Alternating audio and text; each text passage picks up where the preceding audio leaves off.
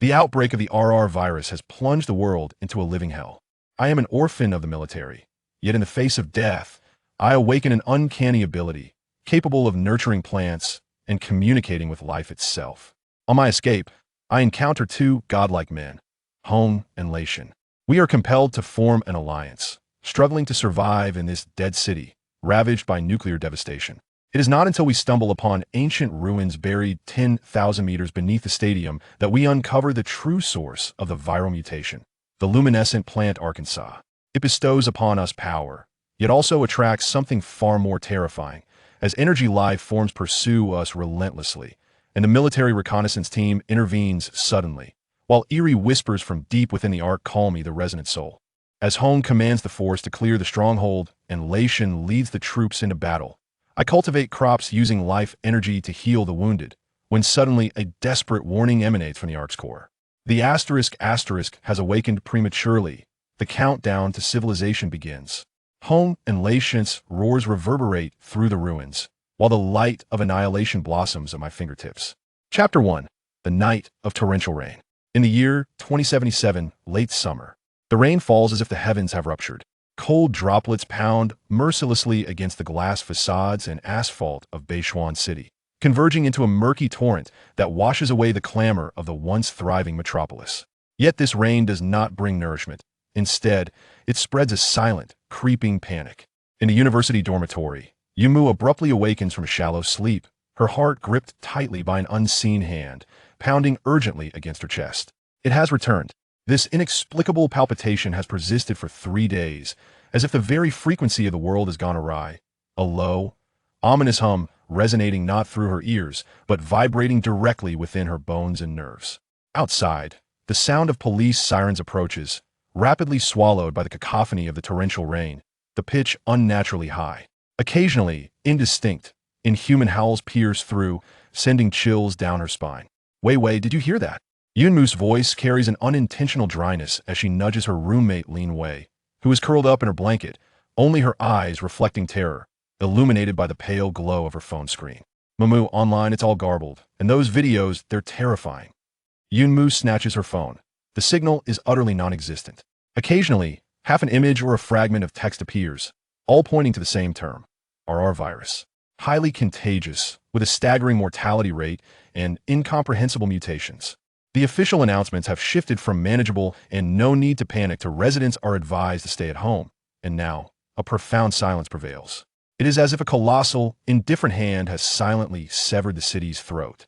Yunmu, barefoot upon the cold floor, strides to the window. Below, a car careens uncontrollably into a convenience store, flames dancing defiantly amidst the rain, casting distorted, staggering silhouettes around the vehicle, performing disquieting motions. She inhales the frigid air deeply, forcing herself to remain calm. The imprint of her military family awakens within her at this moment. Fear is futile. Assess the situation, survive. She swiftly dons athletic attire, suited for movement, ties her waist-length hair into a high ponytail, and retrieves an ancient long wooden box from a locked drawer. Opening the box, she finds a sheathed, 8-sided sword resting on a velvet lining. The hilt is wrapped in tightly woven dark blue silk, warm and steady to the touch. This was entrusted to her by her grandfather, Gu Sanhai, when she turned 16. He was a true master of ancient martial arts, and his hands, capable of splitting stones, were always gentle when they caressed the blade. Xiaomu, the sword is an instrument of protection. A righteous heart yields a righteous sword. Always guard your heart. Her grandfather's words echo in her mind as Yunmu grips the hilt, the familiar weight instantly alleviating some of her unease. She secures the sheath tightly behind her with a prepared cloth strap. Mumu, what are you doing? Lin Wei sits up in shock at Yunmu's demeanor. Just in case, Yunmu replies succinctly, beginning to gather all the food she can find in the dorm, several packs of compressed biscuits, instant noodles, chocolate bars, and bottled water, stuffing them into a sturdy backpack. You should pack too. Bring only the essentials. We must be prepared. At that moment, woo-woo-woo. A completely different, high-pitched, piercing alarm suddenly tears through the rain and night sky. It is the city's highest-level disaster alert, only sounded in the face of an existential crisis. The shrill wail pierces the brain like steel needles, sending shivers down one's spine. Almost simultaneously with the alarm, the old television in the dormitory, the screens of Yunmu and Lin Wei's phones, even the car radio of the burning vehicle below, all forcibly switch channels. After a blinding flurry of static, a solemn yet weary face appears on the screen, set against the backdrop of 5 alliance flags representing united forces. Global emergency announcement. Repeat, global emergency announcement. The announcer's voice is hoarse, laden with a near-collapse weight, each word seemingly squeezed from between clenched teeth. The RR virus has undergone unpredictable, rapid mutations.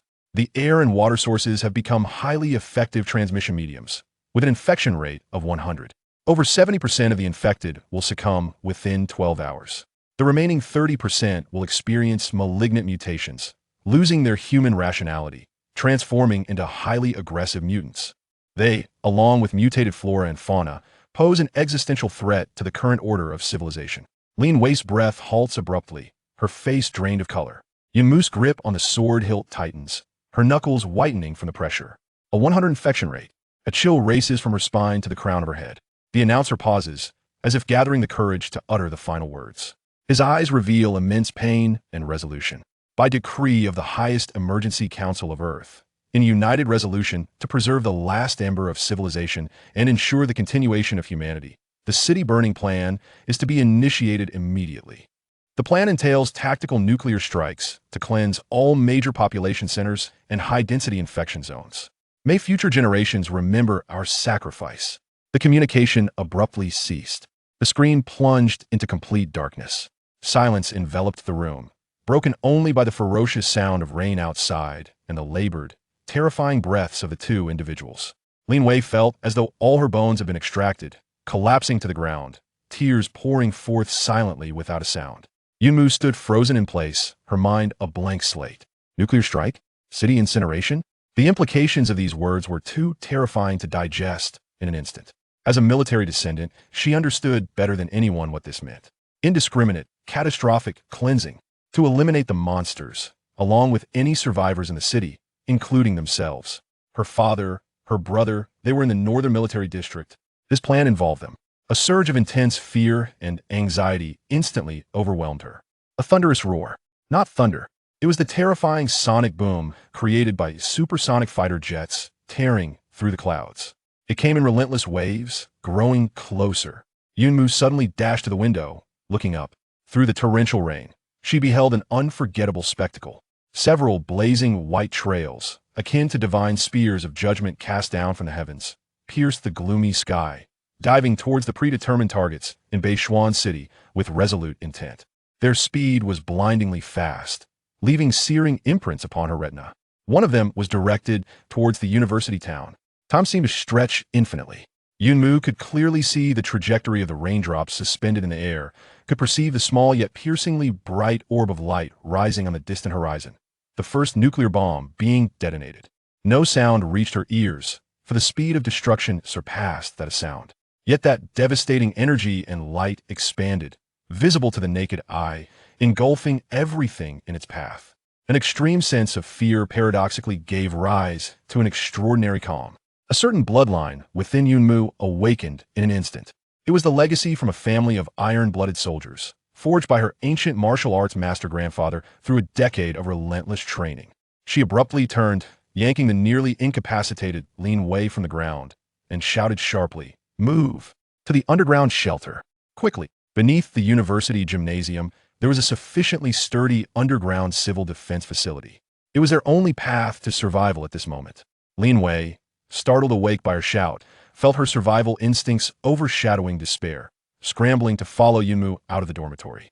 The corridor was in chaos. Students who had narrowly escaped the initial viral outbreak were crying and running, flailing about like headless flies.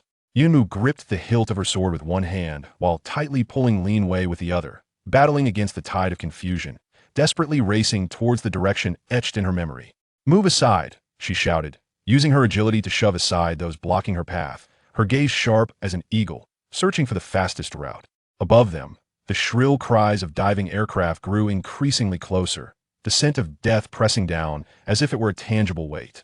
The shockwave from the nuclear explosion was about to reach them. Could they rush through that heavy iron door, symbolizing life, before destruction descended? Yunmu did not know the answer. All she knew was that she could not stop. Survive. They must survive. Behind them, outside the window, the first searing orb of light erupted in the center of Beishuan City, silently yet deafeningly announcing the end of an era. The great nirvana descended in the most brutal manner. Chapter 2. Breaths Beneath the Ruins. Time has lost all significance. Perhaps it is but a fleeting moment, or perhaps it stretches into eternity. As Yunmu's consciousness struggles to surface from the chaotic humming and blankness, the first sensation that assaults her is an all-encompassing agony. It feels as though every bone in her body has been dismantled and violently reassembled. Each breath tears painfully at her chest, filling her lungs with a nauseating stench of charred debris, dust, and an indescribable odor reminiscent of burnt flesh. She coughs up a mouthful of gritty air, laboriously opening her eyes.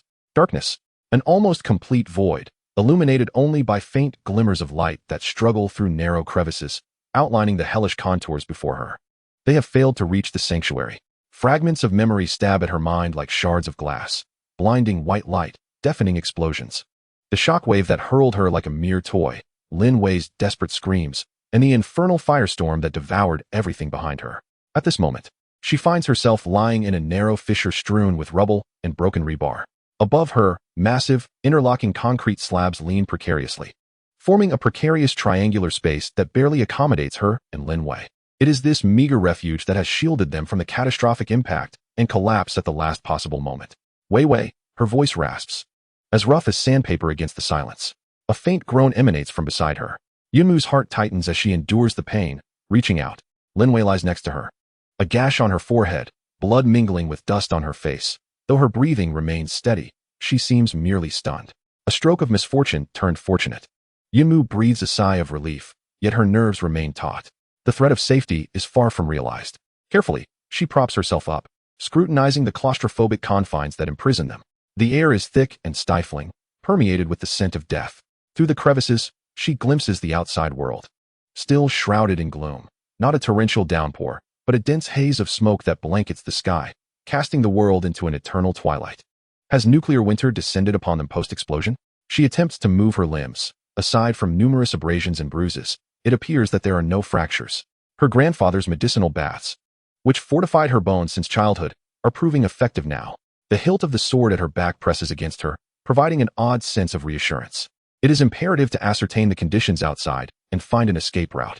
She inches closer to a slightly wider crevice, peering out. The university town has vanished without a trace.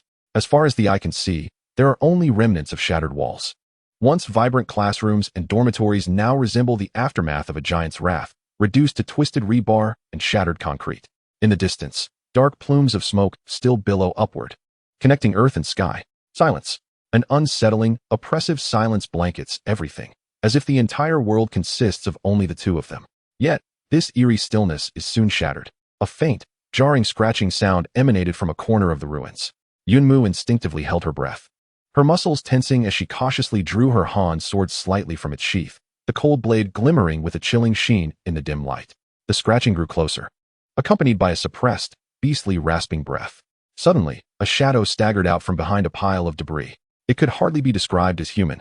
Once, it may have been a student, still draped in tattered, blood-stained rags. Yet its skin bore an ominous, ashen hue, marred by dark, purple veins. One arm twisted at an unnatural angle, while the other had morphed into a grotesque, claw-like appendage. Its eyes were clouded, devoid of any rational light, leaving only the most primal hunger and ferocity. A mutant, the abominable creatures that comprised 30% of the infected, as stated in the announcement. Yunmu's heart sank. The nuclear cleansing had not eradicated them entirely. Some had managed to survive. The mutant seemed to catch the scent of living flesh, suddenly turning its head, its murky eyes locking onto the crevice where Yunmu concealed herself. It emitted an excited shriek, propelling itself towards her with a twisted yet swift grace. Ah! At that moment, Lin Wei awakened, her gaze landing upon the terrifying creature lunging towards them. She screamed in terror, desperately trying to retreat, but collided against the cold stone slab, finding no escape. Yunmu's expression hardened, all fear condensed into an unparalleled calm in the face of death. The cramped space hindered the sword's maneuverability, yet she could not allow the creature to breach her sanctuary. Just as the mutant's claw was about to reach into the gap, Yunmu sprang into action. Her body sprang forth like a taut bowstring released. With her foot upon a broken piece of concrete for leverage, she pivoted, her eight-sided Han sword transforming into a streak of cold silver, striking upward with deadly precision. Slicing through the mutant's neck, the blade met no resistance. Its blood appeared thick and dark, oozing rather than gushing. But the force and sharpness of that strike were fatal. The creature's movements abruptly halted, its momentum ceasing as it collapsed heavily outside the crevice, convulsing twice before lying still. Yunmu stood with her sword, breathing heavily, the tip angled towards the ground. A few drops of viscous black blood trickling down. Her arm tingled slightly, not from fear, but from the reality of employing her family's lethal technique for the first time. Truly engaging in combat. Though the entity before her could no longer be considered human, the remnants of its humanity still churned her stomach. The swordsmanship imparted by her grandfather was not mere performance. It was a genuine art of killing. She had never imagined that her first encounter in battle would unfold in such a hellish scenario, confronting such an adversary. Lin Wei gazed at her roommate, sword in hand. Her eyes as cold as ice, as if truly seeing her for the first time. The ancient long sword, with its swift and decisive strike, stood in stark contrast to her usual demeanor as a quiet university student. Yunmu did not turn back. Her gaze remained vigilant as it swept the surroundings. Conserve energy. Refrain from speaking loudly. Her voice was low, imbued with an undeniable commanding tone, for there could be more than one of them. Indeed, as if to validate her words, distant, chilling howls echoed, seemingly drawn by the recent commotion and the scent of blood. Lin Wei tightly covered her mouth, tears streaming silently down her face, her body trembling like leaves in an autumn breeze. Yunmu took a deep breath of the tainted air, forcing herself to remain calm and analyze the situation. Being trapped here was not a viable option. Food and water were limited, and the noise would soon attract more monsters. They had to escape. She carefully observed the overhead and surrounding structures. Several massive prefabricated panels were interlocked, providing temporary safety but blocking most escape routes. The only direction was downward. There appeared to be a blocked passage formed by the explosion and collapse, possibly leading to a basement or utility tunnel. Perhaps it was a glimmer of hope? She sheathed the sword and began cautiously clearing the debris and obstacles in that area. Her movements had to be light, lest they attract those creatures again. Lin Wei watched her, trembling, and whispered, "Where are we going?" "Down," Yunmu replied without looking back, forcefully moving a block of stone, revealing the ruins and those monsters beyond, leading to certain death. Perhaps below there was a passage, perhaps another place to hide. This was the only logical choice in a dire predicament. At that moment, her fingers brushed against a loose stone slab. With a firm push, the slab slid inward, revealing a dark, narrow opening just wide enough for a single person to pass through. A chillier draft, heavy with the scent of mildew and rust, surged from within. Simultaneously, an almost imperceptible, faint humming resonated from the depths below, echoing her own racing heartbeat. Yunmu's movements halted. What lay beneath? A conduit to salvation? Or another, more terrifying dead end? She did not know. But the unsettling howls and scraping sounds from the ruins behind her were drawing closer, leaving no room for hesitation. Yunmu glanced back at Lin Wei, whose face was pale, eyes filled with dependency and fear, then at the unfathomable darkness of the cavern. She gritted her teeth. Follow me. There was no other choice. They could only move forward, into the unknown depths of darkness, grasping for a sliver of hope. She was the first to lean forward, slipping into the narrow opening. The cold stone walls scraped against her body, the darkness ahead thick and impenetrable, as if a great maw waited to swallow them whole. The gears of fate began to turn slowly at that moment, propelling them toward an entirely unknown direction. Chapter 3. Echoes of the Underground. Darkness, dampness, suffocation. The interior of the pipe was chillingly slick, enshrouded with an enigmatic viscous substance that exuded a pungent amalgamation of rust and decaying organic matter. Every inch forward was an arduous endeavor. The space was so constricted that turning around was nearly impossible. One could only rely on the strength of elbows and knees to navigate through the profound darkness. Lin Wei's sobs reverberated within the confined space, transforming into a stifling, intermittent echo that heightened the sense of unease. Conserve energy, regulate breathing.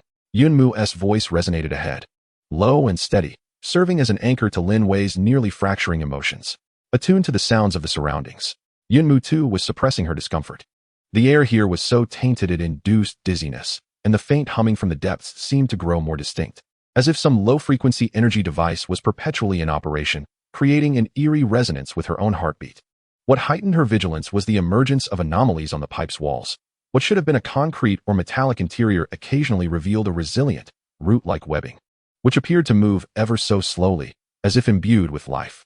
This was far more than merely an abandoned conduit, crawling for an indeterminate period. Time lost all meaning in the darkness. Just as Lin Wei felt on the brink of exhaustion, Yunmu's movements abruptly halted. "Is there light ahead?" she whispered, her tone tinged with uncertainty. Lin Wei strained to lift her gaze and indeed, In the profound depths of the pipe, a faint, unnatural green luminescence flickered, resembling ghostly fireflies in the night. Hope burgeoned like wild grass amid the desolation of despair. The two rekindled their strength and painstakingly advanced toward that glimmer. As the light intensified, it became apparent that it led to a more spacious exit. However, as they drew nearer, another sound infiltrated their ears. Hiss hiss. It was unlike the previous aberrant creature's roars, more slick and spine-chilling, as if some viscous entity was writhing and rubbing against itself. Accompanied by a dripping sound reminiscent of thick mucus. Yunmu's heart raced. She slowly withdrew the Han's sword from her back and signaled Lin Wei to remain utterly silent. They approached the pipe's mouth stealthily. The exit opened into a more expansive subterranean chamber, resembling an abandoned storage area or equipment room. The eerie green glow emanated from a thick layer of luminescent moss covering the walls, casting an unsettling illumination throughout the space. What lay before them nearly froze their blood. Beneath the exit, two indescribable creatures were sprawled. They retained a vaguely human silhouette, yet their skin had entirely transformed into a wooden or moss-like texture, resembling decayed timber.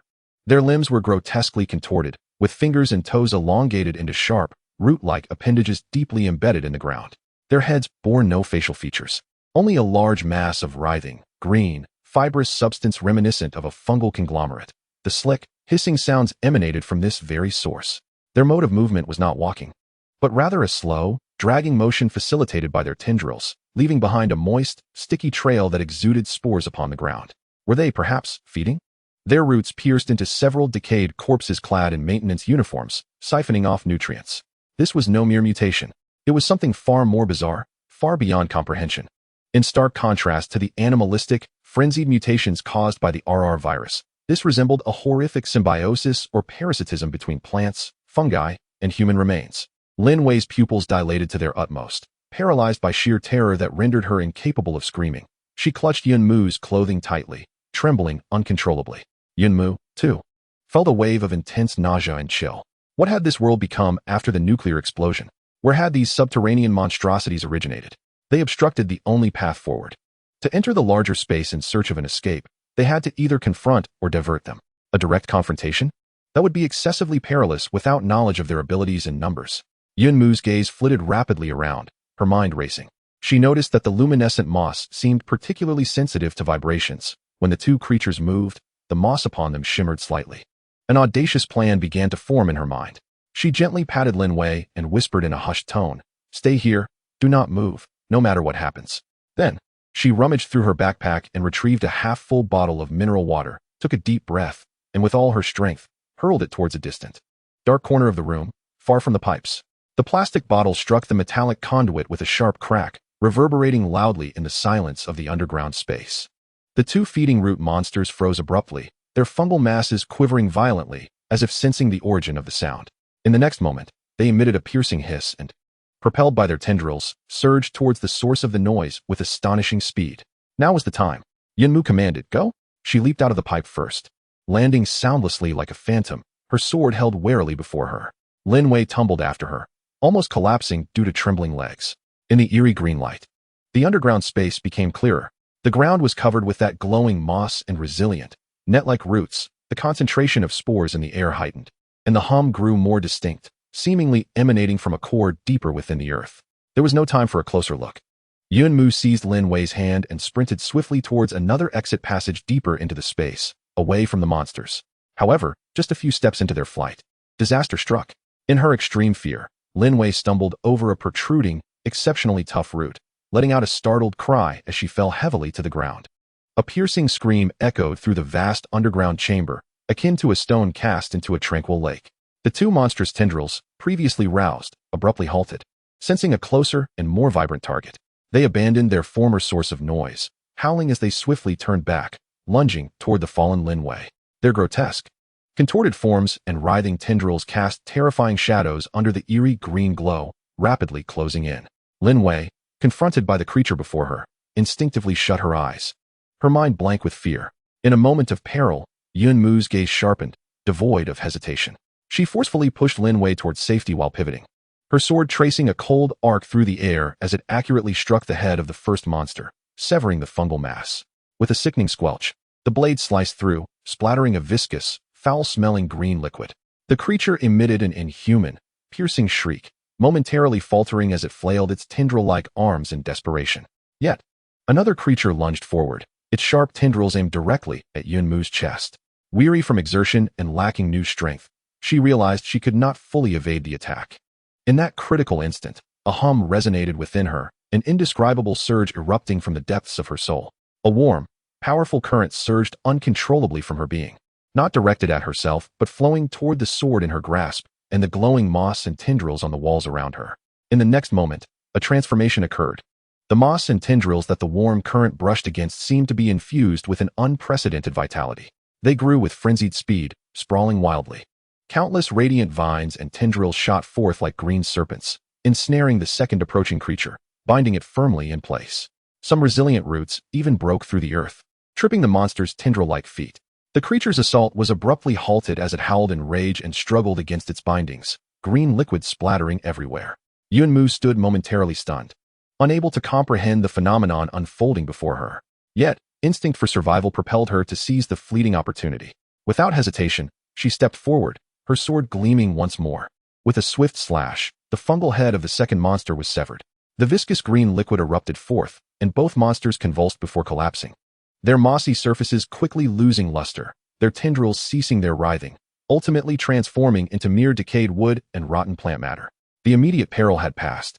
The underground space returned to silence, save for the faint rustling of the activated vines and tendrils, illuminated by the ghostly green light that now reflected Yunmu's astonished visage. She glanced at her hands and then at the surrounding flora, gradually regaining tranquility. What was that power she had just wielded? Lin Wei sat slumped on the ground, gazing at Yunmu, who stood resolutely with her sword, an ineffable aura still lingering around her. Her eyes were filled with the terror of survival and a hint of reverence mixed with unfamiliarity. Mu, just now. Yunmu slowly sheathed her sword, her brow furrowed. She struggled to articulate the events that had just transpired. It felt instinctual, an unexplainable response. Don't ask. She interrupted Lin Wei, her voice tinged with a fatigue she herself hadn't noticed. We must leave this place. The low hum from beneath the ground persisted, echoing as if it beckoned or perhaps warned them. The passage ahead grew deeper and darker, concealing more secrets and greater dangers within its unknown depths. Chapter 4. The Unexpected Prisoner. Silence enveloped the two of them. The only sounds were the squelching of their feet on the slick ground, the occasional crunch of gravel, and the omnipresent, deep hum emanating from the earth below. Yunmu led the way, her sword partially drawn, vigilantly attuned to any movement in the corridor. After the bizarre battle they had just endured, her wariness of this subterranean environment had reached its zenith. The threats here were far more inscrutable than the mindless attackers above ground. Lin Wei trailed closely behind, fearful of lagging even a step, occasionally glancing nervously over her shoulder, dreading the emergence of something dreadful from the shadows. She observed Yunmu's silhouette with a complex expression. The roommate with whom she shared classes and confidences now resembled a drawn sword, calm, resolute, and even capable of invoking those terrifying plants. What other secrets did she harbor? The passage did not descend in a straight line, but meandered, at times broad and at others narrow. The luminous moss and writhing roots proliferated along the walls, as if they were the true masters of this domain, with humanity merely the intruders. The air grew increasingly hot and humid, a suffocating mixture of rust, decay, and spores. Lin Wei finally could not contain herself, her voice quivering with emotion. Will we die here? Yunmu did not falter in her stride, her tone calm, yet imbued with an undeniable strength. As long as we can breathe and wield the sword in our hands, we shall not perish. This was a saying often repeated by her grandfather. In voicing it now, she sought to comfort Lin Wei while solidifying her own resolve. Suddenly, she halted, raising her hand in a signal. Lin Wei immediately fell silent, her gaze tense. Ahead, the passage branched. One path continued downward, steeper, with the hum clearly emanating from that direction. The other was relatively gentle, leading sideways, with a faint, yellowish light, distinct from the eerie green moss, faintly visible at the end. An artificial light source? They exchanged glances, surprise and a flicker of hope reflected in their eyes. Could there be other survivors in this underground abyss? After a moment's contemplation, Yunmu pointed toward the path illuminated by the yellow light. While exploring the unknown core was undoubtedly crucial, the immediate priority was to gather information and find a relatively safe place to rest. They cautiously made their way toward the light. At the end of the passage stood a rusted iron door, adorned with a small observation window through which a dim, yellowish light streamed. The door appeared to be ajar, slightly cracked open, Yumu approached the observation window, cautiously peering inside. The interior revealed a modest room, reminiscent of an abandoned underground equipment monitoring station. An antiquated emergency light, fueled by an unknown grease, flickered weakly, casting a feeble glow that barely penetrated the darkness. In one corner lay a haphazard pile of boxes and debris, while the walls were adorned with luminous moss, though it seemed some had been cleared away. What caused Yunmu's pupils to constrict was the presence of another.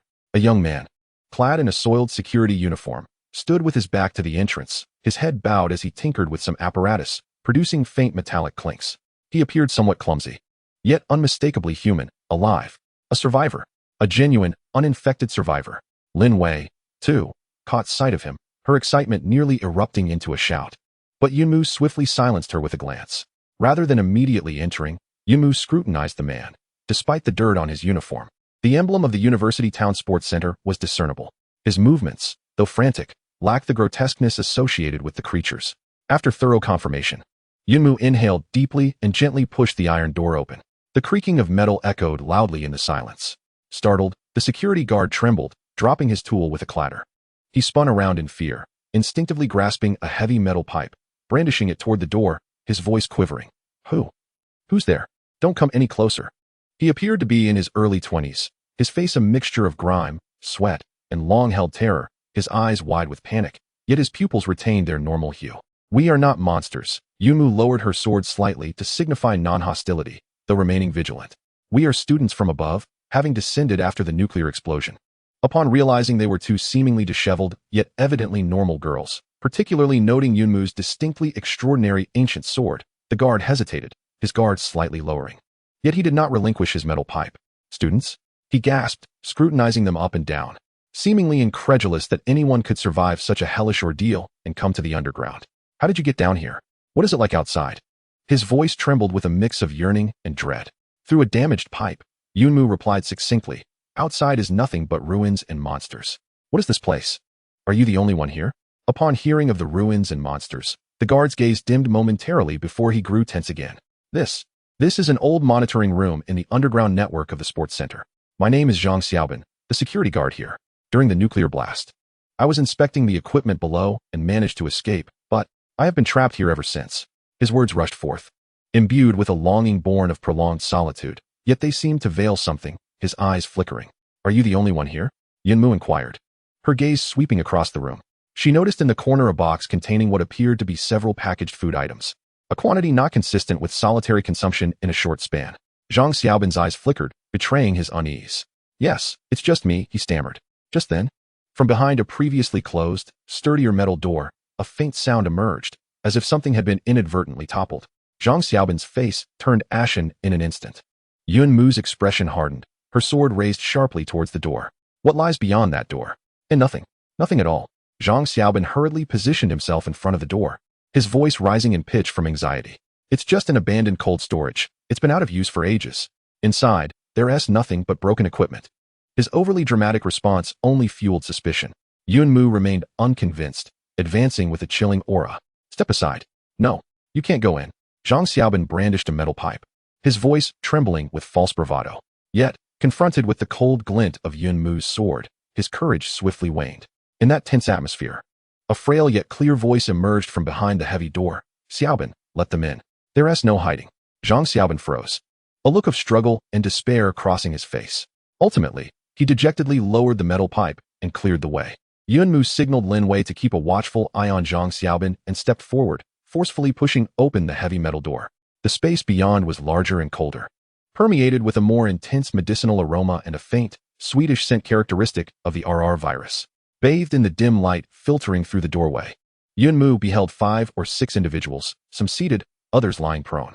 Most bore the pallor of illness, their frail bodies exhibiting varying degrees of mutation, some with mottled skin, others with fleeting, tumultuous glimmers in their eyes, all subdued by a tenacious will. In the corner sat an elderly man with graying hair and shattered glasses. He was the one who had spoken earlier, exuding an unusual calm amidst the group.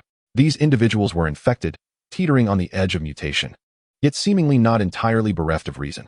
Yunmu's heart sank heavily, her grip on the sword tightening instinctively. The elderly man, observing her apprehensive demeanor, offered a weak smile, his raspy voice imbued with a peculiar soothing quality. Child, do not fear. We are not like those monsters outside.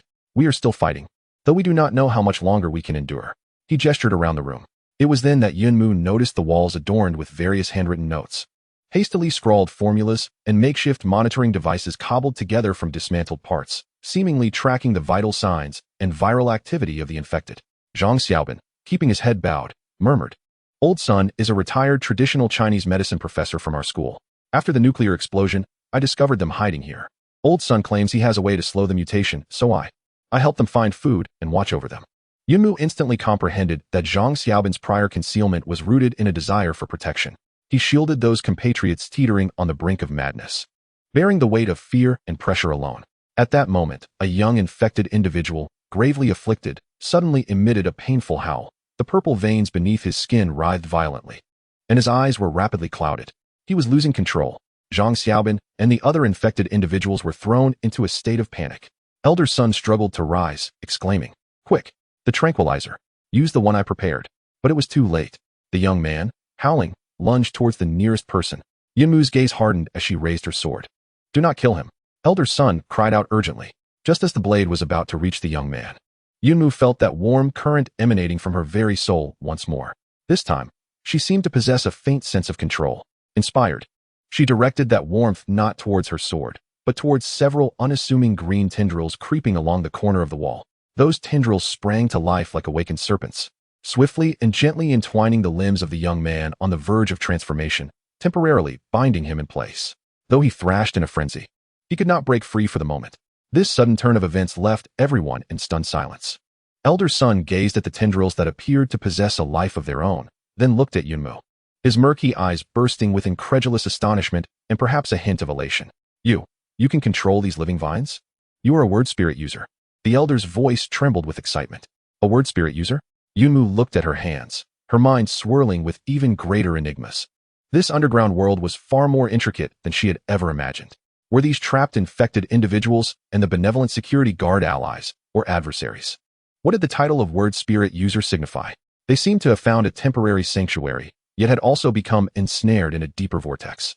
Chapter 5. The Source of the Buzz. Within the duty room, the atmosphere grew somewhat stagnant. Only the gradually weakening sounds of the struggling young infected individual, bound by the tendrils, and the faint crackling of the oil lamp could be heard. Elder Sun, filled with excitement, attempted to rise but faltered weakly, prompting Zhang Xiaobin to support him. The elder's fiery gaze remained fixed on Yunmu, repeating the phrase, "Word spirit user, child. Did you just use a special intention to influence those plants?" Yunmu did not respond immediately. She slowly withdrew her hand, sensing the warm current within her gradually calming. Her earlier actions, driven by urgency, felt more like instinct than conscious control. Cautiously, she countered, "What is a word spirit user? And what are these living vines?" She gestured towards the tendrils on the ground, which were slowly losing their vitality and relinquishing their hold. Old Sun took a deep breath. Settling back into the corner with the support of Zhang Xiaobin, his gaze suffused with nostalgia and the inquisitive spirit characteristic of a scholar. "I have merely glimpsed fragments of an exceedingly ancient and incomplete research note concerning prehistoric botanical civilizations. It is said that certain individuals of that civilization possessed the extraordinary ability to communicate with and even command plants. They were known as the word spirits or children of the forest." His eyes roamed over the luminescent moss and the ubiquitous network of roots adorning the walls. In the aftermath of the nuclear explosion, these entities underground began to exhibit unusual vitality, growing with fervor. I suspect that beneath the sports center lies a small relic of that civilization, perhaps activated by the energy of the nuclear blast or the RR virus. These living vines, are they the creations of that civilization or perhaps symbiotic life forms? They seem to respond peculiarly to the RR virus and the mutations it engenders. The old man glanced at the young infected individual, who was gradually calming down and slipping into unconsciousness. The sedative I administered was primarily derived from a gentle living vine, capable of slightly suppressing the virus's activity. But you, just now, commanded them directly? Yunmu's heart trembled. A botanical civilization? Prehistoric relics? Her own abilities entangled with such notions? The entire concept seemed like a fantastical tale. Yet her personal experiences and the bizarre phenomena underground left her with no choice but to believe. The heart palpitations, the buzzing, the sense of resonance. These sensations began to find a vague explanation. "I am uncertain," Yunmu confessed honestly. "In that moment of desperation, I felt compelled to act." She withheld previous encounters with the root monstrosity that bore similarities to her current experience. Old Sun, however, appeared to have uncovered a rare treasure, rubbing his hands together in excitement. Instinct. That is the most precious aspect. It proves your extraordinary talent. Child, this may not merely be a skill, but a key. Perhaps it is the key to entirely resolving the RR virus. His eyes sparkled with the light of hope, only to dim shortly thereafter. Alas, my research materials and equipment are woefully insufficient. Lin Wei, listening from the sidelines, was left speechless, as if immersed in a science fiction narrative. Zhang Xiaobin, on the other hand, felt a mixture of confusion and a hint of anticipation. If this seemingly formidable female student truly possessed such miraculous abilities, could Old Sun and these patients be saved? Yunmu processed this astonishing information, quickly regaining her composure. Now was not the time for self-exploration. She turned to Old Sunday. Professor Sun, how much longer can the food and water here sustain us? Besides the pipeline we entered, are there any other exits? What is the source of that buzzing sound? Upon mentioning pragmatic concerns, both Old Sun and Zhang Xiaobin's expressions grew grave. Zhang Xiaobin forced a wry smile. Food is dwindling. Occasionally, I can venture near some of the damaged surface pipelines to scavenge for supplies, but it is becoming increasingly perilous. As for water, we can collect some condensation. There are a few other pipelines, apart from the one you arrived through, but they are either completely blocked or, his face reflected a look of terror, lead to areas more densely populated by those creatures, or deeper still. He pointed towards the main passage that emitted a persistent hum, sloping downwards. This path led to a vast subterranean cavity, from whence the humming originated. I dared not venture further, merely casting a glance at the cave's mouth. Within, the flora appeared more menacing, resembling a living nest. Moreover, there was an unsettling sensation of a colossal entity breathing within. A living nest? A gigantic being? Yun Mu's heart raced. This could very well be the core of the relic node that Old Sun had mentioned. It was undoubtedly the source of all these anomalies. Investigation was imperative, not solely to seek an escape, but to unveil the truth behind it all, for it could determine their very survival. She glanced at the frail Old Sun and the infected individuals, then at the still terrified Lin Wei and the weary Zhang Xiaobin. I must see that core, Yunmu resolved, her tone leaving no room for dissent. Brother Zhang, you are familiar with this area. I need you to guide me, at least to the cave's entrance. Professor Sun, you all stay here and try to maintain silence. Lin Wei, she hesitated, you remain as well, to assist in caring for them. No, I want to go with you. Lin Wei unexpectedly grasped her arm, her voice trembling yet her gaze imbued with newfound determination. I cannot be left alone here. I fear. She was far more terrified of being abandoned in this desolate abyss. Zhang Xiaobin's complexion paled, clearly reluctant to return to that dreadful place. Yet upon meeting Yun Mu's resolute gaze and glancing at the frail Old Sun, he ultimately gritted his teeth and agreed. Fine. I will take you to the cave's entrance. But let it be clear, only to the entrance. The plan was set. Yun Mu left the majority of their provisions and water for Old Sun and the others, taking only a small amount, and some high-energy chocolate for herself. She tightened the sword strap to her back, inhaled deeply, and nodded at Zhang Xiaobin.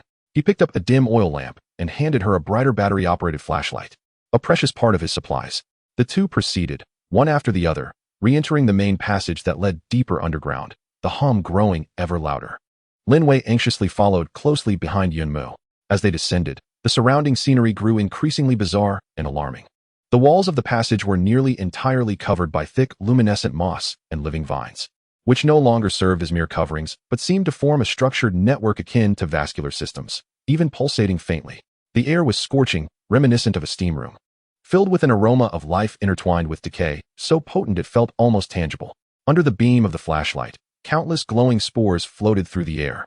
The ground beneath their feet became soft and viscous, as if they were treading upon the inner lining of some colossal creature's intestine. The low hum had transformed into a continuous, deafening roar, akin to a gigantic heart thumping beneath their feet. At last, the path ahead opened up. The end of the passage revealed a cavernous expanse far beyond imagination. The light could scarcely illuminate the opposing shore, and the sight at the center of the cavity left the three breathless, their pupils dilating to the utmost.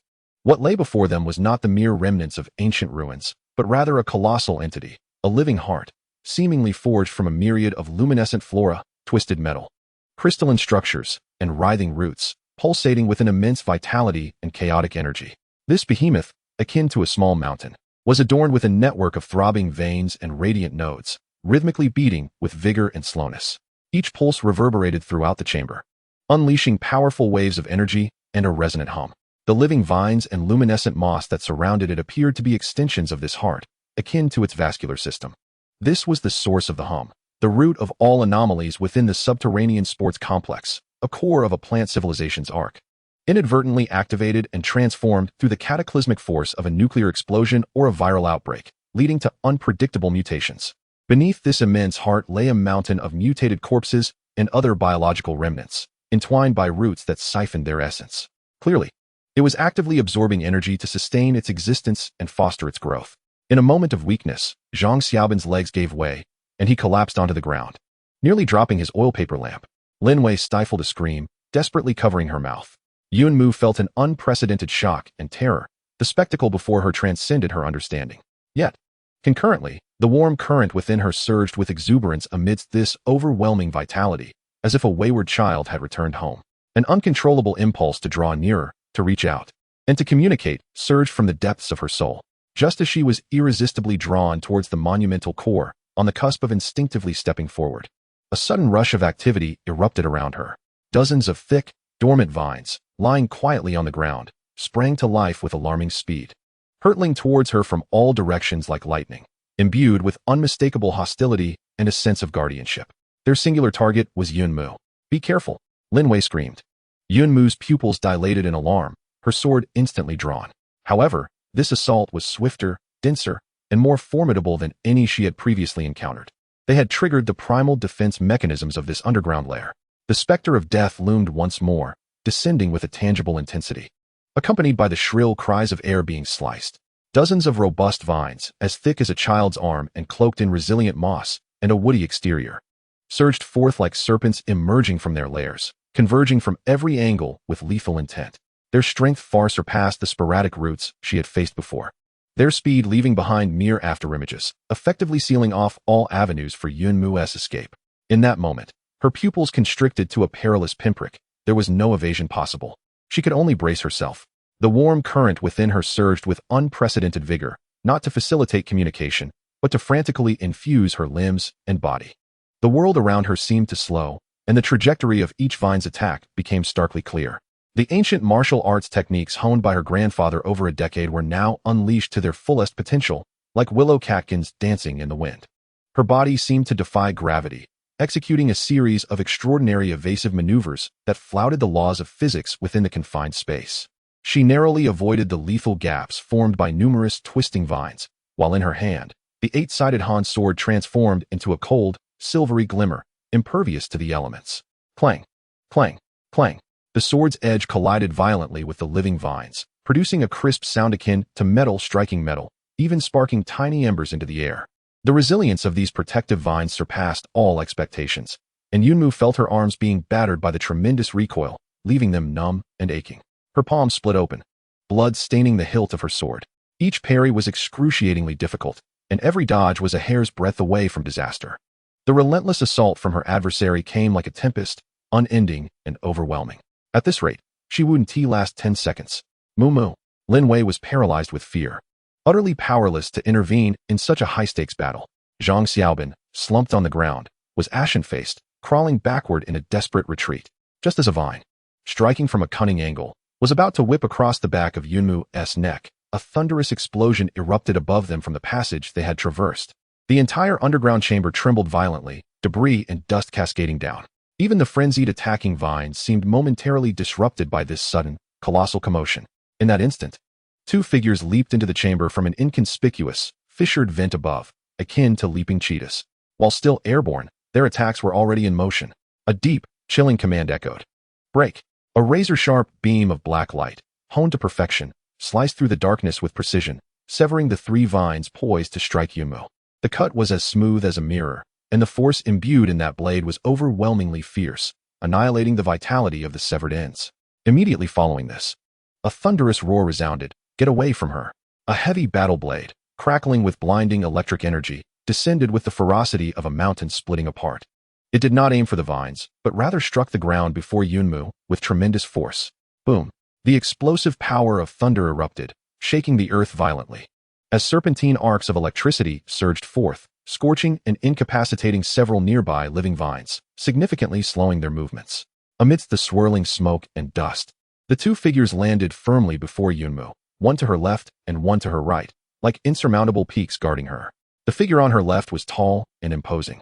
Clad in tattered but recognizable special operations gear, his countenance as unyielding as rock, and his gaze sharp as that of a hawk. He wielded a simply designed but menacing black battle knife, exuding a concentrated and dangerous aura, reminiscent of a dormant volcano ready to erupt. To the right stood a man of imposing stature, his muscular frame bare and marked by scars, clad only in a tattered tactical vest. His hair stood on end, reminiscent of a furious lion. In his hand, he wielded an exaggerated battle blade, crackling with residual electricity, its heat rivaling the fervor of battle ignited in his eyes. Their emergence was akin to thunder piercing a deadlock, instantly reversing a perilous situation. Yunmu gasped for breath, his sword hand trembling slightly as he beheld the two formidable figures seemingly descending from the heavens, his heart swelling with astonishment and the thrill of survival. How powerful! These two were astonishingly strong, particularly the palpable aura of lethal intent surrounding them, undoubtedly honed through countless bloody battles. The stoic man swiftly scanned the scene, and upon noticing the colossal plant core, a flicker of undeniable astonishment crossed his gaze, though he quickly regained his composure and, without turning, asked in a deep, steady voice, "Can we still fight?" His tone was calm and reassuring. Yunmu inhaled deeply, suppressing the tumult within, and tightened his grip on the sword. "Yes, good."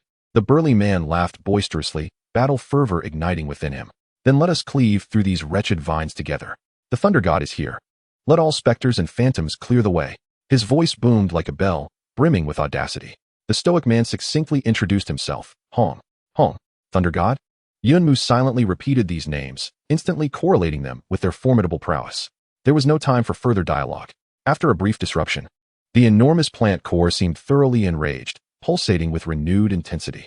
More and thicker living vines surged forth from the depths of the core and the surrounding walls, akin to a green tidal wave, launching an even more frenzied assault upon them. "Guard the flanks. Charge forward. We cannot be trapped here." Hong issued his command coolly, his black battle blade slicing through the air once more, delivering precise and efficient strikes that severed each vine with no unnecessary movements. "Haha, just as I like it. Cut through them." The Thunder God responded with a raucous laugh, his electric blades swinging wildly, unleashing a tempest of thunderous power that charred and paralyzed swathes of vines. The ferocity of his attack unmatched. In that instant, Yunmu grasped their intention. Remaining on the defensive would lead only to doom. They must close in on the core, perhaps finding a hidden angle or escape at its roots. Without hesitation, she reignited her sword's brilliance, safeguarding her rear flank and forming a remarkable triangular coordination with the two men. Hong's strikes were calm and precise, executing efficient kills. The Thunder Goddess swings were fierce and domineering, clearing wide areas. Yunmu's sword was agile and swift, filling in the gaps. Together, they moved like a high-velocity grinding wheel of death, laboriously advancing through the relentless tide of vines toward the immense plant core. Lin Wei and Zhang Xiaobin watched in stunned silence, as if witnessing an inhuman battle. It was a perfect amalgamation of strength, skill, and willpower, a breathtaking spark igniting in the face of despair. Yet, the sheer number of living vines was overwhelming. They seemed inexhaustible, for every batch severed, another surged forth to replace them. As they drew closer to the core, the strength and speed of the vines intensified. Strange flowers capable of ejecting paralyzing spores began to unfurl from the surface of the core. The pressure surged dramatically. Thunder God charged forward with fervor, and in a moment of inattention, a vine suddenly erupted from the ground, ensnaring his ankle. With a violent tug, he stumbled. In an instant, 7 or 8 vines, akin to venomous serpents, lunged at him. "Old Lei," Hong called out, attempting to assist, but was ensnared by even more vines. Yunmu's gaze sharpened, and almost instinctively, she summoned that warm current once more. This time, she concentrated her thoughts not on communication, but on the primal act of commanding. "Halt them," she cried within her mind. A miracle unfolded once again. Clusters of luminous moss and several slender living vines on the wall beside Thunder God surged forth, intertwining to form a rudimentary green shield. Barely positioned before the encroaching vines. Thud, thud, thud. The vines pierced the moss shield, but their speed was significantly impeded. In that fleeting moment gained, Thunder God let out a fierce roar, his thunderous blade striking down, severing the vine from his ankle and subsequently shredding the advancing tendrils. He cast a surprised glance at the suddenly appearing, swiftly withering moss shield, then turned to Yunmu, whose complexion had paled slightly, and grinned. "Little girl, you possess some intrigue." "Thank you." Hong also noted this scene, his gaze towards Yunmu now tinged with curiosity. The trio pressed on with unwavering determination. the pulsating massive core now less than 50 meters away. The luminous veins on the core's surface flickered violently, as if sensing a threat. The resonating hum within the chamber became sharp and urgent. Suddenly, all attacking vines retreated like a receding tide. Before the three could catch their breath, the surface of the enormous core erupted with dozens of openings. From each opening emerged a colossal flower bud, its colors disturbingly vibrant, reminiscent of a carnivorous plant. The buds slowly unfurled, revealing a dense array of sharp crystals akin to teeth, with dangerously potent energy coalescing at the center of the flower's core. For the first time, Hong's expression turned grave. Not good. It's an energy eruption. Seek cover. But in this vast expanse, where could they find shelter? The bizarre flowers aligned themselves toward the trio, the destructive energy waves reaching their zenith. At this critical juncture, Yunmu abruptly pressed her hand against the thickest main root beneath her. She closed her eyes, channeling all the warm currents within her, along with an indomitable will to survive, pouring everything into it without reservation. She was not merely communicating, she was shouting, resisting. Halt! An invisible wave, emanating from the very essence of life, radiated from her hand, rippling outward, swiftly encompassing the entire core. The massive core's pulsation abruptly faltered. The energy accumulation of all the peculiar flowers experienced a distinctly noticeable stutter and disruption. Even a few flowers seemed to have lost their purpose, swaying erratically. Now is the moment. Attack those flowers. Although Hong was perplexed, he seized this fleeting opportunity and shouted with fervor. The black gleam of the blade and the thunderous war knife once again ignited, akin to the scythe of death, accurately cleaving towards those temporarily incapacitated energy blossoms. Boom, boom, boom. A series of explosive sounds erupted. The flowers were obliterated, with the energy spiraling out of control and wreaking havoc on the core's surface. The core suffered severe damage. Its humming transformed into a mournful wail, and all the living vines drooped helplessly, their radiance dimmed considerably. Within the chamber, tranquility momentarily returned. Only the intense panting of the three individuals remained, along with the gasps of Lin Wei and Zhang Xiaobin, who had narrowly escaped disaster. Yunmu, drained of strength, knelt on one knee, supporting herself with her sword, her complexion as pale as a sheet, for this command had nearly exhausted all her mental energy and that peculiar warmth. Hong and the Thunder God were also greatly depleted, bearing numerous wounds, yet their gazes remained sharp. They approached Yunmu, observing her with complex expressions. Was it you who did this? Hong inquired solemnly, his gaze fixed upon her hand still resting on the roots. Yunmu weakly nodded. The Thunder God, hefting his battle knife, exclaimed in awe, "My goodness! Who exactly are you, girl? Not only can you fight, but you can also command this ghastly thing?" Yunmu lifted her head, gazing at the two formidable and enigmatic men before her, her voice hoarse as she retorted, "And who are you? How did you come to be here?" Hong and the Thunder God exchanged glances. The stern man, observing the frail yet resolute young woman before him, glanced at the temporarily subdued, terrifying core and slowly began to speak. "Northern Military District, Dragon Flame Special Forces, Hong. He is the Thunder God, my comrade. We were ordered to investigate the surface conditions post the city's incineration and search for possible survivors and unusual signal sources." His gaze swept across the entire chamber. This signal source was stronger than imaginable. Dragon Flame? Military District? My father and brother's unit. Yunmu's heart leapt abruptly, yearning to inquire further.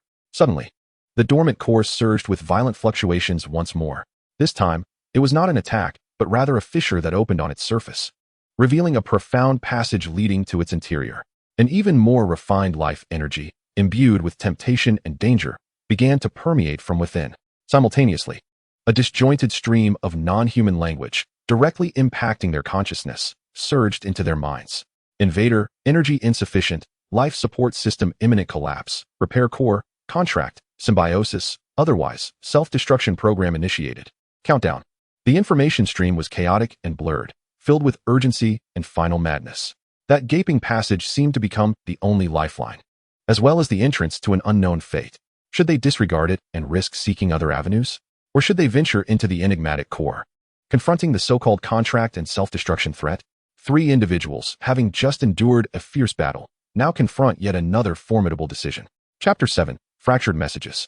Within the confines of their surroundings, a tumultuous stream of consciousness ebbs away like the retreating tide, leaving behind an oppressive silence and overwhelming suspense. Self-destruction protocol? Countdown. This phrase hangs ominously above them, akin to the cold sword of Damocles. No one dares to wager what the horrifying spectacle of the core's self-destruction might entail. Perhaps the very foundation of the sports center would collapse entirely, entombing them all alive. The gaping passageway, deep and unfathomable, exudes an alluring yet lethal aura. It stands as the sole clear path to survival, yet simultaneously serves as the entrance to an unknown peril. Damn it! Can this cursed thing still pose a threat? Thor gasps for breath, wiping the sweat and blood from his face, gazing intently at the passage with a fierce, yet wary expression. The core's last retaliatory strike and the chaotic stream of consciousness indicated that this entity was far from being a mere unconscious assembly of plant life. Hong furrows his brow, his steely gaze swiftly assessing the situation. He glances at the exhausted and weakened Yunmu, then casts a look at Lin Wei and Zhang Xiaobin, who huddle together in fear at a distance. We have no choice. Hong's voice remains composed as he makes the decision. They must proceed inside. It is imperative to understand what the so-called contract and restoration entail. Thor, keep watch at the rear. He turns to Yunmu. Can you still move? Yunmu takes a few deep breaths, striving to regulate her breathing, and rises with the support of Han Jian. Though her mental fortitude is nearly depleted and her body is marred with injuries, her resilient spirit sustains her. I can. She too comprehends that this is the only path forward. Moreover, the pure life energy emanating from within the core elicits a faint response from the nearly parched warmth within her, akin to a thirst. You all intend to enter?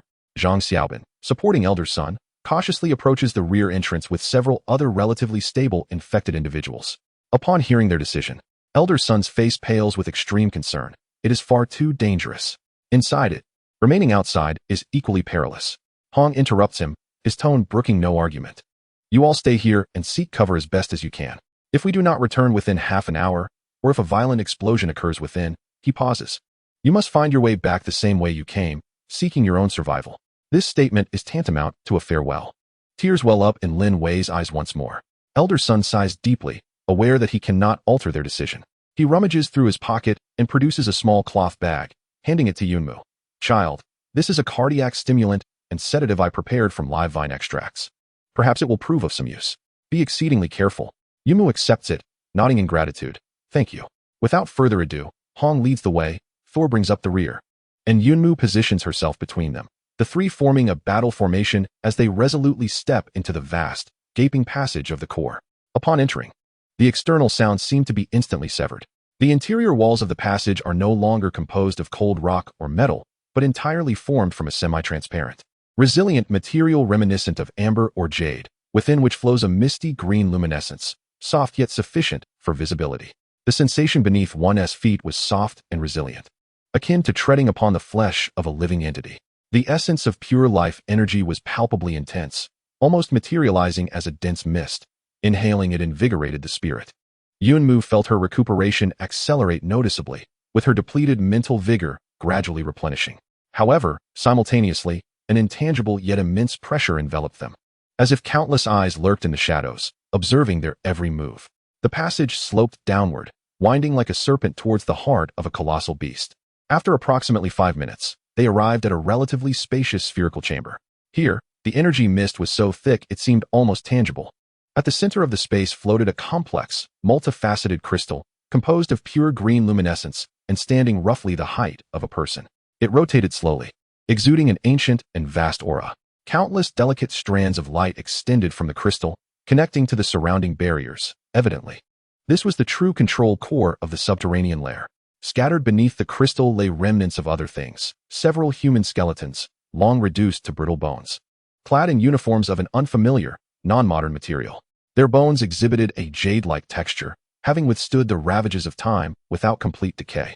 It was clear they were earlier discoverers or intruders of this relic, ultimately unable to escape. Additionally, there were several fragments resembling broken stone or metal plates, inscribed with incomprehensible, bizarre symbols and patterns. Hong and the Thunder God immediately drew their blades, standing vigilant against their surroundings to ensure no immediate threat lurked. Yunmu, however, was captivated by the green crystal and the remnants on the ground. The warm current within her surged to its zenith, as if resonating with the crystal. Instinctively, she approached the largest fragment, crouching down. Upon her fingers making contact with it, a resounding hum surged through her, accompanied by a torrent of information far clearer, yet more fragmented than before, crashing into her mind. No longer was it a chaotic consciousness. It transformed into disjointed images and symbols. Image 1. A colossal, vibrant green planet, adorned with magnificent rings of flora suspended in its orbit. Image 2.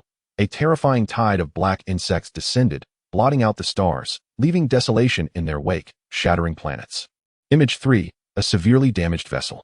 Resembling a gigantic seed, an ark forced its way through the insect swarm, plummeting towards a blue planet, Earth. Image 4. The ark, buried deep within the Earth, entered a state of self-imposed dormancy, awaiting revival.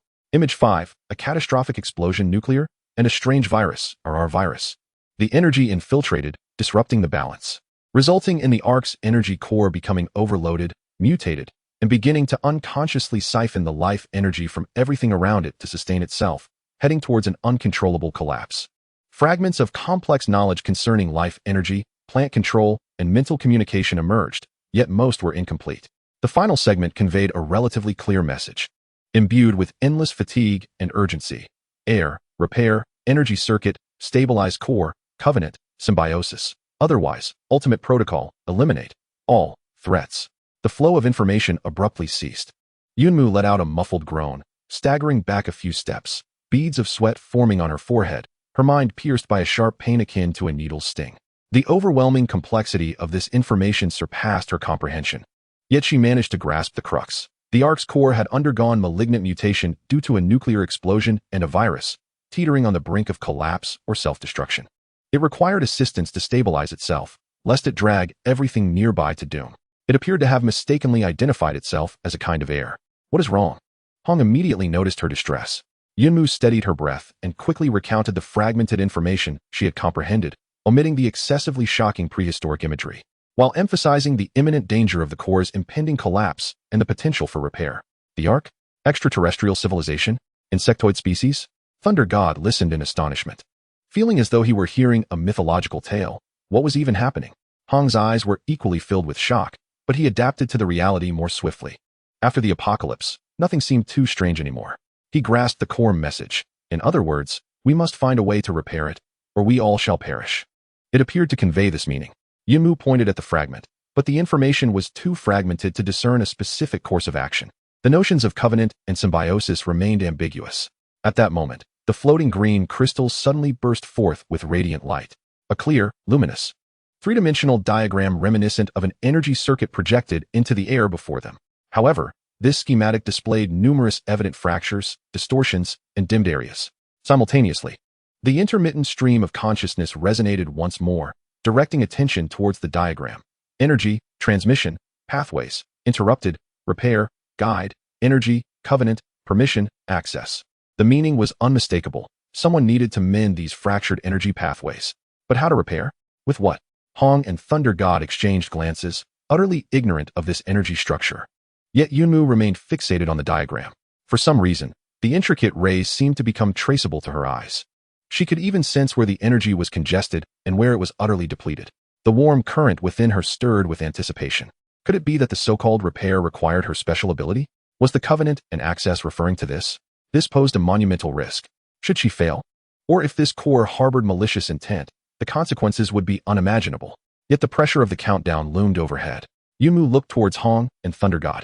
Hong Chen inquired, "What is your level of confidence?" Yunmu shook her head. "I possess no certainty. Yet, it seems that only I may attempt this."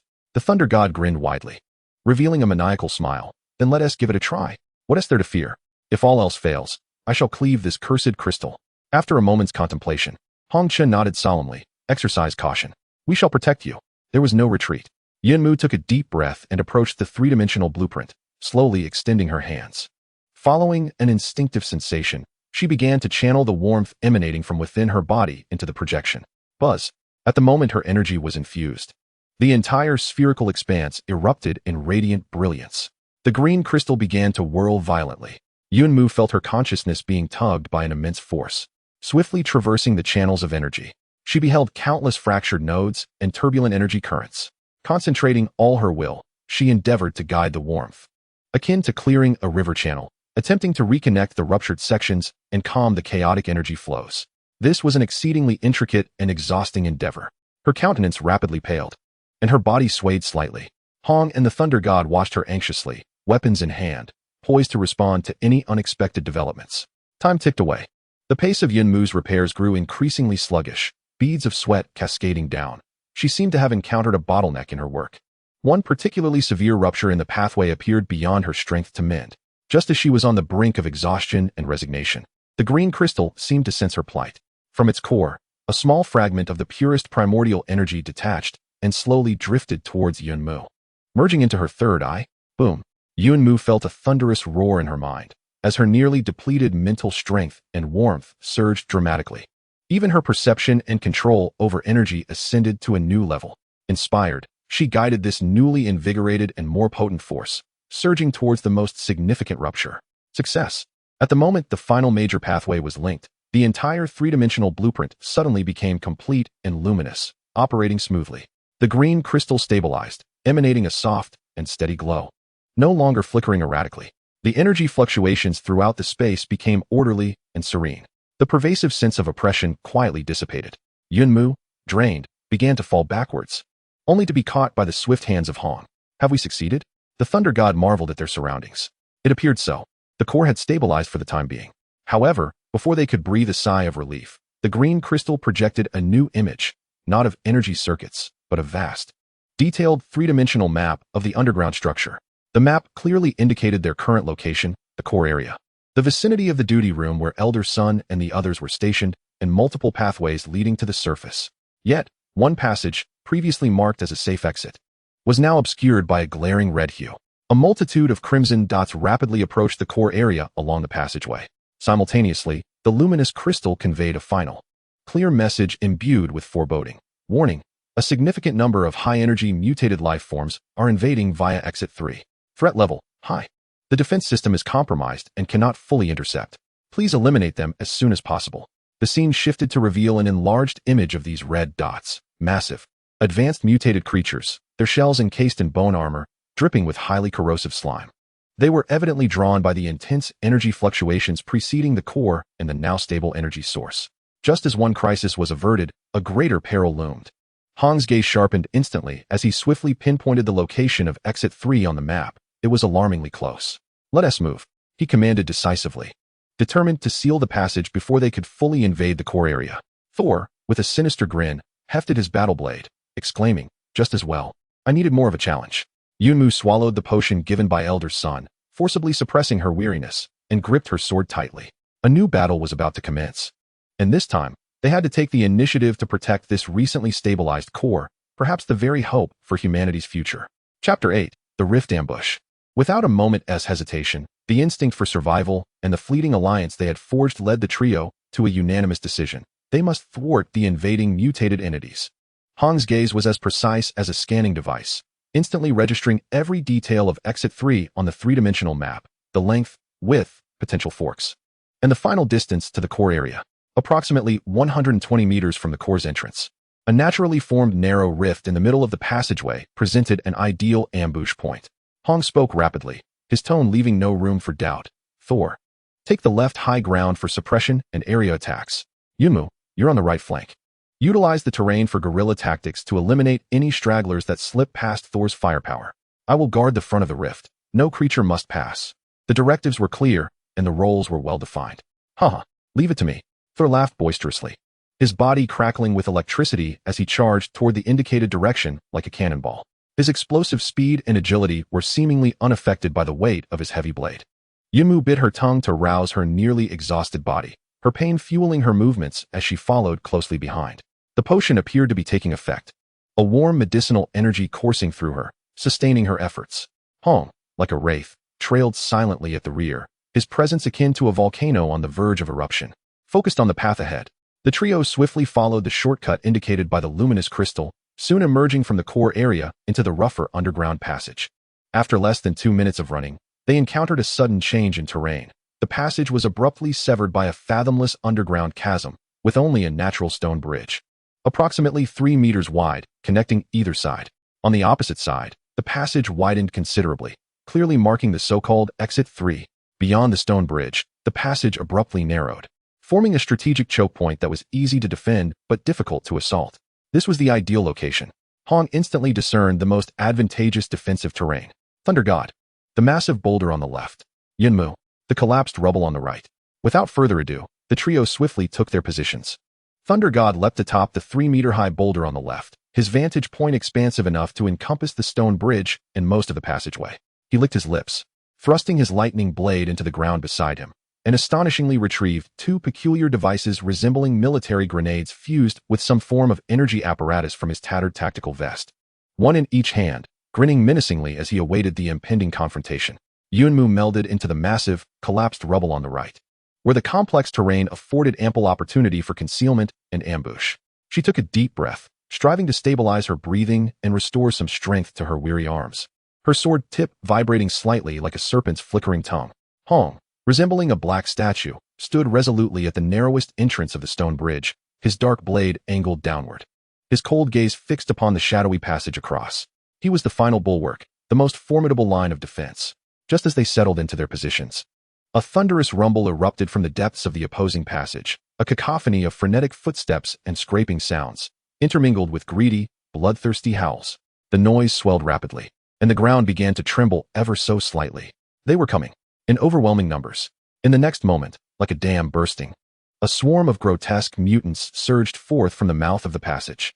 These creatures were even more fearsome than those encountered previously. Their forms were generally larger, muscles grotesquely bulging, encased in ashen bone armor, with sharpened claws, their drool corroding the ground with a hissing sound.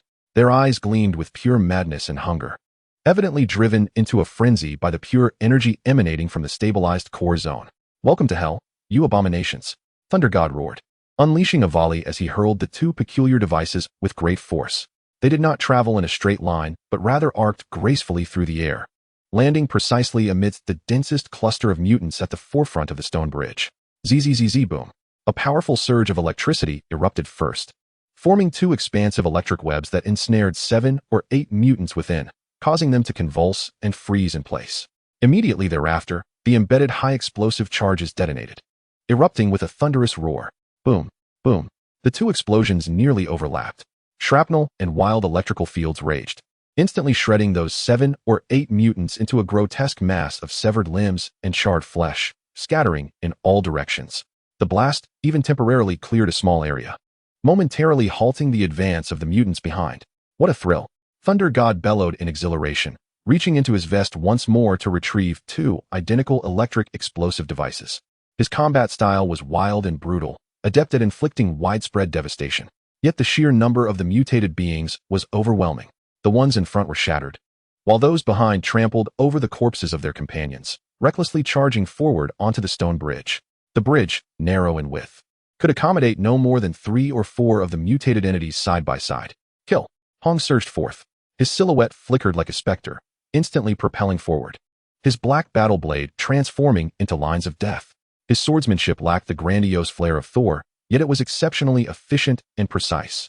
Each strike inevitably found its mark upon the neck, joints, or the vulnerable gaps in the bony armor of the mutated beings. As the blade gleamed, those advancing onto the stone bridge fell like harvested wheat, severed limbs and dark blood cascading into the unfathomable abyss below. His steps were remarkably steady, firmly anchored at the edge of the bridge, a lone hero holding the line against countless foes. However, among the mutated beings, some peculiar entities began to emerge. One, particularly agile and lizard-like, clung to the side of the bridge, swiftly attempting to circumvent Hong's frontal defense. Another, a corpulent mutant, suddenly puffed up its chest and unleashed a noxious, corrosive green slime directly at Hong. "Be careful," Yunmu's voice resonated, like a wisp of smoke. She darted from the rocky outcropping on the right. With a flash of her blade, she precisely shattered the corrosive sludge mid-air. Simultaneously, her left hand rose, launching several sharp stones that whistled through the air, striking the agile mutant on the head, causing it to stumble and plummet into the abyss. Her swordplay was both agile and swift, perfectly compensating for the gaps between Hong and Thor's range of attack, specifically targeting those special threats attempting to exploit weaknesses. She ceased trying to confront the power-based mutants head-on, instead utilizing the terrain and her agility to execute efficient strikes and distractions. In this moment, the trio's defensive line showcased astonishing synergy and might. Thor's ferocious area bombardment and suppression, Hong's precise frontal slaughter and steadfastness, Yunmu's nimble guerrilla tactics and damage control. Together, they staunchly held back the relentless tide of hundreds, if not thousands, of mutated beings at the other end of the stone bridge. The bodies of the mutants quickly piled up, necessitating that those behind continuously push them into the abyss to advance. The battle was fierce and brutal. Thor's electric blasts soon ran out, forcing him to rely on his thunderous sword for frenzied, close-quarter slashes. Electricity surging chaotically. Hong's blade remained steady, yet his breath grew slightly labored. Yunmu's stamina was severely taxed, her movements becoming somewhat sluggish, narrowly avoiding the claws of the mutants on several occasions. The pressure mounted. The mutated beings seemed inexhaustible. Continuing like this was untenable. There were simply too many of them. Yunmu deflected the claws of one mutant, gasping as she shouted. Hong cleaved through two mutants in front of him, his voice cold and resolute. We must find the source or cut off the passage. Thor, can you unleash one more powerful strike? Just as Thor shattered another mutant with his blade, he roared in response. I need to gather my strength. Hold them off for 10 seconds. Understood. Hong Yingdao's blade surged with an intensified ferocity as he boldly advanced 2 steps forward, forcefully pushing back the mutated entities that charged onto the stone bridge, thus granting space for the Thunder God. Yunmu gritted his teeth, channeling the dwindling warmth into the sword's body, causing the blade's radiance to sharpen dramatically, steadfastly guarding Hong's flank. The Thunder God retreated a step, standing atop the giant rock, gripping the lightning warblade tightly, raising it high above his head. Blinding arcs of electricity erupted from within him, coalescing upon the blade. The weapon emitted a resonant hum under the mounting strain as the gathered lightning energy grew increasingly formidable, resembling a miniature solar storm of thunder. Now unleash. At the pinnacle of his charge, the Thunder God let out a thunderous roar, wielding the warblade imbued with terrifying energy. Not aimed at the foot soldiers on the stone bridge, but rather at the rocky wall directly above the passage on the opposite bank. Cleaving down with a colossal and finely honed thunderous blade. Boom. The thunderous blade struck the rock wall with tremendous force, triggering a violent explosion and a cascade of rubble. Massive boulders plummeted like an avalanche, swiftly burying nearly half of the passage on the opposite side. This not only crushed numerous mutated entities beneath, but also effectively momentarily obstructed the subsequent tide of mutations. With the passage partially blocked, the influx of mutated entities dwindled significantly, alleviating the pressure instantly. Bravo! Yunmu couldn't help but exclaim. Hong also breathed a sigh of relief. However, before they could catch their breath, a new aberration emerged.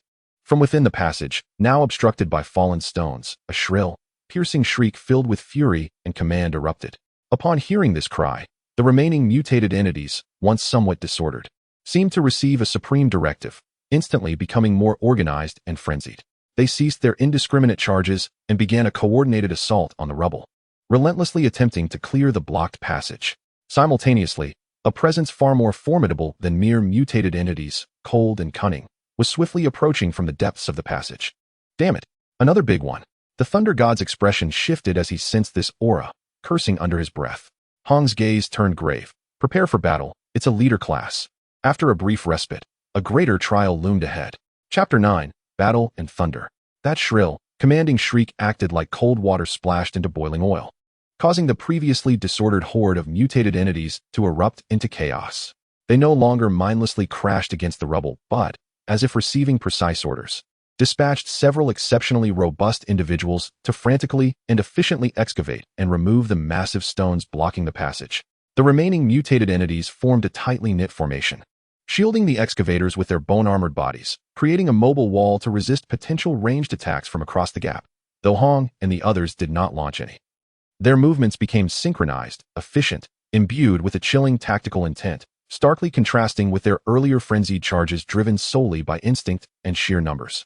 Even more disconcerting was the chilling, cunning, and formidable presence rapidly encroaching from the depths of the corridor. With each approaching moment, an overwhelming sense of mental oppression enveloped them. By the gods, this creature can command. Thunder God cursed, his expression growing grave. He sensed that the main entity was on the verge of arrival. Hong's gaze was as sharp as a blade, instantly assessing the situation. They cannot be allowed to breach the passage easily. Yunmu, disrupt the excavators. Thunder God, prepare to confront the leader. I shall hold the line. With the directives issued, the trio sprang into action once more. Yunmu took a deep breath, suppressing the instinctive terror that the formidable presence evoked. Her gaze fixed on the mutated beings tirelessly digging, and with a flick of her wrist, she picked up several sharp-edged stones from the ground. Whoosh, whoosh, whoosh. The stones, infused with a faint warmth, flew forth like arrows from a taut bow, expertly navigating the gaps in the shield wall to strike at the heads and joints of the excavators. While not lethal, the pain was sufficient to distract them, significantly diminishing their digging efficiency. Several mutated beings roared in fury towards Yunmu's direction, yet they were restrained by their tightly knit formation, unable to retaliate. Hong stood like a rock, firmly anchored at the end of the stone beam. His black battle knife ceased to seek instant kills, transforming instead into an unyielding web of blades, relentlessly pushing back all mutated beings attempting to breach the stone beam during the distraction. Each block and slash was executed with precision, conserving energy to the utmost, as if he were a meticulously designed killing machine operating with remarkable efficiency. The shield wall of mutated beings faltered before him, unable to advance a single step. At that moment, a tremendous shockwave erupted from the depths of the corridor, sending several massive stones blocking the passage hurtling away. A dark red figure, far larger and more grotesque than the other mutated beings, erupted forth like a cannonball, landing heavily at the opposing entrance of the corridor. This was no ordinary mutated being.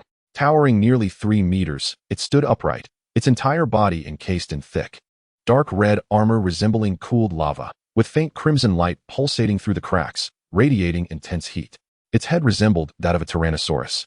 Its massive maw lined with fangs dripped with lava-like saliva, scorching the ground into small craters. Most terrifying were its forelimbs, transformed not into claws, but into 2 enormous, gleaming, bone-like curved blades. Its eyes were devoid of the previous murky madness, now glimmering with a cold, cruel, and cunning intelligence. The commanding shriek just heard had emanated from its very throat. A leader-class mutated being. Moreover, it had undergone a rare weaponized mutation. Upon its emergence, its icy gaze instantly fixated on Hong, who stood resolute like a rock at the end of the stone beam. It sensed the immense threat posed by this human. Roar. It unleashed a deafening roar, the powerful sound waves rippling through the air. With a sudden push against the ground, its massive form exhibited an astonishing speed that belied its size, transforming into a dark crimson blur as it dashed across the stone bridge. The colossal bone blades, exuding an aura capable of rending anything asunder, intersected diagonally towards Hong, swift, fierce, and precise. Hong's pupils contracted, and he dared not exhibit the slightest hesitation. In an instant, his black battle knife shifted from defense to offense, vibrating as it emitted a deep, resonant hum, perfectly intercepting the oncoming bone blades. The thunderous clang of metal upon metal erupted, drowning out all the cacophony of battle. The rocks beneath Hong's feet instantly cracked under the impact. He let out a muffled grunt as his body shuddered, forced to slide back a half-step from the sheer ferocity of the blow. His arm holding the knife tingled with a numbing sensation. Such terrifying power.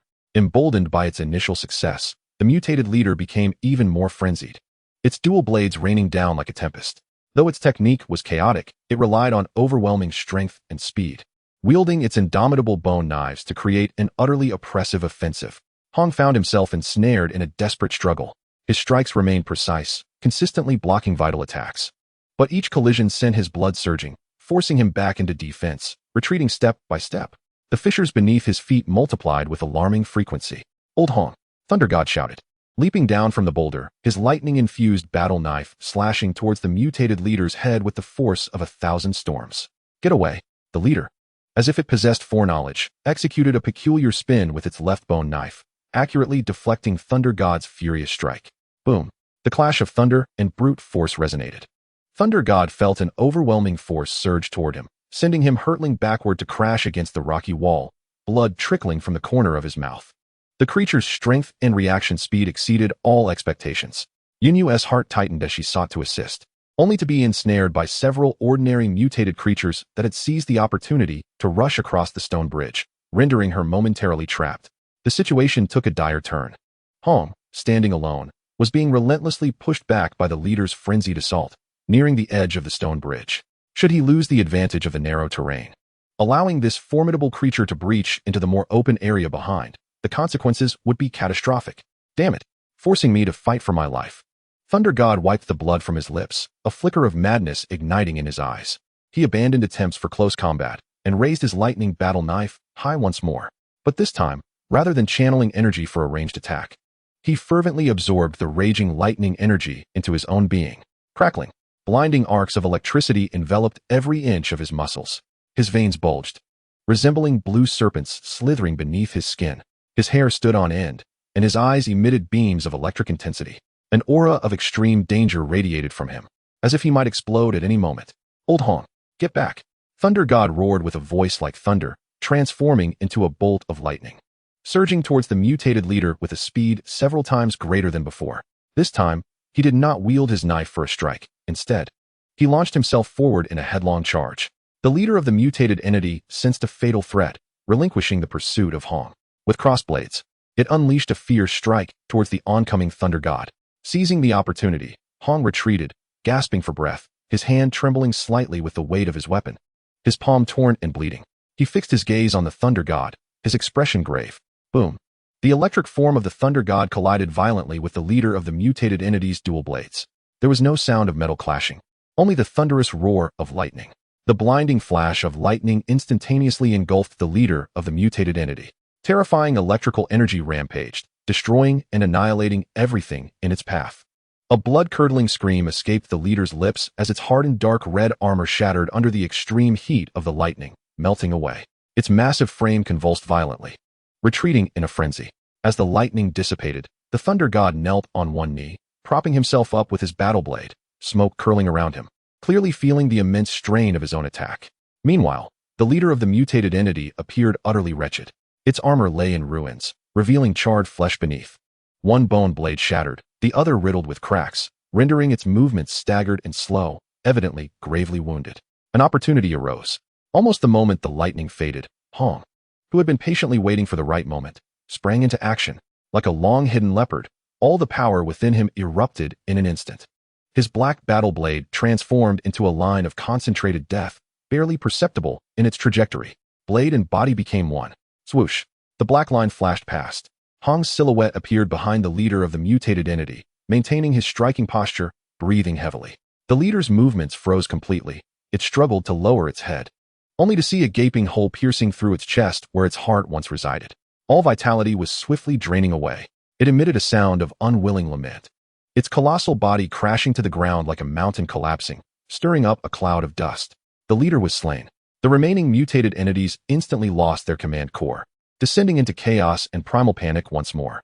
Hong and the Thunder God, weary and severely injured, charged back into the fray. Yunmu, too, was invigorated, his sword light becoming even more fierce. Without unified command, the remaining mutated entities could no longer pose an effective threat, and they were swiftly eradicated by the combined efforts of the three. Around the stone beams lay heaps of the mutated entities' remains, the mingled stench of blood and charred flesh rising repulsively. The battle had finally come to an end.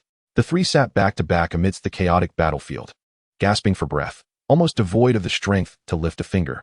Each bore wounds and exhaustion, yet in their eyes shone the glimmer of survival and an indescribable trust forged through their shared experience of a life-and-death struggle. After a brief silence, the Thunder God was the first to break it, a tired yet exhilarated smile spreading across his face as he thumped Hong's shoulder with his fist. "Damn it, old Hong. That was some serious power." Hong did not flinch, merely responding with a faint acknowledgement. Yet the subtle relaxation of his shoulders revealed his acceptance of the bond forged through blood and fire. His gaze subsequently settled upon Yunmu, who was quietly tending to her arm wound, imbued with a hint of curiosity and approval. "You are quite remarkable." Yunmu lifted her head to meet his eyes. Perceiving a trace of warmth beneath his icy exterior, she gently nodded in return. "You all are as well." Without the need for excessive words, a connection known as the Iron Triangle began to quietly take root in the aftermath of the fierce battle deep beneath the earth. After a brief respite, having regained a modicum of strength, Hong rose and gazed towards the partially cleared passage on the opposite bank. "This place is not suitable for prolonged stay. We must return to ensure the core's safety, and then strategize our next steps." His eyes took on a distant quality. This subterranean ark poses immense danger, yet it may also represent an unprecedented opportunity amidst the apocalypse. Chapter 10, Choices and Embers.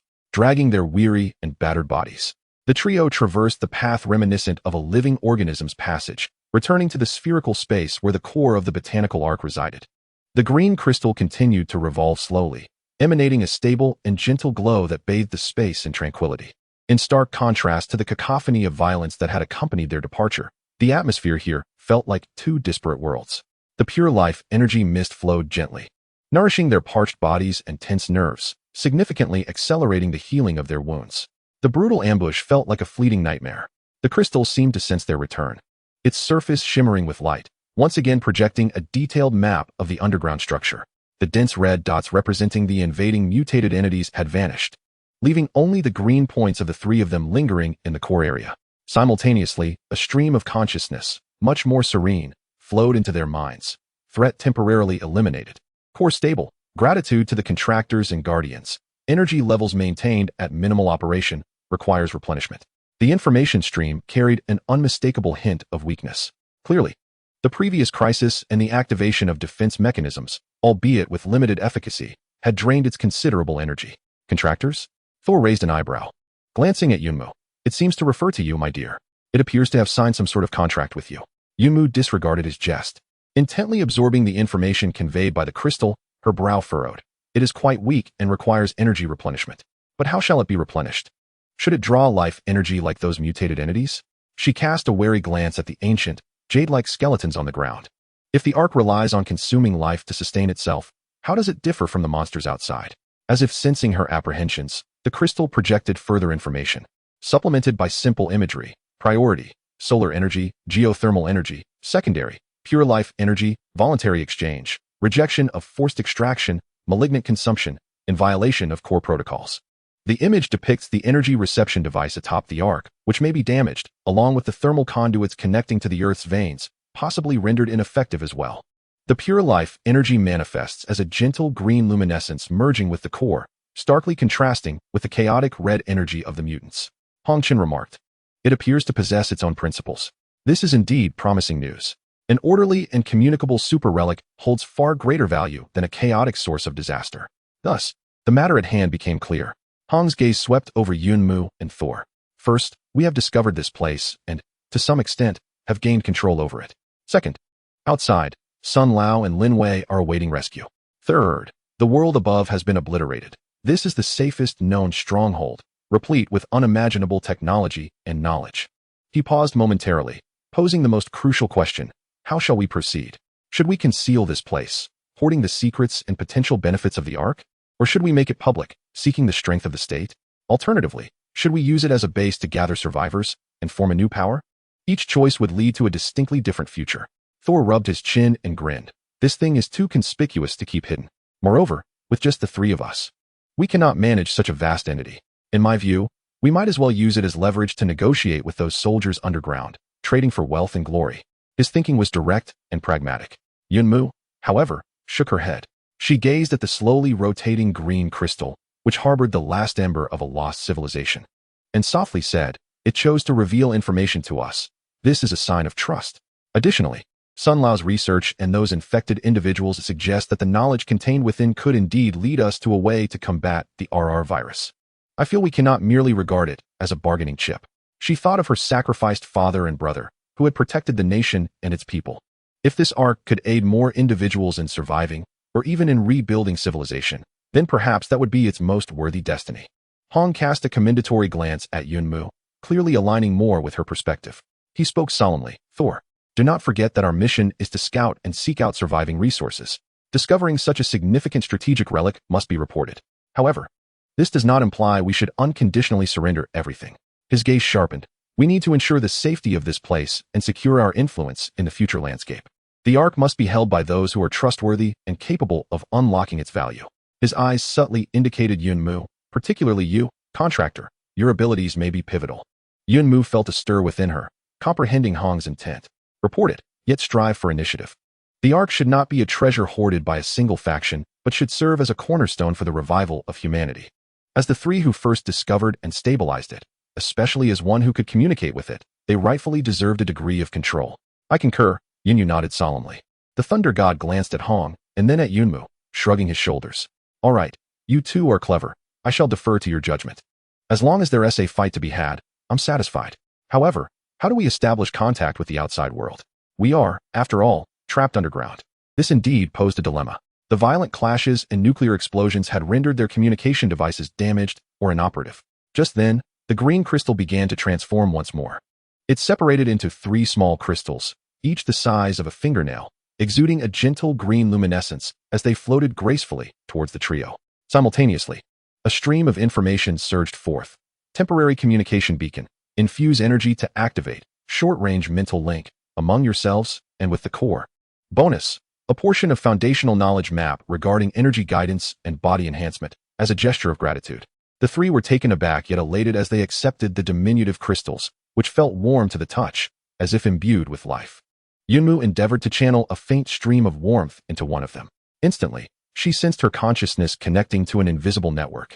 allowing her to vaguely perceive Hong and the Thunder Goddess' presence and even discern their general mental states, such as the Thunder Goddess' fatigue and excitement, and Hong's calm and contemplative demeanor. Concurrently, a wealth of fundamental knowledge regarding the effective guidance and utilization of their own energy, be it internal power, lightning, or her life-giving warmth, flooded her mind. Though rudimentary, it was far more systematic and sophisticated than the ancient methods imparted by her grandfather. Hong and the Thunder God evidently received similar gifts of knowledge, their faces reflecting astonishment and joy. This was undoubtedly a timely boon, especially in this apocalyptic world where formidable personal strength was essential for survival. Wonderful. With this, we can contact Lao Sun and the others, exclaimed the Thunder God with enthusiasm. Hong tightened his grip on the communication crystal, his eyes shimmering with intelligence. Not only that, but this also lays the groundwork for our subsequent actions. First, we shall replenish our strength and tend to our injuries. Then, Yumo, you will attempt to reach out to the core and inform Lao Sun of our safety while gathering information about the situation above. Meanwhile, the Thunder God and I will conduct an initial exploration of the vicinity around the core to ensure there are no hidden threats and to locate suitable supplies. With the plan established, the trio took advantage of the rare safe environment and pure energy, beginning to channel their energy for healing and recovery based on the newly acquired knowledge. Hours later, their conditions had improved significantly, and their injuries stabilized. Yunmu focused her mind and sent a simple message of reassurance to Lao Sun's direction through the communication crystal. Soon, a wave of surprise, excitement, and relief surged back in response. Lao Sun, overwhelmed by emotion, conveyed his message in a somewhat disjointed manner. Through the intermittent mental link, they learned that everything was secure at the duty room, untouched by the earlier conflict. Lin Wei and Zhang Xiaobin were tending to the infected, and Lao Sun had monitored with his rudimentary instruments that the radiation levels and energy turbulence on the surface seemed to be gradually diminishing, with the severe weather changes, nuclear winter, also showing signs of abating. This is undoubtedly a monumental piece of news. It signifies that the day of our return to the surface may not be too distant. After concluding their communication, the three of them gathered together. Hong gazed at the stable crystal of light and the communication crystal in his hand, which contained a trace of the Ark's power, and spoke solemnly. We have succeeded in our first step. We possess a base, have gained its preliminary acceptance, and acquired the means for communication and initial self-defense. His gaze grew distant, yet resolute. Next, we shall use this place as our foundation. We will absorb trustworthy members, like Elder Sun and Zhang Xiaobin. We shall learn and harness the knowledge of the Ark to enhance our own strength. Then, we must await the opportune moment to return to the surface and connect with national forces. He left his final thought unspoken, but Yunmu and Leishan understood. Ultimately, they might seize this opportunity to ignite a flicker of hope upon the ruins of civilization, a spark that the three of them would jointly protect and nurture. The crisis beneath the earth had momentarily subsided, yet the path ahead remained long and arduous. However, hope had already begun to sprout. Chapter 11. The Window to the Heavens. Within the spherical core of the Ark, time seemed to lose its pace, with only the silent flow of energy mist nourishing the three weary warriors. Yunmu immersed herself in the newly acquired knowledge of energy guidance, attempting to circulate the warm current within her body in a more efficient and systematic manner. Each cycle brought about subtle yet palpable sensations of enhancement, and her mental recovery accelerated noticeably. She could even faintly sense the weak flow of energy within the living vines and luminous moss that adorned the surrounding walls. Leishan, on the other hand, appeared far more brash and direct. He sat cross-legged, with small arcs of electricity occasionally leaping around him, producing crackling sounds. He was attempting to combine the techniques of energy condensation and explosion from the Ark's knowledge with his innate lightning abilities, occasionally frowning, then breaking into expressions of ecstatic joy, clearly reaping significant rewards. Hong remained the most composed. He showed no signs of energy leakage, instead closing his eyes and focusing, his breaths deep and measured. Yet the aura surrounding him grew increasingly reclusive and profound, akin to tempered steel, with every ounce of power perfectly locked within, awaiting a cataclysmic eruption. He concentrated more on the refinement of his spirit and the evolution of his combat techniques. It was uncertain how much time had passed when Hong was the first to open his eyes, his gaze bright and clear, the previous fatigue swept away, his state even surpassing that of before. It is time. He stood, his voice shattering the tranquility of the space. We cannot remain trapped underground. We must understand the true situation on the surface. Yunmu and Leishan also concluded their training in succession. Leishan stretched his limbs, his joints cracking like popping beans, exclaiming excitedly. It's about time we went up. I'm nearly going mad down here. Let us see what the nuclear explosion has done to this world. Yunmu, however, remained more cautious. Although the radiation and energy turbulence outside have diminished, the risks are still considerable. We lack protective equipment. She recalled the information transmitted by Elder Sunday. Hong nodded, his gaze fixed upon the floating green crystal. Thus, we require its assistance. He focused his thoughts and, through the communication crystal in his hand, directed a request towards the crystal. We seek to observe the surface conditions. Are there any safe paths or methods available? The crystal began to rotate slowly, shimmering with ethereal light.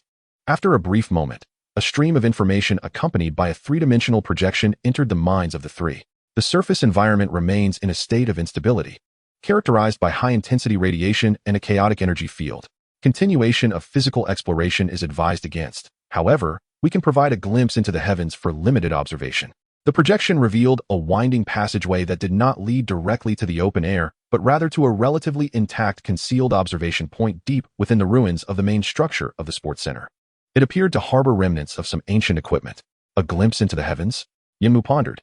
Follow the energy guidance, the crystal responded, and simultaneously, a path marked by faint green light illuminated within the intricate map of underground conduits, leading directly to the observation point. Let us proceed. Hong resolutely initiated the journey along the illuminated path.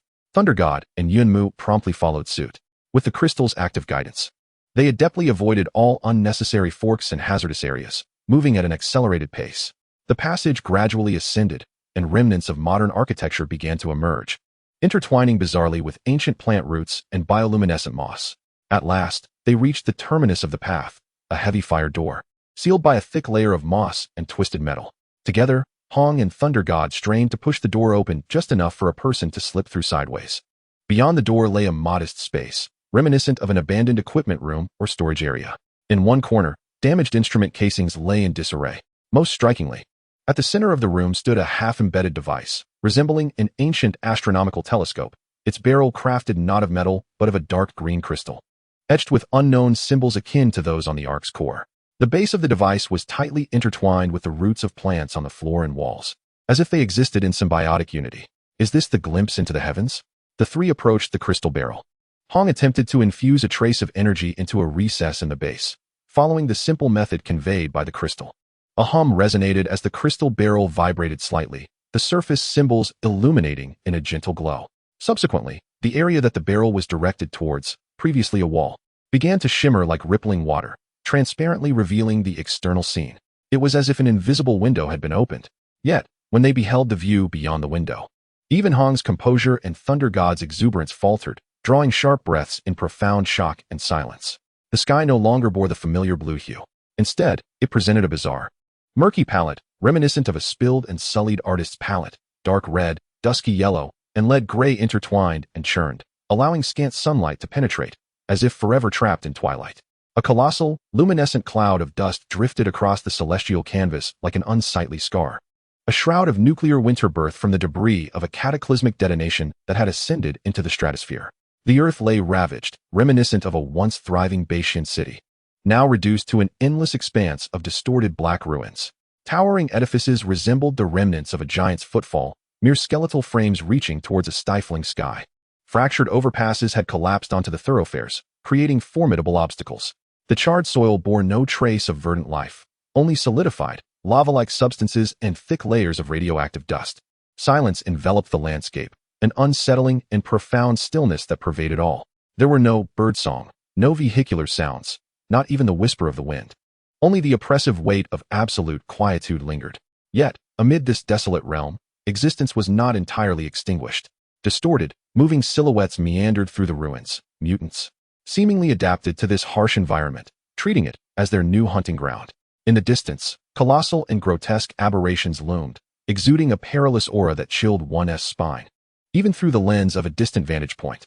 On the horizon, a few immense, bottomless black pits could be discerned, their edges radiating wisps of heat and glowing with radioactive luminescence, the direct impact sites of tactical nuclear ordnance.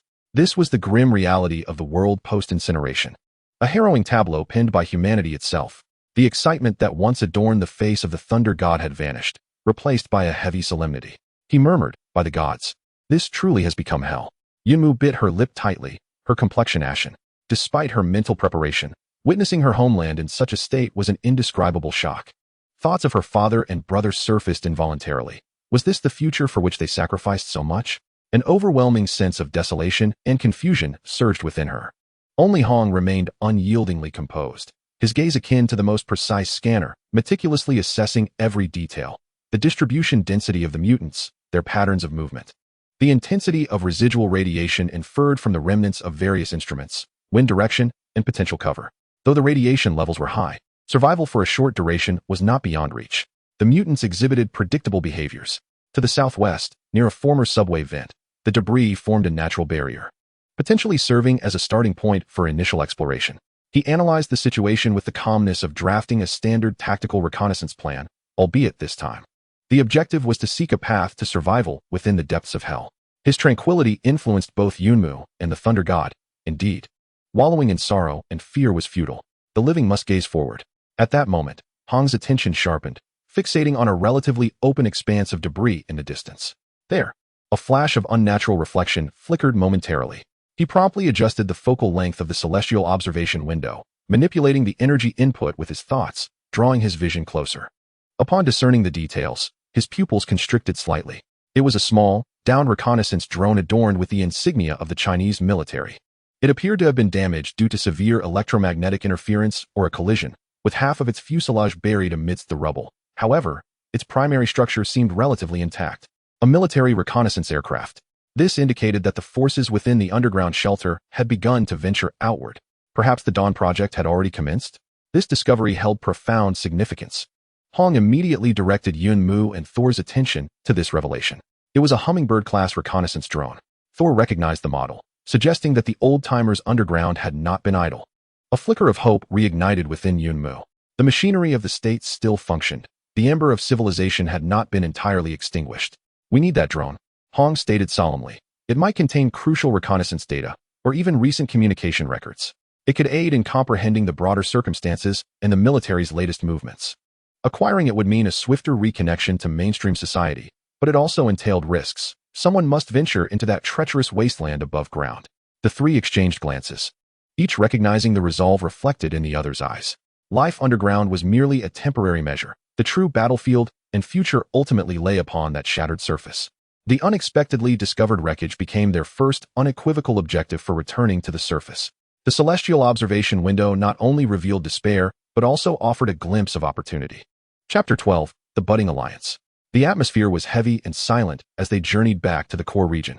The desolate hellscape outside the celestial observation window weighed upon each heart like a cold leaden block. The harshness of reality far exceeded their worst imaginings.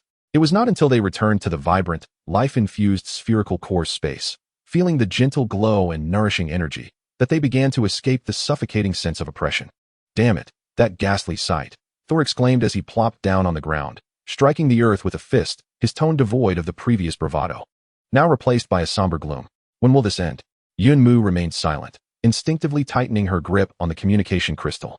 The images of her father and brother lingered persistently in her mind. Was this the future earned by their sacrifice? A profound sadness and confusion enveloped her. Only Hong remained steadfast, like a cold rock. He opened his water flask, taking a measured sip, as if what he had witnessed was merely an ordinary mission briefing. Despair could not alter the situation. He set down the flask, his gaze sweeping over the two. "We are more fortunate than the vast majority of survivors. We possess a secure stronghold, pathways to enhance our strength, and a clear objective." He referred to the downed reconnaissance drone.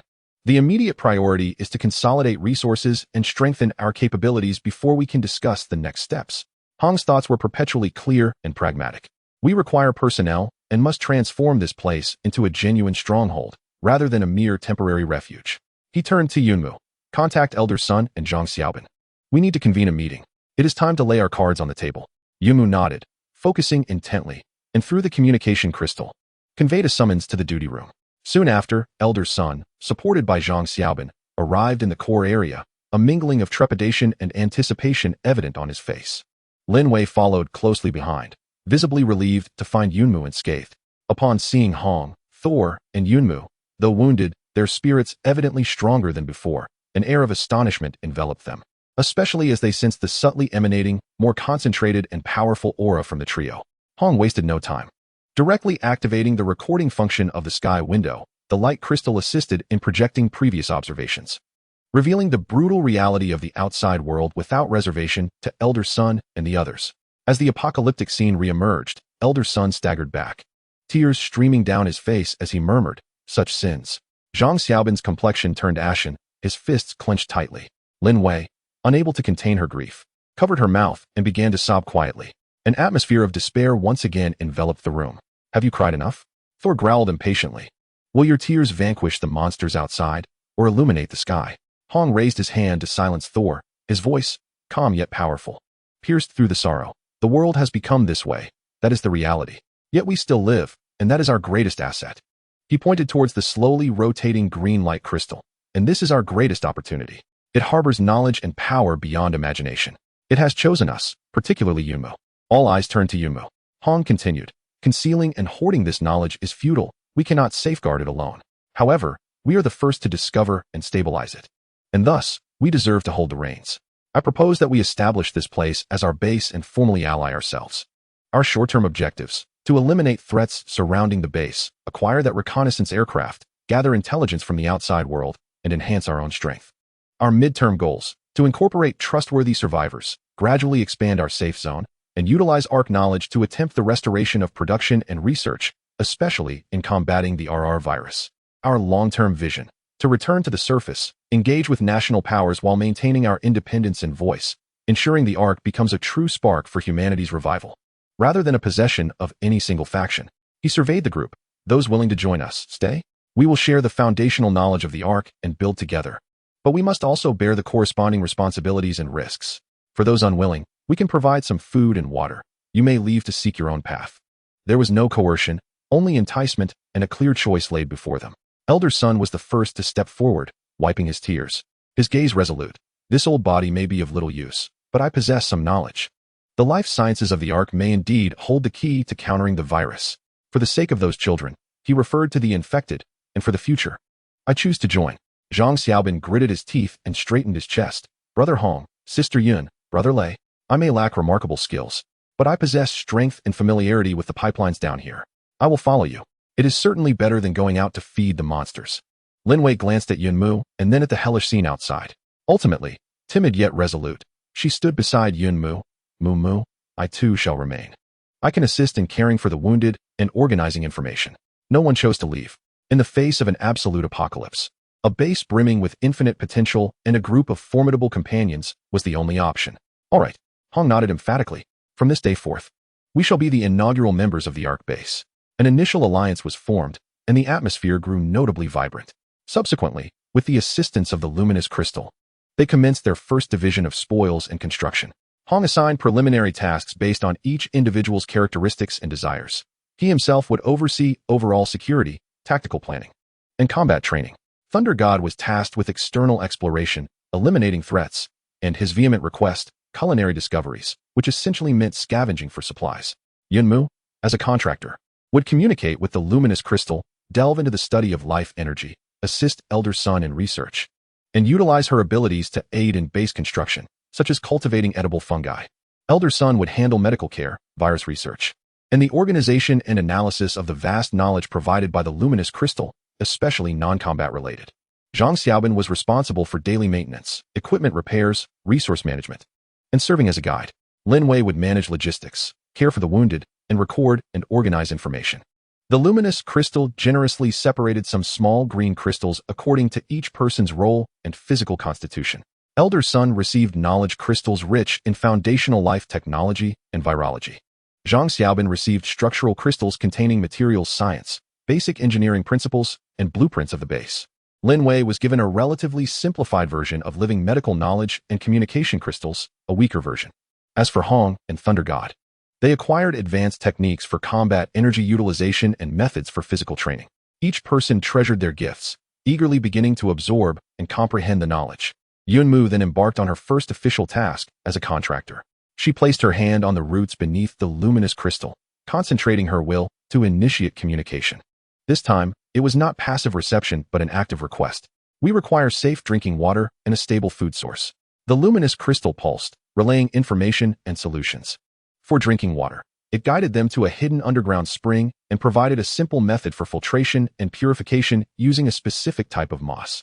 For food, In addition to the stockpiled compressed foods, the luminous crystal offered technology for cultivating a high-calorie, rapidly growing luminescent mushroom in a particular energy zone at the edge of the core area, unlocking information about certain edible underground plants. Although this was merely the beginning, it addressed the most fundamental survival challenges. Under the subtle guidance of Yunmu and the assistance of the luminous crystal, Zhang Xiaobin eagerly led the group to develop a spring and a mushroom field. Elder Sun was absorbed in the vast expanse of knowledge, occasionally expressing his exhilaration with fervent exclamations.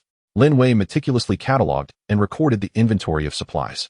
Hong and Thunder God commenced planning the defensive system and exploration routes. The cold relics began to emanate a flicker of human vitality. Hope, akin to the delicate spores of mushrooms quietly germinating in the energy zone, though minuscule, began to tangibly flourish. A miniature force, centered around the Ark and structured by the trio, was quietly sprouting in the subterranean world of this apocalyptic realm. Chapter 13, Silent Contact. The initial operation of the base was gradually falling into place. Although rudimentary, it brimmed with an unprecedented vitality. Zhang Xiaobin, accompanied by two slightly healthier infected individuals, successfully located the underground spring. Following the method provided by the luminous crystal, they constructed a simple water purification device using a special filtering moss. As the clear, slightly sweet life-giving spring water gushed forth, everyone was overwhelmed with excitement, signifying their liberation from absolute dependence on bottled water. In the luminous mushroom field delineated at the edge of the core area, under Yunmu's careful guidance and energy infusion, those mushrooms resembling small umbrellas, radiating a gentle white glow, sprouted from the earth at a visible pace, thriving robustly. Although their flavor could not be deemed delectable, they provided substantial satiety and were rich in energy, becoming an important food supplement. Elder Sun, almost forgetting to eat or sleep, immersed himself in the information contained within the knowledge crystals, frequently engaging Yunmu in discussions. He excitedly discovered that the Ark civilization's understanding of life, energy, and genetic levels far surpassed modern science. Many speculations regarding the RR virus found validation and even embryonic solutions here. While the development of a vaccine or antidote remained a distant prospect, a sliver of hope had been opened. Lin Wei organized the supplies meticulously, even utilizing the found discarded materials to construct rudimentary partitions for each resting area. Adding a touch of homeliness, Hong and Thunder God thoroughly cleared and reinforced several main passageways surrounding the base, setting up simple early warning traps and defensive structures. Thunder God, brimming with eagerness, expanded the patrol range significantly on his own, eliminating several waves of wandering subterranean creatures and returning with usable metal parts and undamaged tools. Everything was progressing in a favorable direction. However, Hong's gaze remained fixated on the crashed Hummingbird reconnaissance aircraft. It was the key to connecting with the outside world. 3 days later, upon confirming that everyone had largely recovered and the base was operating steadily, Hong once again summoned the core trio. The moment had arrived. Hong spread out a detailed map of the surface area surrounding the base, projected by the luminous crystal and supplemented by Zhang Xiaobin, pointing to the crash site of the reconnaissance aircraft. We must retrieve it. Thunder God rubbed his hands in anticipation. I've been itching to do this. This time, I'll bring all the gear and clear out all the creatures in that area. Yunmu scrutinized the map. This square area is relatively open and lacks cover. Directly approaching poses significant risks. Moreover, we are uncertain whether the reconnaissance aircraft still possesses any active mechanisms that might trigger alarm systems and invite unnecessary complications. Hong nodded appreciatively, acknowledging the thorough consideration given to the situation. Thus, the crux of this operation lies in speed, precision, and silence. He pointed to the map and commenced outlining the strategy. There is no need for a clean sweep. Thunder, you shall be responsible for creating a diversion. At the entrance of the abandoned subway station in the southeast corner of the square, generate an explosion or a significant noise to draw the attention of the majority of the mutated entities. Thunder's eyes sparkled with excitement. A feint? This is my forte. I shall ensure a thunderous commotion. Hong continued. I will take a concealed position at this vantage point in the northwest corner of the square, a partially collapsed building, to oversee the operation and provide long-range sniper support, eliminating threats that you cannot evade and ensuring a clear escape route. Finally, he turned to Yunmu. Yunmu, you shall lead the primary action. Your agility is unparalleled, and your sensitivity to energy is acute. Seize the opportunity while Thunder distracts them and approach the reconnaissance aircraft with utmost speed. Inspect its condition and retrieve the core storage module. Should retrieval prove impossible, mark the location for future endeavors. Remember, prioritizing your safety is paramount. Acquire the objective and withdraw immediately. Do not linger in combat. The plan was clear and precise, fully utilizing each individual's strengths. Understood. Both Yunmu and Thunder responded in unison.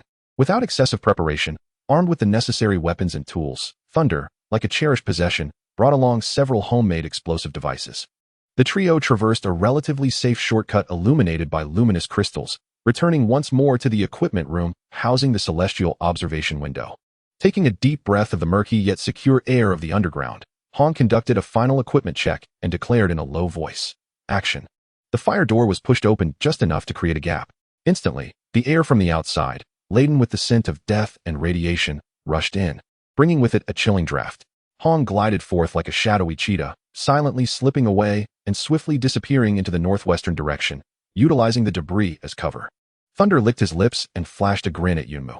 "Watch as I set off a grand display, little sister." With that, he crouched low, resembling a lithe tiger, and stealthily advanced toward the entrance of the subway station in the southeast. Yunmu held her breath, hidden behind a fractured wall, her gaze fixed intently on the reconnaissance aircraft. Half buried in the rubble 100 meters away, her heart quickened, not from fear, but from a burgeoning excitement and focus before the impending conflict. She gently caressed the hilt of her sword, sensing the warm current of energy surging within her. Minutes ticked away. Suddenly, an explosive roar erupted from the southeast, followed by Thunder's signature, deliberately amplified, wild shout, and the ensuing cacophony of enraged, mutated beings, their furious howls and stampeding feet. The plan was in motion.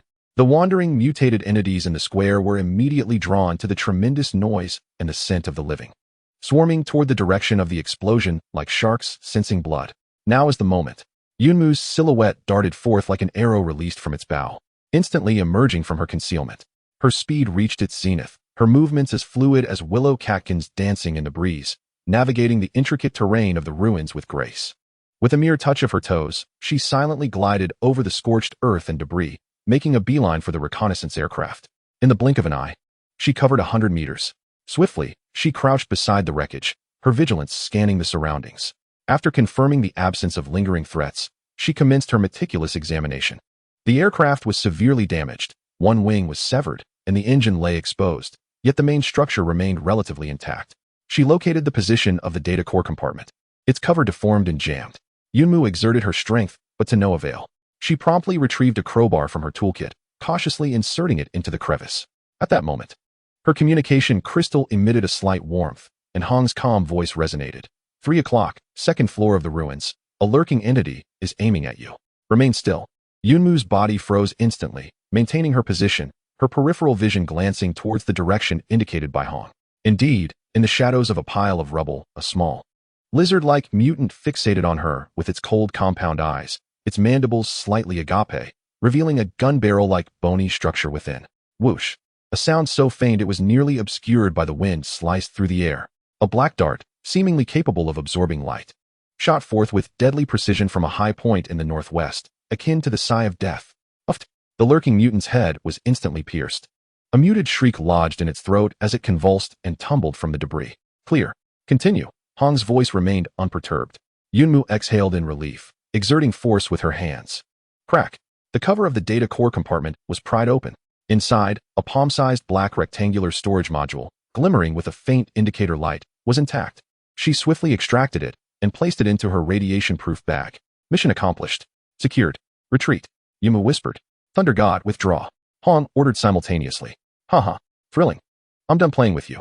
Came the Thunder God's exuberant roar over the comms, followed by another explosion and the sound of his hurried footsteps receding.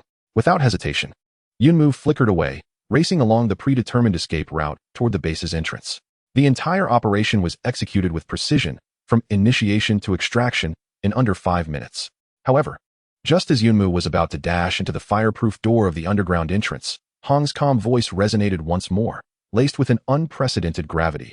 Yunmu, wait. Look at your 1 o'clock direction, the building with shattered blue glass curtain walls, 5th floor window. There's a reflective signal, it's Morse code. Yunmu abruptly halted, glancing as instructed. Indeed, on the 5th floor of that silent edifice, reminiscent of a giant's carcass, behind a broken window, a tiny lens was flashing in a remarkably rhythmic pattern against the dim sunlight. Yumu's heart raced wildly. Are there other survivors besides them? Moreover, have they observed our actions and established contact in this manner? Who are they? Are they foes or allies? The frequency of the lens flickered rapidly, and Yunmu concentrated, striving to decipher that long-lost code. Intermittent messages were translated. Dawn, light, reconnaissance team, seeking contact, safe zone coordinates. The information abruptly ceased, and the lens vanished as swiftly as it had appeared, as if it had never existed. Yunmu stood frozen, a tempest of emotions surging within. The Dawn reconnaissance team? Representatives of the state? Had they infiltrated so close to our base? Had they just discovered us? Or had they been observing us for some time? What were their intentions? A genuine attempt to make contact, or merely a test? Hong Bing's cold voice resonated through the crystal, laced with an unmistakable authoritative tone. Withdraw underground immediately. Forget everything you saw. This matter is to remain known only to the three of us. Understood. Yunmu suppressed the myriad doubts in her heart. Casting one last glance at the desolate building before swiftly slipping through the fire door, shutting out the hellish scene once more. Beneath the tranquility of the underground base, dark currents began to stir. A silent contact had already transpired. How long could the secret of the Ark be preserved? Chapter 14. The Weight of Trust. The fire door closed heavily behind her, completely isolating the suffocating atmosphere and eerie silence of the surface. The relatively stable, murky air of the underground passage now offered an inexplicable sense of reassurance. Leaning against the cold metal door, Yunmu's racing heart had yet to fully settle. Not merely due to her previous exertions, but because of that fleeting, enigmatic lens signal. The Dawn reconnaissance team. Seeking contact, these words echoed in her mind like stones cast into a deep pool, creating ripples of unease. The power of the state was close at hand. This should have been exhilarating news, yet Hong's final chilling command, laden with foreboding, cast a shadow over it all. Taking a deep breath, she forced herself to regain composure and hastened back to the core area. In her radiation protection bag, the storage module from the Hummingbird reconnaissance drone felt heavy, representing both the fruits of their endeavor and potentially a key to unlock the door to the unknown. Within the core area, Thor had already returned, animatedly boasting to Zhang Xiaobin about how he had single-handedly taken down foes and drawn them in like a tide, earning Zhang's admiration. Sun Lao and Lin Wei approached with concern. Yunjia, are you all right? Lin Wei sighed in relief upon seeing Yunmu return safely. Did you retrieve the items? Sun Lao inquired, more interested in the technical outcomes. Yunmu managed a faint smile, raising the bag in her hand. Yes, I got it. Everything went smoothly. She deliberately overlooked the encounter with the lurking mutated entities and the lens signal, her gaze instinctively searching for Hong's figure. Hong stood before the green luminescent crystal, seemingly engaging in a silent dialogue with it. Aware of Yunmu's gaze, he turned his head, his expression calm and unperturbed, as if nothing had transpired. He nodded slightly, gesturing for Yunmu to approach. Thunder God, clear the entrance passage and ensure no tails are following us. Zhang Xiaodi, heighten the vigilance. Old son, Lin Wei, you may rest first.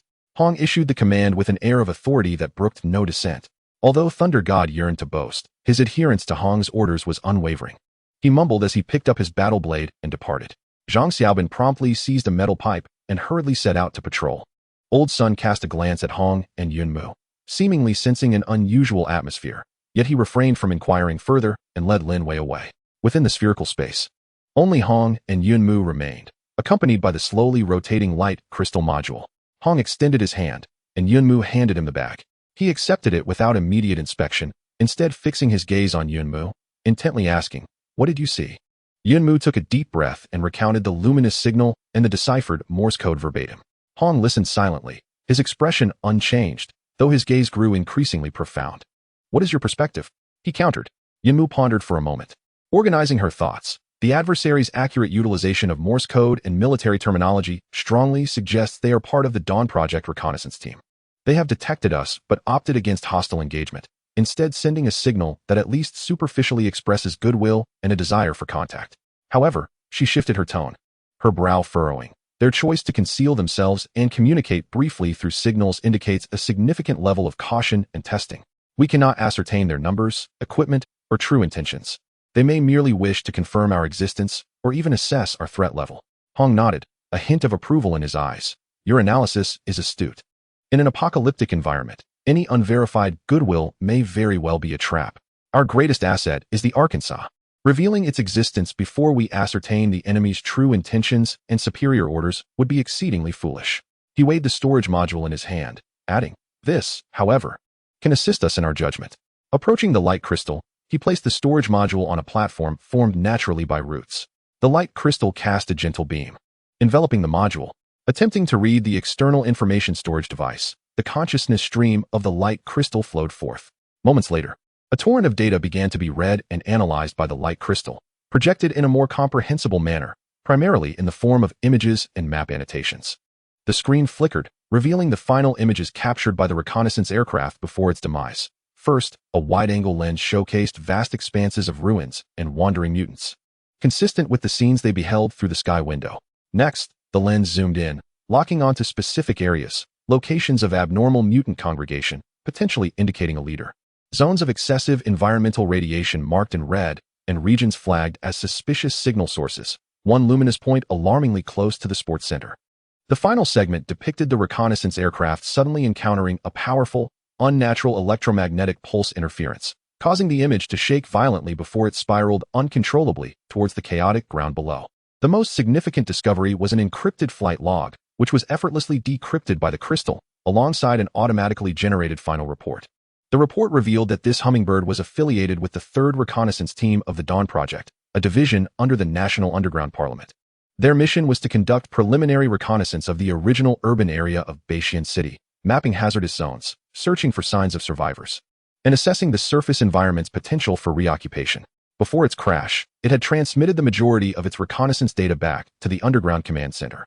In the remarks section of the log, there was a brief manual entry. Near coordinates XXXXXX, sports center coordinates. A continuous and stable anomalous life energy signal has been detected, with an intensity remarkably high and inconsistent with the energy characteristics of mutants. This may indicate an unknown group of survivors or a special phenomenon. Subsequent reconnaissance is strongly recommended. Upon reading this, Yunmu and Hong instantly understood. The military had long detected the abnormal signals caused by the Ark's energy leak. The reconnaissance team's appearance was not coincidental. It was a deliberate investigation. Their signal was a tentative contact made only after confirming a connection between the source of the anomalous signals and the survivors, namely, themselves. Their trump card had, in fact, been partially exposed. Hong's gaze sharpened with intensity as he swiftly manipulated the crystal. Is it possible to trace the signal back to its receiver? Can we determine the approximate location and communication density of the Dawn Project Command Center? The crystal flickered with rapid brilliance, attempting. Signals are relayed through multiple relay stations, ultimately converging in the northwestern mountainous region at a depth of approximately 800 meters underground. Communication density is moderate and active. The northwestern mountainous region, 800 meters underground. This must be one of the large-scale strategic shelters at the national level. It seems the core of the national machinery indeed remains intact. After a moment of contemplation, Hong made a decisive choice. Yunmu, contact Elder Sun and Zhang Xiaobin via the communication crystal. We do not require Thor's assistance for now. Soon, Elder Sun and Zhang Xiaobin returned to the core area. Hong did not hold back, sharing the contents of the reconnaissance aircraft's data, omitting the details of the signal and the military's findings with the two. Upon hearing the news, both Elder Sun and Zhang Xiaobin's expressions turned tense. The military already knows? Zhang Xiaobin asked, somewhat alarmed. Is it a blessing or a curse? One cannot evade fate. Elder Sun remarked with a degree of calmness. Since evasion is impossible, we might as well confront it proactively. Indeed, Hong replied solemnly. We now possess leverage. First, we are a stable group of survivors, capable of self-preservation. Second, we hold critical real-time information about the surface, through the window to the sky and subsequent explorations. Third, we possess items of their interest, such as stable anomalous energy sources, which we can partially showcase, like purified water and luminous fungi. But the core secrets must remain safeguarded. He turned to Yunmu. We need a window and a bridge for contact with them. Yunmu, your identity is the most suitable. As a military descendant, you have a clear image and strong communication skills. You will serve as the visible base leader for initial contact. Yunmu felt a surge of responsibility, but did not hesitate, solemnly nodding in agreement. Elder Sun, your esteemed reputation precedes you. It is your responsibility to unveil our advancements in medical and survival technologies, specifically water purification and luminous fungi, underscoring our intrinsic value and yearning for order, thereby mitigating their hostility. Zhang Xiaobin, your familiarity with subterranean structures is crucial. Ensure that the site of contact is absolutely secure and establish multiple escape routes as a precautionary measure. And what am my role? The voice of Thor reverberated from the entrance, revealing his unease as he returned, visibly displeased upon hearing the arrangements. Such negotiations are beneath me, yet my presence in a skirmish is indispensable. Hong cast a glance his way. Your task is of paramount importance. Lead all capable fighters to ambush at the highest point surrounding the contact zone.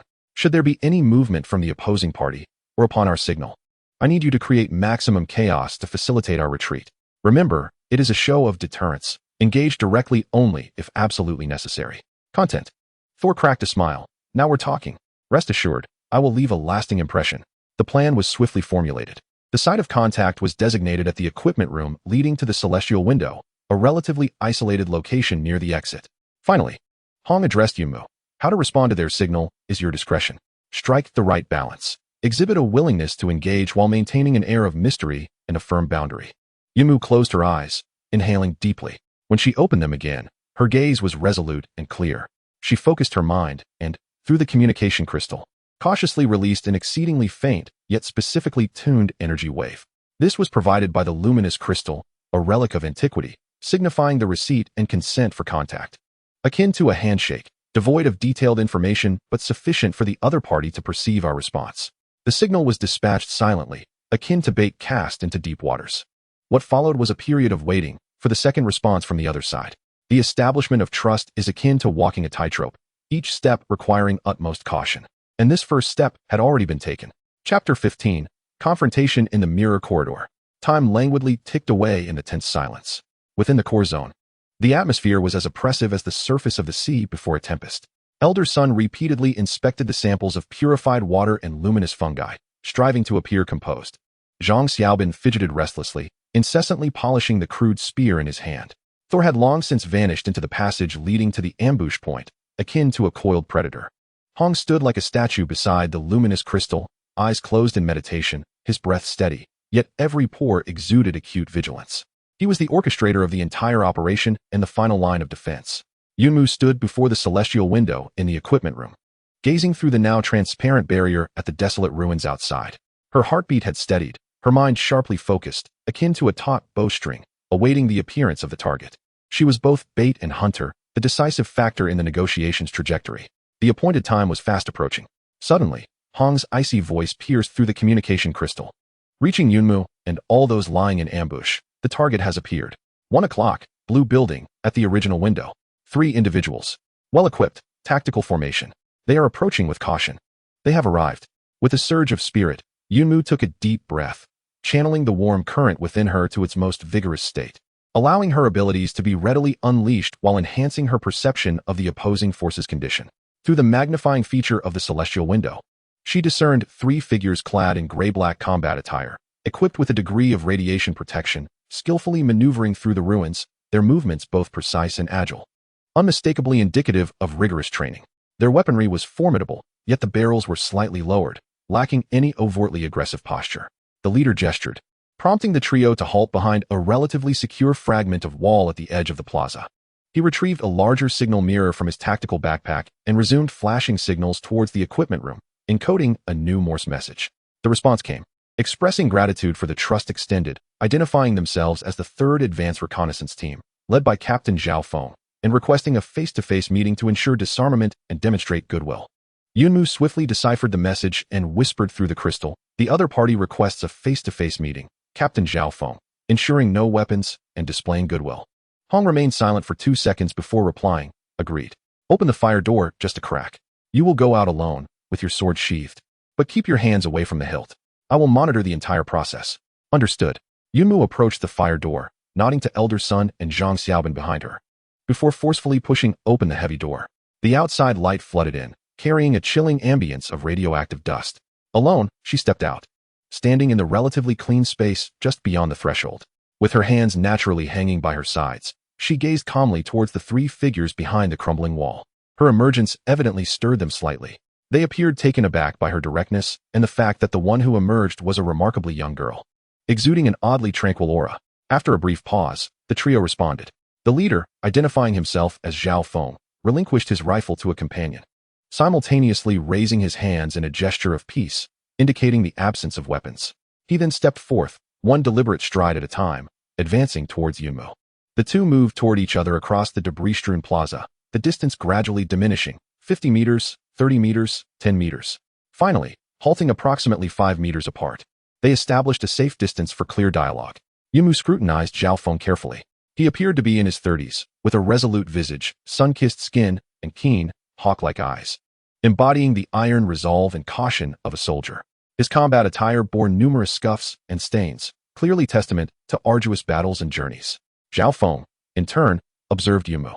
The young girl before him was even younger than he had anticipated, possessing a striking beauty, yet her eyes were remarkably bright and profound, devoid of the fear and numbness typical of ordinary survivors, instead radiating an inexplicable resilience and an insight that belied her years.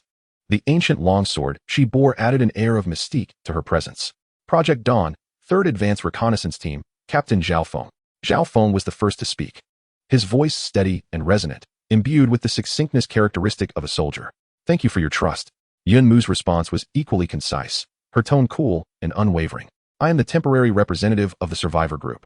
Following this brief introduction, a subtle silence enveloped the room as both parties swiftly assessed one another.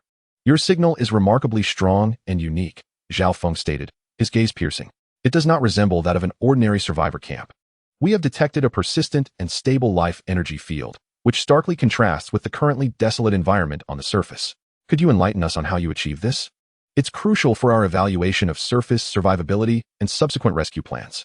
His inquiry was direct and incisive, striking at the heart of the matter. Yunmu was well prepared for this question. She slightly turned to indicate the entrance to the equipment room behind her, which was not fully ajar. We are fortunate to have discovered a relatively intact underground ecological refuge, which houses a pre-war experimental ecological recycling system that remains operational. This system can purify air and water and cultivate some basic food sources. The energy signal you detect may originate from the core of this system. This claim, partly true and partly fabricated, attributed the Ark's existence to pre-war technology, a strategy Yunmu had agreed upon with Hong. A fleeting glimmer of surprise crossed Zhao Feng's eyes, indicating that this answer was somewhat unexpected yet reasonable. Indeed, nations prior to the cataclysm had engaged in numerous covert research projects. An ecological recycling system? He echoed, his tone inquisitive. How many individuals can it sustain? What is its operational status? We require more detailed data. It currently suffices for the survival of our existing members. Yunmu replied, the system is unstable, and we are diligently working to maintain and explore its capabilities. She was meticulous in her responses, demonstrating their value while preserving their trump card. Specific detailed data could only be provided once they secured genuine safety and equitable treatment. After all, in a post-apocalyptic world, caution is the foremost rule of survival. She cleverly redirected the question back to them, demanding a display of sincerity in return. Zhao Feng studied Yunmu for several seconds before breaking into a smile, the atmosphere easing slightly. A reasonable request. Your caution is justified. He shifted the conversation.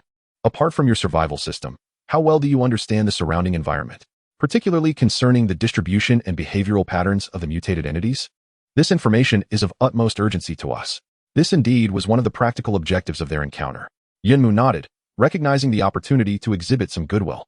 Drawing from previous observations through the celestial window and the Thunder God's patrol experiences, she selectively shared approximate distribution densities of the mutated entities, characteristics and vulnerabilities of several common types, as well as relatively safe routes and hazardous areas. The information she provided was both accurate and valuable, yet it deliberately omitted detailed defenses surrounding the core zone. Zhao Feng listened intently, even pulling out a military tablet to swiftly record the details, satisfaction flickering in his eyes. This first-hand intelligence was crucial for them, significantly reducing reconnaissance casualties. Thank you very much. This information is indeed invaluable. Zhao Feng closed his tablet, his demeanor noticeably more sincere. I will report your circumstances and needs truthfully, given your demonstrated survival capabilities and the vital intelligence you have provided. I believe the command center will regard this matter with utmost seriousness. We anticipate delivering a formal response and subsequent contact plan within 48 hours. He paused before adding, in the meantime, please ensure you remain concealed and prioritize your safety. Should an emergency arise, you may signal using the agreed frequency with a signal mirror. We will endeavor to offer support. Very well, we await your formal response. Yunmu nodded slightly. The initial contact's purpose had been achieved. Both parties had acquired the desired fragments of information while retaining their respective cards and vigilance. Zhao Feng took a few steps back, again raising his hands in a gesture of harmlessness, then turned and quickly retreated behind the broken wall, rejoining his two teammates before swiftly vanishing into the ruins. Yunmu stood in place until Hong's voice resonated, confirming withdrawal. Return. Only then did she turn, re-entering the underground space as the fire door slowly closed once more. The first confrontation had concluded silently. There was no conflict, no trust, only cautious probing and exchanges rooted in mutual interests. Yet, the path to the surface had, through this interaction, been slightly pried open. The future remained shrouded in uncertainty, but at the very least, they were no longer entirely isolated islands. Chapter 16. Energy Dialysis. The fire door once again separated two worlds, but this time, what was brought back was not relief, but a heavier sense of urgency, filled with the unknown. In the equipment room, Yunmu leaned against the cold metal door, slowly exhaling a breath she had been holding. The brief encounter with Zhao Feng, lasting mere minutes, had drained her mentally as much as an intense battle would. Every dialogue and glance required utmost caution and calculation. They have departed. Yunmu reported softly through the communication crystal, her voice tinged with a barely perceptible fatigue. Received. All personnel, maintain a level 2 alert and regroup in the core area. Hong's calm voice came through, devoid of any discernible emotion. Within the core spherical space, the atmosphere was tense. Elder Sun, Zhang Xiaobin, and Lin Wei awaited anxiously, visibly relieved when Yunmu returned safely. Thunder God quickly withdrew from his ambush position, his expression revealing dissatisfaction, clearly frustrated by the lack of action. Yunmu recounted the details of their face-to-face encounter, including every dialogue and Zhao Feng's subtle expressions and reactions, without omission. The ecological circulation system, an apt term that not only explains the energy anomalies but also leaves room for interpretation, Elder Sun mused as he stroked his beard. It seems the military is indeed more concerned with practical intelligence and survival technology. Humph, they say 48 hours. Who knows if they might sneak over in the dead of night. Thunder God crossed his arms, his tone unkind. That Zhao Feng has a hawk-like sharpness in his gaze. He is not easily deceived. They will not, Hong interjected with conviction.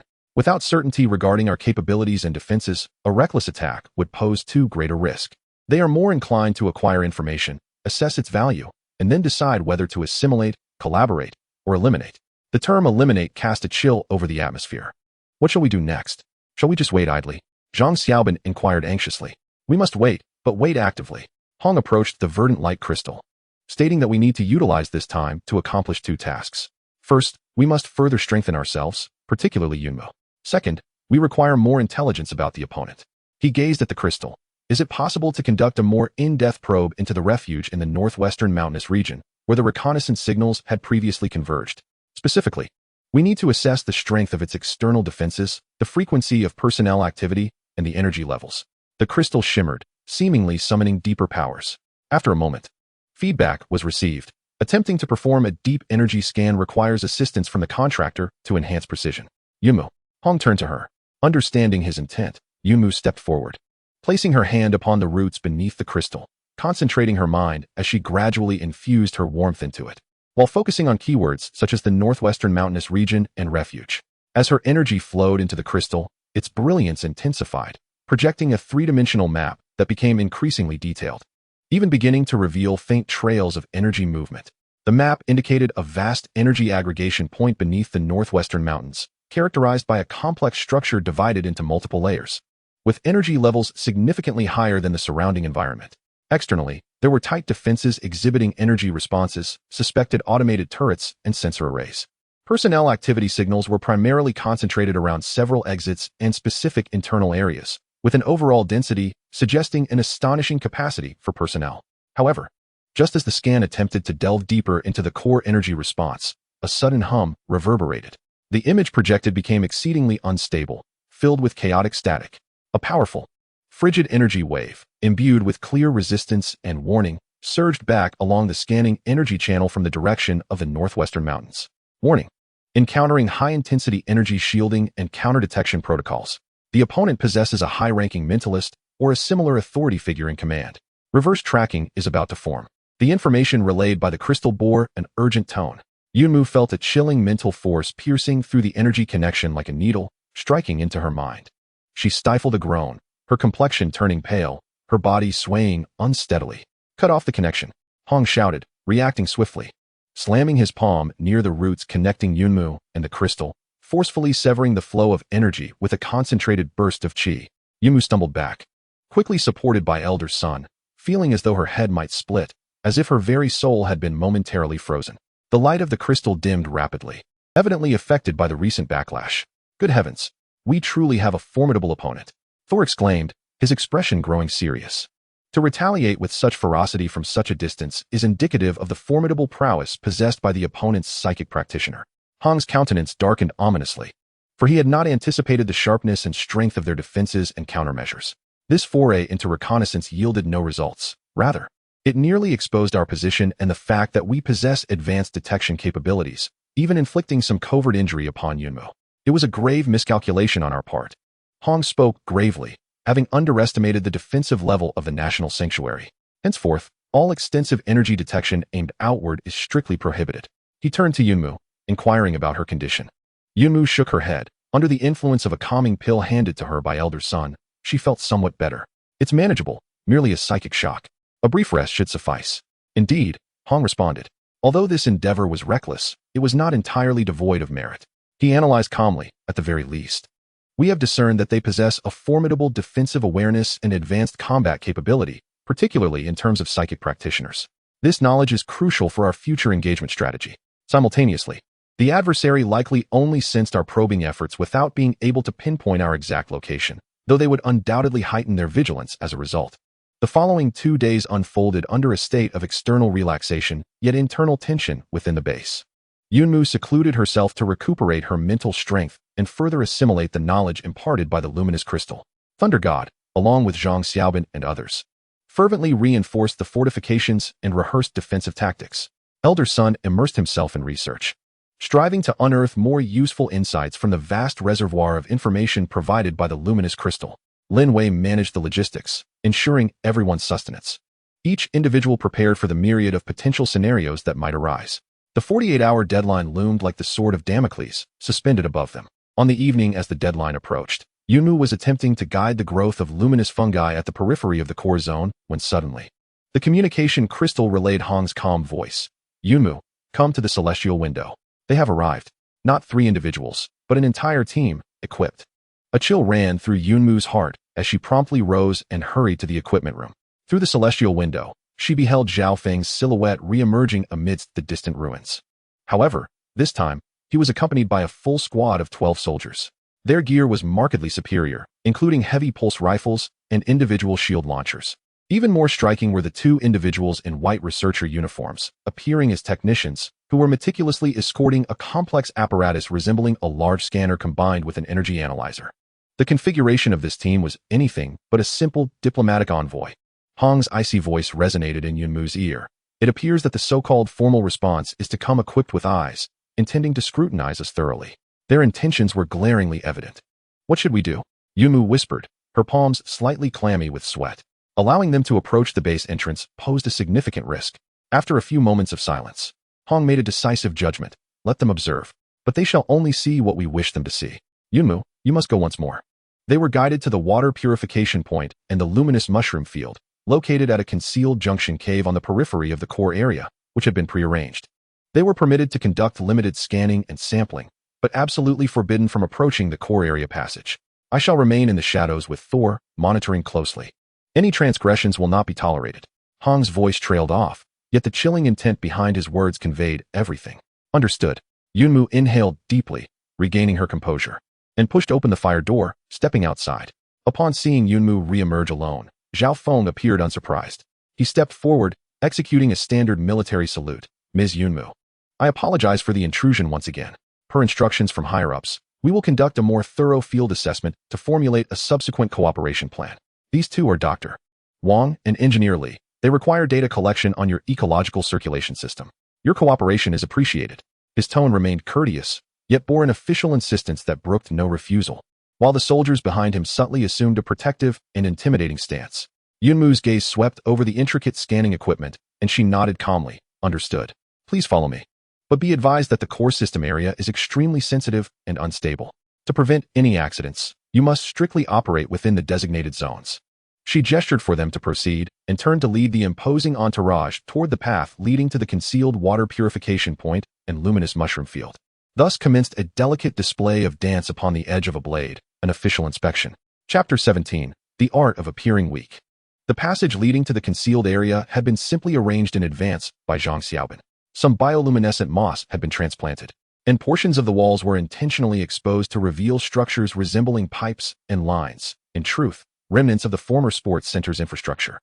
The air was infused with a subtle mist and the unique, oat-like fragrance of the luminous mushrooms. Every effort was made to present the facade of a rudimentary yet effective ecological circulation system in operation. Yunmu walked ahead, her pace steady, yet her senses heightened to their utmost. She could distinctly feel the vigilant gazes of the soldiers behind her, as well as the faint hum emitted by the two technicians operating the equipment. The probe of the energy analyzer resembled a watchful serpent's head, continually scanning the environmental energy readings.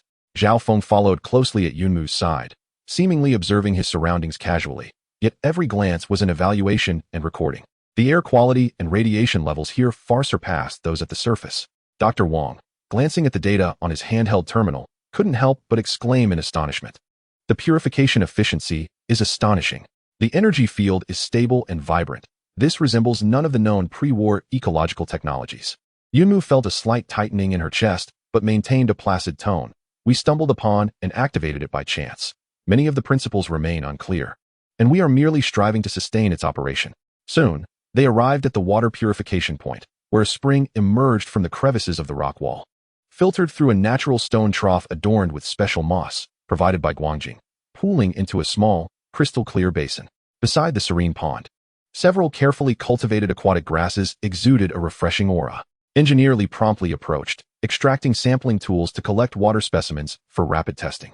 The purity was extraordinarily high, containing almost no radioactive dust or harmful microorganisms. This was truly astonishing.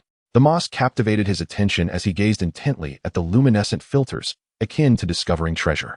Zhao Feng turned his gaze towards Yunmu, his eyes reflecting profound depth. Is this moss an integral part of the system? Indeed, Yunmu nodded. We have found it remarkably effective in purifying water quality. This was an undeniable fact, as it could not be concealed. Next came the luminous mushrooms. In a deliberately cultivated area enveloped in gentle light, the white mushrooms grew densely, resembling a carpet and emanating an enticing energy. High in energy, rich in protein, and with a short growth cycle, they served as the perfect emergency food. Dr. Wang, trembling with excitement, examined the mushroom's composition. How did you achieve such efficient cultivation? Was it the light, the nutrient solution? It primarily relies on the specific spectrum regulated by the system and the inherent nutrients in the soil, Yunmu vaguely explained, attributing the success to the non-existent core of the system. The two technicians, elated, continuously collected samples, measured, and recorded data, eager to analyze every inch of soil. Zhao Feng, however, focused on the bigger picture. He meticulously observed the structure of the cave, the traces of human maintenance, deliberately left by Zhang Xiaobin, and the mental state of Yunmu and her companions. Despite their humble attire, he noted their rosy complexions and spirited gazes, devoid of the lethargy and malnutrition typical of long-term refugees, indicating the effectiveness of their survival system. Simultaneously, he recognized that the scale of this ecological zone was limited, capable of sustaining only a finite number of individuals. Moreover, there seemed to be branching paths deeper within, cleverly obscured by obstacles and vines, suggesting a reluctance to fully disclose their surroundings. Throughout the process, Yunmu maintained a demeanor that was neither overly enthusiastic nor cold. She answered questions readily. Yet her responses invariably circled back to the fortunate discovery of this system and their efforts to maintain it, never delving into technical specifics. Occasionally, she expressed concerns regarding the system's instability and fears of the outside world, perfectly embodying the image of a survivor who, having narrowly escaped peril, yearned for shelter while remaining vigilant. Feigning vulnerability, at times, serves as the best form of camouflage. The energy readings from the scanner remained consistently within a reasonable range, demonstrating the system's effectiveness without revealing inexplicable energy spikes. The core area's energy was deliberately shielded and directed by the light crystals. Approximately an hour later, the two technicians had collected ample samples and data, nodding in satisfaction at Zhao Feng. He cast a complex glance towards Yunmu. This young woman was far more composed and inscrutable than he had anticipated. He waved his hand, signaling the team to regroup.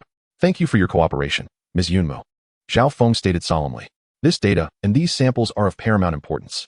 I will report your situation and value to my superiors with utmost honesty. Please trust that the nation shall not forget any law-abiding citizen who contributes to its revival. The implications in his words are crystal clear. As long as you remain obedient and valuable, you shall receive recognition and protection. We await good news. Yunmu slightly bowed, maintaining a polite yet distant demeanor. Watching the military contingent cautiously retreat, vanishing amidst the ruins, she finally exhaled, her back now drenched in cold sweat. This inspection had been navigated without any significant peril. Upon returning to the core area, Hong and Thor emerged from the shadows. You performed admirably, Hong remarked, offering a rare affirmation. The balance of showing weakness, guiding, and preserving the core was executed flawlessly. Thor, however, scoffed. I truly wish to seize that decrepit machine of theirs and examine its structure. They acquired the desired data, while we demonstrated sufficient value and harmlessness, Hong analyzed. Henceforth, a genuine collaboration proposal should arrive shortly. Indeed, merely hours later, as night fell, Yunmu's communication crystal received a brief light signal from the direction of the blue building. The code translated succinctly and clearly. Assessment passed. Invitation for representatives at noon tomorrow at coordinates XXXXXX, a relatively safe midpoint. To meet with the head of the Dawn Project's Northern Xin District to discuss specific cooperation and resettlement matters. The formal invitation had finally arrived. From cautious probing to on-site verification, and now to a formal invitation, the military's approach was both clear and efficient. Tomorrow would mark a pivotal moment in determining the future trajectory of the Ark base. Chapter 18. The Three Pillars Erected. At noon, the ruins, bathed in sunlight, remained eerily silent, yet the air was tinged with an unusual tension. The designated meeting point was a partially collapsed park at the intersection of the sports center ruins and the northern commercial district. This location offered a relatively open view for observation while providing some cover. Evidently, the military had put considerable thought into the choice of venue. This time, the entire core team of the Ark base was mobilized. Hong, Thor, and Yunmu stood in a triangular formation, symbolizing the three pillars of the base: military might, exploration, and communication. Elder Sun, serving as a technical advisor, stood slightly behind, while Zhang Xiaobin and Lin Wei remained at a more distant covert position, prepared to assist. The opposing party arrived punctually, consisting of merely 5 individuals. Leading them was a middle-aged man in his 40s, distinguished yet commanding, wearing glasses and a fitted military uniform, with insignia indicating a high rank. Zhao Feng stood beside him, weapon in hand, as his bodyguard and deputy. The remaining 3 were elite guards, armed and vigilant. The two parties stood facing each other before a dilapidated fountain, the atmosphere more formal and nuanced than their previous encounter. This is Colonel Zhou Jinhua, the head of the Dawn Project's Northern Xin District. Zhao Feng introduced, his tone respectful.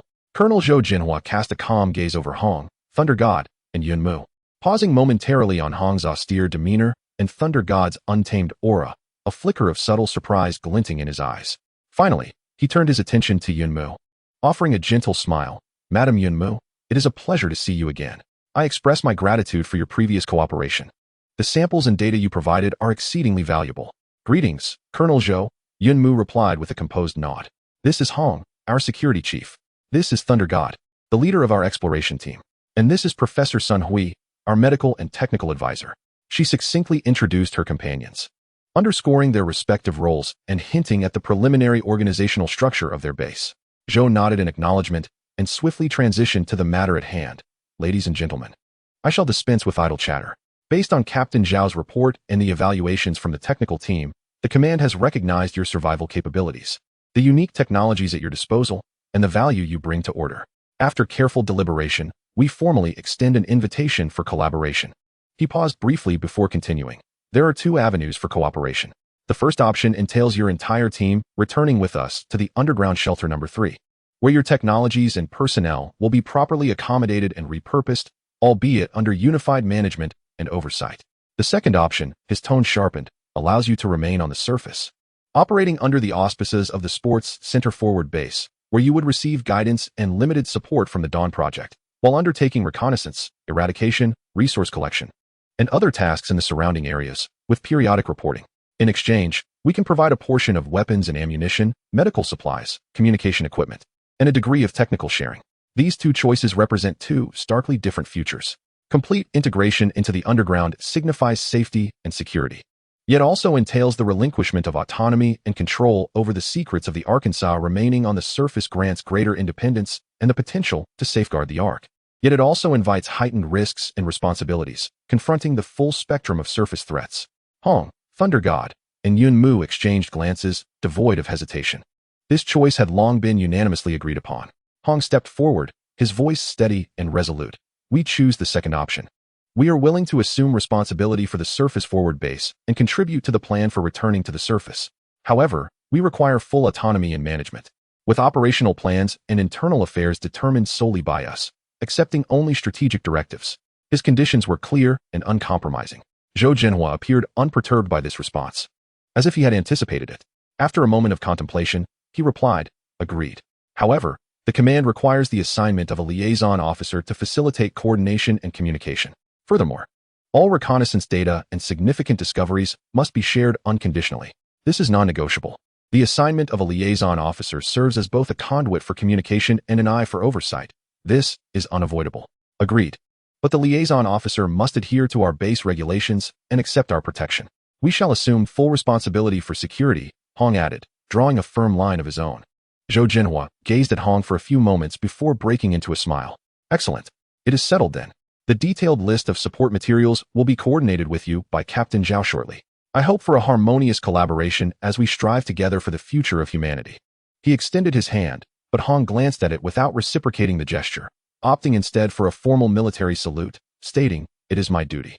Thunder God responded with a slight grin, while Yunmu inclined her head slightly. Zhou Jinhua, unfazed, withdrew his hand and nodded. In that case, I shall not impose further. Zhao Feng will remain to discuss the particulars with you. I look forward to your good news. With that, he decisively turned and departed, accompanied by his guard, leaving only Zhao Feng and a recording officer behind. The formal discussions concluded. What remained were the intricate details to be negotiated. Zhao Feng produced a prepared electronic list and began to verify with Hong and Yunmu the required weapon models, ammunition quantities, types of medical supplies, and communication device frequency ranges, among other specifics. Thunder God, however, was more interested in the availability of heavy artillery or new individual equipment, occasionally interjecting with inquiries. Old Sun also joined the conversation, requesting some basic experimental equipment and chemical reagents for his research on improving the purification of moss and light fungus, which was, in reality, aimed at his virus studies. The negotiations stretched on for nearly 2 hours, ultimately culminating in a preliminary aid agreement.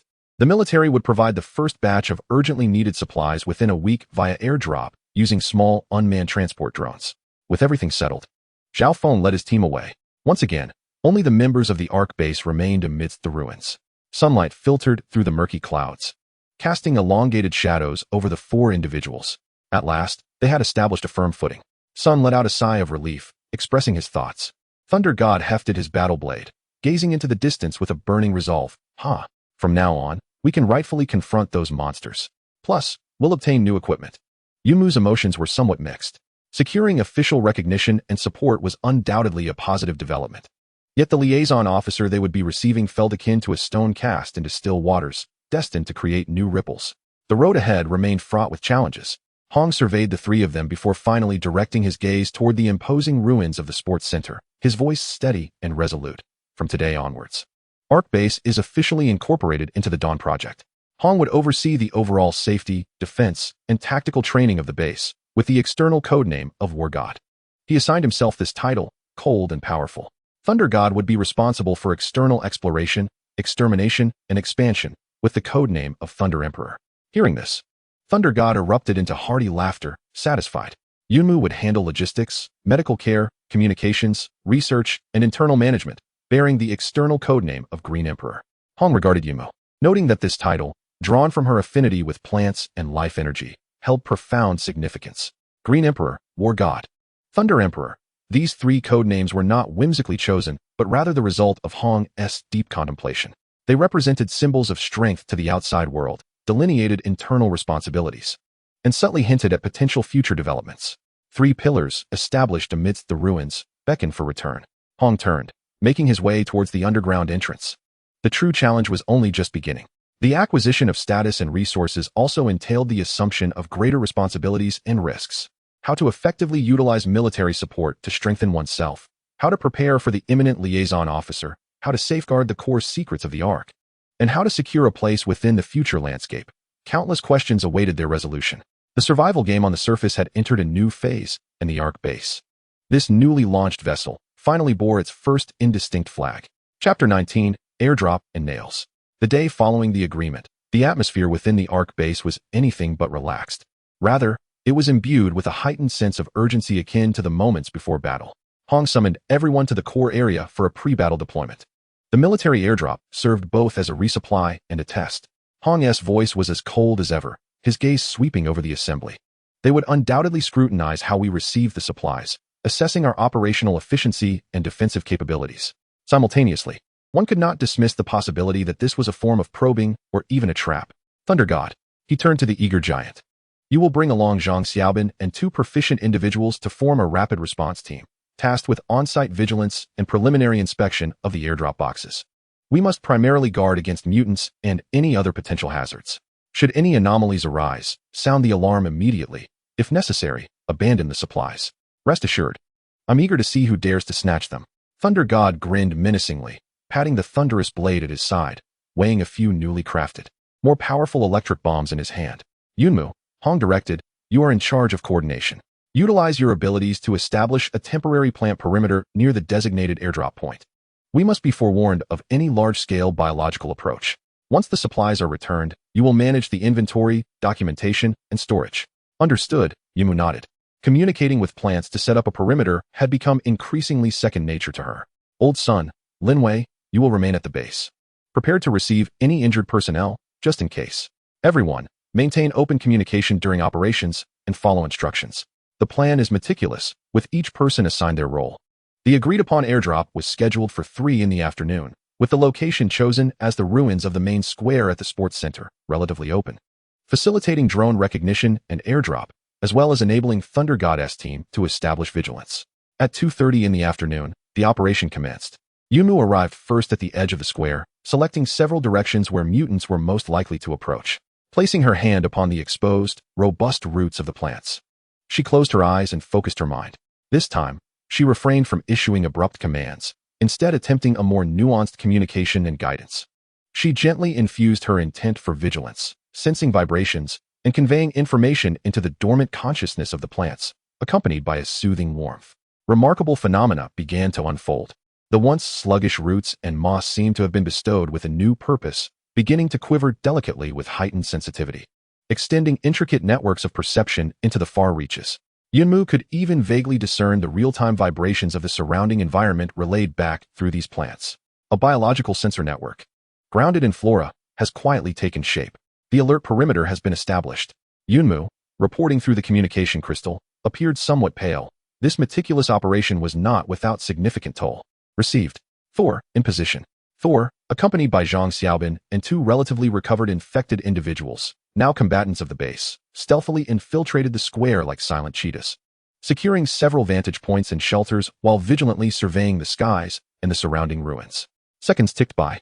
At precisely 3 in the afternoon, a faint hum of engines resonated from the horizon. A small vertical takeoff and landing unmanned transport drone, adorned with military insignia, pierced through the murky clouds, gracefully arriving above the square. It circled briefly, seemingly to confirm coordinates and ground conditions one last time, before its belly hatch opened. A dark green alloy supply crate, measuring approximately 2 meters in length and 1 meter in width and height, descended gently, aided by a parachute, and landed squarely at the center of the square with a dull thud. The drone ascended immediately, turning to vanish into the clouds, executing the entire process with remarkable precision. The crate has landed. No anomalies detected immediately. Old Hong, should we approach? Thor's voice inquired. Yunmu, status of the perimeter? Hong asked. No signs of large-scale biological entities approaching. Only a few scattered mutants drawn by the noise are slowly nearing, but they remain at a distance. Yunmu responded swiftly. Thor, alternate cover as you approach, and quickly inspect the crate's exterior for any tracking devices or traces of explosives. Yunmu, continue monitoring the surroundings.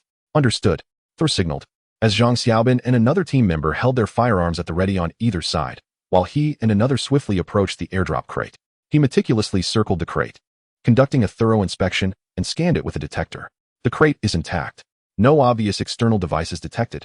The lock is a standard military quantum lock, Thor reported.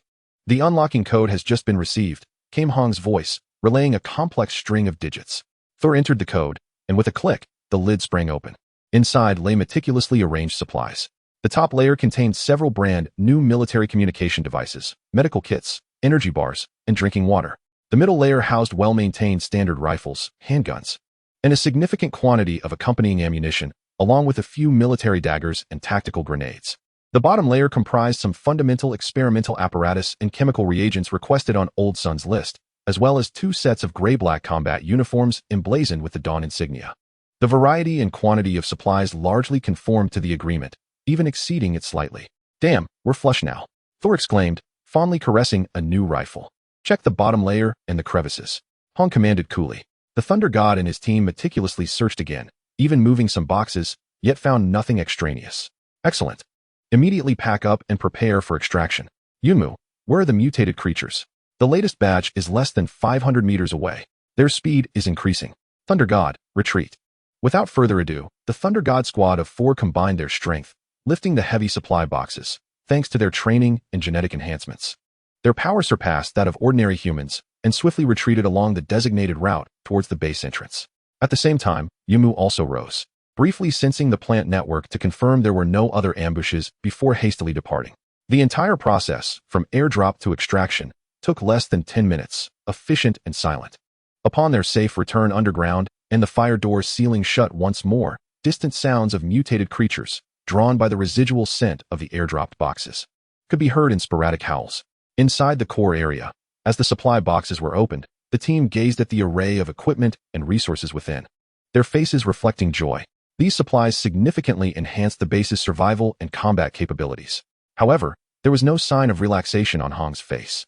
He picked up 2 sets of brand new combat uniforms, his gaze sharp as he meticulously examined every detail: the collar, the lining, the buttons, even the texture of the fibers. Suddenly, his fingers halted at the inner lining of the left combat uniform's armpit area. There, he found an exceedingly tiny protrusion, almost fused with the fabric. He carefully pried open a few fibers with his knife, revealing a grain-sized, faintly glowing blue microelectronic component. Indeed, Hong's voice turned icy. The smiles of everyone instantly froze on their faces. What is this? Yumu's heart tightened. A microlocator and environmental listener. Hong pinched the tiny device between his fingers. It was exquisitely crafted, with a high degree of concealment, undetectable by ordinary means. It appeared our partners are not as trusting of us as they seem. Damn. I knew these guys had ill intentions. Thunder God cursed angrily, snatching the combat uniform, intending to tear it apart. Don't.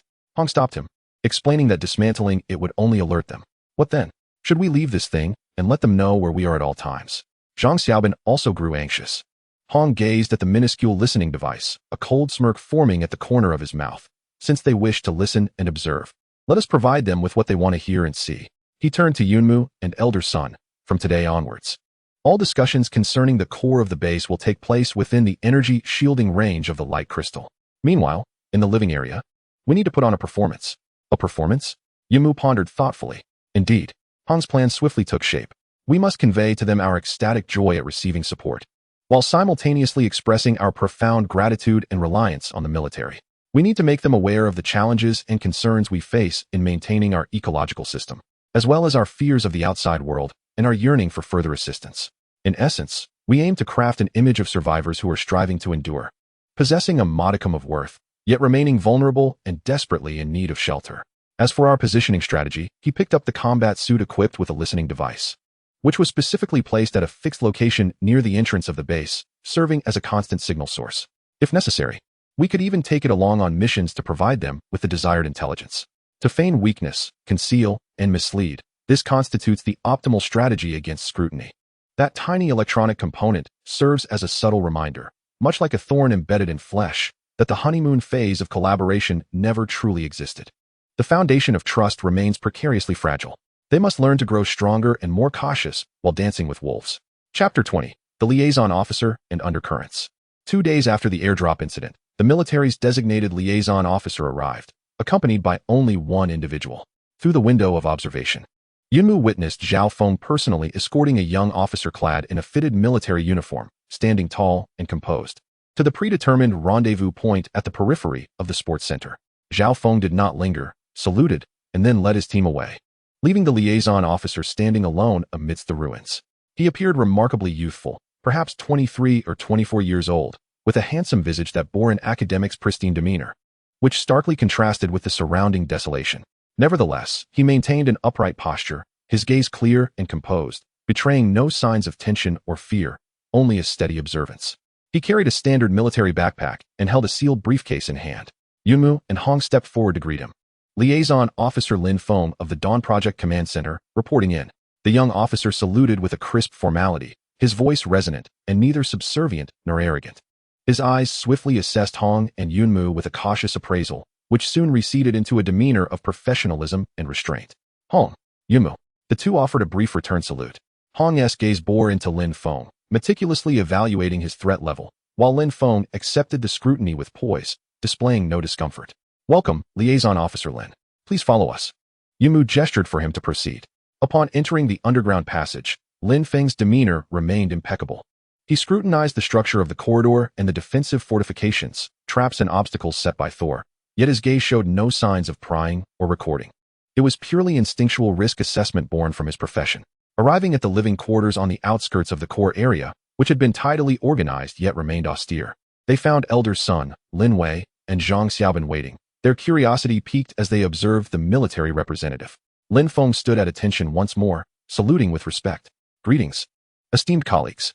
I have been assigned as the liaison officer, tasked with facilitating communication and coordination between the base and the command center, as well as the transmission of intelligence and logistical requests when necessary. During my tenure, I shall adhere strictly to the regulations of the base, and I hope to collaborate harmoniously with all of you to contribute to the reconstruction efforts on the surface." His words were eloquent, his demeanor impeccable, leaving no room for criticism. Hong arranged for Zhang Xiaobin to escort him to his designated accommodation, a secluded small room located on the periphery of the living quarters, distanced from the main thoroughfare, yet conveniently positioned for surveillance.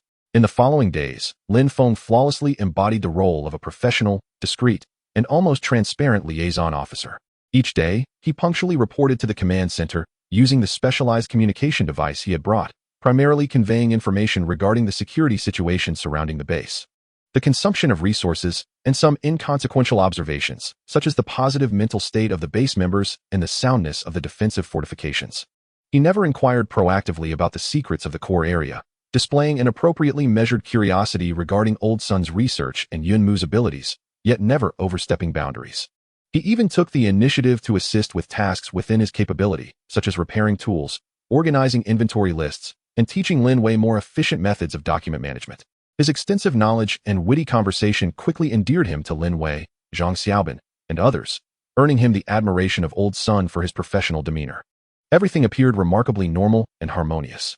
However, Hong, Thunder God, and Yunmu remained vigilant, acutely aware that the more flawless something seemed, the greater the likelihood of concealed truths. "This fellow is too immaculate, almost suspiciously so," Thunder God muttered privately. "In all my years, I've never encountered such an impeccable soldier."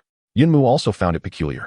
Lin Feng's gaze was unnaturally clear and serene, devoid of any personal emotions or desires. Wholly absorbed in his duties, this demeanor seemed rather unrealistic for a soldier in a post-apocalyptic environment. Hong took a more direct approach. Through a light crystal, he secretly monitored the energy fluctuations and communication signals emanating from Lin Feng's room. Although he could not decipher the content, he could assess the intensity and frequency. He observed that Lin Feng's routine reports were consistently timed and the signal stable. Yet, on occasion, an exceedingly brief, low-intensity signal of peculiar frequency flickered momentarily, almost imperceptibly, resembling some form of heartbeat signal. This was no ordinary communication. He was transmitting information in a manner unknown to us. Hong coldly concluded that the content and the target remained a mystery. This infiltrator was buried deeper than anticipated. On this day, after completing his regular report, Lin Feng approached Yunmu and Hong, his expression slightly grave. "I have just received a notification from the command center regarding an unusual accumulation of high-intensity energy detected in the northwestern region of Beishan City, suggesting the presence of a powerful mutated creature or an unknown organism in the area. The command center has instructed all nearby units to heighten their vigilance and has requested that our base provide detailed reconnaissance data for the relevant area, particularly concerning the potential correlation of the anomalous energy with your ecological circulation system." He handed over an encrypted electronic document containing the command center's requests and the coordinates of the energy anomaly. Hong and Yunmu exchanged glances. The military's demands were reasonable, yet the timing was delicate, drawing attention once again to the energy characteristics of the ecological circulation system. "We shall arrange for reconnaissance." Hong received the document, his tone unassuming. Yet the core energy of the system remained stable, unperturbed by external anomalies. "This, your technical team should be well aware of. I understand. It is merely a routine inquiry and risk assessment. Please do not take offense." Lin Feng slightly bowed, his demeanor impeccable. After he departed, Thunder approached. "The northwest region? That abandoned industrial zone? I sensed something eerie there during my previous patrol. It felt quite chilling." Hong summoned a holographic map, marking the coordinates. The location lay deep within the former industrial park of Beishan City, characterized by its intricate terrain, with large factories and dense piping, indeed a favored nesting ground for mutants. This presented an opportunity. As Hong gazed at the map, a glimmer of sharpness flickered in his eyes. Not only would they fulfill the military's mission and demonstrate their value, But they could also verify the authenticity of the information provided by lifeforms, while simultaneously ascertaining the situation in that area. He turned to Yunmu and Thunder. Prepare yourselves. Tomorrow morning, the three of us shall personally make the journey. He deliberately emphasized the phrase the three of us. They needed to confront any real threats that might exist, while also guarding against potential hidden dangers from allies. Underneath the calm facade, undercurrents were subtly surging. This reconnaissance mission might very well serve as the catalyst to disrupt the delicate balance. Chapter 21, The Industrial Graveyard.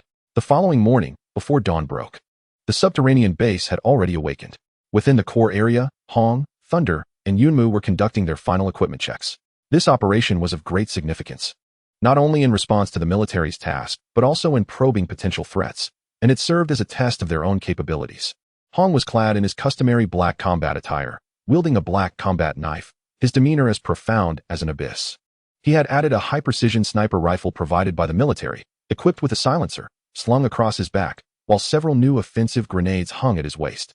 His gear was minimalist yet efficient, every detail serving the purpose of lethality. Thunder, on the other hand, was exuberant as if preparing for a grand feast.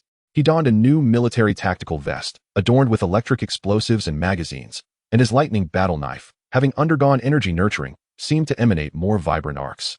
He had also forcibly acquired a light machine gun, slung over his shoulder, under the pretense of providing fire coverage. Yumu's equipment was more focused on functionality and survival. She wore a combat suit that allowed for ease of movement, with an ancient Han sword strapped to her back and a multifunctional tool bag at her waist, containing a medical kit, energy bars, a water pouch, and several antidotes and stimulants specially prepared by Elder Sunday. Her communicator had been enhanced with a faint energy from the crystal, increasing its resistance to interference. Most importantly, her ability to sense the surrounding flora would serve as the team's most astute early warning system. Without superfluous words, Hong took the lead, stepping into the passageway. The trio moved like phantoms, silently navigating through layers of defenses, emerging once more onto the surface. The outside world remained shrouded in gloom, the dust of nuclear winter rendering the dawn dim and lifeless. According to the coordinates provided by lifeforms, their target industrial zone lay approximately 10 kilometers northwest of the sports center. What was once a mere foot on the accelerator in the pre-apocalyptic era now presented myriad dangers. Hong signaled, and the three immediately spread into a tactical formation. As the vanguard, he scouted 100 meters ahead, his silhouette flickering among the ruins, each pause rhythmically calculated, making perfect use of cover. Thor, positioned centrally, provided support, vigilantly guarding the flanks, his imposing figure surprisingly agile at this moment. Yunmu brought up the rear, simultaneously maximizing her perceptive abilities, establishing a biological motion detection network with a radius of nearly 100 meters through her tenuous connection with the ground's vegetation. 300 meters to the left, on the second floor of an abandoned supermarket, lay three lurking entities, remaining eerily silent. Ahead, the main thoroughfare exhibited a high concentration of radioactive dust, necessitating a diversion through the adjacent alley. Watch your step. There are fragile floorboards below, possibly concealing voids. Yunmu's voice emerged through the communicator, calm and clear in Hong and Thor's ears. Her perception functioned like an invisible radar, consistently guiding the team away from potential hazards. Following Yunmu's directions, Hong continuously adjusted their route, opting for the most favorable path. Each of his pauses and gestures was executed with precision, reflecting his exceptional individual tactical acumen. Although Thor appeared somewhat carefree, he executed commands without ambiguity, maintaining an unwavering vigilance against potential threats from either side. Along the way, they encountered several sporadic mutated entities, yet most were preemptively warned of by Yunmu, allowing Hong to eliminate them from a distance with his silenced sniper rifle, or Thor to dispatch them swiftly and brutally in close combat, all without raising significant alarm. As they drew nearer to the industrial zone, the environment grew increasingly desolate and bizarre. Enormous factory buildings stood as mere twisted steel frames, akin to the carcasses of colossal beasts. Broken pipes and conveyor belts hung limply, rusted and corroded. The air was thick with the acrid scent of metal decay and an indefinable chemical residue.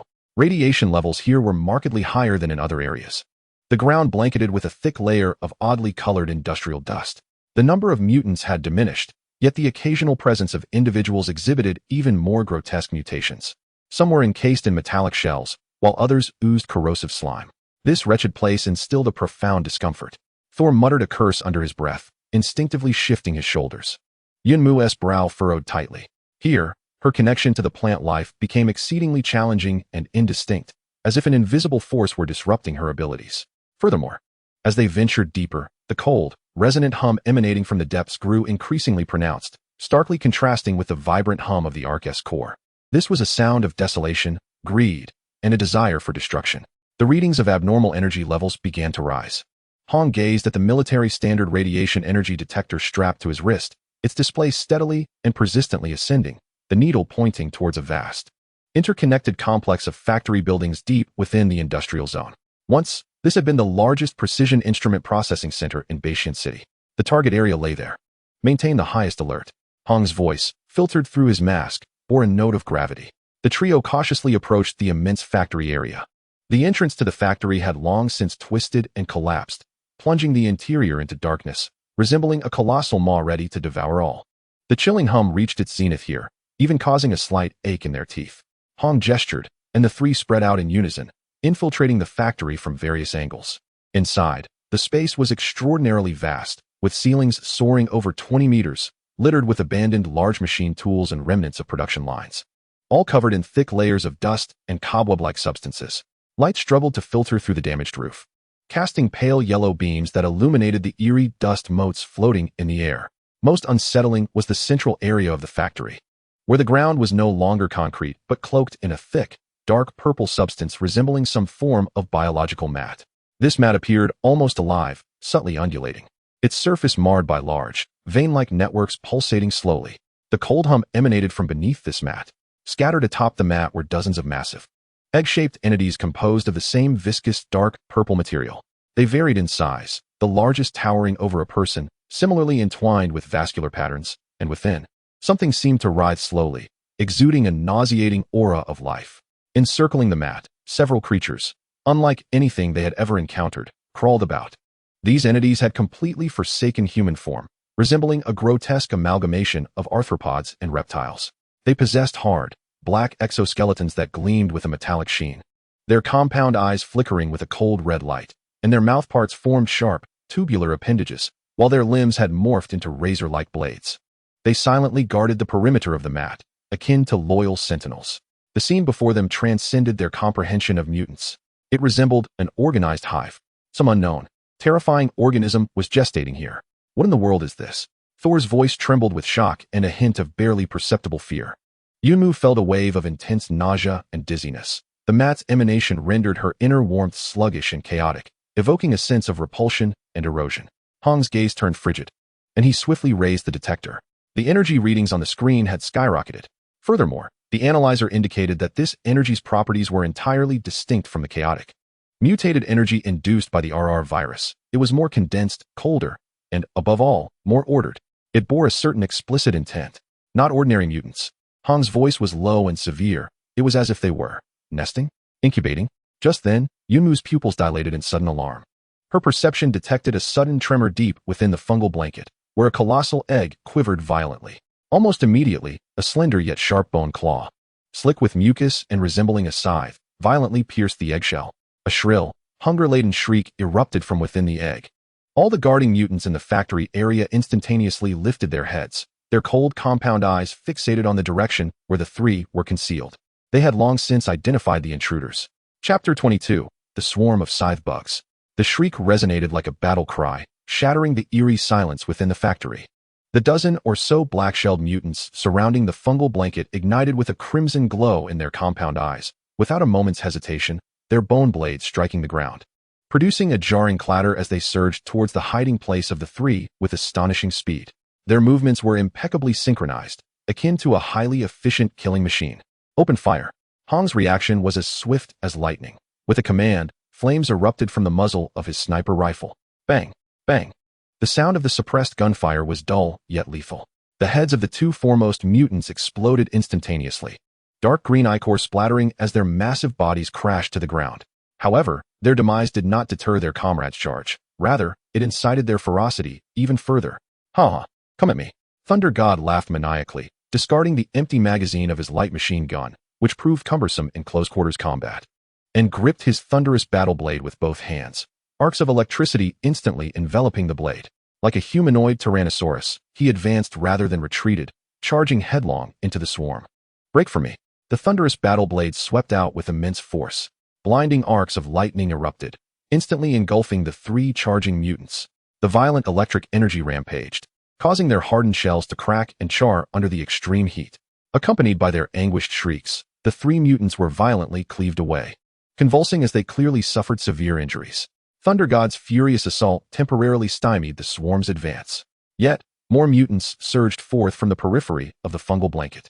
They did not attack solely from the front. Several utilized the factory's steel framework and discarded equipment to flank from above and the sides like specters. Yunmu unsheathed her sword, its light glimmering like a graceful swan, safeguarding the team's flanks and rear. Her swordsmanship was nimble and swift, precisely targeting the joints and weak points of the mutant shells and compound eyes. The sharpness of her sword far exceeded that of ordinary weapons, often penetrating with ease and inflicting considerable damage. However, the mutant shells were exceedingly tough, their strength immense, and their speed remarkable, moving in perfect harmony. Although Yunmu's strikes could injure them, they rarely delivered a fatal blow, often requiring multiple strikes to fell one. The pressure upon her was immense. Their shells were too resilient. The weaknesses lay in the joints and abdomen. Yunmu exclaimed, rapidly sharing her observations. Hong had already abandoned his sniper rifle, drawing forth his black battle knife. His knife technique lacked the grandiosity of Thunder God's, but was far more lethal. His figure weaved through the swarm like a specter, each flicker of movement causing the black blade to deftly skim the joints or the gaps in the necks of the mutants. The blade passes through without a trace. Yet the mutated beings struck by it often stiffened momentarily before shattering into fragments, a terrifyingly efficient spectacle. The three warriors form a sturdy triangular formation, struggling to fend off the relentless tide of insects. Thor engages in fierce frontal confrontation and area suppression. Hong focuses on efficient pinpoint strikes and addressing vulnerabilities, while Yunmu maneuvers to provide support and disrupt the enemy's advance. The battle rages fiercely. Dark green ichor and shattered carapaces splatter everywhere. The factory reverberates with heart-stopping screeches. The clash of weapons and the explosive sound of thunder. Damn it, there are too many. The slaughter seems endless. Thor gasps for breath, the lightning on his battle blade dimming slightly. These mutants are more formidable than any adversary they have encountered before. The fungal blanket must be destroyed. Hong cleaves through a mutant's bone blade, calmly analyzing that they rely on the fungal blanket for energy and incubation. How can it be destroyed? There is no way to charge through. Yunmu narrowly evades a cunning attack, his arm tingling from the impact. The sheer number of insects binds them just meters away from the fungal blanket. At that moment, the initially cracked giant egg explodes entirely. A figure bursts forth. It is a mutated being, elongated and more grotesque than before. Its body glistens in a dark golden hue, its carapace shimmering with a metallic sheen, and its upper limbs brandish a pair of enormous, scythe-like bone blades. Its compound eyes radiate an icy coldness, emitting energy fluctuations far surpassing those of the surrounding black mutants. The scythe mutant emits a sharp screech, its bone blades grinding together, creating an ear-piercing noise. It leaps with astonishing speed, leaving behind only a dark golden afterimage. Instantly surmounting the swarm, its massive scythe blades slicing through the air with a shrill whistle, directly aimed at the core of the formation. Thor. Watch out, Oblay. Yunmu cries out. Thor senses the imminent threat, roaring as he raises his lightning battle blade in a desperate attempt to block. Clang. A deafening explosion erupts.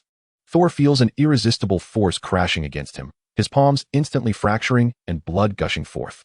The lightning battle blade is firmly pinned down by the scythe's bone blades. The furious energy of lightning pounding against the dark golden carapace, merely leaving a few scorched marks, failing to breach its defenses. Thor lets out a muffled groan, his feet sinking into the ground, forced to kneel on one knee. The power of the scythe mutant is truly horrifying. Get away. Hong's figure appears as if teleporting to the side of the scythe mutant, his black battle blade silently thrusting toward the gap in its neck carapace.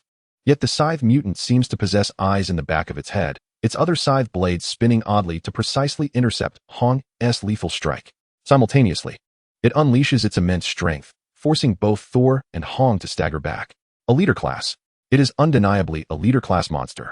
Its presence instantly turns the tide of battle. It single-handedly entangles both Hong and Thor, gaining the upper hand. The surrounding black mutants seize the opportunity to launch even more frenzied assaults, increasing the pressure on Yunmu, who finds himself in perilous straits. If this continues, the three of them are likely to be worn down to nothing here. Yunmu gritted her teeth, her gaze sweeping over the pulsating fungal blanket that birthed even more monstrosities, then glancing at the beleaguered Hong and Thunder God. She understood that action was imperative. With a sudden leap backward, She momentarily withdrew from the fray, slamming her palm into the ground with fervor. Ignoring the cold energy of the fungal blanket that repelled and interfered, she frantically summoned every ounce of warmth within her body, even exhausting her mental strength. Forcefully injecting a chaotic intent, brimming with growth, destruction, and decomposition, into the very earth beneath her feet. Striving to commune with the roots of the plants suppressed and buried deep below. Awaken. Destroy it. She cried silently, a trickle of blood escaping the corner of her mouth. This time, the response was no longer a gentle guidance, but a painful, struggling resonance. Suddenly, the ground at the periphery of the fungal blanket convulsed violently. Numerous robust, long-dead pipes and concrete pillars erupted from the earth, as if granted a fleeting semblance of life, crashing down upon the pulsating fungal mass like great pythons. Concurrently, the unhatched colossal eggs upon the surface of the fungal blanket swayed precariously under this seismic force, with several smaller eggs shattering and oozing a foul, viscous fluid.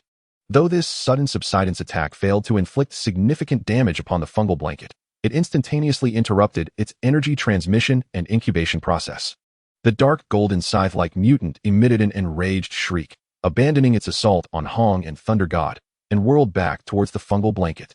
All movements of the black mutants froze in an instant of confusion. An opportunity. Now was the moment. A gleam of determination ignited in Hong's eyes. He and Thunder God would not let this fleeting chance slip away. Thunderbolt.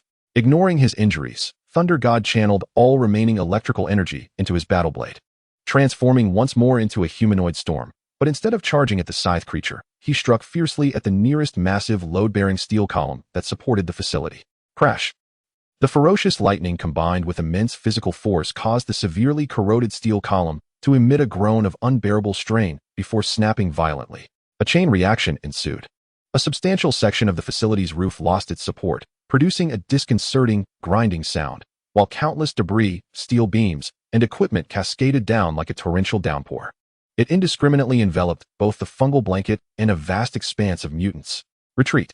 Hong seized the exhausted Yunmu, with Thunder God closely behind, the trio darting forth like arrows in the chaos towards the nearest exit.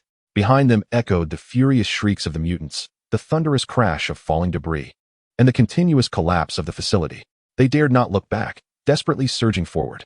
It was not until they burst out of the industrial zone, returning to the relatively safe ruins, that they dared to pause, leaning against their knees, gasping heavily, each of them a picture of disarray, battered and bruised. Looking back, the vast factory complex was shrouded in smoke and a chaotic energy field, rendering the specific situation beyond discernment. Damn it, I nearly fell into it. Thor felt a lingering dread as he gazed at his fractured thumb and the nearly ruined Thunder Warblade. Hong's expression was equally grave as he observed Yunmu's pale visage. What just happened? He inquired, concern etched on his features. I attempted to command the underground plants and rocks, but it was exceedingly difficult, Yunmu replied weakly. The excruciating pain from her depleted mental energy, causing her head to spin. Hong regarded her intently, refraining from further questions.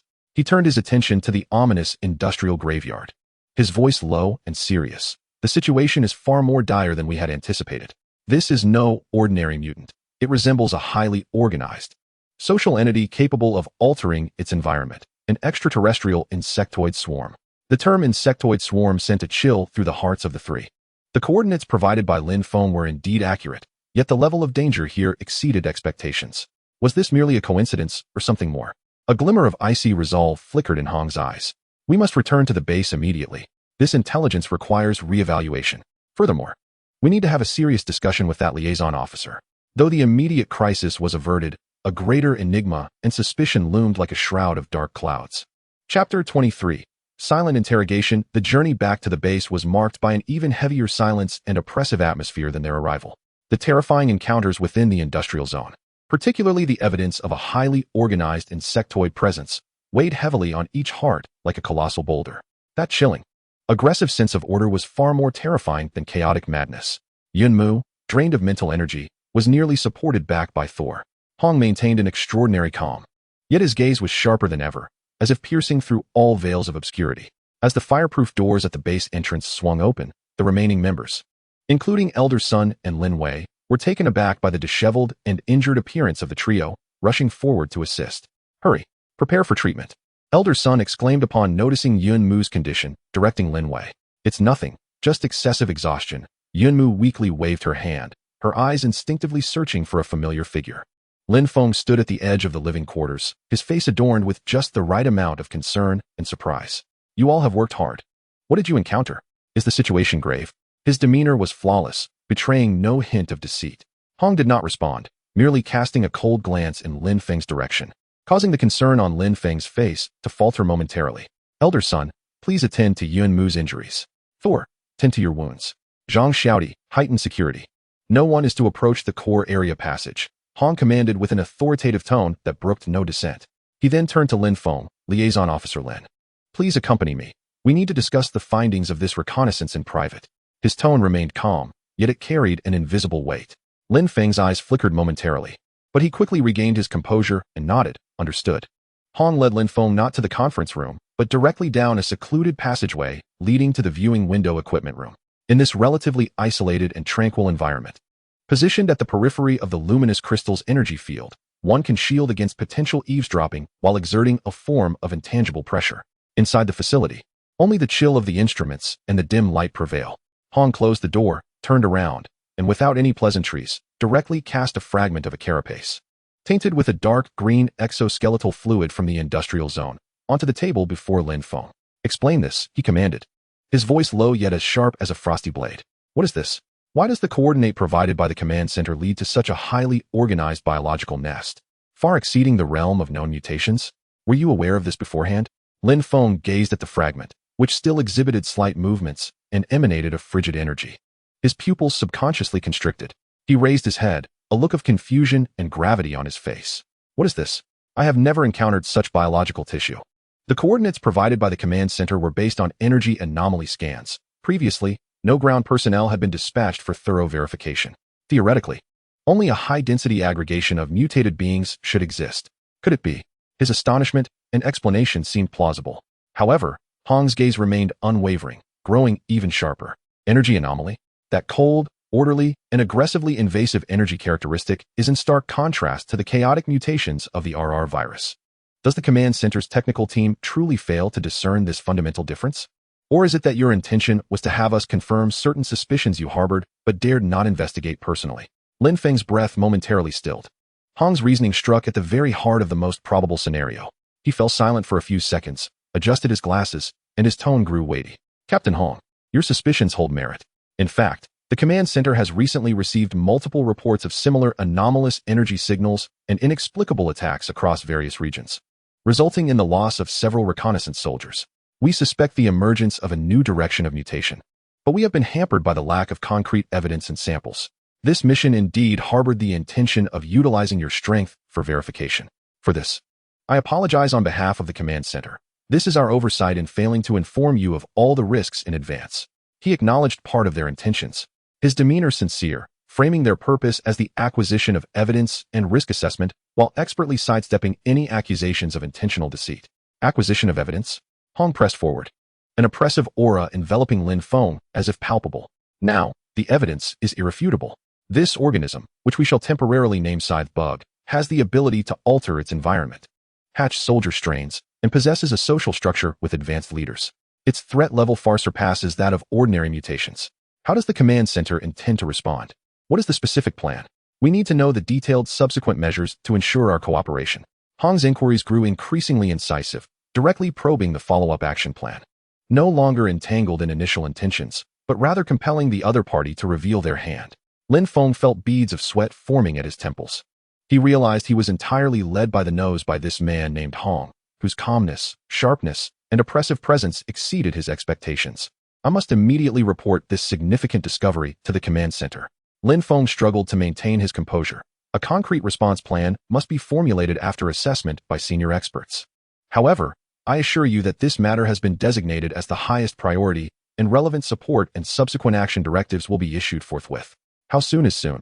Hong pressed, unwavering, for the insect nest lies a mere 10 kilometers away, and they may be expanding and hatching incessantly.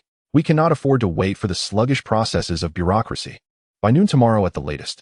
Lin Feng gritted his teeth and vowed, I will provide you with a definitive response and a preliminary plan. Hong fixed his gaze upon him for a full 10 seconds, his eyes seemingly penetrating Lin Feng's very soul.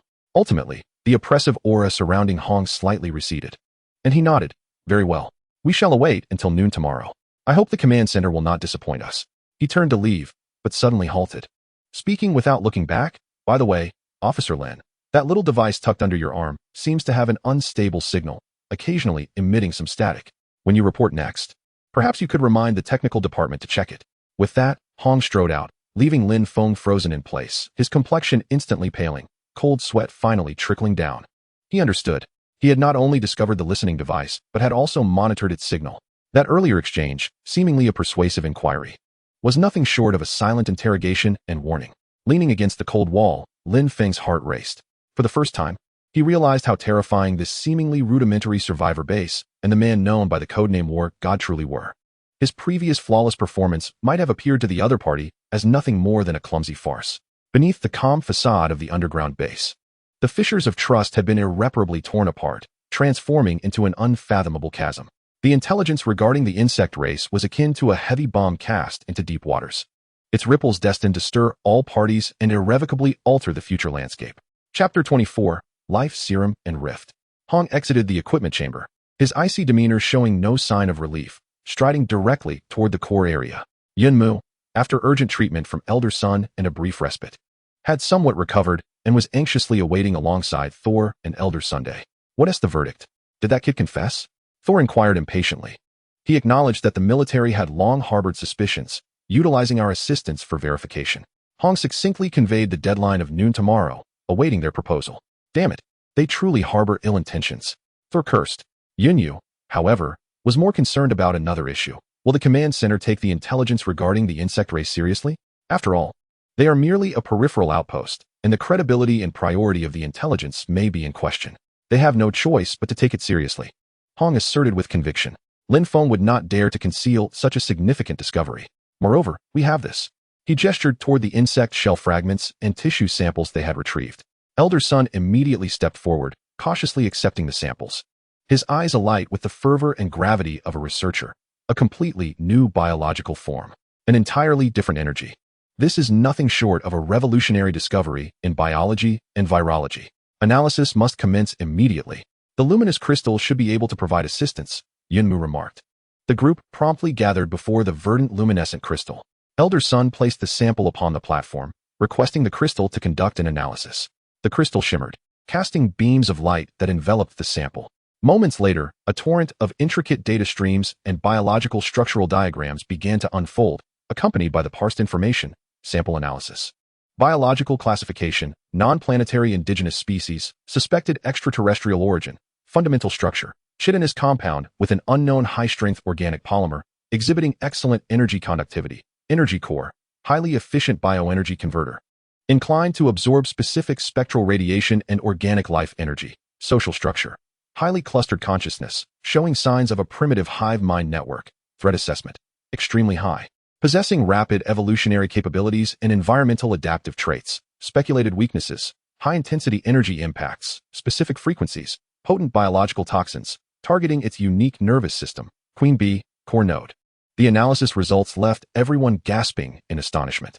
Extraterrestrial origin, hive mind, rapid evolution. This transcended the realm of mere mutants. These were genuine invaders from the cosmos. Urgent development of targeted weaponry and antidotes is imperative. Elder Sun was both excited and anxious, as the crystal offered several potential biological toxin formula concepts. But experimental validation and materials were necessary. Where would the materials be found? Thunder God frowned. Yunmu gazed at the images projected by the crystal, depicting several key plant components, one of which emitted a faint blue glow, reminiscent of stardust moss that felt oddly familiar. I believe I have seen this blue star moss in the crevices of the outer passage, Yunmu suddenly recalled. Without delay, Hong promptly issued orders. Thunder God, take 2 individuals to protect Yunmu and immediately collect samples of the blue star moss. Exercise caution and return swiftly. Elder Sun, you will prepare the other fundamental reagents and equipment. I will keep an eye on Lin Feng. The roles were clearly defined, and the group sprang into action. Although Yunmu's mental faculties had yet to fully recover, gathering plants posed a minor burden for her. Under the protection of Thunder God, they swiftly located the bioluminescent blue moss in a damp crevice at the base's periphery. The collection process proceeded smoothly, but an unexpected incident occurred on their return. A subterranean bat, drawn by the unique energy of the blue star moss, and having undergone an unknown mutation, suddenly lunged at Yunmu. Thunder God reacted with remarkable speed.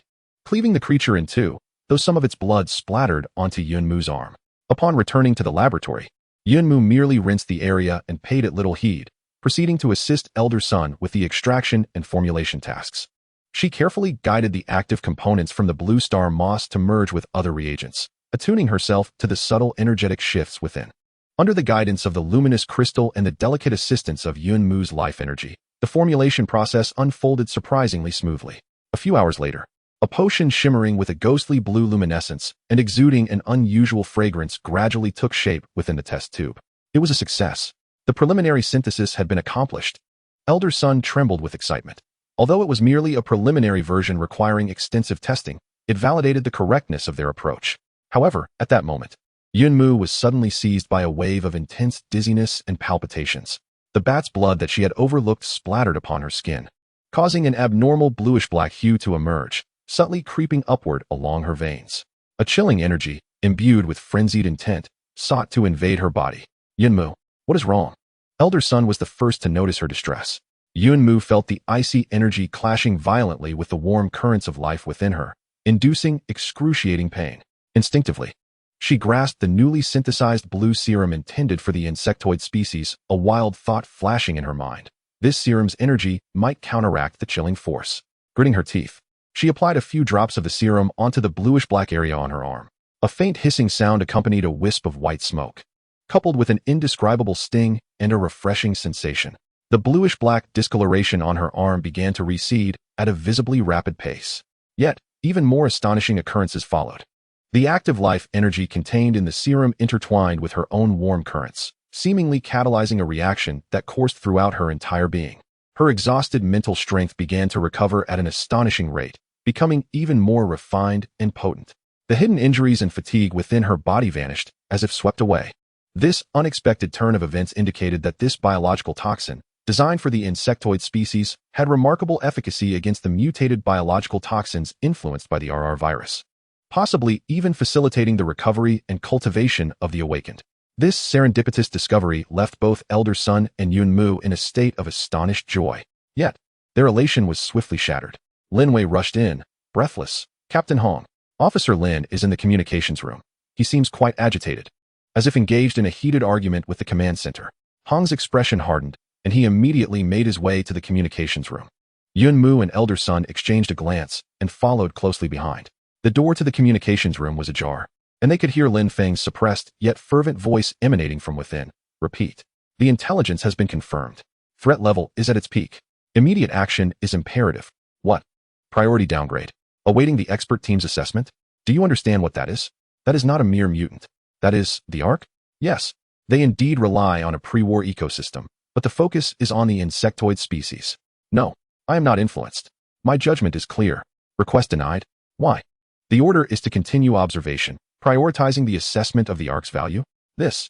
Lin Feng's voice was filled with disbelief, anger, and a hint of despair. Suddenly, a crashing sound echoed, as if something had been shattered. Hong forcefully pushed the door open. There stood Lin Feng, his back to the entrance. Hands braced against the communication console, his shoulders trembling slightly. The communicator on the table had been turned off. Beside it lay a shattered cup. Hearing the commotion, Lin Feng slowly turned around. His glasses were askew, and the calm facade he typically wore was gone, replaced by exhaustion, struggle, and profound helplessness. He noticed Hong, Yunmu, and Elder Sun at the doorway, a grimace more sorrowful than a cry tugging at the corners of his mouth. It seemed you have all heard. Taking a deep breath, as if steeling himself for a momentous decision, his voice emerged raspy and heavy. The command center, or rather certain influential figures within it, believe that confirming the value and controllability of the Ark takes precedence over addressing the unknown threat of the insectoid species. Their concerns lean towards the ecological cycle capable of purifying the environment and producing food, rather than the insect nest hatching 10 kilometers away. My urgent report has been dismissed. Subsequent support indefinitely postponed, and I am ordered to continue executing the original observation task. Lin Feng raised his head, his gaze locking onto Hong, his eyes brimming with a tumult of emotions. I now begin to doubt that the true mission assigned to me has, perhaps from the very outset, had nothing to do with the insectoids. The suspicion has been validated. The military's internal cohesion is far from unbreakable. Considerations of self-interest have long overshadowed vigilance against existential threats. The invisible fissures are not only spreading between the base and the military, but also quietly permeating within the military itself. The people at the base must rely on themselves to confront the impending storm. Chapter 25, Tempering and Choice. In the communications room, the air was as heavy as lead. Lin Feng's words tore through the last veil of warmth, laying the stark reality bare before them. Betrayal from allies is far more chilling than external threats. Damn! Thunder God slammed his fist against the doorframe, the steel distorting. I knew it. Those old men sitting safely underground only think about power and profit. Elder Sun sighed, his face etched with worry. In this case, we can only face the insectoid threat ourselves. However, his gaze fell upon the serendipitously created blue serum, implying that this preliminary achievement alone is far from sufficient. Yunmu pursed her lips, her heart equally burdened, yet the clarity in her eyes ignited a more resolute flame. She gently lifted her arm, where the skin healed by the serum shone as smooth as new. We need not rely solely on ourselves. At the very least, we have discovered a potential direction. Elder Sun, this serum may very well be the key to our breakthrough. Her calmness and revelation slightly alleviated the despair that hung in the air. Hong's gaze remained fixated on Lin Feng, his scrutinizing eyes seemingly attempting to see through him completely. Lin Feng accepted the scrutiny with poise, his face devoid of past pretenses, leaving only weariness and a sense of relief following his decision. Why are you telling us this? Hong finally spoke, his tone inscrutable, devoid of discernible emotion. Defying superior orders and revealing internal decisions is not the mark of an exemplary officer. Lin Feng chuckled self-deprecatingly. An exemplary officer? Perhaps. But first and foremost, I am a human being, one who remembers that a soldier's oath is to protect the people. He gestured towards the backup data on the analysis of the insectoids on the table, stating that when the highest command chooses to ignore such threats and instead calculates the meager assets of its own personnel, my loyalty can no longer be unreservedly entrusted to them. He gazed at Hong, his expression sharp yet sincere. I trust your judgment and have witnessed your strength and principles, rather than serving as a blind pawn in a colossal machine that may veer off course. I choose to collaborate with those who confront reality and possess the capability to alter the current state of affairs. This is my personal decision, a gamble. I wager that you, Hong, can resolve the threat posed by the Zerg, that this modest base can perform miracles, and that my choice can genuinely preserve a flicker of hope for humanity. This is a tremendous risk, yet it reflects Lin Feng's determination and courage. Hong remained silent for a full minute, the atmosphere in the communications room so tense that one could hear a pin drop. Ultimately, he nodded slowly. We have received your choice. However, trust must be proven through action. I understand, Lin Feng replied earnestly.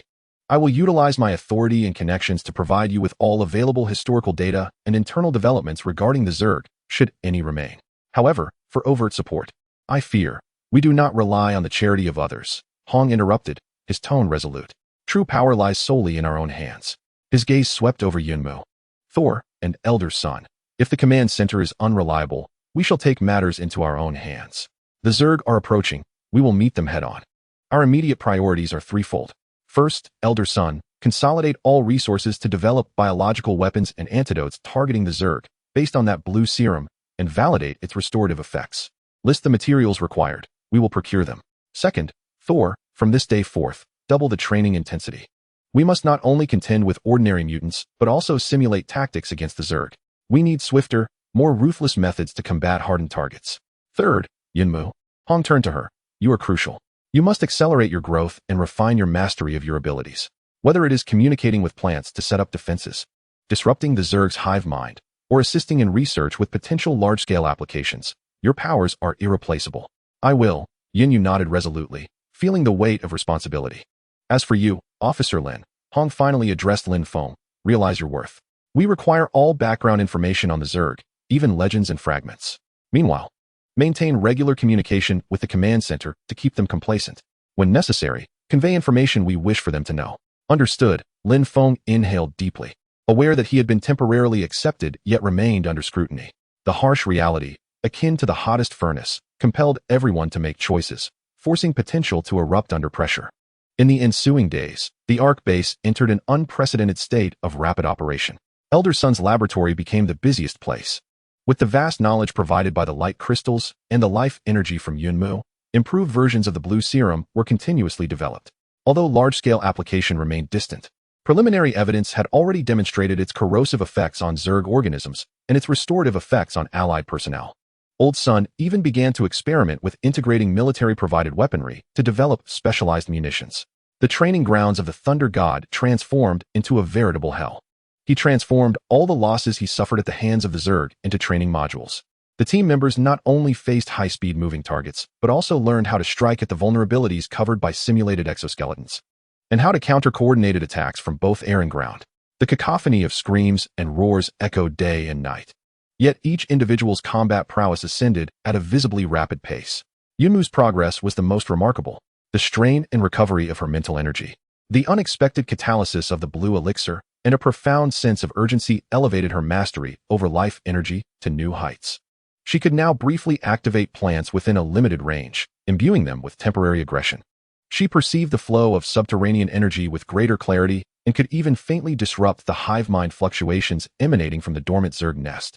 Her efficiency in inducing luminescent fungi and purifying water sources had also significantly improved.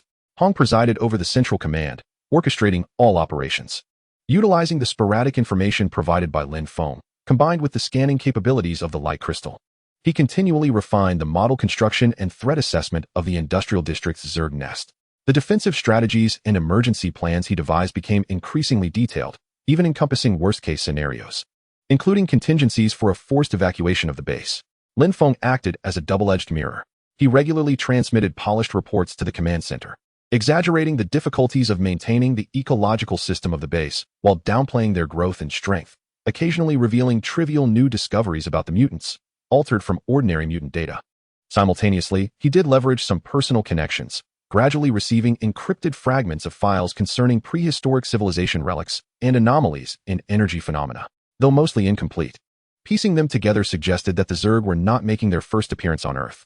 Under immense pressure, the Ark base, forged from iron, was being relentlessly tempered, radiating an increasingly resplendent glow. However, the cold, humming sound emanating from the industrial district seemed to grow stronger with each passing day. The covert scans of the light crystal indicated that the scale of that nest and the number of incubating Zerg eggs were steadily increasing. They resembled an ever-expanding malignant tumor, poised to rupture at any moment, unleashing death and destruction upon the ruins of North Shin City. The shadow of an impending decisive battle drew ever closer. On this day, while engaged in deep meditation, Yunmu once again attempted to extend her perception towards the industrial district. This time, she seemingly pierced through the frigid barrier of the hive mind, capturing an exceedingly fleeting yet soul-chilling vision. Deep within that vast fungal mat, in an even larger, pulsating dark purple sac akin to a heart, an immense entity with an indescribably complex and malevolent consciousness was slowly awakening. Countless tendril-like energy appendages emerged from the sac, striving to connect with some ancient, dormant entity buried deeper underground. Yunmu abruptly jolted awake from her meditation, her face as pale as parchment, cold sweat soaking her garments. She dashed out of her room, seeking out Hong, her voice tinged with unprecedented terror. Hong, they are not merely hatching. Their central brain is awakening. Moreover, it seems to be attempting to communicate, or even awaken something deeper beneath the earth. The news struck like thunder, resonating throughout the core area. The insectoid queen is about to awaken. Hong's gaze instantly turned icy as he looked out at the dim world beyond the window, then glanced at his comrades within the base, who were desperately striving to enhance their capabilities. Time is running perilously short. He must make a difficult decision. Should he steadfastly continue to develop, waiting for an unknown opportunity? Or should he take the initiative, risking everything to strike a fatal blow before that most terrifying entity fully awakens? All eyes were fixed upon him. Chapter 26, A Point of No Return. Within the core area, silence reigned, interrupted only by the faint sound of a pin dropping. The news brought by Yunmu resonated like the final toll of a bell, echoing ominously in the hearts of all present. The insectoid queen, awakening, communicating with an even deeper existence underground. Each piece of information was enough to plunge one into despair, let alone the convergence of all three. The wild exuberance on Thor's face vanished entirely, replaced by an unprecedented gravity. Elder Sun's hands trembled slightly, nearly unable to grasp the vial of reagents. Lin Feng's complexion turned ashen. As a former military personnel, he understood all too well what this meant. This was no longer a localized threat, but a potential catastrophe that could engulf the entire refuge system. All eyes converged upon Hong. He was the core, the linchpin, and at this moment, he must make a decision. With closed eyes, he resembled a cold stone statue. Yet those familiar with him could sense the intensity of his thoughts and deliberations beneath that icy exterior. Each second of silence felt suffocatingly heavy. At last, he opened his eyes. There was no trace of hesitation or fear within them, only an unwavering resolve and calm, as if he had meticulously calculated all the pros and cons, all the lives at stake. We have no time to wait, nor do we have a path of retreat. Hong's voice was not loud, yet it resonated clearly in everyone's ears, imbued with an undeniable authority. To remain steadfast equates to passively allowing the Queen to awaken fully and connect with an unknown threat. At that point, we would confront an insurmountable force. To evacuate would mean losing the Ark base, relegating us to the status of exiled strays, ultimately unable to escape the clutches of the expanding insectoid menace. His gaze swept over the crowd, akin to a drawn blade. The only hope lies in seizing victory amidst peril, in its most vulnerable state. Before it has fully awakened and established a true connection, we must deliver a decisive strike, an offensive, a decapitation operation. Although they had anticipated this outcome, when Hong articulated this decision, a chill surged up everyone's spine. This was a mere handful of individuals attempting to assault an unfathomable insectoid nest. The chances of success were minuscule, verging on certain death. Yet, no one voiced dissent. They recognized the truth in Hong's words. This was the sole glimmer of hope amidst despair, a possibility that could only be seized with blood and life. Damn it, I knew it would come to this. Thor was the first to break the silence, spitting vehemently, his face once again illuminated by a wild and reckless battle fervor. I have long wished to shatter that repugnant fleshly cocoon. Damn it. The research department will exert every effort to produce the most potent and targeted biological explosives and antidotes before the operation.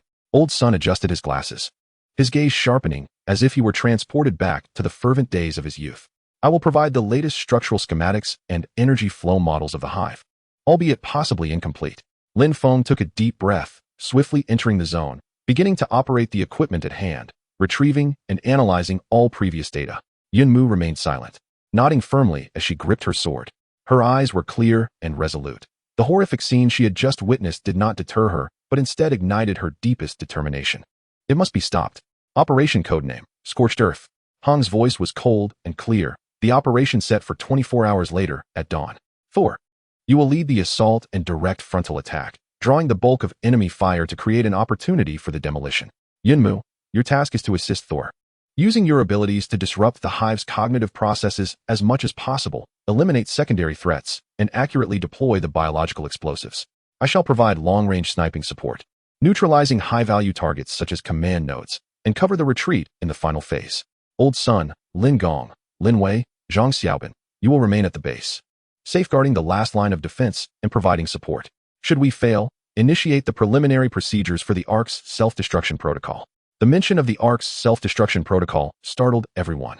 When had Hong reached this clandestine agreement with the crystalline light? It serves as our final safeguard. Hong offered no further explanation. We cannot allow the Ark to fall into the hands of the Zerg or any malevolent entities. The plan was merciless and resolute, allowing no room for error. In the ensuing 24 hours, the base entered its final, frenzied sprint phase. Old Sun's laboratory blazed with light as all materials were consolidated. With the assistance of the crystalline light and the extreme catalysis of Yun Mu's life energy, vials of deep blue, containing potent biological toxins and unstable energy, were encapsulated within specially designed explosive containers. This represented the pinnacle of current technological capability. Thor sequestered himself in the training grounds, relentlessly honing his newly mastered technique of compressing lightning energy within the blade's edge, striving for maximum lethality against the Zerg exoskeleton. His roars and the crack of thunder echoed incessantly. Lin Feng continued to analyze and calculate the potential structure of the hive, marking the most likely areas where the Queen resided and identifying energy nodes. Despite the limited data and considerable margin for error, this was their sole navigational map. Yun Mu sat cross-legged beneath the crystalline light, diligently restoring and consolidating her mental energy. She continuously sought to maximize the disruptive properties of life energy, attempting to deceive or even incapacitate the cold consciousness of the hive momentarily. This was one of the keys to the operation's success. Meanwhile, Hong meticulously inspected each piece of equipment, calibrating every bullet and simulating every conceivable contingency and response for the mission. His composure was the only layer of solid ice atop a seething cauldron of magma. Time flowed inexorably, second by second, the atmosphere thick with tension. Yet within each heart burned an unquenchable fire. The eerie calm before the final confrontation was most excruciating. The darkest hour before dawn had finally arrived. Within the core zone, the trio poised for action, Thor donned a reinforced tactical vest, laden with magazines and electric explosives, his thunderous blade thrumming with energy, arcs of electricity flickering around it. Yunmu was clad in a sleek combat uniform, a sword slung across his back, while his specially crafted belt secured 3 biobombs, pulsating with a perilous blue glow. Hong remained in his customary black combat attire, a sniper rifle slung over his shoulder, his gaze as cold as the Arctic stars. Old Sun handed the last few vials of potent stimulants and antidotes to the trio, his lips moving silently, ultimately coalescing into a single command: return safely. Lin Feng presented a data chip. This is the latest structural analysis. The margin of error could be significant. Take care. Lin Wei and Zhang Xiaobin nodded vigorously, their eyes glistening with unshed tears. There were no grandiloquent speeches, nor tragic farewells. Hong's gaze swept over the group one last time, and with a solemn nod, they set forth. 3 figures, like arrows launched into the endless night, resolutely re-entered the death-laden surface, charging towards the insectoid hive 10 kilometers distant, initiating humanity's desperate and valorous first counteroffensive. Chapter 27, Descent into the Abyss. Leaving the sanctuary of the base, the external atmosphere grew increasingly frigid and lifeless, as if the very air was thick with despair. The dust of a nuclear winter obscured the stars, save for the distant industrial area, where a chilling hum, akin to a heartbeat, resonated, guiding them down the path to hell. The trio exchanged no words, relying solely on tactical gestures and an exquisite synergy, silently navigating the ruins. Hong, as the ghostly vanguard, executed each maneuver, stealth, pause, observation, with flawless precision, selecting the safest route for the team. Thor suppressed his boiling battle fervor, resembling a silent behemoth, steadfastly following behind. Yunmu, bringing up the rear, extended her senses to their utmost limits, remaining vigilant not only against the surrounding aberrations, but also attuned to the hive's whispers, which sought to infiltrate their consciousness. The closer they approached the industrial zone, the more palpable the invisible pressure became. Ordinary aberrations had all but vanished, as though this territory had become an absolute domain of the insectoids, deterring other life forms from encroaching. The ground was now interlaced with dark purple mycelium, akin to spreading veins, yielding an unsettling softness and stickiness underfoot. Warning: we have entered the insectoid active zone. Hong's icy voice resonated through the bone-conducting earpieces. Minimize all energy fluctuations. Prepare for infiltration. They abandoned thoughts of a frontal assault, an act tantamount to suicide, and, guided by Lin Feng's structurally flawed blueprint, opted for an entrance resembling a ventilation duct or abandoned drainage system. This entrance lay concealed amidst colossal, rusted pipes, partially obstructed by thick mycelial matter, exuding a pungent aroma reminiscent of decayed honey mingled with metal. Thor advanced, the electric energy meticulously restrained upon his palm, akin to a high-temperature cutting tool, cautiously melting away the obstructive fungal blanket that sealed the entrance, striving to minimize noise and energy dissipation. The entrance reluctantly opened, revealing an unfathomable abyss of darkness, from which a more potent stench and chilling energy currents surged forth. I stepped in first. Hong gestured and sidled in ahead. The sniper rifle proved impractical in such an environment, prompting him to draw his black combat knife, merging seamlessly into the shadows. The internal diameter of the conduit measured approximately 1.5 meters, coated with slippery secretions and the incessantly writhing fungal tissue, evoking an unsettling sensation. The trio could only proceed in a hunched posture, moving at a sluggish pace. Yunmu's perception faced considerable suppression and interference here. The hum of hive-mind thoughts resonated like a sinister melody, causing her temples to throb. She was compelled to allocate a significant portion of her mental energy to fend off this encroachment, while simultaneously striving to discern any potential life signals ahead. The conduit twisted downward, delving deeper underground. The surrounding fungal blanket thickened, with translucent cysts resembling follicles embedded into the conduit walls, within which something stirred faintly. Suddenly, Hong, leading the way, halted abruptly, raising his fist. The two behind him froze instantly, holding their breath. From around the bend in the conduit came a faint, nerve-grating scraping sound and the rustling of some arthropod. Hong cautiously peeked around the corner, spotting 2 smaller, worker-like Zerg units scraping the wall's secretions with their forelimbs, seemingly engaged in maintenance work. Hong's gaze turned icy as he gestured across his throat to the others. Thor and Yumu nodded in understanding. In the next instant, Hong pounced like a leopard emerging from the darkness. The black blade glided silently, and one worker Zerg's head was severed from its body in an instant. Almost simultaneously, Thor's enormous hand, enveloped in gathered lightning, swiftly clamped down on the mouthparts of the other worker Zerg, if such could be deemed mouthparts. As a violent surge of electricity coursed through its body, incinerating its internal tissues, rendering it lifeless without a sound. Yumu followed closely, her hands pressing upon the two Zerg corpses, channeling life energy into a potent decomposition intent, hastening the assimilation process by the fungal blanket and leaving no trace behind. The entire sequence unfolded in the blink of an eye, silent and swift.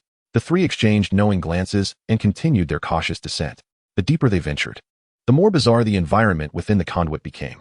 The fungal blanket transformed into living walls, through which energy currents could be seen flowing. They seemed to be delving into the intestines of some colossal organism.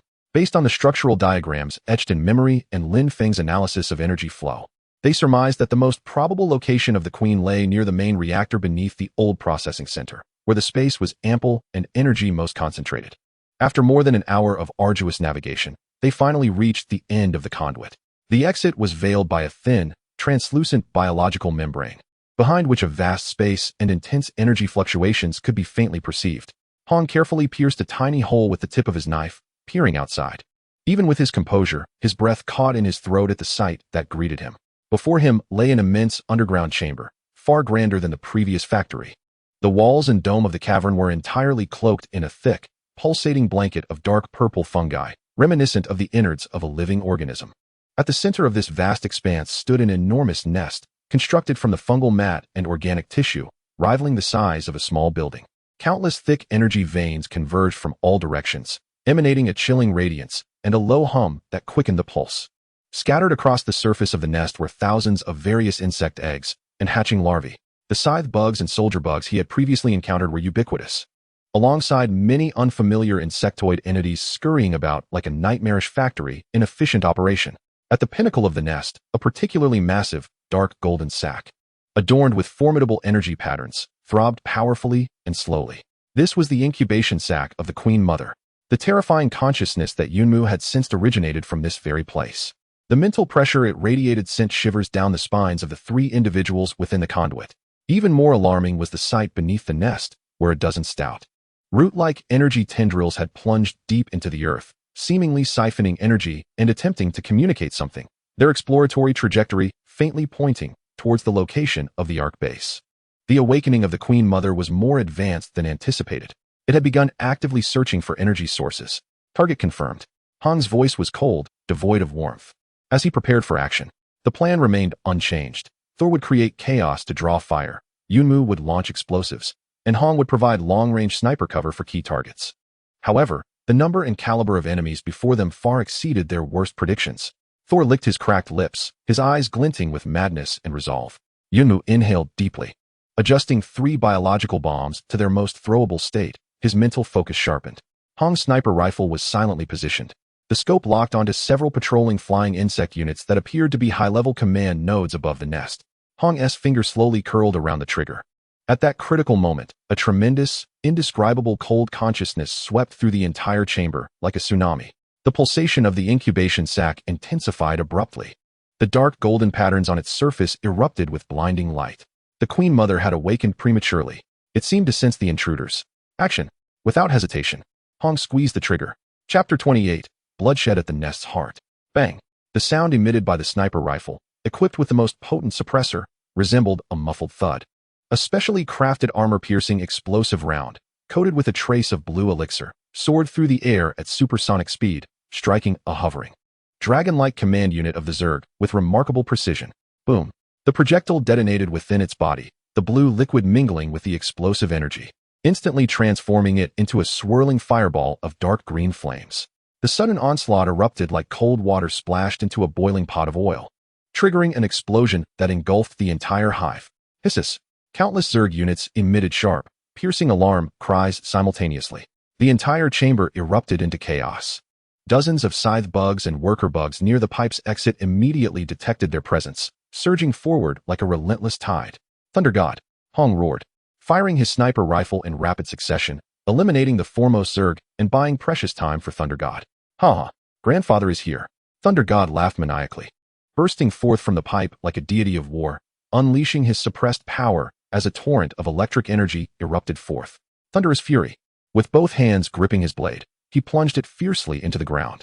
Blinding arcs of lightning radiated from him, dancing like frenzied serpents, instantly scorching the first wave of incoming Zerg into charred, twitching remains. This formidable area attack temporarily cleared a small zone. Yunmu, now is our chance, Thunder God bellowed. Electric arcs swirling around him as he charged toward the approaching swarm, creating a fleeting window of opportunity for Yunmu behind him. Without a moment's hesitation, Yunmu let out a sharp cry, darting forth like a graceful swift from behind Thunder God. With her mental focus heightened, she expertly hurled 3 azure biological bombs, tracing elegant arcs as they flew directly toward the pulsating royal incubation sac at the hive's apex. Her throws were impeccably precise, calculating initial velocity, angle, and distance, and it seemed as if they would strike true. However, just as the bombs were about to make contact with the incubation sac, the dark golden patterns on its surface suddenly ignited. A semi-transparent, energy-distorting biological force field unfurled instantaneously. Pooh, pooh, pooh. The 3 biological bombs collided with the force field. As if trapped in a quagmire, their speed drastically reduced. They failed to penetrate and merely adhered to the surface of the force field, unable to directly touch the sac itself. Damn it, an energy shield. Yumu's expression shifted. At that moment, more zergs surged in from all directions. The flying dragon bugs in the sky spewed acidic liquid and bone spines. On the ground, scythe bugs and a new type of tank-like impact bug, encased in heavy armor, launched a coordinated charge. Thunder God found himself embroiled in a fierce battle. Though his lightning was ferocious, the sheer number of zerg was overwhelming, and the tank-like impact bugs, incredibly resilient, charged through the lightning, forcing him to stagger back as new wounds appeared on his body. Hong's sniper rifle roared continuously, with every shot. A zerg was precisely decapitated or its energy node severed, like the most composed harbinger of death, efficiently eliminating the greatest threats to Thunder God and Yunmu. Yet the zerg were simply too numerous, and the slaughter seemed unending. Yunmu, find a way to break the shield. Amidst the cacophony of fierce battle, Hong's voice resonated with unwavering calm. Yunmu clenched her teeth, her mind racing with thoughts. Physical projectiles proved futile. Energy attacks? Her life force seemed to repel that frigid force field. What to do? She suddenly turned her gaze towards the energy tendrils emerging from the depths of the earth, connecting to the nest.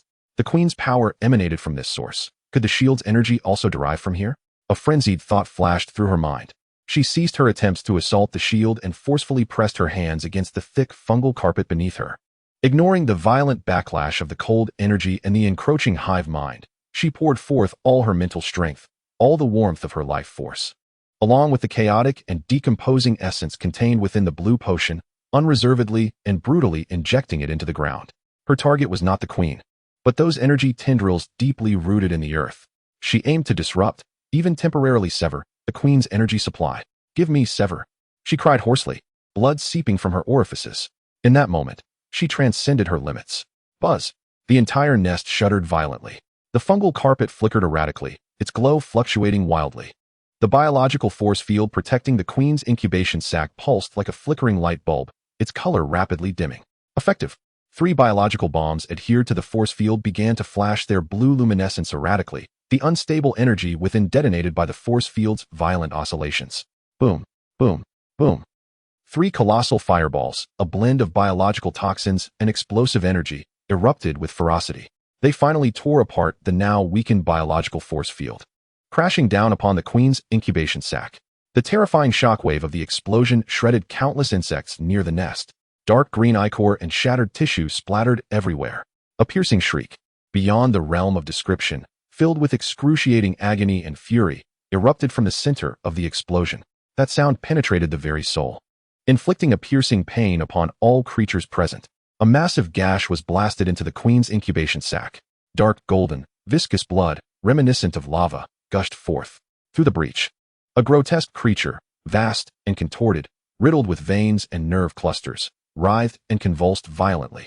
It was gravely injured, yet it had not perished. Success! Thunder God roared with elation. But in the next moment, chaos ensued.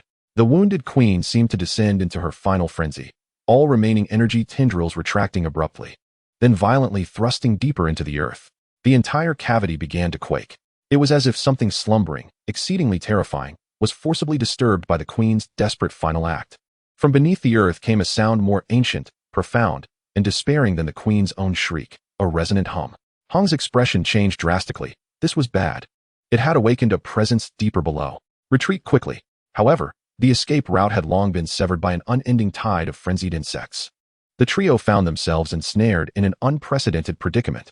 Before them loomed the enraged and grievously wounded Queen Mother, while behind, an unknown terror stirred to life.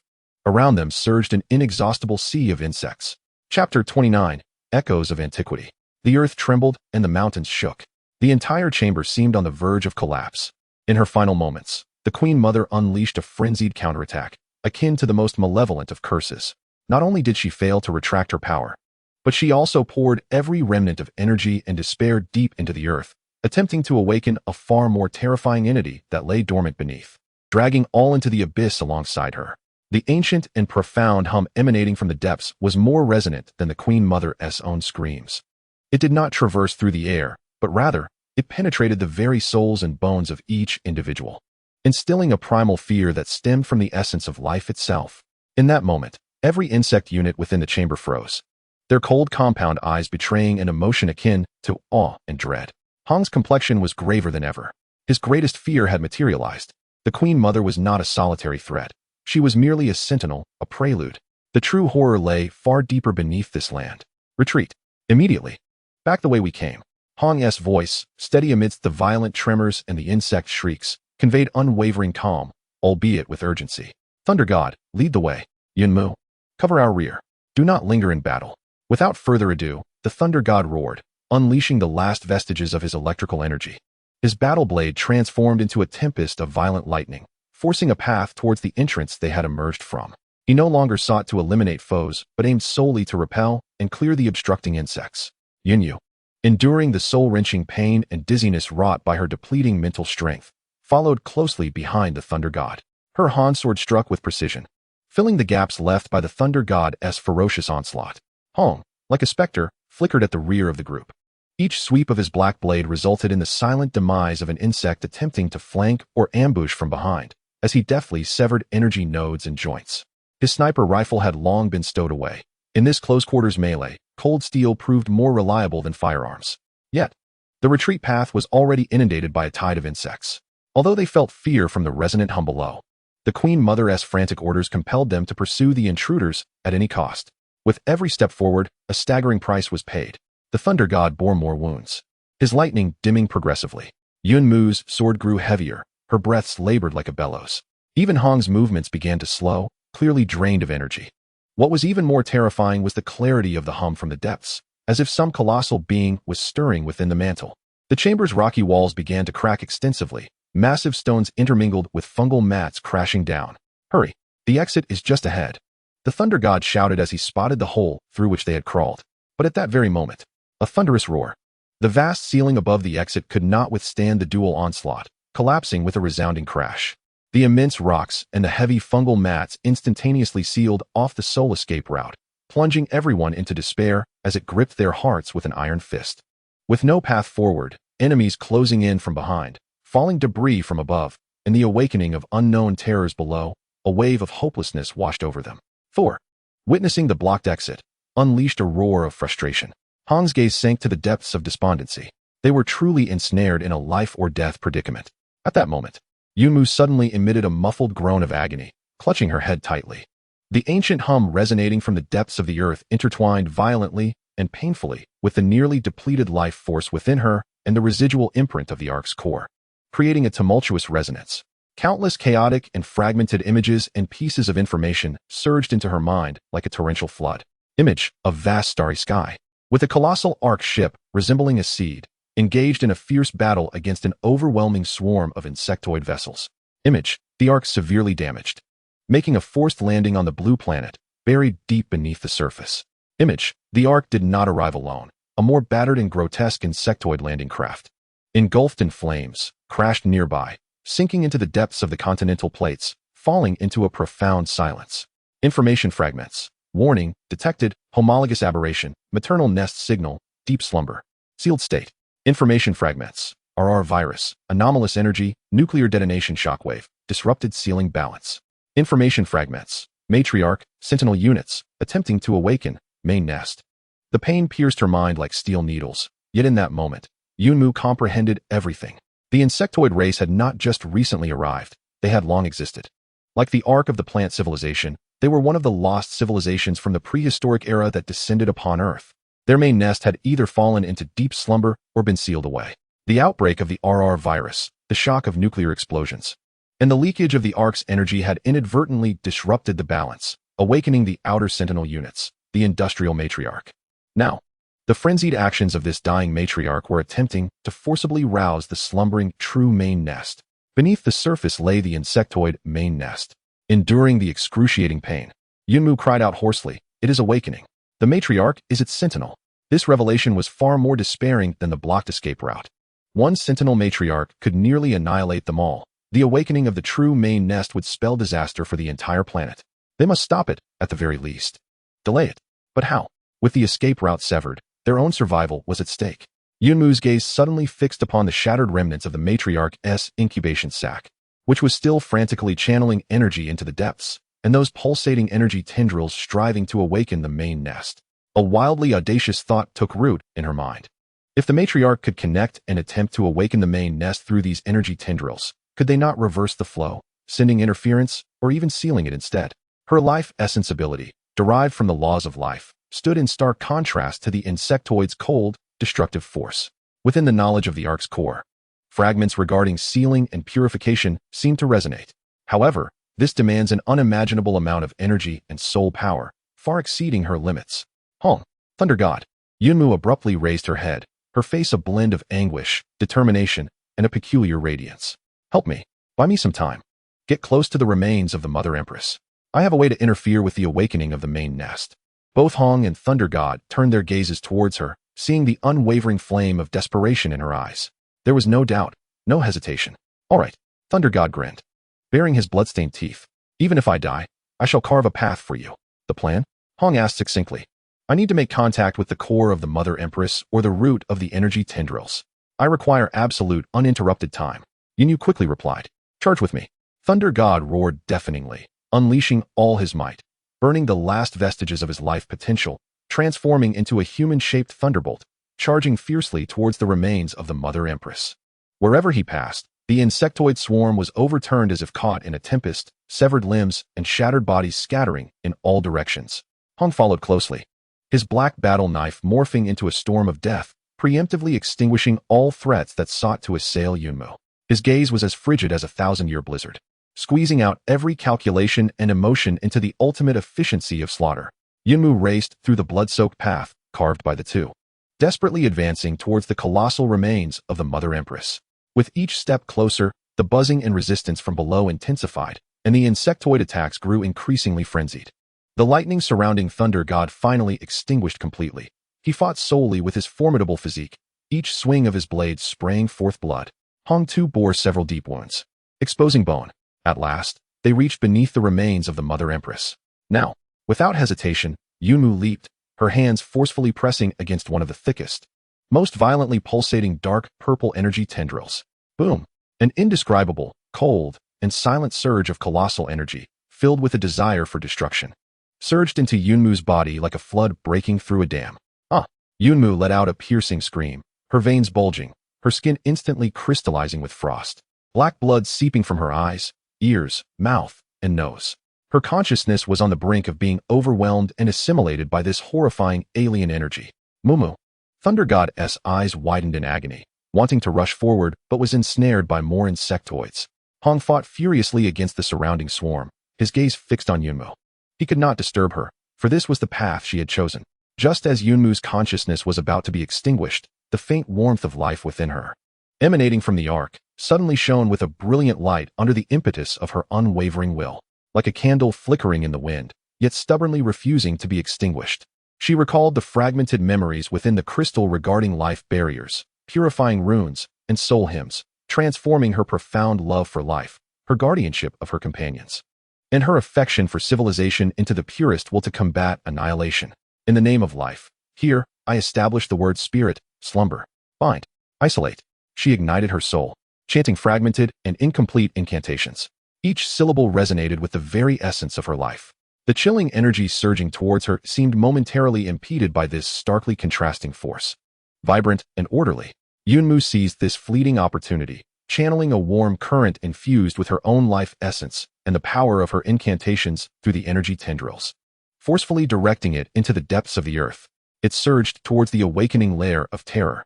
Like a drop of scalding life oil plunged into the icy sea of annihilation.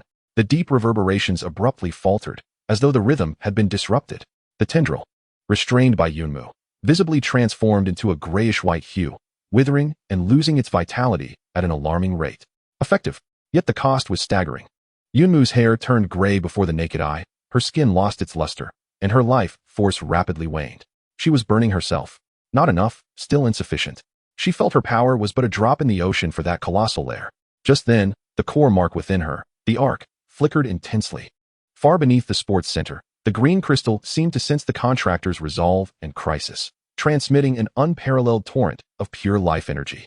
Simultaneously, Hong and Thor perceived the swift depletion of Yunmu's life. Without a word exchanged, both made the same resolute decision.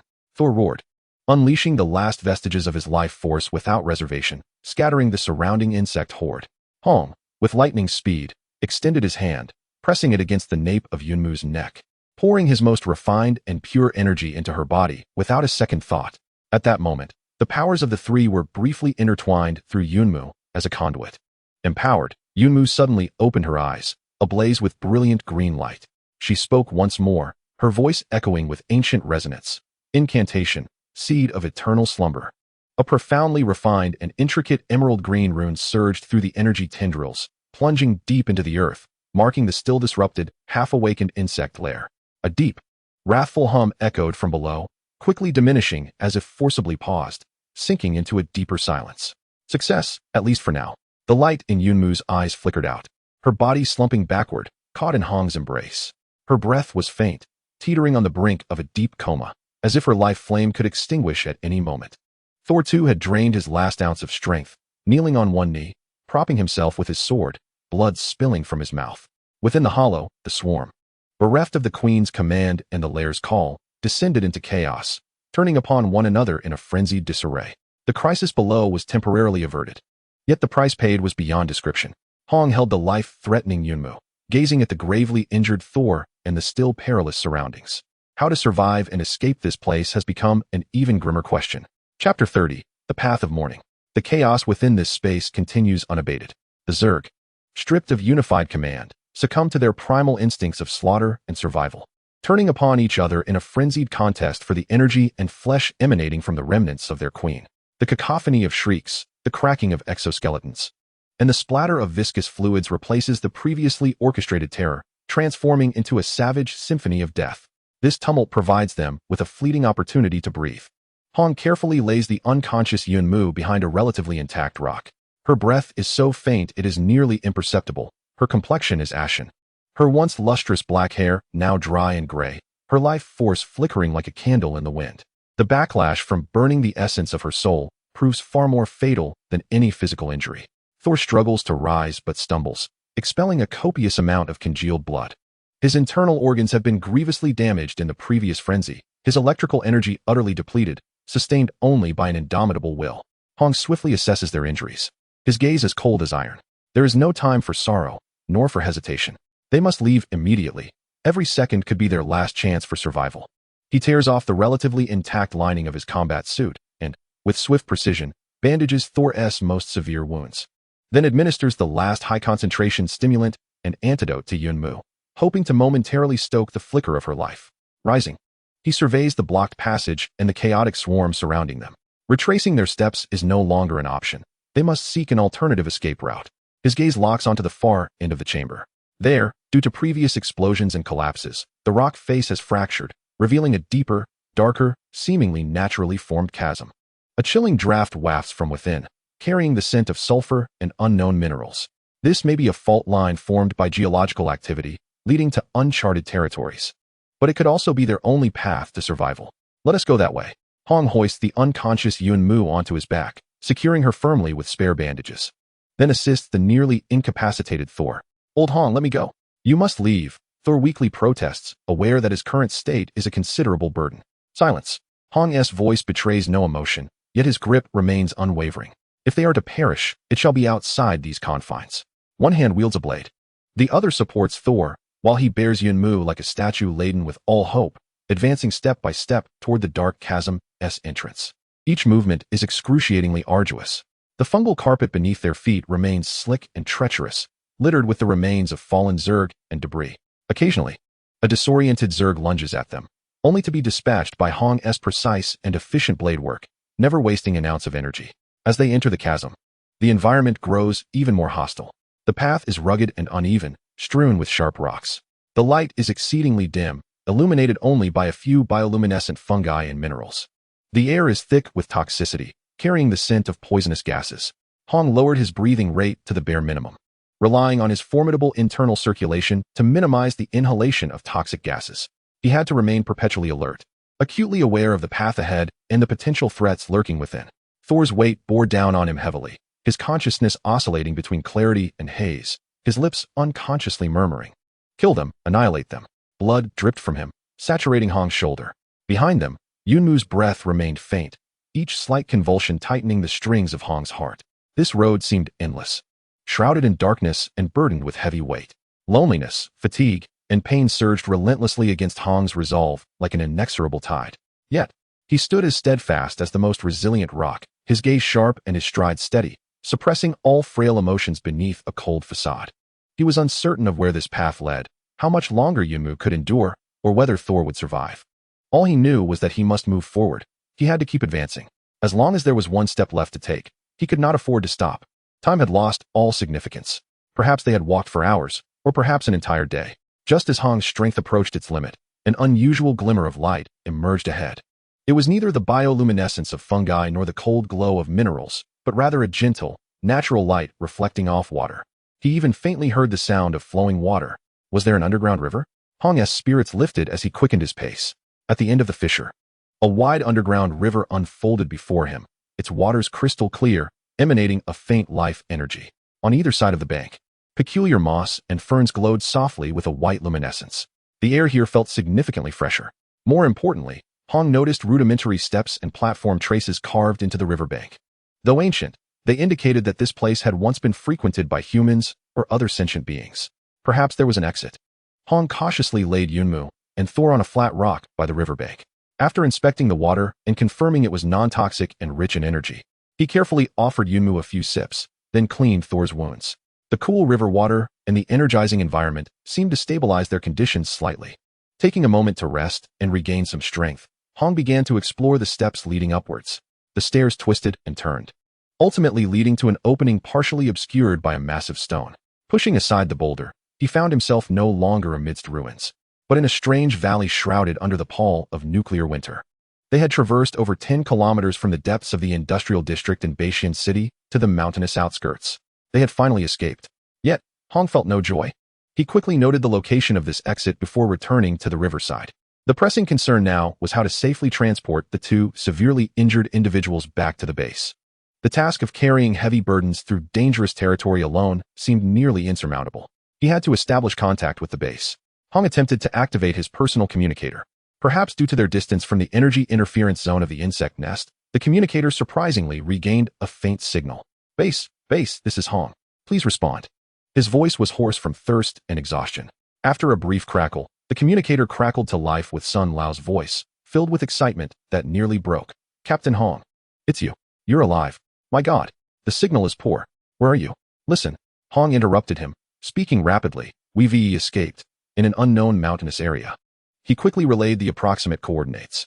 Yunmu's life hangs by a thread, and Lei Shun is severely injured. We urgently require assistance.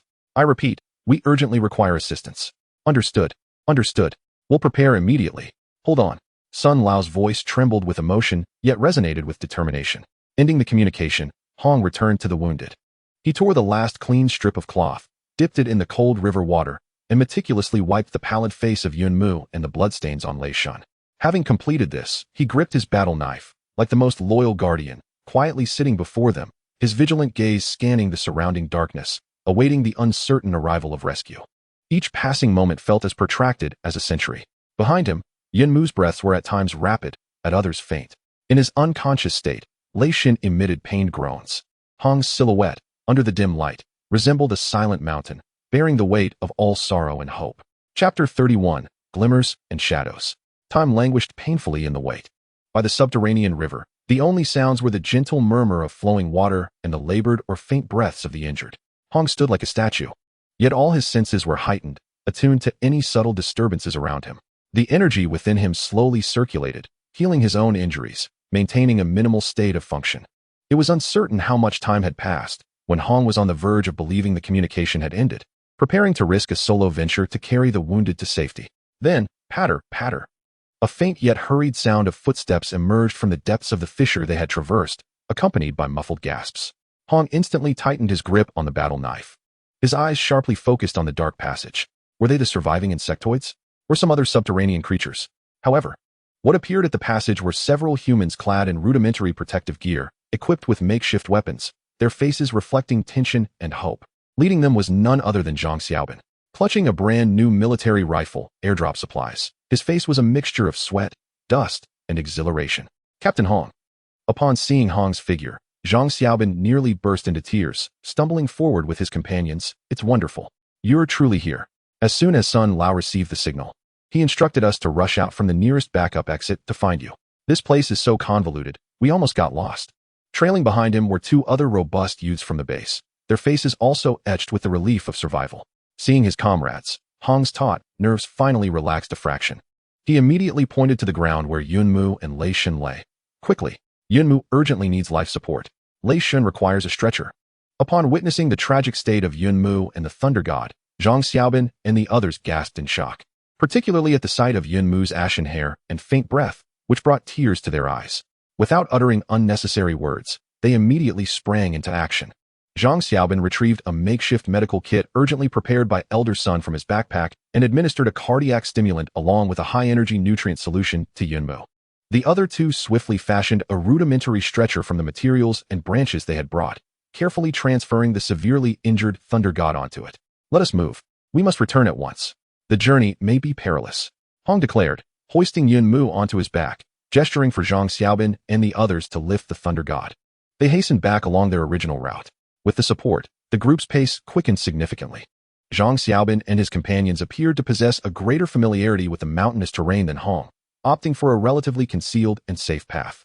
Fortunately, they encountered no large groups of mutants along the way, only a few scattered monsters, which they swiftly dispatched.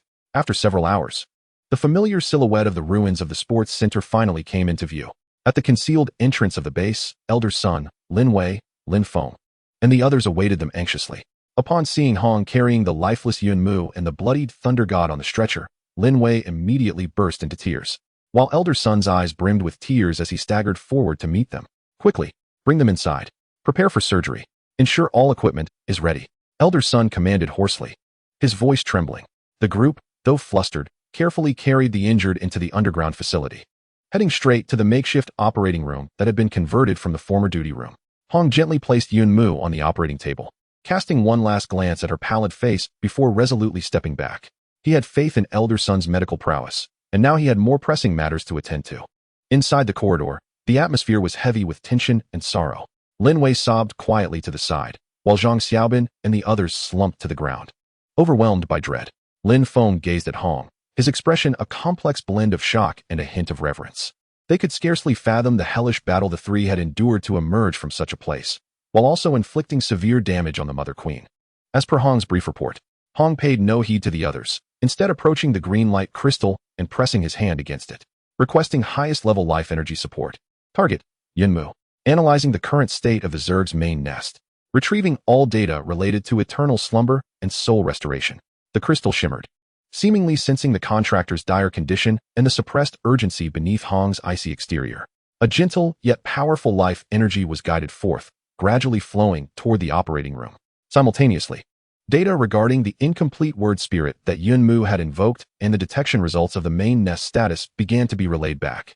The contractor's life essence is severely depleted, and the soul is damaged, placing the situation in peril. Infusion of higher life energy is required to sustain vitality. Yet the restoration process is sluggish.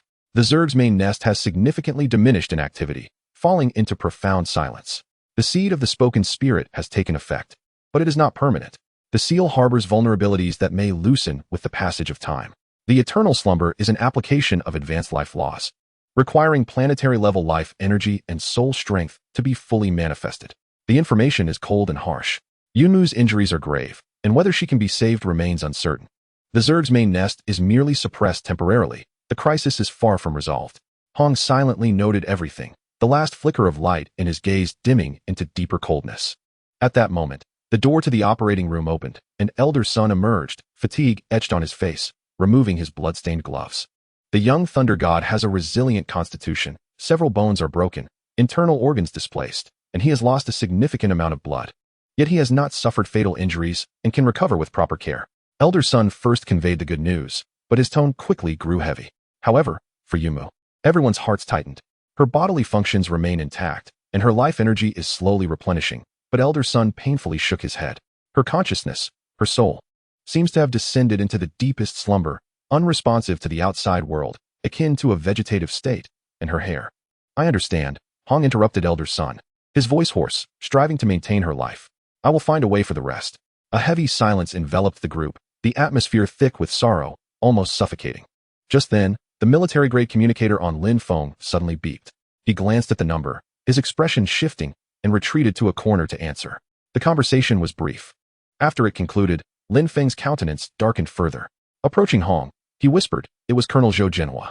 The command center detected an extraordinarily intense energy surge and geological fluctuations in the industrial area and inquired about what transpired. I reported, as we previously discussed, that an accidental explosion occurred during a weapons test at the base, triggering geological collapses, temporarily masking the anomalies. Hong nodded. This was within expectations. However, Lin Feng's subsequent words made Hong's gaze sharpen suddenly. But Colonel Zhou's tone was peculiar. He did not delve into the cause of the energy surge, but repeatedly inquired about Ms. Yunmu's condition. He seemed quite certain that she was gravely injured in this incident. Hong's eye shot up, his cold gaze piercing Lin Feng like a blade. In your previous report, did you mention Yunmu's abilities? Absolutely not. Lin Feng replied emphatically. I only vaguely mentioned that there are members at the base sensitive to plants and energy, assisting in system maintenance. But I never specified who or the details of their abilities. Then, there is only one possibility. The command center, or rather, the individuals behind Colonel Zhou, must have known about Yunmu's uniqueness through other channels long before. That listening device may merely be a superficial tactic. Their interest in the Ark exceeds expectations.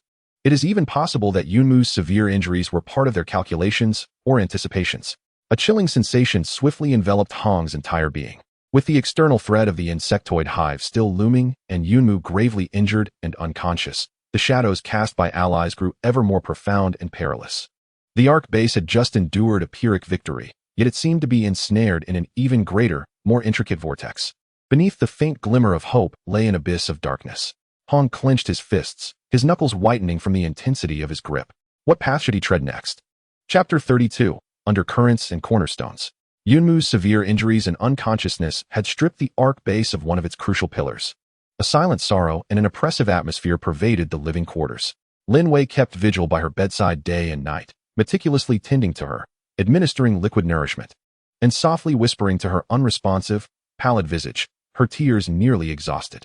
The glaringly pale hair served as a constant reminder of the harrowing price she had paid. Under the diligent care of Elder Sun and the resilience of his own formidable physique, Thor's condition gradually stabilized, yet he remained feeble, spending most of his time in slumber, occasionally awakening only to curse and vow to rend the creatures apart, before being dragged back into darkness by excruciating pain. Hong grew increasingly taciturn. He scarcely slept, operating like a finely tuned machine, managing all affairs of the base. He personally inspected every defensive structure, adjusted patrol schedules, accounted for supplies, and oversaw the production of luminescent fungi and purified water. His gaze had deepened and turned colder than before, as if all emotions had been frozen in the blood-soaked battle beneath the industrial district. However, he was not merely attending to routine matters. The news brought by Lin Feng regarding the military's potential interest in Yunmu struck him like a venomous barb, heightening his vigilance to an extreme. He engaged in profound communication with the light crystal once more. Could a secure communication and mental link network, exclusive to our base, be constructed? The range need not be extensive, just encompassing the core area and key outposts, Hong requested. He required a central nervous system impervious to eavesdropping and interference to command the base. The light crystal responded. Authorization from the contractor and energy core support are necessary. A small psychic network can be established, linking individuals bearing specific energy signatures. Within my authority, I grant permission for execution. Energy will be prioritized. Hong did not hesitate. With Yunmu in a coma, as the secondary authority, he held partial decision-making power. Soon, several small, emerald green crystals, directly coalesced from the energy of the light crystal, were created. Hong, elder son, Thor, temporarily under Hong's oversight during his unconscious state, Zhang Xiaobin, and 2 other exceptional combatants were bestowed with these crystals. As Hong pressed a crystal to his forehead, he immediately felt an exceedingly faint yet unmistakably clear connection to the consciousness of the other crystal holders. Without the need for words, simple thoughts, emotions, and even vague images could be instantaneously transmitted, completely bypassing conventional electromagnetic signals. Though this psychic network had a limited range and few users, it became the most reliable central nervous system of the base. The commands of Hong can be delivered in an instant and without sound, while the conditions at various points can be perceived immediately. The military's listening devices have become utterly obsolete. Simultaneously, Hong's utilization of Lin Feng has reached new extremes. He no longer obstructs Lin Feng's communication with the command center. Instead, he encourages him to report the unsettling circumstances following the catastrophic experimental incident. Widespread panic among the personnel, shortages of supplies, diminished defensive capabilities, and especially the grave injury and coma of a member sensitive to plant energy, who may become a vegetable, resulting in a precariously unstable ecological cycle within the base. He aims to feign weakness, disguising the base as a fragile survivor group that has serendipitously acquired a modicum of technology, yet is on the brink of collapse due to unforeseen mishaps, thereby diminishing the military's greed and suspicion. Lin Feng adeptly executed this strategy, his reports imbued with emotion, brimming with anxiety and helplessness, even urgently requesting medical and technological support from the command center on multiple occasions. The command center's response became noticeably more conciliatory, expressing regret and offering reassurances, promising to explore assistance options, yet tangible actions were conspicuously delayed, clearly indicative of a period of observation and further assessment. Within the base, under Hong's iron-fisted rule, the environment transformed as if tempered steel, becoming increasingly resilient. Everyone was striving to elevate themselves. The combatants, witnessing the grievous injuries of Thor and the unconscious Yun Mu, trained with renewed fervor, channeling their hatred for the insectoid enemies and concern for their comrades into formidable strength.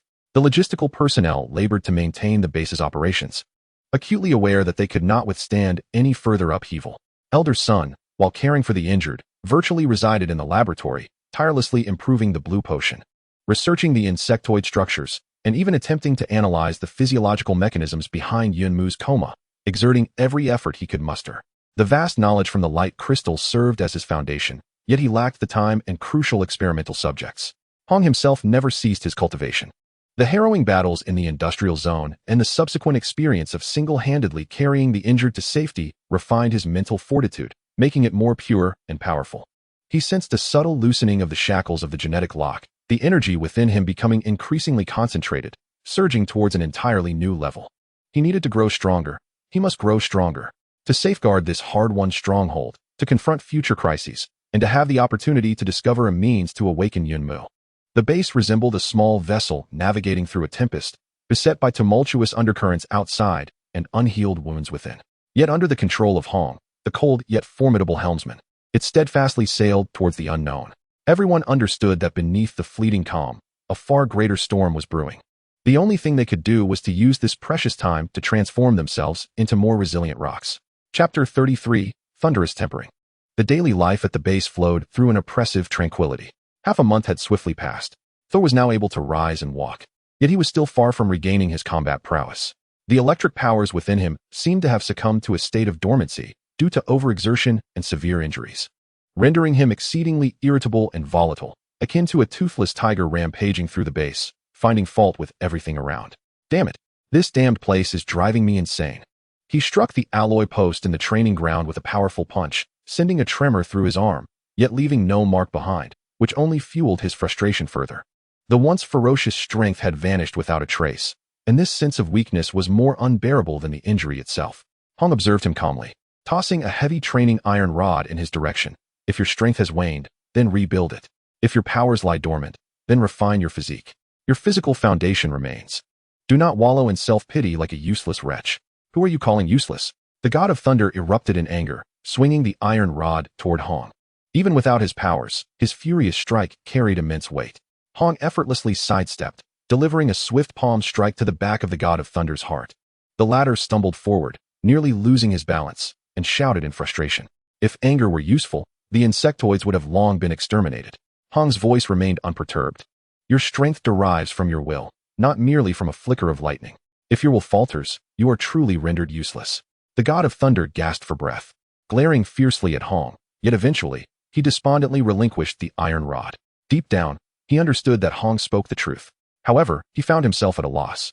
The once unbridled energy he wielded with ease now lay dormant in the depths of his being, and no matter how hard he tried, it felt like a stagnant pool of water. After a moment of silence, Hong suddenly said, "Follow me." He led the god of thunder to the edge of the core zone, an area where energy fluctuations were notably vibrant. This vicinity was close to the energy radiation range of the light crystal, where the air was thick with rich life energy and faint currents, a byproduct of the interaction between the base's power system and the light crystal energy. "Sit down. Feel the energy here, but do not absorb it," Hong commanded. The god of thunder complied, albeit with confusion. Your previous lightning was merely a crude release, akin to a torrential flood, uncontrolled and harmful to both foe and self. Hong stood before him, his voice deep and resonant. "Now, forget about release. Instead, focus on sensing existence. What is lightning? It is energy, it is motion. It is a force that embodies both destruction and rebirth. It does not originate from your body. Rather, it is a manifestation of the mighty forces that exist in the world around you. Until now, you were merely a rough conductor." Hong's words struck the god of thunder like a morning bell tolling. He had never contemplated such notions. Your body is the finest forge, and your will is the hammer and anvil. With your will, strike the dormant core of your powers within, not to awaken it, but to reshape it. Utilize the energy from the outside world as a tempering agent, discarding the dross and retaining the essence. Feel them, Hong directed. Pointing towards the faint arcs of electricity in the air, perceive their frequencies, their movements, their destruction and vitality. Let your core resonate with them, but do not consume them. Instead, achieve resonance. Allow them to temper you, until you can command them with effortless precision. This represented a novel philosophy of cultivation, one that transcended the instinctual methods the god of thunder had previously employed. Though the god of thunder only partially grasped this concept, he chose to trust Hong. He closed his eyes, striving to cast aside impatience, and plunged his will into the depths of the tranquil darkness within him, attempting to sense, to communicate, to refine. Initially, there was no response. Yet he persevered, driven by an indomitable spirit and an insatiable desire for self-improvement, attempting time and again. Hong stood quietly nearby, resembling the most stringent instructor and the ultimate guardian. Day after day, the thunder god sat in stillness, like a worn-out monk, dust accumulating upon him. Occasionally, his body would tremble violently, a fleeting spark of electricity flickering across his skin, only to vanish instantly, until the deep hours of the third night. In the training ground, the thunder god, eyes closed and body motionless, suddenly convulsed. Crack! A clear, slender blue arc of electricity shot forth from his fingertips, slithering around his form before silently re-entering his being. This arc was no longer the chaotic and uncontrollable force of the past. It now possessed an agile, manageable quality. The thunder god abruptly opened his eyes, a look of incredulous ecstasy and brilliance igniting within them. He had succeeded, though his power was far from restored. He had discovered a new path, a more exquisite and formidable way to wield lightning. Ha ha, ha ha ha. The thunder god could not contain his exuberant laughter. His voice resonating with release and rebirth. He understood. He comprehended. Hong observed his elation, a slight upward curve at the corner of his mouth, only to revert to his icy demeanor. "You've merely scratched the surface. There is still much to achieve. Continue practicing." But at this moment, the thunder god brimmed with newfound confidence and vigor. No longer lost, he plunged back into fervent training. This time, he ceased to chase instant bursts of power, focusing instead on the intricate control of every current and the resonance with external energy in his refinement. His aura began to grow more contained, yet increasingly perilous. Simultaneously, as the thunder god achieved his breakthrough, Hong experienced a pivotal transformation of his own. Continuous training, immense pressure, and relentless challenges to his limits had accumulated his elemental energy to a critical threshold. He approached the window to the skies alone, gazing at the desolate world beyond. Images of wounded comrades, the menace of the insectoid species, the shadow of the military, and the slumbering Yunmu flashed through his mind. To grow stronger, he must become even more powerful. An utterly pure and resolute will coalesced within him, as unyielding as diamond. He no longer suppressed the surging elemental energy within, but instead guided it, launching a final, resolute assault on the gene locks that confine the essence of life. Boom. It was as if the very roar of the universe's inception erupted within him. Hong's body convulsed violently, beads of blood surfacing on his skin. Yet his gaze remained cold and sharp, his will unwavering. The barriers were obliterated by the torrent of formidable power. An energy far more magnificent, pure, and potent surged through his being, cleansing every cell. His bones cracked with explosive sounds, becoming denser, while muscle fibers rewove, imbued with explosive strength. And his senses soared to an entirely new level, even allowing him to vaguely perceive the flow of energy around him. Planetary level. After the arrival of the apocalypse, having endured countless trials by fire and bearing the weight of heavy responsibilities and wounds, Hong finally transcended the shackles of life and entered this legendary realm. He slowly raised his hand, feeling the power within him, vast as an abyss, yet perfectly manageable. The black battle knife seemed to sense its master's transformation. Emitting a faint hum, he did not cheer, nor did he exhibit excitement. He simply inhaled deeply, his icy gaze seemingly capable of penetrating thick layers of rock to glimpse a more distant future. At this moment, the strength of the base quietly ascended to a new level due to the breakthroughs of two individuals. However, Hong understood that this was merely the beginning. The enhancement of personal power served only as a foundation. The true challenge lay in how to wield this power to protect what must be safeguarded and to confront what must be opposed. He turned and walked towards the core area, contemplating the overall development of the base.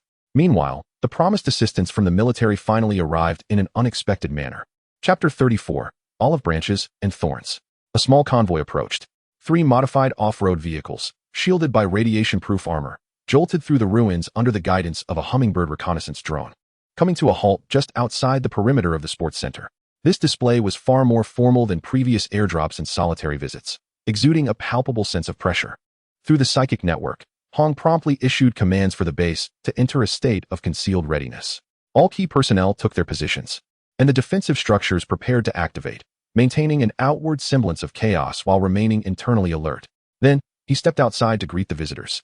Accompanied by the injured yet barely presentable Thor, along with the visibly anxious elder son and Lin Wei. 7 or 8 individuals disembarked from the convoy. Leading them was not a soldier, but rather a middle-aged man dressed in a white research uniform, adorned with gold-rimmed glasses, exuding an air of cultured superiority. He was flanked by several armed elite soldiers and 2 young researchers who appeared to be his assistants. Zhao Feng was among them. He subtly shook his head at Hong, signaling that their visitor was of considerable importance. This man was Dr. Chun Mingyuan, the chief scientific advisor of the command center. Zhao Feng stepped forward, performing the customary introduction, stating that the doctor represented the command center and had come to inspect the damage to the base and to provide necessary technical guidance and support. Dr. Chun adjusted his glasses, his gaze scanning across Hong and the others like a scanner, pausing momentarily on Thor's bandaged wounds and elder son's anxious expression, a barely perceptible smirk playing at the corners of his mouth. Captain Hong, I presume? I hear that an unfortunate experimental accident occurred here, resulting in the severe injury of a key technical personnel. How regrettable, Dr. Chun began, his voice gentle yet imbued with the detached demeanor typical of laboratory interactions with lab rats. The command center is quite concerned and has sent me to take a look. He deliberately emphasized the terms key technician and concern. We appreciate the command center's care, Hong replied. Hong's tone was devoid of emotion, betraying neither joy nor anger. The base facilities were rudimentary, and the technology was immature, causing the doctor to chuckle in amusement. Uncertain of the specific guidance the doctor intended to provide during this visit, Chun Mingyuan remained unfazed by Hong's indifference and smiled. Lead me to the accident site, and let us also see the injured technician.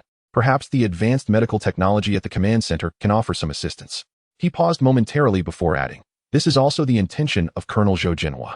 With this statement, refusal was no longer an option. Hong, expressionless, stepped aside. Please. The group descended into the underground.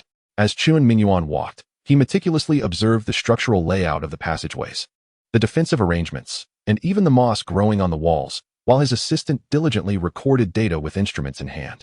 Upon reaching the living quarters, Chun Mingyuan's eyes flickered with unmistakable surprise and greed at the sight of the rudimentary yet efficiently functioning light mushroom fields and water purification devices, though he quickly masked his reaction.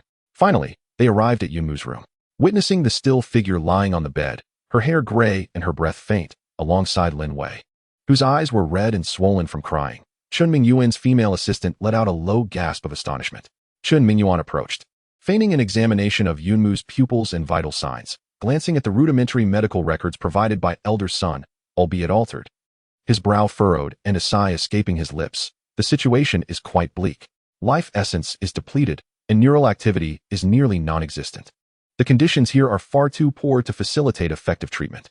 Rising to his feet, he turned to Hong, his tone becoming grave and sincere. Captain Hong, if I may speak candidly, the technician's condition is extraordinarily rare and immensely valuable.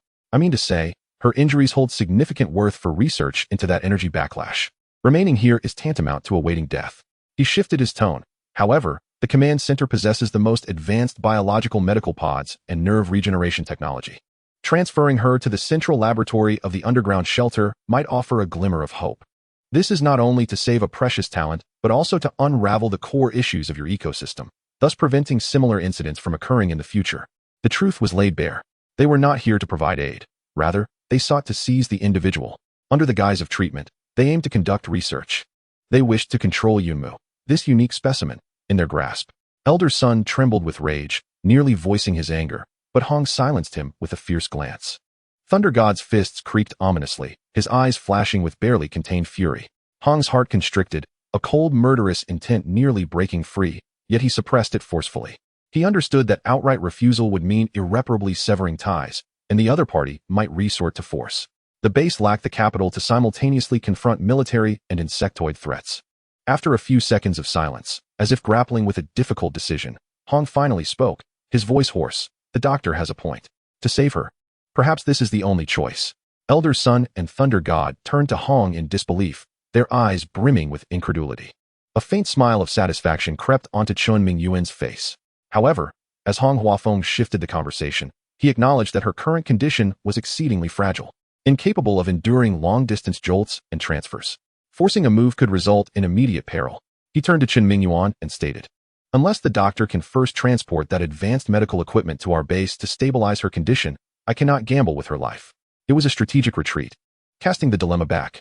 Chen Mingyuan's smile faltered abruptly. Relocating the most sophisticated medical pod from the command center to this perilous surface outpost was utterly implausible.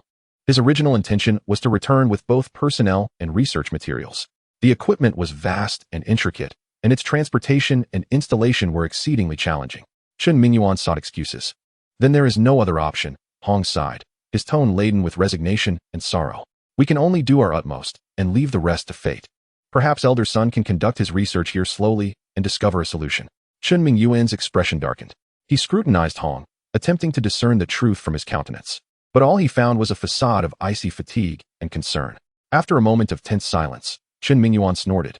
Realizing that he would not be able to take anyone today, he settled for a compromise. "In that case, I will report to the command center and attempt to requisition some special medications and portable monitoring devices." Simultaneously, his gaze swept towards the laboratory. "We need to bring back the energy data and research materials from that incident for analysis, to better guide you in avoiding future mishaps." He sought the core technical documentation. A cold smile flickered in Hong's heart, though he feigned hesitation before finally consenting. "Very well. Elder Sun, please back up the monitoring data from that incident for the doctor. Note that it is only from that incident." Elder Sun understood and quickly emerged with a meticulously curated and modified data chip, containing merely some chaotic waveforms of energy overload and irrelevant parameters, leaving the true core untouched. Chen Mingyuan accepted the chip, his expression lightening somewhat. Although he had not achieved his primary goal, he had at least garnered some gain. After exchanging a few insincere pleasantries, Chen Mingyuan hurriedly departed, seemingly eager to return and analyze the data. As he watched the dust raised by the convoy, Thor could no longer contain his frustration. "Old Hong, what you just—" "Steady," Hong interrupted, his gaze as sharp as a blade. To turn hostile now would only provide them with a pretext to employ force. "We still require time." He glanced towards Yunmu's room, his voice low yet resolute. "No one shall take her from here, unless I perish." Behind the olive branch lay thorns. The military's greed and prying had never ceased. This temporary concession was merely a prelude for a more formidable counterattack. The power struggle between the base and the command center had entered an even more intricate and perilous phase. Chapter 35. The initial forging of Three Blades Doctor. Chen Mingyuan's inspection was akin to a bucket of cold water, awakening those in the base who still harbored a vestige of naive hope. The covetousness and threats from allies proved far more chilling and alarming than the mutated entities outside. Under pressure, transformation became imperative for survival. Hong convened all the core members of the base. The injured Thor, who had not yet fully recovered but was able to attend the meeting, along with Elder Sun, Lin Feng, Zhang Xiaobin, Lin Wei, and two other combat leaders, Wang Zheng and Li Hao, who had recently distinguished themselves by obtaining access to the psychic network. The meeting took place in the core area, where the gentle glow of the light crystal enveloped everyone, serving as a silent witness to the proceedings. The current situation was unequivocal. Hong addressed the assembly with a piercing voice, stating that the external threat had not dissipated. The insectoid hive was merely lying dormant. Internally, allies could not be entirely trusted. They coveted the technology of the Ark and even the essence of Yunmu itself. We could no longer exist as a loosely knit group merely striving for survival. His gaze swept over the attendees. We must become stronger, more efficient, and more professional. Henceforth, the base would undergo a reorganization, divided into 3 departments based on function and expertise. The first department would be the Combat Readiness Division. Hong's gaze first settled on Thor, appointing him as the head. He would be responsible for the base's defense, military development, personnel training, external eradication, and expansion. All combat personnel, fortifications, and munitions would fall under his command. I want you to forge an elite force capable of confronting the insectoids and any external threats in the shortest possible time. Upon hearing this, Thor's eyes sparked with determination. Although still injured, his indomitable spirit had returned. He thumped his chest, causing himself to wince no problem. I've been wanting to do this for ages. I'll ensure we train a pack of fierce wolves. Hong nodded and continued. The second department will be the Research Division, led by Elder Sunday. This division will oversee medical care, life sciences research, analysis of the RR virus and insectoid ecology, drug development, and the organization and application of Ark knowledge. The laboratory, all research equipment, and drug production will be under your jurisdiction. Your mission is to unravel the virus, develop potent weapons against the insectoids, and discover a cure for Yunmu. Elder Sun adjusted his glasses, and his aged face radiated an unprecedented vigor, reflecting the excitement and determination of a scholar confronting an ultimate challenge. I shall devote myself entirely to this endeavor. The third department will be the Logistics Division. Hong's gaze finally landed on Lin Wei and Zhang Xiaobin. Lin Wei would be the head, with Zhang Xiaobin as her deputy.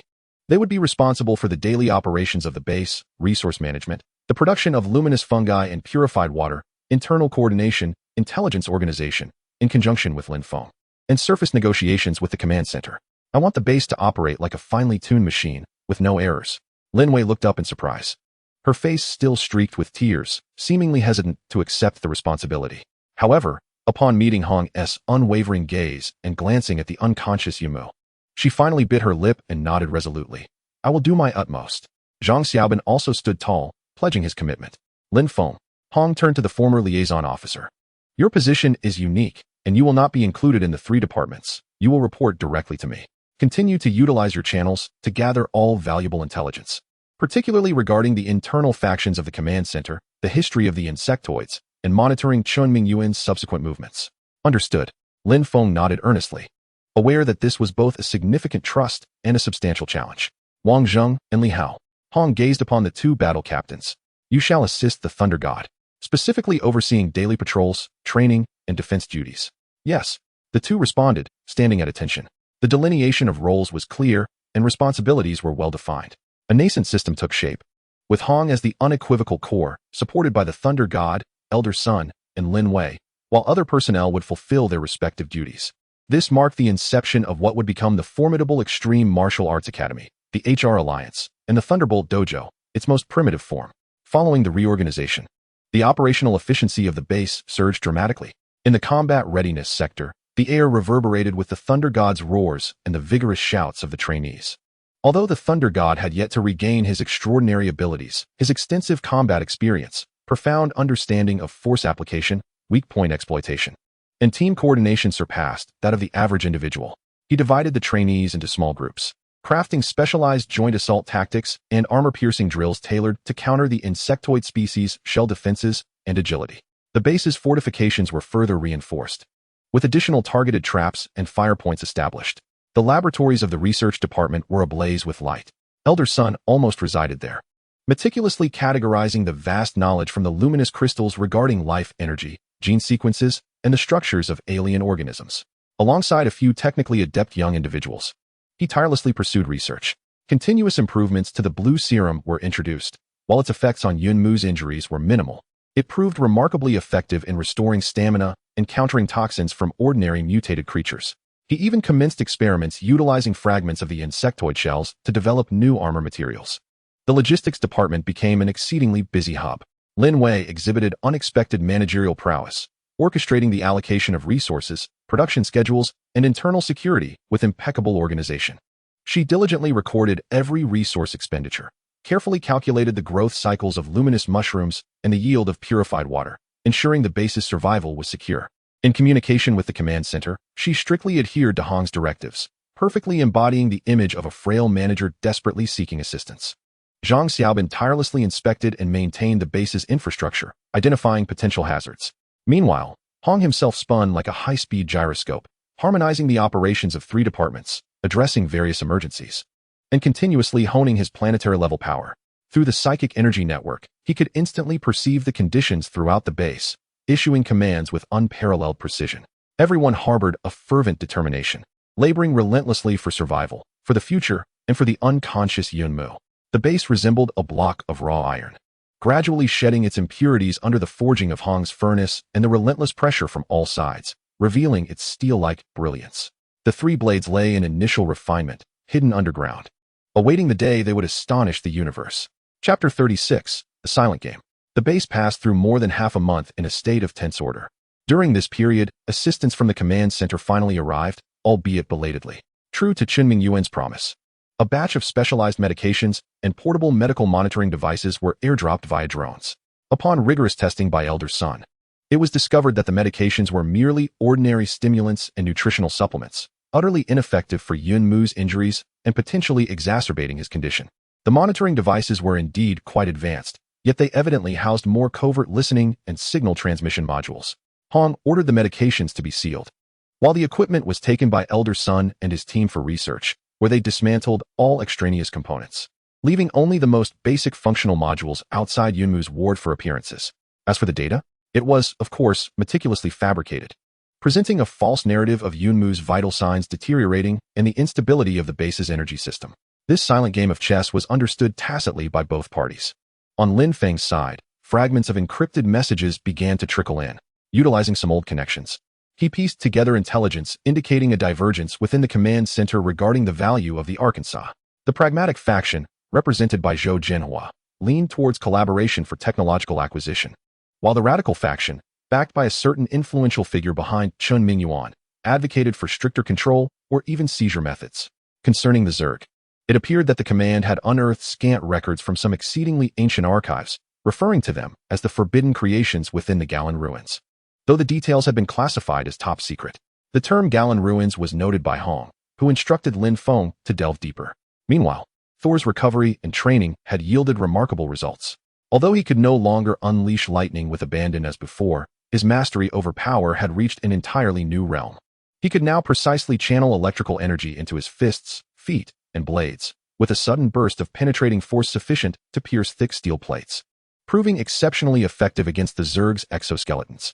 Under his rigorous training, the combat team's overall strength had been elevated, and their coordination had grown increasingly harmonious. Elder Sun's research had also made strides. He successfully extracted a composite active enzyme from blue star moss and Zerg blood, significantly accelerating the efficacy and toxicity of the blue serum. The first batch of enhanced biological bombs and toxins for application had been produced, greatly augmenting the base's response capabilities. However, the most significant variable still stemmed from underground. Through the continuous, feeble detection via light crystals, carefully avoiding any further disturbances, it was discovered that the Zerg's main nest, temporarily sealed by Yunmu at the cost of his life, was not in a state of absolute stability. That cold, faint hum, attempting to reconnect, persisted, almost like the restless murmurs of a slumbering giant.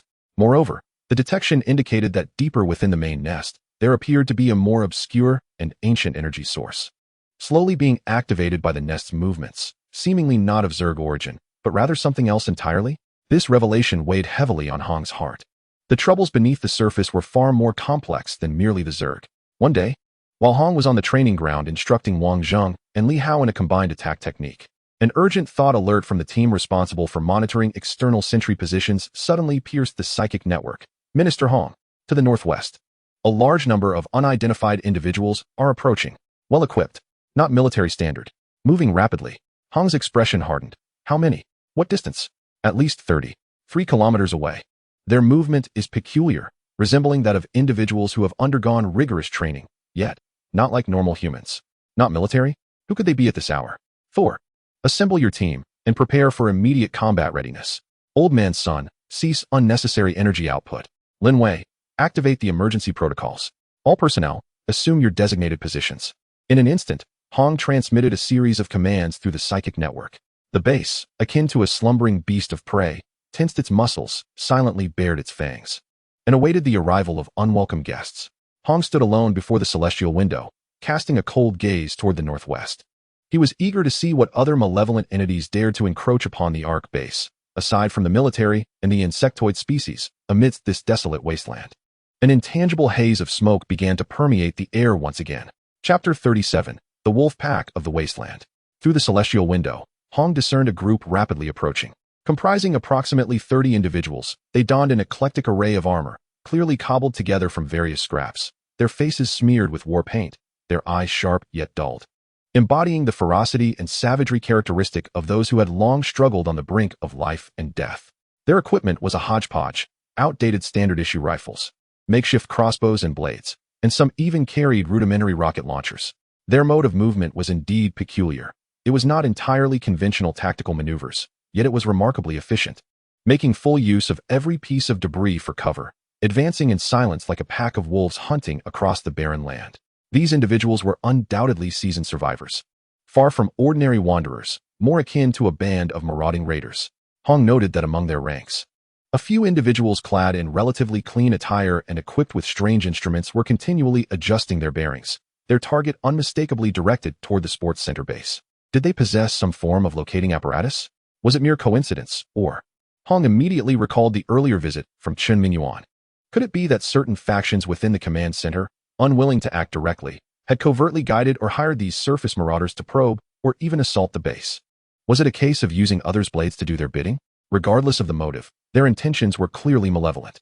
Enemy identification, suspected surface raiders, approximately 30 in number, equipped diversely but possessing considerable experience. They arrived prepared, with a clear objective. Hong shared the intelligence through the psychic network. Thor, according to Plan 3. Allow them into the outer ruins, then close the gates to trap them. Wang Zheng and Li Hao, position your teams to ambush along the flanking walls. Old man's son, prepare to deploy the mists, a temporary blinding smoke created from luminescent moss spores. The orders were issued silently, and the base transformed into a meticulously set trap, quietly ready for the impending confrontation. Unbeknownst to the marauding group, they continued their cautious advance. Leading them was a burly man with a fearsome scar across his face. He signaled, and the team immediately dispersed into smaller groups, infiltrating the surrounding ruins of the sports center from various directions, demonstrating commendable tactical acumen. However, just as they penetrated the ruins by 100 meters, suddenly, whoosh, dense, faintly glowing green smoke erupted from behind the crumbling walls, swiftly enveloping the area and obscuring everyone's vision. Be cautious. Smoke. There's an ambush. The scar-faced man bellowed, causing a ripple of chaos within the ranks. In that fleeting moment of obstructed vision, the thunderous roar of the thunder god echoed like a clap of thunder. He personally led a squad of elite fighters, charging forth from behind the frontal cover like a ferocious tiger descending from the mountain. Their weapons were coated with a newly developed insectoid toxin by the esteemed Elder Sunday. Though its effects on humans were somewhat diminished, it still induced severe nerve paralysis and excruciating pain.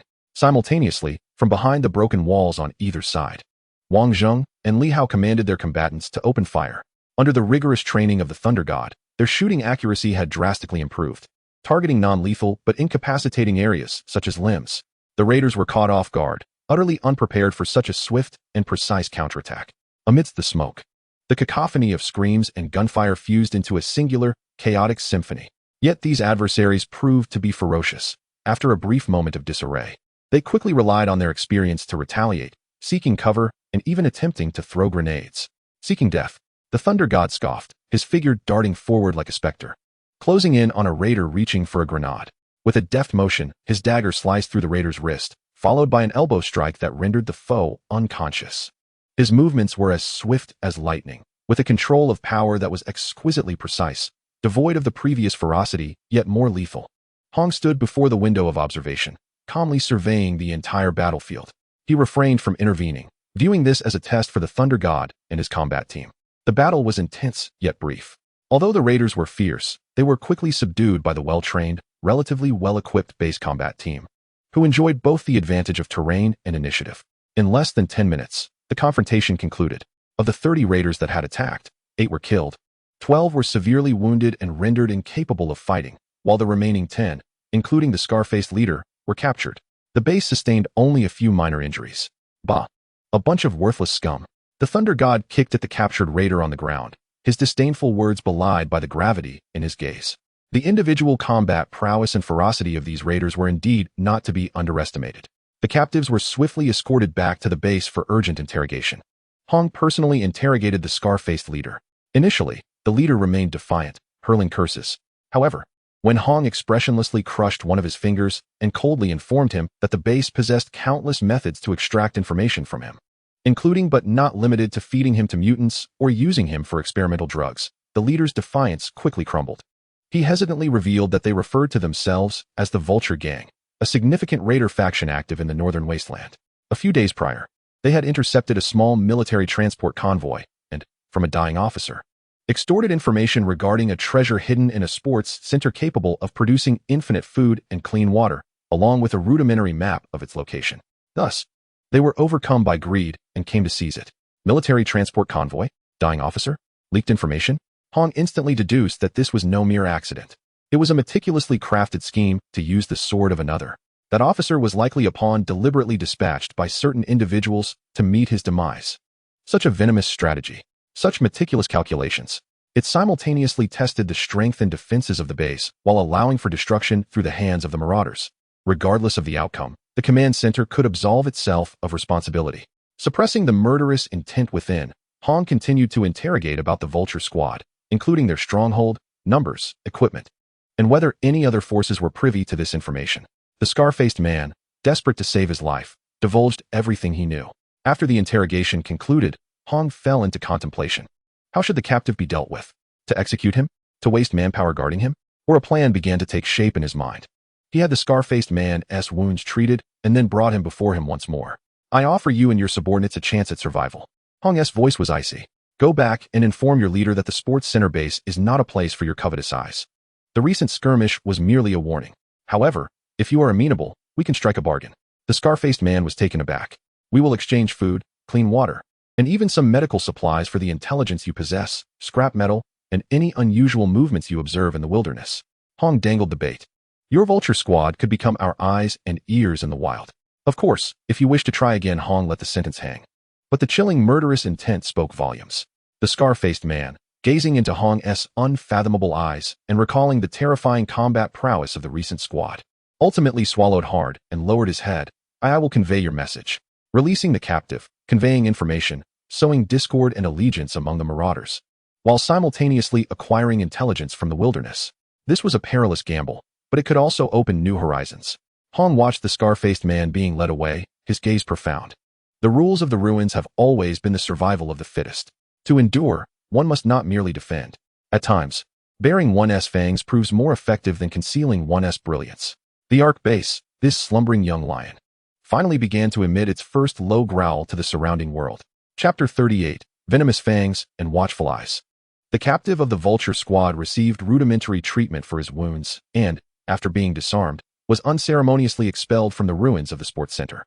As the scar-faced leader departed, he cast a glance back at the silent and perilous structures, his expression complex, before limping away with his remaining ragtag followers, disappearing into the dust of the wilderness. Within the base, a minor divergence arose regarding how to handle the information brought by this batch of marauders and the trade proposal put forth by Hong. Old Hong, are you really considering trading with those ruthless hyenas? Isn't that akin to seeking skin from a tiger? Thunder God was the first to voice his opposition, preferring to lead a charge directly against the Vulture Squad's lair. I'll take a team and ensure we beat them to submission. Let us see who dares to covet our interests. Elder Sun also expressed concern. These people are devoid of honor. Engaging with them poses immense risks. What if they feign compliance only to extract intelligence from our base? Or even draw greater troubles upon us? Lin Wei was increasingly concerned about safety.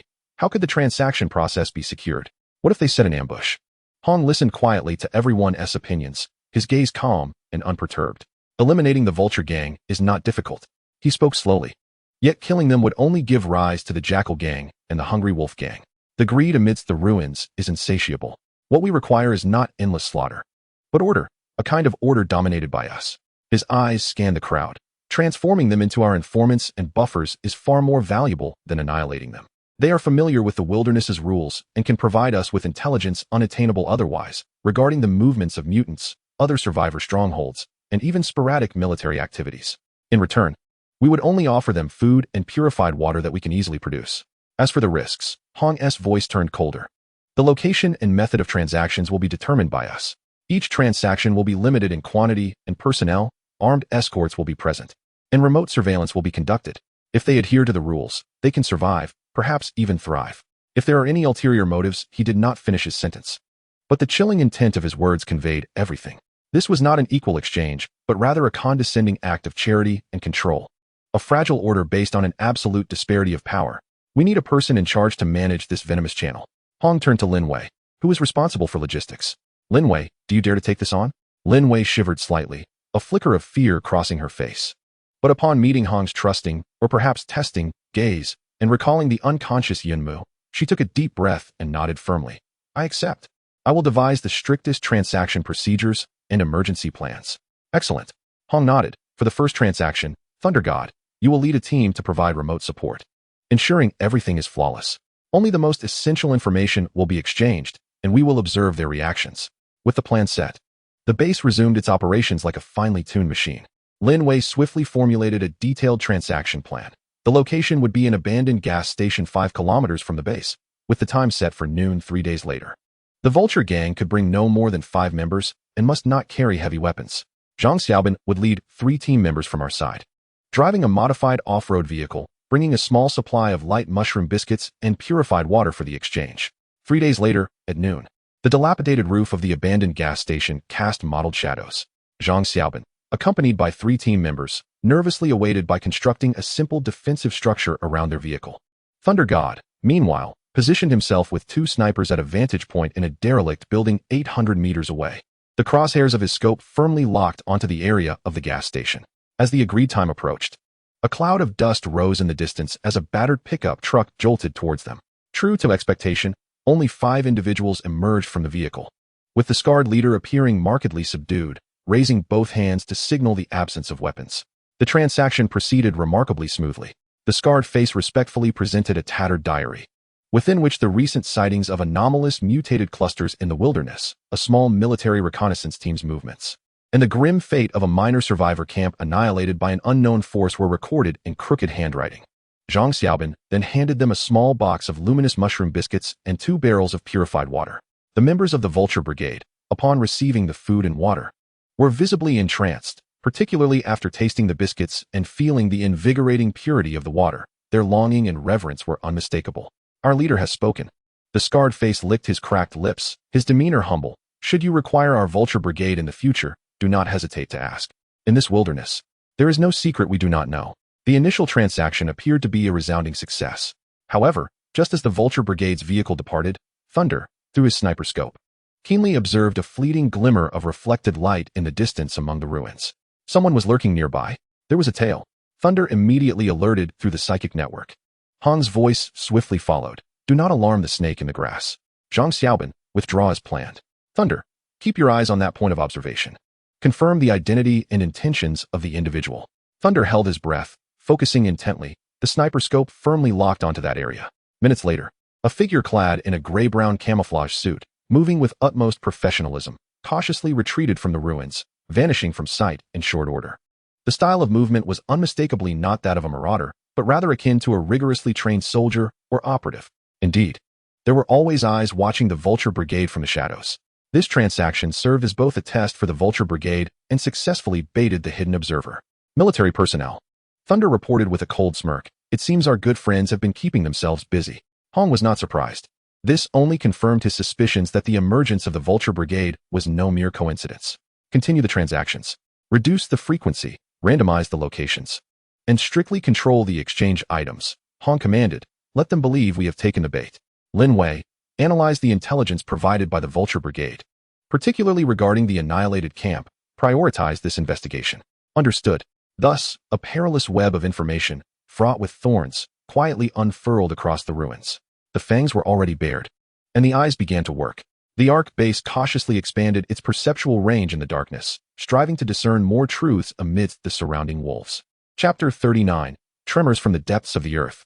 The intelligence provided by the Vulture Brigade, after preliminary analysis by Lin Wei and Old Sun, revealed that most of it was fragmented and posed no direct threat, merely observations from the wilderness. However, the description of the small survivor camp obliterated by an unknown force heightened Hong's vigilance. According to the records, the camp was located in an underground garage on the southwestern edge of North Xian City, housing around 20 individuals. When the Vulture Brigade passed through a week prior, they discovered the camp's entrance violently broken open, the interior in disarray, covered in slime and claw marks, with all survivors vanished without a trace. There were no signs of a large-scale battle. It appeared more like an instantaneous attack followed by abduction. The residual energy in the air left the members of the Vulture team, who ventured to investigate, in a state of profound discomfort. This method did not resemble that of ordinary mutants, nor did it seem to be of human origin. Rather, it bore a resemblance to the style of the Zerg. However, the Zerg's main nest was clearly located deep within the industrial zone to the northeast, a considerable distance from the southwestern edge. Were there rogue Zerg scattered about? Or was a new mother nest in operation? Hong promptly connected to Guangjing through the psychic network, expanding the energy scanning range with priority directed towards the southwest to detect any anomalous biological energy signals, particularly those originating from the Zerg. Guangjing activated, its gentle luminescence flickering uncertainly. Moments later, feedback was received. Widespread scanning indicates severe energy interference, resulting in diminished precision. In the southwestern region, multiple faint signals of the same origin have been detected, but precise localization remains elusive. The main nest lies in a state of silence. Yet deep energy flows exhibit abnormal disturbances. Warning: non-Zerg high-energy ancient source material detected, slowly activating, located directly beneath the main nest, extreme danger. The information remained fragmented, yet it hinted at a far more terrifying possibility. Was there something beneath the Zerg's main nest? And was it in the process of being activated? Hong's heart sank. He recalled the fragmented messages conveyed by Yunmu before his unconsciousness, indicating that the Zerg Queen was attempting to communicate with an entity deeper underground. Could it be that the Zerg's purpose in descending upon Earth was not merely to plunder and reproduce? Were they drawn by that ancient source material beneath the Earth? Was the slaughtered camp some form of sacrifice or experiment? The situation was far more intricate and perilous than he had imagined. It was imperative to uncover what was truly transpiring underground. Old Sun, how is the progress on the energy sensor based on Zerg shells and blue star moss that I asked you to study? Hong inquired, reaching out to the research department. The preliminary model has been completed, but both the detection range and precision are quite limited, and it requires proximity to the energy source to function effectively. Old Sun replied promptly. Prepare a set. Thunder God, select 2 of the most astute and composed team members for a reconnaissance mission, Hong commanded. An hour later, a rudimentary device resembling a crude metal box with several antennas, along with 2 sets of camouflage suits covered in Zerg exoskeletons, processed to shield against energy radiation, was ready. The chosen team members, Wang Zheng and another seasoned veteran skilled in stealth reconnaissance, stood before Hong. Their expressions were grave, but their resolve steadfast. Mission objective: infiltrate the southwestern region, get as close as possible to the vicinity of the slaughtered camp, deploy the energy sensors, and gather data. Maintain radio silence throughout. If you encounter any insurmountable danger, withdraw immediately. Your safety is paramount. Hong articulated the mission with a serious tone, emphasizing, remember, your objective is intelligence, not combat. Understood. The 2 affirmed with solemn nods. They departed the base quietly, like 2 droplets merging into the ocean of ruins. The wait was agonizing. Hong remained stationed at the command center, maintaining contact with various points of the base through the psychic network, while most of his focus was directed towards the unsettling activities in the southwest. A day later, the coyote returned alone, battered and bruised, his pallid visage betraying a lingering hint of terror. Wang Zheng had not come back. We approached the vicinity, the coyote's voice hoarse and laced with apprehension. The atmosphere there was unsettlingly quiet, devoid of even the mutated creatures. We discovered the entrance to the underground garage, seemingly corroded by some unknown force. Just as we prepared to set up our equipment, a tremor suddenly emanated from below, sending a wave of sheer dread across the coyote's face. The ground was being excavated from beneath. Swarms of monstrous hybrids, resembling colossal ants and centipedes, surged forth with alarming speed. In a bid to shield me, Captain Wang was dragged down into the abyss. I detonated the singular electric explosive, narrowly escaping the chaos. The energy sensor he had retrieved recorded a fleeting yet intense surge of energy, its oscillation pattern strikingly reminiscent of the insectoid presence in the industrial zone, yet even more primal and ferocious. Hong scrutinized the brief energy waveform, recalling the luminous crystal's warnings regarding ancient primordial entities. A dreadful hypothesis began to take shape in his mind. The insectoids might not be a unified front. Perhaps the sealed main nest beneath the earth was undergoing some unknown mutation, or perhaps an even older and more terrifying branch of the insectoid race was awakening. The emergence from the southwest might not be mere stragglers, but a new threat clawing its way up from deeper subterranean realms. Go rest, your task is complete. Hong instructed Lin Wei to take the coyote for treatment. He stood alone before the window to the heavens, gazing at the ominous skyline to the southwest. The tremors from deep within the crust grew increasingly pronounced. The crisis was no longer confined to a single direction. It was silently spreading beneath the unseen ground. Would the Ark base, a flickering ember of humanity amidst the ruins, endure in this ever-deepening darkness? Hong clenched his fists. He needed greater strength, as well as more allies. He glanced at the communicator. Perhaps it was time to reach out to that old friend, Zhao Feng. Chapter 40. The Eagle's scheme. Hong's communication request connected directly to Zhao Feng's personal terminal via encrypted channels. The signal had undergone numerous hops and disguises to ensure it would not be easily traced.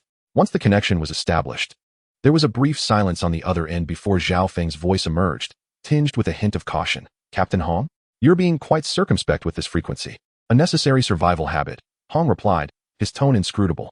How have you been lately, Captain Zhao? Fairly well. Zhao Feng's voice carried a complex undertone. I heard you encountered some trouble recently. He was referring, of course, to Chunming Yuan's inspection and the Vulture Squad's assault. Minor inconveniences, now resolved, Hong replied dismissively. Yet you seem to be rather busy yourself, Captain Zhao. Zhao Feng fell silent once more, seemingly weighing Hong's intentions. If you have something to say, Captain Hong, please do so directly. Very well, Hong cut to the chase. To the southwest, the survivor camp at the former No. 7 underground garage has been annihilated by an unknown force, leaving behind high-intensity biological energy residues, not of ordinary mutated beings. Is the command center aware of this matter? Zhao Feng's breath seemed to pause for a moment, his tone turning grave. How do you know? Wait, the Vulture Corps? He immediately deduced the source of the intelligence. The source is inconsequential, Hong did not deny. What matters is whether the command center is aware of this situation and the potential new subterranean threats. What is their stance? A prolonged silence ensued. Hong could hear the sound of fingers tapping against the table, revealing Zhao Feng's inner turmoil. Ultimately, it appeared that Zhao Feng had made a decision. Lowering his voice, this matter has been suppressed. The samples and data brought back by the reconnaissance team have been directly taken over by Chunming Yuan's people, classified as top secret. The conclusion in the report states that there is no threat from the encountered high-intensity mutated clusters.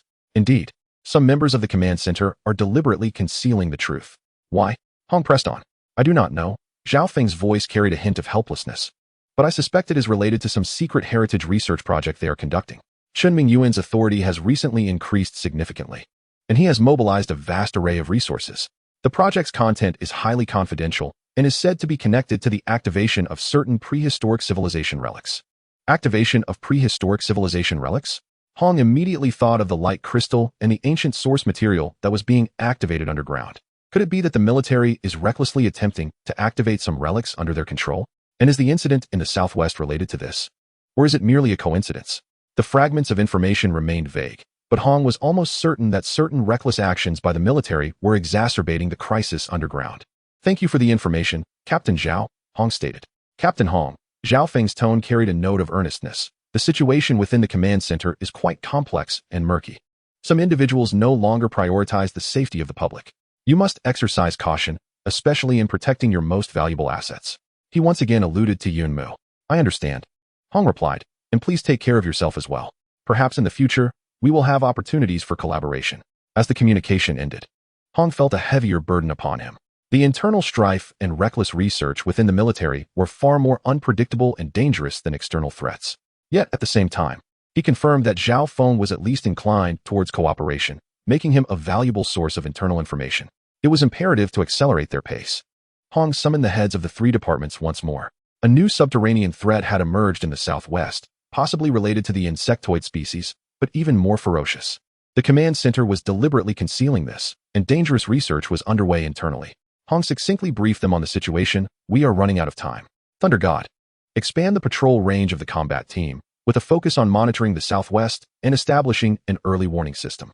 In the event of encountering unidentified creatures, prioritize deterrence and reconnaissance, avoiding confrontation.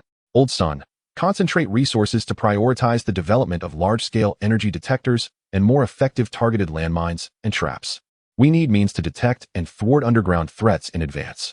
Linway, increase the frequency of transactions with the Vulture Group, focusing on gathering intelligence regarding subterranean anomalies, covert military operations, and the mysterious disappearances of other survivor outposts.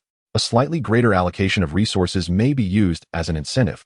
Furthermore, Hong addressed everyone, initiating the Ark Seed Project. The Seed Project? The crowd looked puzzled. Hong elaborated, stating that the fundamental knowledge of the Ark's core, including luminescent fungus cultivation, water purification techniques, basic energy guidance, in a simplified version, and combat skills against ordinary mutated beings, would be organized and simplified into portable knowledge seeds. He explained that should the base face an irresistible catastrophic crisis, these seeds must be carried out by as many individuals as possible, disseminating the embers of humanity's civilizational revival. This plan was imbued with a poignant sense of foresight. Reflecting Hong's deepest considerations, the value of the Ark lay not in its physical form, but in the knowledge and hope it embodied. The atmosphere was heavy with solemnity. Yet everyone nodded in agreement. This was the final safeguard. The base operated with the relentless precision of a wound-up clock, spiraling into a frenzied pace. Beneath the surface, in the unknown depths, a chilling hum intertwined with ancient tremors, heralding the somber prelude to an apocalyptic symphony. Eagles circled above, surveying their prey, while sparrows flitted among the branches, relaying messages. Meanwhile, the slumbering giant beneath the crust slowly began to stir. A storm was on the horizon. Chapter 41, Thunder Hunt. The threat emanating from the depths loomed like the sword of Damocles, suspended overhead. The slow and cautious scanning of the light crystal was no longer sufficient to meet the urgent demands. Hong ultimately approved Thor's proactive request to assemble an elite reconnaissance team to venture into the southwestern region for limited reconnaissance.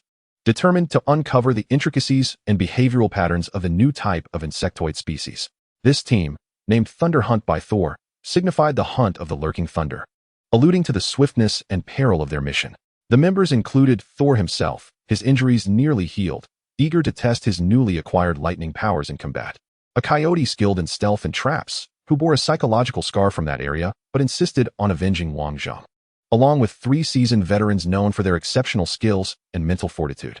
Their equipment had been specially modified by the research department, weapons coated with the latest potent biological toxins, armor reinforced with thin insectoid carapaces for enhanced protection.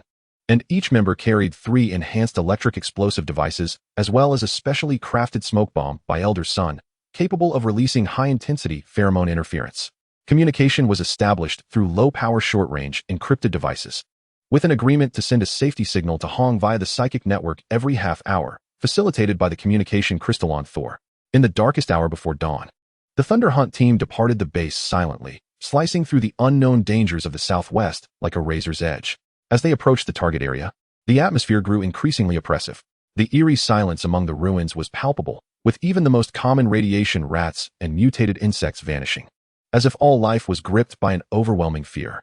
A viscous, dark green slime began to appear on the ground, exuding a pungent, sour odor, starkly contrasting with the purple-black fungal carpets of the industrial zone's insectoid inhabitants.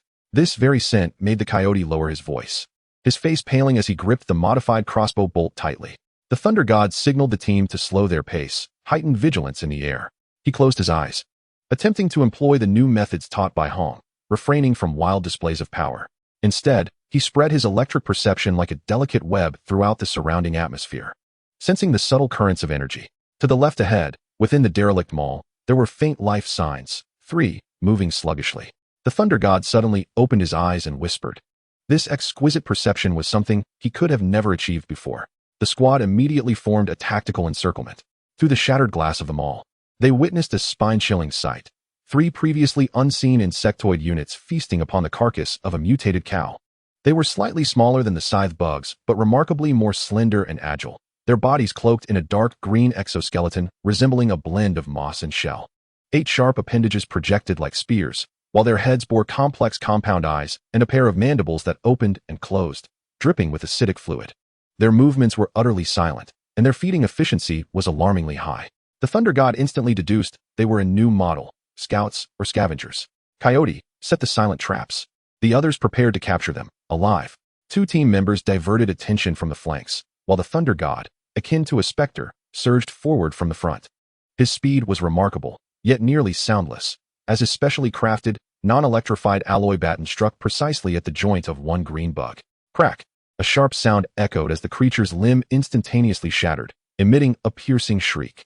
The other two reacted immediately, their mandibles opening to expel twin jets of pale green acid. The Thunder God had anticipated this. His form twisted in an uncanny manner, the acid narrowly missing him as it corroded the ground with a hissing sound. Simultaneously, the steel tripwires and tranquilizer spikes set by Coyote were triggered, momentarily ensnaring the other two green bugs. Engage. The team surged forward, swiftly subduing the struggling green bugs with specialized alloy nets and non-lethal electric shock rods, administering a powerful sedative. The entire process was executed with precision and efficiency, taking less than a minute. Collect samples and evacuate quickly, commanded the Thunder God. Their primary objective was intelligence gathering, not combat. The team promptly excised portions of the green bugs for analysis, collecting slime samples and capturing detailed images. Just as they prepared to retreat, the Thunder God abruptly raised his head, gazing into the dark stairwell deep within the mall. Below, something was ascending. Many. Move swiftly. His electric perception had detected a rapid and dense vibration emanating from the depths. The squad, unwavering, hoisted their captured specimens and samples, hastily retreating along their planned route.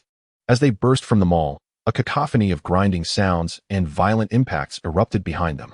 Dozens, if not hundreds, of those dark green insectoids surged forth from every entrance of the mall, wildly pursuing them like a relentless tide.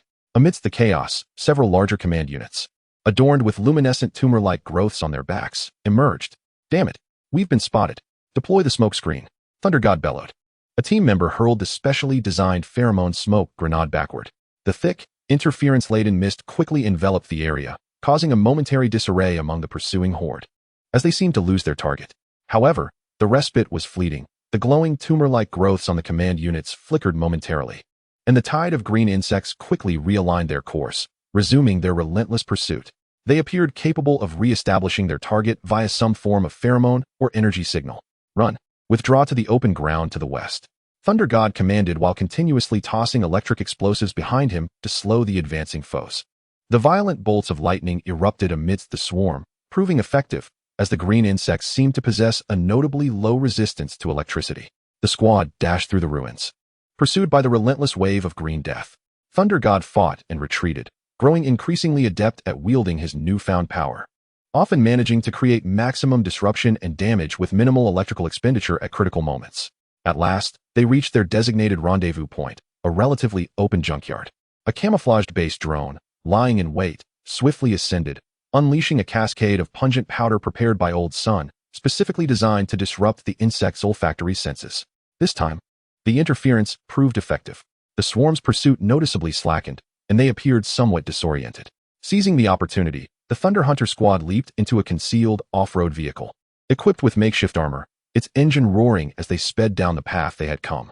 On board, the team watched the receding tide of green insects, breathing heavily in relief. Damn, these creatures are even more troublesome than those in the industrial district. One member wiped the cold sweat from his brow. Thunder God examined the captured, still twitching green insect. His expression grave. They resemble scavengers and engineers, responsible for clearing and expanding. Undoubtedly, more formidable foes lie beneath. This Thunder Hunter operation successfully acquired invaluable first-hand samples and intelligence. Yet it also confirmed the authenticity and severity of the threat. The shadows underground grew ever darker. Chapter 42, Shadows Within the Samples. The Thunder Hunter squad returned safely to the base with their captives and samples, instantly inciting a sensation. The three anesthetized dark green insects were swiftly transported to the highest isolation laboratory within the research department. Everyone gathered around, including Hong, all eager to uncover the details of this new threat.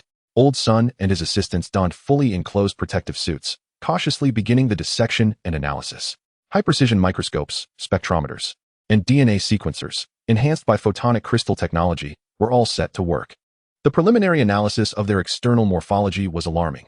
This insect species possessed a shell structure that was lighter and more agile, suitable for rapid movement and burrowing.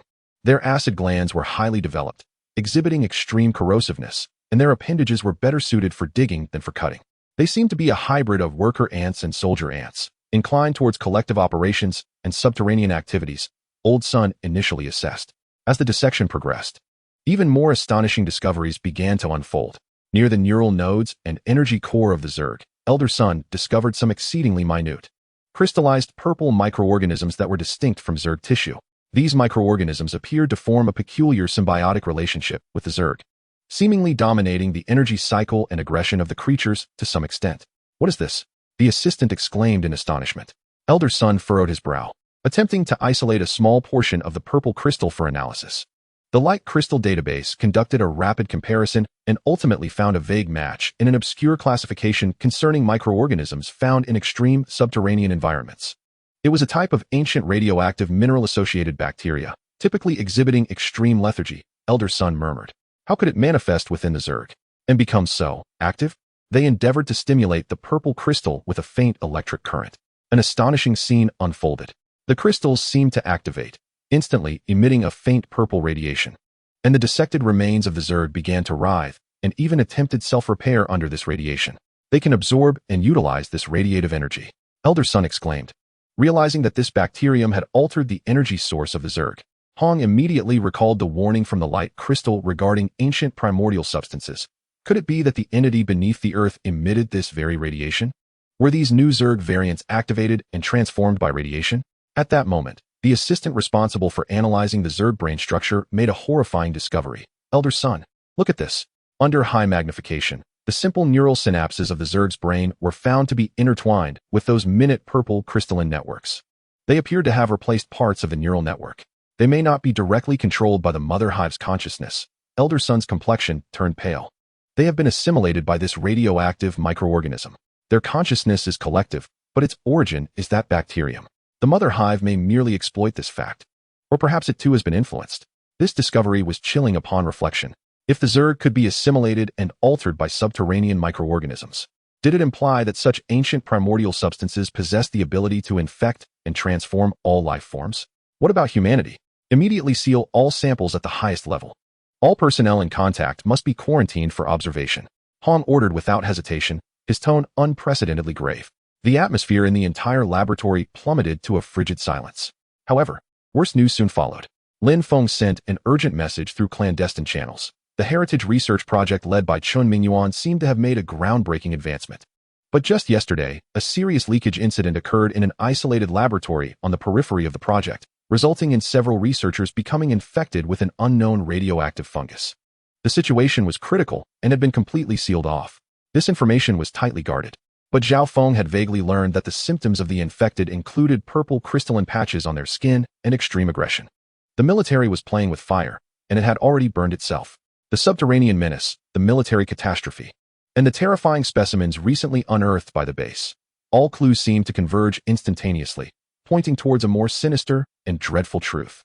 The ancient source material, lying dormant deep within the earth, harbors a danger that far exceeds our imagination. It possesses the power not only to awaken the insectoid swarm, but also to assimilate and distort any life form that comes into contact with it through radiation and microorganisms. Presently, this horrifying conflagration appears to have been foolishly ignited by humanity itself. A chill ascended along Hong's spine. He gazed at the grotesque insectoid specimens within the isolation laboratory, contemplating the potential existence of assimilated underground bases to the southwest, along with the military's recent leakage incident. Calamity is no longer a mere prophecy. It is a stark reality unfolding before us. Initiate maximum alert. Seal all fissures and passages leading to the depths below.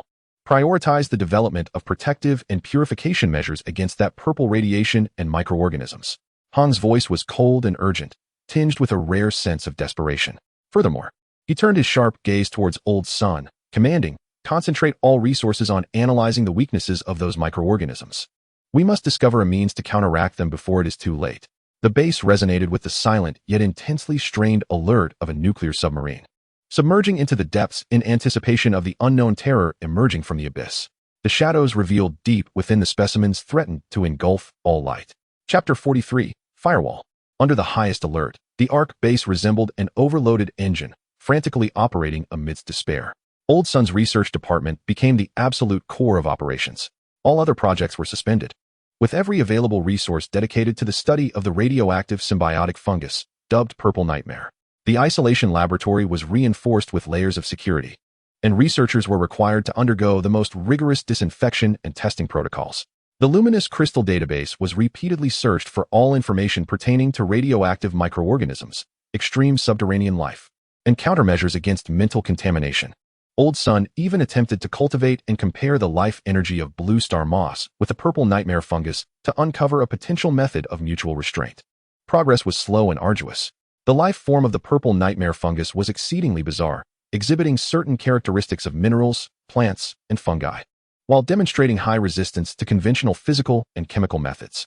Its emitted radiation possessed a strong corrosive effect on living organisms and induced mutations. In several failed experiments, test animals inadvertently exposed to trace amounts of radiation underwent horrifying transformations, becoming highly aggressive and ultimately necessitating their destruction.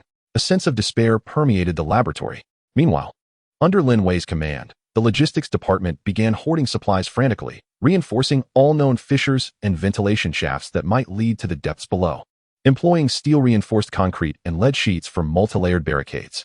They even commenced the installation of repulsion mines, modified based on insectoid pheromones and potent stimulants provided by Old Sun, in critical areas surrounding the base, hoping to deter any monsters that might emerge from the depths. The Thunder God's Preparedness Unit has intensified both the frequency and range of patrols, particularly focusing on surveillance towards the southwest. All members have been equipped with preliminary protective masks and gloves lined with lead. Although the effectiveness remains uncertain, they at least provide psychological comfort. The Thunder God himself relentlessly hones his strength, acutely aware that in confronting this novel threat, the previously bold and reckless combat strategies must evolve into something far more meticulous and cautious. Hong presides over the central command, coordinating all operations through the psychic network, his countenance perpetually frozen in a grim demeanor. He must not only contend with subterranean threats, but also remain vigilant against military maneuvers. Reports from Lin Feng indicate that the leak incident within Chun Mingyuan's project team appears to have been tenuously contained. Yet the palpable tension within the command center is almost visible, with the struggle between Zhou Jinhua's faction and the forces behind Chun Mingyuan intensifying. On this day, Old Sun, dragging his weary frame, approached Hong, his eyes bloodshot yet glimmering with excitement. "We may have found a direction." His voice rasped as he handed over a report. A record from the Crystal database regarding advanced civilizations utilizing specific frequency life energy fields to purify radioactive contamination has sparked an idea. The energy fluctuations of the purple nightmare fungus exhibit an exceedingly subtle resonance weakness. He pointed to a complex waveform diagram. If we could devise a device to continuously emit life energy waves that counter this resonance frequency, we might be able to create a purification field in a limited area, potentially suppressing or even eradicating the purple nightmare fungus. However, Old Sun's tone grew grave again. This requires extremely precise energy control and a robust source of life energy. With our current technology, it is exceedingly difficult to achieve. Unless what? Hong inquired. Unless Yun Mu is awake, Old Sun murmured. Her life word spirit ability is the best and most precise energy source and control core. The atmosphere immediately thickened. Yun Mu's coma represents an irreplaceable loss for the base. Hong remained silent for a moment, a flicker of determination crossing his eyes. Without Yun Mu, we shall compensate with technology. How powerful a source of life energy do we require? At least we need to amplify and focus the life energy output from the crystal by more than 3 times, while maintaining an absolutely stable frequency. This necessitates, Old Sun calculated swiftly, superconducting materials as energy conduits, high-purity energy crystals as amplifiers. We lack all these materials. Materials? Again with the materials. In this apocalyptic age, such industrial artifacts are exceedingly precious. Where on earth might we find them? Hong pressed. Large-scale pre-war research institutions, precision electronic factories, or perhaps military secret warehouses. Old Sun enumerated potential locations, each fraught with peril. Hong promptly accessed a fragmented map of Beixian City, his mind racing. Several possible sites were marked, but they lay deep within the city, where the density of mutants was alarmingly high, possibly near the activity zones of the insectoid species. Just as he weighed the risks, an urgent thought from Lin Wei, monitoring the Vulture Squad channel, pierced the psychic network. Minister Hong. The Vulture Squad has issued a highest-level emergency signal. They assert that during their operations in the underground warehouse of the former Federal Biologics Company in the western part of the city, they discovered a substantial cache of securely sealed military-grade supply boxes, bearing radioactive and biohazard symbols. However, they were besieged by terrifying creatures, suffering significant losses and urgently requiring rescue. They are willing to exchange the coordinates of the warehouse and all its supplies for sanctuary. The Federal Biologics Company, once a renowned hub for biological research and vaccine production before the war, may harbor the precise instruments and specialized materials that Old Sun desperately needs within its subterranean storehouse. Furthermore, could the radioactive symbols be linked to the purple nightmare fungus? This is akin to stumbling upon a pillow while drowsy. Yet, an instinctual unease gnaws at Hong, suggesting that such fortuitous circumstances are too convenient, like a meticulously laid trap. Have the vultures truly reached the end of their rope? Or have they once again been manipulated into becoming bait? Perhaps the contents of the warehouse themselves constitute another Pandora's box? To go, or not to go? Hong gazed at the distant area marked on the map as extremely hazardous, then turned to observe Old Sun's anxious, yet hopeful expression, alongside the sealed samples in the laboratory that could precipitate catastrophe at any moment. The base requires this firewall. Without it, should the purple nightmare erupt on a massive scale, there would be nowhere left to flee. The risks are immense, yet so too are the potential rewards. Hong's demeanor gradually transformed into one of cold resolve. He replied to the vultures, the deal was struck. They must endure. Thor, assemble the team, equipping them with the most formidable firepower and new toxins. Old Sun, compile a list of the materials you most urgently require. We shall personally venture to this federal biologics company. He made his decision. Regardless of whether it is a trap or an opportunity, he must take the plunge to protect humanity's last bastion in this desolate wasteland. The Firewall Initiative began with an expedition fraught with uncertainty and peril.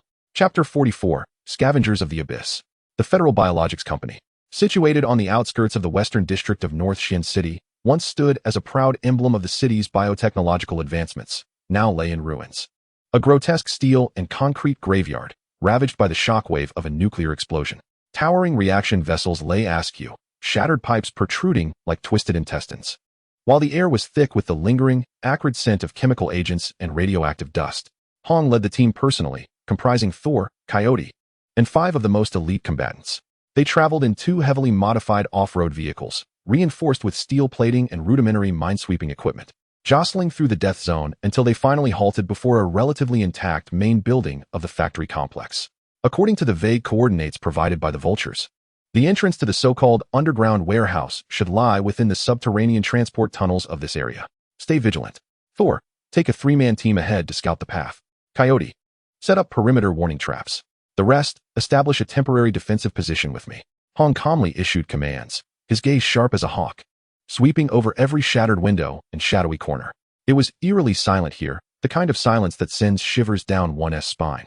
Even the wind's mournful wail through the ruins felt acutely jarring. The Thunder God licked his lips, gripping the war blade infused anew with the power of lightning, cautiously leading his companion towards a partially collapsed underground passageway. The entrance bore clear signs of violent breach, with several recently deceased, tattered raider corpses strewn about, their deaths grotesque, as if torn apart by immense force, with faint traces of corrosion on their wounds. It appeared that the vulture gang had not deceived them. There indeed lay formidable adversaries ahead. The Thunder God murmured, gesturing for silence as he ventured first into the dark tunnel. Inside, the passage was even dimmer. The air was thick and tainted, permeated by a pungent scent of blood and a sweet, acrid aroma reminiscent of fungal proliferation. Under the beam of his flashlight, a thin layer of dark green slime clung to the walls, reminiscent of what they had encountered in the southwestern region. Watch your step in the walls, the Thunder God cautioned. They delved approximately 100 meters before arriving at a relatively spacious underground unloading platform. At the end of the platform stood a heavy alloy door marked with biohazard symbols, now grotesquely warped by some immense force, revealing a gap wide enough for passage.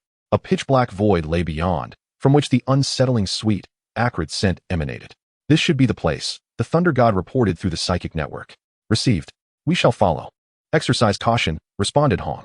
Just as Hong led the second team into the passage, moving towards the unloading platform, a faint, nerve-wracking scraping sound suddenly echoed from the ventilation ducts and shadowy corners surrounding the platform. Enemy attack, the Thunder God bellowed as a warning. In the next instant, dozens of shadows surged forth like specters from all directions. No longer were they the dark green soldier bugs. These creatures were larger, nearing human form. Yet their limbs twisted at unnatural angles, covered in a chitinous exoskeleton that appeared to be a blend of hardened fungi and shell. Their heads bore no discernible eyes. Only a massive mouth bristling with spiral fangs resembling a suction cup. The tips of their arms transformed into sharp, whip-like tendrils, formed from congregated fungal filaments. They moved with astonishing speed and utter silence. The tendrils lashed out, cutting through the air towards the team. Open fire, the Thunder God roared, his war blade crackling with gathered lightning as he severed 2 of the advancing tendrils. Yet, instead of blood, A luminescent cloud of spore powder erupted from the severed ends. Beware the spores. They may be toxic, the coyote exclaimed, hastily holding his breath. The team unleashed a barrage of gunfire, bullets ricocheting off their exoskeletons. Sparking but failing to penetrate. The shockwaves from electric blasts could momentarily stagger them, yet they could not inflict fatal injuries. The resilience and bizarre nature of these entities surpassed any previous insectoid or mutated foes they had encountered. One fungal monstrosity lunged at a team member, its suction-like maw agape, exuding a powerful pull that nearly toppled the soldier. Another descended from the ceiling, its tendrils coiling around the Thunder God's neck like ropes. The battle had plunged into a desperate stalemate. The passage was narrow, rendering evasion difficult, while those fungal monstrosities thrived in such an environment. Thunder God. This creature's hide is too thick. The bullets have little effect, Thunder God reported while struggling to parry. At that moment, Hong had also arrived at the entrance of the platform. Upon witnessing the scene before him, his gaze sharpened. He swiftly unsheathed his sniper rifle, not aiming at the creature's impenetrable exterior, but rather locking onto the gaping maw of the creature that was exhaling a powerful suction. Bang! The specially designed armor-piercing round accurately penetrated the creature's body, emerging from the back of its head. The creature suddenly stiffened, its suction ceased, and it collapsed with a thunderous crash, convulsing a few times before falling still. The weakness lies within the oral cavity. Target their mouths, Hong commanded coldly, as the sniper rifle fired in quick succession, accurately dispatching two more. Receiving the cue, the team members swiftly adjusted their attack strategies, concentrating their fire on the terrifying open jaws, with significantly improved results. However, the number of monsters seemed inexhaustible, continually surging forth from the dark depths of the warehouse and ventilation ducts. This cannot continue. We must enter, retrieve the items, and withdraw, Thunder God bellowed, cleaving through a creature with a single stroke, his gaze fixed on the distorted warehouse door. I will provide cover. Thunder God, take 2 men and charge in. Swiftly resolve this. The objective, superconductive materials and energy crystals, Hong decisively commanded, the thunderous roar of the sniper rifle creating a fleeting path for Thunder God. Follow me. Thunder God roared, his body crackling with electric energy, erupting forth like a humanoid tank, crashing through the obstructing monsters, leading 2 team members as they charged into the warped alloy door. Inside lay a more expansive and darker space. The beam of a flashlight swept over rows of massive, cold biological storage tanks, many of which were damaged, leaking a viscous, unidentifiable liquid. The air was thick with spore dust, reducing visibility to nearly nothing. Split up and search. Pay attention to the labels, Thunder God growled, the 3 men standing back to back as they searched swiftly. From the depths of the warehouse came heavier and more menacing footsteps, suggesting that something far larger had been stirred. Time was of the essence. Found it. Over here. A team member suddenly shouted, pointing to a corner where several sealed boxes, relatively intact and emblazoned with the logos of low-temperature superconductors and high-energy crystals, were located. Just as they attempted to pry open the boxes, boom, boom, boom, the heavy footsteps rapidly approached. A colossal shadow burst through the spore-laden haze, manifesting before them. It was a terrifying creature, a grotesque amalgamation of countless fungi, insectoid shells, human mechanical remnants, and even fragments of storage tanks, towering at 3 meters high. Its core was a massive, pulsating fungal sac, adorned with dozens of frantically rotating compound eyes, and supported by numerous limbs and tentacles, serving both as legs and offensive appendages. The energy emanating from it far surpassed that of the outer monsters, carrying a chilling hint of mental corruption. What the hell is that thing? Even Thunder God felt a chill of dread. The stitched monster emitted a grotesque sound, a cacophony of metallic friction intertwined with biological shrieks, as several tentacles descended upon them like battering rams. Block it, the Thunder God bellowed, wielding the lightning war blade with all his might. The other 2 team members unleashed a frenzy of firepower. Boom. The tentacles collided with the Thunderblade, producing a deafening roar. The Thunder God felt an unimaginable force surge forth, his grip shattered, and he was propelled backward, crashing heavily against the storage tank. The creature's strength was truly terrifying. Thunder. Outside, Hong sensed the turmoil within through the psychic network, his expression shifting drastically. Everyone, converge towards the exit. Prepare for a demolition retreat. Must we concede? The materials we have so arduously secured. In this moment of despair, no one noticed that far away at the sports center base, within the core infirmary, Yun Mu, who had been in a deep coma, felt the faintest tremor of her butterfly-like eyelashes. Chapter 45, The Call of the Budding. In the core infirmary, silence reigned, punctuated only by the rhythmic ticking of life support equipment. Linwei had just finished cleaning Yunmu's body. gazing at her friend's still pale, yet seemingly softened sleeping visage. She sighed gently and quietly departed with the basin of water. She failed to notice that at the instant she turned, Yunmu's fingers, resting by the bedside, curled ever so slightly. In the depths of the ocean of her subconscious, Yunmu felt as though she had been adrift for countless centuries. Surrounding her was a warm, green flow of energy, enveloping her fractured soul, slowly mending it, yet trapping her in an endless silence. She could vaguely perceive snippets of the outside world, Hong's calm demeanor, the thunder god's roar, elder sun's anxiety, Lin Wei's tears, yet she could not respond, as if ensnared behind an impenetrable glass dome, merely watching and listening. Until that moment, a sharp, cold wave of psychic energy, brimming with greed and a desire for destruction, pierced through the green energy flow, attempting to invade this tranquil realm of consciousness. It was that sensation, the ancient malice of the primordial essence from deep within the earth. Though faint, its essence was unmistakably the same. This foreign malevolence instantly roused Yunmu's dormant soul instincts. Her life force, emanating from the Ark's core, her nature of protection and purification, was violently ignited by this pure will to annihilate. No. A thought so feeble it was nearly non-existent, akin to the first cry of an infant, sent ripples through the sea of consciousness. Almost simultaneously, another wave, more urgent and frenzied, imbued with the familiar essence of thunder and lightning, crashed against her perception. Echoing like a deathly scream through some invisible connection, the psychic network, it was the thunder god. He was in mortal peril. And Hong, they needed help. The intense stimuli from both within and without struck her like two heavy hammers, brutally pounding against the invisible barrier that confined her. Crack. The faint sound of ice shattering reverberated deep within her soul. Yunmu's long-dormant psychic energy began to flow again, akin to thawing spring waters, laboriously and gradually reawakening. She endeavored to concentrate that feeble spark of intention, extending it slowly in the direction where she sensed Thor's peril. In the subterranean warehouse of the Federation Biological Agents Company, Thor coughed blood, struggling to rise beside the deformed storage tank. The terrifying stitched monster approached with heavy steps, its myriad compound eyes fixated upon him. Massive tentacles poised to strike once more. Two other team members were ensnared by different fungal creatures, utterly unable to provide support. It was over. This thought flashed through Thor's mind in that critical moment. Just then, a faint yet incredibly pure green light, brimming with vitality, suddenly expanded silently from the center of Thor. The radiance was subtle, akin to a flickering candle in the wind, yet it possessed a strange, soothing power. The frenzied fungal monsters faltered abruptly in their advance. Upon contact with this green light, the fungal spores and mucus on their surfaces emitted a soft hissing sound, as if being purified, dimming slightly. Even the colossal stitched creature emitted a confused and agitated shriek, its assault evidently slowing. What is this? Thor was taken aback. Yimo. Hong's astonished voice resonated through the psychic network, tinged with incredulous joy. He distinctly felt that weak, yet familiar pulse of life energy, though separated by dozens of kilometers. It had somehow projected here through the psychic network. It was her power. She had awakened. Or perhaps, her consciousness was responding. Now was the moment. Thor, grab the items. Retreat.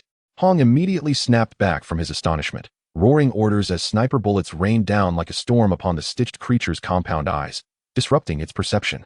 Thor reacted instantly. Though unaware of the circumstances, he recognized this as their sole opportunity. With a fierce roar, he disregarded his injuries and lunged at the sealed containers, violently prying open the locks with his combat knife, retrieving the silver-glimmering superconducting coils and several fist-sized crystals imbued with pure energy wrapped in shock-absorbing material. Hastily stuffing them into his backpack. "We have what we came for. Let us go," he shouted, charging towards the exit. The stitched monster seemed to recover from the green light's interference, emitting an enraged roar as its tentacles struck down once more. But it was too late. Boom. Just as Thor burst through the door, Hong had already timed it perfectly. With a command, the team detonated the explosives preset on the load-bearing columns of the passage. The ground shook violently. The ferocious explosion and collapse instantaneously sealed the passage, temporarily entombing the pursuers and that terrifying creature beneath the rubble. Run. Hong seized the injured Thor, and the squad fled desperately along their path.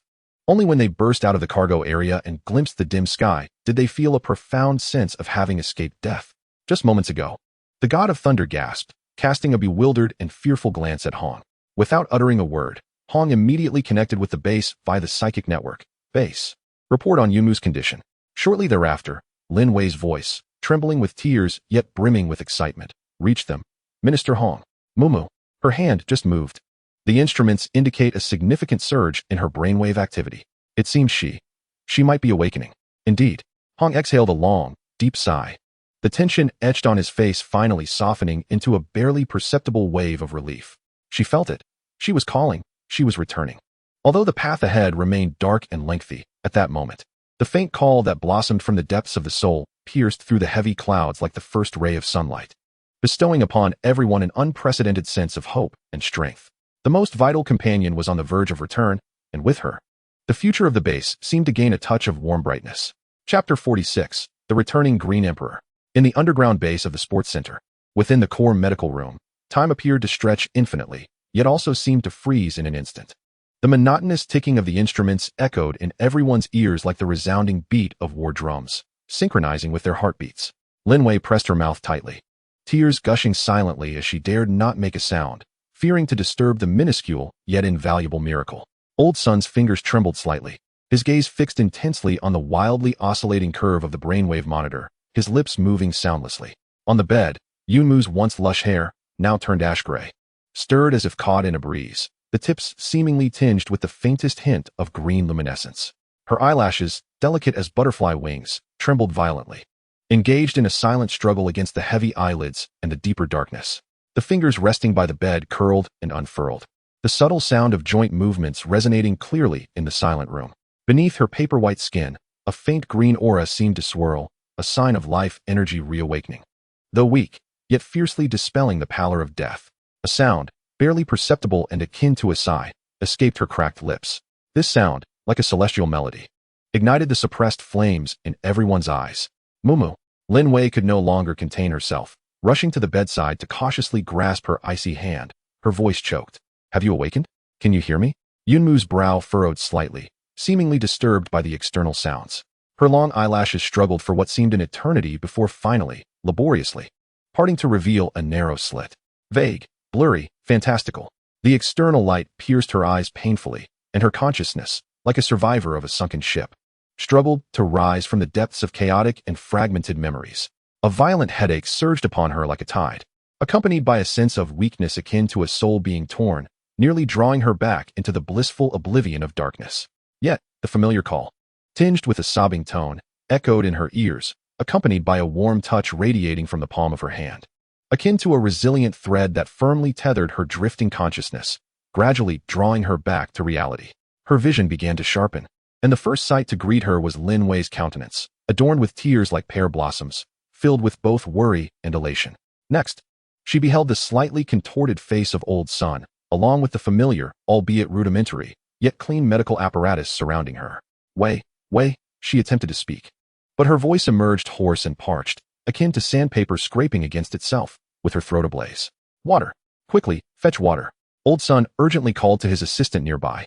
Warm water was carefully administered to her throat, soothing the desiccated mucosa and lending clarity to her muddled thoughts. Fragments of memory began to coalesce. The subterranean lair, the Queen Mother, energy tendrils, the incantation that incinerated souls, an endless expanse of darkness enveloped in warm green light. And then, in that final moment, the palpable sense of the thunder god's imminent peril and the involuntary release of a feeble purifying force coursed through her. Thunder god, Hong, she suddenly recalled. A flicker of urgency flashing in her eyes as she struggled to rise, only to find herself utterly devoid of strength, the world spinning around her. Do not move. Do not move. Old Sun hastily restrained her. They are fine. They have just completed their mission and are on their way back. It was you. You seem to have assisted them. Upon hearing this, Yunmu felt a slight sense of relief, allowing herself to collapse back against the bed, gasping for breath. That mere flicker of emotional turbulence and movement had nearly exhausted the strength she had just managed to muster. She closed her eyes and began to delve inward. The state of her body was a grim sight to behold. Numerous meridians lay severed and atrophied, her soul's essence dim and lifeless, as if it might extinguish at any moment. Yet, in the region of her heart, a faint yet exceptionally pure green energy resided, akin to a seed taking root, slowly releasing vitality, sustaining her life while gradually mending her fractured body and soul. Was this the original power of the Ark's core? Moreover, she sensed a deeper, clearer connection between herself and the earth beneath her feet, as well as with the luminous crystal deep within this base. As if a part of her had become intertwined with this place. At that moment, urgent yet steady footsteps echoed from outside. The The door to the medical room swung open, revealing Hong's silhouette at the threshold. He maintained his usual icy composure, his combat uniform stained with dust and splatters of dark green blood. However, upon seeing Yunmu, now with her eyes wide open, something within the depths of his profound, cold gaze stirred tumultuously, though it returned to normal in an instant. His steps imperceptibly quickened as he approached the bedside. Their eyes met. No impassioned words, no erratic gestures. Hong simply gazed at her for several seconds, as if affirming her very existence. Then, he nodded slightly, his voice as steady as ever, yet seemingly softened and deepened. "It is good that you are awake." In those 4 words lay a multitude of unspoken sentiments. Yunmu gazed at the blood-stained remnants of her journey and the fleeting glimmer of relief deep within her eyes. A complex warmth surging within her heart. She gently blinked, acknowledging his presence. "How do you feel?" Hong inquired, his tone resembling a casual greeting, yet laced with an imperceptible caution. "Like I've been crushed," Yunmu struggled to articulate, attempting to conjure a smile that only appeared painfully fragile. "Rest well." Hong refrained from further questioning, turning to Old Sun at all costs. "Utilize the finest resources to ensure her recovery. Rest assured, Minister Hong, I will give my all to restore this girl," Old Sun declared, his fervor evident in every word. Soon, the news reached Thor, who, with his bandaged wounds, burst in with a boisterous shout. Upon seeing the conscious Yunmu, this typically boisterous man's eyes glistened with unshed tears. He grinned, wanting to say something profound, but instead, he simply slapped the bedside with such force that it nearly fell apart, rumbling, "Girl, you finally awakened. We were all nearly worried to death." The very core of the base seemed revitalized by Yunmu's awakening. The long-standing shroud of sorrow and oppression was dispelled by this warm breeze of hope. In the ensuing days, under Old Sun's meticulous care and Lin Wei's attentive nurturing, Yunmu's recovery exceeded all expectations. The essence of the Ark's core and her own life force revealed a remarkable vitality. Though her strength had yet to be fully restored and her spiritual wounds required extensive time to heal, she was already able to eat normally, converse, and even engage in slight movements with assistance. She quietly listened as Lin Wei recounted the events that transpired during her unconsciousness, the restructuring of the base, dealings with the Vulture Squad, military conspiracies, the new threats posed by the insectoid species in the southwest, the terrifying ancient essence lurking underground, and the perilous mission to acquire materials. With each revelation, her heart grew heavier. She had not anticipated that so much had transpired while she lay in slumber, and the situation had escalated to such a critical level. Even more shocking was the realization of the immense pressure and risk that Hong and the others had borne to save her and protect the base. A profound sense of responsibility and urgency welled up within her. She could not simply remain idle. Determined, she began to consciously channel that strand of primordial energy. Although each attempt to summon even a minuscule trace brought excruciating pain akin to the tearing of her soul and immense fatigue, she persevered. She discovered that this energy possessed remarkable efficacy in purifying the radiation pollution of the purple nightmare fungus. She requested Old Sun to procure a sample of the highly sealed fungus strain, ensuring strict adherence to safety protocols, and attempted to extend a faint thread of purifying energy towards it. Under the anxious gaze of those around her, the once vibrant purple colony began to dim and wither at a visibly rapid pace upon contact with the green energy, ultimately disintegrating into a small heap of gray ash. "Effective. Truly effective," Old Sun exclaimed, nearly leaping from his seat in excitement. Yunmu, however, became even paler due to this seemingly trivial attempt, drenched in cold sweat, nearly on the verge of fainting once more. "Nonsense." Upon learning of this, Hong displayed a rare stern expression towards her for the first time, declaring, "You are forbidden from any further attempts at harnessing energy until you have fully recovered." His tone was icy, yet Yunmu discerned an unmistakable concern within it. She nodded gently, refraining from any argument, fully aware that Hong was right. She was, at present, far too fragile. Nevertheless, her mind remained active. She began to leverage her increasingly clear connection with the light crystal, passively absorbing and comprehending the vast knowledge of plant civilization. She delved into various applications of life energy, purification and sealing techniques, and the restoration of the soul. Although she lacked the strength to take action, her intellect remained sharp. She continuously conveyed her insights and understandings to Elder Sun, providing crucial ideas and directions for the firewall project he was diligently tackling. She resembled an experienced yet physically weakened master, unable to wield the sword herself, yet capable of imparting the essence of techniques to her disciples. Under her guidance, Elder Sun's research progressed significantly. By integrating the superconductive materials and energy crystals brought back, a prototype of a purification force field generator. based on the principles of life-energy resonance, was rapidly transitioning from blueprint to reality. Yunmu's return not only replenished combat capabilities, but also provided the entire base with an irreplaceable technological direction and a pillar of strength. She sat quietly on the bed, observing the bustling individuals around her, her silver-white hair cascading over her shoulders, her gaze still frail, yet rekindled with a resilient spark. The Green Emperor has returned. Though its branches may be broken, its roots remain unbroken, and its ambitions undiminished. She understood that the true battle was only just beginning, and she must recover more swiftly. For the sake of those who fought valiantly to protect her, and for the faint yet unquenchable flame of civilization amidst this desolate wasteland. Chapter 47. The Firewall Project. Yunmu's awakening was akin to administering a potent stabilizer to the overburdened Ark base, though she remained weak and required rest for the majority of the time. The clarity in her reopened eyes and the occasional incisive insights she offered allowed the tense nerves of everyone around her to relax slightly, providing them with a sense of assurance. Elder Sun's research department became the most sought-after core of the base. Based on the profound knowledge derived from the Ark's core that Yunmu provided, and in conjunction with the superconductive materials and energy crystals brought back, the Firewall project advanced at an astonishing pace. The design of the prototype underwent repeated modifications and optimizations. Superconductive coils were intricately woven into complex circular structures to guide and amplify the life energy output of the light crystal. The high-purity energy crystals were embedded in the core nodes, serving as energy buffers and frequency resonators.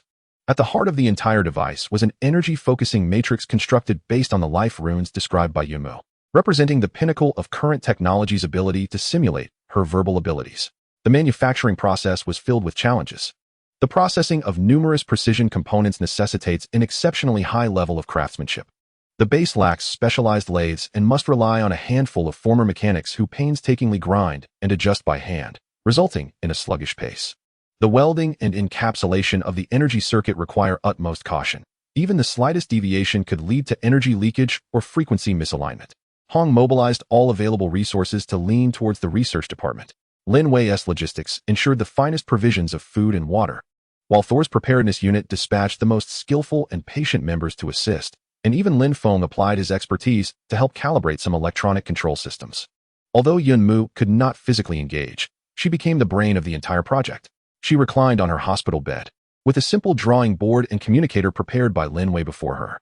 Elder Sun and the principal technicians took turns by her side, reporting problems and test data in real time. Her complexion remained pale, and her concentration could not be sustained for long. After a period of contemplation, she required rest. Yet, each of her utterances often struck at the heart of the matter. The deflection angle of the third superconducting ring should be adjusted by 3 degrees, otherwise, vortex losses would occur as energy flows through. The excitation frequency of the core crystal should be attempted at a reduction of 5 thousandths, aligning more closely with the resonance weakness of the purple nightmare fungus.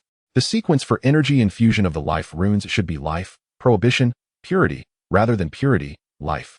Prohibition, a reversal in order would significantly diminish efficacy. These minute adjustments, grounded in her profound understanding of the essence of life energy, represented a fusion of the light crystal knowledge base and her innate talents, far exceeding the detection precision of existing instruments and Elder Sun's theoretical comprehension. Under her guidance, one technical challenge after another was surmounted. When the first surge of energy was successfully guided and amplified, emanating a gentle yet resolute green glow, it stabilized and shot forth from the rough prototype's nozzle, thoroughly purifying a small, highly isolated sample of purple nightmare fungus to ashes. The entire laboratory erupted in long-suppressed cheers. Success. The theoretical validation had been achieved. Yet, everyone understood that this was merely the beginning. The laboratory's triumph was a far cry from producing a large-scale force field generator capable of enveloping the entire base. A lengthy journey lay ahead. The existing superconducting materials and energy crystals were woefully inadequate, and the manufacturing process could not meet the demands of large-scale production. We require more materials, at least 10 times the current amount. Elder Sun gazed at the prototype, which stood only half a meter tall and had a range of less than 3 meters, and addressed Hong. Furthermore, the energy consumption of a large generator increases geometrically, and the current energy output of the light crystal may soon become unsustainable. Materials and energy remain the 2 core challenges. Hong stared at the prototype, which radiated a hopeful green glow, his gaze profound. He understood that the warehouse discovered by the Vulture Squad was merely a drop in the bucket. To acquire sufficient resources for constructing a large firewall, one must aim for a grander target. The the North Xian City Pre-War Physics Research Institute. Hong slowly articulated a location. The nearest large scientific research institution, theoretically stocked with vast quantities of superconducting materials and experimental-grade energy batteries. Moreover, it boasts a backup energy center powered by geothermal energy, which, if repaired, might alleviate some energy issues. The atmosphere was laden with anticipation. The Physics Research Institute, situated in the very heart of Beishian City. The density of anomalies and the level of danger there far exceed any locale they had previously encountered. It is even conceivable that there exist threats more terrifying than those they have yet come to know. It is far too perilous. Lin Wei was the first to voice her dissent, declaring it a veritable death zone. Yet, there were no alternatives. Hong's tone remained resolute. A firewall must be established. It is our sole hope for survival. He turned to Yunmu. Given the current position of the base, what extent must the coverage of the projector encompass to create an effective defense? Yunmu closed her eyes, silently attuning herself to the increasingly palpable, chilling malevolence emanating from below, calculating the approximate area of the base and the energy decay. At the very least, coverage must extend to a radius of 1 kilometer from the sports center. She opened her eyes and delivered a disheartening figure, adding that the energy intensity must be sufficient to penetrate 50 meters underground to effectively suppress the activity of the Ziyuan fungus. A radius of 1 kilometer, 50 meters underground. The energy and materials required for this endeavor would amount to astronomical figures. The momentary elation that had enveloped the laboratory dissipated, replaced by an oppressive weight. The Physics Research Institute, I fear, may not suffice, Sun Lao remarked gravely. However, it is the only known target that might meet our requirements. Hong rose to his feet, asserting the need for more detailed intelligence. Lin Feng, step forward. Lin Feng advanced a pace. Utilize all your channels to gather every piece of information regarding the Physics Research Institute. Architectural blueprints, security systems, if they are still operational, the distribution of anomalies, and any records pertaining to the status of the energy center. Thor, the Combat Readiness Department, is to commence intensive urban close-quarters combat and debris-clearing training, particularly in preparation for potential encounters with new hybrid monstrosities. Sun Lao, continue to optimize the prototype, minimizing its size and energy consumption as much as possible for any potential on-site repairs or energy reconnection. Lin Wei, the logistics department is to begin stockpiling supplies sufficient to sustain 2 weeks of high-intensity operations. A series of commands issued by Hong targeted the treacherous Physics Research Institute. Hong, Yunyu spoke softly, concern etching her features. Your injuries. She noted that the wounds Hong had sustained in previous actions appeared not to have fully healed. Hong adjusted his shoulder nonchalantly, replying, it is of no consequence. He gazed out the window, as if he could penetrate the thick rock layers to behold the deathly sanctum concealed beneath the city's ruins. This time, we are not merely scavenging. We are set to conquer. To construct a firewall that safeguards life, they must first plunge into the most searing flames. The machinery of the base roared once more, redirecting towards a path more perilous yet imbued with hope. All hearts were acutely aware that this might very well be a battle that would determine their fate. Chapter 48, Preparations for War. The objective is to target the Physics Research Institute, with the Ark base spinning wildly like a whipped top, accelerating at an alarming speed. The air is thick with a fervent blend of fear, determination, and a sense of desperate resolve. This is no ordinary reconnaissance or scavenging mission. It is a conquest akin to extracting teeth from a tiger's maw, where the stakes extend beyond mere death to encompass the obliteration of the last vestiges of hope for the entire base. Intelligence gathering is of paramount importance. Lin Feng toils almost without rest, deploying every buried network of connections and accessing antiquated databases, even risking the activation of nearly obsolete military low-frequency encrypted channels. Fragmented information converges like a stream. The Pre-War Physics Research Institute in Beishian City, codenamed Flint, is nestled in the heart of the city's South Former Technology Park, a national priority for research in superconductors, high-energy physics, and renewable energy. The main structure comprises 3 underground levels and 5 above, designed in a honeycomb architecture, featuring an independent geothermal backup power station and reinforced defenses purportedly capable of withstanding tactical nuclear strikes. Following the cataclysm, it has devolved into a desolate wasteland, with early military reconnaissance reports indicating alarmingly high radiation levels, chaotic energy fields, and a dense array of mutant signals rendering it an area deemed permanently off-limits. Recent vague intelligence has hinted at the presence of new fungal and mechanical hybrid activities in the periphery of the Institute.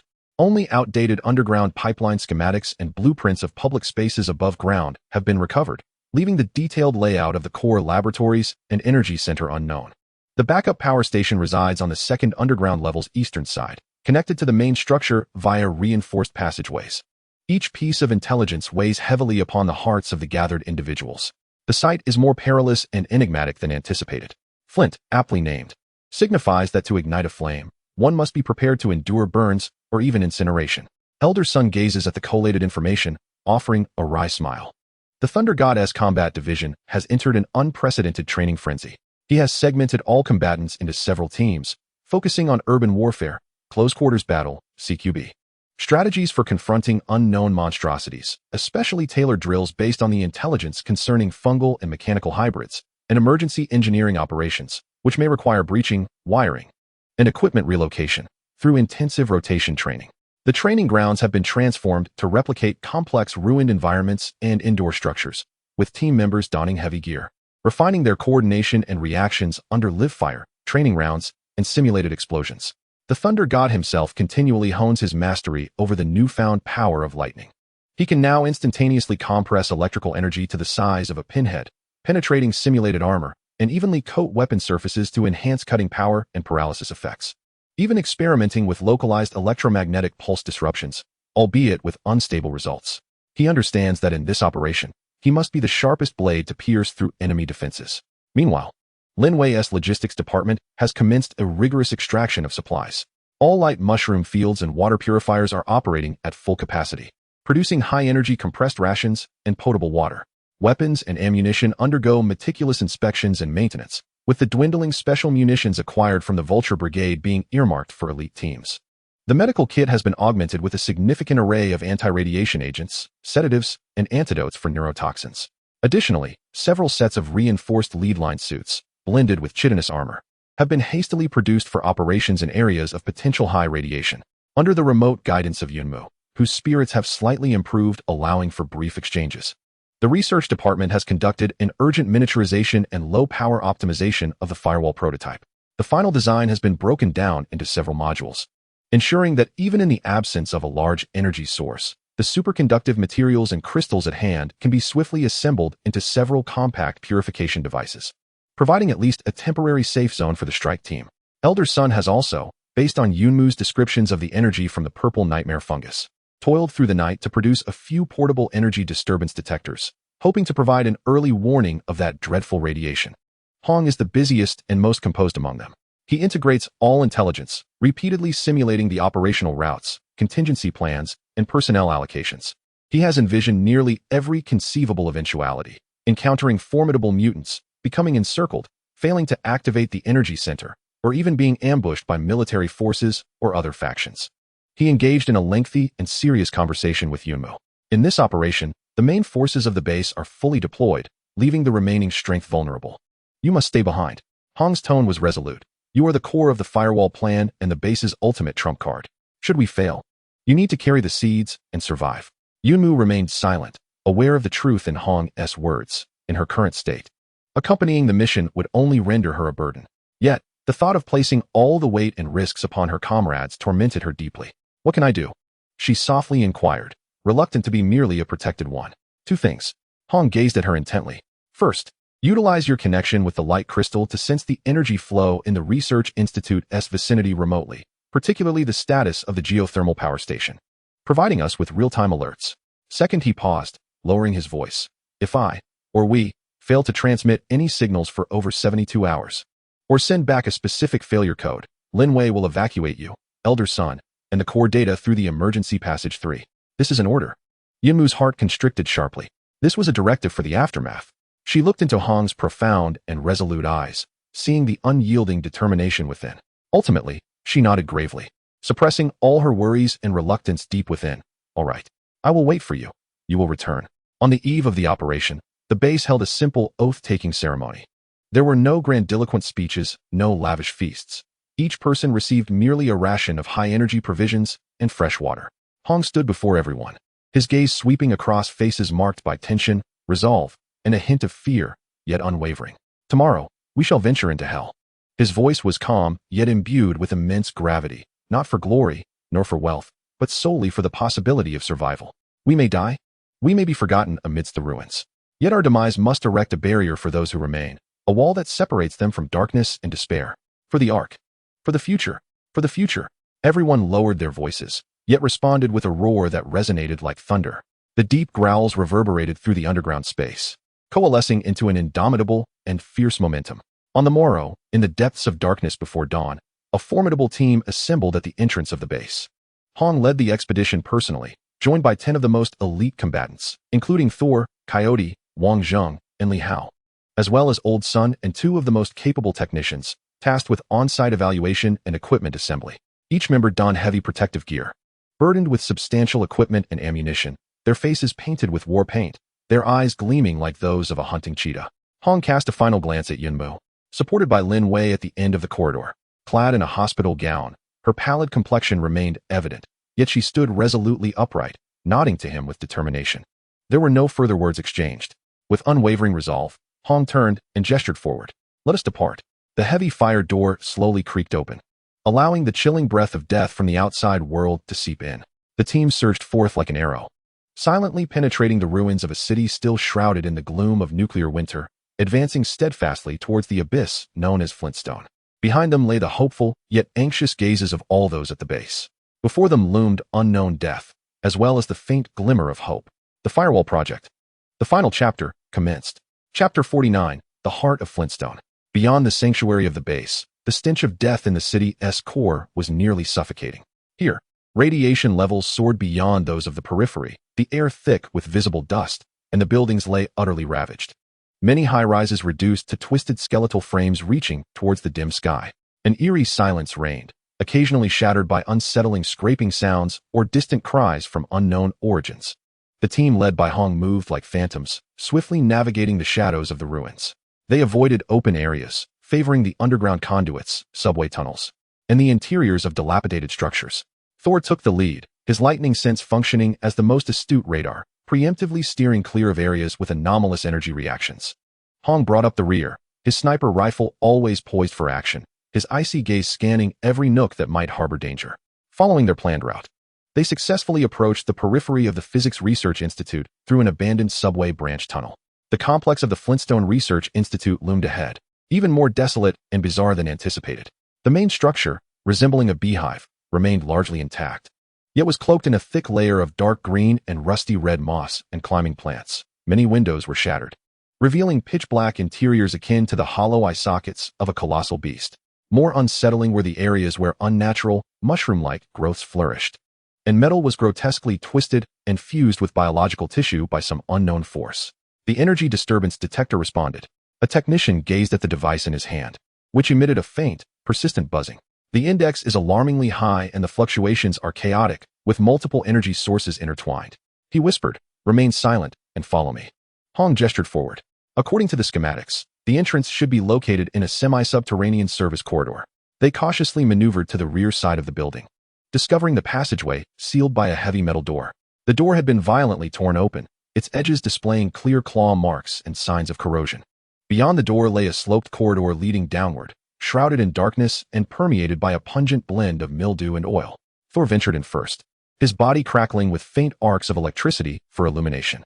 The corridor walls were no longer the cold, unyielding concrete, but rather covered with a pulsating biological matrix resembling a network of blood vessels and nerves, interspersed with severed cables and pipes, as if the entire structure were being digested and transformed from within. "Damn, this place is truly sinister," the coyote muttered under his breath, tightening his grip on the modified shotgun. The team advanced cautiously in a combat formation. Hong continuously relayed the sights and sensations ahead through the psychic network to Yunmo. Detecting intense and chaotic life energy intertwined with inert mechanical energy, Yunmu's faint yet clear thought feedback emerged. Energy flow primarily converges toward the southeast, likely the location of the energy center, but the core is enveloped by some form of biomass, and its state is unstable. With Yunmu's remote guidance, the team successfully avoided numerous dead ends and trap zones. Suddenly, Thor, who led the way, abruptly raised his fist, signaling a halt. From around the corner ahead, an unsettling sound akin to metallic friction mingled with the squirming of slick objects reverberated through the corridor. Thor cautiously peered around the corner, his pupils narrowing slightly. He beheld 2 indescribable creatures patrolling the passage. They possessed spider-like mechanical lower limbs, yet their upper bodies were grotesque, humanoid forms composed of fungi and flesh. One arm wielded a massive metallic drill, while the other was a tentacled whip dripping with viscous slime. Their heads were arrays of rotating sensors, pulsating with ominous red light. Fungal and mechanical hybrids. The intelligence was accurate. The creatures seemingly sensed something, their sensor arrays abruptly swiveling in Thor's direction. Fire! Thor commanded without hesitation and simultaneously. His lightning-infused sword cleaved through the air with blinding brilliance. Bang! Bang! Bang! The team unleashed a volley of flames from their weapons. Bullets ricocheted off the mechanical limbs, sparking upon impact, while those striking the fungal bodies erupted in a repulsive spray of pus. The hybrid emitted a shrill metallic screech, its drill arm whirling madly toward Thor, while the tentacled whip lashed out at the other team members. The corridor, now narrow, erupted into a fierce battle.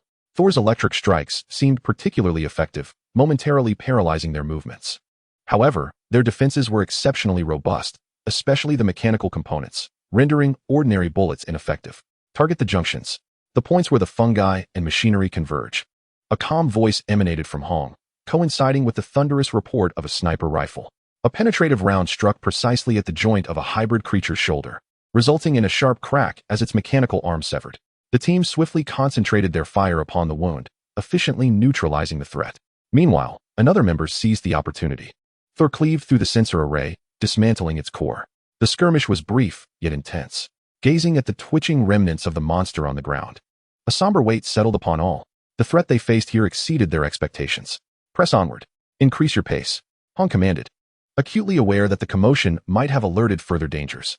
Guided intermittently by Yunmu, the team struggled to advance towards the eastern sector of the second underground level. As they drew nearer to the energy center, the surrounding biomass contamination intensified, necessitating the use of plasma cutters to forge a path. They encountered more sporadic hybrid entities and diminutive fungal organisms, all of which they dispatched with utmost swiftness, yet their ammunition and the team's stamina dwindled rapidly. At long last, they arrived before a colossal, alloy door emblazoned with warnings of radiation and high voltage. This was the gateway to the geothermal energy center. The door bore signs of violent intrusion, though the damage appeared relatively minor, as if whatever resided within held little interest in escaping. Beyond the door lay a vast circular chamber, dominated by a massive well-like apparatus that delved deep into the earth, interconnected with a network of thick, complex piping and energy converters.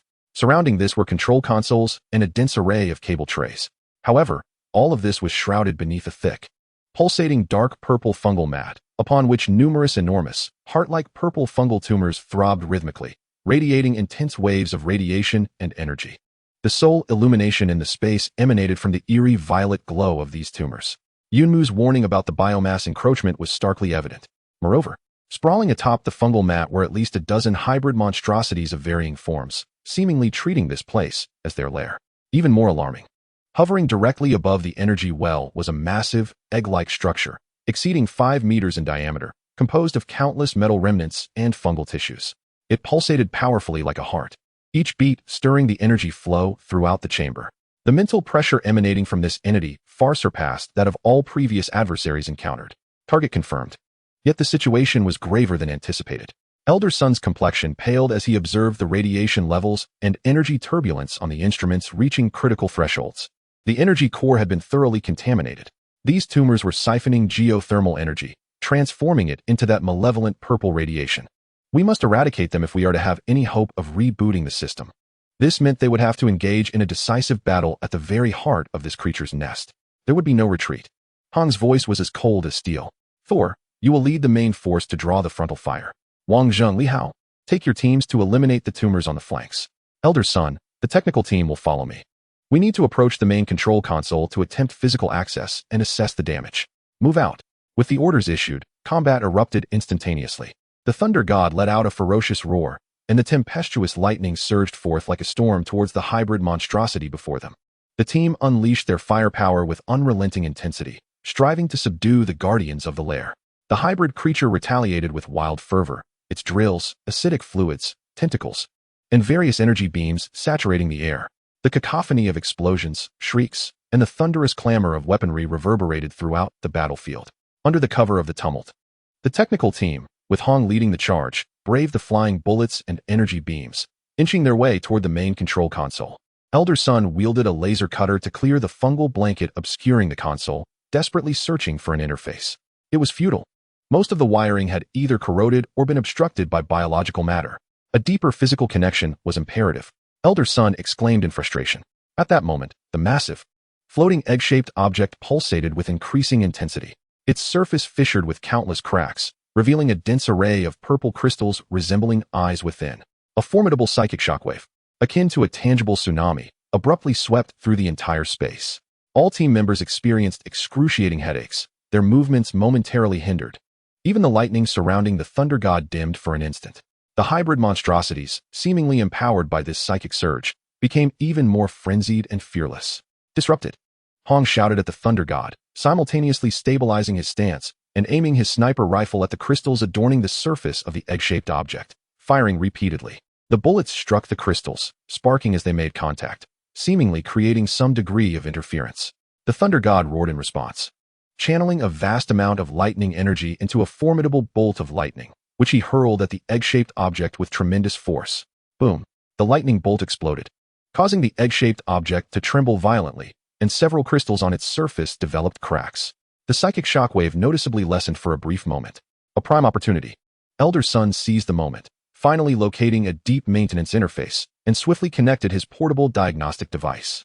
Data streamed in rapidly. The geothermal well itself was intact. However, the damage rate of the energy converter and output control system exceeded 70%, severely infested by biological matter.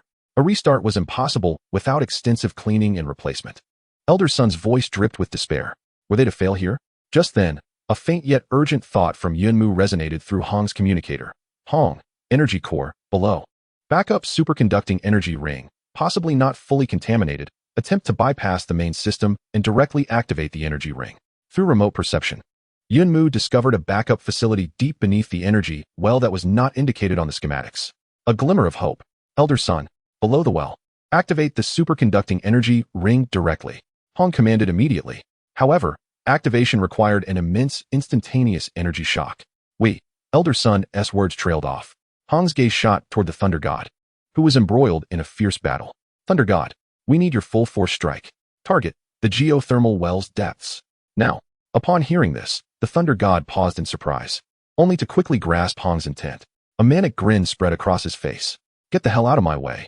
He emitted a deafening roar that forced all his comrades to retreat. With both hands firmly gripping the Thunderblade, he unleashed every ounce of his electric abilities. Along with the fervor of his burning vitality, without reservation, the blade let out an unbearable hum, and the blinding lightning illuminated the entire subterranean space, even overpowering the eerie violet glow. Let it commence. Like a titan hurling lightning, he unleashed an unprecedented and terrifying bolt of thunder, concentrated with all his strength, crashing it down upon the unfathomable energy well. A thunderous explosion reverberated through the air. The entire underground chamber shook violently. Thick bolts of lightning surged into the well, triggering a chain reaction. The ground echoed with dull explosions and the roar of flowing energy. The mycelial blankets and fungal nodules covering the equipment withered and charred at a visibly rapid pace. The enormous egg-like entity emitted a piercing shriek, its surface cracking under pressure. At the control console, the diagnostic screen before Elder Sun, which had been ablaze with red error warnings, was suddenly replaced by a torrent of green data streams. A cold, emotionless electronic synthetic voice resonated, reverberating through the now eerily silent space. Warning, superconducting energy ring overload activated. Geothermal backup energy system, forced initiation. Output power, 152,540. Energy center, back online. They had succeeded. A faint yet steady white light gradually illuminated the space, dispelling the unsettling purple fungal glow and gently brightening the entire energy center. The remaining hybrid monstrosities appeared somewhat intimidated and disoriented under the normal lighting. The team members gasped, gazing at this miraculous scene, their faces awash with incredulous joy and fatigue. Hong slowly lowered his rifle, glancing at the still smoldering well, then at the Thunder God, who was nearly drained, propping himself up with the blade. They had accomplished the first step, seizing the heart of flint. Yet, Hong understood that this radiance might simultaneously illuminate them, attracting more greedy eyes from the darkness. The true test, perhaps, was only just beginning. Chapter 50, Where Light Shines. Dark currents surge. The cold electronic synthetic voice echoed in the silence, akin to a herald announcing the dawn of a new era. The stable white light replaced the bizarre purple fungal glow, impartially illuminating every corner of the circular space, clearly revealing the twisted biomass, peculiar remnants, and the faces of the team members, smeared with grime and sweat. The remaining hybrid monstrosities seemed increasingly agitated and uncomfortable under the normal illumination. Their perception systems, reliant on abnormal energy and dark environments, appeared disrupted, causing their movements to become clumsy and chaotic. The team seized the opportunity, consolidating their remaining strength and ammunition, swiftly and thoroughly eliminating these final threats. As the last hybrid creature was cleaved in twain by Thor's blade, disintegrating into a charred puddle of flesh upon the ground, the entire energy center fell into a profound silence. Only the low, steady hum of the geothermal equipment remained, accompanied by the heavy, fatigued breaths of the team members. It was a success. After a brief moment of stillness, a choked sound of relief escaped from an unknown source, igniting a wave of murmurs and subdued cheers among the survivors. The coyote collapsed onto the ground, leaning against the scorched control panel, nearly devoid of the strength to lift an arm. The other team members were similarly drained, some seated or leaning as they inspected their dwindling ammunition and various scrapes and bruises. Thor planted his electric battle axe into the ground, his robust form swaying slightly. That final, all-out strike had nearly depleted his energy. At this moment, the brilliance of his electric powers was dimmer than ever, and a deep, tearing ache resonated within his muscles. Yet, a satisfied and weary smile graced his face as he gazed at the stable energy readings, spitting out a mouthful of bloodied saliva. Damn, that was exhilarating. Hong strode confidently to the main control panel. Elder Sun, with the assistance of a technician, was swiftly navigating the rebooted system interface. What is the situation? Hong's voice remained calm, though a subtle relaxation could be detected upon closer inspection. A miracle, truly a miracle. Elder Sun's voice trembled with excitement. The superconducting energy storage ring has experienced an overload activation. Although this has inflicted irreversible damage to its lifespan, it has indeed forcibly cleared the main energy conduit, which had been blocked and contaminated by biomass. The geothermal energy core has been reactivated, with output stabilizing at approximately 45 of standard levels. This is sufficient to sustain the fundamental defense systems of the entire research institute and illuminate several areas for an extended period. What of the purification system and communication relay? Hong inquired about the most critical objectives. Both are in the process of being activated. Energy is being prioritized for these two systems. Elder Sun pointed at the pulsating progress bar on the screen. The purification system requires time for preheating and self-diagnosis. It is expected to commence full power operation in 1 hour, filtering radiation dust and biological spores from the air. The communication relay is already online. However, our equipment here is severely damaged, limiting us to a restricted capacity for signal amplification and forwarding. Hong immediately seized the communicator. Yunmu, respond if you receive. After a brief crackle of static, Yunmu's weak yet clear voice emerged. This time, it was not merely a thought but a genuine utterance. Although the signal remained somewhat intermittent, it was sufficiently discernible. Received, Hong. I see the lights. Congratulations, you have succeeded. Here, the pressure has drastically diminished, and the surrounding active organisms seem to have quieted considerably. Her voice bore evident relief and fatigue, clearly indicating the tremendous burden of maintaining remote perception and providing guidance. You've worked hard. Begin your recovery immediately. We require some time to establish a solid defense and check our equipment, Hong instructed, then turned to Elder Sunday. Make every effort to contact the base or military network, even if it is just to send a signal of success. Understood. Hong then glanced at the nearly exhausted Thor and the team members. Make the most of this time to rest, replenish your fluids and energy. Wang Zheng and Li Hao, along with those capable of movement, immediately set about constructing rudimentary defensive fortifications to seal off our entry point and the 2 other suspected exits. We are now the brightest lighthouse in the darkness, poised to attract the inevitable moths drawn to our flame. Indeed, the 2 captains, summoning their resolve, sprang into action. The team members, well aware of the gravity of the situation, suppressed their fatigue and began to fortify the entrance using the debris and materials at hand. Thor gulped down an entire bottle of water, munching on high-energy compressed food, before approaching Hong. He gazed at the enormous, pulsating purple egg that now lay still, its surface marred by cracks. How shall we deal with this? It seems ominous, he remarked. Hong, peering through the sniper rifle scope, scrutinized the massive egg. Its purple crystalline surface had dulled. The once overpowering sense of mental pressure had dissipated, as if it had transformed into a mere hunk of inorganic matter. Old Sun, can you detect any life signals from it? Old Sun retrieved a handheld scanner, directing it at the giant egg, and shook his head. The readings are exceedingly faint, nearly undetectable. It appears that the core energy source has been compromised during the recent upheaval.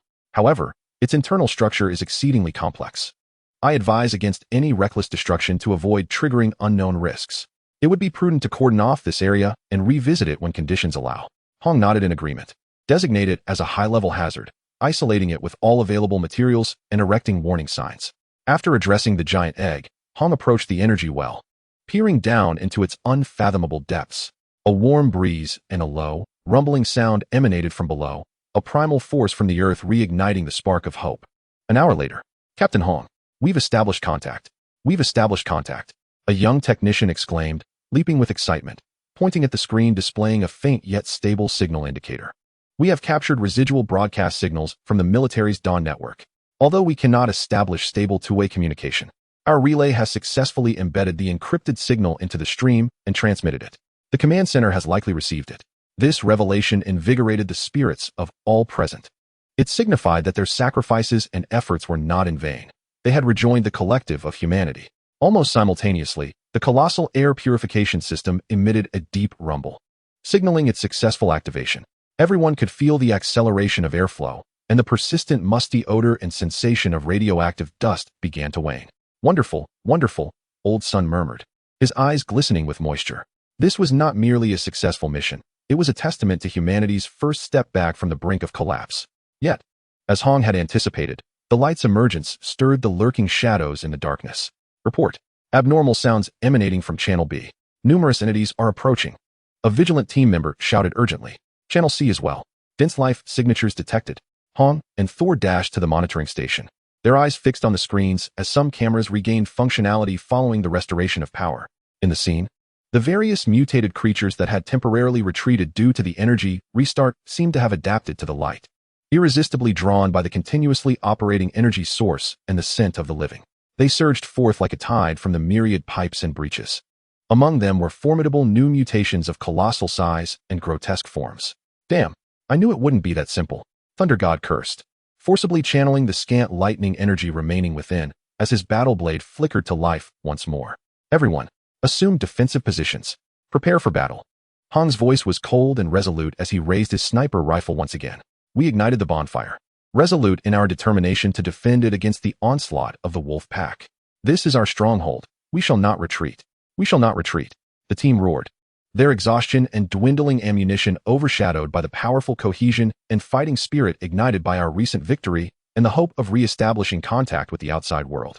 A fierce defensive battle erupted in an instant. Gunfire, explosions, and the roar of combat reverberated through the underground space.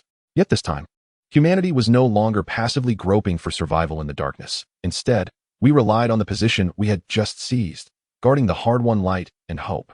Hong fired a shot, detonating a swift mutant attempting to infiltrate through the ventilation duct. His gaze swept over the battling Thunder God and fellow team members, then passed over the stable energy core, finally peering through the cracked observation window above.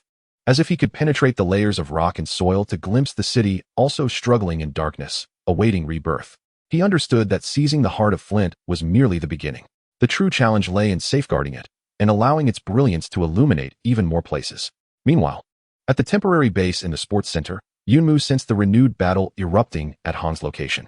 However, she knew the energy center was defensible. As long as their ammunition and stamina held out, Hong and his team should be able to withstand the onslaught. She exhaled slightly in relief.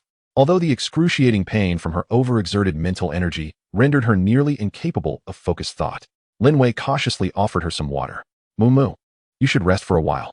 Don't worry, Captain Hong and the others are formidable. They will surely manage. Yunmu weakly nodded and closed her eyes. Yet, just as her consciousness was about to sink into the dark embrace of slumber, an extremely faint, yet distinctly different call emerged, not from Hong's direction, but from the depths below the sports center. This call was not a sound, but an ancient, tranquil resonance imbued with life, tinged with a hint of sorrow and solitude, resonating subtly with her recently awakened life language abilities. It seemed to have been activated by the energization of the energy center and the operation of the purification system, becoming slightly clearer. Like an ancient existence that had slumbered for countless ages, it stirred gently in response to the flicker of civilization's rekindled flame and the wave of energy. Yunmu suddenly opened her eyes, gazing at the cold ground beneath her, a flicker of uncertainty flashing in her eyes. What else lay there, beneath the sports center? Apart from the makeshift refuge they had uncovered, could there be other secrets concealed? This sudden realization cast a new, deeper shadow over their recent triumph. The path ahead appeared longer and more enigmatic than they had anticipated. Chapter 51, Echoes from Below and a New Prologue. The defense of the energy center was both brutal and fleeting. Hong's team, having just restored power, activated several operational automated defense weapons. Primarily 2 rotating cannons positioned at the entrances of elevated corridors. Although ammunition was limited and coverage incomplete, the ferocious barrage successfully halted the most formidable initial assault of the mutated creatures, granting the team precious moments to breathe and reorganize. Thor stood resolutely at the entrance of Corridor B, the point of greatest pressure. He no longer sought to clear the area with widespread lightning strikes to conserve energy. Instead, he concentrated the electric force into his battle blade and fists, each strike precise and lethal, targeting the powerful individuals attempting to breach their defenses. His combat style had become increasingly efficient and merciless, resembling an unyielding machine of slaughter. Meanwhile, Hong maneuvered between various defensive points, his sniper rifle roaring with each shot, resulting in the explosive demise of a mutated creature's head or the shattering of an agile monster attempting to infiltrate from an unexpected angle. He simultaneously directed the team's firepower distribution, quickly familiarizing himself with the terrain to set up simple obstacles and traps. Their coordination grew increasingly harmonious, and the remaining members exhibited remarkable resilience. They understood that behind them lay a hard-won glimmer of hope. Retreating meant plunging into an abyss. Although the onslaught of mutated creatures was fierce, it seemed to lack unified command, driven more by instinctual cravings for energy and life. After leaving dozens of corpses in their wake, the creatures began to retreat, finding it increasingly challenging to breach the unexpectedly formidable defenses. Eventually, only a few lingered at the periphery, growling in hesitation, unwilling to advance.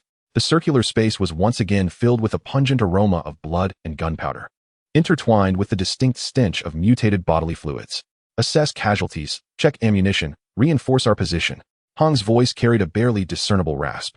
The continuous strain of commanding and shooting weighed heavily upon him. Fortunately, no one had perished, but 2 had sustained claw wounds from close combat with the mutated entities, their injuries darkening and showing signs of mild infection.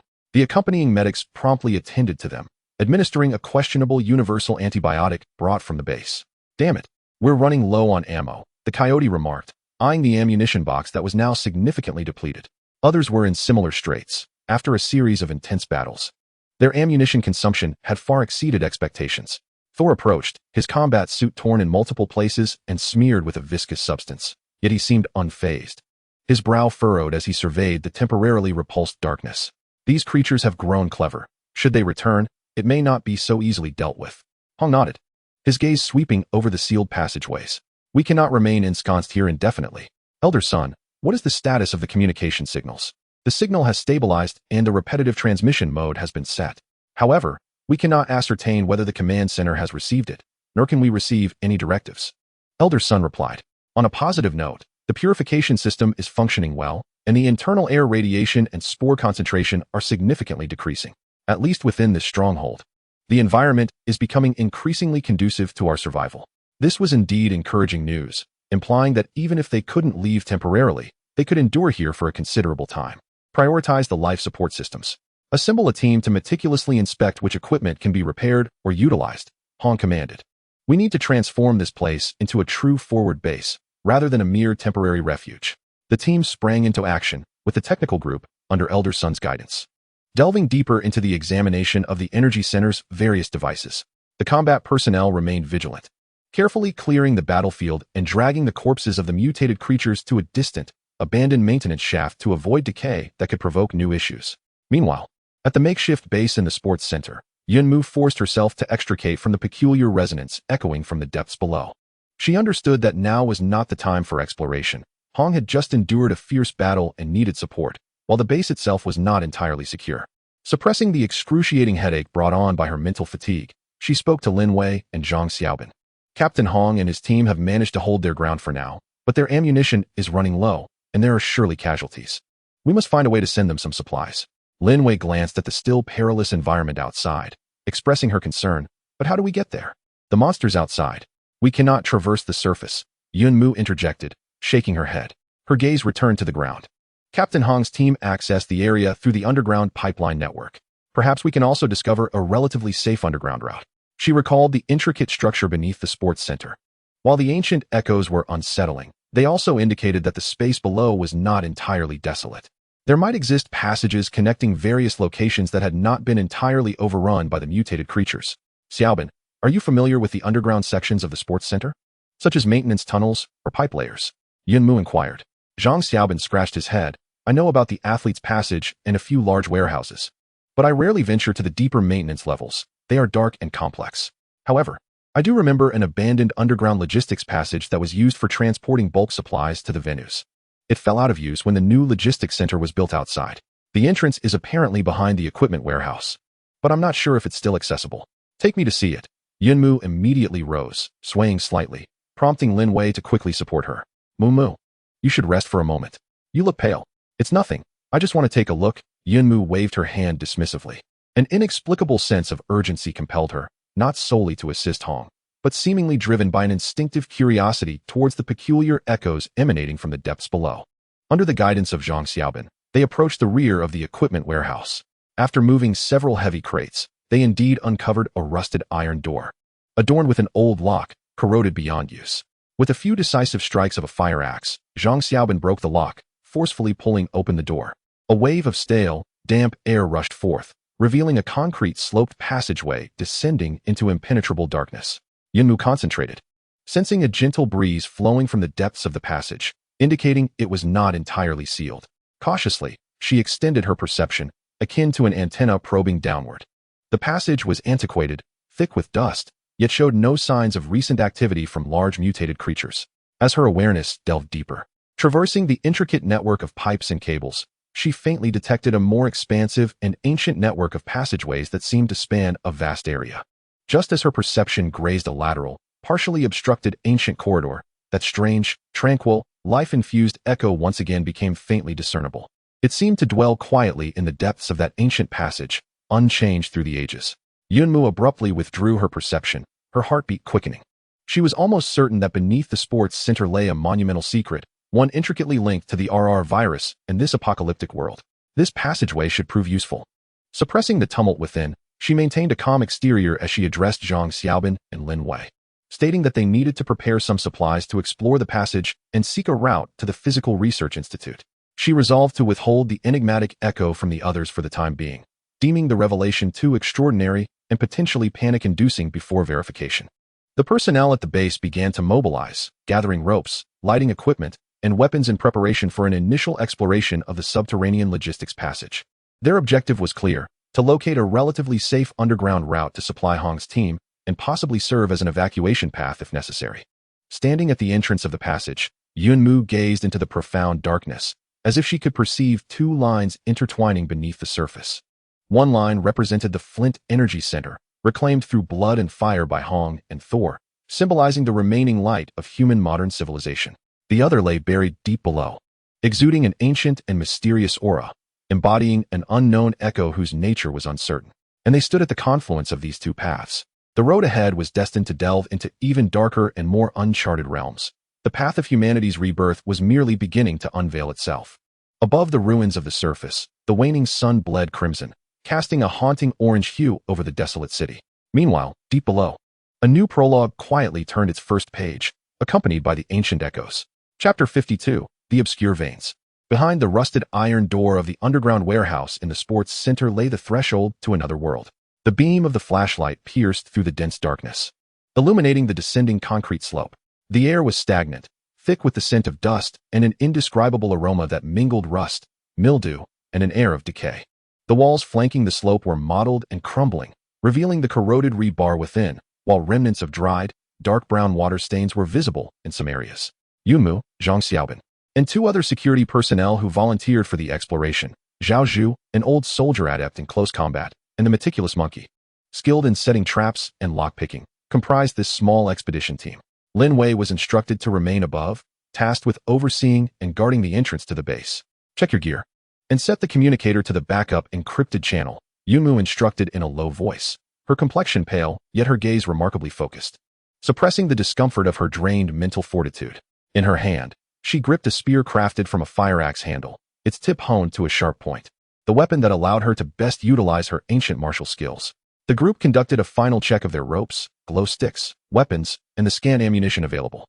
Zhang Xiaobin carried a bundle of spare ropes and a heavy hammer, Zhaozhu wielded a metal shield repurposed from a police riot shield alongside a machete, while Monkey was adorned with an array of small tools at his waist, clutching a submachine gun fitted with a silencer. I'll lead, Xiaobin follows. Brother Zhao brings up the rear, and Monkey, be vigilant of the sides and overhead. Yunmu succinctly assigned their formation, inhaling deeply before stepping into the passage. The sound of their footsteps on the accumulated dust produced a soft rustle, amplified in the profound silence. The slope was short, quickly leading down to a broader corridor. This area appeared to be the main logistics transport route, with remnants of rusted and broken metal tracks on the ground, flanked by stone structures. The ceiling bore the bases for hanging lights, though they had long since fallen into disrepair. The flashlight's reach was limited, the darkness undulating like a living entity at the periphery of the illumination, imposing considerable psychological strain. Remain silent, and listen carefully. Yunmu's voice was a near whisper. Her perception was akin to a delicate spider's web, extending outward from her center, alert to any anomalous energy fluctuations or signs of life. The corridor was not straight, with various forks. Some were sealed off by rusted iron bars, leading to spaces cluttered with abandoned wooden crates and debris, while others plunged into darkness, extending upward or downward into the unknown.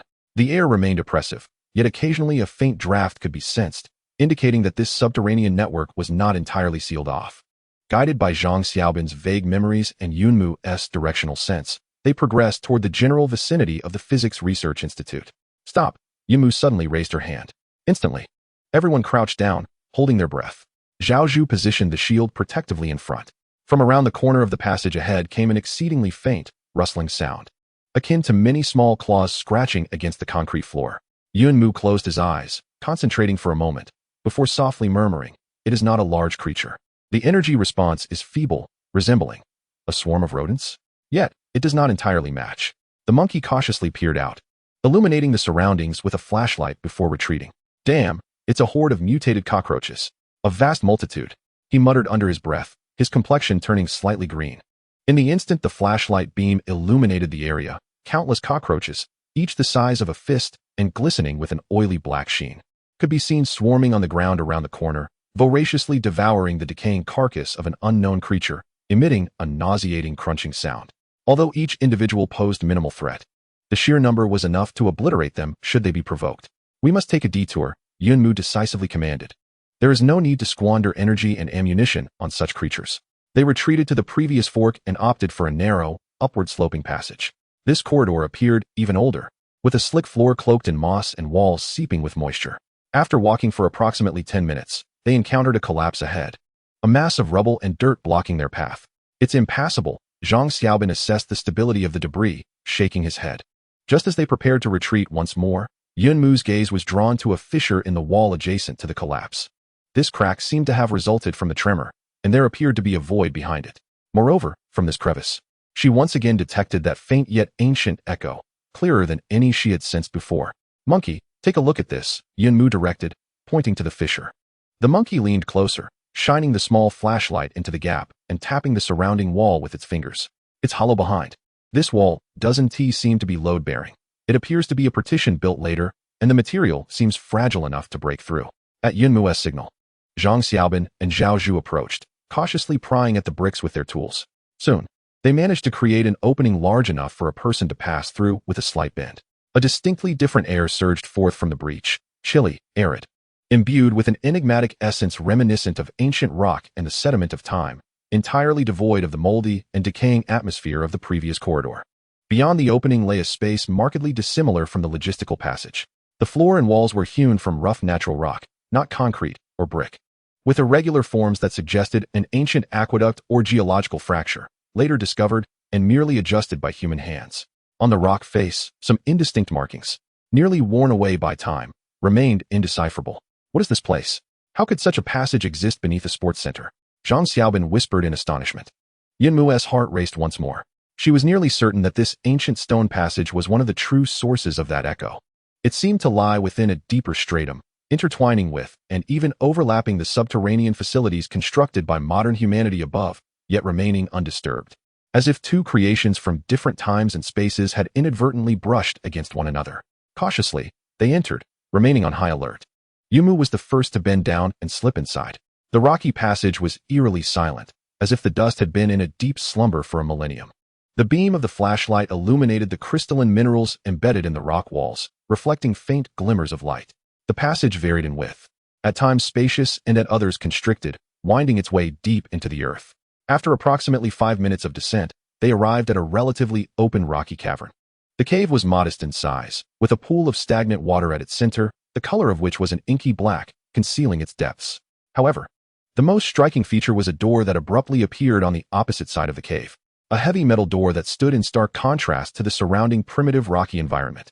The door's surface was a muted silver gray, composed of a material neither steel nor iron, and felt chillingly cold to the touch, its surface impeccably smooth, devoid of any visible welds or keyholes. At its center, an extraordinarily intricate relief pattern was carved, composed of countless intertwining branches and peculiar symbols. The style of the pattern was ancient and mysterious, resonating with the rhythm of life and nature, yet imbued with an inexplicable sense of advanced technology. What manner of door is this? Zhao Zhu could not resist stepping forward, gently prodding the edge of the shield against the door, producing a dull metallic sound. There was no response.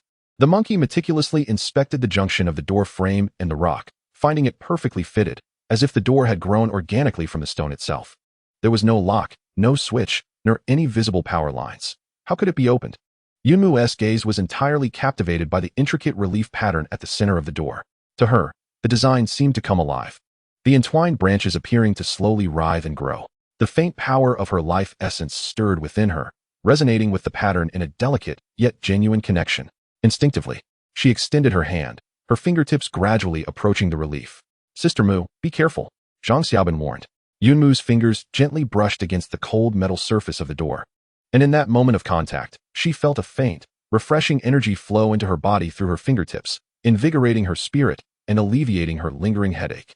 Meanwhile, within the intricate patterns of the relief, an almost imperceptible flash of emerald green light flickered, swift as an illusion. Yet, the door remained firmly shut, unmoving. At one budge, Yunmu retracted her hand and shook her head. With their current abilities and equipment, they were utterly incapable of unsettling this mysterious portal. She took several steps back, scrutinizing the cavern and the door. It was evident that this place was a critical juncture, but this door was not their objective. "We did not come here for this." Yunmu forced herself to shake off the awe and curiosity evoked by the door. Their mission was to locate the route to the research facility. "Mark this location, and we shall return the way we came," continuing the search for the main passage. Though filled with boundless curiosity regarding the door, they all understood the importance of prioritizing their task. The monkey discreetly marked several key points at the cave entrance and along the passage with symbols only they could decipher. Exiting the rocky corridor and returning to the point of collapse, they re-entered the main logistics passage. This time, they opted for an alternate direction. After nearly an hour of cautious navigation, skillfully avoiding several perilous energy leak points and a nest of slumbering, mutated creatures reminiscent of colossal pangolins, the leading monkey suddenly halted, signaling for silence. He paused to listen intently, then directed his flashlight towards the ceiling of the corridor ahead. "Can you hear it?" The rhythmic sound of wind, accompanied by a subtle vibration. Yunmu focused intently and, indeed, detected an exceedingly faint sound of air flowing from the front, accompanied by a deep, rhythmic hum. It was the ventilation system, the sound of a large ventilation system in operation. Zhang Xiaobin exclaimed in delight. It must be the Research Institute's ventilation system. With the restoration of energy, these systems have been reactivated. Hope lies just ahead. The group, invigorated, quickened their pace. The corridor took a sharp left turn at its end, and as they rounded the bend, a heavy, sealed explosion-proof door emblazoned with distinct military insignia came into view. The door bore radiation warning signs, but more importantly, there was a manually operated valve switch on the side. There was also a small observation window, covered with blast-proof glass. The monkey wiped the dust from the glass and shone the flashlight inside. They saw it. The internal passage of the Research Institute. Indeed, here it is. They had successfully located a relatively safe route from the sports center base to the underground energy center of the Physics Research Institute. Despite the journey being fraught with surprises and discoveries, their primary objective had been achieved. Yunmu gazed at the imposing explosion-proof door and glanced back at the profound darkness and the myriad of subterranean paths behind them. This shadowy underground network not only connected two strongholds, but also seemed to link the ruins of modern civilization with the more ancient and enigmatic unknown. The impenetrable metal door and the secrets beyond it loomed like a colossal question mark, deeply etched in her heart. She understood that they had merely circumvented it for the time being. Someday, they would have to return and unveil its mysteries. But for now, Their foremost task was to open this door of hope for Hong and the others. Chapter 53, Within and Beyond the Door. With a collective effort, the heavy metal valve of the explosion-proof door emitted a grating sound that set teeth on edge as it slowly turned. With each increment of movement, the steady mechanical hum from within grew clearer. Finally, the valve reached its end, accompanied by a dull sound of air pressure release. And the thick door creaked open a narrow gap. A fresher, distinctly mechanically filtered air surged forth, starkly contrasting with the stale atmosphere of the corridor. Alert! Yin called out sharply, raising her spear and aiming it at the crack of the door. The passage beyond was brilliantly illuminated, with energy-efficient white lights casting a cold sheen upon the silver-gray metallic walls. In stark contrast to the desolate logistics corridors outside, this space exuded an air of cleanliness, coldness, and order, marred only by the remnants of dried blood and scorch marks on the floor and walls, silently narrating the fierce battles that had transpired not long ago. After confirming that no immediate danger lay beyond the door, Yunmu was the first to slip inside, with the others swiftly following suit. Taking positions on either side of the corridor, their vigilance attuned to their surroundings. This was the auxiliary supply passage on the second underground level of the Research Institute. Old Sun's voice emanated from the loudspeaker at the far end of the corridor, tinged with fatigue and surprise. We've got the surveillance. Wonderful. You truly found the way. Soon. The hurried sound of footsteps approached. Hong appeared at the corridor's end, accompanied by 2 team members. He still bore his characteristic stern demeanor. Yet the stains on his combat uniform and the unmistakable weariness etched upon his features revealed the intensity of the battles he had endured. Upon seeing Yunmu and her group safe and sound, particularly noting her pale visage yet clear gaze, Hong's expression softened slightly. Captain Hong, Yunmu greeted, we discovered this passage. The base is temporarily secure. Thank you for your hard work. Hong nodded, his gaze sweeping over the supply crates brought by Zhang Xiaobin and the others. Arriving just in time. We just repelled a wave of attacks, and ammunition is critically low. The team members immediately moved forward, assisting in transporting the supplies, primarily ammunition, medical kits, and high-energy food. With these provisions, the defenses of the energy center could sustain themselves for a while longer. How is the situation here? Yunmu inquired, her eyes scanning the technologically advanced yet perilous corridor. The energy core is stable, the purification system is functioning well, and the internal environment is under control, Hong replied succinctly. However, external pressures persist. The mutated creatures have adapted to the light, increasing their harassment frequency. We lack the means to proactively cleanse the surroundings and can only engage in passive defense. He paused, turning his gaze to Yunmu. What is the condition of the passage you took? Complex, but relatively manageable, Yunmu responded. We marked a safe route and also encountered some anomalies. She hesitated for a moment before deciding to inform Hong about the peculiar rocky passage and the metal door, as it was too strange to conceal. A metal door that won't open? An ancient rocky passage? Hong's brow furrowed slightly. What is the precise location? Yunmu gestured for Monkey to produce a rudimentary map, indicating the diverging path and the collapse point they had marked. Hong studied the map in silence for a moment. He had reviewed the underground structural diagrams of the Institute, and there was no indication of such a primitive rocky passage or such an unusual door. This matter is of great significance. Hong raised his head, his gaze sharp. The existence of unknown structures beneath the Institute suggests that it may not merely be a historical relic. The outbreak of the RR virus, the anomalous mutations of plants, and even those hybrid monsters may all hold clues there. He made an immediate decision. Yunmu, you will lead the way. I need to see that door for myself. Old Sun, continue monitoring the surroundings and maintain open communication. Report any anomalies at once. Thor, you are in charge of commanding the defense. Having just arrived upon hearing the news, Thor, still wrapped in fresh bandages, smirked and said, rest assured. I am eager to see which fool dares to challenge us at gunpoint.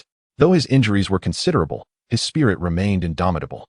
Without further delay, Hong brought along only 2 of his most elite team members, equipped with ample ammunition and demolition gear, and followed Yunmu and the others back into the dimly lit logistics corridor. Drawing from their prior experience, the return journey was remarkably smoother. Skillfully avoiding the previously identified hazards, they soon reached the point of collapse once more, crawling through the forcibly open wall breach into the ancient rock passage. As soon as he stepped inside, Hong immediately sensed a profound difference. The air, temperature, and even the energy field were starkly dissimilar to the outside world. A vague sense of ancientness and stillness enveloped him. It seemed as though his spiritual energy was being subdued, rendering it even more quiescent than usual. His hand lightly brushed against the rough rock wall, and the indistinct engravings captured his attention, revealing that this was no product of modernity. Upon arriving at the cavern with its stagnant pool, the dark, cold metallic door still stood silently, as if it had existed since time immemorial. At the first sight of it, Hong's pupils contracted slightly. The material and craftsmanship of this door surpassed the limits of his understanding. He approached, scrutinizing the junction between the door and the rock face, yet found no discernible seams. He exerted force to push it, but the door remained immovable, as though it were one with the very mountain. Stepping back a few paces, his gaze fell upon the intricate relief at the center of the door. Composed of intertwining branches and symbols, the design seemed to embody some peculiar law, and the longer he stared, the more it induced a sense of vertigo. "We have attempted every conventional method to open it," Yunmu remarked from the side. Hong remained silent, lifting his hand not to touch the door, but rather to gently close his eyes. A faint yet intensely concentrated mental force, akin to invisible tendrils, began to reach towards the metallic door. However, just as his mental energy was about to make contact with the door, a barely perceptible shimmer passed over the relief, almost imperceptible to the naked eye. Hong let out a muffled grunt, retracting his mental energy as if shocked, taking a small step back, his face reflecting a flicker of astonishment. "Captain?" a team member asked nervously. "It's nothing." Hong waved his hand dismissively, his expression grave as he regarded the door. "It possesses a repulsive quality, not in a physical sense, but in an absolute separation on the energetic and spiritual levels. My mental force cannot approach it at all." This revelation weighed heavily on his heart, for the door's mystery and power far exceeded his expectations. "Shall we attempt to breach it with explosives?" one of the team members suggested. Retrieving a small directional explosive from his backpack, Hong stared at the door for several seconds, shaking his head. "There's no need to waste explosives. The energy resistance of this material is exceedingly high. Conventional demolition would likely do no damage whatsoever and could provoke unpredictable consequences, such as a complete collapse that would seal us in here." He turned to Yunmu. "You mentioned earlier that your abilities resonated with it?" Yunmu nodded, stepping forward to gently place her fingertip upon the frigid surface of the door once more. This time, she intentionally directed the faint pulse of her life essence towards her fingertip. A hum resonated, akin to a droplet cascading into a tranquil lake, as the exquisite green luminescence of the door's intricate carvings flickered to life, reminiscent of vitality coursing through the veins of leaves. A gentle, refreshing aura flowed once more from her fingertip into Yunmu, nourishing her parched mental energy. Hong and the others beheld this wondrous spectacle with clarity. "Only your strength can elicit such a response," Hong mused. "This door, or rather, what lies beyond it, seems to possess a unique affinity for and recognition of life energy." He surveyed the modest cavern, casting a glance at the fathomless black pool. Here, for the moment, there were no immediate threats. Yet the very existence of this door constituted a significant variable. Hong assessed that we currently lack the means to unlock it, and are unaware whether what lies beyond is opportunity or greater peril. To act blindly may invite disaster. He turned to Yunmu. "Your abilities are pivotal. Perhaps only when your power reaches a sufficient magnitude can true communication, even unlocking, occur. At this stage, our foremost task remains fortifying the defenses of the Research Institute and base, ensuring our survival." Yunmu nodded in agreement, sharing the sentiment. The door beckoned, yet it felt more like a call to those of equal strength, and she knew herself to be too feeble at present. "Mark this location and establish covert monitoring sensors." Hong commanded his team. "We must observe whether there are fluctuations in energy or signs of biological activity. Then, we shall retreat. This discovery will be classified as top secret and must not be disclosed without authorization." Understood. The team promptly set to work, installing miniature sensors in several discrete corners of the cavern, which would relay any detected energy fluctuations and movements back to the main console of the Institute. Having completed their task, they cast one last glance at the silent metallic door, seemingly imbued with endless mysteries, before sequentially exiting the rocky passage and carefully concealing the wall hole with debris, restoring it to its original state. As they retraced their steps, a sense of heaviness and complexity weighed upon each heart. An unknown clue, potentially the very source of a cataclysmic transformation of the world, lay beneath their feet, yet they felt powerless to delve deeper. This sensation was far from pleasant. When they once again pushed open the heavy blast door and returned to the brightly lit corridors of the Institute, it felt as though they had stepped back from an ancient, lost realm into the reality of a steel fortress. Inside and outside the door lay two disparate worlds, yet connected by an accidentally discovered passage and an impenetrable door. Hong stood within, gazing at the now closed blast door, his gaze profound. The future of humanity rests not only in reclaiming the lost surface, but may also be deeply hidden within these uncharted subterranean mysteries. Meanwhile, Yunmu instinctively clenched her fist. The cool sensation emanating from the door resonated with life, akin to a seed quietly sown within her heart. The yearning for strength surged within her more intensely than ever before, not merely for survival or protection, but perhaps also for answers. Chapter 54. Whispers of the Ark. Upon returning to the energy center of the research facility, the atmosphere remained taut, yet with the support of a rear passage and supplies. The collective mood of the group noticeably settled. Thor, ever boisterous, clapped a newly arrived ammunition crate, a smile finally gracing his face. Now we can give those wretched scoundrels a proper taste of their own medicine. Hong, adopting a more pragmatic approach, promptly summoned Elder Sun and the technicians, integrating data received from the mysterious metallic door-esque cavern through the microsensors into the control console for monitoring. The graphical representation of the cavern's energy environment on the screen resembled a steady line, devoid of any anomalous fluctuations. It seemed as though the door had succumbed to an utter silence. Maintain observation. Report any minute changes immediately, Hong instructed, then turned his gaze towards Yunmu.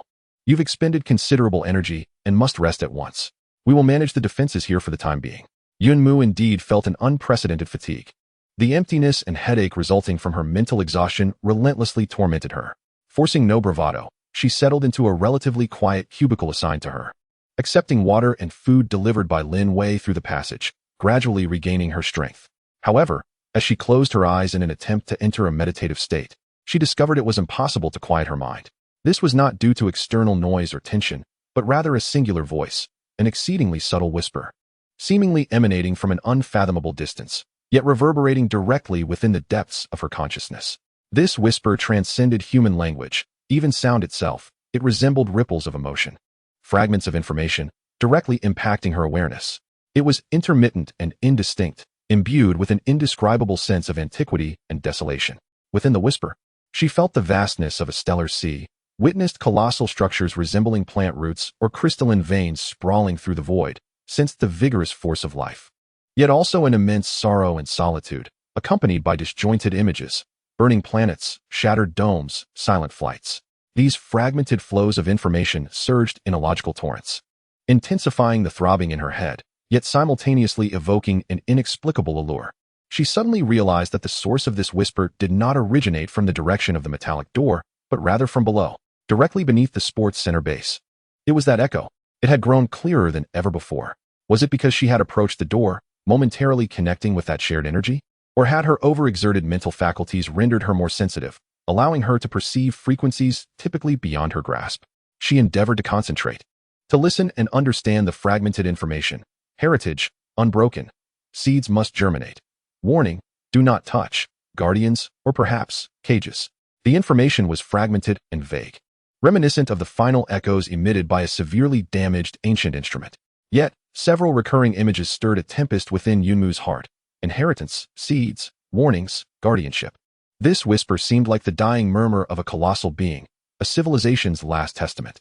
She recalled the reliefs on the door, adorned with branches and symbols pulsating with the rhythm of life.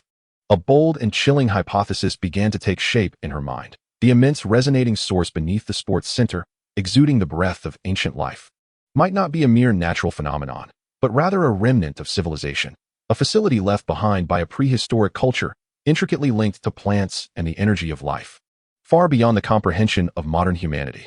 The impenetrable metal door could be a secondary entrance or ventilation shaft to this vast structure, with its true core lying deeper, directly beneath their base. The outbreak of the RR virus and the global anomalies in plant mutations, could they be connected to this buried civilization, possibly activated or damaged by accident? This notion sent chills down her spine while igniting profound excitement. She abruptly opened her eyes, exited the compartment, and sought out Captain Hong, who was inspecting the defensive fortifications. Captain Hong, her voice, tinged with excitement and weakness, was somewhat hoarse. I may have discovered something regarding the echo beneath. She conveyed her perceptions of the whispers and the ensuing conjectures as clearly as possible. After a moment of silence, Hong's gaze sharpened like a blade. Though Yunmu's hypothesis was astonishing, it adeptly elucidated numerous enigmas: the virus's anomalies, the directional nature of mutations, and even the inexplicable door. If your perceptions are accurate, Hong spoke slowly, his voice grave, we are not merely in an underground refuge of a ruined city. We may be at the entrance to an ancient civilization's site capable of overturning human understanding, and we are precariously perched upon this powder keg. He immediately grasped the gravity of the situation, realizing it transcended mere survival and defense. It involved probing the roots of a monumental global upheaval. with risks and opportunities beyond measure.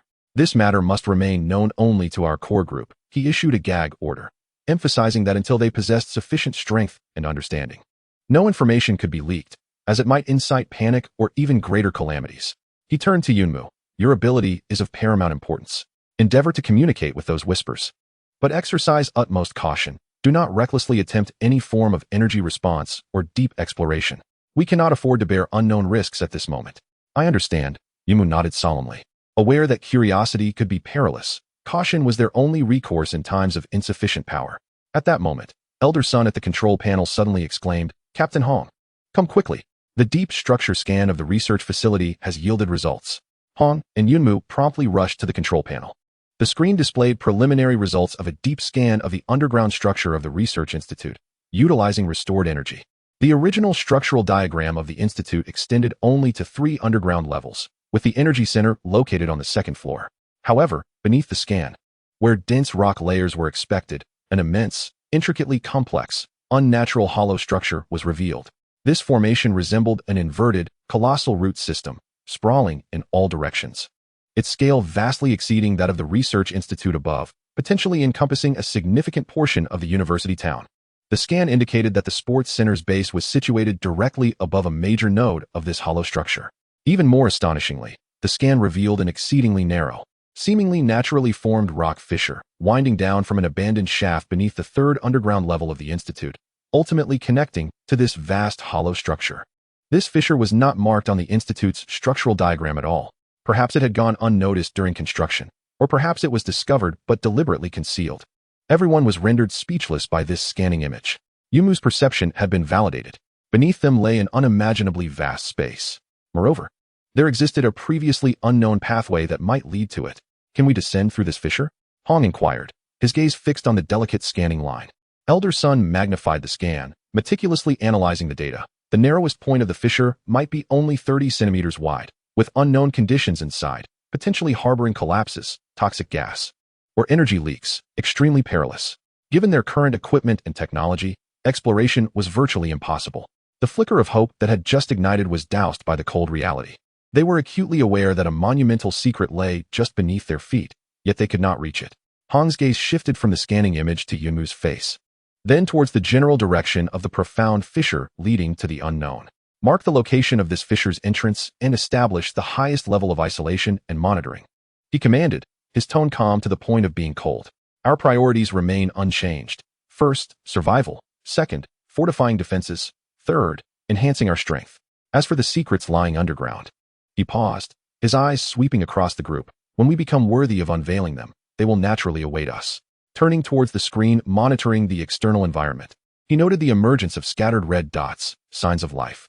They must first address the immediate troubles at hand. Whispers echoed deep within his mind. The scan revealing a colossal structure buried beneath the earth, a hidden fissure leading to ultimate unknowns. All clues pointed below, towards what Yunmu referred to as the Arkansas. Yet the doors remained tightly shut, and the fissure continued to pose a threat. The secrets of the Ark lay dormant like a slumbering giant. Beneath the ruins of human civilization, emanating a tempting yet lethal whisper, patiently awaiting the moment when it could be awakened or consume those who dared to approach. At this moment, the survivors are confronted with the relentless battle for existence amidst the ruins. The whispers from the depths remain a heavy, distant secret concealed within their hearts. Chapter 55, The Beginning of Forging. The discoveries beneath the Research Institute have cast a monumental stone into the relatively calm waters of their minds, sending ripples of astonishment and contemplation among the core members. Yet, the urgency of reality swiftly pulls them back from their awe of ancient mysteries. Alarm. High energy accumulation detected near vent shaft number 3. Multiple medium-sized targets are approaching. The technician's urgent shout shattered the silence within the control room. The energy monitoring display revealed several red dots converging in a specific area of the Institute's surface ruins, their energy intensity significantly exceeding that of the prior attackers. Damn it. Not again. Thunder, cursing under his breath, seized the battle blade leaning against the wall and prepared to charge out. The electrical energy within him had regained some strength after a brief respite, yet it was far from his peak. Wait. Hong's calm voice halted him. Their objective seems to be the filtration system at the vent shaft. That is a crucial node for air purification. We cannot afford any failures. He quickly reviewed the defense distribution map. The frontal corridor was under less pressure. Coyote, Take your team to secure the B corridor. Thunder Zhaozhu. Lead a team through the internal maintenance passage to swiftly approach the area near vent shaft number 3. Ensure they are intercepted before they reach the external isolation door. Yunmu. He glanced at Yunmu, whose complexion remained grim. You are responsible for coordination and perception. Provide advance warnings. The orders were clearly given. Although Thunder was combative, he understood the gravity of the situation and immediately charged toward the internal passage. Yunmu, enduring her discomfort, extended her perception once more, akin to an invisible radar scanning the target area.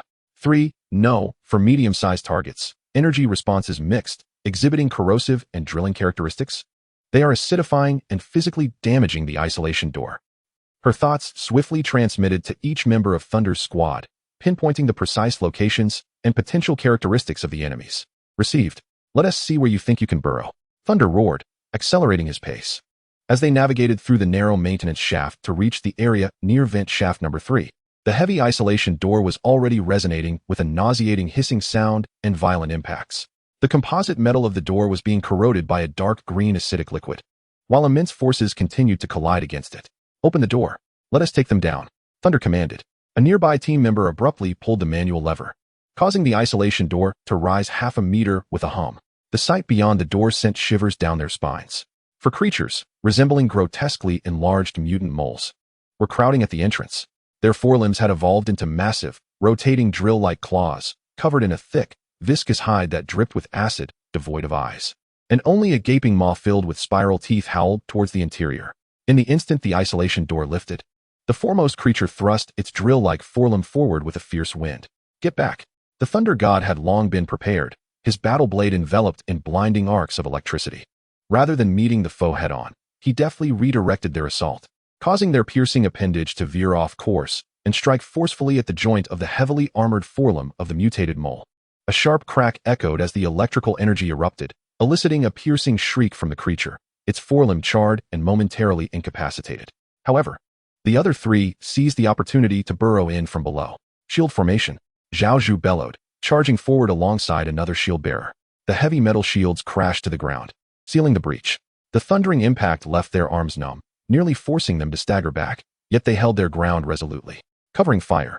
The marksman in their ranks immediately thrust his weapon through the gaps in the shields, unleashing a torrent of bullets upon the outside. Yet, the projectiles merely ricocheted off the thick, viscous hide, or were corroded by the acidic fluid, yielding minimal effect. Damn, their skin is tough. The Thunder God cursed under his breath. The electrical power had proven somewhat effective, but he could not contend with all 4 simultaneously, and the narrow passage made sweeping strikes perilous, risking friendly fire. A weakness lies within their oral cavity and the relatively softer areas of their abdomen. Their acid sacs are located just beneath the neck. Yunmu's timely insight arrived. Did you hear that? Target the mouth. Aim for beneath the neck. The Thunder God shouted, instantly altering their strategy. The shield bearers deliberately exposed slight vulnerabilities, enticing one of the mutated moles to thrust its massive maw forward to bite. In that critical moment, a previously silent team member unleashed a specially modified rifle equipped with a long, needle-like bayonet, striking with the precision of a viper. The weapon pierced directly through the creature's tooth-laden mouth and into its brainstem. The mutated mole convulsed violently before collapsing in a heap. Simultaneously, another team member risked exposure, leaning from the side to fire at the neck of another mole that was relentlessly battering against the shield. With a series of punctuating shots, the dark green acidic fluid and blood erupted forth, the creature screeching as it rolled back in agony. The pressure diminished significantly. With a furious roar, the Thunder God unleashed a full surge of electricity, seizing the moment to charge forth, his blade slicing through the injured mole from head to tail. The last remaining mole, sensing the dire situation, emitted a shrill cry and attempted to burrow away. You think you can escape? The Thunder God hurled his blade with ferocity, pinning it to the ground like a thunderbolt. The battle concluded. The passage was thick with the acrid scent of charred flesh, mingled with the sharp tang of acid and the heavy aroma of blood. The team, breathless, gazed at the 4 massive corpses sprawled before them, their hearts still racing. Clear the battlefield and reinforce the isolation door. The Thunder God commanded, striding over to retrieve his blade, though his expression was far from pleasant. Despite their victory, the fight had been frustrating. The abilities of these mutated creatures grew ever more bizarre, their defenses increasingly formidable. Their equipment was adequate against ordinary mutants, yet it proved somewhat inadequate against such mid-tier elite foes. Bullets struggled to penetrate their defenses, and the risks of close combat were alarmingly high. leading to an over-reliance on his and Hong's individual capabilities, as well as Yunmu's perceptive insights. This could not continue indefinitely. Upon returning to the energy center to report the situation, Hong's brow furrowed deeply in concern. The whispers perceived by Yunmu and the scans of the subterranean giants are indeed significant, yet the imminent survival crisis demands our immediate attention. Our equipment necessitates an upgrade. Hong incisively identified the issue. Conventional weapons are proving increasingly ineffective against the evolved mutants. We require gear that enhances individual combat capabilities and can adapt to the characteristics of new environments and adversaries. Old Sun adjusted his glasses, scrutinizing the data and analytical graphs of the mutants displayed on the screen. Indeed, based on combat data, we require ammunition with greater penetration, protective gear against corrosion and energy attacks, and perhaps we should consider customizing our existing resources for specialized modifications. He retrieved the inventory list from the Research Institute's materials library. There are some high-performance alloy materials originally intended for experimental apparatus. The Energy Center also possesses small precision machining equipment and a 3D metal printer. Although most of it is damaged, the core components might be reparable. Furthermore, he paused. Glancing at Hong and Yunmu, we have also collected some metallic fragments and crystal samples from the outer passage of that ark, which cannot be analyzed for their composition. They exhibit exceptionally high energy affinity and physical strength. Hong's eyes sharpened. Are you suggesting that we utilize these resources to tailor new equipment for our core team members? Theoretically, it is feasible, Old Sun replied cautiously, but it requires time and technical support. Especially with those unknown materials, we must repeatedly test their properties, which entails considerable risk. We do not have much time, yet it must be done. Hong decisively made the call. Old Sun, you will lead the establishment of a technical team, prioritizing the repair of a precision machining device and the printer. Yunmu, you will assist Old Sun. Your perceptive abilities may expedite our understanding of the energy characteristics of those unknown materials. Thor, you are responsible for providing combat requirements and suggestions. He looked at everyone.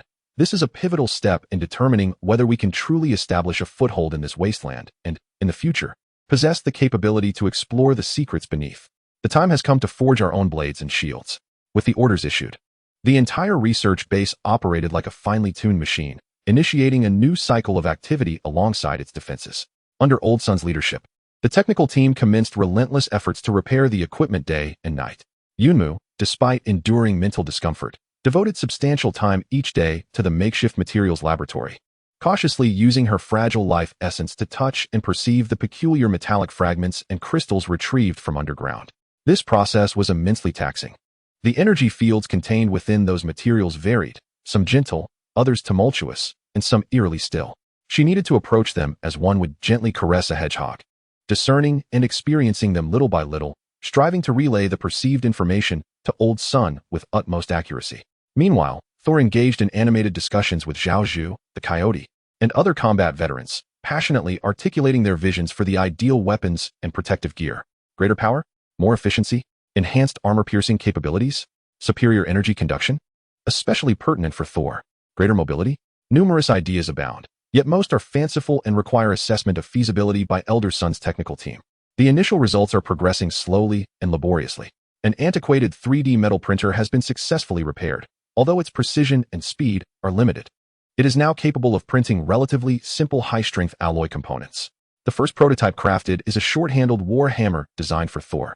The hammerhead is fashioned from a high-density tungsten steel alloy from the Institute's inventory. After being printed, it was repeatedly tempered and honed by Thor himself using the power of lightning. The handle is wrapped in the sinews of a mutated creature, enhancing grip and dampening shock. Though rudimentary, Thor found the feel of it far superior to his previous standard-issue sword, allowing him to better harness the explosive potential of his strength. Progress with the unknown materials, however, is even more sluggish. A dark purple crystal, perceived by Yunmu as brimming with unstable and searing energy, nearly triggered a small-scale explosion when Elder Sun attempted to cut it with a laser. A silver-gray metallic fragment exhibits extraordinary toughness, rendering existing cutting tools nearly ineffective. Yet Yunmu senses its excellent conductivity for mental energy. Observing these slow yet solid advancements, Hong's gaze is profound. He understands that this is merely the beginning. At the onset of quenching, the flames are feeble and the materials are coarse. Yet it is only through relentless forging that a blade capable of slicing through darkness and forging the future can be crafted. They are igniting the furnace and striking the first hammer.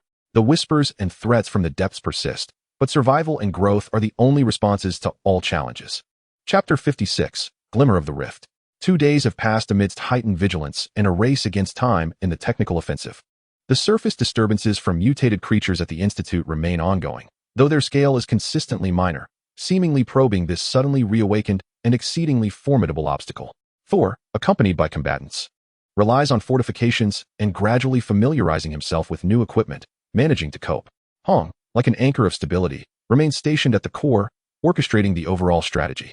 His icy gaze never strays from the surveillance screens, occasionally venturing out to patrol, where his terrifyingly accurate sniping consistently quashes potential threats in their infancy. Most of Yunmu's time is spent in the temporary materials laboratory. The after-effects of mental energy depletion have somewhat eased, yet communication with those peculiar materials remains arduous. The silver-gray metallic fragment, temporarily dubbed spirit conducting metal by the technical team, undoubtedly exhibits excellent conductivity for mental energy, but the challenges of cutting and shaping it persist. Every attempt with the existing tools seems nearly futile. Another dark purple crystal, designated explosive crystal, has been strictly isolated, its instability causing unease among all. Elder Sun attempted to conduct a surface scan using a very low-powered laser, yet even this provoked intense agitation of its internal energy, prompting him to cease immediately. Progress appears to have reached an impasse. That afternoon, as Yunmu rubbed his throbbing temples, attempting once more to channel a faint thread of life energy into the spirit conducting metal and sense its intricate internal energy pathways, he perceived a subtle yet distinct shift in the incessant ancient whispers emanating from the depths. The whispers remain fragmented, yet a few words resonate with remarkable clarity, imbued with a peculiar sense of directionality. Simultaneously, she perceives from the depths beneath her feet a specific region of the colossal arc structure, an exceedingly brief yet strikingly clear surge of energy. This fluctuation is not tumultuous. It resembles a weary sigh, an unconscious tide of energy. The direction from which this fluctuation emanates aligns precisely with the natural rock fissure connecting the Research Institute to the subterranean giant structure, as indicated by the deep scan. Almost concurrently, the control panel's alarm emitted a low, non-jarring alert. Captain Hong, abnormal energy readings detected. Source, underground level 3, K7 area, at the entrance of the unexplored fissure. The technician's voice conveyed astonishment. The energy intensity is not high, but its nature is unidentifiable. It does not match any known energy signatures in the database. Hong appeared before the control panel in an instant, his gaze fixed on the energy source signal. The signal flickered momentarily before receding to the background noise level, as if it had never existed. What feedback do we have from the monitoring sensors at the fissure entrance? Hong inquired calmly.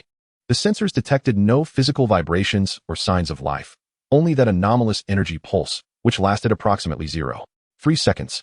The whispers from below, coupled with this sudden energy pulse, led Hong to the immediate realization that the fissure, deemed a forbidden zone fraught with peril, may have undergone some unknown transformation. Yunmu? He called directly through the communicator. Did you sense anything unusual just now? Yes, Yunmu's voice responded, tinged with uncertainty. The whispers from the depths mentioned a weakening barrier and resonance of the fissure, and then I felt that energy fluctuation coming from its direction. The conjecture was confirmed without hesitation. Laishan, continue to oversee the defense. Yunmu, Zhao Zhu, and Monkey, equip yourselves with detection gear and accompany me to the K7 area. The rest remain in position, on high alert. Soon, the quartet returned to underground level 3. This area was even darker and more humid than the energy center, the air thick with the stench of mildew and rust. The K7 area was an abandoned storage site, cluttered with corroded shelves and discarded instruments. According to the scanning map, the entrance to the fissure lay beneath an old ventilation shaft, obstructed by a multitude of debris. Clearing away the heavy clutter revealed an aperture approximately 1 meter in diameter. A dark abyss. The edges of the opening were rough and uneven, and peering downwards revealed only an unfathomable darkness. A chill draft wafted slowly from the depths below. Previously, this place harbored nothing but insurmountable darkness and unknown dangers. Yet at this moment, both Hong and Yunmu could distinctly sense an exceedingly faint residue of energy emanating from the profound depths, accompanied by an indescribable sensation of spatial looseness. Monkey, lower the detector. Hong commanded. Monkey promptly retrieved a small, caterpillar-tracked robotic detector equipped with a powerful light and camera and cautiously lowered it into the well. The robot descended slowly, its noise resonating against the well's walls. The screen transmitted real-time footage. The well's walls began as rough, artificial cement, swiftly transforming into natural rock, slick and adorned with moss. After descending approximately 15 meters, the shaft reached its terminus, connecting to a narrow, nearly vertical fissure in the natural rock, the very pathway depicted in the scan. The robot adjusted its angle, directing the camera towards the depths of the fissure. The light pierced the darkness, revealing only the rugged rock face extending downwards. Continuing its descent, Hong focused intently on the screen. The tracked robot struggled to grasp the rocky surface, pressing onward. After descending nearly another 10 meters, the fissure appeared to widen slightly. Suddenly, Yimu gasped, "Wait, there's light over there." Almost simultaneously with her exclamation, the screen captured an image. On one side of the fissure's wall, something appeared to be embedded, emanating an exceedingly faint, gentle milky glow. This light was so dim that it would have gone unnoticed in any other circumstance, but in this absolute darkness, it was revealed. "Get closer. Zoom in," Hong commanded, his heart rate quickening. The monkey expertly maneuvered the robot closer to the luminous point. As the lens zoomed in, the image gradually sharpened. This was no natural mineral luminescence. It was a palm-sized, translucent substance resembling some form of jade or biological amber, embedded within the rock. It radiated a gentle glow. Its surface was smooth, and within, a more complex substance appeared to flow slowly, reminiscent of liquid or energy.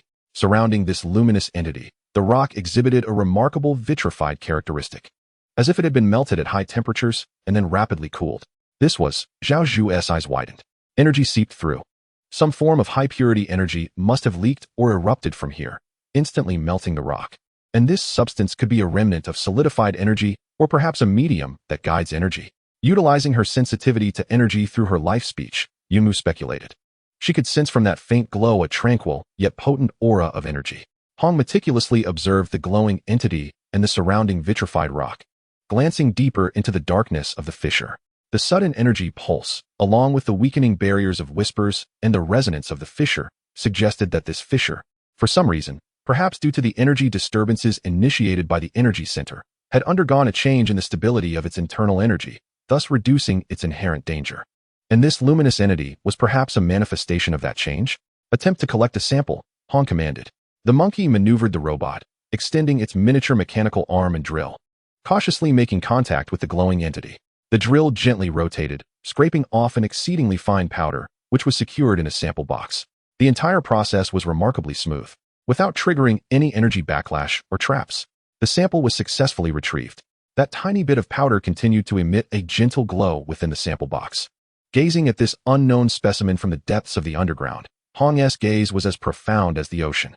The fissure, once regarded as a dead end, seemed to reveal a glimmer of hope for reasons unknown. Though the path ahead remained fraught with peril, this was undoubtedly a significant breakthrough. They were no longer entirely blind to the mysteries lurking underground. They had grasped a tangible clue. The wellhead was sealed, and triple layers of protection and surveillance were installed. Samples were immediately dispatched for laboratory analysis. Hong's voice remained calm, yet the weight of his words resonated with everyone present. Perhaps we need not wait until we are powerful enough. He cast a glance at the profound wellhead and murmured, "The answers have begun to unveil themselves." The glimmer from the fissure shone like the first star in the darkness, though distant and faint. It heralded a pathway to boundless mysteries that might not be entirely sealed off. Chapter 57, The Essence of Glazed Amber. A minuscule amount of powder, emitting a milky luminescence, was carefully placed into a sterile isolation chamber within the temporary laboratory. The entire technical team, alongside Hong and Yunmu, held their breath as they gathered around, as if observing a relic from beyond the stars.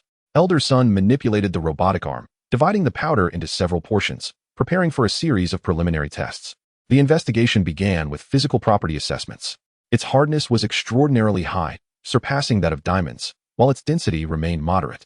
Under the microscope, the structure exhibited a perfect blend of amorphous and microcrystalline states, embodying an unfathomable geometric beauty, evidently not of natural origin.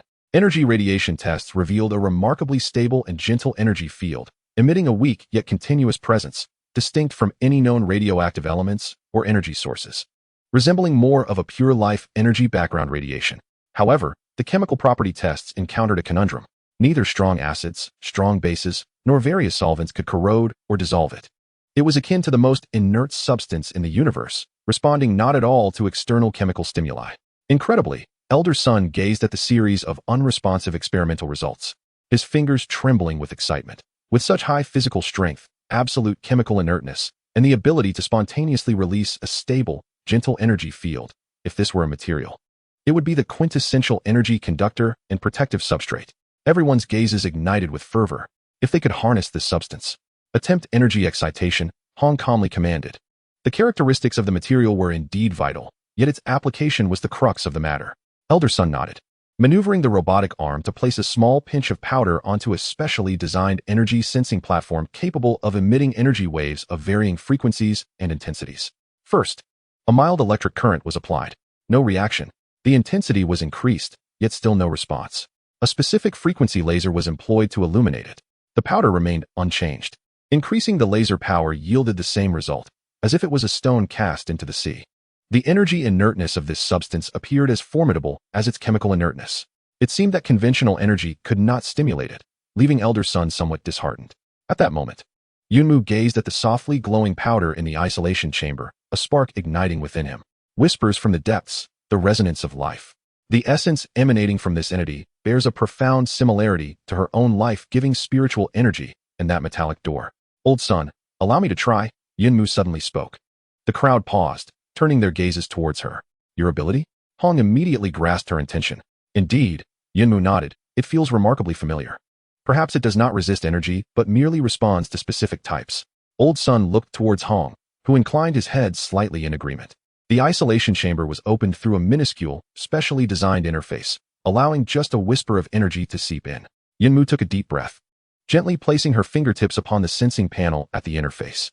With closed eyes, she concentrated, cautiously guiding the dwindling remnants of her pure life energy, like a gentle stream, through the interface towards the small mound of powder.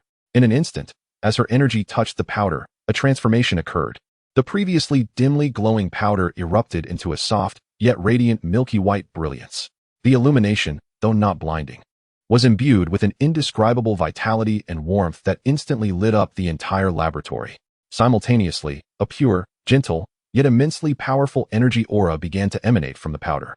Although largely contained by the isolation chamber, even the slightest emanation revitalized everyone present, dispelling the fatigue that had lingered for days. Yunmu trembled with exhilaration. She felt her energy absorbed by the powder as if it were a droplet falling into a parched riverbed, and in return, the powder bestowed upon her an even purer, more easily absorbable flow of gentle energy, nourishing her with vigor and mental clarity. This sensation was akin to a long-awaited rain after a drought. She could even perceive the energy structure within the powder exulting in joy, as if encountering a kindred essence, actively forging a connection with her. Quick, record the energy data. Old Sun snapped back to reality, his voice brimming with excitement. The technicians immediately sprang into action, and the once steady lines on the instrument screens transformed into dramatic peaks of fluctuation. The energy field's intensity surged exponentially. Energy property analysis yielded incomplete results, yet confirmed a high degree of resonance with Yunmu's energy fluctuations. Stable. Extremely stable. No signs of attenuation. Hong's gaze remained fixated on the glowing powder, then shifted to Yunmu, who was now with closed eyes and a gradually returning rosy complexion, her eyes ablaze with unprecedented brilliance. It worked. This substance, which Yunmu named Lioli Sui, could only be activated with a similar type of life energy. Once triggered, it could release powerful and stable energy, even replenishing the energy provider. What did this imply? It implied that should more Lioli Sui be discovered, Yunmu would possess a renewable and formidable source of energy. Her recovery and enhancement would no longer be solely reliant on her gradual recuperation and overextension. Moving further, if we could harness the Lioli essence as an energy core, it might enable the creation of devices or weapons that operate solely on life energy, eliminating the reliance on traditional energy sources. This would be a groundbreaking advancement. Yunmu, how do you feel? Hong inquired with concern. Yunmu slowly opened her eyes, a mix of surprise and fatigue shimmering in her gaze. It is excellent. The energy it emits is remarkably pure and easily absorbable. However, maintaining this activated state consumes a significant amount of my mental strength. Even after merely activating a small amount of the powder, she felt as though she had engaged in an intense battle. That is sufficient, Hong replied solemnly, affirming its value and potential. Old Sun, immediately conduct a more in-depth energy compatibility test on the Lioli essence. Explore whether there are alternative indirect utilizations beyond Yunmu's direct activation, such as employing it as an amplifier or stabilizer. He gazed at the powder still radiating a gentle glow, akin to witnessing the flicker of hope for civilization. Simultaneously, we require more Lioli essence. Hong's eyes turned toward the fissure below, necessitating preliminary exploration. The plan that had been shelved due to danger now became exceedingly urgent and significant with the emergence of the Lioli essence. Was that small fragment on the fissure's rock face merely the tip of the iceberg? Might there be more below? perhaps even its source? The risks remain substantial. Yet the potential rewards could be beyond imagination. Monkey, Zhaozhu, promptly prepare the exploration equipment. We need the most professional rock climbing tools, protective gear, and environmental monitoring instruments. Hong began to organize, asserting that he would personally lead the exploration team, and Yunmu must accompany them. For only she could sense and activate the Lioli essence and provide early warnings of energy hazards. Thunder God, the defense of the Research Institute is entrusted to you. Rest assured, I will ensure that not even a mouse slips through. Thunder God thumped his chest, fully aware of the significant responsibility of safeguarding their home. Despite his desire to accompany them, in the laboratory, everyone busied themselves, the atmosphere charged with tension and excitement. Yunmu observed the gradually dimming Lioli essence powder within the isolation chamber, feeling the subtle replenishment of energy within her body, her heart awash with complex emotions. The mysteries of the underground were slowly unveiling themselves in ways beyond imagination. Was this Lioli essence merely the first gift from the depths of space, or the bait of Pandora's box? She was uncertain, yet she understood that for the embers of human civilization to reignite upon this desolate wasteland, they might indeed require the assistance of this ancient, softly glowing essence. The exploration of the chasm was imminent. Chapter 58, Echoes of the Deep Chasm. In the third underground level of the Research Institute, Area K7, the air was so thick it felt as though one could wring water from it. The abandoned material storage site had been completely cleared, revealing a ventilation shaft measuring 1 meter in diameter and seemingly bottomless. Several high-powered searchlights illuminated the area around the shaft like daylight, yet could not dispel the consuming darkness within. Hong, Yunmu, Monkey, Zhaozhu, and 2 additional team members skilled in climbing and exploration formed this elite exploration team of 6. Each individual donned specialized protective suits, lined with layers crafted from the leather of mutated organisms and composite ballistic materials sourced from the laboratory's inventory. These suits offered a degree of resistance to physical cuts and energy corrosion, while small oxygen tanks were affixed to their backs to counter potential toxic or oxygen-depleted environments. They bore rock climbing equipment, high-strength ropes, environmental monitoring devices, weaponry, and collection tools. Yunmu, in particular, carried a specially designed lead alloy sample box at her waist, intended for the storage of any potential finds of luminous marrow. The expressions of all present were exceedingly grave. This was no ordinary expedition. It marked the inaugural step into a realm entirely unknown, one that remained shrouded even from deep scans. The whispered secrets of the earth, the pulsations of energy, and the enigmatic luminous marrow all foretold of the extreme dangers and unimaginable opportunities lurking below. Final equipment check. Hong's voice resonated through the helmet's built-in communicator, calm as ever. Rope anchor points confirmed, descender verified, weapon safeties checked, environmental readings normal. Proceed. The monkey, as the vanguard, descended first. Skillfully operating the descender, he sank slowly into the darkness, the light from his helmet flickering against the well's walls. Those above watched anxiously, fixated on the rope and communication channel. The well walls remained stable. The artificial structure segment concluded, giving way to natural rock layers, slippery and moss-laden. After descending 15 meters, they reached the entrance of a fissure. The monkey's voice crackled intermittently, mingled with the soft sounds of rope friction and falling rock debris. Through the imagery relayed from the monkey's helmet camera, Hong and the others beheld a narrow, nearly vertical natural fissure, resembling a scar upon the earth, profoundly dark and oppressive. Continue descending. Remain vigilant, came the command. Team members descended in succession. Yunmu followed Hong closely, taking a deep breath as she gripped the cold descender, her body suspended in midair, slowly lowering into the well. A chill, damp breeze enveloped her, carrying the essence of stone and time. The deeper she descended, the more palpable the invisible pressure from below became, and the incessant whispers in her mind seemed to grow clearer. Return, the seed of loss. Light must be reignited. The murmurs were akin to a hypnotic incantation, inducing a sense of disorientation. She had to summon her willpower to resist this distraction while extending her perception like a web, alert to any energy anomalies. All members safely reached the platform at the fissure's entrance, which was merely a relatively spacious rock ridge. Gazing downward, the fissure remained unfathomably deep, the beam of the spotlight illuminating only a few meters of the jagged rock walls, with the depths shrouded in impenetrable darkness. The air composition is complex, with slightly reduced oxygen levels and trace amounts of unidentified inert gas, currently without known toxicity, Zhaozhu remarked, observing the environmental monitoring readings.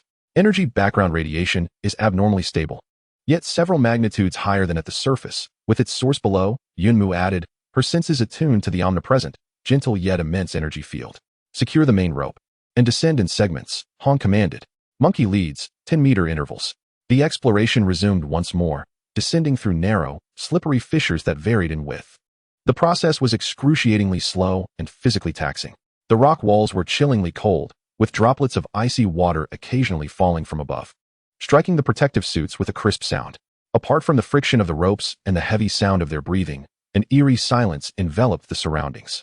After descending approximately 30 meters, the team suddenly halted. Report. An anomalous reflection detected on the left rock wall.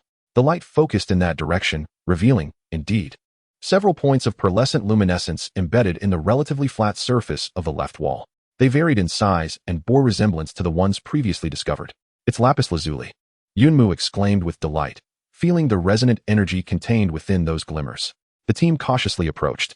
This section of the rock wall exhibited slight vitrification characteristics as well.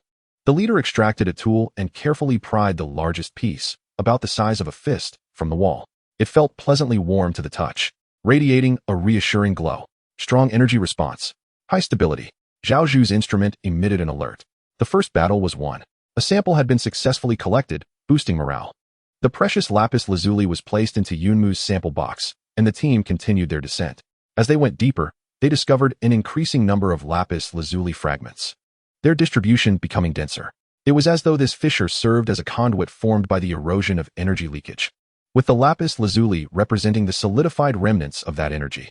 Simultaneously, the whispers in Yunmu's mind grew clearer, evolving from fragmented words into disjointed phrases imbued with greater meaning.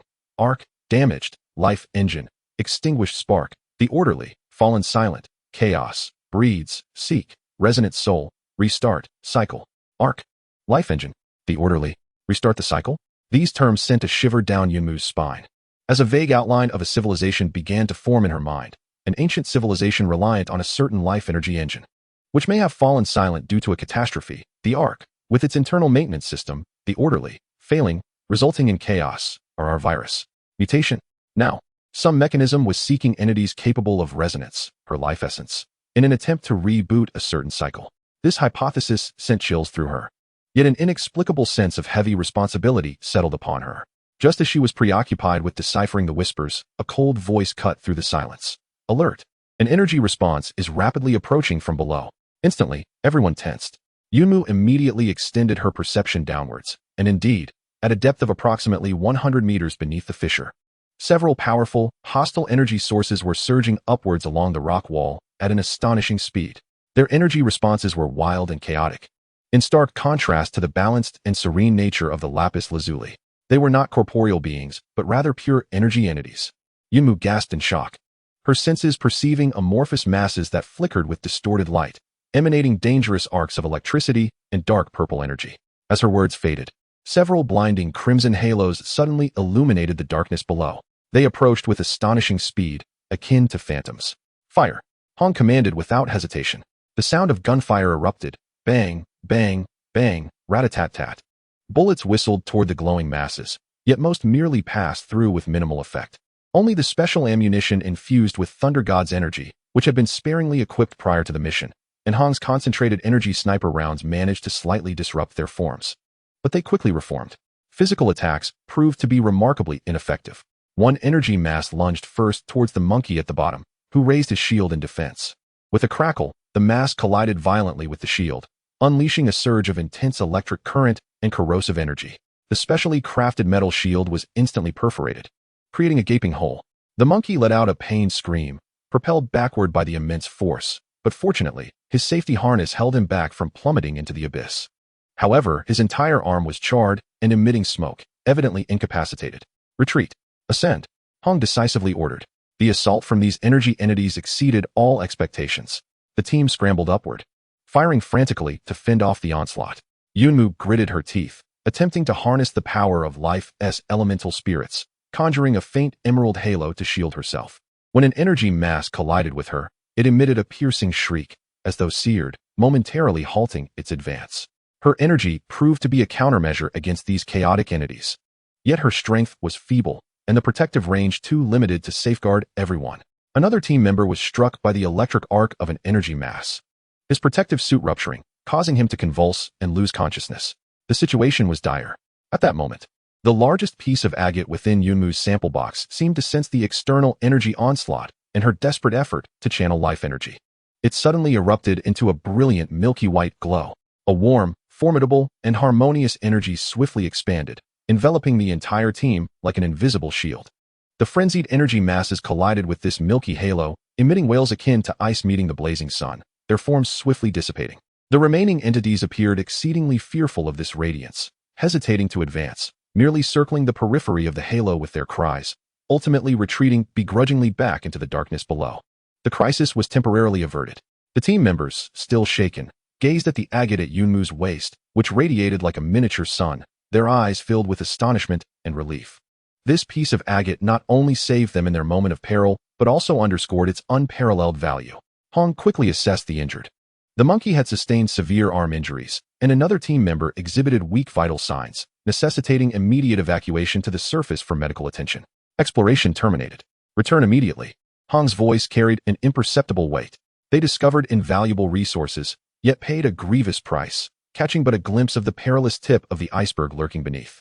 The echoes within the deep gorge bore not only whispers of opportunity, but also the menacing cries of lethal predators.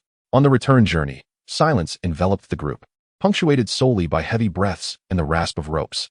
Each individual understood that the world below was more vast, more treacherous, and more unfathomable than they had ever imagined. The fading piece of agate, akin to the solitary spark of fire in the darkness, illuminated the path back, as well as the long and arduous journey ahead. Chapter 59, The Healing Light of Agate. The exploration team, burdened with the injured, painstakingly ascended the icy ropes. The darkness within the crevice loomed like a slumbering beast. Though it had temporarily receded, the sense of imminent danger lingered in their hearts. The anguished cries of the monkey and the faint groans of another teammate reverberated within the narrow fissure, adding a weight of urgency to their plight. The first member to reach the surface immediately lowered a rescue rope, cautiously hoisting the severely injured monkey and the unconscious teammate. The personnel on the ground were already prepared with stretchers and medical equipment. Quick, to the medical room. Hong's voice resonated with an undeniable urgency. Within the makeshift medical room of the research institute, the atmosphere was grim. The accompanying medic surveyed the monkey's injuries with a troubled expression. His entire right arm, from wrist to elbow, was nearly entirely carbonized, with skin and muscle necrotic and bone exposed. An eerie, dark purple energy clung to him, incessantly spreading like a living organism, eroding the surrounding healthy tissue, rendering ordinary hemostatic agents and antibiotics utterly ineffective. Another teammate had fared slightly better, but had also been struck in the chest by an arc of that energy, melting through his protective suit, causing his heart to momentarily cease. Although a defibrillator had revived a faint heartbeat, he too was succumbing to the insidious dark purple energy, his vital signs alarmingly weak. This energy is unlike anything we've encountered. It continues to ravage life itself, and our medications and equipment are completely powerless. The medic's brow beaded with sweat, his voice tinged with despair. At this rate, not only would the monkey lose his arm, but his very life was in jeopardy, and the other teammate was equally on the brink. Upon hearing the news, Thor rushed to the scene, his heart heavy as he beheld his brother's dire condition. His eyes flooded with fury, and he struck the metallic wall with a forceful blow, leaving a distinct dent. What in the world is that foul thing? Hong's expression darkened ominously. The casualties among the team were the outcome he most dreaded. At that moment, Yunmu, who had remained steadfast by the injured, observed the encroaching dark purple energy and sensed the gentle, yet formidable life force emanating from the piece of agate within her sample box at her waist. And a sudden realization struck her. "Let me give it a try," she exclaimed, her voice slightly hoarse with urgency. All eyes turned to her. The energy of the agate is balanced and vibrant, and just moments ago, it dispelled those energy entities. Yunmu explained rapidly. Perhaps its energy can neutralize this corrosive force. This was the only, and indeed the boldest, hypothesis they had at their disposal. Hong's gaze swept sharply over the team member teetering on the brink of death, then shifted to Yunmu and the sample box at her waist. The risks were immense. The effects of the Lioli Marrow's energy on the human body remained uncertain. Yet there was no alternative at this juncture. What must be done? Hong inquired decisively.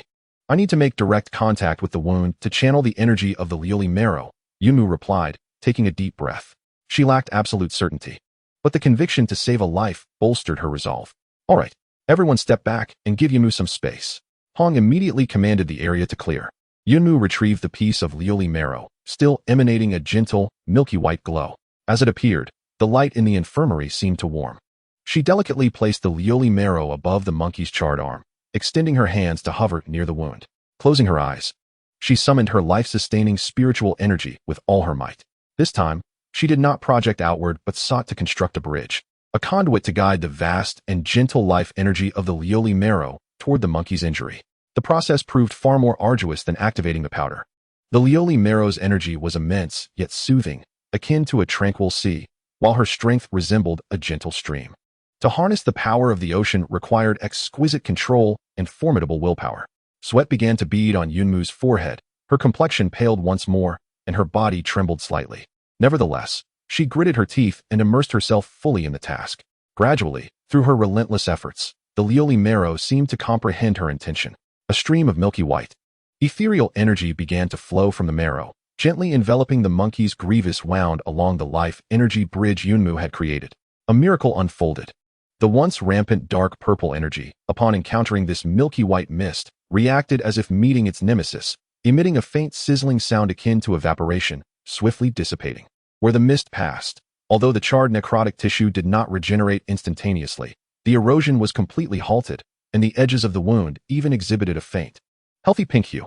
Effective, truly effective. Everyone held their breath, incredulity etched on their faces as they beheld this scene. Yunmu's spirits lifted, and she continued to guide the energy. However, she soon realized that while dispelling the corrosive energy was relatively manageable, the life energy required to repair such severe wounds was monumental. With her current capabilities, she could not sustain this guidance for long. Although the energy of the lioli marrow was vast, its output seemed constrained by her guiding ability. A few minutes later, she was struck by a wave of intense dizziness, forcing her to halt. She stumbled, only to be steadied by Lin Wei beside her. On the hospital bed, the lethal dark purple energy on the monkey's arm had been entirely eradicated, the wound no longer deteriorating, and there was even a glimmer of vitality. Yet, the injuries were too severe. The carbonized tissue could not recover immediately and remained in a comatose state, though vital signs stabilized, pulling him away from the most perilous phase. Quick, proceed with the debridement surgery at once. Now that energy obstruction is gone, the medics quickly regained their composure and approached with an assistant. Yunmu, panting heavily, glanced at another critically injured comrade, exclaiming, "There is still one more." She struggled to continue, but Hong intervened, saying, "You have exhausted too much energy. You must rest." Observing the pallor of Yunmu's face, he added solemnly, "Eliminating the corrosive energy is paramount. Preserving their lives is of utmost importance. The subsequent treatment should be entrusted to professionals." Yunmu, aware of her limits, nodded in agreement. She proceeded to remove the energy corruption from the chest of another team member. After completing this arduous task, she felt utterly drained, unable even to stand. Nevertheless, the outcome was uplifting. The most lethal threats to both team members had been neutralized. Though their injuries remained severe, their lives were spared, and the possibility of further treatment was now viable. Thor, witnessing his brothers stabilize, let out a heavy sigh of relief, his gaze upon Yunmu brimming with gratitude and an indescribable astonishment. This remarkable girl had once again performed a miracle. Hong instructed someone to assist Yunmu in resting, then fixed his intense gaze upon the slightly dimmed glazed essence, which had lost some of its energy. The value of this substance had been reaffirmed. It was not only a potent energy source, but also capable of countering that bizarre energy corruption, potentially possessing formidable healing properties. "Old son," Hong's voice bore an unprecedented seriousness. "Concentrate all resources and prioritize research on two matters. First, how to safely harness the energy of the glazed essence, ideally creating a device that can function without Yunmu's constant guidance for healing or energy purification. Second, to analyze the composition and characteristics of that dark purple energy. We must discover more methods to confront that energy life form." "Understood," Old Son replied, excitement evident in his voice as if a new door had swung open before him. Fields such as materials science, energy studies, and even biology might see breakthroughs due to this glazed essence. Outside the infirmary, the sounds of surgical instruments and the hurried footsteps of medical personnel echoed. Inside, Hong grasped the glazed essence that had saved his comrades' lives, feeling its warm and profound power. The expedition into the deep ravine had exacted a bloody toll, but had also returned with a genuine spark of hope. This luminous essence was not merely healing wounds. It served as a potent invigorator, infusing the team, which was struggling to survive in the apocalypse, with renewed vigor. They were not only to survive amidst the ruins, but also to harness this ancient gift from the depths, to arm themselves, heal their scars, and grow stronger step by step until the day they could truly confront all the darkness and mysteries lurking beneath the ravine. As Yunmu succumbed to a deep slumber, her final thought was that her power was still too feeble. If she wished to truly master the glazed essence, heal more individuals, and safeguard her companions, she must become stronger and do so swiftly. The whispers from the depths continued to linger, as if responding to her yearning. Chapter 60, The Prelude to Forging the Blade. Though the crisis within the infirmary had temporarily subsided, the atmosphere within the research institute remained tense. While the two critically injured individuals had been saved, the subsequent treatment and rehabilitation still loomed as a long and arduous journey. More importantly, the threat lurking beneath the chasm looms like the sword of Damocles, suspended ominously above. Those enigmatic energy entities, along with the peril they signify, far exceeding current comprehension, have made everyone acutely aware that existing weaponry and defensive measures are woefully inadequate. The pressure has transformed into an unprecedented drive. In the makeshift laboratory, the lights blaze brightly, almost ceaselessly. Led by Elder Sun, the technical team has split into two shifts, dedicating themselves wholeheartedly to the study of Lioli Marrow and the enigmatic energy known for now as dark erosion energy. The research process has been fraught with challenges. The energy inertia of Lioli Marrow is exceedingly potent. Apart from the life-spirit power of Yunmu, conventional energy stimuli remain ineffective. Initial attempts to create devices powered by non-living energy have encountered significant setbacks. Analyzing dark erosion energy has proven to be even more arduous. The minuscule samples collected are highly unstable, rapidly decaying once detached from their host, making prolonged observation nearly impossible. Their nature is tumultuous and chaotic, exhibiting strong energy corrosiveness and destructive capabilities towards biological tissues. Existing materials are almost incapable of effectively obstructing or containing them. Repeated trials have led to repeated failures. The experimental platform is cluttered with charred circuit boards and melted material samples. Frustration permeates the atmosphere. A breakthrough emerges from an unexpected failure. A young technician, while attempting to constrain a dark erosion energy sample with a high-frequency energy field, makes an operational error, causing the energy field's frequency to shift dramatically. Just as the sample is on the verge of uncontrollably dissipating, a small, unactivated fragment of Lioli Marrow, placed on an adjacent workstation for comparative experiments, unexpectedly emits a soft glow, creating a minuscule yet stable energy field that forcibly confines, neutralizes, and purifies the impending dark erosion energy. The entire process unfolds silently, leaving all observing researchers astounded. Self-defense? Energy neutralization?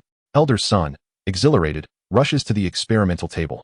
Gazing at the dimming fragment of Lioli Marrow, and then at the now-vanished dark erosion energy, as if a lightning bolt has struck his mind. I understand. I comprehend. He slaps his thigh with fervor. Lioli Marrow is not inert. It embodies ultimate stability and order. It possesses an innate ability to repel and purify all chaotic, entropy-increasing energies. It does not require active stimulation. When it senses a sufficiently strong chaotic energy threat, its order field passively manifests. This discovery is of paramount importance. It implies that perhaps there is no need for Yunmu's constant guidance. Simply utilizing Lioli Marrow as the core material could yield equipment inherently resistant to chaotic attacks like dark erosion energy. It may even possess certain purifying effects. The research direction is immediately recalibrated. The technical team embarks on attempts to combine Lioli Marrow powder with various substrate materials. Yet again, the process is arduous. The physical and chemical properties of Lioli Marrow powder are so stable that it is challenging to effectively blend with metals, polymers, and other common materials. Either they fail to combine, or the energy characteristics are lost upon amalgamation. Ultimately, they discovered a circuitous method known as energy etching. By utilizing the faint yet pristine life energy provided by the Cloudwood's recovery, they meticulously etched intricate patterns on a specially crafted alloy surface, resonating with the frequency of the glassy essence's energy. Subsequently, they filled these delicate grooves with glassy essence powder. Thus, although the glassy essence powder did not genuinely merge with the base material, it formed a cohesive whole with the substrate through the energy patterns. When encountering chaotic energy impacts, the force would be absorbed by the robust base material, while the energy erosion would be autonomously neutralized by the glassy essence powder nestled within the grooves. The first experimental piece was a small arm shield. The silver-gray alloy surface bore etchings resembling the vein-like structures of leaves, glowing with a verdant luminescence, an embodiment of the residual life energy from the cloudwood. The grooves were filled with finely powdered glassy essence. In the testing arena, Zhaozhu nervously held this rather peculiar arm shield. Opposite him, a team member operated a rudimentary device, emitting a faint simulated stream of dark erosion energy. ignited by residual samples, its intensity far inferior to that of the real thing. With a hissing sound, the dark purple energy stream collided with the arm shield. The anticipated corrosive perforation did not manifest. Instead, the verdant patterns on the shield flared brightly, with the glassy essence powder emanating a soft white glow. The dark erosion energy was swiftly dissolved as though a droplet had fallen into the ocean, leaving behind only a trace of nearly imperceptible azure smoke. Success! The laboratory erupted in thunderous cheers. Though this was merely a test of minimal intensity, its significance was profound. It validated the feasibility of this approach. Humanity had finally discovered the first effective means to counter that terrifying energy entity. Shortly thereafter, a second breakthrough followed. Through repeated testing, they found that the metal etched with cloud wood and embedded with glassy essence powder not only exhibited resistance to dark erosion energy, but also demonstrated remarkable conductivity and amplification for both the life energy of the cloud wood and the lightning energy of the thunder god. Especially in regard to the thunder god's lightning energy. When he infused his lightning power into a similarly etched makeshift short blade, the glassy essence patterns on the blade glowed, causing the lightning to coalesce further, enhancing its destructive capability by nearly 30%, while the energy consumption was reduced. This was nothing short of a tailor-made amplifier for us. The thunder god beheld the short blade in his hand, crackling with arcs of electricity and buzzing incessantly, overwhelmed with joy. Hong gazed at these preliminary successful prototypes, and a long-lost glimmer of hope shone in his eyes. He immediately prioritized the production of a batch of protective armor plates and weapon components embedded with glassy essence, ensuring that core combat personnel were equipped first. He commanded, "Old Son, continue to optimize the etching process and material ratios, minimizing the use of glassy essence, and explore how to utilize it as a core element to create more powerful energy barrier generators or healing devices." Understood. The entire research institute transformed into a war machine, accelerating operations around this groundbreaking technology. The limited crystal resin was meticulously utilized, while Yunmu became the busiest of individuals, spending the majority of her days in the laboratory, exhausting her mental energy to conduct energy etching on batch after batch of alloy components. Her complexion remained pale, yet her eyes grew increasingly vibrant. She understood that with each piece of equipment she crafted, her teammates' chances of survival in combat would rise. Days later, the first batch of experimental gear emerged. Thor received a pair of new gauntlets, adorned with shimmering patterns of crystal resin on the backs of his hands and knuckles, enhancing his mastery over thunder. Zhao Zhu's shield was reinforced, its center embedded with a small fragment of crystal resin and etched along the edges, significantly boosting its defensive capabilities. Yunmu herself obtained a slender longsword, forged from high-tensile alloy, with a small piece of crystal resin set into the ricasso, adorned with intricate energy-guiding etchings that she personally inscribed. When she infused it with life energy, the sword radiated a faint, vibrant emerald glow, not only possessing exceptional sharpness, but also delivering enhanced lethality against mutated creatures and chaotic energies. Hong's sniper rifle was also modified, its body etched with intricate patterns, and the bullet heads attempted to incorporate minute amounts of crystal resin powder. Although the craftsmanship was exceedingly challenging and the success rate low, the experimental round's power and effectiveness against energy-based life forms had undeniably increased. The initial quenching was but a nascent flame. The materials remained coarse. Yet, the first flicker of forging had ignited, and the first strike of the hammer had already resonated. These glimmering pieces of equipment, merging ancient gifts with modern craftsmanship, life energy with cold steel, served as the nascent blades and shields forged anew from the remnants of civilization. Though rudimentary, they bore the weight of boundless hope.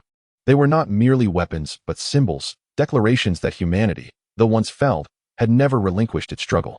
They were learning to harness all that could be utilized, to comprehend all that could be understood, forging a sharpness directed toward the future with the blood and fire of their adversaries. As Hong caressed the cool etchings on his rifle, as Thor felt the surging thunder within his gauntlets, and as Yunmu grasped the longsword that resonated with her very essence, they knew that the prelude to their counteroffensive was about to commence. The darkness beneath the deep chasm no longer seemed as despairing, for the light had coalesced within their grasp. Chapter 61, The First Cry. The brand new equipment ushered in a visibly transformative change. The defensive pressure surrounding the research institute had not diminished. Mutated creatures and sporadically appearing energy entities relentlessly assaulted the defenses. Yet, the dynamics and outcomes of the battles had changed. One team member, relying on the newly reinforced shield embedded with crystal resin, successfully blocked an energy beam that would have previously melted through steel. Though he was jolted, his blood surging, and the shield's crystal patterns flickering wildly, he emerged unscathed. Such a feat was unimaginable before. Clad in new gauntlets, the Thunder God unleashed a punch that transformed chaotic bolts of lightning into a singular, blinding spear of electricity. In an instant, it reduced a resilient mutated wild boar to charred remains, all while consuming nearly 30% less energy than before. His exhilaration grew with each strike, his boisterous laughter even overpowering the cacophony of the battlefield. Zhao Zhu, adorned in rudimentary armor embedded with glazed marrow plates and wielding a large shield, withstood the onslaught of 3 mutated entities, thus providing his comrades with an impeccable opportunity to unleash their attacks. Even the standard team members, equipped with special ammunition embedded with trace amounts of glazed marrow powder, although costly and not widely available, finally proved effective against those formidable energy entities, inflicting genuine disruption and minor damage rather than mere superficial scratches. The rate of casualties significantly declined, while the morale of the team surged at an accelerated pace. The safety zone of the research institute had solidified, yet Hong's gaze did not linger on this newfound stability. Passive defense could never reclaim the initiative. The looming threat beneath the canyon was akin to a bone lodged in the throat. The existence of those energy life forms signified that there were risks far exceeding their imagination hidden below. A proactive strike was imperative to ascertain the situation. At the very least, to eliminate the threats directly beneath the research institute. We require a purge operation. Hong proposed a plan during the tactical meeting, targeting the areas surrounding the fissure, particularly the depth at which they encountered the energy life forms, with the aim of establishing a preliminary underground defense line and attempting to gather more glazed marrow. It was high time to undertake such an endeavor. The Thunder God was the first to respond, eagerly rubbing his new gauntlets, ready to test the prowess of his new equipment against those wretched beings. Yunmu expressed her support as well. More glazed marrow implied stronger gear and healing capabilities, as well as the potential for her to recover and enhance her abilities more swiftly. The plan was swiftly formulated, led personally by Hong. The Purge team comprised the Thunder God, Yunmu, Zhao Zhu, and 3 other well-equipped, seasoned members. They carried additional glazed marrow gear, ample ammunition, and non-lethal capture devices specifically designed to unleash high-intensity electric currents or freezing effects against energy life forms, the latest prototypes from Old Sun's team. Descending again through the familiar fissure, the mood among the group was strikingly different from their previous exploration. Fear remained, but it was tempered by a newfound confidence and determination. Upon reaching the depth where they had previously encountered an attack, the atmosphere grew tense. The searchlights swept across the jagged rock walls, revealing an abyss of impenetrable darkness below. Maintain formation, descend slowly, and monitor for energy reactions. Hong's voice came through the communicator, issuing calm commands. The team assumed a combat formation and cautiously ventured downward. Yunmu expanded her senses to their fullest extent, akin to the most sophisticated radar, scanning every inch of rock. After descending approximately 20 meters, Yunmu suddenly issued a warning. To the lower left. 3 energy reactions, closing in rapidly.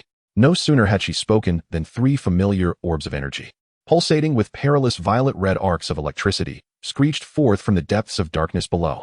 They have arrived. Prepare for engagement. The Thunder God let out a low growl, and the gauntlets on his hands crackled with lightning. However, this time, the team remained composed. Prepare the capture net. Hong commanded. 2 team members promptly lifted a device resembling a rocket launcher, aiming it at the oncoming energy entity and pulling the trigger. Whoosh, whoosh. 2 nets, woven from specially crafted alloy threads and embedded with glaze-like powder at the nodes, surged forth, electrified by high voltage, and accurately enveloped 2 of the energy entities. ZZZZT. The moment the energy nets made contact, the high-voltage current and the orderly field of glaze-like powder activated simultaneously. The 2 energy entities emitted sharp, anguished shrieks, their forms twisting and struggling violently, their purplish-red light flickering erratically, akin to a faulty bulb, as their movements were significantly slowed and ensnared. Well done. The Thunder God laughed heartily, seizing the opportunity to pounce on the 3rd energy entity that remained untrapped. His speed was astonishing, the enhancements from the new gauntlets evident. Annihilate it. The concentrated lightning fist struck fiercely at the core of the energy entity. Boom. Thunder roared. The energy entity let out an even more piercing wail, its form instantly fading by a third, clearly gravely injured. Yet it did not dissipate immediately. Instead, it became more ferocious. Countless arcs of electricity lashing out like tentacles towards the Thunder God. Undeterred, he unleashed another fist imbued with more violent thunder, while the armor, adorned with glaze-like plates, shimmered faintly, neutralizing most of the oncoming arcs. Meanwhile, Hong's sniper rifle roared to life. The modified armor-piercing round tore through the air, striking the core of the severely injured energy entity with precision. Bang! Like a bursting balloon, the energy entity could no longer withstand the assault, exploding into a myriad of drifting purple light points, swiftly vanishing into the air. On the other side, the two captured energy entities were still struggling, but under the dual suppression of the electric net and glaze-like powder, their strength rapidly waned. Initiate sampling. Hong commanded once more. The monkey, still recovering from injuries and unable to participate, replaced by another team member, carefully maneuvered a mechanical arm, equipped with insulation and glaze-like protection, to extract a small portion of the relatively stable energy matter that was dissipating from the edges of the ensnared entities, storing it in a specially designed containment vessel. This marked the first successful capture of a relatively intact energy entity sample. After completing the sampling, the team concentrated their firepower, swiftly annihilating the remaining two weakened energy entities. The first battle was victorious. 0 casualties. 3 energy life forms successfully eliminated and samples collected. The morale of the team soared. The effectiveness of the new equipment and targeted tactics far exceeded expectations. Proceed onward. Clear this area. Han's voice carried a hint of barely perceptible exhilaration. The team continued to advance. They soon encountered several waves of energy entity attacks, none substantial, with a maximum of 5 appearing at once. Yet, under the team's skillful coordination, formidable new equipment, and targeted tactics, they managed to eliminate them without incident. As the expedition progressed deeper, they uncovered an increasing number of glassy agates embedded in the rock walls, varying in size. The team members meticulously collected these specimens, and Yunmu's sample box gradually became filled. Simultaneously, they observed that the further they descended, the more pronounced the vitrification of the rock walls became, even revealing small, crystal-like clusters of glassy agate. The energy environment here grew ever more intense and stable. Finally, upon reaching a depth of approximately 150 meters into the fissure, they arrived at a relatively expansive platform. On one side of the platform, the rock wall vanished, replaced by an immense, boundless wall of glass-like material, smooth as a mirror, radiating a gentle, milky white glow. This wall seemed both naturally formed and artificially polished, extending infinitely upwards, downwards, leftwards, and rightwards, merging into the darkness. Flowing across its surface was a vast stream of energy, visibly resembling a liquid river of light, majestic, grand, yet gentle and orderly. The fissure they had descended through appeared to come to an end here, merely a slight scratch upon this colossal glass wall. All were rendered speechless by the grandeur of this breathtaking sight. Yunmu, in particular, trembled with intensity. At that moment, the whispers in her mind reached their zenith, becoming extraordinarily clear, no longer fragmented, but a coherent stream of information flooding her consciousness. Welcome, Resonant Soul. This is the Ark barrier, the shell of the life engine. You have passed the preliminary trial, proving your eligibility to contact the heritage. However, beyond the barrier, it is not merely a gift. The slumbering chaos and lost brilliance coexist. The time for choice has not yet come. Continue to grow until the light is sufficient to illuminate all darkness. As the flow of information concluded, the whispers gradually diminished, ultimately fading into a warm silence. Yunmu stared in a daze at the infinite glass wall, flowing with rivers of light, her heart stirred with tumultuous waves. The Ark barrier, the shell of the life engine. They had indeed found the exterior of the Ark. And this fissure was hardly a door, it was merely an insignificant gap. Was the so-called trial referring to their successful eradication of the external energy life forms? Heritage? Chaos? Brilliance? Choice? The magnitude of the information overwhelmed her, making it difficult to process. Hong, too, evidently sensed the extraordinary nature of this place. Although he could not hear the whispers, the awe-inspiring energy contained within the glass barrier was palpable. He carefully examined the barrier, noting its impeccably smooth surface, devoid of any signs of an entrance or gap. With their current capabilities, breaching this barrier was utterly impossible. They would collect energy data and samples from the barrier's surface and establish a long-term monitoring point. Suppressing the shock within, Hong calmly issued orders, declaring the eradication mission complete and preparing for their return. This time, they had not only eliminated the threat and acquired more glassy agate, but had also genuinely touched the tip of the iceberg of the Ark. Though the path ahead remains shrouded in uncertainty, the clarion call of humanity's first proactive offensive in the aftermath of the apocalypse has resonated through the profound depths of the earth. The initial note, though perhaps faint, distinctly heralds the dawn of a new era, slowly unfurling before us. Chapter 62. Echoes of the Bastion and Diverging Paths. The extermination squad returned to the research facility, laden with awe and discoveries. The boundless visage of the Ark Bastion, flowing with rivers of light, alongside the clear whispers conveyed by Yunmu, instigated an unprecedented intellectual upheaval among the core members. Beneath their feet lay an ancient civilization, the Ark, that far surpassed modern human comprehension.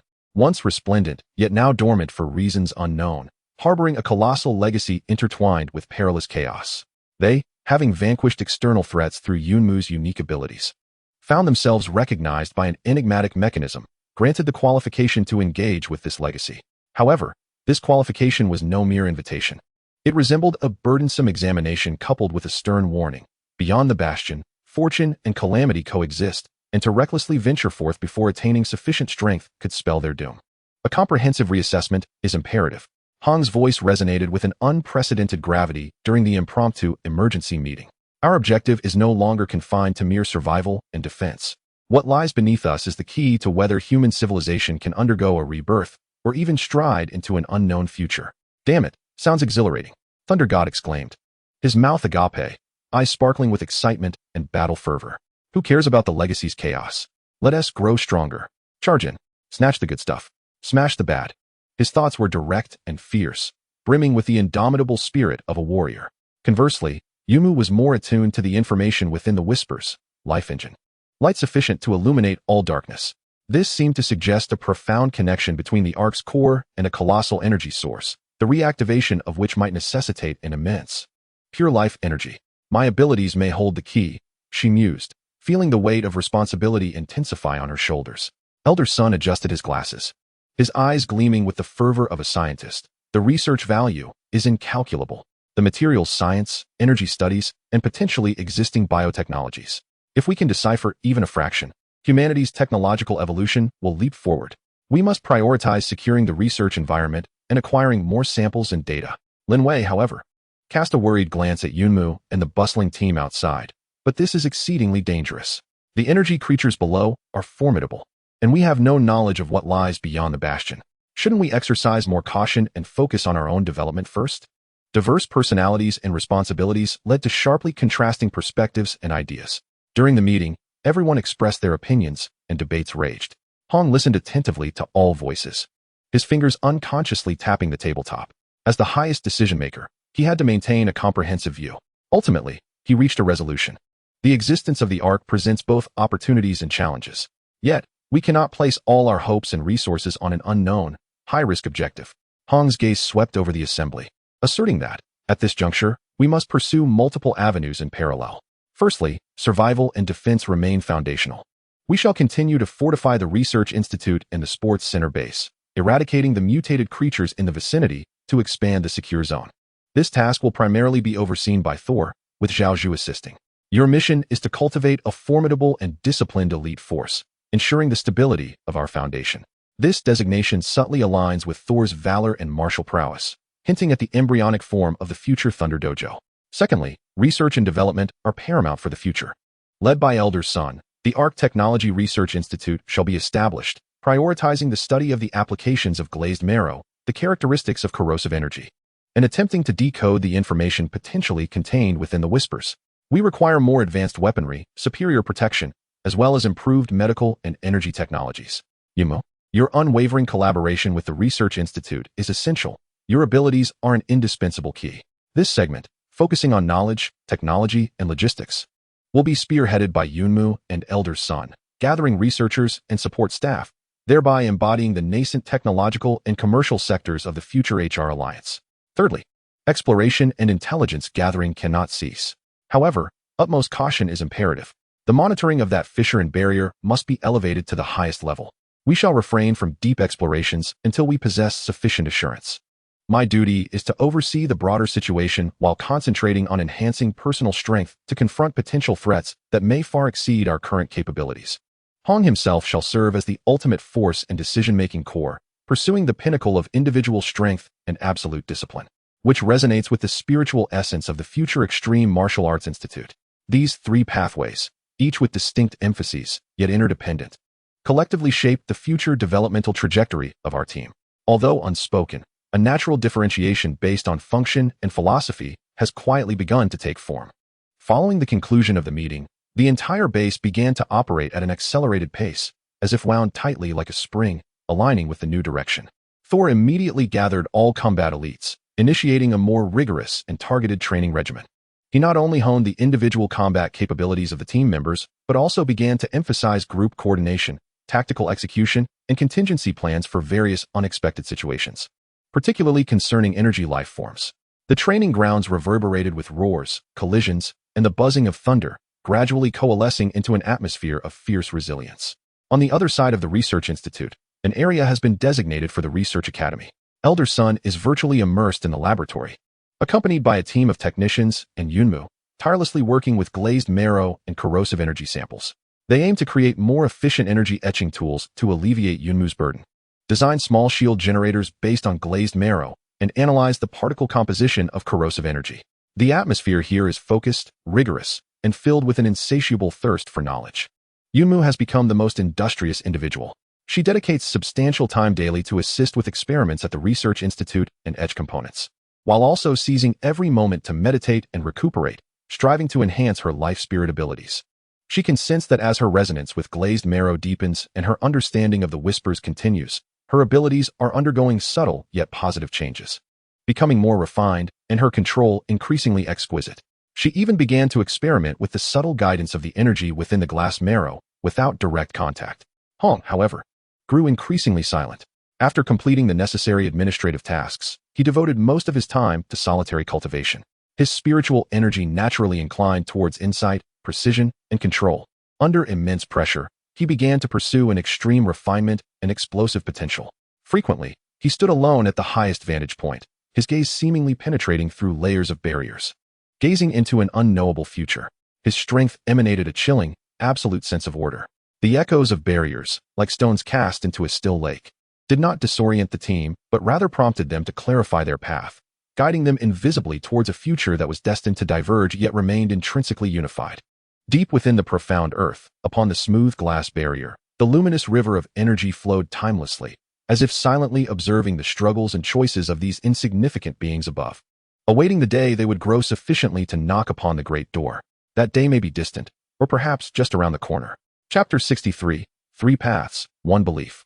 Hong's decisions were akin to a boulder cast into still waters, sending ripples that swiftly spread to every corner of the base, profoundly altering its operational trajectory.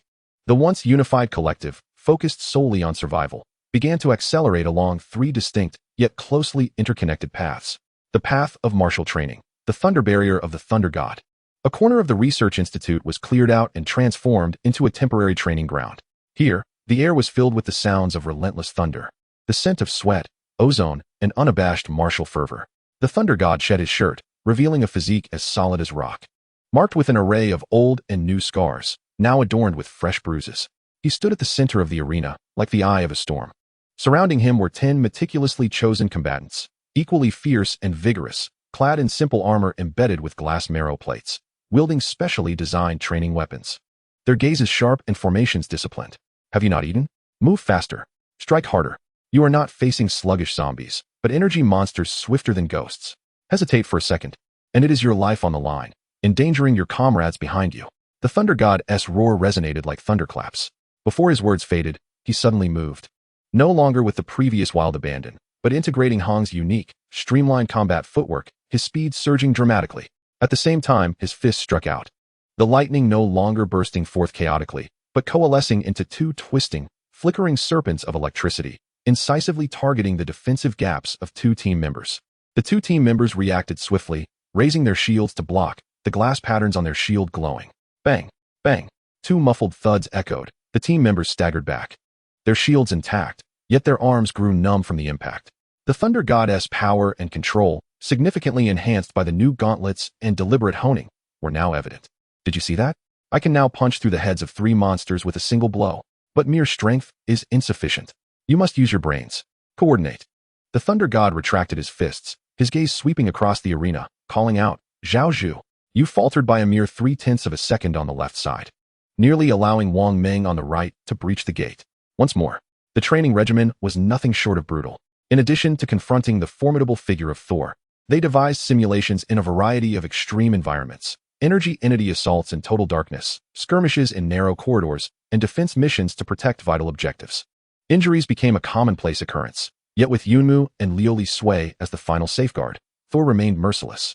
His aim was not to forge mere fighters, but to cultivate an ironclad battalion that would obey commands without question, cooperate seamlessly, and exhibit unwavering resolve in any extreme situation.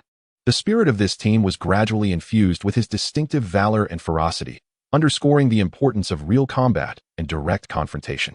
The embryonic form of the Lightning Martial Arts Academy was increasingly crystallizing amidst this crucible of sweat and blood.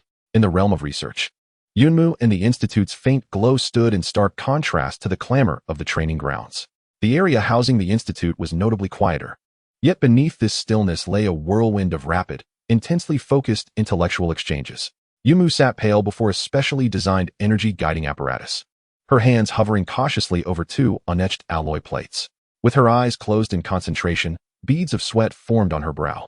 She was endeavoring to implement a new concept proposed by Elder Sun, to guide the energy of Lioli Sway powder remotely through resonance with her own energy field, without direct contact, while simultaneously performing preliminary pre-activation on multiple substrates. This task was exceedingly challenging, demanding an exceptional level of mental precision. She meticulously adjusted the frequency and intensity of the output, attuning herself to the energy feedback from the mound of Lioli Sway powder before her. After numerous failures, at last, a small portion of the powder emitted a faint glow, establishing an exceedingly fragile connection with her energy field. The frequency stabilized at alpha 7 band. Energy output increased by 5%. A technician stared at the screen, whispering in excitement. Elder Sun swiftly recorded the data. Success. Although the efficiency fell short of direct contact etching, this validated the feasibility of remote guidance. If optimized, it could enable mass production of pre-activated substrates, ultimately allowing you to finalize the energy solidification, thus significantly conserving your time and effort. Yunmu nodded slightly, refraining from distraction, and continued to maintain that delicate connection. This represented a pivotal step toward automated production. Meanwhile, other researchers were analyzing the latest collected samples of dark erosion energy. They discovered that this energy was not entirely chaotic. Within it existed a highly unstable, distorted core principle, albeit one that contradicted conventional physical laws. Perhaps this was not merely destructive energy. A young researcher proposed a bold hypothesis. It resembled a form of life energy that had undergone extreme entropy, spiraling out of control, or perhaps it was an extreme negative variant of life energy. This notion momentarily stunned everyone. If dark erosion energy and life energy shared a common origin yet differed in structure, could it theoretically be possible to purify it, reversing it back to orderly life energy? Yunmu, overhearing the discussion, felt a stirring within her. She recalled the sensation of dissipating the dark erosion energy from the wounded. It indeed felt akin to a process of purification and neutralization. The work within the Research Institute may lack the fervor and intensity of a training ground, yet it remains equally paramount. Every accumulation of data, every validation of theory, forges within the team a sharper blade of technology and a sturdier shield of knowledge.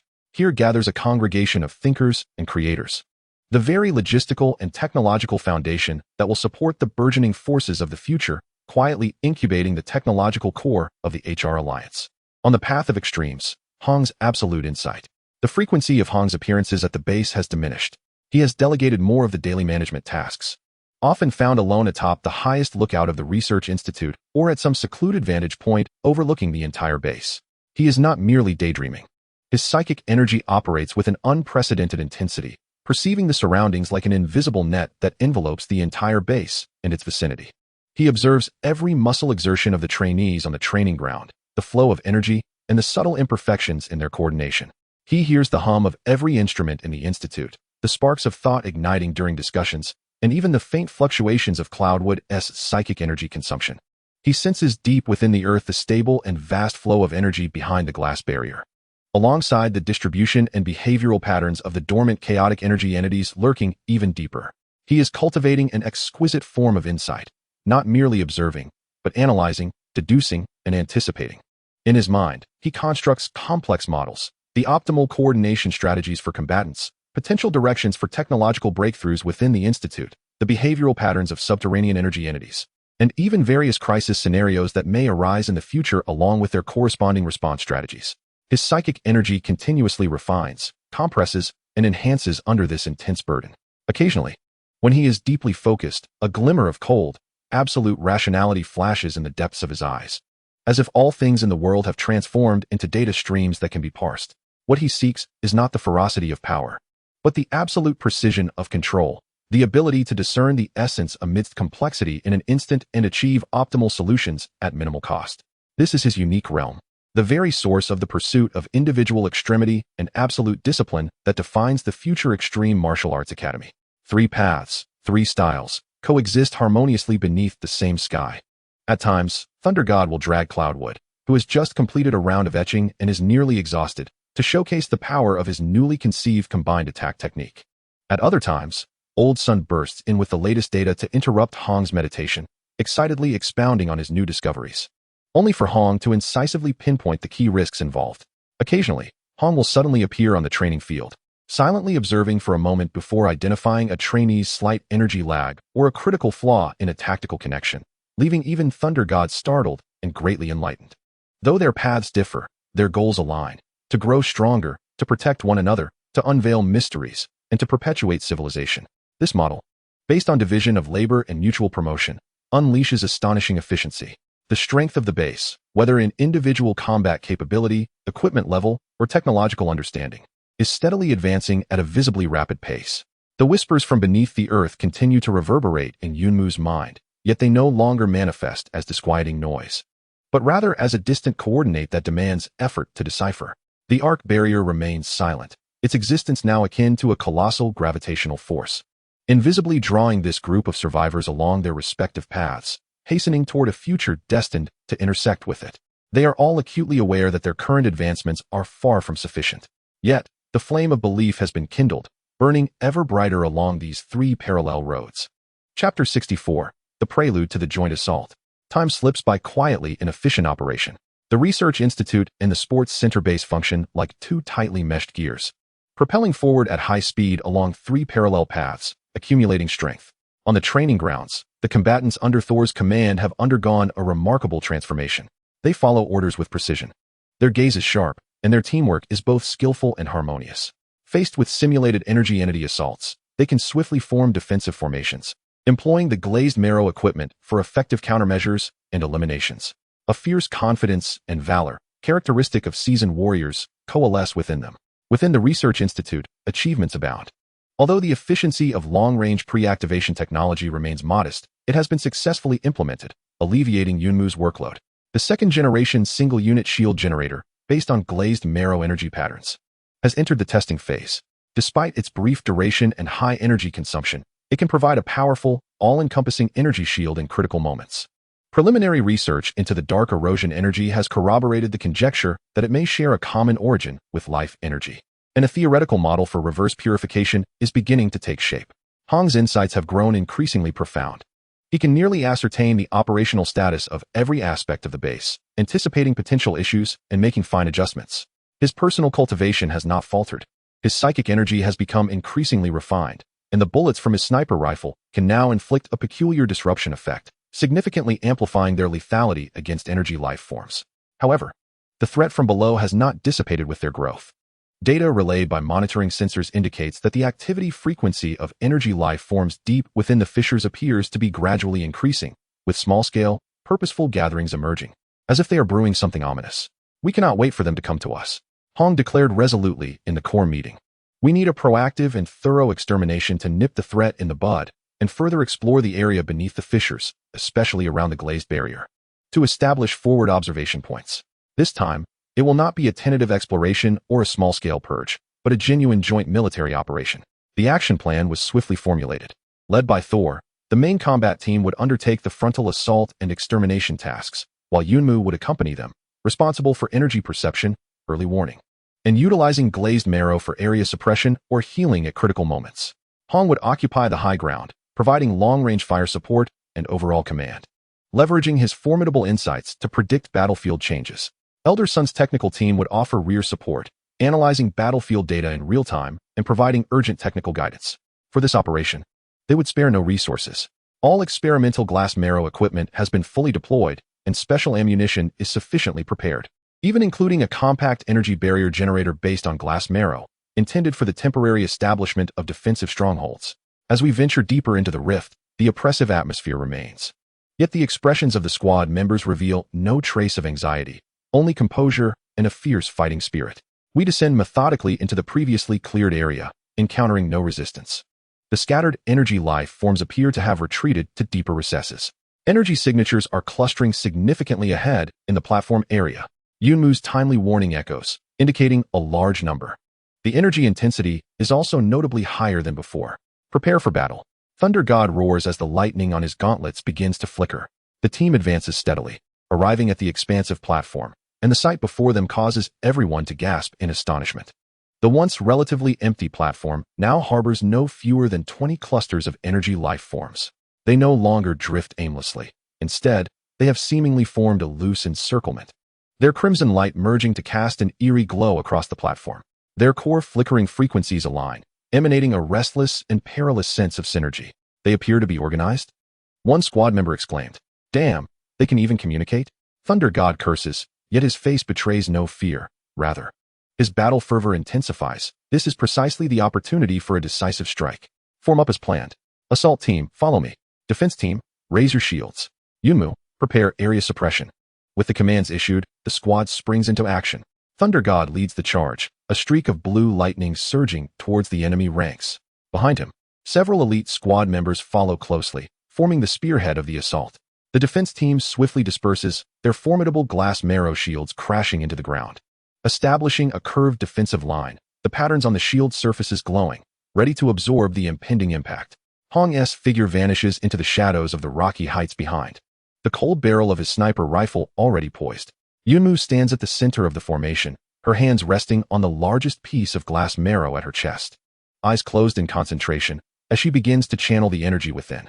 A gentle yet immense milky white halo radiates from her, preparing to counter a potential massive energy surge. The energy life forms seem incensed by the assault team's proactive engagement, emitting a sharp collective shriek as dozens of dark, corroding energy rays rain down upon us. Hold firm. Zhao Zhu bellows, the brilliance of the shields reaching its zenith. Bang! Crackle! The cacophony of energy impacts is enough to set teeth on edge. The defense team members are shaken to their core, yet the glass marrow shields successfully withstand this barrage. Only 2 shields show minor cracks due to the concentrated assault. Now's the moment. Thunderstorm. Thunder God bellows, unleashing the assault team's most potent attack. Lightning, specialized ammunition imbued with glass marrow, and even trial energy grenades rain down upon the energy life forms like a tempest. Boom. The explosions and the anguished shrieks of energy annihilation resonate in unison.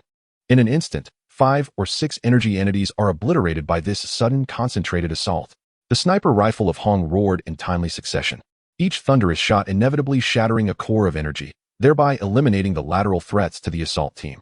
The formation of the energy entities was disrupted, yet they appeared to possess a semblance of coordinated awareness, swiftly dispersing and attempting to launch attacks from all directions, with some even attempting to bypass the front line and charge towards the rear where Yunmu stood. Such a maneuver would not be tolerated. The defensive team promptly adjusted their formation, shifting their shields to steadfastly protect the flanks and the rear. Yunmu suddenly opened her eyes. The energy of the crystal marrow she had been channeling had finally accumulated to a significant level, the ring of purity. She thrust her hands forward, and the gathered milky white energy rippled outward like waves, swiftly sweeping across the entire platform. All the energy entities caught in this luminous halo momentarily froze, their crimson glow flickering violently as if severely suppressed and disturbed, rendering them sluggish and weakened. What an opportunity! With all their might, the Thunder Gods seized the moment, leading the assault team in a frenzy of strikes against the now diminished energy entities. The battle instantly shifted to a one-sided affair. Under the targeted suppression of the crystal marrow equipment, the expansive support from Yunmu, the precise eliminations by Hong, and the skilled cooperation of the team members, these entities, which had initially exhibited a degree of coordination, found themselves unable to withstand this transformed squad. 10 minutes later, the last energy entity exploded into nothingness under the Thunder God's thunderous fist. Silence enveloped the platform once more, save for the heavy breaths of the team members and the crackling remnants of energy. The extermination was a success. No casualties. Quickly, they began to secure the battlefield and collect samples. Technical team, immediately deploy monitoring devices and temporary barriers. Hong's voice came through the communicator, still calm but tinged with a hint of approval. The team members sprang into action, skillfully gathering the scattered fragments of crystal marrow and residual energy samples. The technical team swiftly installed highly sensitive sensors and small energy barrier generators at several critical nodes on the platform, establishing a rudimentary forward observation point. Yunmu let out a slight sigh of relief, feeling her mental strength deplete by more than half. Yet the energy within the crystal marrow remained abundant, filling her with a sense of accomplishment. This was their first truly collaborative operation, and the results exceeded expectations. The Thunder God approached, wiping the sweat from his brow. Despite the energy battle, the high-intensity exertion still took a toll, and grinned. What a thrill. These creatures can band together. But in the face of my fists and our new allies, they are nothing but insignificant pests. Han also descended from his vantage point, inspecting the deployment situation. Do not let your guard down. Their coordinated awareness is a dangerous signal, indicating that the situation below may be more complex than we had imagined. This observation point must be foolproof. He approached the massive crystal barrier, reaching out to touch its warm, smooth surface, flowing with streams of light, his gaze profound. Behind the barrier, what visions of slumbering chaos and lost splendor did the whispers allude to? The recent successful joint eradication operation resembled a magnificent overture, not only eliminating immediate threats and demonstrating the potency of new tactics and equipment, but also significantly bolstering the team's confidence. They were no longer mere survivors relegated to passive defense. They had transformed into pioneers capable of taking the initiative and exploring the unknown. Although the path ahead remained long and perilous, the sharpened blade had been drawn and had already emitted its first clear, resounding chime. This chime seemed to reverberate beyond the profound barriers, stirring long-dormant ripples. Chapter 65. The Silent Metamorphosis and Signals from Afar. The victory of the joint eradication served as a powerful tonic for the entire team. The establishment of forward observation points signified their first proactive extension into the core areas of threat, creating a buffer zone for early warning. The atmosphere within the base, amidst tension and order, now brimmed with a newfound certainty. This confidence catalyzed a subtle transformation along three distinct paths toward a deeper evolution. The path of martial refinement, from valor to battle formation. The roar of the training grounds persisted, yet its essence had quietly shifted. The rudimentary honing of individual capabilities and group coordination gradually gave way to the intricate simulations of battle formations. Thor was no longer satisfied with merely ensuring that his team members could fight and endure. He engaged Hong, leveraging Hong's formidable insight to analyze enemy behavioral patterns, and began to design specific formations tailored to different foes and terrains. Against the high-speed assaults of energy lifeforms, the layered wave formation was devised, with shield bearers interlocking defenses while attackers awaited their moment to counter, akin to waves cascading upon one another to wear down the impact. In response to the robust and resilient brute mutations, the strangulation formation utilized speed and agility to isolate and divide, ultimately culminating in a decisive kill by Thor or heavy firepower. There was even a simplified version, the sharp arrow formation, intended for advancement in narrow crevices, emphasizing unparalleled breakthrough capability and defensive strength. These formations were not mere ornamental designs. They were forged through repeated simulations of real combat and intense confrontations. Thor integrated his fierce combat style into the heart of the formations, demanding that the entire team act as an extension of his own body, striking like thunder and defending like mountains. The team members began to find the demands arduous. Shifts in formation, energy coordination, and timing required far more than individual valor. Yet, no one complained, for they had witnessed firsthand how formidable the coordinated energy entities could be and had personally experienced the immense sense of power and survival assurance that the formations provided. A battle-hardened team, emerging from the crucible of apocalypse survival, was gradually taking shape under Thor's thunderous command, beginning to exhibit the semblance of a regular army with unique tactics. Their conviction was simple: to grow stronger, to survive, to protect all that lay behind them, and to crush every adversary with the strength they wielded. The path of analysis, from application to principle. The lights in the Research Institute burned later into the night. While the successful applications were indeed gratifying, Elder Sun and his team did not rest upon their laurels. The stable production of the glazed marrow equipment and the preliminary containment of the dark erosion energy ignited their deeper curiosity. We must not settle for merely understanding how to use these tools. We must uncover the underlying reasons why. During an internal discussion, Elder Sun expressed that the focus of research has begun to lean towards foundational theories. Utilizing the recently installed high-precision energy scanner, they endeavored to unravel the microscopic structure of the stable energy field within the glazed marrow. They constructed intricate mathematical models to simulate the entropy increase of dark erosion energy, seeking to identify the critical point of conversion between this energy and life energy.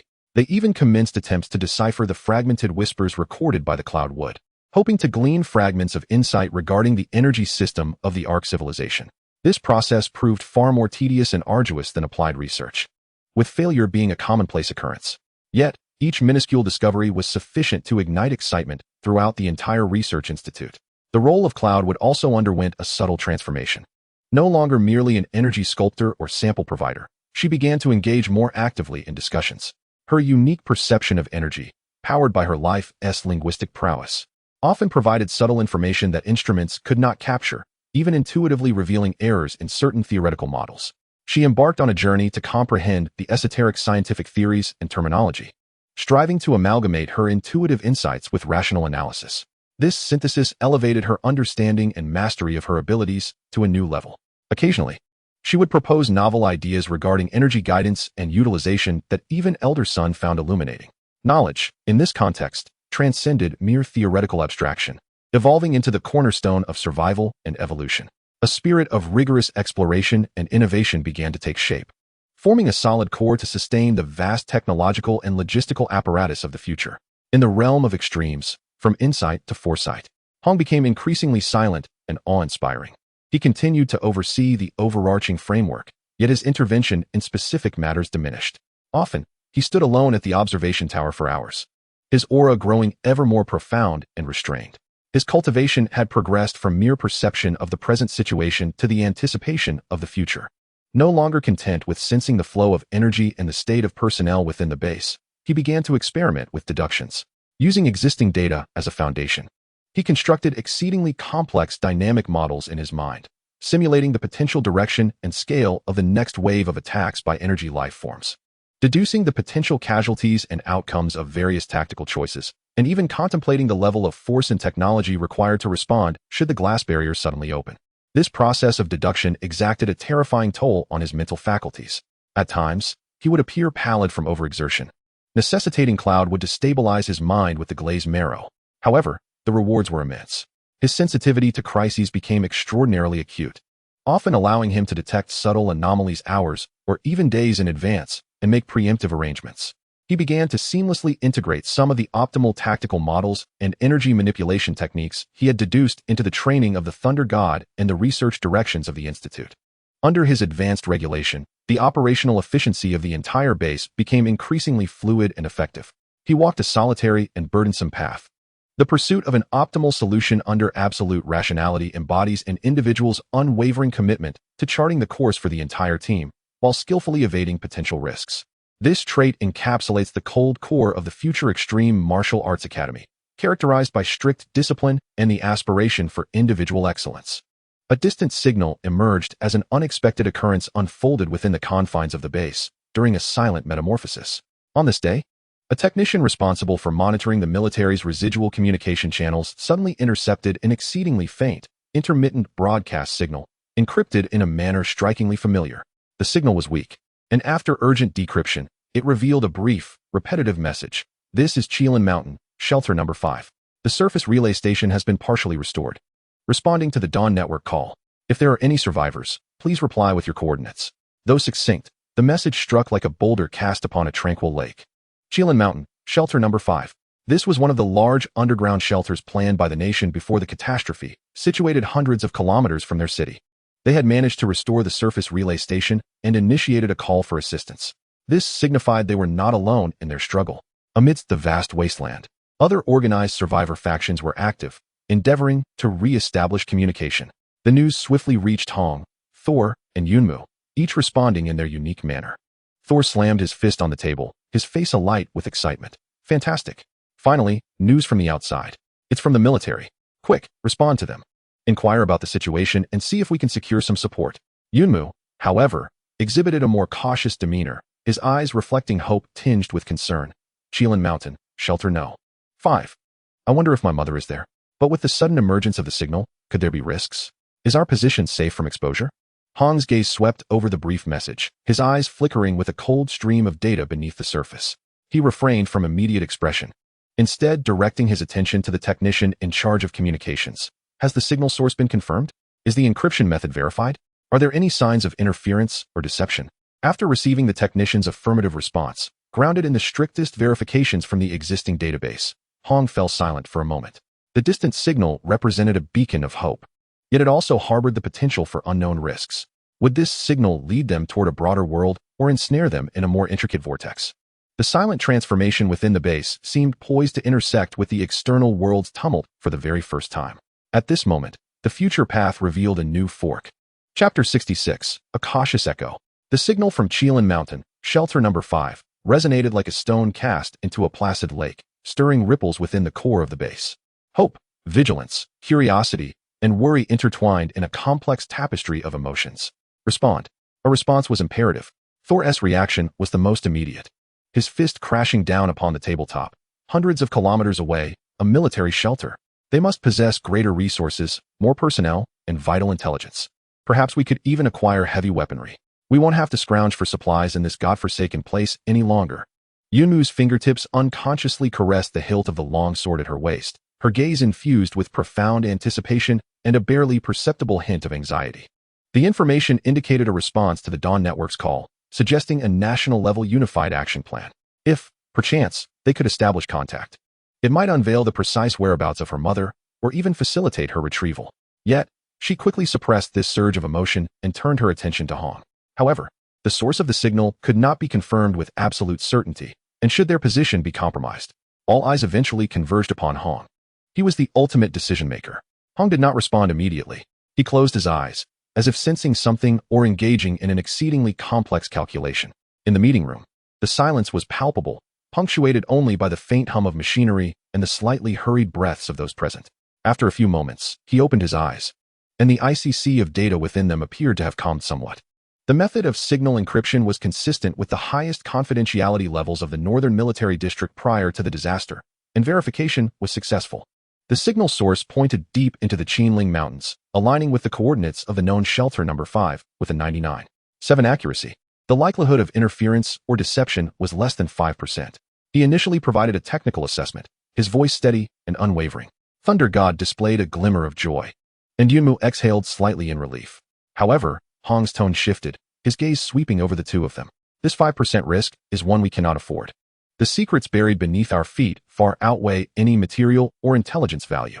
Until we ascertain the other party's current status, intentions, and whether they have been infiltrated or controlled, to expose our core position and true circumstances would be sheer folly. What then? Shall we act as if we have received nothing? Thunder God inquired, a hint of urgency in his voice. No, Hong shook his head.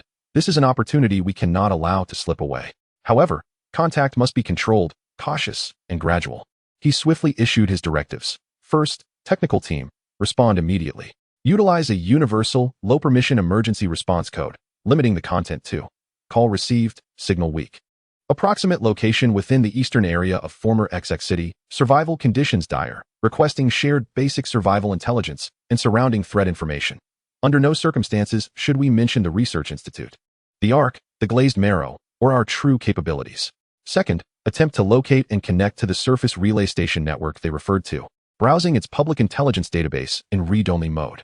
Prioritize downloading information on geographical environments, mutated biological catalogs, and the known distribution of survivor strongholds. Do not engage in bidirectional interaction unless absolutely necessary. Third, Old Sun. Lead the Research Institute in a thorough analysis of any potential unconscious background information contained within the signal transmission, such as energy fluctuation frequencies, the characteristics of communication devices, and even signal attenuation patterns, to infer their technological level and possible state. Fourth, Thunder God, elevate all outer vigilance levels, especially along the several covert passages leading to the surface. Establish multiple hidden sentries and trigger alarms. Assume the worst-case scenario and prepare for any form of reconnaissance or assault. Fifth, Yunmu, I require you to remain acutely aware of the energy status of the underground glazed barrier. External communications may produce unknown energy disturbances, and I need to ensure that our backyard remains secure from any ensuing mishaps.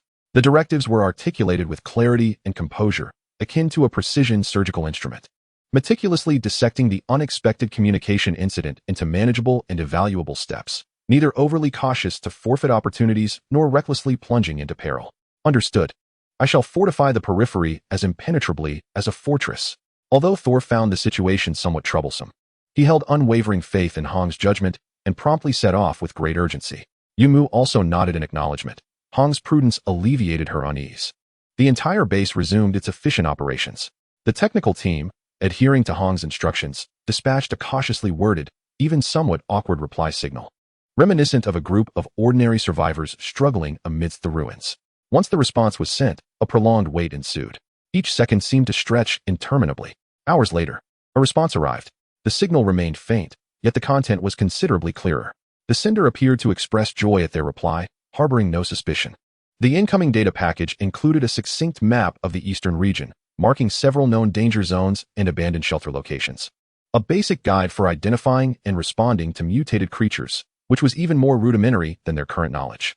And a general letter encouraging them to migrate westward towards the Qinling Mountains, promising limited guidance along the way. There was no probing, no inquiries, only a somewhat formulaic, slightly detached gesture of assistance, reminiscent of an official standard external response protocol.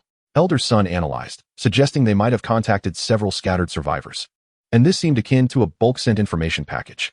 Simultaneously, the Research Institute made preliminary analyses of the signal's background. The energy output from the other side was remarkably stable, far exceeding their current capabilities, indicating the restoration of a large-scale fusion reactor or a similar level of energy source. The communication devices were of a recent model, some developed post-catastrophe, suggesting that their industrial capacity and research systems remained relatively intact. However, a subtle, non-standard energy fluctuation noise was detected within the signal, its source and purpose remaining unidentified, provisionally classified as harmless background noise. On another note, within Yunmu's perception, the underground glass barrier remained tranquil, the river of energy flowing eternally.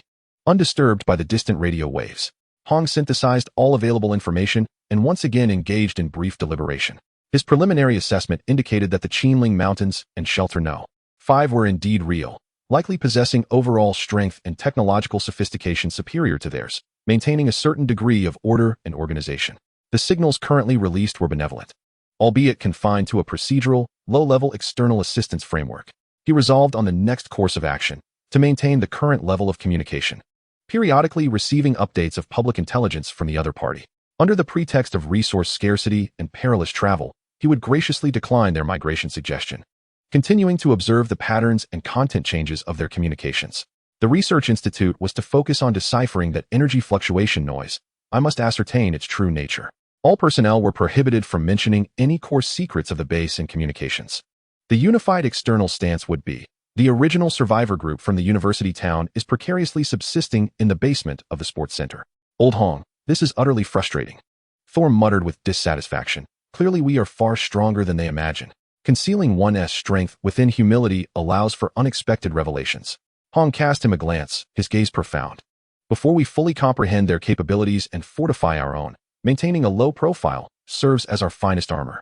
The distant signal flickered like a glimmer of light amidst darkness, affirming the presence of comrades, yet nothing more.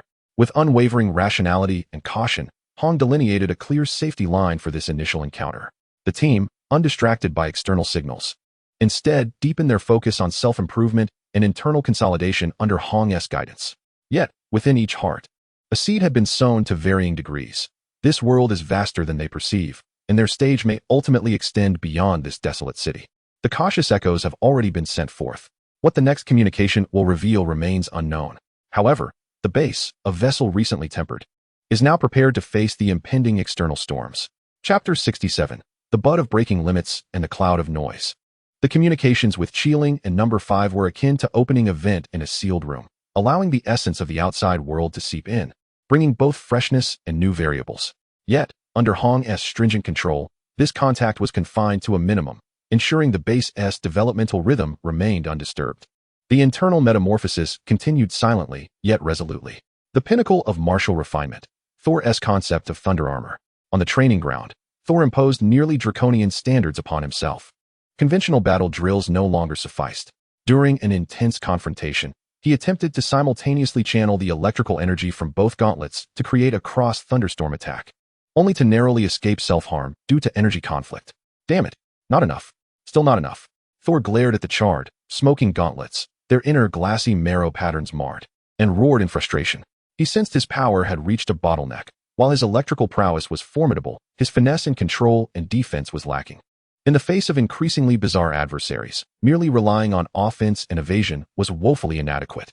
He gazed at the dim patterns on his gauntlets and then glanced at a teammate's glassy marrow shield, which had successfully absorbed multiple energy impacts.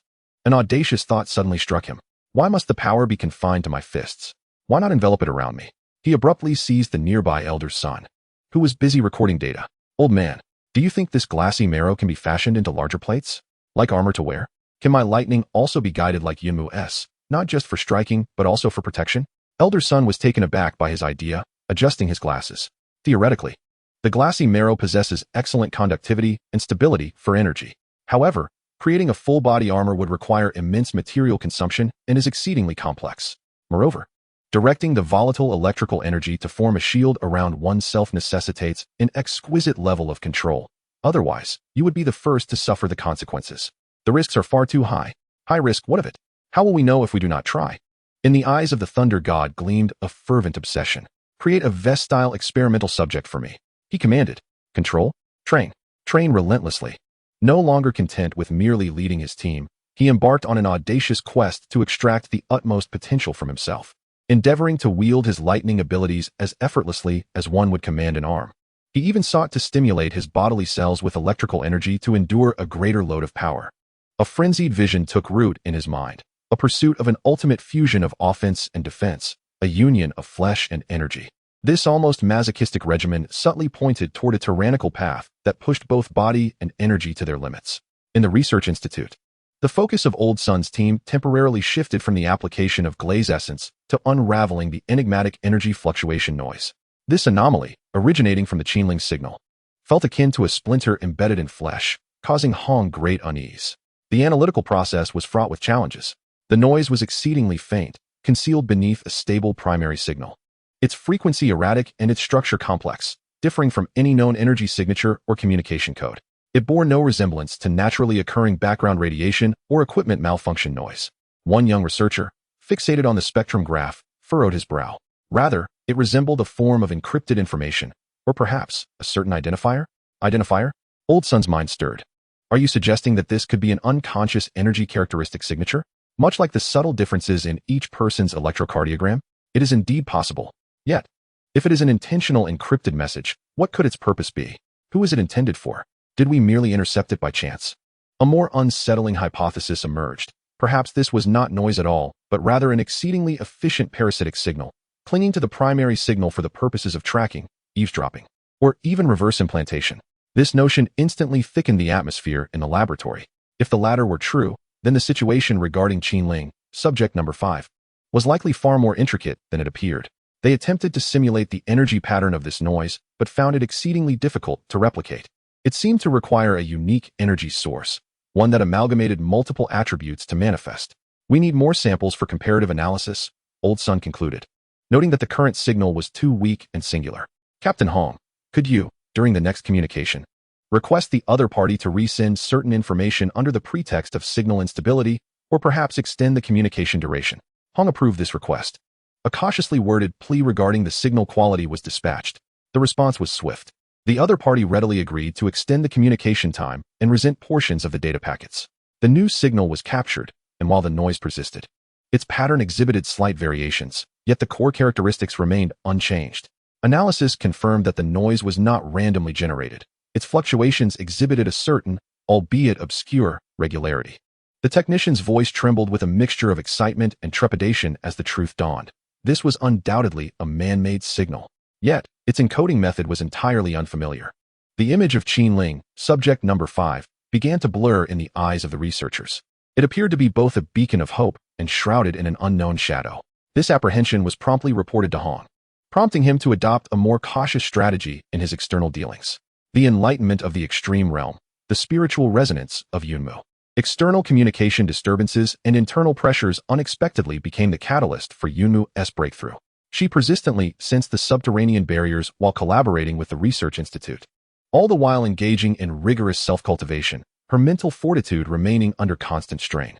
During an attempt to remotely guide the Lioli marrow powder for large-scale pre-activation, she nearly faltered due to overwhelming fatigue.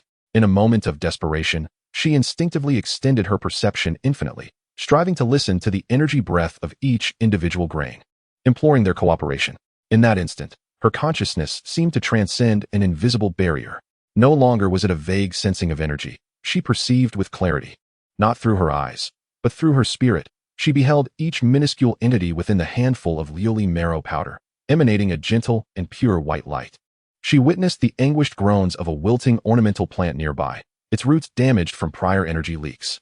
She even faintly sensed the profound currents of vast energy and the ancient, tranquil will deep beneath her feet within the Lioli barrier. This perception transcended the mere energy level, reaching the intrinsic life states of all beings. Although limited in scope and dreadfully taxing on her mental strength, it undeniably represented a qualitative leap. She successfully completed the pre-activation, achieving even greater efficiency than before. Hong immediately noticed the transformation within her. Under her description, a sharp brilliance ignited in Hong's cold gaze. This ability might well be termed spiritual resonance. Hong swiftly assessed its strategic value. Not only could it accurately perceive energy, but it could also discern life states. This meant that one could detect camouflaged enemies earlier, assess the exact injuries of the wounded, and even sense abnormalities in the energy flow within mechanical constructs. Yunmu herself recognized the significance of this ability.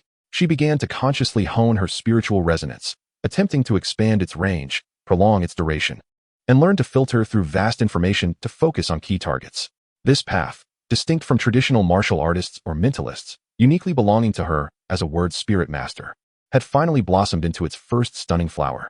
Her growth began to benefit the entire team, providing more precise guidance for the energy research at the Institute, and allowing Thor's combat training to include more targeted hypothetical adversaries. The budding of limits thrived under pressure, while distant uncertainties cast a veil of unpredictability over the future. Yet Yunmu's breakthrough heralded new possibilities for the team. The base continued to operate beneath the silent ruins, yet internal changes were evolving rapidly. They resembled dormant larvae, greedily absorbing all nutrients, waiting to emerge as butterflies or reveal their long-honed fangs to confront a broader and more complex world. The internal accumulation had become profound. It merely awaited an opportunity to stir the external winds dramatically. Chapter 68, The Alliance of Budding and the Prelude of Undercurrents. Time passed in focused accumulation over several weeks. The transformations within the base have become increasingly pronounced, while its tenuous connections to the outside world resemble a gentle stream, continually bringing forth new information and uncertainties. The innovations in martial prowess, the initial trials of the thunder armor, and the deepening of battle formations. The mad scheme of the Thunder God has achieved its preliminary breakthrough. With the unwavering support of the Research Institute, a prototype thunder armor, designed to safeguard vital areas of the chest and back, has been crafted, composed of multiple layers of composite alloy. Its inner layer is etched with intricately complex patterns of crystal marrow, intended for energy guidance and buffering. The first wearing test was nothing short of breathtaking. The Thunder God meticulously channeled electrical energy into the armor's etchings, where the ferocious power of thunder clashed violently with the orderly energy field of the crystal marrow. The armor's surface crackled with erratic lightning, emitting a burdensome hum, as if it were on the verge of disintegration or explosion. Gritting his teeth, the Thunder God persevered, harnessing his remarkable willpower and gradually mastering his escalating energy control, forcing the wild lightning to adapt to the armor's conduction pathways. Throughout this process, his body was riddled with strain, veins bulging, and blood even trickled from the corner of his mouth. Ultimately, when the first stable, flowing light blue electrical shield materialized over his chest, the entire training ground erupted into a cacophony of cheers. Although this shield lasted less than 10 seconds before collapsing from energy depletion and left the Thunder God nearly exhausted, its significance was monumental. He had proven that this path was viable. The embryonic form of integrated offense and defense, of man and armor united, had already manifested. In the days that followed, he devoted himself even more fervently to his training, continuously refining his energy control, attempting to prolong the shield's duration, and exploring the seamless transition between attack and defense. Under his guidance, the combat team's formation drills entered a new phase. They began to experiment with merging their individual energy characteristics, albeit feeble, with the crystal marrow equipment, integrating it into their formations. For instance, several team members collaborated to concentrate their meager energies at a single point through specific formations, amplifying it via crystal marrow weaponry before launching it. Although the power was far inferior to that of the Thunder God, it represented a valuable endeavor, laying the groundwork for future large-scale coordinated operations. Research progress, the direction of noise and the diffusion of technology. The analysis of the noise within the Qinling signal by the Research Institute has made significant strides. By comparing data captured from multiple communications, they successfully isolated the core energy characteristic patterns of the noise and confirmed it to be an exceptionally efficient, invisible information carrier. It appears to be continuously broadcasting some form of identification code. Elder Sun reported gravely to Hong that the broadcast range is extensive, directed not towards Earth, but to a specific region of deep space. Its energy utilization efficiency is astonishing, consuming almost no energy from the main signal. Deep space broadcasting? Identification code? This conclusion sent shivers down the spines of all those in the know. This is far from an unconscious device characteristic. It resembles a beacon, a lighthouse persistently proclaiming its position and state. What is it calling for? And to whom is it calling? Beneath the orderly facade of the Qinling No. 5 refuge, what secrets lie hidden? Is it under the control of an unknown force without awareness? Or is this itself a part of their grand design? The instructions from Hong grew increasingly frigid. All research concerning noise was to be classified as top secret, with the circle of informed individuals restricted to the bare minimum. Continued surveillance was mandated, along with efforts to decipher any potential trace information it might carry. The external communication strategy remained unchanged, preserving the status quo to avoid alarming any potential threats. On another front, the Research Institute began to yield unexpected results from its foundational studies on crystal marrow and life energy. Drawing upon Yunmu's sensitivity to living beings and their understanding of the characteristics of life energy, they successfully developed a rudimentary prototype of a life detection device. Although its range was limited and precision modest, it proved effective in differentiating the life field characteristics of most mutated organisms and energy-based life forms, significantly enhancing the safety of outer patrols and early warning systems. Simultaneously, the subsequent handling of a decorative plant, whose root system had been perceived by Yunmu as damaged, unexpectedly birthed a new application. Yunmu attempted to nourish its roots with a trace amount of diluted crystal marrow energy, and astonishingly, the plant began to recover at a visibly rapid pace, thriving even more robustly than before. This discovery suggested that crystal marrow energy might possess immeasurable potential in agriculture and ecological restoration. The prospect of large-scale applications stirred great excitement among all involved. It implied they might no longer rely solely on scavenging expired cans from ruins, but could potentially cultivate their own food. In a realm of extended extremes, Yunmu's microlight healing combined with Hong's comprehensive model came to fruition. Yunmu's sensitivity to living beings found its first practical application in a mission to eliminate residual mutated entities, where she foresaw a camouflaged mutant, thereby averting casualties among her team. Inspired by plant healing, she began to experiment with merging her refined perception with crystal marrow energy for therapeutic purposes. Initially, she tested it on lightly injured personnel, precisely identifying subtle tissue damage and residual energy at the wound site through her sensitivity, then guiding minute amounts of crystal marrow energy for targeted repair. The results were astonishing. Some ordinary flesh wounds healed significantly within mere minutes. She dubbed this ability microlight healing. While it could not replace surgical intervention for severe injuries and was not scalable, as it still demanded considerable mental energy, it undeniably provided the team with invaluable immediate medical support, further reducing casualty rates. Her role increasingly gravitated towards the core of logistics and support. Meanwhile, Hong continued to refine his comprehensive model. He integrated the latest data from the Institute concerning noise, life fields, and energy flows, along with the more nuanced perceptual information provided by Yunmu regarding subterranean barriers. The complexity of the model in his mind grew, as did the fragments of future scenarios he projected. He even began to attempt to simulate potential internal divisions within the Qinling and the Fifth Unit, along with the myriad consequences that the deep space broadcasts might provoke. This simulation transcended the limits of existing intelligence, relying more on logical chains and probability calculations, consuming vast resources, yet granting him a more nebulous yet comprehensive understanding of the myriad possibilities that lay ahead. He appeared as a solitary observer standing by the river of time, striving to discern the undercurrents that dictated the course from the chaotic ripples. A nascent covenant? Communications with the Qinling on the fifth day continue to occur regularly. The counterpart appears oblivious to their covert analysis, maintaining a facade of formulaic cordiality while sharing trivial public intelligence. They once again subtly propose the idea of relocation. Hong, adhering to the same rationale, politely declines, but this time instructs the technical team to include a gift in their response, an assemblage compiled by the Research Institute, detailing more efficient strategies for addressing several common variants, along with a simplified design blueprint for a life detection device, which omits the core energy sensing component, retaining only the fundamental biological field scanning functionality. This represents a tentative gesture, a meager reciprocation intended to gauge the counterpart's reaction and test their capacity for technological absorption and attitude. Soon, a reply arrives, imbued with a hint of genuine surprise and appreciation, expressing gratitude for their invaluable insights and indicating that the Research Institute would be deeply interested in the design of the life detection device. They subsequently share a comprehensive technical document on managing severely radiated water sources. Thus, a cautious, non-core technical exchange quietly unfolds, akin to two wary hands lightly brushing against each other in the dark before swiftly retracting. An exceedingly fragile covenant, founded upon vast informational disparities and mutual probing, seems to be taking root. Yet beneath this nascent agreement lies the ominous clouds of Qinling's deep space broadcasts and the myriad possibilities within Hong's cold calculations. The base is evolving and transforming.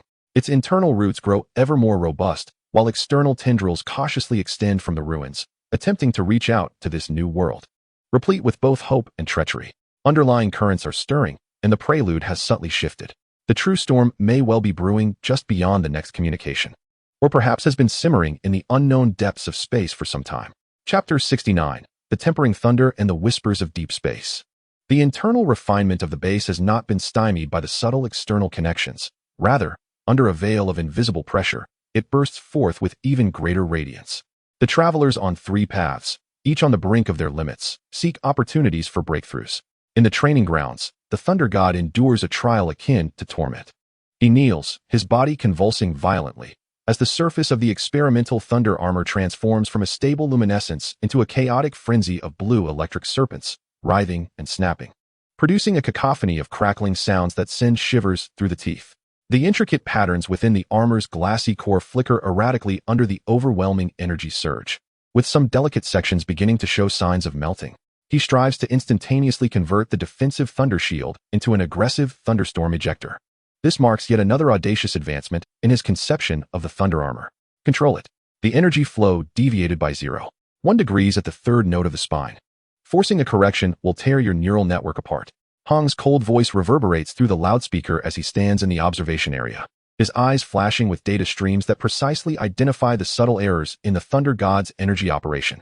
The God of Thunder emitted a beastly growl from his throat, and with remarkable willpower and unwavering trust in Hong, he forcefully redirected the torrent of energy that was on the verge of spiraling out of control. Boom! A brilliantly concentrated azure lightning bolt, merely half a meter in diameter yet dazzling to the eye, erupted violently from the focal point of his chest armor, instantly traversing dozens of meters before striking the specially designed, reinforced composite target with tremendous force. The blinding radiance rendered everyone momentarily sightless, followed by a deafening explosion that sent shockwaves even to the distant team members, causing them to stagger.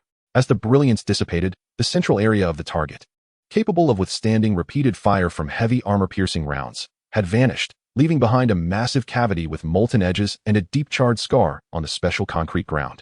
The God of Thunder, utterly exhausted, collapsed heavily forward, his armor emitting wisps of smoke, with multiple patterns permanently damaged, and he himself fell into a brief unconsciousness.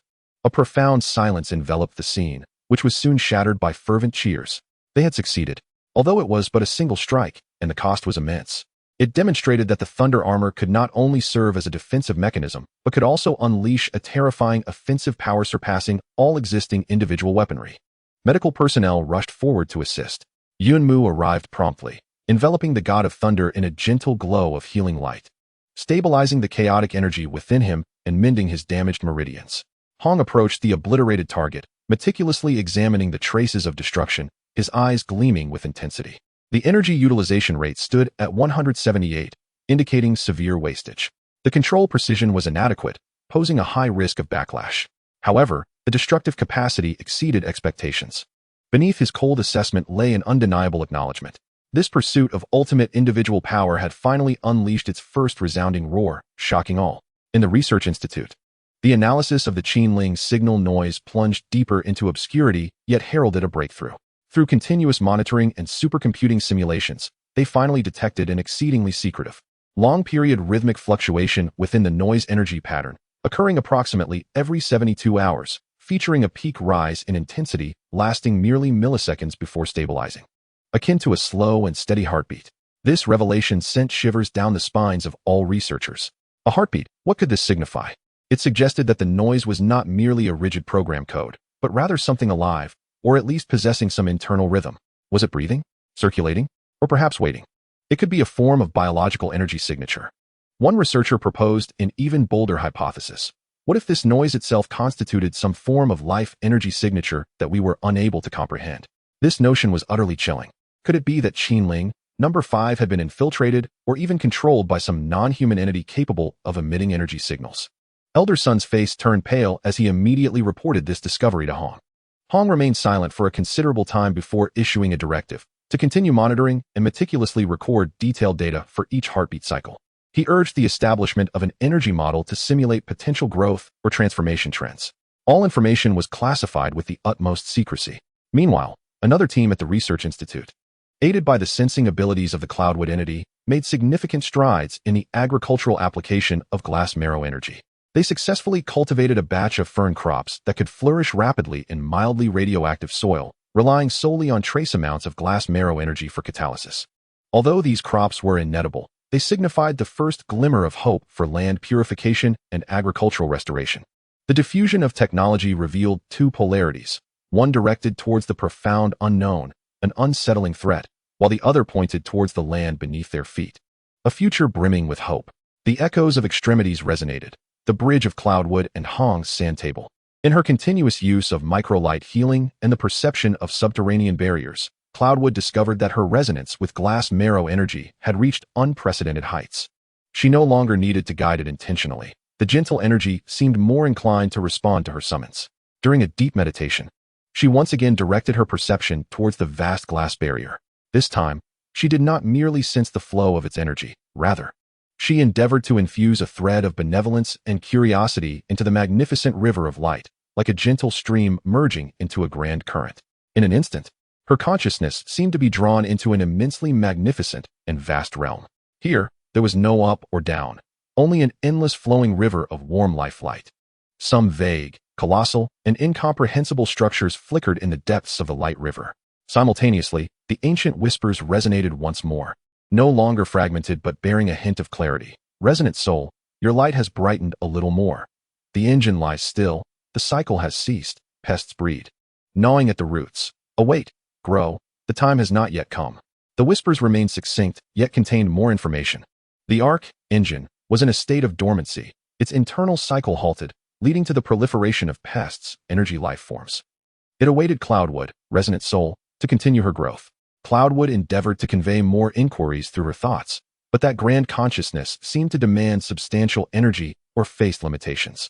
The light river gradually returned to calm, and the whispers dissipated, leaving only those few key pieces of information. She exited her meditation, her heart turbulent. For the first time, she had genuinely established a bidirectional, albeit exceedingly limited, communication with the Ark. It felt as though she had constructed an invisible, delicate bridge upon that frigid barrier. She immediately relayed the content of this communication to Hong. After listening, he fell into a long silence. He approached the vast Warzone sand table, which now encompassed the Research Institute, Sports Center, underground fissures, and the hypothesized orientation of the Qinling Mountains.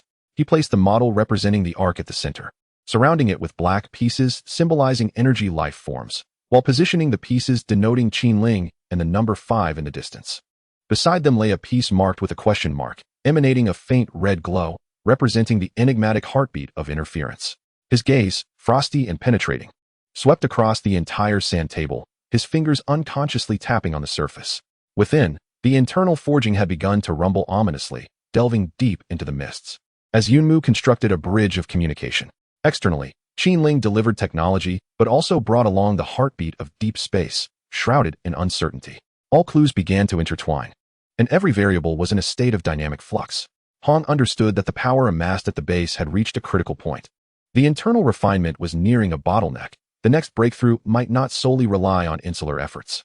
The piece representing Qinling and the unknown interference had become increasingly conspicuous in his deductions. Should they continue to lie in wait, allowing Yunmu to grow and seeking to unravel the mystery of the interference? Or should they take the initiative to engage, to validate, and to seek answers, or perhaps greater opportunities, at the source of risk?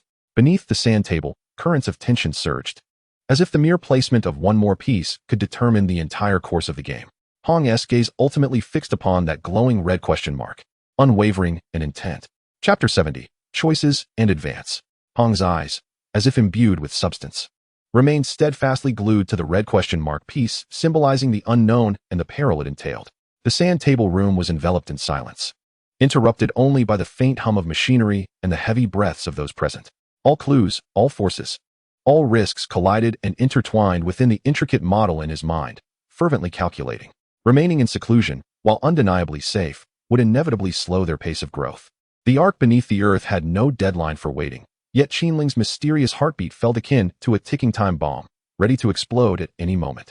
Passive waiting could lead to missed opportunities and, potentially, an unmanageable crisis in the future. Engaging proactively carried immense risk, should the core's secret be exposed. Or if Qinling and the number 5 were indeed under the control of an unknown entity, they would face potential annihilation. Yet, opportunities also existed. The intact industrial system on the other side might possess invaluable information about the apocalypse, even truths regarding the interference within, which could be the key to swiftly overcoming their current bottleneck. As time slipped away, Thor, somewhat restless, twisted his neck, having recovered from Yunmu's treatment. He felt an unbearable urge for challenge. Yunmu stood quietly, sensing the intense drain on Hong's mental energy as he engaged in a complex calculation beyond the imagination of outsiders. At last, the cold stream of data in Hong's eyes gradually calmed. He lifted his head, casting his gaze over every core member present. Risk coefficient, 673, opportunity coefficient, 327. The uncertainty was too high. Large-scale engagement was inadvisable. He delivered this chilling conclusion, causing Thor's expression to darken. Yet, he swiftly pivoted his discourse. The marginal benefits of waiting were diminishing, and external variables were accelerating in their change. Thus, I resolved to dispatch a small advance team to actively scout the Qinling region. The objectives of the mission were threefold. First, to ascertain the actual external conditions surrounding the Qinling No. 5 refuge, observing its operational patterns, defensive capabilities, and personnel status. Second, to gather indirect intelligence regarding its internal circumstances, particularly concerning the sources of interference. Third, to assess the danger levels of the surrounding environment and establish a potential safe communication or transportation route. The guiding principles of the operation were absolute concealment, avoiding contact unless absolutely necessary. Should any insurmountable risks arise, immediate withdrawal was imperative, prioritizing personal safety over intelligence acquisition. The orders were clear and resolute. This was not a grand offensive, but rather an exceedingly cautious and tentative extension of our reach.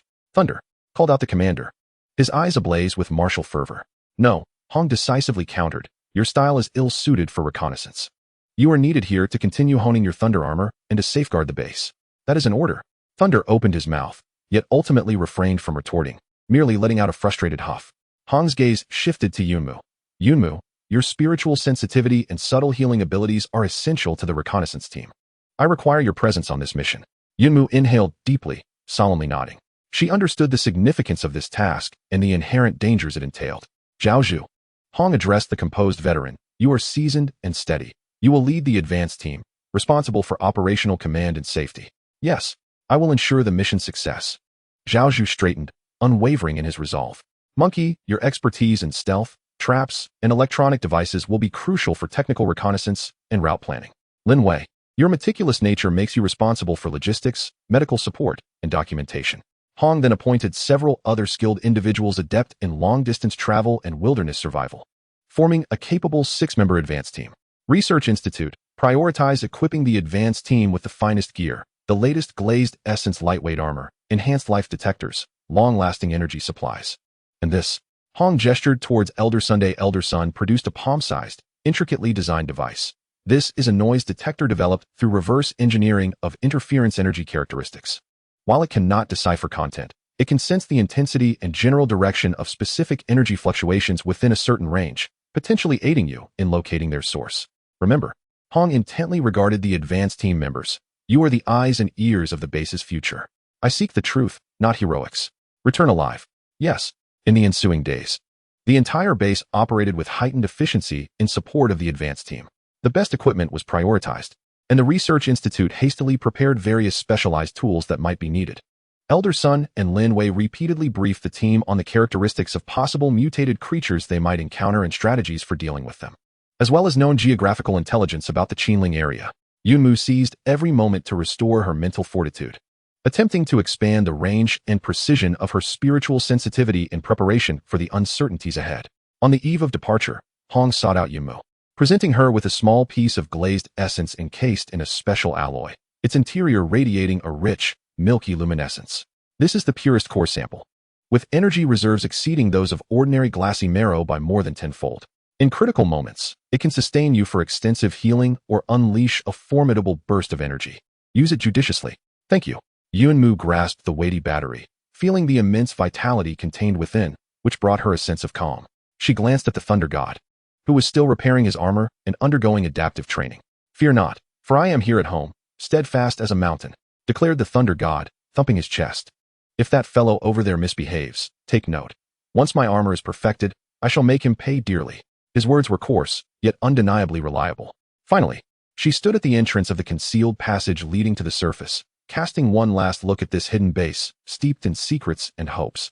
Here lay the footprints of her growth, comrades who fought alongside her, slumbering ancient mysteries, and the newly ignited embers of civilization.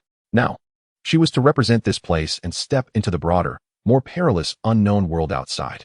As the sun rose, the first pale rays of light struggled to pierce the murky atmosphere left in the wake of a nuclear winter, casting their glow upon the ravaged ruins of the city.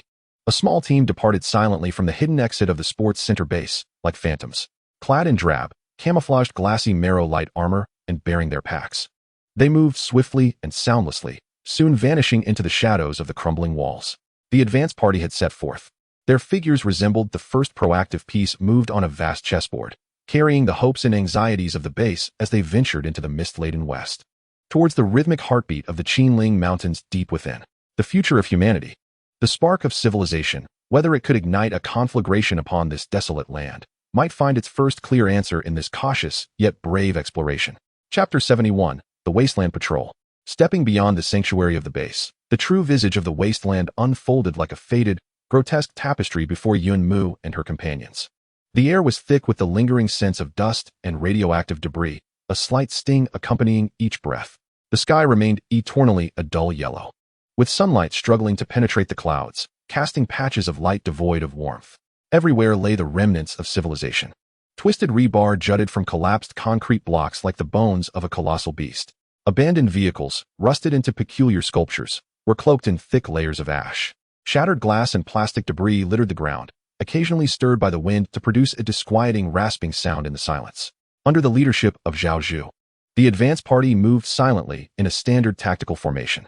The monkey, acting as the vanguard, prowled ahead 100 meters like a shadow, utilizing the terrain of the ruins and the newly issued life detectors to circumvent dangers in advance.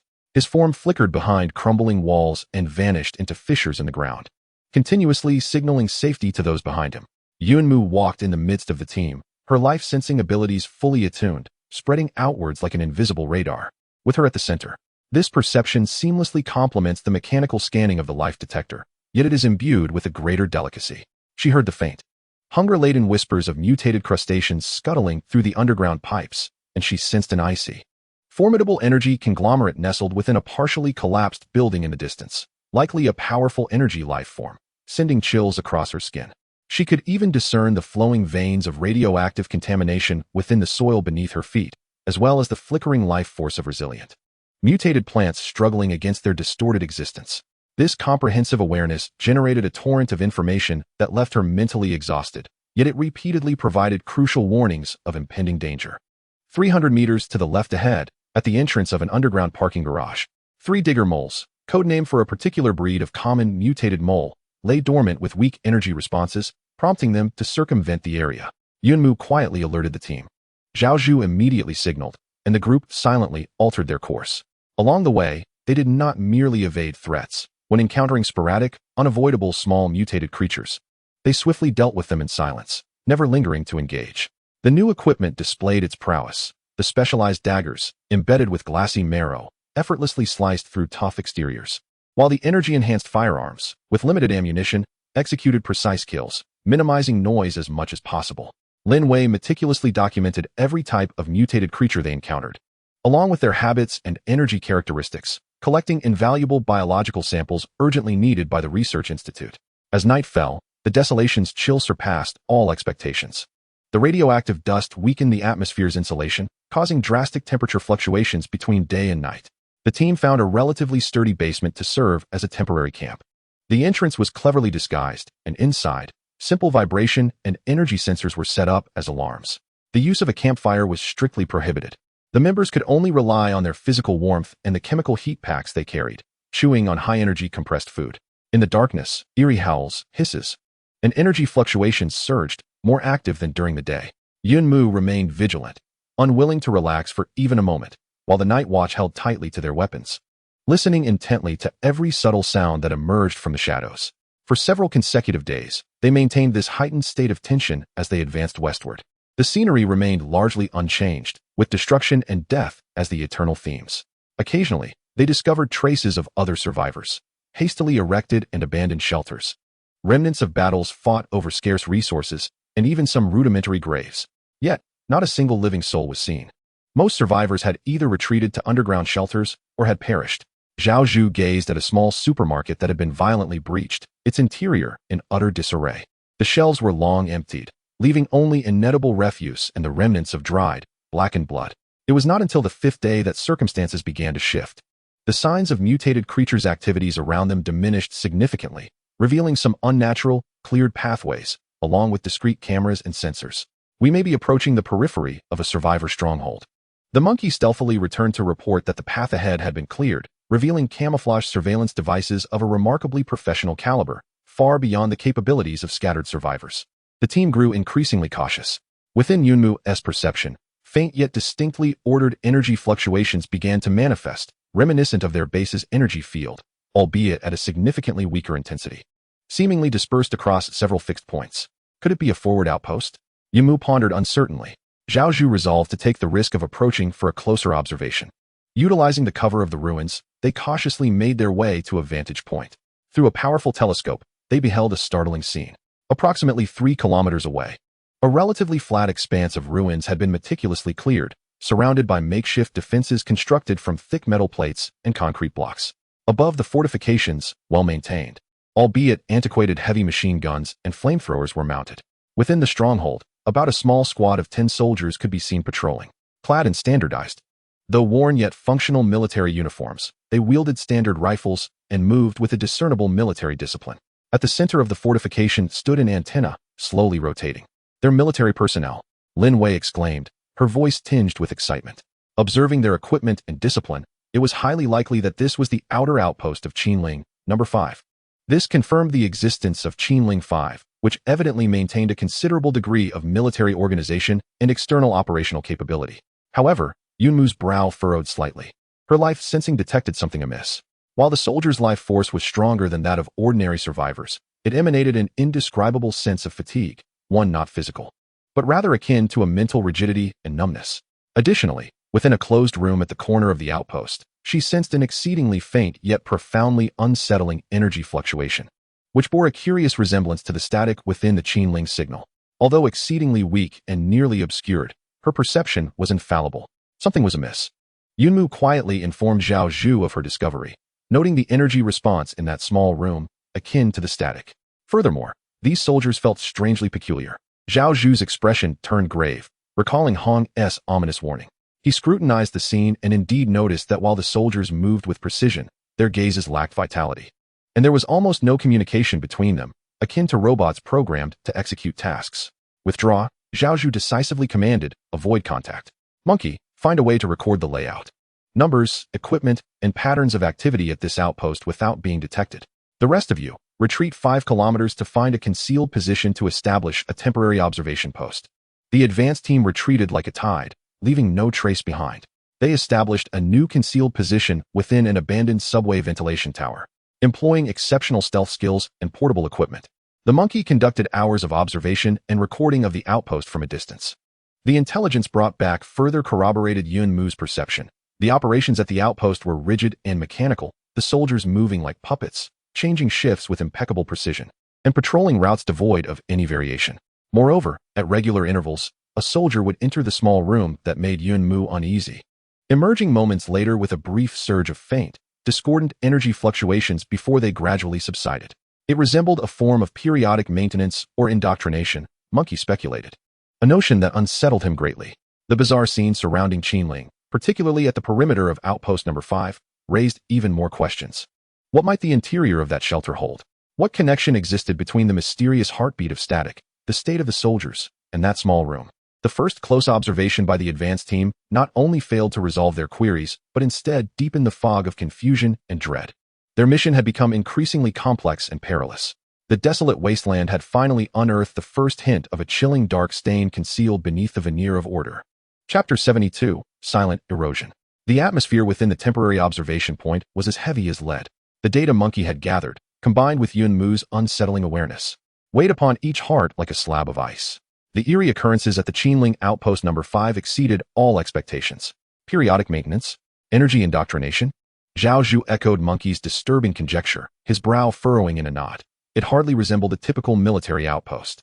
Rather, it seemed like a meticulously controlled puppet node. Lin Wei's voice trembled as she recorded, her pen carving deep lines onto the paper. Those soldiers, their eyes, such emptiness I had never witnessed at the base. Yun Mu closed her eyes, meticulously recalling and amplifying that sensation. The energy fluctuations were extraordinarily peculiar, not a forceful control, but rather a profound form of hypnosis or covering, shrouding the original consciousness and leaving behind only the most fundamental instincts of discipline and command execution. She paused, striving to capture that elusive feeling. The energy appeared to weakly absorb surrounding stray radiation to sustain itself, perhaps even to grow slowly. Self-sustaining? Gradual growth? This revelation sent chills down everyone's spine. It implied that such static energy might possess a certain vitality and contagion. It was imperative to ascertain what lay within that small room. Zhao Zhu resolved to act, though not through brute force. Monkey, is there any way to remotely observe? Monkey scratched his head. It's a bit challenging. The room is entirely metal sealed, without windows. Only a heavy airtight door. Thermal imaging cannot penetrate, and energy scans would be largely obstructed by the metal, unless we can get extremely close or something comes out from within. An opportunity soon presented itself. The following day at noon, the outpost's routine patrol continued its mechanical course. Suddenly, a violent explosion and the frenzied howls of mutated creatures erupted from approximately a kilometer east of the outpost. The soldiers within the outpost were instantly alerted, yet they displayed no signs of panic. Instead, they functioned like machines triggered by a program, immediately entering a state of heightened alertness. The heavy machine gun's muzzle turned towards the east as all soldiers took their positions. However, the sound of explosions grew increasingly closer, suggesting that a significant horde of mutated creatures had been roused and was rushing towards the outpost. An opportunity. Zhao Zhu's gaze sharpened as the monsters assaulted the outpost. They might utilize the items within the cabin or, at the very least, open the door for internal communication. Monkey, prepare. Without hesitation, Monkey darted out like a civet cat, using the debris as cover, swiftly maneuvering to the rear flank of the outpost. There, a visual blind spot lay within 20 meters of the cabin's back wall. Indeed, faced with the encroaching threat, the outpost commander, a similarly vacant-eyed sergeant, spoke rapidly into a communicator fixed to the wall. Moments later, the heavy airtight door of the cabin emitted a faint depressurization sound and slowly creaked open. At the instant the door cracked ajar, Monkey's highly sensitive energy detector and miniature telephoto camera were simultaneously aimed at the entrance. Through the camera, he observed a dimly lit interior filled with various precise instruments and cables. At the center stood a device resembling a medical pod, connected to numerous tubes. A figure clad in a white researcher-s uniform, equally vacant-eyed and stiff in movement, operated something at the pod's side. The energy detector's readings surged dramatically. A piercing alarm blared in Monkey's headset, which he promptly muted. The energy profile displayed on the screen closely matched the Qinling noise signals captured by the base, its intensity far exceeding the feeble levels carried by the signals. Even more chillingly, as the pod door opened, an invisible wave imbued with potent psychological suggestion and energy erosion characteristics instantaneously spread forth. Although primarily targeting the mutated creatures charging from outside, even Monkey, positioned 20 meters away and clad in translucent light armor with mental protection, felt a mild dizziness and nausea wash over him. The foremost mutated beings suddenly appeared to lose their focus, becoming disoriented and sluggish, even beginning to attack one another. The subsequent monsters were also evidently affected, disrupting their assault formation. Seizing the moment, the soldiers at the outpost opened fire, the heavy machine gun unleashing flames that effortlessly shredded the chaotic horde of monsters. This entire process unfolded in less than 3 minutes. Once the threat was neutralized, the cabin's doors swiftly closed, and the unsettling energy fluctuations dissipated. The outpost returned to its eerie silence, with the soldiers continuing their monotonous patrol as if nothing had transpired. Monkey, suppressing his discomfort, quickly withdrew. Upon returning to the observation point, the images and data he brought plunged everyone into prolonged silence. The dim instruments in the video, the dazed researcher, and the alarming readings on the energy detector all pointed to a terrifying reality. The Qinling, Shelter No. 5, had likely been infiltrated and controlled to some extent by that mysterious noise energy. They had utilized this energy to create a horrifying device capable of influencing minds and even disrupting mutated creatures, employing it to control soldiers and maintain order. This is not a sanctuary. It is a meticulously disguised control node. Lin Wei's voice trembled with fear as she struggled to utter the word. Zhao Zhu voiced her thoughts. His complexion ashen. The soldiers, and even the personnel within, may have already been processed. The so-called migration proposal, he left the rest unsaid, yet all understood. It might not be assistance at all, but rather a bait, a means to lure more survivors for the same processing and control. Yunmu felt a chilling dread seep into her bones. She recalled the whispers regarding the silence of the Order Keepers and the rise of chaos. Was this terrifying order, which stripped away free will, the very chaos alluded to in the whispers, or was it an entirely different threat? We must immediately relay this intelligence back to the base, Zhao Zhu decisively declared. They utilized their compact long-range communication device, limited in power and requiring specific conditions, to attempt contact with the base. After several unsuccessful attempts, they finally captured a brief, relatively stable communication window. They transmitted the encrypted emergency intelligence, along with videos and compressed data packages, at the utmost speed. Upon completing this task, the advanced team found themselves in a quandary. Should they delve deeper? The situation within Qinling, especially inside Sector 5, was evidently more perilous than the outside. Their 6-member team would be akin to lambs entering the lion's den. Should they return immediately? While the intelligence was crucial, there might be additional external clues to gather, such as other potential outposts or information from survivors approaching Qinling from different directions. Conceal themselves in place and await instructions from the base.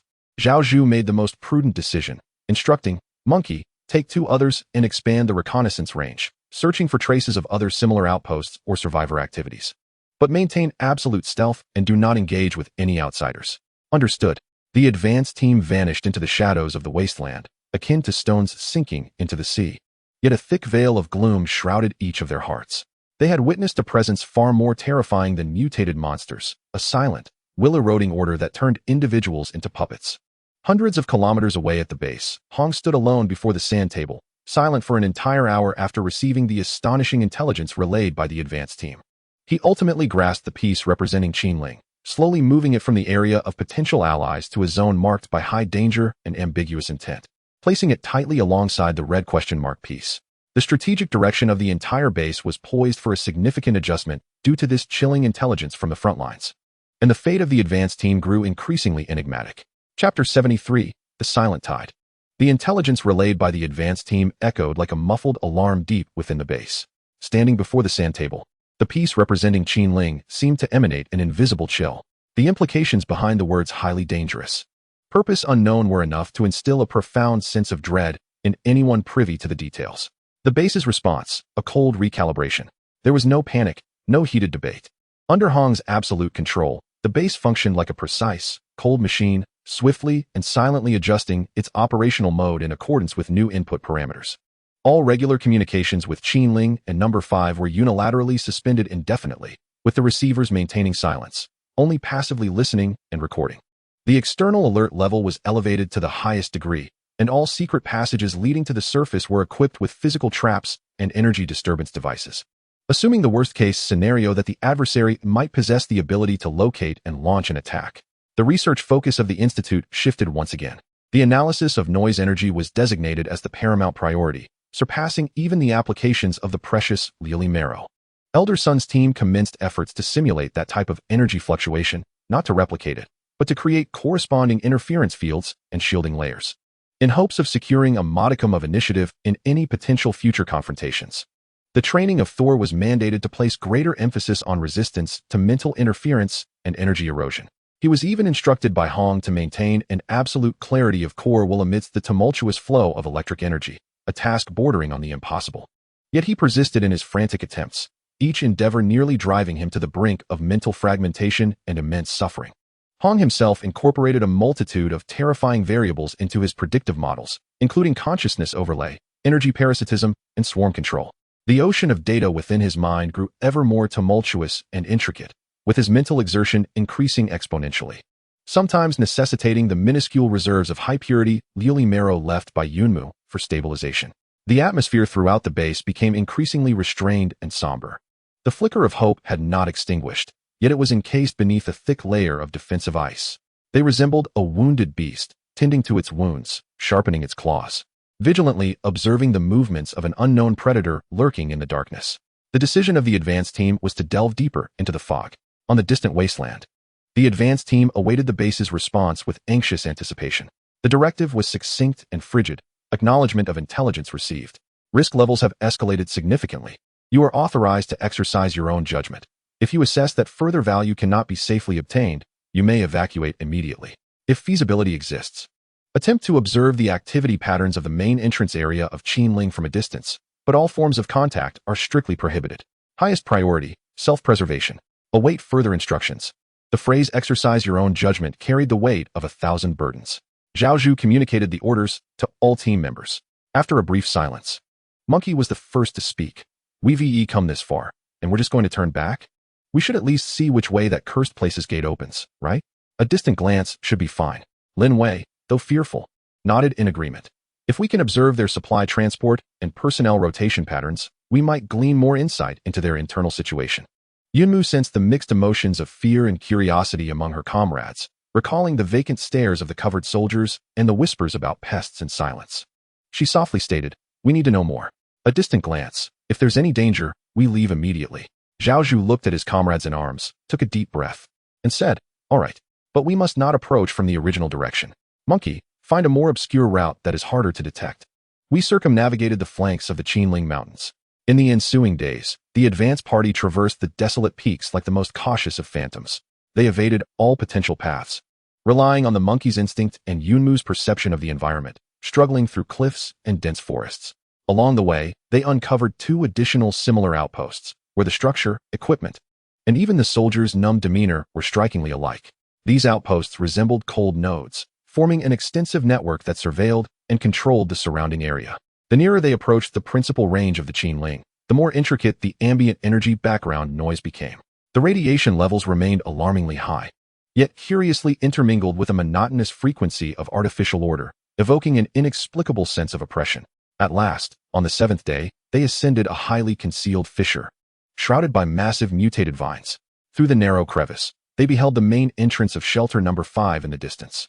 It was not the simple cave or fortress one might envision, but rather a colossal complex constructed at the base of a grand mountain, utilizing natural rock formations and newly poured massive concrete structures. The formidable alloy door, seemingly capable of withstanding a nuclear explosion, stood resolutely shut. Above the door loomed an array of dense gun emplacements, missile silos, and energy weapon arrays, exuding an aura of cold death. Surrounding the entrance was a thoroughly flattened isolation zone, layered with barbed wire and automated defense towers. Squads of soldiers, akin to worker ants, operated various engineering vehicles, conducting routine maintenance and patrols. Everything was meticulously organized and functioned with eerie efficiency, yet it lacked vitality, suffused with a sense of lifelessness. Yunmu's sensitivity to living energies cautiously extended forward. She once again sensed the faint, erratic energy field permeating the air, significantly stronger here than at the outposts. The life force of all active soldiers and personnel appeared uniform, possessing decent intensity but devoid of unique spark, as if they were mere shells sustaining vital signs. She also perceived, behind the main entrance, a concealed railway tunnel extending deep into the mountain, with sealed freight trains silently entering and exiting at intervals. "Look over there." The monkey pointed to an area at the edge of the isolation zone. A group of individuals, clad in disparate attire, appeared to be recent survivors from the outside, undergoing inspection and registration by personnel donned in full protective gear. Their eyes reflected a mix of fear, anticipation, and exhaustion, sharply contrasting with the soldiers' numbness. However, they were soon ushered in batches into a lateral building resembling a decontamination corridor. Yunmu's perception focused intently on that structure. As the last batch of survivors entered, she distinctly felt the intensity of the erratic energy field within the building surge dramatically, though it was quickly mitigated by shielding measures. The momentary fluctuation caused her heart to seize. Minutes later, when those survivors emerged from the other side of the building, the fear and anticipation etched on their faces had dissipated, replaced by a tranquil yet vacant numbness. They marched in an orderly formation, silently advancing deeper into the refuge under the guidance of a soldier. Much like components being fed into an assembly line, they underwent a transformation, losing their individuality and merging into the vast, cold machinery. Witnessing this scene, every member of the vanguard was gripped by a chilling dread. This was not a sanctuary. It resembled a factory that devoured will. The record was complete. Retreat. Zhao Zhu's voice was dry and hoarse, laced with a barely perceptible tremor. There was no need to observe further. The truth was already unbearably harsh. They retreated from the rock face as if fleeing a nightmare, hastening back along their path. Each heart bore the weight of a colossal stone. The flame of civilization had not been entirely extinguished, yet in certain places, it appeared twisted into a cold, brutal, and inhumane form. The silent tide not only engulfed the base, but also submerged the vanguard. Burdened with the heavy truth, they embarked on a long journey home. Unbeknownst to them, as they peered cautiously at the main entrance from afar, a researcher clad in a white uniform, his gaze far from apathetic but rather imbued with a cold fervor, furrowed his brow in a monitoring room filled with screens. An unidentified energy detection scan had been triggered, its frequency peculiar and unidentifiable. Source direction, Sector 7 to the east, approximately 42 kilometers away. The intensity was exceedingly weak. Suspected to be a high-level mutated organism or unknown technological equipment. He calmly reported into the communicator, dispatching a cleanup team to investigate. Should they make any discoveries, they were to eliminate or capture. A voice devoid of emotion responded. A squad, distinct from ordinary soldiers and equipped with superior gear, moved with the agility and ferocity of hunting hounds, silently slipping out from a concealed exit of the refuge, like ink droplets dispersing on the surface of water, swiftly vanishing into the intricate terrain, heading straight for the rock face where the vanguard had previously hidden. The dangerous tide began to ebb and flow in reverse. Chapter 74, Hunt and Counterhunt. The return journey did not become any easier with the initial completion of the task. The truth witnessed firsthand seeped into their bones like a chilling venom, making each step for the vanguard feel as though they tread upon thin ice. They were even more cautious than before, relying almost entirely on the stealth skills of the monkey and the life sensitivity of Yunmu to navigate through the extremely complex terrain, striving to erase all traces. However, the cleanup team from the Qinling Mountains was unlike the soldiers stationed on the periphery. They resembled specially trained hunting hounds, equipped not only with superior gear, but seemingly possessing a heightened ability to track abnormal energies. Less than half a day after the vanguard departed from their observation point, Yumu's perceptive edges detected a hint of anomaly. Something was following them. She abruptly halted, her complexion paling. It was fast, comprised of 4 units, with a peculiar energy response, cold and intensely aggressive. Unlike the apathy of the station soldiers, these entities seemed to be tracking the energy residues we left behind. The team instantly entered a state of heightened alert, swiftly constructing a makeshift defense amidst the ruins of a collapsed overpass. Energy residues? Zhao Zhu furrowed his brow, pondering whether it was our equipment or perhaps my energy. Yunmu's tone was laced with a hint of remorse and disbelief. It seemed they could detect the faintest fluctuations of life energy I had emitted during my earlier perception. This was beyond their comprehension.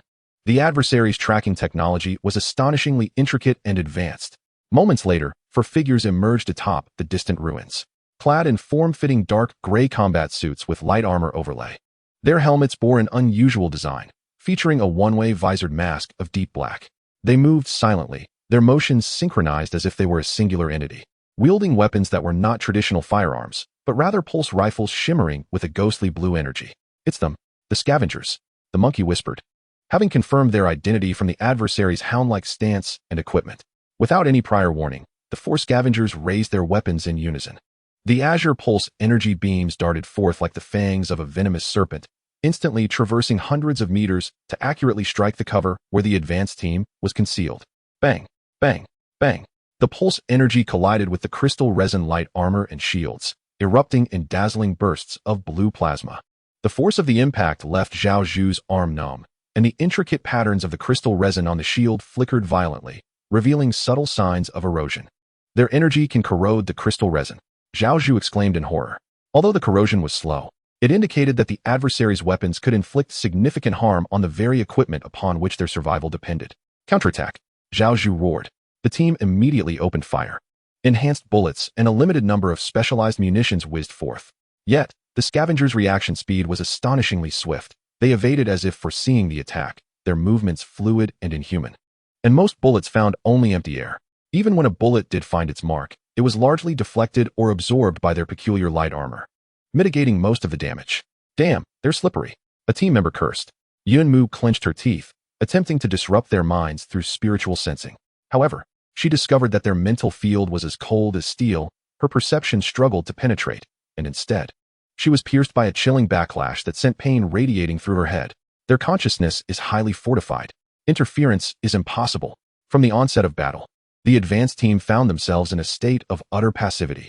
The adversary boasted superior equipment, faster speed, seamless coordination, and an uncanny tracking capability coupled with energy-corroding weapons. We cannot engage in a direct confrontation. Alternate cover, retreat to the abandoned subway station to the west.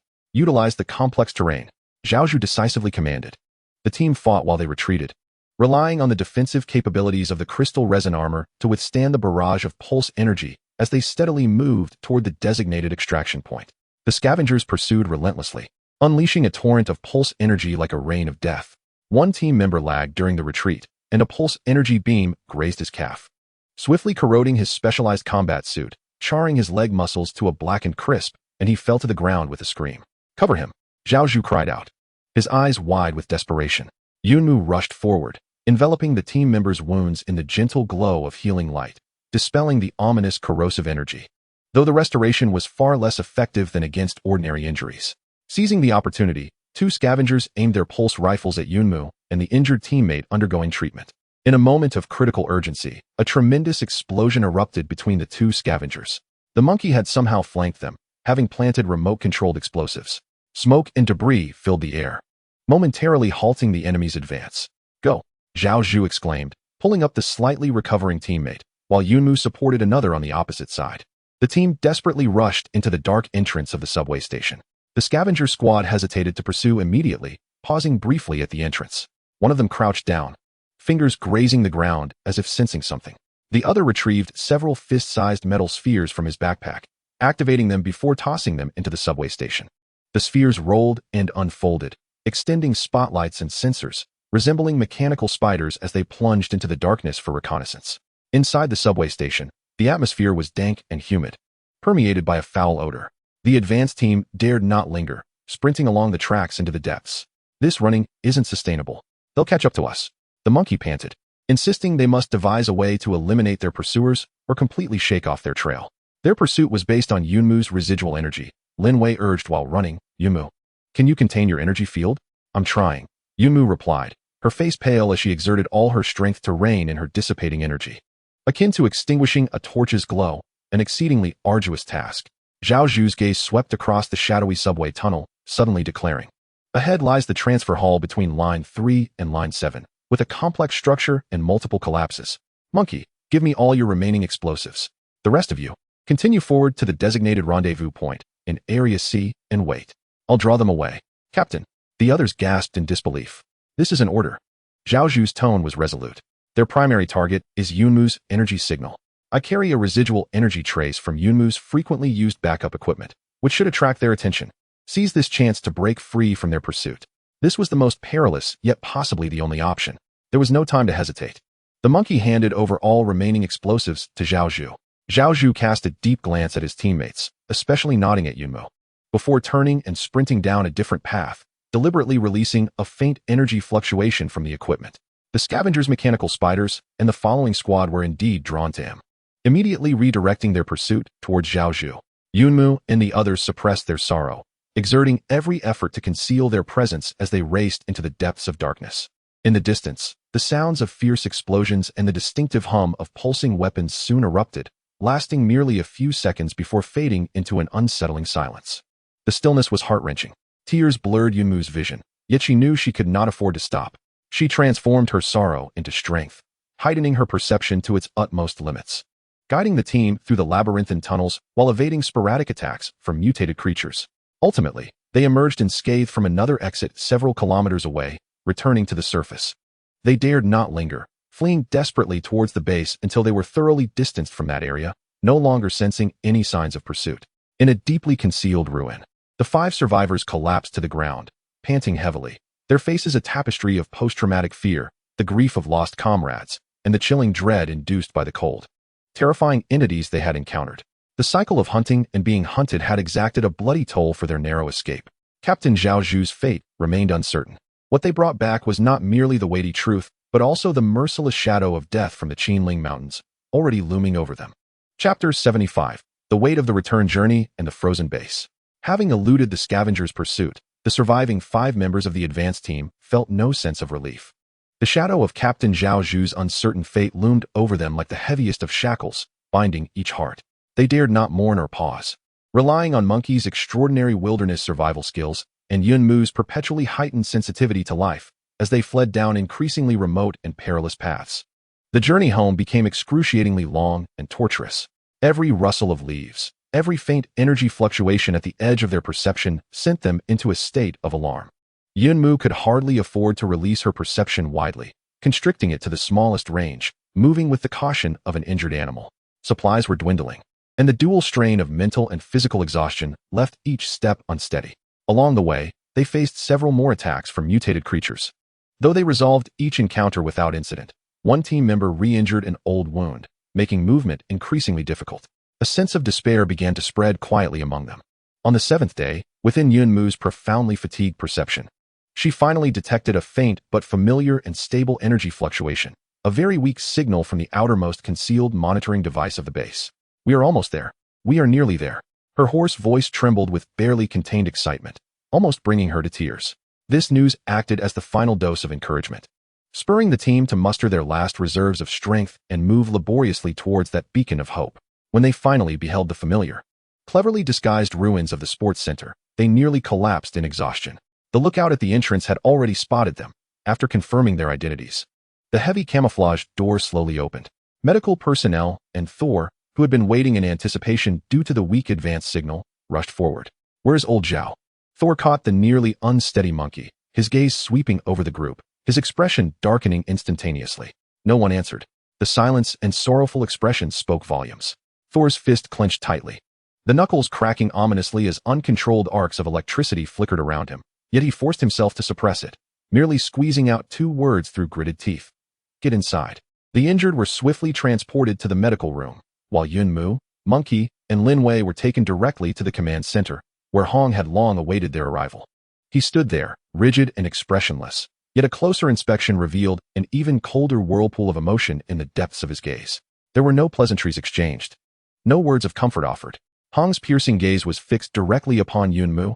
"Report the situation. All details."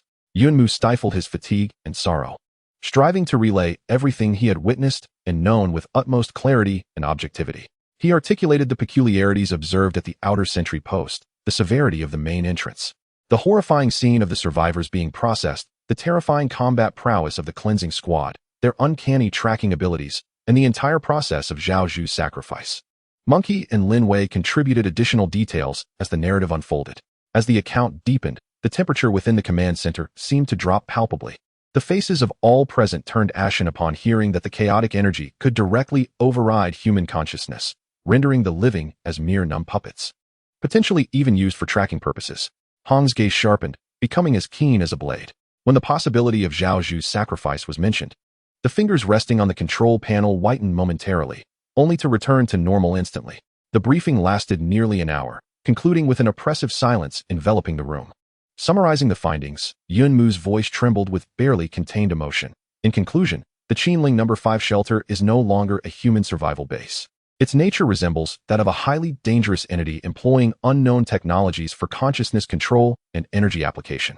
Its threat level far exceeds that of mutated organisms and ordinary energy life forms. A prolonged silence followed. Hong slowly closed his eyes, seemingly processing the overwhelming and alarming intelligence. When he opened them again, they reflected absolute calmness and resolve. Intelligence confirmed. Risk models comprehensively updated. His voice bore no trace of disturbance. The contributions of Captain Zhao Zhu and the fallen comrades will be remembered by the base. However, this is not the time for mourning. He turned toward the control panel, issuing a series of cold commands. First, the base shall immediately enter the highest state of silent concealment.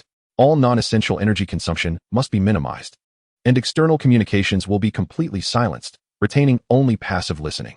All entrances and exits will execute the highest level of physical and energy lockdown. Second, all resources at the Research Institute will be prioritized for countermeasure projects, based on the characteristics of the captured chaotic energy. We will devote ourselves to the development of a broad-spectrum energy shielding field, mental interference resistance training programs, and countermeasures against its tracking technology. Sunlao. This is of utmost priority. Third, the training direction for combat units will be adjusted. Thunder God. You need to acquire the ability to maintain basic mental defenses in Thunder Armor within a week. All team members will increase training against hypothetical enemies equipped with high intensity, high agility, energy weapons. Fourth, Yunmu, you must recover swiftly and attempt to further refine your perception of that controlling energy, seeking its possible weaknesses or fluctuations. Your abilities are our only leverage for energy level confrontation at present. Fifth, all proactive contact plans with the Qinling direction are to be permanently terminated. Designated as the utmost level of hostile force. Commands issued in succession, clear, swift, and merciless. Akin to final survival directives delivered to a precision machine confronting an overwhelming tempest. The operational fulcrum of the entire base has irrevocably shifted towards defense against this newly emerged, more insidious threat. No doubts, no discussions. All personnel immediately devoted themselves to execution. Thor struck the wall with a formidable fist, leaving behind a spiderweb of cracks. Before striding towards the training ground, transmuting all his fury and grief into an even more fervent drive for training. Yumu, supported by Lin Wei, departed. As she required rest and needed to assimilate the profound impact and growth brought forth by this mission, Hong remained alone in the command center, once again standing before the sand table. He pressed the piece representing the Qinling firmly into the designated hostile area, alongside it, placing a small black piece symbolizing sacrifice. His gaze penetrated the east, as if he could see through layers of rock to the silent, luminous river flowing within the arc-like barrier. The chaos whispered of has unveiled its cold and menacing fangs in an unexpectedly dire manner. The future of humanity must confront not only the monsters lurking beneath the earth and ancient enigmas, but also remain vigilant against the more intricate and terrifying threats from its own kind, or those who once were. At the journey's end, there were no cheers, only a heavier burden of responsibility and an unending winter. The base lay like a seed buried deep within the earth, gathering strength to shatter all darkness amidst the frozen soil. Silence now serves as the precursor to a louder cry that must inevitably arise. Chapter 76, Forging Beneath the Ice. The base, in its dormant state, resembled a colossal beast wounded and lying beneath the ice, retracting all its claws, its breath barely perceptible. External energy collection had nearly ceased. Illumination reduced to a minimum, and all non-essential activities halted, with only the fundamental life support systems and the core research continuing to operate in dimness and silence. Oppressive and weighty, yet infused with a silent madness born from being driven to the brink. Research Institute, racing with shadows. Elder Sun's eyes were sunken and bloodshot.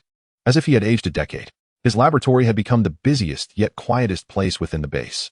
Inside the central isolation chamber, a mass of dark violet energy, restrained by a special force field, incessantly attempted to erode its surroundings, residues from the scavenger weapons brought back by the advanced team, alongside another, more enigmatic mass emanating faint rhythmic pulses of energy, based on signal simulation amplification, resembling two dangerous phantoms meticulously monitored by countless probes and analyzers.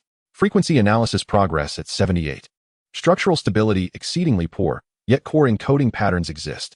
Attempts to inject reverse life energy pulses proved futile, only to be absorbed and assimilated instead. Testing of the 7th shielding alloy formula lasted a mere 32 seconds before being corroded. Failure, and yet more failure. The characteristics exhibited by the control energy and the chaotic energy far exceed the existing technological framework. They appear not merely as destructive forces, but rather as a form of parasitic energy, possessing remarkable adaptability and aggression. Each unsuccessful experimental result is coldly catalogued by Hong Bing, integrating into his vast predictive model. The complexity of this model has surpassed the cognitive limits of any human brain, compelling Hong to rely on the recently repaired supercomputing core of the base for auxiliary calculations. Nonetheless, the toll on his mental faculties has reached terrifying levels, often necessitating the assistance of Yunmu, who uses high-purity glazed marrow to stabilize his nearly boiling sea of consciousness. Finally, in a moment of near despair, a researcher proposed, if external shielding or neutralization is unfeasible, could they disrupt its heartbeat rhythm from within, akin to using noise to interfere with radio signals? This notion struck like a flash of electricity in the darkness. They began to experiment with simulating various irregular energy pulses, aiming to assault that chaotic energy mass. After numerous failures, a specific frequency of extremely chaotic energy pulse unexpectedly caused a momentary disturbance in the stable heartbeat. Effective, though it lasted merely 0.001 seconds. The laboratory erupted in subdued cheers. This was undoubtedly a groundbreaking advancement.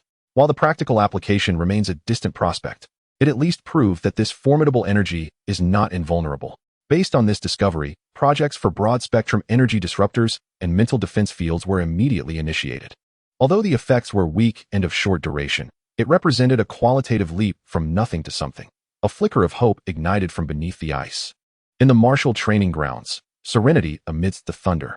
Within the training arena, the thunderous roars had given way to the buzzing of rampant lightning and the suppressed groans of bodies pushed to their limits. The thunder god seemed almost welded to the continuously repaired and damaged thunder armor. Utilizing the predictive model and data from the Research Institute, Hong devised an exceedingly rigorous mental resistance training regimen for him. At the moment when the thunder god fully unleashed his electric powers, and his consciousness was most susceptible to chaos, external devices simulated the mental erosion waves of the control energy to launch an assault. Each training session felt akin to traversing through hell. The thunder god needed to maintain a sliver of clarity amidst the dual onslaught of frenzied energy and frigid mental erosion. Preserving the most fundamental control over the energy of the thunder armor, he faced countless failures, often charred by electric shocks, his mind piercing with pain to the brink of unconsciousness, and on several occasions, he nearly lost control of his energy, leading to severe incidents. It was only through Yunmu's gentle healing light and Hong's precise emergency interventions that he was repeatedly pulled back from the edge. Nevertheless, the results were significant. His mastery over electricity became visibly refined, as the once ferocious energy within him seemed gradually tamed, acquiring a fluidity akin to a skilled dancer's grace. More importantly, his will had been tempered to a degree akin to alloy steel, exhibiting remarkable resistance against mental assaults. The training endured by the other team members was equally brutal. They donned weighted gear, laboriously dodging and counterattacking amidst the simulated scavenger assault mode's high-speed, moving targets and energy pulses. The combat training introduced specialized tactical drills aimed at high agility, synchronized with relentless adversaries, resulting in a dramatic increase in casualty rates, even during training. The demeanor of the entire combat unit subtly transformed, shedding some of the Thor-like flamboyance for a colder efficiency reminiscent of Hong, forged in the crucible of adversity. They were learning to confront the unknown, frigid order with absolute discipline and precision. The path of extremity, bridges and barriers. Yunmu's recovery process also marked the evolution of her abilities. That harrowing escape and the terror she witnessed profoundly stimulated the essence of her life. With the aid of a substantial amount of high-purity glass-like essence, her mental fortitude not only fully restored, but also became more refined and powerful. She spent most of her time in proximity to the glass barrier, a specially authorized meditation chamber. No longer merely sensing, she persistently sought to establish a more stable bridge to that vast consciousness. This process was slow and arduous, as the consciousness appeared exceedingly ancient and weary, each response demanding tremendous energy. Yet, through intermittent communication, Yunmu gleaned some critical fragments of information. The external force beyond is neither our enemy nor our friend, but a thief of fire, seeking to usurp power. Its strength derives from the core of the heart, yet the heart's core is lost, yielding only residue, clumsy imitation. Your brilliance is the light of true order, yet fragile. Be vigilant, lest you be assimilated by false light. The information remained obscure, but became increasingly pointed. The force controlling the Qinling was neither the enemy nor friend of the Ark itself, but rather an entity attempting to steal and imitate its power, the thief of fire. However, its source, the heart's core, seemed to be lost, and what it wielded was merely a poor imitation, the residue. In contrast, Yunmu's power, the light of true order, was the authentic essence, deriving from the Ark, yet it required growth and caution against being tainted or assimilated by that false light. Yunmu promptly conveyed this information to Hong, significantly enhancing his predictive models and providing clearer direction for the Research Institute's inquiries. The controlling energy likely represented a pseudo-entity based on life energy, but veered towards extreme control and order. Based on this intelligence, Hong even devised several tactical concepts targeting its clumsy imitations and unstable core weaknesses, beginning the clandestine design of corresponding special equipment and training programs. The freezing continued, as the base silently amassed power in the darkness. Each failed experiment, every painful training session, and each challenging communication struck against this icy layer. No one knew how long this freeze would last, nor what they would confront when the ice shattered. Yet, they understood that only by becoming colder, harder, and more precise than the unknown adversary could they carve a bloody path to the future amidst this wasteland. In silence and darkness, their tempering reached an unprecedented strength. Chapter 77, The Sign of the Breaking Ice. The days of silent concealment have passed in a state of heightened tension and oppression for nearly a month. The base resembles a self-contained cocoon, undergoing an almost brutal refinement within, while maintaining an absolute silence to the outside world. Yet, beneath this icy facade, The seeds of transformation are gathering strength to break through the surface. In the Research Institute, the chaos pulse and repulsion field have borne fruit. Old Sun's laboratory has finally welcomed its first significant practical achievement. Based on the study of interference with the heartbeat rhythm of noise energy, they have successfully created the first portable chaos energy pulse generator. This device resembles a crude iron box, adorned with crooked glass-like veins and exposed cables. It produces a tremendous noise upon activation, consumes an astonishing amount of energy, has an effective range of merely 10 meters, and lasts no longer than 30 seconds. However, it is indeed effective. During testing, when the generator was activated, the heartbeat of the confined noise energy model displayed a distinct disorder and decay, greatly disrupting its outwardly emitted control fluctuations. Although it cannot be completely eliminated, it is sufficient to temporarily create a controlled vacuum area. Let us name it Repulsor 1. A hint of a smile finally appeared on Old Sun's weary face, although it was quickly replaced by the daunting challenge of miniaturization, stabilization, and prolonging its operational duration. Yet, this rudimentary device signifies their first means to actively combat that enigmatic controlling energy, even if only temporarily and locally. The first batch of trial-produced miniature repulsor core components was immediately dispatched to the equipment department, prioritized for elite squads. Simultaneously, progress was made in the study of the energy-corrosive properties of the scavenger pulse weapon. The Research Institute discovered that this corrosive energy shares a common origin with noise energy, but is more aggressive. The resistance of the glass-like material is not entirely ineffective. It merely requires a higher energy density and faster recovery speed. A new type of composite armor plate has been designed, featuring a multi-layered etching with embedded micro-glass-like particles. Although it increases weight and incurs high costs, its resistance to pulse energy has been enhanced several-fold. The first set of experimental heavy armor has been prioritized for Thor, to further test his thunder armor. In the training grounds, the God of Thunder's training has entered a new phase. After enduring the basic mental corrosion training, Hong set a more demanding goal for him: to maintain the stability of the thunder armor within the chaotic energy field created by the repulsor, while attempting precise attacks. This task is nearly impossible. The chaotic energy field itself interferes with all energy operations, compounded by the simulated mental corrosion. Each of Thor's attempts feels akin to dancing on a tightrope amidst a tempest, where failure is commonplace and energy backlash is severe. Yet, he perseveres with an almost obsessive determination, falling time and again, only to rise once more. Gradually, the violent lightning surrounding him ceased its reckless outbursts and began to coalesce. As if restrained by an invisible hand, swirling at his surface, the rumbling sound became deep and subdued, as though brewing a more terrifying power within. His gaze, illuminated by the thunderous light, became increasingly keen and tranquil. The training of the other team members focused on teamwork and collaboration. Hong, utilizing a predictive model, devised a specialized formation aimed at countering the highly agile and coordinated foes of the scavenger squad, termed Coordinated Arrow. This formation shifted the emphasis from individual valor to a stringent requirement for discipline and synchronization. Several team members' energies were subtly linked through specially crafted glass-like resonators, guided by a core member, resulting in a sudden surge of energy that exceeded the mere sum of individual contributions, manifesting as a powerful impact or defensive barrier. Although the preparation time was lengthy and flexibility was compromised, the resultant force was formidable. In the initial drills, frequent coordination errors led to incidents of energy backlash. However, through rigorous training and Hong's cold, precise adjustments, this elite squad gradually discovered the key to success. When they first managed to coalesce a pale white shield of cooperative energy that temporarily blocked the simulated pulse barrage, hope flickered within all team members. In the realm of the extreme bridge, fragments and warnings, the communication between Yunmu and the consciousness of the Ark remained sporadic, each instance imposing a tremendous mental burden. Yet, she persevered, for every successful connection brought forth critical fragments of information. This time, the transmitted information was clearer yet more unsettling. The Thief of Fire intensifies its activities. Their replica core, though flawed, still possesses great power. They seek the Star Ling to connect with the deep void and summon true predators. You have little time. The assimilation by false light may become irreversible. Search for the place of birth. There, remnants of the fire seed may exist, offering a means to counter the transgressors. The implications were immense. The Qinling faction, the Thief of Fire, was accelerating its movements.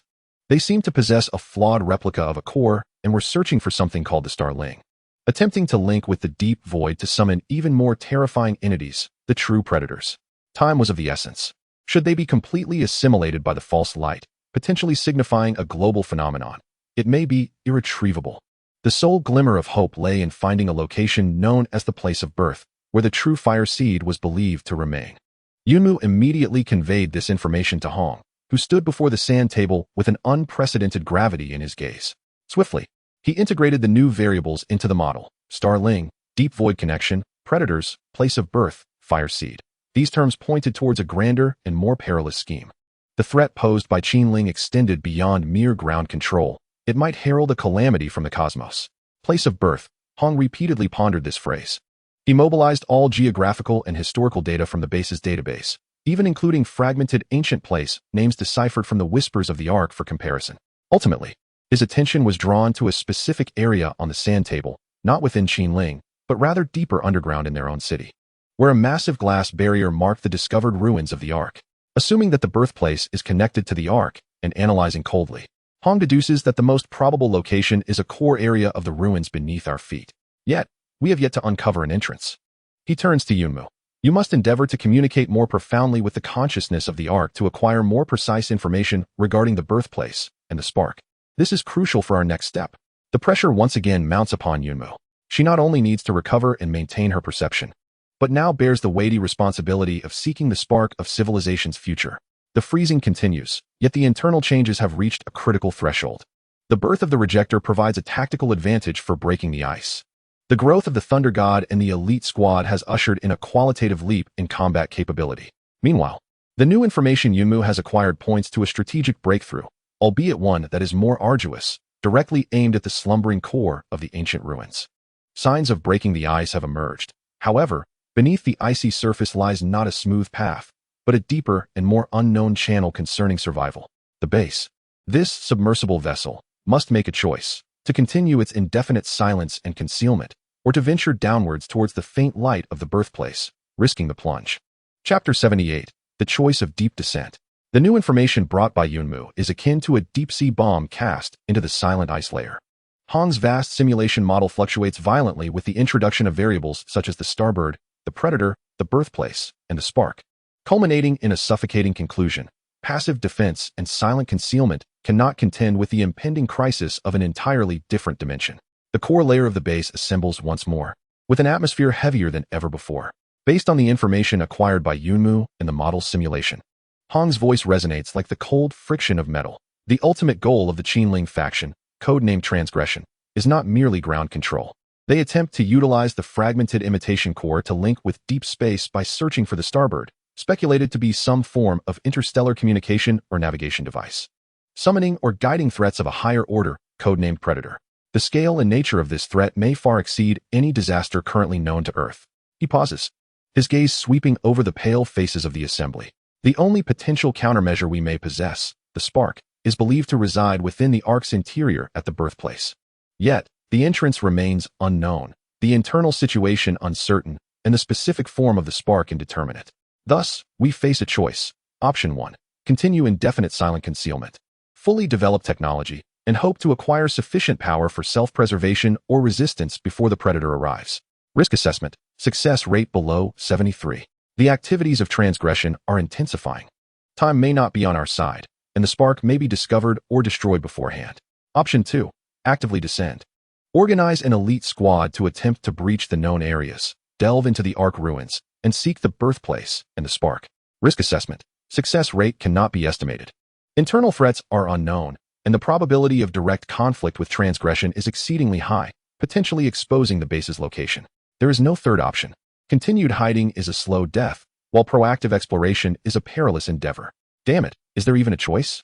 Thor was the first to let out a low growl, his fists cracking ominously. Rather than cower and await death, he resolved to fight.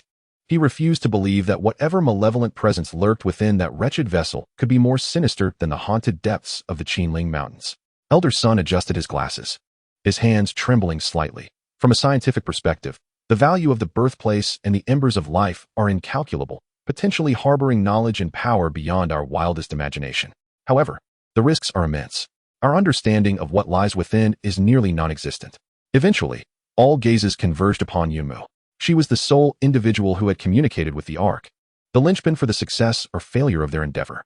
Yunmu felt the weight of overwhelming pressure. She took a deep breath, forcing herself to regain composure. My communication with it has been exceptionally challenging, the information fragmented. Yet, it mentioned the remnants of the embers at the birthplace, which might hold the key to countering the usurpation. I believe this offers us a direction, albeit fraught with peril. It could be our singular opportunity. I shall exert every effort to perceive and communicate, guiding everyone forward. Hong listened in silence to each opinion, the data streams in his eyes flickering wildly as he conducted a final assessment. Minutes later, he raised his head and made a decision.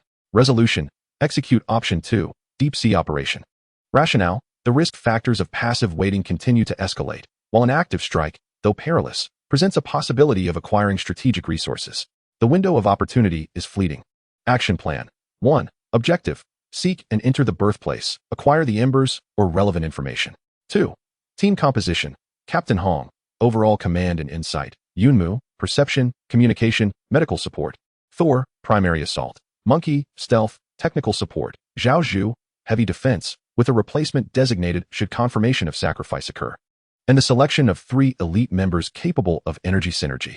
3. Equipment: provision of all the latest gear, including prototype repellers, new composite armor, specialized ammunition, and high-purity glass-like energy cores.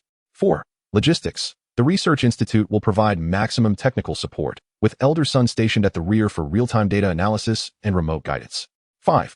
Base: enter a state of deep silence, with Lin Wei acting as the commanding officer. No external communications shall be activated unless absolutely necessary, until the operation team returns or failure is confirmed.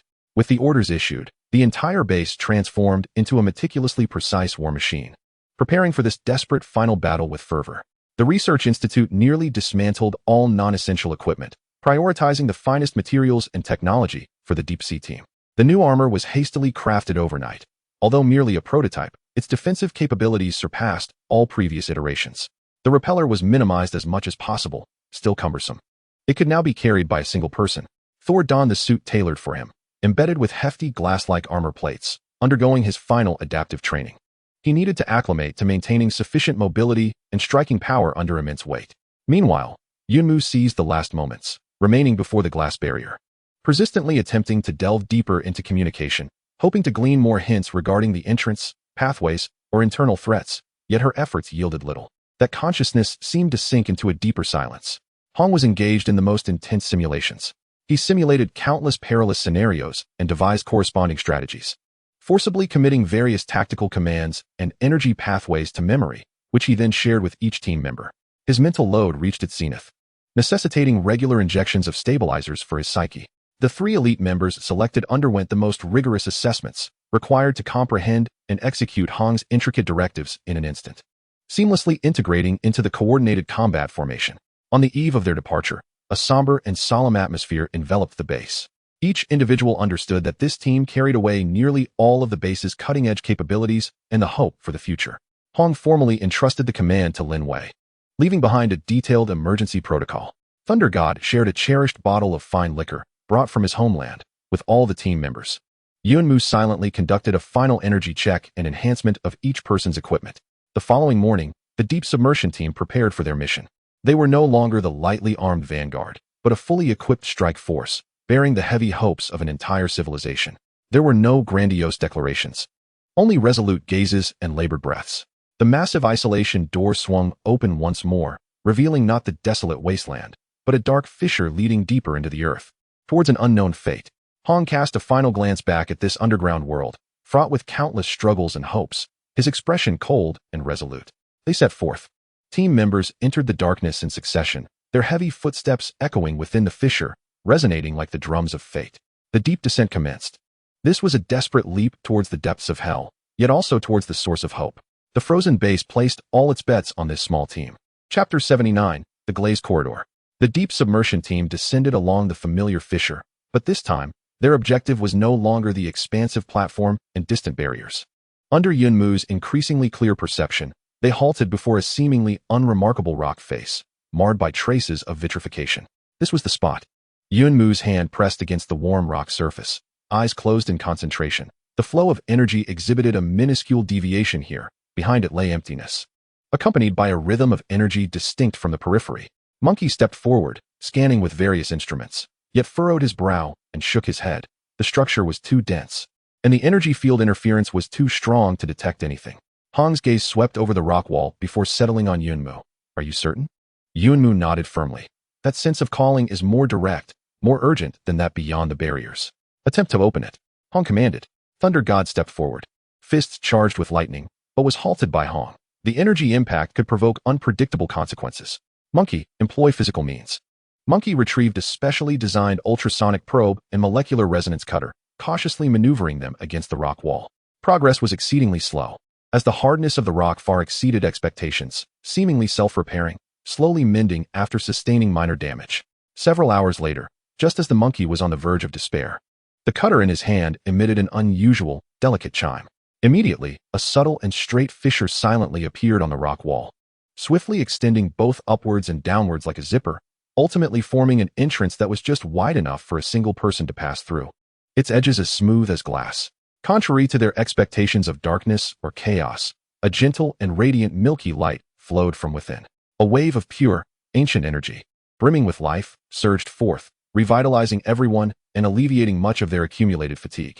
They exchanged glances, suppressing their astonishment, and with Thor leading the way, they entered in succession.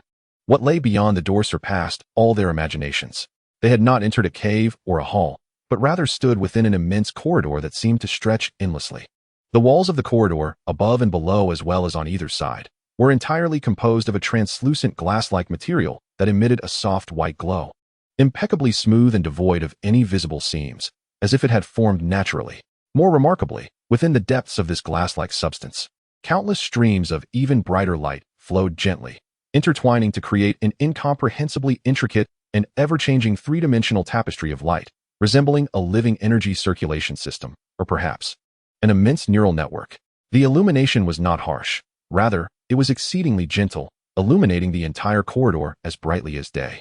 The air was refreshingly pure, unlike anything found underground, carrying a peculiar, uplifting fragrance that invigorated the spirit. The energy density here was astonishingly high, even surpassing the high-purity glass-like essence in Yunmu's possession. Yet it remained extremely stable, gently nurturing all life that entered. Is this truly the interior of the Ark? The monkey's mouth fell agape, as the detector in his hand blared wildly, eventually shutting down due to overload. The energy level was simply outrageous. Thor's surrounding lightning instinctively diminished, as if wary of disturbing the sacred and ancient tranquility of this place.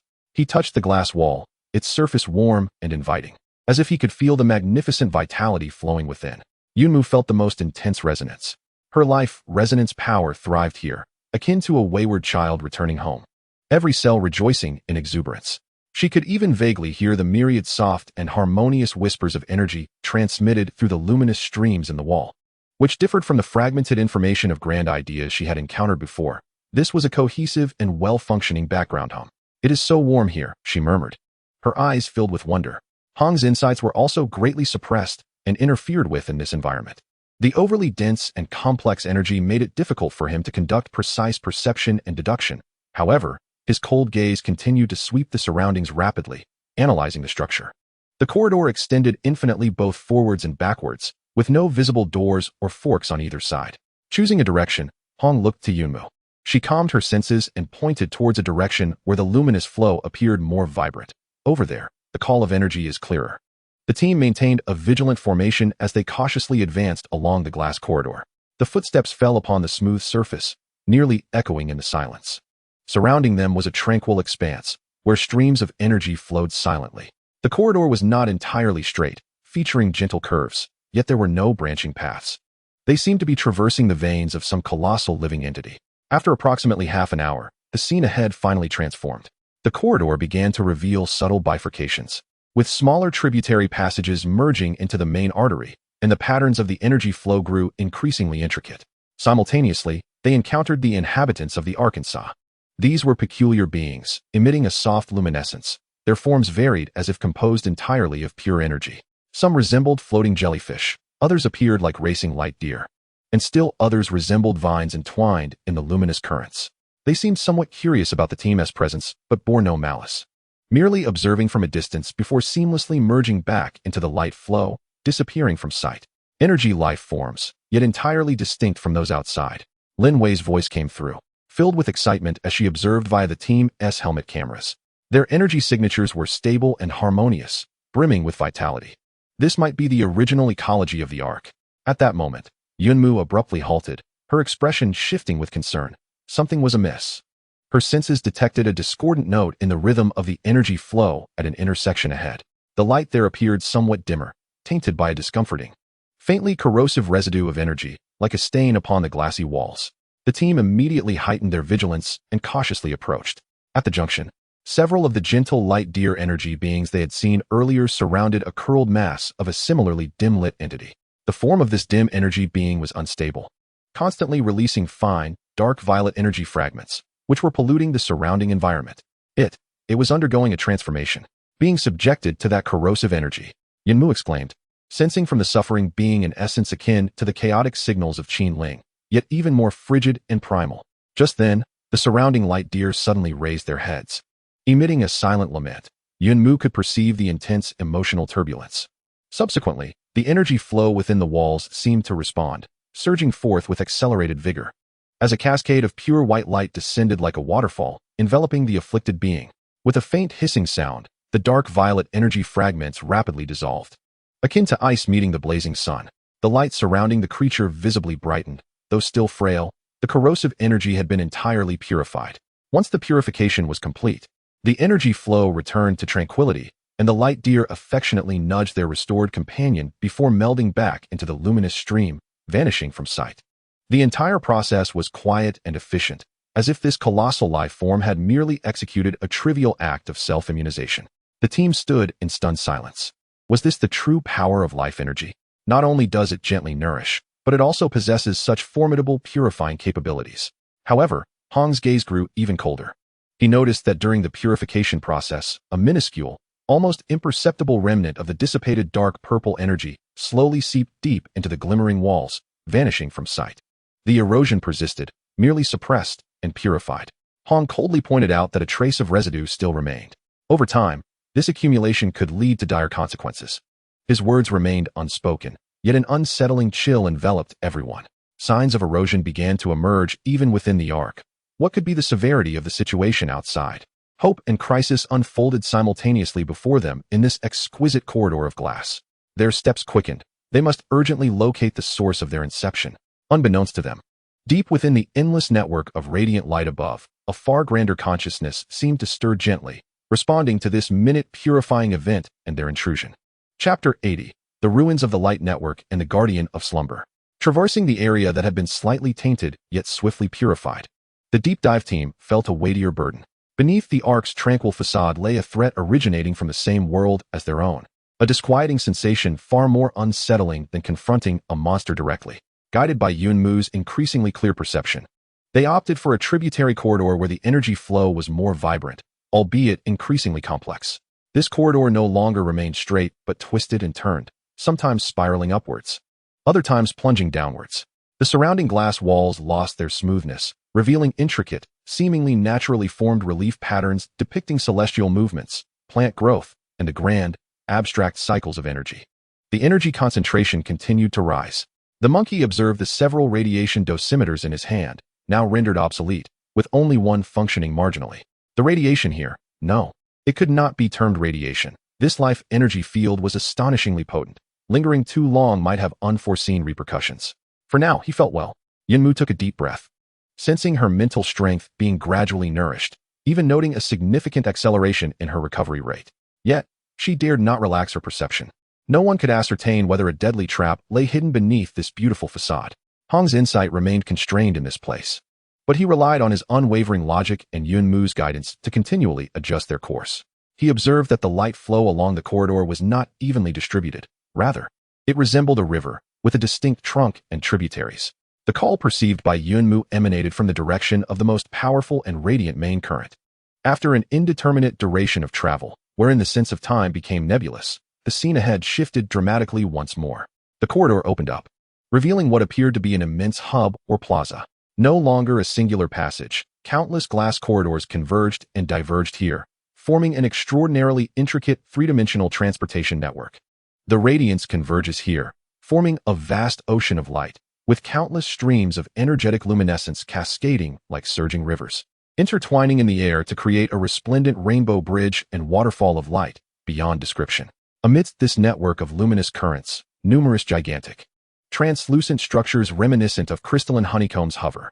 Within some of these structures, it seems something is sealed, elusive, and indistinct. My heavens! Even Thor is momentarily awestruck by this miraculous spectacle, forgetting the battle at hand. However, the cold voice of Hong quickly brings everyone back to reality. Remain vigilant. The complexity of this structure is conducive to ambush. The squad cautiously enters this luminous expanse. The ground beneath their feet is composed of transparent glass-like material, revealing countless deeper currents of light surging below, inducing a sense of vertigo. Yumu's perception is severely disrupted here. The overwhelming and intricate flows of energy make it difficult for her to discern the faint whispers of direction. She can only awkwardly point towards an area where the energy converges most intensely, densely populated with those hovering honeycomb structures. Over there, it feels the strongest. Just as they begin to move in that direction, an unexpected transformation occurs. From a side corridor, a peculiar swarm of creatures bursts forth. They are not the gentle energy beings encountered previously, but rather grotesque monsters forcibly assembled from shattered glass fragments, solidified energy remnants, and a disconcerting dark purple slime. They lack a fixed form, resembling stumbling sludge creatures, and wherever they pass, even the brilliant streams of light are dulled by their presence. It is a manifestation of corrosive energy. Yunmu exclaims in alarm. They are destroying the structure here. The sludge creatures spot the squad and immediately emit a silent roar. Yunmu can sense the destructive psychic noise, surging towards them like a tide. Open fire. Hong commands without hesitation. Pulsar guns and enhanced bullets rain down. Yet the results are unsatisfactory. The bullets strike them, only splattering fragments and slime, failing to inflict any fatal wounds. The pulse energy is even partially absorbed by the dark purple slime within them. What in the world are these abominations? Thor bellows in fury, activating his thunder armor and delivering a punch. The violent lightning proves effective against these monsters, obliterating one sludge creature into pieces. The dark purple slime evaporated by the electric heat. Yet more monsters surge forward, seemingly devoid of fear, driven solely by an instinct for destruction. Coordinated formation. Defensive stance. Hong commands coolly. 3 elite team members immediately align with Thor, energy resonating through the connectors, and a pale white energy shield unfurls in an instant, blocking the onslaught of the sludge creatures. Where the shield meets the sludge creatures, a hissing sound of corrosion is heard, yet it holds firm. Rejector. Activate. Hong orders once more. The monkey promptly activates the crude iron box.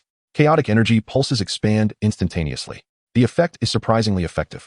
The dark purple energy within those sludge creatures seems to undergo immense disruption. Their movements become sluggish, chaotic, and they even begin to self-destruct. Their forms could not be sustained. Fragments and viscous matter incessantly shed from them. A splendid opportunity presented itself. The team seized the moment to unleash their full power, swiftly eliminating the wave of over 10 mire monsters. As the battle concluded, they gazed at the swiftly dissipating remnants on the ground, leaving only a few charred traces, and felt a lingering unease. Were these entities targets for the Ark's immune system to eradicate, or were they manifestations resulting from the infection of the immune system itself? The voice of Elder Sun echoed through the communicator, laden with shock and confusion. No one could provide an answer. They pressed onward, their caution heightened. Along the way, they encountered several more similar mire monsters, each small in scale, which they managed to dispatch with little peril. However, as they delved deeper, they stumbled upon some heart-wrenching sights. Smaller, seemingly incomplete, suspended hive structures had been utterly contaminated and shattered. The contents within, resembling seeds or embryos, having long since perished and become part of the mire monsters. This realm of luminous ruins was not an entirely pure land. It was a battlefield engaged in a silent war. At last, they reached the area where the call from the cloudwood was most potent. It was situated at the heart of the ruins, encircled and safeguarded by countless thick streams of light, a colossal rhombic crystal structure. Unlike other hives, this one was completely sealed, its surface smooth as a mirror, reflecting the surrounding light in a dance of brilliance, exuding an ancient and majestic aura. Beneath this rhombic crystal, they witnessed a breathtaking sight. A gigantic humanoid figure sat quietly, leaning against the crystal. It was not made of flesh and blood but constructed from a dark golden material akin to luminous metal, its lines fluid and imbued with a sense of strength. The surface adorned with intricate, ancient energy patterns. Its head hung low, features obscured, hands resting upon a long sword of the same material, embedded in the ground. As if ensnared in an eternal slumber, there were no energy fluctuations emanating from it. It was as silent as a statue. Yet, its mere existence radiated an aura of reverence and desolation that compelled one to bow in worship. Within 100 meters surrounding it, the glassy ground gleamed as if newly polished. Not a single mire monster dared to approach, as if this place were an absolute forbidden zone. "The Guardian," murmured the Cloudwood. She could sense that the intense call originated from this slumbering colossus and the immense rhombic crystal behind it. Was the place of origin concealed within? The Thunder God gazed at the enormous crystal, then at the giant figure towering 2 to 3 times above him, swallowing hard. Just as the team attempted to draw closer for a better observation, the figure, which had kept its head bowed, suddenly raised it with no warning. 2 azure flames ignited fiercely within its eyeless sockets. A tremendous, frigid, and suffocating spiritual pressure surged forth, sweeping across the entire area like a tsunami. Hong Dun grunted and took a half-step back. The thunder surrounding the Thunder God was nearly extinguished under the oppressive force.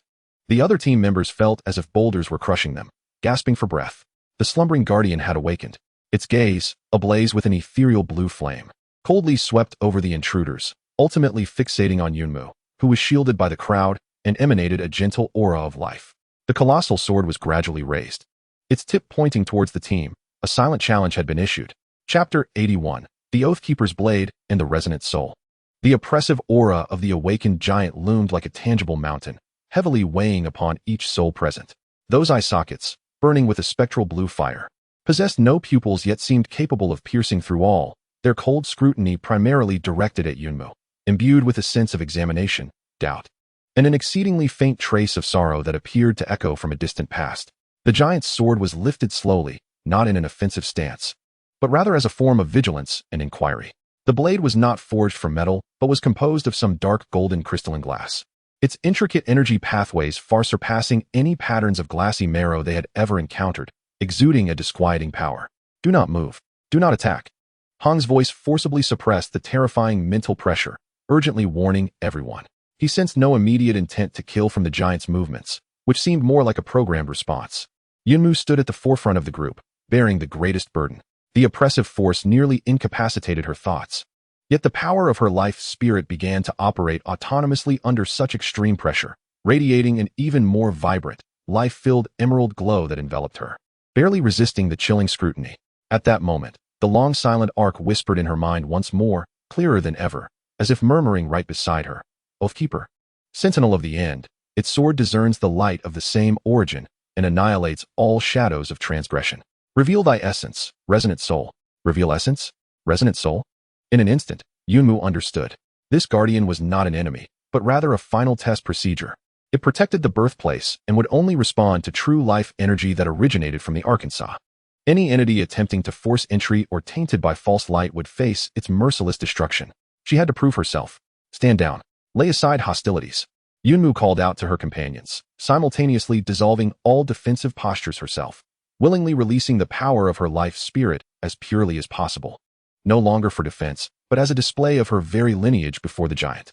The emerald light, filled with warmth and vitality, radiated from her, resonating with the immense and neutral energy flow of the surroundings, yet standing in stark contrast to the giant's cold, imposing dark golden glass and spectral blue flames. Though Thor, the monkey, and others were bewildered, they held absolute trust in Yunmu and promptly complied, struggling to suppress their instincts for battle, sheathing their weapons and striving to appear harmless. Hong also reigned in all his spiritual energy, his cold gaze swiftly analyzing every subtle reaction of the giant. The gaze of the colossal figure remained icy, yet the immense sword it wielded paused ever so slightly. Its burning eye sockets seemed to focus intently on the life aura emanating from Yunmu. Time appeared to stand still, each second stretching into what felt like a century. Suddenly, the giant shifted the enormous dark golden glass sword, slowly extending the hilt towards Yunmu.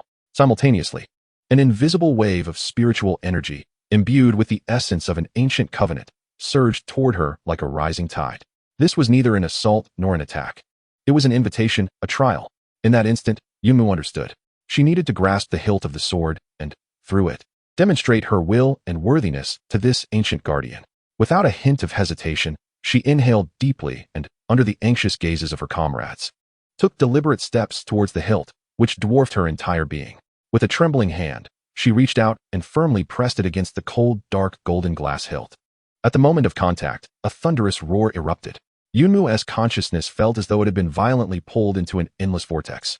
She was no longer standing in the ruins of light, but found herself beneath a vast expanse of starry sky.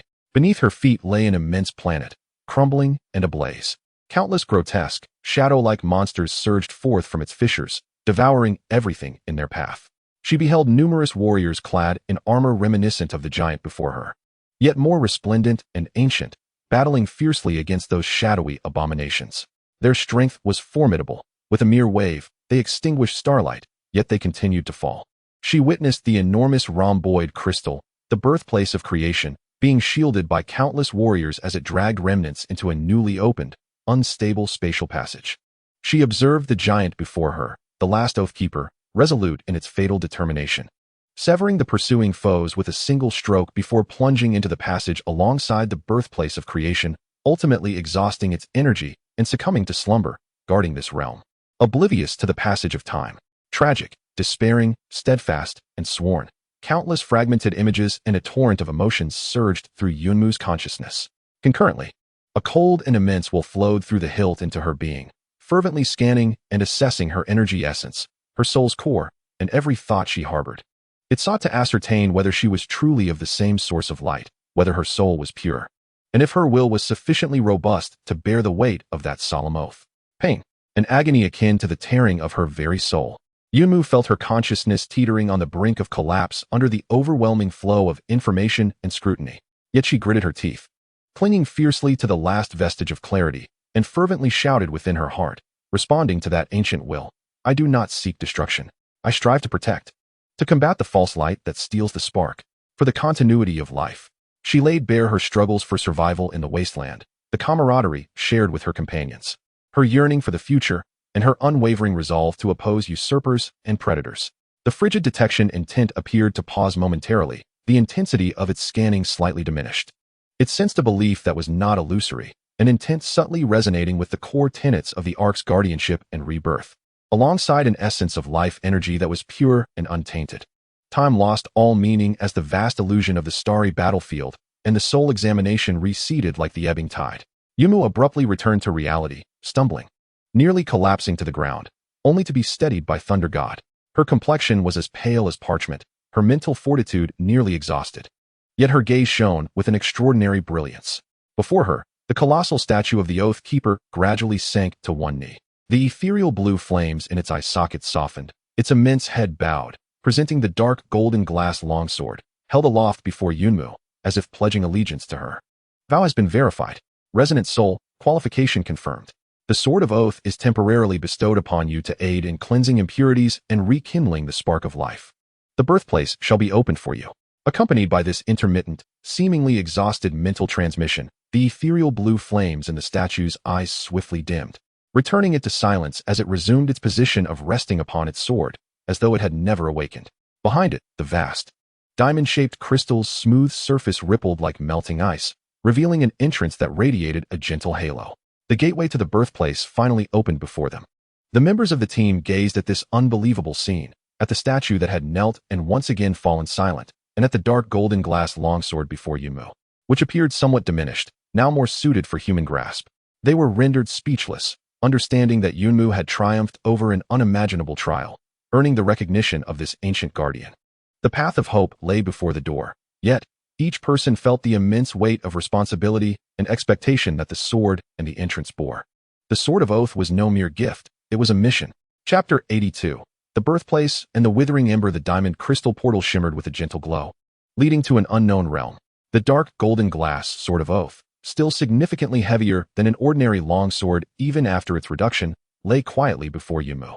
The energy pathways within the blade pulsed like breath, exuding a faint oppressive force and a subtle connection, as if awaiting her grasp. Yunmu inhaled deeply, suppressing the sensation of spiritual exhaustion and the lingering shock within her soul. She extended her hand, grasping the cold hilt of the sword. At the moment of contact, a gentle yet formidable power surged through her arm, nourishing her parched mental energy and resonating perfectly with the life essence within her. This sword felt like a natural extension of her own abilities. She attempted to swing it. The blade felt weightless to her, slicing through the air and creating delicate ripples of energy, as if the surrounding light danced in delight. "Let us proceed." Hang's voice pulled everyone back from their astonishment. grounding them in reality. He was the first to approach the luminous portal, his figure melding into its brilliance. The team followed suit, entering one by one. Crossing the threshold felt akin to traversing a warm curtain of water, and the scene before them shifted once more. No longer were they amidst grand corridors or the resplendent glow of the light web, but rather within a relatively confined, yet profoundly sacred space. The area formed a perfect sphere, its walls still composed of that softly radiant glass-like material, yet now even more translucent, resembling flawless crystal. At the heart of this spherical sanctuary floated a tree that defied description. It was not a true plant, but rather a magnificent trunk and branches constructed from countless streams of the purest, most concentrated milky energy. Its leaves, intricate and ephemeral, were composed of ever-shifting energy runes.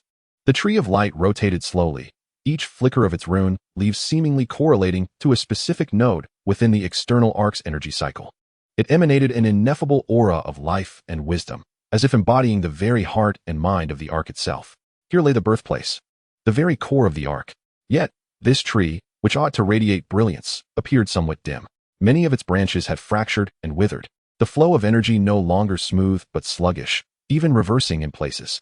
Within some of the once pure milky energy, threads of exceedingly fine, stubborn dark purple energy interwove, akin to maggots gnawing at the flow of light, attempting to corrupt the trunk's core. More dishearteningly, scattered upon the glassy surface beneath the tree were remnants of shattered, dull cocoons or eggs. They seemed once destined to nurture something, yet now they lay in desolate silence. Only a few cocoons emitted a faint, struggling light, reminiscent of a candle flickering in the wind. The entire space was imbued with a poignant sense of fading heroism and the decay of civilization. The embers, Yunmu murmured, sensing that the tree of light itself, along with the remaining, struggling cocoons, were the very embers spoken of in whispers. They represented the last legacy and hope of Ark civilization. Yet, they were being eroded, wilting away. Analyze the environment, seek out usable information, and maintain vigilance. Hongbing's cold voice issued commands. Nevertheless, as his gaze swept over the eroded tree of light, a shadow of gravity flickered in his eyes. The monkey promptly began scanning and documenting the structure and energy flow of the tree, striving to discern its operational patterns and points of damage. Lin Wei, remote, excitedly recorded everything. These were treasures beyond measure. Thor and the other 3 team members stood alertly at the entrance and around Yunmu, wary despite the apparent lack of immediate threats, for those dark purple energy threads instilled a sense of caution. Yunmu, wielding the Sword of Oaths, approached the tree of light slowly. The closer she drew, the more she felt its agony and frailty. The Sword of Oaths emitted a faint hum, its blade illuminating as if it harbored a deep aversion to the encroaching dark purple energies. Instinctively, she raised the sword, attempting to channel a thread of life-infused power through its blade towards a branch heavily besieged by the corruption. At the very moment the life energy made contact, the branch suddenly illuminated, and the dark purple threads within writhed violently, as if they had encountered their nemesis, retreating. Yet, they were remarkably tenacious. Once they had recoiled to a certain extent, they entrenched themselves firmly, even attempting to reverse the erosion of the energy emanating from Yunmu. Concurrently, Yunmu sensed a chilling, malevolent while attempting to invade her mind through the energy connection. Humph! With a muffled grunt, the Sword of Oath erupted with an even more resplendent radiance. Hong and the Thunder Gods swiftly took action. Hong's mental shock and the Thunder God's electric energy simultaneously struck against the invading will. Sizzle! That frigid intent was instantly shattered and dissipated. The dark purple threads on the branch visibly faded somewhat. Effective. However, greater strength and more precise operation were required. This corrosive energy possessed a self-awareness, deceptively cunning and obstinate. Yunmu felt a lingering trepidation. At that moment, Hong seemed to have made a discovery. He approached the edge of the spherical space, where several inconspicuous crystal panels were embedded, almost merging with the glass-like walls. Ancient symbols, reminiscent of celestial movements, flickered upon them. Old Sun, attempt to decipher these symbols. Hong transmitted the image back. On the base side, Old Sun's team immediately dedicated their full computational power to the analysis. Thanks to prior research on the whispers and the glass patterns, combined with the assistance of the supercomputing core, they swiftly made progress. These are status logs and the energy core control interface. Old Sun's voice brimmed with incredulous excitement. The logs indicated that the life engine, the Tree of Light, had sustained a damage rate of 37, with energy circulation efficiency declining by 65. The native ember storage, the cocoons, had a destruction rate of 92, and the corrosive energy was identified as the entropy chimera virus, exhibiting high adaptability, camouflage. and mental contamination characteristics. The final log entry stated, initiate the ultimate oath protocol, freeze the core area, and await the Resonant Soul. The volume of information was immense. Not only did it confirm the dire state of the Ark, but it also identified the scientific name of the corrosive energy, entropy chimera virus. More importantly, there was a control interface here. Attempt to access the interface. Obtain higher permissions to see if there are purification or repair solutions. Hong ordered immediately. The technical team attempted remotely, but found themselves lacking the necessary permissions. The interface required a unique, highly compatible mental energy fluctuation for verification. All eyes turned once again to Yunmo. She approached the interface, took a deep breath, and placed her hand upon the crystal panel, once more channeling the power of Life's language. Simultaneously, the Sword of Oath emitted a resonant glow. This time, there were no obstacles. The celestial symbols on the panel illuminated, rapidly reorganizing into a more comprehensible, intuitive energy flow diagram and operational interface. One directive, prominently marked in red, caught their attention. Emergency Purification Protocol, incomplete target, entropy chimera virus, plan. Inject high-purity native life energy to activate the life engine's self-purification program. Required energy threshold, extremely high. Risk, it may accelerate the deterioration of the life engine, potentially leading to a complete collapse. Shall we proceed? A lengthy discourse follows on the guidance of energy and operational details for various points of erosion, yet many segments remain obscure, seemingly lost. Hope stands before us. Intertwined with immense peril, the high-purity glassy energy blocks they provided, coupled with the power of the cloud wood, might just reach the energy threshold. However, should we fail, not only would purification be unattainable, but this final hope could be utterly obliterated. The weight of choice presses down once more. Shall we dare to take a risk for a glimmer of survival? Or shall we temporarily retreat, contemplating our next move while watching the embers continue to fade? Within the birthplace, light flows, and the scarred tree of light rotates silently, as if awaiting its fate's decree. Chapter 83, The Desperate Purification. Shall we proceed? The cold prompt flickers on the crystal panel, akin to a countdown of destiny. The birthplace remains eerily silent, save for the faint, slightly sluggish hum emitted by the flowing energy of the tree of light. The risk warning is unmistakably clear. Failure could signify the complete extinguishment of this civilization's last spark. Yet, retreating also heralds a slow demise, watching as erosion gradually consumes hope until it is irretrievable. Energy threshold assessment. Hong's voice shattered the silence, devoid of any emotion. Elder Sun immediately initiated urgent calculations, factoring in the maximum life energy currently mobilizable by the cloud wood, the amplification of the Oathkeeper's sword, and all the reserves of high-purity glassy energy blocks they had brought. The theoretical calculation precisely reached the critical point. However, this scenario assumes the most ideal conditions, leaving no margin for error. Moreover, the purification process demands continuous guidance, imposing a catastrophic burden on the mental strength of the cloud wood. Should there be any interruption, all efforts would be in vain, potentially triggering an energy backlash. Elder Sun's response trembled with apprehension. Do it, thundered the Thunder God, fists clenched, weighing the options as a futile endeavor. Better to gamble. I'll infuse the energy of the Thunder Armor as well. No, Hong immediately countered. Your electric energy attribute is incompatible. Forced infusion will only cause interference or even destruction.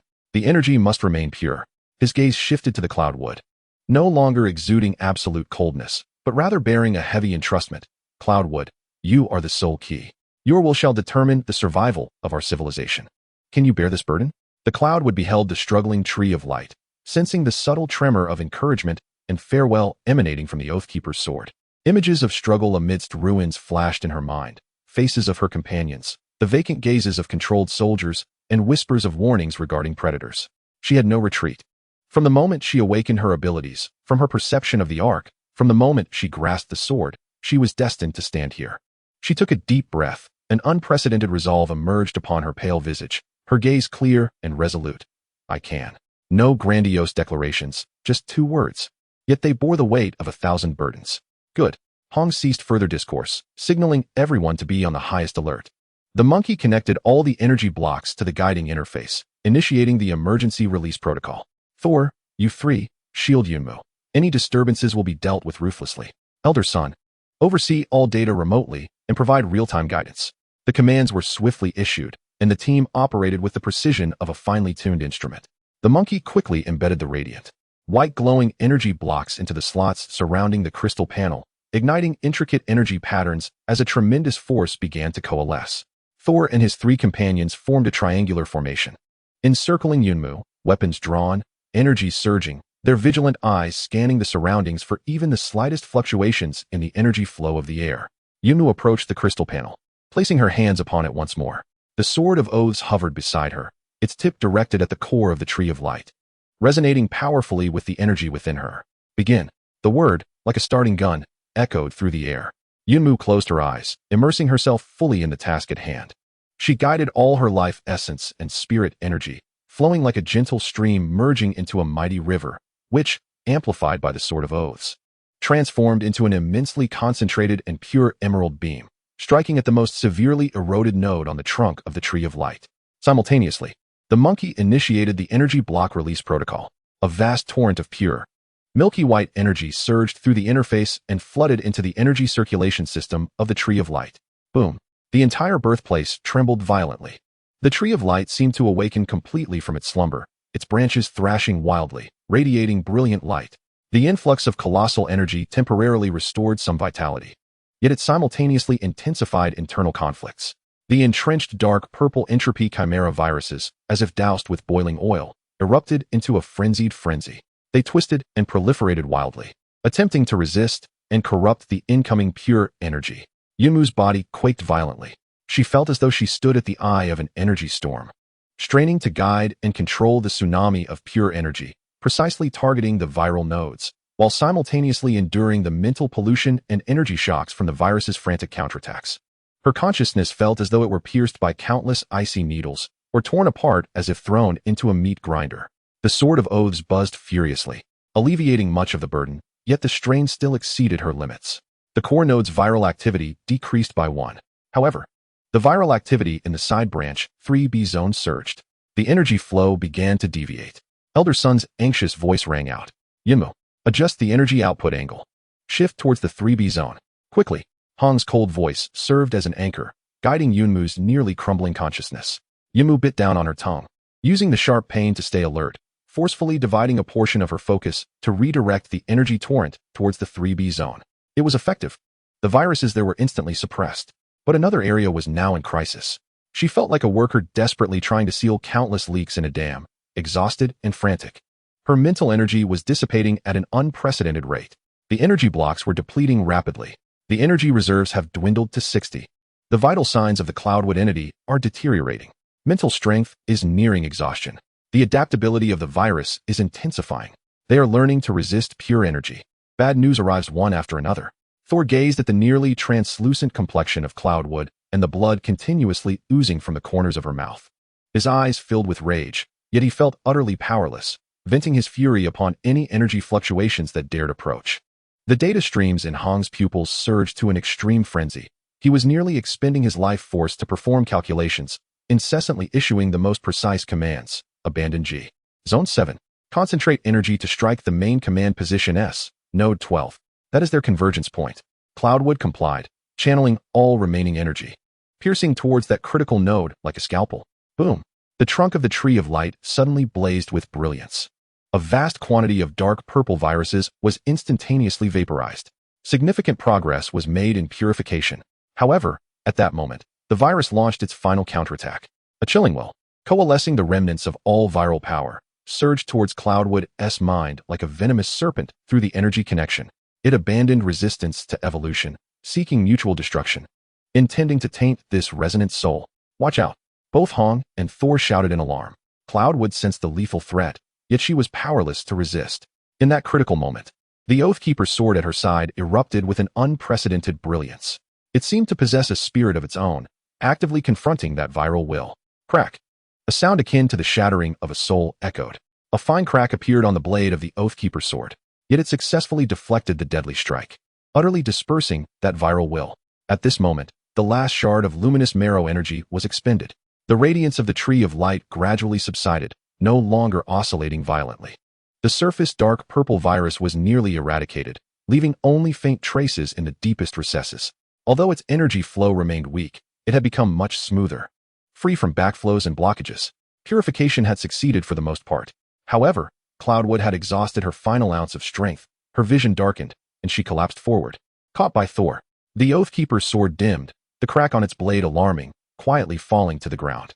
Within the birthplace, only the tree of light remained, slowly rotating, emitting a hum that was far clearer than before. In this desperate gamble, they paid a tremendous price, nearly exhausting all their trump cards. Cloudwood was gravely injured, and the Oathkeeper's sword was damaged, yet ultimately, for civilization, they reclaimed a sliver of hope.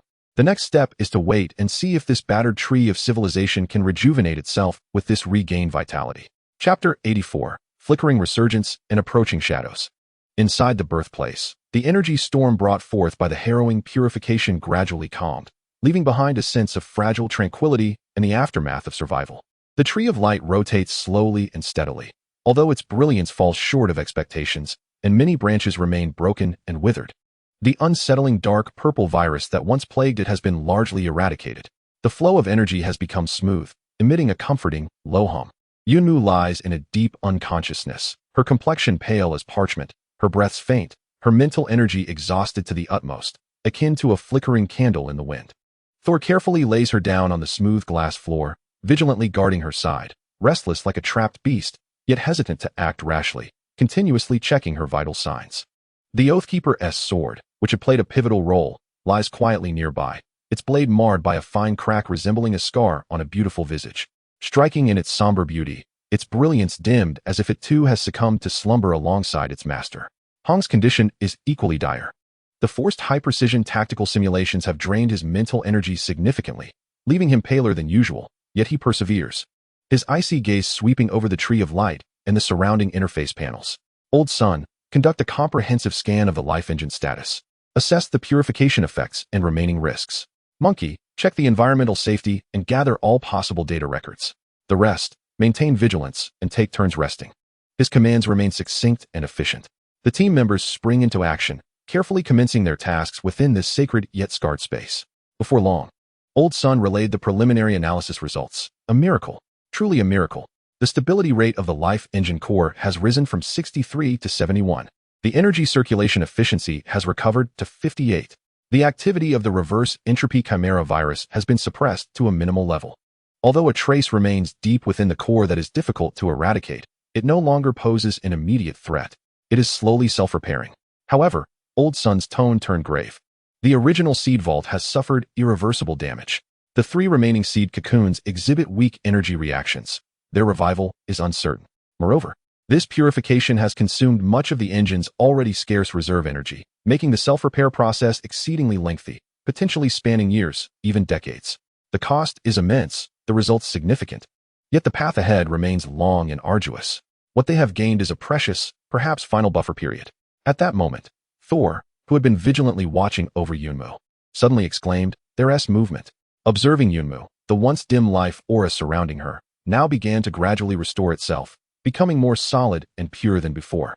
Remarkably, the cracked Oathkeeper's sword seemed to respond, trembling slightly, its fissures emanating delicate strands of emerald energy, as if nourishing and repairing one another with Yunmu's strength. Simultaneously, the Tree of Light appeared to sense this shared energy resonance. A nearby, recently purified slender branch gently descended, its tip radiating a soft milky white glow, drifting toward Yunmu like a dandelion, merging with her being. In this fragile symphony of energies, Yunmu's breathing noticeably regained strength, and a hint of color returned to her cheeks. "They are helping her," Lin Wei exclaimed joyfully. A subtle ripple flickered in Hong's eyes. It appeared that Yunmu, this resonant soul, was far more vital to the Ark than they had previously surmised. Her very existence seemed to facilitate the Ark's restoration. As time gradually passed, although Yunmu remained in slumber, her condition stabilized markedly, even hinting at a serendipitous breakthrough in mental fortitude. The cracks in the Oathkeeper's sword were temporarily mended by that peculiar thread of energy. Though far from restored, it no longer worsened. Just as the group began to breathe a sigh of relief, the monkey, tasked with monitoring the external energy environment, suddenly changed countenance. Report. Anomalous spatial fluctuations detected. The source is in the direction of the main corridor we entered. The intensity is significant, and the energy signatures are eerily familiar. Everyone's hearts leapt in alarm. Hong immediately called up the data transmitted by the monkey's sensor, and upon a mere glance, his icy expression grew even more solemn. Although the energy fluctuations had been somewhat disguised and distorted, their core frequency bore a striking resemblance to the chaotic energy of the Qinling transgressors and that reverse entropy chimera virus. How could they have found this place? The Thunder God growled, lightning surging uncontrollably across his gauntlets. It was a purification process.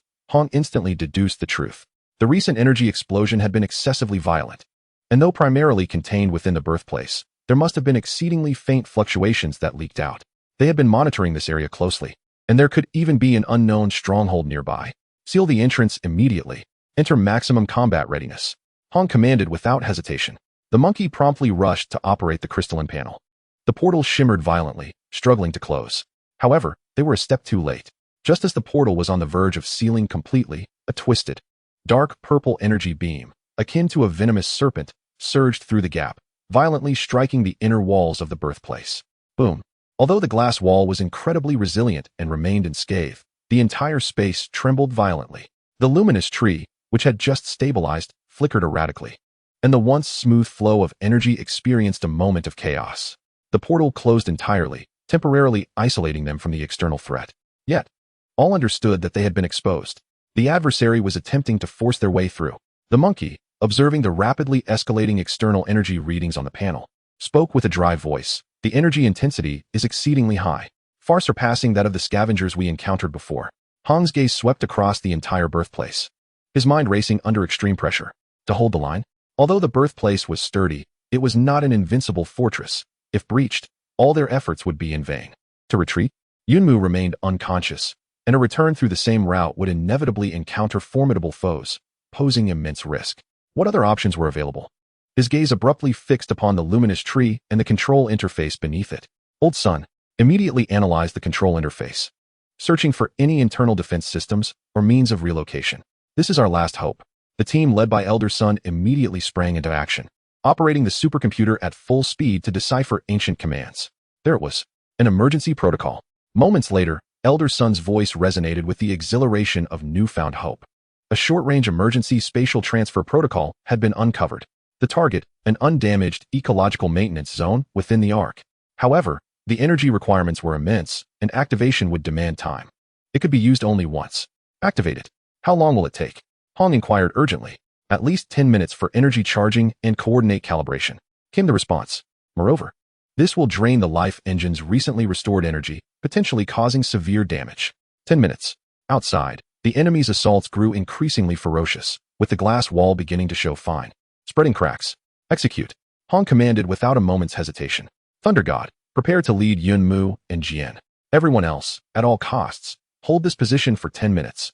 The final decision had been made. Either they would successfully transfer before the enemy breached the door, gaining a moment of respite, or they would exhaust their energy and meet their demise. As the faint light just began to revive, the encroaching shadows threatened to seize their throats. The countdown commenced. 10 minutes. 10 minutes. Hold the entrance.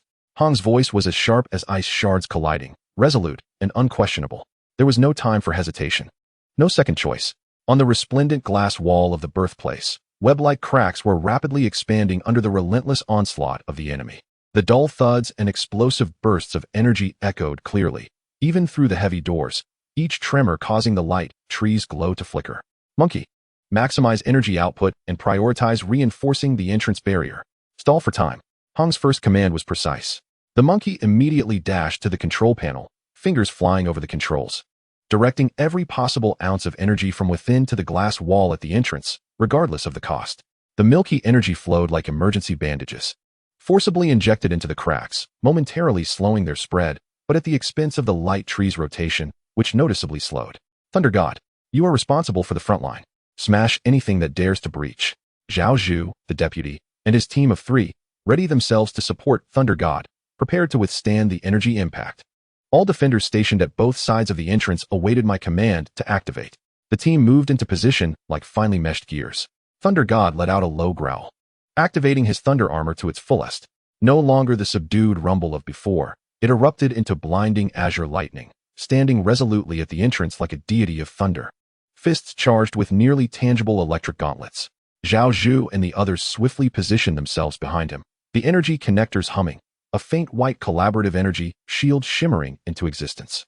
Yunmu remained unconscious, carefully placed in a corner away from the entrance, with the sword of the Oathkeeper, now cracked, lying quietly beside her. The emerald energy threads along the blade seemed to sense the impending crisis, flickering gently. Hong stood resolutely before the control panel, Meticulously monitoring the energy flow across the battlefield and the enemy's assault patterns, his voice devoid of any emotional fluctuation. Resonating coldly as he announced the time, 9 minutes and 30 seconds. The shield's energy consumption stood at 37, with the crack's expansion rate increasing by 15. The enemy's attack pattern had shifted, now a blend of physical impact and energy corrosion, prioritizing the assault on the shield's energy nodes. His words struck each heart like a heavy hammer, conveying the formidable and cunning nature of their adversaries. Boom. A particularly fierce concentrated attack finally tore open a breach. A segment of the glass barrier shattered, revealing a writhing mass of dark purple energy and a drill, encased in viscous armor, attempting to burrow its way through. Here it comes. With a thunderous roar, Thor unleashed a mighty punch imbued with the force of a tempest. Bang! The blinding lightning clashed violently with the dark purple energy, resulting in an astonishing shockwave. The drill was sent spiraling backward, accompanied by a sharp screech. Yet, Thor too was jolted back by the recoil, the electric glow of his gauntlet dimming slightly. Rejector, activate. Hong commanded immediately. The rough iron boxes flanking the entrance erupted simultaneously, releasing chaotic energy pulses. The dark purple energy that had attempted to surge and became disoriented, akin to ants doused in boiling oil, its potency drastically diminished. Well done, Zhao Zhu shouted, seizing the opportunity as the collaborative shield advanced to block the chaotic energy remnants from breaching further. However, this was merely the beginning. The adversaries outside seemed incensed, their assaults becoming increasingly frenzied and diverse. No longer confined to a single point, they bombarded the shield from multiple directions: energy beams, corrosive acid, solid projectiles. Each attack fell like relentless raindrops. The shield's energy dwindled rapidly, cracks multiplying, the repair efforts lagging far behind the destruction. The veins on the monkey's forehead bulged as his hands danced across the console, leaving traces in the air, yet he remained unable to avert the collapse of the shield. 8 minutes. Shield energy remaining, 21. The lower left quadrant is about to fall. No sooner had he finished speaking than a substantial section of the glass barrier gave way with a resounding crash. A figure clad in peculiar dark purple armor, wielding a pulse blade, surged through like a specter, moving with astonishing speed directly toward the monkey, who was sustaining the shield. You shall face me. Thor had already noticed the situation, his form flickering as he rushed in, enveloped in thunder. The clash of his lightning gauntlet against the pulse blade erupted in a series of continuous energy detonations. Both combatants moved with lightning speed, engaging in a frenzied exchange within the confined space, the released energy shockwaves forcing others to retreat repeatedly. A breach appeared in the entrance's defenses. More enemies attempted to flood through the opening. Collaborative arrow. Hold the line. Zhao Zhu bellowed. The trio formed into a battle array, their energy shield expanding forcefully, momentarily sealing the breach and repelling the two enemies that had just entered. Yet, the enemy's strikes against the shield emitted a nauseating, corrosive hiss. The shield's brilliance flickering perilously. 7 minutes. Collaborative shield energy remaining, 65. Thor requires support. Hong's gaze swept across the battlefield. The Thunder God was locked in a fierce struggle with the armored foe, neither gaining the upper hand nor able to break free. Zhao Zhu and his companions were barely holding the breach, teetering on the brink of collapse. The monkey was desperately maintaining the barriers in other regions, but his strength was waning. Meanwhile, more breaches were forming. Monkey, abandon the other areas and concentrate all energy on the main breach. Zhao Zhu, hold your ground. Hong made a harsh yet judicious decision. The barriers in the other regions instantly dimmed, and more of the glass-like walls shattered under the relentless assault. Yet the cooperative shield at the main breach received an infusion of energy, stabilizing for the moment. However, this meant they were almost entirely exposed to the enemy's firepower. Countless attacks bypassed the shield, bombarding the interior space of the birthplace, striking the Tree of Light, and sending ripples cascading outward. The Tree of Light trembled violently.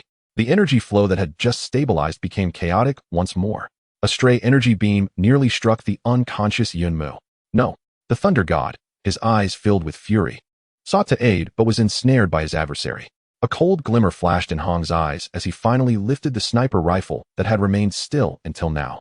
He did not aim at the enemy engaged with the Thunder God, but instead adjusted the barrel slightly and fired 3 shots in rapid succession. Bang, bang, bang.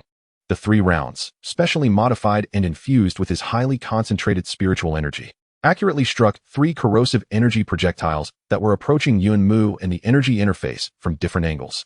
The bullets detonated them midair. After averting the immediate crisis, Hong did not glance at the outcome and continued to announce the time. 6 minutes. Energy charging for the transfer protocol at 65. Accelerate. Hope lay ahead. Yet every second felt like an eternity in hell. The battle entered its most brutal phase. The cooperative shield finally shattered under a concentrated energy barrage, sending Zhao Zhu and his companions flying, bloodied. The breach was utterly lost, and a tide of enemies surged forth, armored soldiers and grotesque mud monsters alike, pouring in with reckless abandon. Fight to the death, the thunder god roared, unleashing a tempest of lightning that momentarily repelled the foes. Before charging into their ranks like a mad tiger, fists swinging, thunder exploding, attempting to stem the flood with sheer willpower, the monkey drew his dagger, positioning himself protectively before the control panel. Hong's sniper rifle did not relent. With each thunderous shot, an enemy fell, yet the enemy numbers seemed limitless. The entire birthplace had transformed into a bloody battleground. The glass walls were smeared with viscous slime and scorch marks, the light of the tree flickering amidst the explosions. For minutes and 15 seconds. Energy charging for the transfer protocol at 89. Final phase of coordinate calibration. Just then, the armored enemy entangled with the thunder god abruptly abandoned him, morphing into a purple shadow that surged toward the control panel with astonishing speed. Their objective was to interrupt the transfer. Not a chance. The monkey, his eyes ablaze, lunged at the foe, only to be effortlessly struck aside, grievously injured and collapsing to the ground. Hong adjusted his aim, but it was too late. In that critical moment, no one noticed that in the corner, the cracked Oathkeeper sword suddenly began to tremble and levitate autonomously. It transformed into a dim yet resolute emerald glow, rushing ahead to collide fiercely with the purple shadow. Crack! A heart-wrenching sound echoed as the Oathkeeper's sword shattered into two pieces. Yet, it succeeded in momentarily halting the adversary. It was precisely this fleeting instant when Hong's bullet struck.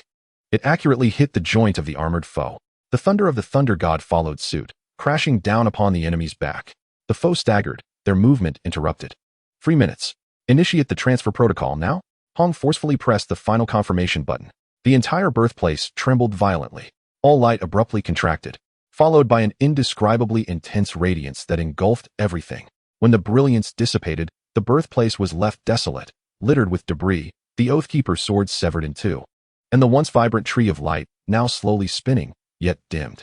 Outside, the enraged and unwilling roars of the enemy could still be heard. 10 minutes of staunch defense came at a heavy cost, but they had succeeded. Chapter 86, The Strange Cradle. A blinding light, the sensation of weightlessness, and the nauseating distortion of space overwhelmed consciousness like a tidal wave, only to recede swiftly. As Hong was the first to recover from the brief disorientation, a chilling alertness suppressed all discomfort. He knelt on one knee, his sniper rifle raised, his gaze akin to the most sophisticated scanner, swiftly surveying the surroundings. There were no anticipated foes, no fierce battles.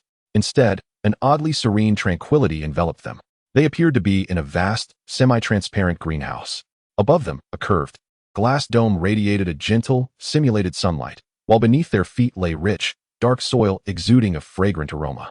Gazing around, countless unfamiliar plants emitted faint, multicolored glows. Some resembled crystal-carved trees, with luminous sap flowing between their branches. Others appeared as massive, slowly breathing ferns, their spores drifting like starlight, and the ground was covered in soft, glowing moss that resembled a plush carpet. The air was warm and humid, filled with a vibrant life force. The energy concentration even more potent and pure than that of the birthplace, yet gentler, akin to a mother's embrace, nurturing every pore. This place lacked the solemn grandeur of the Ark's core area, yet it brimmed with a tranquil, life-affirming vitality. Ecological Maintenance Zone. Hong immediately comprehended their new location. It seemed to be an area of the Ark designated for species preservation and ecological experimentation. Count the numbers, assess injuries, maintain vigilance. His voice, calm and composed, shattered the tranquility. The team members gradually regained their composure from the transfer's aftereffects. The Thunder God rushed to Yunmu's side, discovering that although she remained unconscious, her breathing was steady, and her complexion appeared improved, as if the peculiar plants surrounding her were radiating waves of benevolent energy. He let out a slight sigh of relief. Zhao Zhu and another team member bore significant injuries, but were conscious. The monkey struggled to rise, blood at the corner of his mouth, yet still able to move. Including Yunmu, the 6-member team had not lost anyone, but each was injured and in poor condition. The broken Oathkeeper sword, now in 2 fragments, was carefully retrieved by the monkey, its luster extinguished, with cracks devoid of any flickering energy threads, as if it had completely perished. Upon inspecting their equipment and reporting the situation, the prognosis was bleak. Their energy ammunition was nearly depleted, all the rejectors had overloaded and been rendered inoperative, and the communication devices were severely disrupted, resulting in intermittent and garbled contact with the base. The sole glimmer of hope was that the life energy environment here seemed to slowly restore their stamina and injuries. Attempt to establish stable communications. Prioritizing the determination of our precise location and environmental threat level, Han commanded. The monkey immediately set about calibrating the equipment. But with a furrowed brow, the interference was too strong, the signals unable to penetrate this dome. Suddenly, a faint, automated loop of internal navigation data from the Ark was detected and was being deciphered. Minutes later, the navigation information was decoded, revealing they were situated in the 7th ecological garden, the luminous nursery, rated high in safety, primarily designated for the preservation and cultivation of rare plant species that demanded an exceptionally high energy environment. High safety rating? Thor surveyed his surroundings, observing the seemingly benign luminescent flora, and slightly relaxed his vigilance, pondering if they were temporarily safe. Do not be complacent, Han coldly interrupted. The Ark's safety standards are predicated upon its own threat assessments. For us, the unknown is perilous. Monkey, attempt to connect to the control interface here and gain greater permissions. The rest of you, establish a defensive perimeter and take turns resting to recuperate. The team sprang into action once more. The monkey quickly located the control interface hidden beneath the massive roots of a crystal tree and attempted to connect. Thor and the lightly injured team members maintained vigilance, while Zhao and Zhu took the opportunity to rest. Hong approached Yunmu, crouching beside her to meticulously inspect her condition. His psychic energy cautiously reached out, discovering that Yunmu's mental strength was not depleted, but rather in a peculiar state of profound resonant slumber. It appeared her consciousness was engaging in a slow yet deep interaction with the life energy network of the nursery, and indeed the entire Ark, serving both as recovery and potentially as an unconscious form of cultivation and enhancement. For the moment, there was no danger. Rather, it might be her opportunity. At that instant, deep within the nursery, a previously tranquil, drooping vine plant that emitted a blue fluorescence suddenly stirred without wind. One tendril, akin to a spiritual serpent, silently reached towards the monkey, who was busy calibrating the interface. Be cautious. The vigilant team member instantly noticed and hissed, raising their weapon to shoot. Do not fire. Han immediately intervened. He observed that the tendril bore no hostility. Its tip even secreted a drop of crystalline blue dew, exuding a rich life essence, slowly extending towards the monkey, as if to offer goodwill or assistance. Startled, the monkey anxiously regarded the drop of dew before glancing at Han. Han's gaze flickered momentarily as he nodded. The monkey cautiously extended its hand, and the drop of dew gently fell upon the abrasion on its hand. An invigorating sensation swiftly spread, and the small wound visibly healed at an astonishing pace. Everyone watched in astonishment at this extraordinary scene. Soon after, more benevolent signs began to emerge. A flower, radiant like a small sun, actively focused its luminous energy on the gravely injured Zhao Zhu, hastening his recovery with its warm essence. The moss below them crafted a soft and comfortable resting place. Even diminutive, luminescent beings, akin to light butterflies, curiously flitted around them, scattering glimmers of light. This unfamiliar ecological garden not only did not reject these unwelcome guests but appeared to welcome and assist them. Were they being regarded as delicate seedlings in need of care? The monkey scratched his head, bemused. Hong, deep in thought, realized that either the intelligent system of this ecological maintenance zone or the plants themselves had recognized them, particularly Yunmu, who possessed pure life energy, as allies, potentially even as precious species in need of protection. This temporarily alleviated their survival crisis and provided an excellent sanctuary for recovery.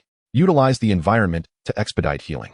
Monkey, prioritize restoring communications. We must contact the base as soon as possible, Han commanded, fully aware that this tranquility was fleeting.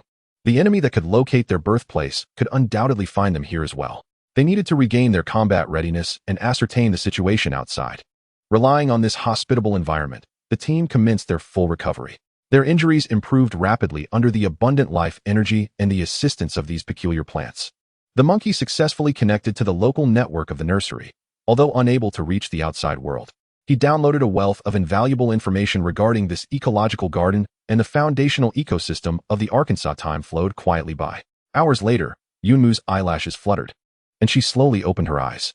A fleeting emerald glow sparkled in her gaze, now deeper and brighter than before. She sensed that her mental strength had not only fully recovered, but had also become more refined and substantial, enhancing her perception and control over life energy to unprecedented levels. Immediately, she felt the goodwill of the surrounding environment and the condition of her companions. Where are we? She softly inquired, her voice tinged with a faint rasp of awakening, yet remarkably serene. Thor, overjoyed, quickly helped her to sit up and hastily explained the situation. Upon hearing this, Yunmu's gaze fell upon the two broken sword fragments, a flicker of sorrow crossing her features, only to be swiftly replaced by determination. She extended her hand, gently tracing the fracture. This time, there was no response from the energy, yet it remained her responsibility. Rising to her feet, she inhaled the breath of this luminous nursery and softly declared, "This place is safe, it is aiding us. But we cannot linger." Her gaze seemed to penetrate the transparent dome above, peering into the depths of the unknown. "We must swiftly find a way back or discover a means to restore it completely." She looked at the broken sword and at her still unconscious comrades, vowing to take everything here back home. The unfamiliar cradle provided a moment of respite. Yet the hearts of the warriors had already soared back to the ruins and battlefields that required their guardianship. This brief intermission was but a prelude to a mightier return. Chapter 87. Nursery Recovery and Lost Knowledge. The time within the luminescent nursery seems to exist in a realm detached from the outside world, warm, tranquil, and brimming with vitality. In this peculiar greenhouse, the deep-sea team found a precious respite. The rich, vibrant life energy enveloped them like the finest healing elixir, nourishing their bodies and mending the wounds of battle. Zhao Zhu and another severely injured comrade exhibited recovery rates that far exceeded expectations. Fractured bones accelerated their healing under the energy's gentle embrace, while the trauma to their internal organs was tenderly soothed. The Thunder God's overexerted electrical powers regained their vigor. And within this exceptionally pure and stable energy environment, his control over energy experienced a subtle yet significant enhancement, lending a smoother finesse to the previously chaotic thunder. Meanwhile, the monkey plunged headfirst into the vast trove of data downloaded from the nursery's local network. This information was not merely combat techniques or weapon blueprints, but rather an extensive repository of knowledge from the Ark civilization concerning the essence of life energy, ecological cycles, species cultivation, and a discipline known as primordial energy patterning. Good heavens, this was nothing short of a gold mine. The monkey's eyes were bloodshot, yet he was unable to contain his excitement as he incoherently reported through the communicator, though contact with the base was impossible. The recording function remained intact. They were not merely utilizing energy, they were weaving it, much like weaving fabric. These plants, these streams of light, even the patterns upon the glass walls we observed, comprised a complete and intricate system of energy conduction and transformation based on life energy. He summoned a complex diagram of energy flow structures, a three-dimensional model formed by countless subtle energy runes containing specific information, arranged according to some profound principle. Behold, this is an efficient energy purification rune array, operating on the principle of utilizing specific frequencies of life energy resonance to decompose and transform chaotic, entropic energy. This is leagues beyond our haphazard speculations on the rejectioners. He displayed another structural diagram, and this. The collaborative energy amplification pattern can stack multiple minuscule energy sources in a specific sequence, producing an exponential growth effect. If applied to our collaborative arrowhead, Old Sun's voice crackled through the intermittent communication, filled with excitement. Quickly, record everything. Every symbol, every structure.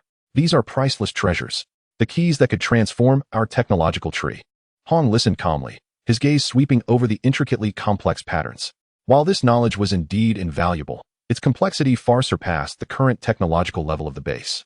Akin to presenting nuclear fusion equations to primitive man, understanding and application would require considerable time. Prioritize filtering those components that could be comprehended and rapidly converted into combat power. Hong instructed, particularly focusing on preliminary applications related to defense, purification, and energy collaboration. Meanwhile, Yunmu's recovery was the most remarkable. Not only had her injuries healed, but through her profound resonance with the entire life energy network of the nursery, she achieved a form of transcendence. Her range of spiritual perception expanded several-fold, with greatly enhanced precision, allowing her to vaguely sense the energy flows of ecological regions beyond the nursery. She endeavored to actively channel the life energy present in this place, moving away from her previous crude infusion approach towards a more delicate weaving, akin to the very essence of the nursery itself. She extended her finger. An verdant luminescence coalesced at her fingertip, gently sketching the simplest energy stabilization rune she had observed from the data downloaded from monkeys. At the moment the rune took form, the surrounding luminous currents appeared to subtly converge towards her fingertip, the rune hovering steadily, emanating a calming aura. Though merely a rudimentary rune, it signified a qualitative leap in her mastery over her own abilities. She began to comprehend that the essence of life manipulation was not merely a straightforward process of birthing and healing. Rather, it was a profound communication with the cosmic laws of life, a force that wove order, Approaching the two severed sword fragments, her gaze was tinged with sorrow yet resolute. She attempted to apply her newly grasped energy weaving technique to mend the blade. The emerald life energy seeped into the fissures like the finest of threads, cautiously infiltrating the cracks. However, the material and internal structure of the Oathkeeper sword were far too advanced and intricate. Once her energy threads penetrated, they vanished as if a cow had plunged into the sea, leaving no significant trace, and the cracks remained silent. Restoring it was no simple task. It required not only energy, but perhaps also specific information or a certain authorization. After a brief moment of despondency, she rallied her spirits. Even if it could not be repaired, this sword had been broken in the name of protection, and its will was now hers to inherit. During their respite, they did not entirely let down their guard. Under Yunmu's expanded perception, they discovered that this seventh ecological garden was not singular. There were several other diverse ecological areas nearby, each with varying energy environments, some scorching, some frigid, and others saturated with toxins. All these ecological gardens seemed to be interconnected through a vast energy transmission network linked to the main Arkansas. They also sensed, from a great distance, likely in the direction of the birthplace, tumultuous and erratic energy fluctuations, clearly indicating that the enemy had not departed and was still attempting to breach or track their whereabouts. However, thanks to the recent long-distance random transfer and the nursery's excellent shielding, they were temporarily safe. "We must depart post-haste," Hong declared, once the team had largely regained its composure, reiterating that lingering here was inadvisable. The enemy would inevitably expand their search radius. "Our objective is to return to the base." But how to return?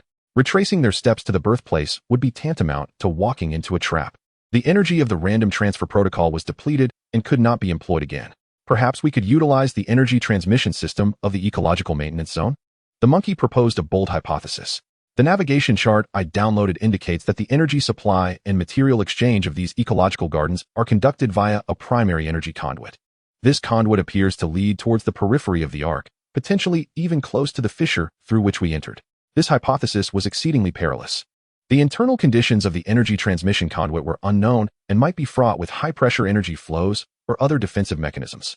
Analyze the conduit structure diagram and calculate the feasibility of safe passage, Hong commanded without hesitation. The monkey immediately set to work, and soon, his expression darkened. The energy flow within the pipeline was extraordinarily intense, characterized by periodic peaks and fluctuation, during which any matter would be utterly annihilated. Only during the fleeting moments of energy troughs might there be a chance to pass through swiftly. However, these windows of opportunity were exceedingly brief and could not be precisely predicted. Once again, it was a race against time, amidst a completely unfamiliar and perilous environment. Calculating the next energy trough, they prepared to act. Hong displayed no hesitation. Hope and risk coexisted. They had to seize any possible opportunity. The respite in the nursery was drawing to a close. They had garnered invaluable knowledge and a brief chance to recuperate, yet an even greater challenge lay ahead. Armed with the rudimentary deciphered ancient knowledge, enhanced power, and the weighty burden of responsibility, the deep-sea team reassembled, directing their gaze towards the unknown energy conduit, which could either lead them home or into utter despair. The road home has never been smooth. Chapter 88. The Energy Path Home and the Echo of Fractures. The tranquility of the flowing light nursery was supplanted by a tense anticipation. The deep-sea team assembled at the edge of the nursery, where a massive pipeline, over 5 meters in diameter and entirely composed of translucent glass, surged with a haunting milky white energy flow. Resembling a dormant serpent of light embedded within the glass walls of the nursery, extending into the unknown darkness. The surface of the pipeline was not entirely smooth. It was etched with intricate and ancient energy patterns, far more complex than those in the corridor. These patterns were not mere adornments, but served to restrain and guide the immense, tsunami-like energy within, functioning as conduits.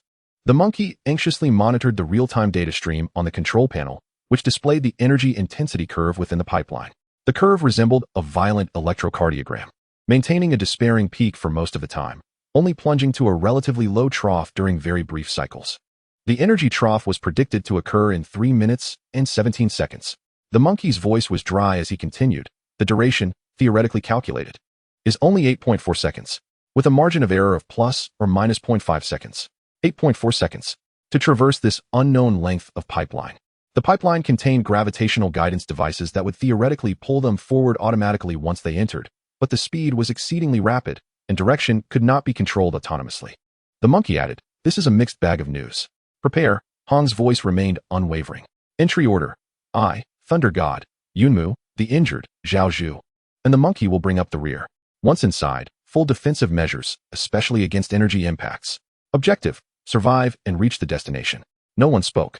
They simply checked their rudimentary gear in silence, stuffing the last morsels of high-energy food into their mouths. Thunder God adjusted his armor's power to maximum defensive status. Yunmu took a deep breath, life energy circulating within him, ready to face any impact. Zhao Zhu and another injured team member gritted their teeth, while the monkey calibrated the timer one last time. Time ticked away, each second resonating like a drumbeat in their hearts. The roaring energy within the pipeline echoed like the breath of an ancient beast, sending chills through their very cores. 10 seconds countdown. The monkey growled. The crowd was akin to a spring compressed to its utmost limit, fixated intently on the surging stream of energy. 5, 4, 3, 2, 1, go. At the very moment the energy intensity curve plummeted to its nadir, Hong forcefully breached an already identified emergency airlock on the pipeline. Designed for maintenance, the monkey had circumvented local permissions, and without hesitation, plunged into the still terrifying energy stream. Following him were Thunder God and Yunmo, the entire team charging in like dumplings being dropped into boiling water, all within a mere 2 to 3 seconds.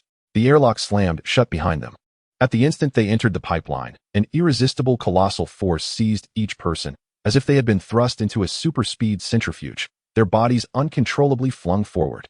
Surrounding them was a deafening roar of energy and an intensely glaring milky white light, so blinding that even with their eyes shut, they could feel the oppressive force of the light. More terrifying still, although they found themselves in an energy trough, the residual energy flowed like countless searing needles, frantically penetrating their armor, attempting to invade every pore. The intricate patterns on the surface of the crystal-like light armor flickered wildly, desperately attempting to counteract this energy. Yet it still dimmed at a visibly alarming rate, becoming scorching hot. Hold on. Thunder God's roar was scarcely audible amidst the energy's tumult. His lightning shield compressed to its absolute limit, continuously erupting with tiny sparks as he struggled to resist.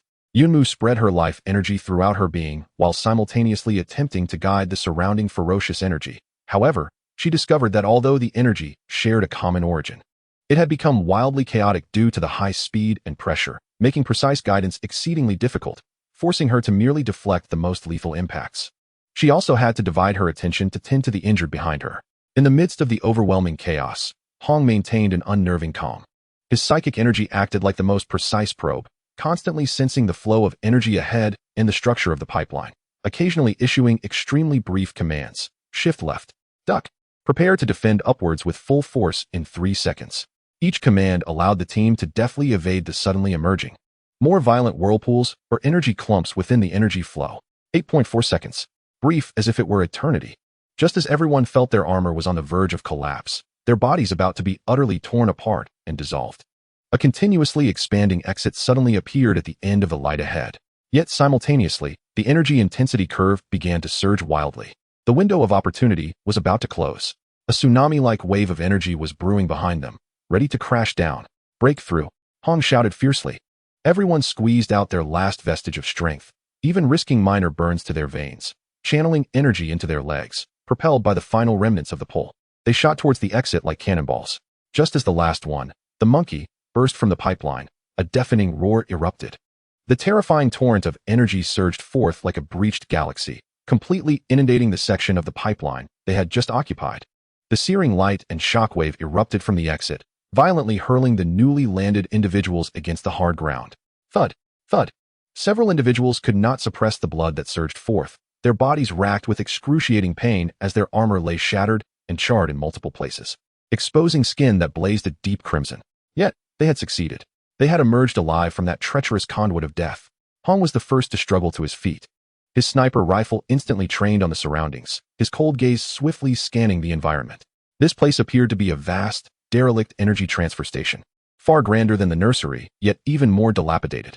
Countless massive energy conduits converged and diverged here, resembling a forest of steel. Numerous pipes lay fractured, with signs of energy leaks manifesting as vitrified traces scattered throughout. The air was thick with the acrid scent of ozone and a burnt aroma reminiscent of energy overload. In the distance, amid the shadows, the outlines of even larger mechanical structures and cooling apparatuses could be discerned. Most crucially, both Yunmu's sensory perception and the swift confirmation from the monkey indicated that they had departed from the core zone of the Ark, returning to a relatively peripheral area. not far from the fissure through which they had initially descended. Have we returned?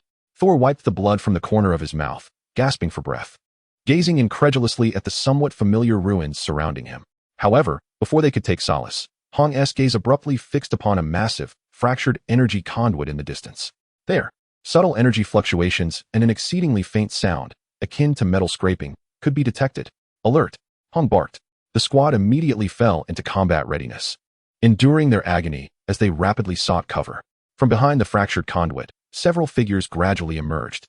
They were neither the energy beings of the Ark nor the overstepping armored soldiers, but rather a group of human survivors clad in tattered, mismatched gear, their faces etched with fatigue and vigilance, weapons aimed squarely at them. These survivors appeared to be in dire straits, gaunt and poorly equipped. Yet their eyes resembled those of startled beasts, brimming with distrust and a ferocity honed in the crucible of desperation. Upon their equipment, a blurred, defaced military insignia could be discerned. In this forsaken energy station, the two factions encountered one another abruptly, weapons locked in a standoff, and the atmosphere thickened with palpable tension. Hong's gaze swept over the opposing group, then flickered to the fractured conduit behind them, seemingly leading deeper into the unknown, as data streams coursed through his mind. Were these individuals foes or allies? What were they doing here? What lay beyond that shattered conduit? Having just escaped the return of energy, they found themselves immediately ensnared in the intricacies of human conflict, a rift echoing with uncertainty. Chapter 89, Echoes in the Ruins. Inside the abandoned energy transfer station, the air seemed to solidify. The two factions stood tensely opposed in the dim light, their weapons glinting with a menacing sheen, each pair of eyes filled with scrutiny, vigilance, and unabashed hostility. The remaining hum of the energy conduits became the sole backdrop to this charged encounter. Though the deep-sea team had recently emerged from a harrowing ordeal, each member bearing wounds and their equipment in tatters, the fierce aura forged in the crucible of death and the unmistakable aura of their advanced, albeit damaged, crystalline armor instilled a formidable sense of dread. Opposite them stood approximately 7 or 8 survivors, in even worse condition, clad in tattered garments and appearing gaunt. Yet their grip on their weapons was steady, and their eyes gleamed with the ferocity of cornered beasts, clearly seasoned fighters struggling to exist in this apocalyptic landscape. They fixed their gaze intently on Hong and his unwelcome companions, particularly drawn to the incongruity of the armor they wore, which emanated a faint yet palpable energy. "Who are you?" The leader of the opposing group, a middle-aged man with a scarred face and piercing eyes, spoke in a gravelly voice filled with suspicion. "How did you find this place? Are you hounds sent by the company?" "Company? Hounds?" Hong instantly seized upon the key terms. It appeared that the survivors regarded them as representatives of a particular faction. "We hail from a survivor outpost to the east," Hong replied, his tone icy and steady, devoid of any discernible emotion. The barrel of his sniper rifle dipped slightly, but remained at the ready, a posture that conveyed both a desire to defuse hostility and an air of intimidation. "We encountered a horde of mutants and inadvertently ended up here." "Who are you?" The scarred man clearly remained unconvinced, his gaze sweeping over Thor's distinctly non-standard armor and the peculiar life energy emanating from Yunmu, before he sneered. "Inadvertently? You think someone dressed like that could accidentally wander into this cursed place? Spare me the lies. The East has long been engulfed by poisonous scorpions and radioactive dust. Speak. Are you not the lackeys of the Rock Group?" Another name emerged, the Rock Group. It seemed that the power dynamics within this wasteland were far more intricate than they had previously comprehended. Hong's mind raced. The company and the Rock Group mentioned by the survivors likely represented factions of survivors with significant technological and organizational capabilities, and they appeared to be at odds with one another. They had unwittingly stumbled into a conflict between local powers. "We know nothing of this Rock Group," Hong continued to deny, his tone remaining flat. "Our equipment is of our own making. If this is your territory, we can leave at once." "Leave?" One of the younger members beside the scarred man shouted, agitated. "You smashed into our hideout and think you can just walk away? How do we know you won't return to report us?" He raised his weapon once more. The atmosphere grew tense once again. At that moment, Yunmu suddenly spoke in a hushed tone, her gaze not fixed on the survivors, but rather toward a fractured pipe leading into a deeper darkness behind them. "Is someone inside unwell? Severely ill, suffering from energy erosion, and showing signs of genetic collapse?" The faces of the scarred man and his companions paled in an instant, as if a cat's tail had been stepped on. "How do you know?" The scarred man abruptly aimed his weapon at Yunmu, his expression a mixture of suspicion and a hint of fear. This secret was their greatest vulnerability. "I can feel it," Yunmu replied calmly. Her formidable sensitivity to life had already penetrated the not overly thick barrier, detecting several extremely faint, chaotic, and tormented life forces deep within the pipe. They were in agony, and could not endure much longer. The members of the deep-sea exploration team were taken aback, surprised by the extent of Yunmu's acute perception.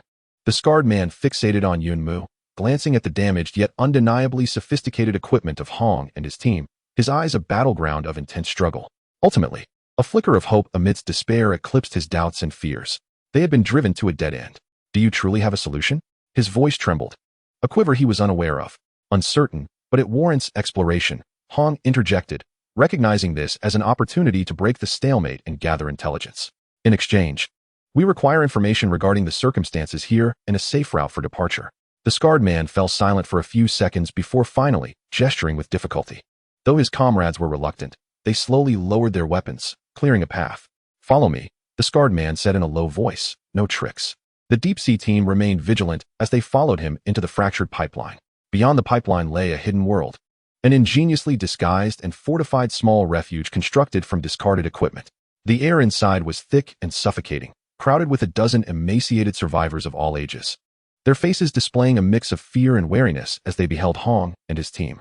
In the innermost corner, separated by tattered curtains, lay a middle-aged man on the brink of death.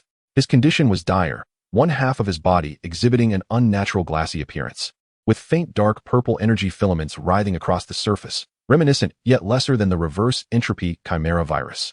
The other half of his body showed signs of muscular atrophy, with skin weeping beads of blood, indicative of typical genetic collapse symptoms. He ventured into an abandoned corporate lab to procure medicine for everyone and returned like this. The scarred man lamented. Yunmu stepped forward, attuning herself to the situation, her brow furrowing. A complex amalgamation of erosion and genetic contamination. Conventional methods will prove challenging.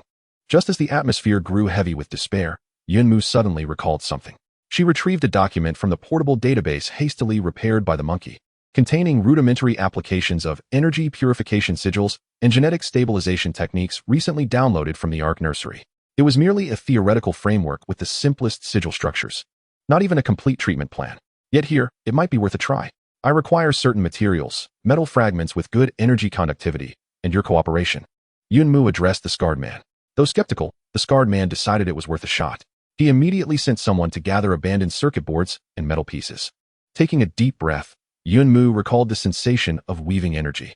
She concentrated, summoning a vibrant green life energy at her fingertips, and began meticulously etching the simplest purification and stabilization sigils onto the metal fragments. This process demanded immense mental focus. Although the sigil structure was uncomplicated, it required precision of the highest order.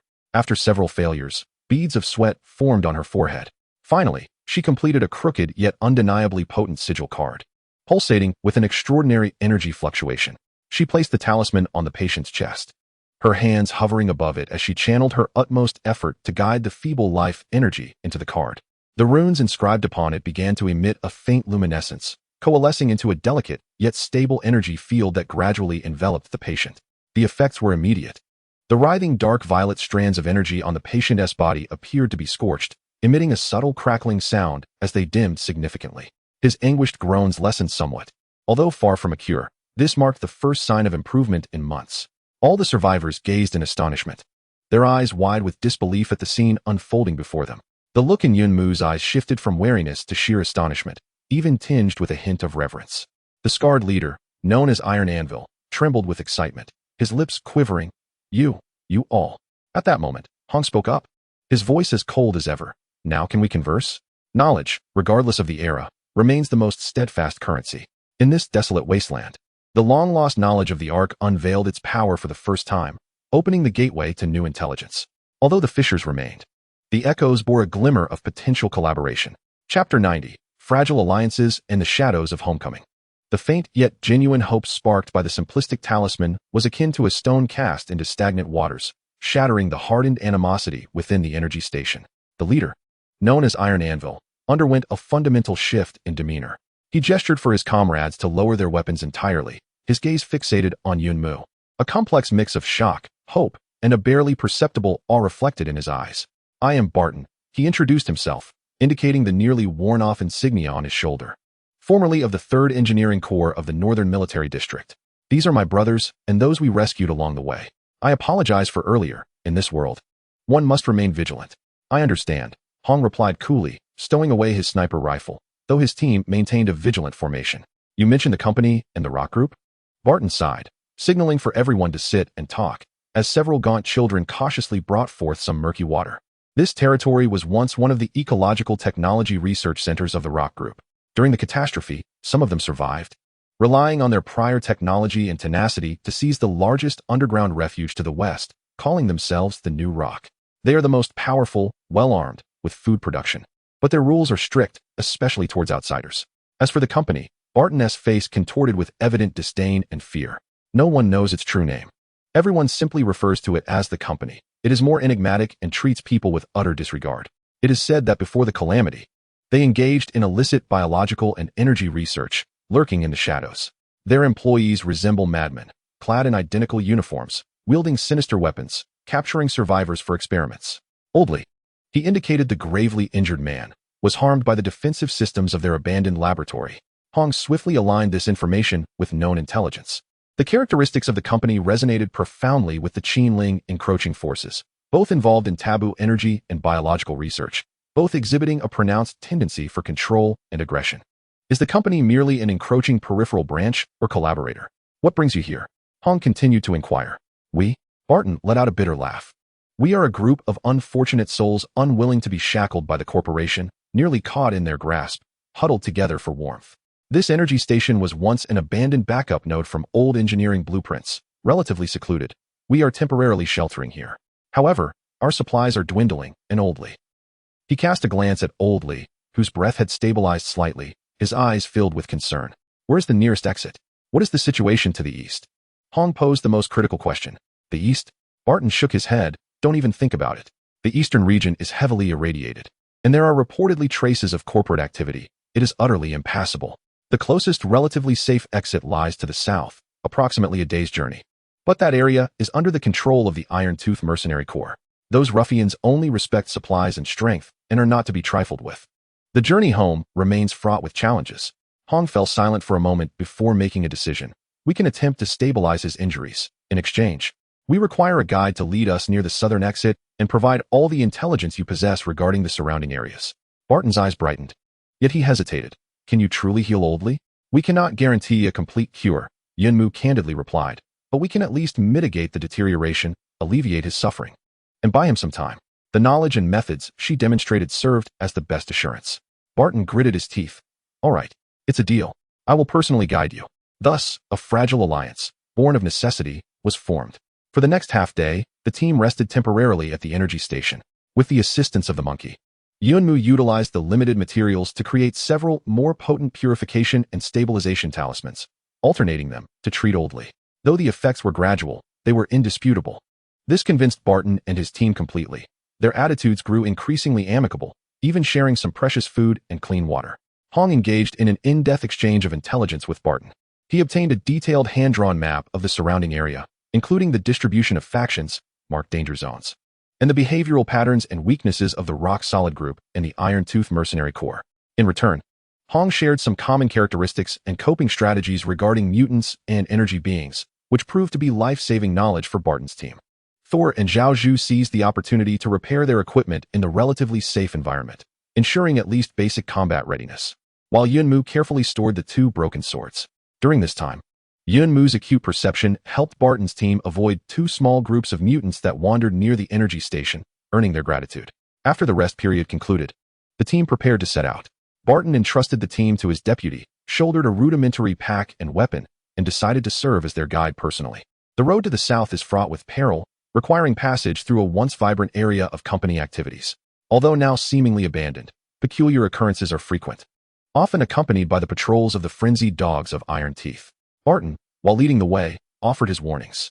They departed from the energy station and re-entered the dim, damp labyrinth of underground passages.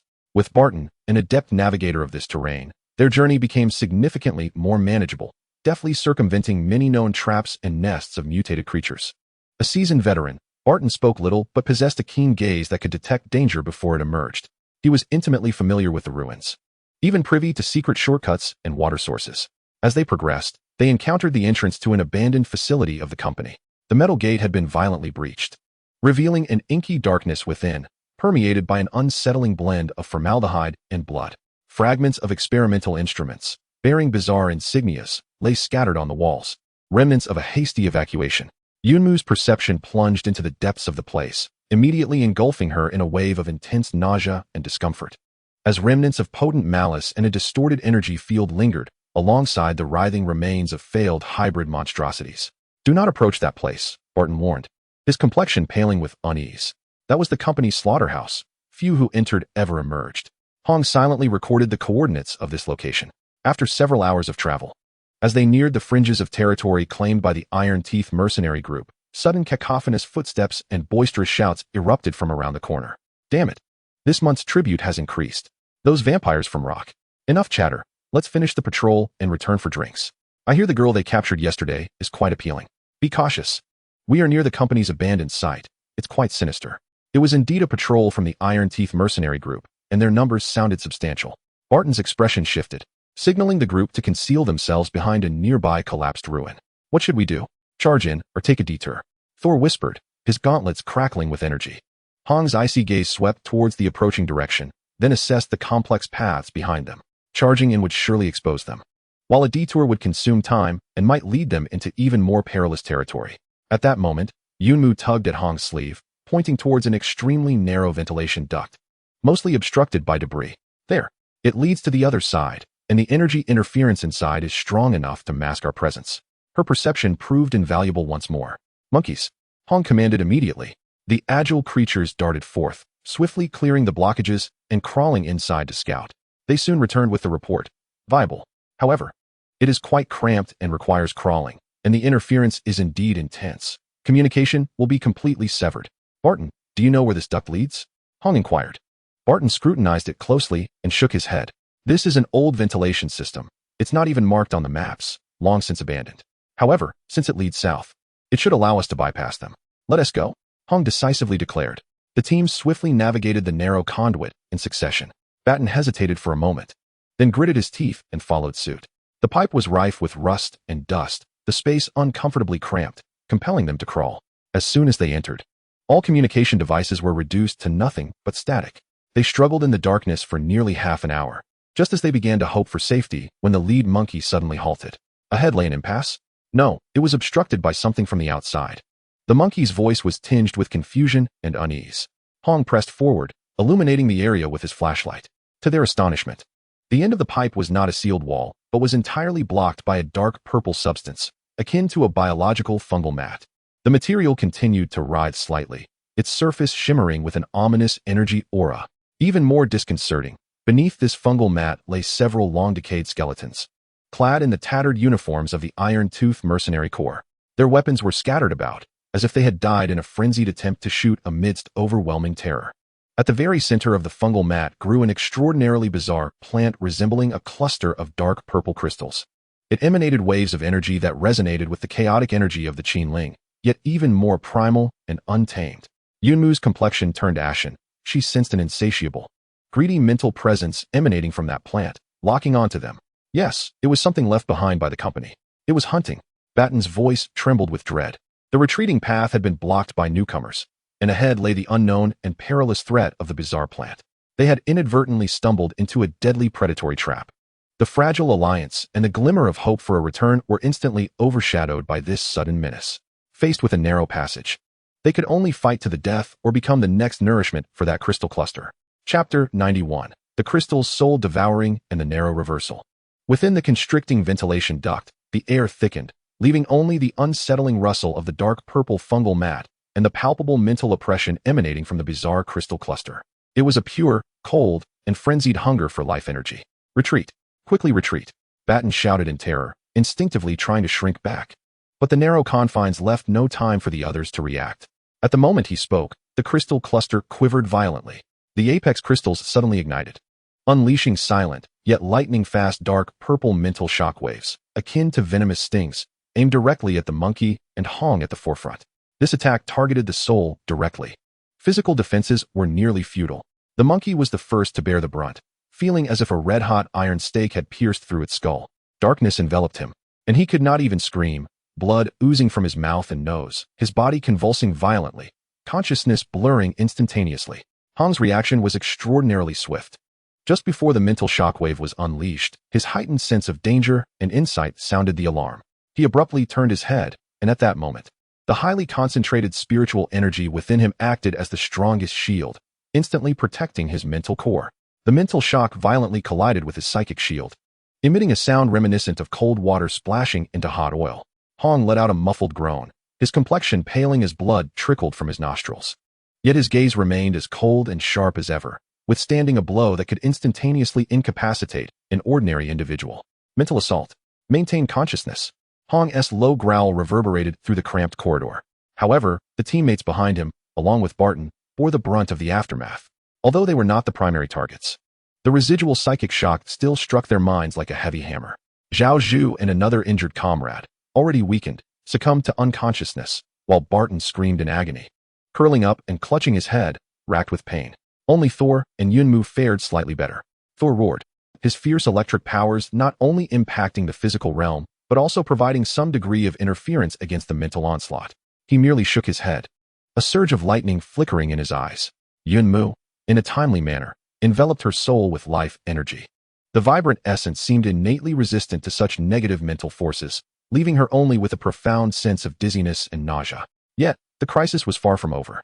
The purple crystal cluster, having failed to achieve its full effect, appeared to be provoked. The fungal mat beneath it accelerated its writhing motion, unleashing more dark purple energy tendrils that emerged like tentacles, not as psychic assaults, but as physical strikes imbued with strong corrosive and energy-draining properties. They slithered like agile serpents toward the nearest monkeys and others. Simultaneously, the purple crystal cluster began to emit a bizarre energy field, thickening the air within the tunnel, causing everyone's thoughts to become sluggish, as if they were descending into an unending nightmare. Damn it! Break apart!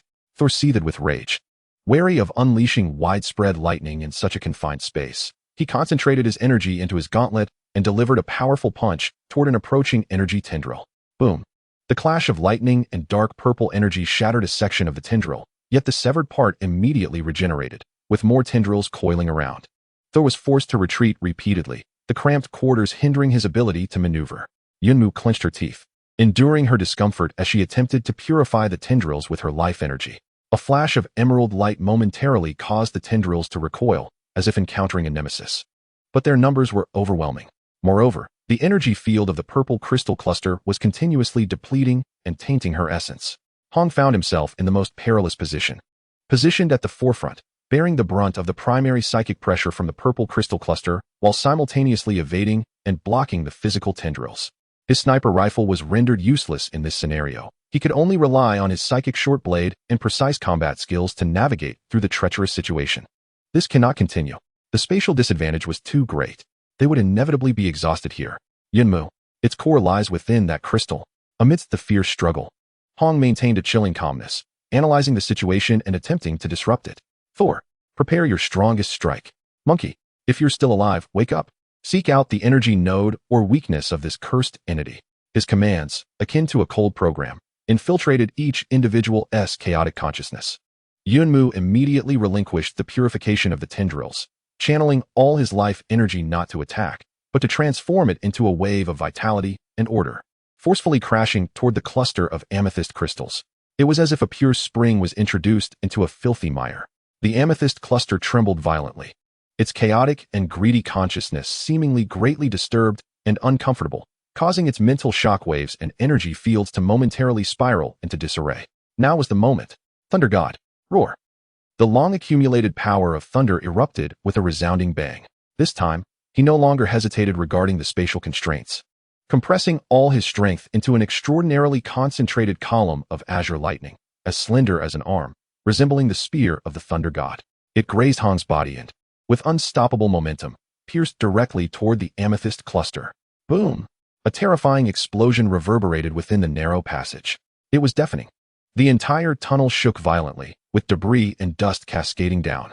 As the lightning dissipated, it became evident that the amethyst cluster had been struck head-on, with nearly half of its apex crystal shattered, oozing a viscous dark purple liquid. Its glow had become exceedingly unstable, clearly suffering severe damage. Yet, remarkably, it had not been entirely obliterated. The remaining crystals flickered wildly, and the fungal carpet below writhed like a frenzy, poised to unleash even more violent mental resentment and energy tendrils. At this critical juncture, found it. A weak yet exhilarated voice emerged. It was the monkey. He had somehow awakened despite the excruciating pain, and with the keen intuition of a technician, he discovered several inconspicuous energy convergence points resembling ganglia at the junction of the fungal carpet and the tunnel wall. Bottom left, the third bulge. That was its energy transfer node. The monkey croaked. Almost simultaneously with the monkey's shout, Hong sprang into action. It was as if he had anticipated everything. Just as the radiance of the Thunder God's attack had not yet faded, and the amethyst cluster was on the verge of eruption, the psychic short blade in his hand struck like a viper, precisely piercing the node the monkey had indicated. Puffed, like a balloon bursting, that node erupted violently, releasing a surge of dark purple energy fluid. The writhing of the entire fungal carpet came to an abrupt halt. The amethyst cluster emitted a shrill wail beyond the range of human hearing, and the remaining crystalline glow rapidly dimmed. All the thrashing energy tendrils drooping limply as if they had lost their vigor. Success. In the cramped passage, only the heavy breathing of the group and the lingering dread remained. Hong withdrew the short blade, his face pale as he leaned against the wall, swiftly calming the turmoil within his mental sea. The Thunder God panted heavily, his lightning armor dimmed. Yunmu immediately advanced, using the scant remaining life energy to prioritize healing the severely injured monkey and the unconscious teammates. Barton gazed at the rapidly withering fungal carpet and amethyst cluster, then looked at the terrifyingly powerful and well-coordinated strangers, his eyes filled with shock and gratitude. He understood that without them, he would undoubtedly have become one of those skeletons today. Clear the passage and leave this place as swiftly as possible. Hong, having regained a measure of composure, promptly issued the command. The commotion here has likely alerted something. The monkey, having consumed the last remnants of the cloudwood energy supplement, struggled alongside Thor to clear away the withered mycelium blanket and the remnants of the amethyst cluster, revealing a passage behind. They had narrowly escaped, yet each one of them was immensely drained, their trump cards nearly exhausted. Dragging the injured, they hastily traversed the end of the tunnel, finally reaching the other side, a relatively spacious abandoned maintenance corridor. According to Barton, this area marked the extreme periphery of the Ironfang mercenary corps influence, rendering it somewhat safer. However, the shadow of their return had yet to dissipate. The recent encounter with the company's creations served as a reminder that even after leaving the core zone, danger remained omnipresent. Their fragile alliance with Barton, forged through this life and death trial, seemed to have solidified slightly. At the very least, Barton's gaze towards them now held not just awe, but a genuine semblance of trust. "Let us proceed," Barton said, catching his breath and gesturing towards the dark corridor ahead. "If we continue along this path for a little while longer, we shall see the exit to the surface. However, beyond that lies the domain of the Ironfang. The final checkpoint is at hand." At the end of the abandoned maintenance corridor stood a rusted iron gate, partially obstructed by various debris. A faint light seeped through the crevice, accompanied by the dry air and indistinct sounds of wind from the ground above, distinctly different from the subterranean atmosphere. The exit was tantalizingly close, yet tension gripped everyone's hearts. Barton's previous words echoed like a warning bell. Beyond the door lay the territory of the Ironfang mercenary corps. Surely, they had set up a checkpoint near the exit. Barton lowered his voice, his expression grave. "Those hyenas have an acute sense of smell and will not overlook anyone or anything emerging from below." Hong signaled, and the squad immediately halted their advance, concealing themselves within the shadows. The monkey, suppressing his injuries, retrieved the last functioning microperiscope detector and cautiously extended it through the gap in the gate. The transmitted image revealed a vast, partially collapsed industrial ventilation shaft, with a small patch of gray sky visible above, not far from the exit. A rudimentary yet functional defensive structure had been erected using fallen concrete blocks and sandbags. Behind this fortification sat or stood 5 or 6 mercenaries, clad in a mix of leather armor and metal plates, their weapons well maintained, primarily consisting of outdated automatic rifles and a few modified energy weapons. Their expressions were fierce, exhibiting a numbed indifference to life and a gluttonous greed, as they gathered around a small fire, roasting some unidentifiable meat and engaging in loud, crude banter. One-eyed and seemingly the leader of the group, he paced impatiently, a company-issued pulse pistol hanging from his waist. "A standard checkpoint configuration," the monkey whispered. 2 light machine guns with overlapping fields of fire, no heavy weaponry. However, the terrain favors them. A direct assault would render us targets. "Can we circumvent them?" Hong inquired of Barton. With a resigned shake of his head, Barton remarked, "This is the safest exit to the south at present. The other exits are either completely blocked by rubble or lie perilously close to iron tooth or rock, making them far too dangerous. The cost of a forced entry is exorbitant, and there is insufficient time for a detour, as the wounded require timely medical attention." The prospect of disguising ourselves is utterly fanciful. Our visibly advanced yet damaged gear and distinctly Eastern features would provide no credible explanation.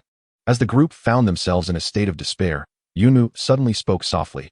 That cyclopean figure is in a state of distress, and he is suffering from a health issue. His liver's energy field is extremely chaotic, rife with toxins and pain. He requires a specific medication for relief, which, it seems, he has been without for quite some time. Her spiritual insight once again offered an unexpected perspective. Hong's gaze immediately fixated on the one-eyed giant. As a chilling stream of data coursed through his mind, anxiety, the need for specific medication, and possession of company-standard weaponry, these fragmented pieces of information quickly coalesced into a coherent thought. Barton, Hong suddenly inquired, do the Iron Tooth people frequently engage in trade with the company? Or do they rely on certain supplies from them? Barton was momentarily taken aback.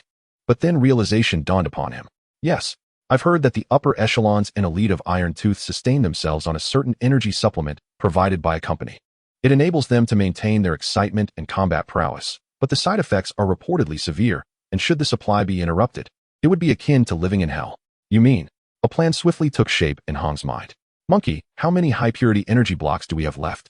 Hong asked. Only 3 small pieces remain. They were originally reserved for emergency use, Monkey replied, retrieving 3 palm-sized energy blocks from his backpack, each radiating a rich, milky luminescence. Hong took one of the blocks and handed it to Yunmu. Can you replicate the energy wave characteristics of that supplement? It doesn't need to be an exact match. Just a hint of similarity, and make it appear more effective and purer. Yunmu instantly grasped Hong's intention.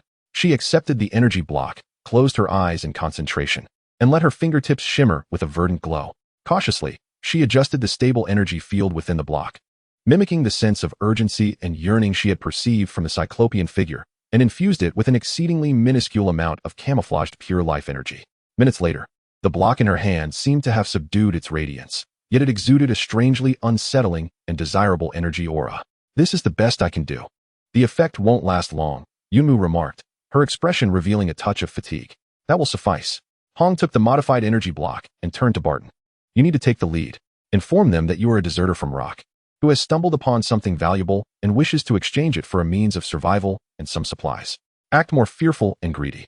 Barton, being a fresh face with a background in the Northern Military District, had a degree of credibility to impersonate a deserter from Rock. Taking a deep breath, he nodded decisively. Understood. Aware of the risks involved, he recognized that this was his only chance. He adjusted his tattered garments, striving to project an air of panic while feigning calm. Hong whispered a few words to Thunder God and the monkey, who nodded in agreement before silently vanishing into the shadows, seeking the optimal position for support. Prepared. Barton took a deep breath, his face contorted with a mixture of fear and greed, as he staggered forward to push open the gate. Raising his hands and shouting in a heavily accented local dialect, "Stop, don't shoot. It's me. I have something valuable to offer you, bosses." The mercenaries behind the defensive fortifications were immediately startled, their weapons aimed at him in unison. "Halt! Who goes there?" barked the one-eyed leader, raising his pulse pistol. "I escaped from the Rock. I can't stay there any longer," Barton lamented, feigning distress. "I found this in the rubble below." He cautiously retrieved the energy block from his pocket, emanating an unusual aura. The moment the energy block appeared, the one-eyed leader's gaze sharpened. As a minor chief, he had encountered genuine energy agents before, and although its form differed, the pulsating energy emanating from the block was unmistakable, igniting a desire within every cell of his being. It was purer and more potent than any energy agent he had ever seen. Greed swiftly overpowered his caution. "Hand it over," the one-eyed leader commanded breathlessly. Though his weapon still pointed at Barton, a mercenary stepped forward, warily snatching the energy block and handing it to the one-eyed leader. As he received it, the leader savored the alluring energy waves, his eye flickering with a mix of elation and suspicion. "Where did you get this? Is there more?" "Just this one. I found it in a very dangerous place," Barton replied, his performance convincingly trembling. "I was hoping to trade it for some food, and could you allow me to join the Iron Teeth?" The one-eyed leader clutched the energy block tightly, his mind in turmoil. This item was worth a fortune. Turning it in would surely earn him great merit, yet he was in desperate need. His liver ached daily, and only energy agents could alleviate it. But this block felt 1,000 times better. He could almost envision himself absorbing it, feeling his strength surge and escaping the torment of pain. In the end, greed and desire triumphed over all. "You're somewhat perceptive." The one-eyed leader forced down his excitement and waved his hand with feigned authority. "I'll take this. You seem useful. From now on, stick with me." "Give him some food."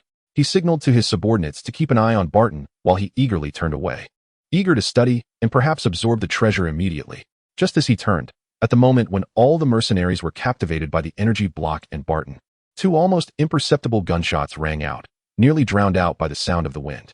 The foreheads of two mercenaries manning the light machine guns suddenly erupted with blood, and they fell silently. It was Hong's precise sniper shot, executed flawlessly through the gap in the gate. Simultaneously, a tremendous explosion erupted from a pile of debris at the rear side of the fortifications. Thunder God burst forth like a frenzied thunder beast. The target was squarely set on the mercenary wielding the pulse pistol and another who reacted with remarkable speed. In a flash, the God of Thunder's fists became the most terrifying weapons at close range. Bang! Bang! The two mercenaries were reduced to charred remains before they could even utter a cry of despair. All of this transpired in the blink of an eye. The one-eyed dragon, startled by the commotion, turned just in time to see the electrified fists of the God of Thunder before him. No, he barely had time to emit a desperate scream before his chest was shattered by a single blow, sending the energy core flying from his grasp. The last mercenary, paralyzed by fear, had just lifted his weapon when a monkey leaped from the shadows, slashing his throat with a dagger. The battle concluded within mere seconds, annihilating the iron-toothed mercenary squad. Burton stood frozen, his complexion pale, his legs trembling. Though a seasoned veteran, the precision, efficiency, and cold brutality of such swift killings left him profoundly shaken. Hong emerged from behind the gate, expressionless, as he retrieved the energy core, its camouflaged energy dissipating swiftly. He ordered the clearing of the battlefield and the collection of useful supplies, commanding them to leave within 5 minutes, as if the previous violence had been a trivial affair. The squad sprang into action, scavenging ammunition, high-energy rations, and clean water from the mercenary corpses. Most importantly, they secured a rough, hand-drawn map marked with the territory and patrol routes of the Iron Tooth. Standing at the exit, the wind carrying the scent of radioactive dust brushed against them. The path home appeared to be within reach. Yet, as Hong gazed upon the corpse of the one-eyed dragon, particularly at the company-issued pulse pistol, his expression deepened with concern. The Iron Tooth had ties to the company. They had slain Iron Tooth members and seized their supplies, forging an undeniable enmity. With the local survivors led by Burton, their ambitions grew larger. Should they return to the base immediately, denying entry to Burton and his group? Or Hong's gaze swept over Burton's hopeful yet anxious face, over Yunmu's clear yet resolute eyes, and over the fearless expression of the God of Thunder. He understood that bringing Burton along would mean exposing the base to external forces, potentially inviting endless trouble. However, Burton and his companions possessed invaluable local intelligence and survival experience. In the future fight against the company and its transgressions, such local allies might prove essential. This was a choice that weighed heavily on their future. Burton, Hong suddenly spoke, his voice still icy. If you wish to survive, keep up. However, from this moment forward, you must adhere to our rules. He did not elaborate on what those rules entailed, yet the unyielding tone left no room for doubt. Burton paused momentarily, then erupted with joy, nodding vigorously. As long as we can survive and seek vengeance, we will follow your lead. Hong said no more, turning to lead the way out of the underground. Stepping into the dim, perilous ruins of the surface, the squad, now accompanied by new members and laden with fresh burdens and responsibilities, finally returned to the world above. The journey home remains interminable. The choice has been made, yet the cost remains uncertain. Chapter 93, The Desolate Return and the Silent Undercurrents. Upon resurfacing, one is not greeted by the liberating air of freedom, but rather by an oppressive atmosphere laden with the acrid scent of radioactive dust, accompanied by an omnipresent, heart-wrenching desolation. The sky is eternally cast in a yellowish hue, as the sun feebly pierces through the clouds, casting long, twisted shadows upon the remnants of crumbled structures. In the distance, the mournful howls of mutated creatures occasionally pierce the silence, adding an unsettling stillness to the scene. The deep-sea exploration team, now perhaps more aptly termed the return team, hastily departed from the vent area, utilizing the ruins as cover to advance swiftly eastward. As their guide, Barton played a pivotal role at this moment. He was intimately familiar with every nook and cranny of this territory, every relatively safe route, and even knew where to find small pockets of untainted subterranean seepage. They endeavored to avoid open areas, as the Iron Fang patrols favored driving along the old highways. In a hushed tone, Barton gestured towards a faintly discernible, fissured highway in the distance, suggesting they traverse the drainage system and the debris of buildings below. The team moved swiftly in silence, each member on high alert. Thor and the relatively unscathed members of the team maintained perimeter vigilance, while Hong directed the operations, with Yunmu and Monkey attending to the wounded. and Barton continuously recalibrating their route. Their glassy, marrow-like gear, though damaged, still exhibited overwhelming advantages during this low-intensity march and occasional encounters with scattered mutants. Ordinary mutated creatures posed no threat, often dispatched effortlessly by Thor's powerful strikes or the precise shots of his comrades. This left Barton and his team, two lightly injured members accompanying them, staring in awe, deepening their reverence for this enigmatic group. Along the way, they traversed a vast, devastated industrial complex, evidently having endured fierce battles, with remnants of explosions and rusted weaponry strewn about. This site was once among the most fiercely contested by the Rock and Company. Barton remarked somberly, recalling the countless lives lost over the struggle for a barely intact automated production line. Hong's gaze swept over the debris, particularly noting the peculiar energy-melted armor plate remnants, consistent with the characteristics of company weaponry. He silently documented this location. As they continued eastward, the radiation readings began to rise significantly, and the environment grew increasingly hostile. The mutated flora turned more grotesque, as a faint purple mist permeated the air, carrying a sickly, putrid scent. Ahead lay the purple blight zone, and Barton halted, his expression grave. This area served as a buffer between Company and Rock, characterized by extreme radiation and numerous monsters birthed from corporate waste, rendering it perilous. Yet, it was also the closest path to circumvent their frontal defenses. "Let us pass through directly," Hong declared without hesitation. To take a detour would entail greater uncertainties and time, resources they could ill afford. The team swallowed their reserve anti-radiation pills, whose efficacy was questionable, covered their mouths and noses with rags, and resolutely stepped into this ominous domain. In the realm of the purple miasma, visibility plummeted to dismal levels, as the ruins were suffused with an eerie violet hue. Beneath their feet lay not soil, but a viscous, slightly writhing carpet of purple fungi that seemed almost alive. The air was thick with a cloying stench of decay that was nearly nauseating. Cloudwood's perception was severely hampered and disrupted here, as the pervasive miasma appeared capable of eroding mental fortitude. She could barely discern nearby threats.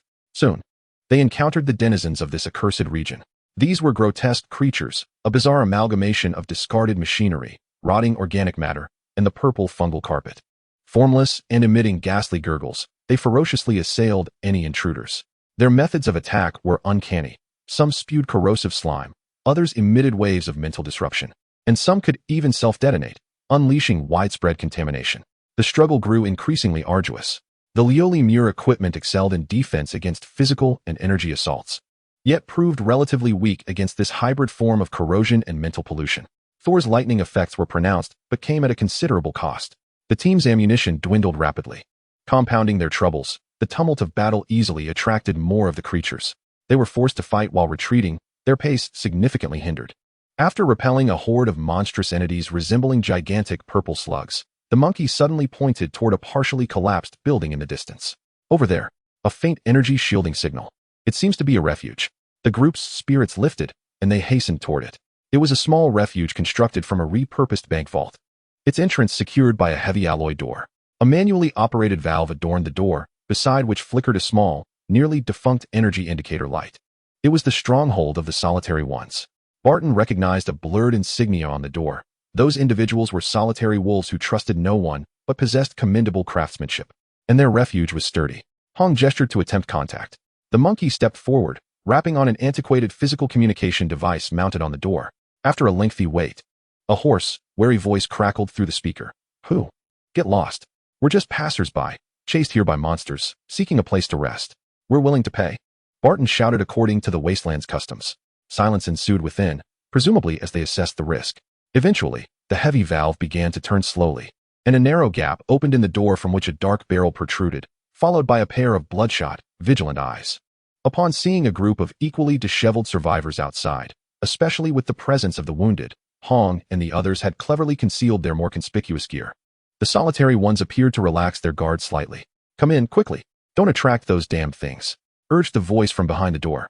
The team swiftly squeezed inside. The vault's interior was modest in size, cluttered with various tools, parts, and survival supplies. A gaunt, scarred elder brandished a modified shotgun at them. "Just you few? Come from the west? How did you stumble into this cursed place?" The old man's piercing gaze swept over each individual, lingering a few extra seconds on the eastern faces of Hong and Yunmo. Barton offered a brief explanation, still adhering to the narrative of a deserter, and produced some ammunition scavenged from the Iron Tooth mercenaries as compensation. The old man weighed the ammunition in his hands, his expression lightening slightly as he stowed away his hunting rifle. "Consider yourselves fortunate," he grumbled, "for today my mood is rather pleasant. You may stay but for one night. At dawn, you must depart." With a temporary refuge secured, the group finally had a moment to breathe. The wounded received better care, and Yunmu seized the opportunity to restore his mental fortitude. Hong attempted to engage the old man in conversation, hoping to glean further intelligence. "The eastern side of the purple miasma zone? You wish to venture east?" The old man scoffed at their intended direction. "That area is even more treacherous than here. The radiation levels are higher, and it is rumored to house the remnants of corporate secret laboratories. Haunted, no less." Moreover, he lowered his voice, a flicker of fear crossing his eyes. "Things have been rather unsettled there recently. Iron-tooth convoys have been frequently traversing that way, shrouded in secrecy, often escorting captive laborers. It seems they are searching for something. I advise you to avoid stirring up trouble. Iron-tooth is active in the east and on the hunt for something." Hong immediately realized the potential connection to the base. Perhaps it was the previous energy fluctuations or other signs that had drawn their attention. A sense of urgency surged within him. They must return to the base post-haste. As dawn broke the following day, the squad thanked the old man, despite his continued aloofness, and once again stepped into the purple miasma zone. With the respite from the previous night and the fragmented information provided by the old man regarding the distribution of monsters, their progress was markedly smoother. By evening, they had successfully navigated through the most perilous section of the purple miasma zone, and radiation levels began to decline. According to the map and Barton-esque confirmation, they were now on the brink of the heavily irradiated eastern sector, with less than half a day's journey remaining to the concealed entrance of the sports center base. The hope of returning home was tantalizingly close. However, just as they prepared to make a final push towards the base, Hong abruptly raised his fist, signaling for everyone to conceal themselves. His icy gaze fixed upon a distant undulating dune. Yumu sensed something amiss as well, his expression shifting. "Over there are many people. The energy readings are chaotic, and there's the stench of blood." The squad immediately took cover. The monkey retrieved a high-powered binocular to scrutinize the scene. Beyond the dune lay a makeshift camp, unmistakably marked by the flag of the Iron-Tooth Mercenary Group, a fearsome emblem of a metallic tooth. The camp was substantial, with a dozen modified off-road vehicles and trucks, even 2 antiquated armored personnel carriers. Approximately 100 mercenaries busied themselves with the transport of supplies and the calibration of equipment. In a corner of the camp, a large group of emaciated survivors, their eyes vacant, were ensnared behind barbed wire, clearly captured laborers. More chillingly, at the center of the camp, several figures resembling leaders were fervently debating over a map. On the map, a core area was marked, albeit vaguely, yet both Hong and Yunmu recognized it at a glance. It indicated the approximate location of the sports center base. The Iron-Tooth Mercenary Corps had indeed discovered this place and was currently amassing forces. They were not aimlessly searching but had already delineated a general area, preparing to launch a large-scale reconnaissance or even an assault. The endpoint of their return journey was now obstructed by the enemy's encampment. Silent undercurrents had finally converged into an imminent and turbulent wave. Chapter 94, Silent Infiltration and the Wall of Home. The temporary camp of the Iron-Tooth Mercenary Corps resembled a malignant tumor, firmly gripping the throat of the return path. Nearly 100 armed mercenaries, along with vehicles and heavy weaponry, made a direct confrontation tantamount to striking a stone with an egg. Moreover, they had a base to protect behind them, and it was imperative not to draw the flames of battle toward it. Concealed behind the sand dunes, Hong's eyes flickered with a torrent of data, conducting extreme simulations. Assault, detour, disguise. Every option's risks and success rates raced through his mind, only to be swiftly dismissed one by one. A headlong charge was impossible, and waiting was not an option. Hong's voice was low and cold. They must silently infiltrate before the enemy launched a comprehensive reconnaissance, returning to the base to issue warnings and organize defenses. Infiltration? Barton gazed at the camp's formidable defenses and searchlights from a distance, gasping in disbelief. How could this be feasible? Their numbers were overwhelming, with patrols and watchtowers. It was precisely because they were numerous that there existed gaps. Hong's gaze was as sharp as that of a hawk, scanning the layout of the camp. Their primary defensive focus lay to the east and north, whereas the west, where they were positioned, was relatively lax, as they perceived the purple mist zone as a natural barrier. The patrol intervals were 2 minutes and 20 seconds, with searchlights cycling through a 17-second blind spot. The internal personnel flow was frequent, and command appeared slightly chaotic. This was their opportunity. He calmly recounted the observed details and data as if the dangerous military camp were merely a model to be analyzed. Yumo, can your perception evade their life detectors and energy sensors? Yes, But the range cannot be too vast. It can only cover our small team, and it requires continuous consumption. Yunmu replied after careful contemplation. Thunder God, can you manipulate electrical energy to create a small-scale, short-duration electromagnetic pulse to disrupt the monitoring probes of the watchtowers? Not completely ineffective. Just a momentary snowflake interference will suffice. It's a bit challenging, but I'll give it a shot. Thunder God licked his lips, his eyes flickering with electricity. Monkey, analyze their waste disposal and sewage discharge routes within the camp to identify the most covert infiltration path. I'm already on it. There's an old drainage ditch that runs beneath the sandy ground on the western edge of the camp, with an outlet on the eastern periphery. But the conditions inside are unknown and may be blocked. Barton, are you familiar with their passwords and behavioral patterns? I know some from before, but I'm not certain if they have changed. Commands were rapidly issued, and an audacious yet meticulous infiltration plan gradually took shape. They aimed to slip past the enemy's watchful eyes, seamlessly merging into the vast sea like a drop of water. Time is of the essence. We must act under the cover of night. As darkness envelopes the desolate wasteland, a biting chill begins to permeate the air. The searchlights of the Iron Tooth camp sweep the sandy terrain like colossal beams of light. The squad, akin to phantoms, stealthily advances towards the western edge of the camp, utilizing the dunes and the cloak of night for concealment. There, indeed, lies an entrance to a foul-smelling drainage channel, half buried and obscured. This is the spot, muttered the monkey. The opening is too small. We must enlarge it, but we must do so quietly. Thor stepped forward, placing his hands on the edge of the channel. The electric energy did not erupt violently. Rather, it coalesced with precision, slowly melting the rusted metal grating as if it were being sliced by a laser, producing almost no sound. As the entrance widened, an even more potent stench assaulted our senses. The interior of the channel was shrouded in darkness, with viscous wastewater stagnating, concealing unknown remnants beneath. I led the way, with Yunmu positioned centrally to sense potential threats, while Thor brought up the rear, jamming any probing devices. Burton, follow my lead. Be sure to mimic the patrol's cadence and posture. The others trailed behind, maintaining absolute silence. Hong was the first to crouch down and unhesitatingly crawl into the repugnant drainage channel. The space within was cramped, forcing us to advance on our bellies. The icy, soiled water soaked through our clothing, and various indescribable decaying substances were disturbingly close at hand. Yet, no one uttered a sound. Only the muffled breaths and the subtle rustle of bodies against the channel walls could be heard. Yunmu honed her senses to their utmost, functioning like an intricate radar, preemptively alerting us to every potential obstacle and energy detection point ahead. Hong, responding to her warnings, directed the squad with mechanical precision, signaling when to pause, accelerate, or change direction. During our passage, heavy footsteps and the coarse laughter of mercenaries echoed above us multiple times, with the most recent occurrence nearly occurring directly overhead. Everyone held their breath, hearts pounding in our throats.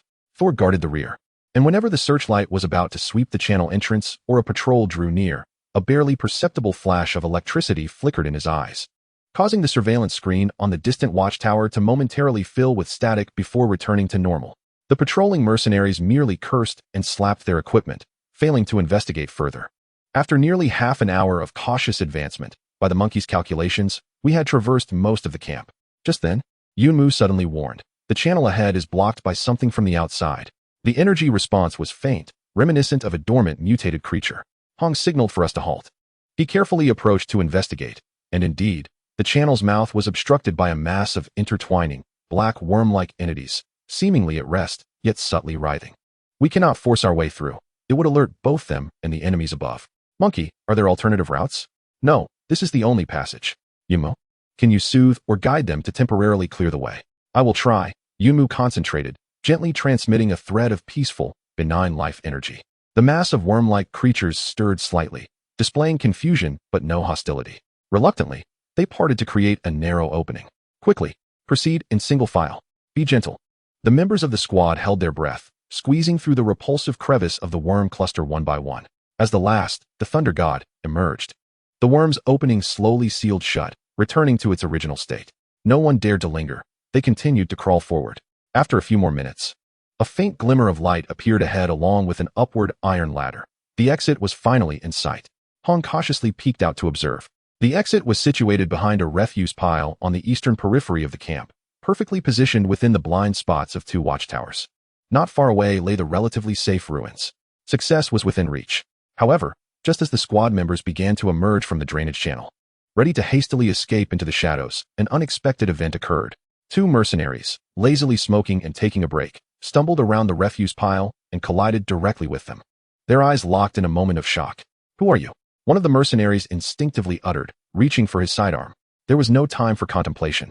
Hong's reflexes were pushed to the limit of human capability.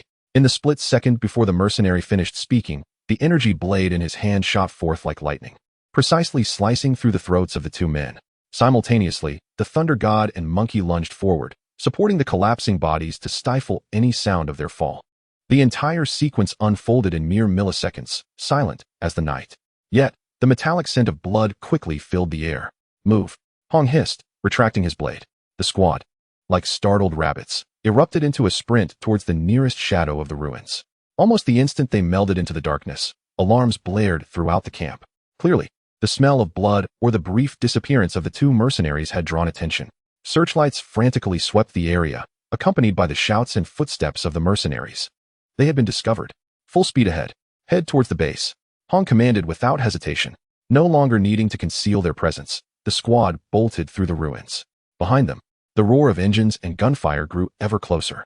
Bullets whizzed past, striking the crumbling walls and sending shards flying. The Thunder God let out a furious roar, occasionally turning to unleash bolts of lightning, slowing the pursuers' advance. Yunmu continuously channeled life energy, bolstering the squad's stamina and healing wounds inflicted by flying debris. Burton, intimately familiar with the area, led the team through the complex ruins, skillfully using the terrain to evade their pursuers. A desperate chase unfolded amidst the ruins. At last, having shaken off most of their pursuers, each member was on the verge of exhaustion, gasping for breath, when the familiar, dilapidated outline of the sports center appeared on the horizon. Anxiety gripped their hearts as they noticed that, unbeknownst to them, a crude yet effective line of defenses had been established around the stadium. Behind the fortifications, shadows flitted, and the glint of gun barrels stood ready. The base had evidently detected the anomaly and was on high alert. "It's our people. Don't shoot," Burton shouted with the last of his strength. Amidst the aftermath of the construction, a stir ensued, and soon Lin Wei's silhouette emerged from behind the fortifications. Upon her appearance, the guards lowered their weapons slightly. The squad surged across the last stretch of open ground like a deluge breaching a dam, tumbling and scrambling into the safety of the base's defensive structures. Bang, bang, bang. Behind them, the Iron-Tooth mercenaries convoy reached the perimeter of the fortifications, unleashing a barrage of bullets that struck the defenses. Yet, the seemingly rudimentary shelter, embedded internally with shards of glassy marrow and etched with foundational defensive patterns, held steadfast against the onslaught. The initial probing attack was resolutely thwarted by the wall of home. "Close the gate. Activate Level 1 defense." Lin Wei's crisp yet resolute command rang out. Heavy, reinforced vehicles were pushed forward to blockade the entrance. Gasping for breath, Hong leaned against the cold barrier, watching the mercenary convoy outside, which, though vociferous, hesitated to launch an assault. He glanced back at the base's defenders, whose expressions, though tense, betrayed a steadfast resolve. They were finally home, yet a tempest loomed on the horizon. The stealthy infiltration had transformed into a fierce chase, and the true test was only just beginning. Whether the wall of home could withstand the predatory onslaught remained uncertain. Chapter 95, Fortifications and the Prelude to a Storm. Behind the defensive works at the sports center, the brief chaos was swiftly supplanted by a chilling order. The return of the deep dive team brought with it critical warnings and an imminent enemy. There was no time for pleasantries or celebration. The scent of war hung thick in the air. "Report the situation." Hong's voice cut through the sporadic gunfire as he swiftly replaced an empty magazine. Turning to Lin Wei with a frigid inquiry, Lin Wei spoke rapidly, delivering a clear report. 3 hours ago, perimeter sensors detected a large convoy approaching, identified as hostile forces. Emergency protocols were immediately activated, and all non-combat personnel have been evacuated to the underground core area. The defensive works are preliminarily complete, but we lack heavy weaponry, and the energy barrier generator has yet to be calibrated. Hong's gaze swept over the defensive line. The fortifications utilized the existing structure of the stadium and newly poured concrete blocks, along with abandoned vehicles. Key points were embedded with crudely processed glassy marrow armor, internally etched with the most fundamental energy conduits, based on partial data relayed from the monkeys. This configuration was effective against light weaponry and low-intensity energy fire. Although the team was tense, their eyes were resolute, each member fulfilling their duties. Clearly, in his absence, Lin Wei and the remaining personnel had accomplished significant work. "Well done," Hong acknowledged, a rare commendation escaping his lips. He then issued orders. The enemy possessed armored vehicles and heavy firepower. The fortifications could not withstand a prolonged siege. Implement a flexible defense strategy, conducting tiered engagements to exhaust the enemy's living forces and buy time for the underground defenses. Thunder God. Take a team of elite operatives as a mobile force to specifically counter any attempts to breach our strong points. Understood. Thunder God licked his lips, his eyes flashing with determination as he quickly selected several skilled individuals and vanished behind the barricade. Yumo. Proceed immediately to the underground facility to assist Elder Sun in the final calibration of the energy barrier. Your life force is crucial. Meanwhile, prioritize the treatment of the severely injured. Monkey, connect to the command network and provide technical support, particularly in disrupting enemy communications and potential heavy weapon targeting systems. Barton. Hong glanced at the somewhat bewildered new member.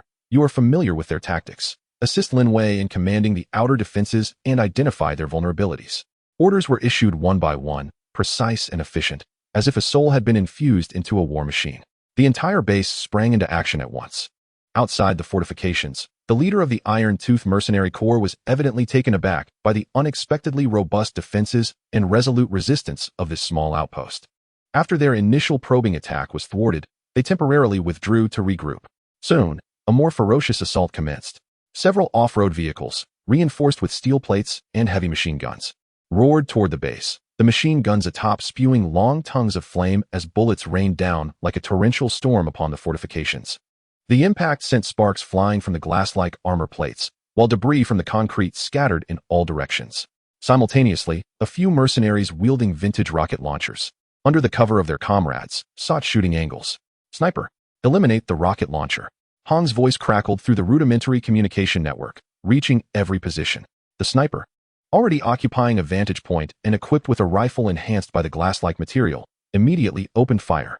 The fortified bullets accurately penetrated the mercenary's rudimentary defenses, taking him down. The rocket misfired, veering off course and exploding in the distance. Damn it, these slippery eels are quite a handful. An Iron Tooth leader cursed over the communicator. Armored vehicle. Push forward. Smash through their pathetic wall. A modified, rust-covered armored personnel carrier roared to life, resembling a steel behemoth, disregarding the fire from light weapons as it slowly advanced toward the fortifications. Thor. Hong barked coldly. It has arrived. Thor, who had been lying in wait, suddenly sprang from behind the side cover. He did not attack the vehicle itself, but, like a specter, drew near, unleashing a violent surge of electrical energy into the tracks and engine of the armored vehicle. A crackling sound erupted, accompanied by the sickening noise of twisting metal. The vehicle's engine belched smoke, its tracks shattered, rendering it immobile on the spot.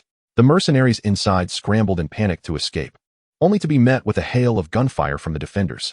The battle descended into a brief stalemate. The Iron Tooth mercenaries held the numerical and firepower advantage. Yet the base's defenders, fortified by their stronghold, precise shooting, and the occasional manifestation of energy attacks beyond the enemy's comprehension, thanks to Thor and the glass-like equipment, repeatedly repelled the assaults.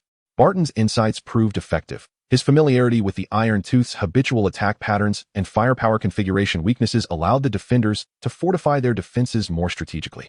However, the strain on the base was equally immense.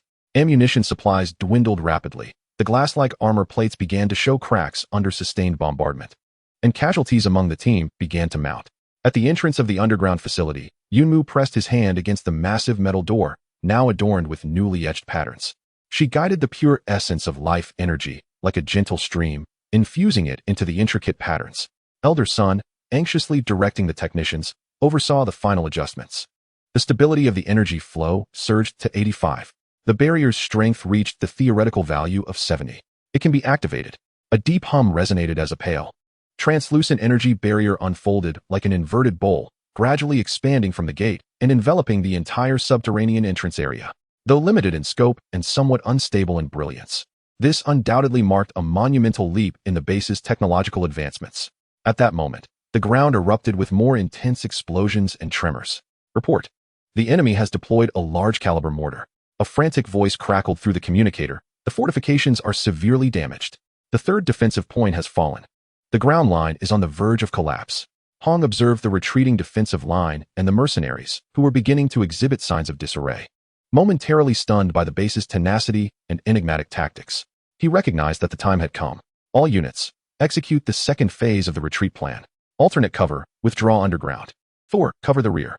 As the command was issued, the defenders began a methodical retreat, utilizing the remnants of the fortifications and precise shooting to hinder the pursuers. Thor, akin to a deity of thunder, stood resolutely at the last line of defense, unleashing ferocious bolts of lightning that incapacitated waves of incoming mercenaries, temporarily stalling their advance. The team swiftly passed through the opening gate, retreating underground. Ultimately, only Thor and a handful of rearguard personnel remained.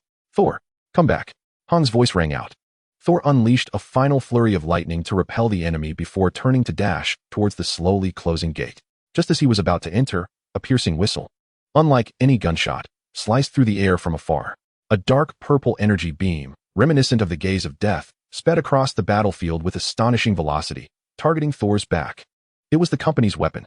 Iron Tooth had such a trump card. Sensing the lethal threat, Thor let out a furious roar, his body erupting with electricity as his armor radiated a blinding light. Boom! The dark purple energy beam collided violently with Thor's back armor. The terrifying corrosive energy and psychic shockwave erupted instantaneously.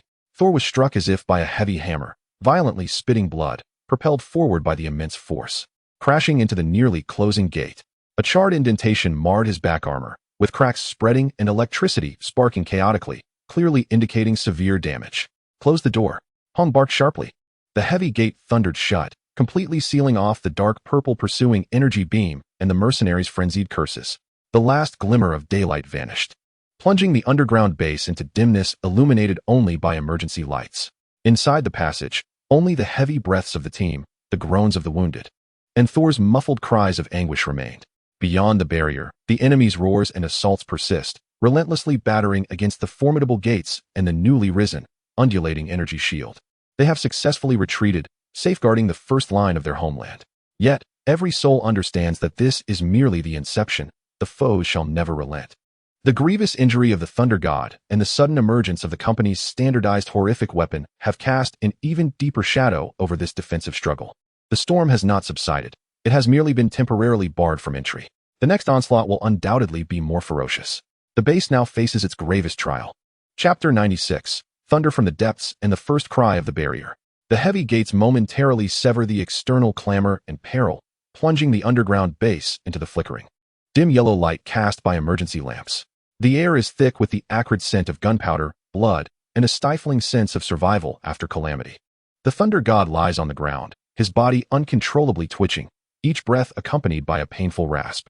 The charred indentation on his back is a sight to behold, as dark purple energy writhes like a living entity within the fissures, relentlessly eroding the structure of the thunder armor and even attempting to infiltrate his very being. This is not merely a physical wound. It is accompanied by a chilling spiritual contamination that torments his will. "Quick, to the medical room." Yunmu's voice rings with urgency as she kneels beside the Thunder God, her hands emanating a verdant glow, struggling to suppress the spreading dark purple energy. Though her efforts yield little effect, this energy from the company's weapon is more insidious and tenacious than any corruption she has previously encountered. The team members cautiously lift the Thunder God, hastily transporting him to the temporary medical station on the second underground level. There, Old Sun awaits with the medical team and equipment, prepared for action. Hong does not follow. His cold gaze sweeps over the weary team members, some seated, others lying down, before ultimately resting on Lin Wei and Barton. Report casualties and resource losses. Lin Wei, reorganize the defense team, implement shifts for rest, and prioritize the repair of the gate's surveillance and external sensors. Barton, divulge every detail you know regarding the Iron Tooth tactics and that peculiar weapon without reservation to Old Sun and the technical team. His voice bears no tremor, as if the recent brutal battle were merely a routine drill. This absolute calm serves as an anchor, swiftly soothing the frayed nerves of those around him. The orders are promptly executed. The base operates like a wounded yet still precise machine, beginning its arduous process of self-repair and adjustment. Inside the medical room, the atmosphere is taut. The Thunder God is secured to the operating table, and the life monitor's fluctuating lines are alarming. Old Sun has employed various conventional medical methods and existing antitoxin serums, but to no avail against the dark purple energy, which continues to proliferate slowly. The risk of physical removal is too great, as the energy corruption has infiltrated the nerves and energy circuits. Conventional neutralizers are ineffective, necessitating a more advanced, active purifying energy. Old Sun wipes the sweat from his brow and turns to Yunmu. "Comrade Yunmu, I fear we still require your power, but it must be more precise and potent." Yunmu's countenance was pale, her continuous battles and the depletion of energy rendering her nearly exhausted. Yet, as she gazed upon the tormented struggles of the Thunder God, her resolve remained unwavering. Drawing a deep breath, she once more placed her hand upon the Thunder God's wound. This time, she refrained from forceful expulsion. Instead, she closed her eyes. Her consciousness delved within, resonating distantly with the battle-scarred, yet still majestic tree of light she had sensed at her inception. She recalled the sensation of weaving energy in the Ark nursery, reminiscing about the ancient runes concerning energy purification and life stabilization, recently deciphered by the monkeys. No longer did she wield life energy as mere brute force. She endeavored to deconstruct and reconstruct it, weaving a wholly novel energy structure imbued with profound order and purification. In accordance with that ancient wisdom, this process proved exceedingly arduous, demanding an almost perverse level of mental control. Her fingertips trembled slightly, beads of sweat cascading down as her mental energy was consumed at an unprecedented rate. Gradually, an extremely fine yet brilliantly pure emerald energy thread began to flow from her fingertips, delicately probing into the Thunder God's wound like the most adept embroidery needle. This time, the dark violet corrosive energy was no longer simply suppressed. It emitted a faint, crackling sound as if it had encountered a natural enemy. Although the progress was slow, it was indeed effective. Effective, Elder Sun exclaimed in delight, promptly directing his assistants to collaborate.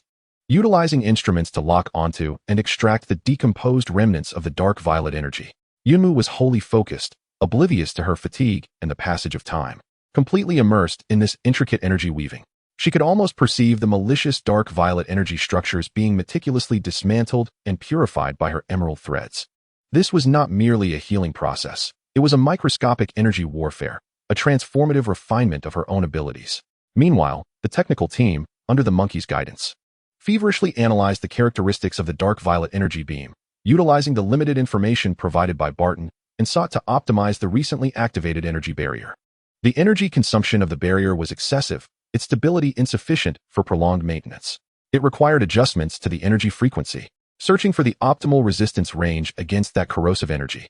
Could they possibly apply the purification energy model exhibited by Comrade Yunmu to the barrier generator? Even if only in simulation? The idea was bold, yet it was nearly the only option available. Elder Sun was stretched thin, leaving the monkey to press on, forcibly modifying and debugging the energy output pattern of the barrier generator based on the energy fluctuations emitted during Yunmu's healing and the recently deciphered elementary arc runes. The entire technical foundation of the base was pushed to its limits under the pressure of life and death. Several hours slipped by in high tension. On the ground, the Iron Tooth Mercenary Corps continued their relentless assault. They appeared to have recognized the formidable challenge posed by the subterranean base, ceasing their blind assaults and instead commencing a methodical excavation of fortifications, erecting heavier weaponry, and even transporting compact drilling equipment, clearly intending to engage in a prolonged siege and targeted breakthroughs. The thunderous impacts and sporadic explosions resonated from above, serving as a constant reminder to all below that the crisis was far from resolved. Within the medical chamber, Yunmu lay nearly exhausted. Yet the dark purple energy emanating from his back had been largely dissipated. Although the thunder armor was utterly destroyed and his injuries remained grave, his life was no longer in peril, and the chaotic energy had been redirected, plunging him into a deep, restorative slumber. Meanwhile, the technical team had made groundbreaking advancements. The monkey successfully implanted an exceedingly simplified energy rune sequence, mimicking Yunmu's purifying fluctuations, into the control core of the barrier generator. As the new barrier ascended once more, it bore not the pale white hue of before, but instead shimmered with a faint, verdant glow. At that precise moment, the Iron Tooth mercenaries launched a tentative energy weapon attack, a low-powered pulse cannon striking the barrier. With a resounding boom, the barrier rippled violently, the emerald glow flickering wildly. Yet it ultimately held firm. Moreover, monitoring data indicated a 15% reduction in energy expenditure against attacks, alongside a 10% enhancement in stability. Though this progress may seem trivial, it signified a critical leap forward in the base's defensive technology, a synthesis of Ark knowledge and Yunmu's abilities. They had finally acquired the preliminary means to counter the corporation's energy weaponry. As news spread, the previously despondent morale surged. Hong stood before the control panel, observing the flickering data of the barrier imbued with a faint green luminescence, then glanced at Yunmu in the medical room, weary yet bright-eyed. Along with the young members of the technical team, their faces flushed with excitement. The cold corners of his mouth seemed to twitch imperceptibly upwards. He grasped the communicator, his voice resonating throughout every corner of the base. The crisis is not yet over. The enemy still lurks outside. However, we are no longer mere recipients of their blows. Everyone, hold your positions, utilize every moment to rest, strengthen, and learn. When they return, I wish to see more than just a shield. Deep within the earth, the injured behemoth licked its wounds, sharpening its claws. The nascent technology emerged like tender sprouts, resolutely breaking through the ruins. Outside, the hyenas continued to roar, heralding a greater storm brewing. Yet this time, amidst the echoes of the base, a faint but resolute rumble of thunder could be discerned. Chapter 97, Sharpening Fangs in the Eye of Insight. Besieged by the iron-toothed mercenaries tightened around them like a noose about the neck. Growing more constricted with each passing day, the sounds of excavation, drilling, and the occasional probing shots from energy weapons served as constant reminders to those below that danger had not receded. It was merely gathering strength, awaiting the moment to strike decisively. Nevertheless, the atmosphere within the base was not shrouded in despair. On the contrary, an almost frenzied resilience, born from being pushed to the brink, permeated every corner. The command of Hong was executed with utmost thoroughness. Seize every moment, recuperate, strengthen, and learn. The martial training ground, a thunderous ruin, echoed all day with suppressed roars and the booming of energy. The Thunder God, though still recovering from severe injuries, had long since awakened his will. Unable to unleash high-intensity lightning, he generously imparted all his insights on energy control to the combat team. Energy is not mere brute force. It must be controlled as one would command their own fingers. Condense. Further condense. The Thunder God's hoarse voice reverberated throughout the arena as he strained his weakened body, personally demonstrating how to compress feeble energy into forms that exhibit greater penetrative and defensive capabilities. The team members paired up to attempt synchronizing their faint energies through simple luminous resin connectors. Initially, they faced frequent failures, with energy conflicts and self-inflicted injuries occurring often.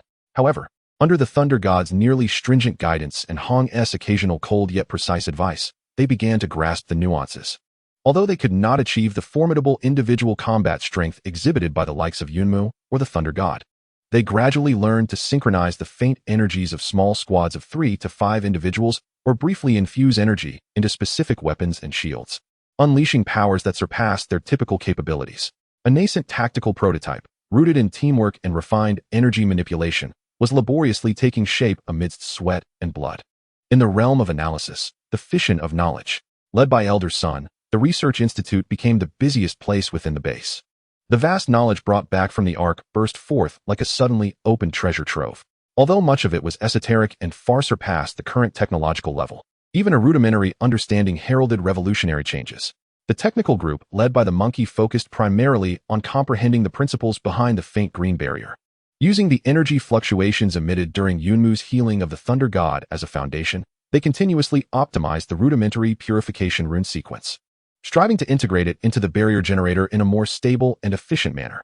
Though progress was slow, the duration and resilience of the barrier were indeed improving incrementally. Another group concentrated on deciphering the foundational principles of energy weapons and armor. They attempted to utilize the stockpiled luminous resin and existing materials to replicate the Ark's patterns, crafting more powerful weapon components and armor plates. Failures were commonplace, with explosions and material destruction occurring frequently, yet each setback contributed to a wealth of invaluable experience.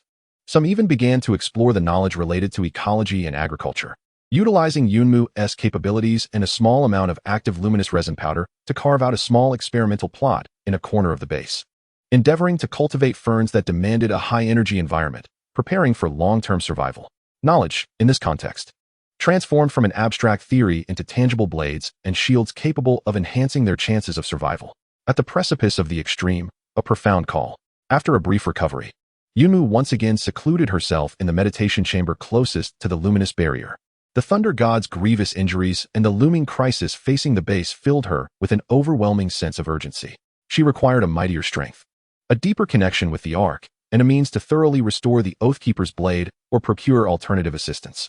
No longer content with passive perception and fragmented whispers, she began to actively immerse her consciousness into the vast river of energy, endeavoring to engage in a profound dialogue with the dormant colossal will. This venture proved far more perilous than healing the Thunder God. Even the unconscious fluctuations of that immense consciousness were potent enough to shatter her spirit. Time and again, she found herself reeling, blood spilling from her mouth and nose, her mental fortitude exhausted. Yet, buoyed by the faint resonance emanating from the remnants of the Oathkeeper's blade and her unwavering inner conviction she persevered. Gradually, she transformed from a passive recipient of information into a conduit capable of transmitting simple, benevolent fragments of thought and plea for assistance. She cast forth the crises confronting the base, the threats posed by adversaries, and the collective yearning for the spark, as if sowing seeds into that luminous river.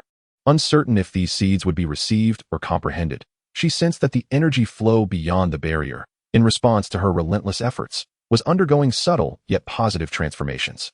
This ineffable change instilled within her a flicker of hope, the eye of insight and the prelude to retaliation.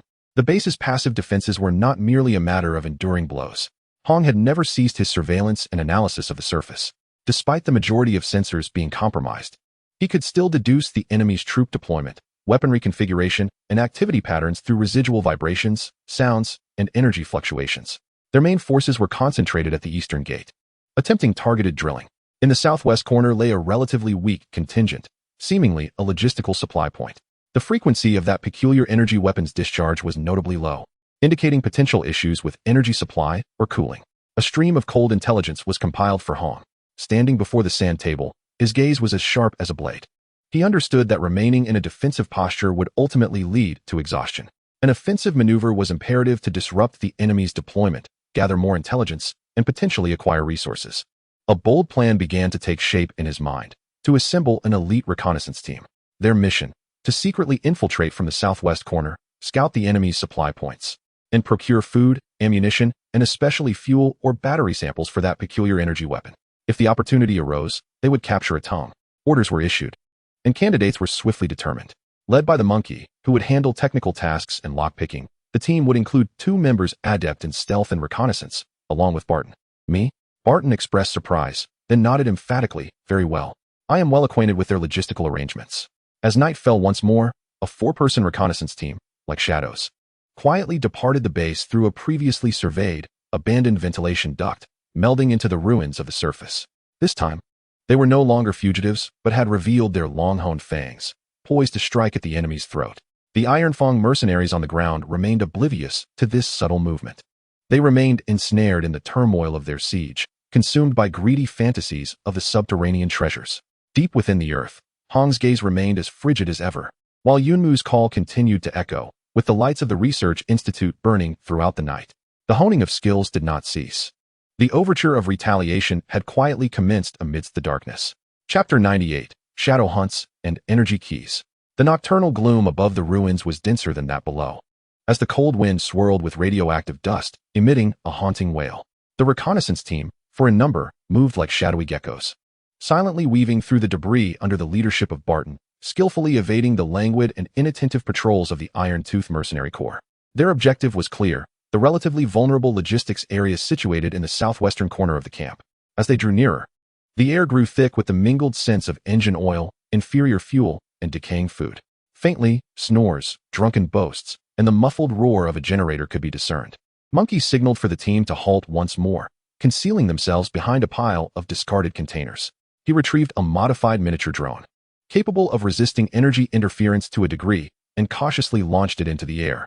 The drone's feed focused on the logistics area. Several rudimentary tents and haphazardly constructed shanties made from scrap wood and metal were scattered about. Piles of crates and oil drums lay strewn in disarray. Most mercenaries appeared to be resting, with only a few sentinels dozing by a small fire, cradling their weapons. A modified truck, emblazoned with the Iron Tooth insignia, stood nearby, its cargo hold tightly sealed. The guards were more lax than anticipated, but they must have locked the valuable items inside the truck or those reinforced shanties, Monkey murmured. Look at that. Barton pointed to an inconspicuous metal box, partially concealed by a canvas in the corner of the feed, beside which stood 2 guards wielding peculiar weapons. Though they too were dozing, they seemed markedly more elite than the other mercenaries. Those are company personnel. Their gear is distinctly superior to that ragtag bunch from Iron Tooth. That box could very well contain energy cells for those special weapons. The target had emerged. However, 2 company guards stood in the way. Let's adjust our priorities, Monkey decisively stated. The battery sample is paramount. I will handle the unlocking and sampling. Alung will maintain watch, and Barton, you will accompany me to identify the target. Lynx, remain at the high ground for remote support, and create a diversion if any surprises arise. With roles clearly defined, the team resumed their silent movement. Monkey, akin to a true primate, adeptly utilized shadows and debris for perfect concealment, stealthily approaching beneath the truck to attempt unlocking the cargo hold. Ulung lay in wait nearby, as still as stone, his sharp gaze scanning the surroundings. Barton and Monkey cautiously circled towards the metal box.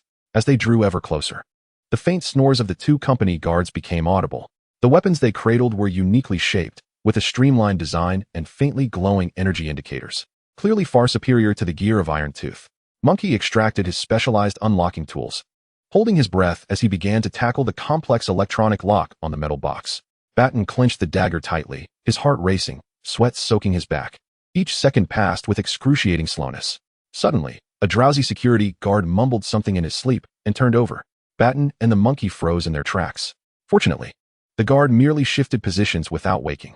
The Monkey hastened his movements, beads of sweat forming on his brow. Finally, accompanied by an almost imperceptible click, the lock sprang open. He slowly lifted the lid of the box, revealing 6 energy batteries arranged neatly inside, glowing with an ethereal blue light, resembling large fluorescent sticks. The surface of the batteries bore a stark emblem, reminiscent of a twisted DNA strand, undoubtedly the company S insignia, containing his excitement.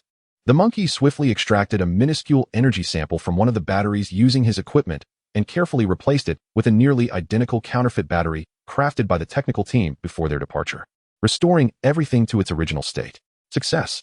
Just as they were preparing to retreat quietly, an unexpected turn of events occurred. A mercenary from Iron Tooth, roused from his slumber to relieve himself, stumbled over, coming perilously close to the hideout of Batten and the Monkey. Their eyes met. The mercenary paused momentarily, seemingly unable to comprehend who the two shadows were. Just as he opened his mouth to shout, a faint whoosh pierced the air.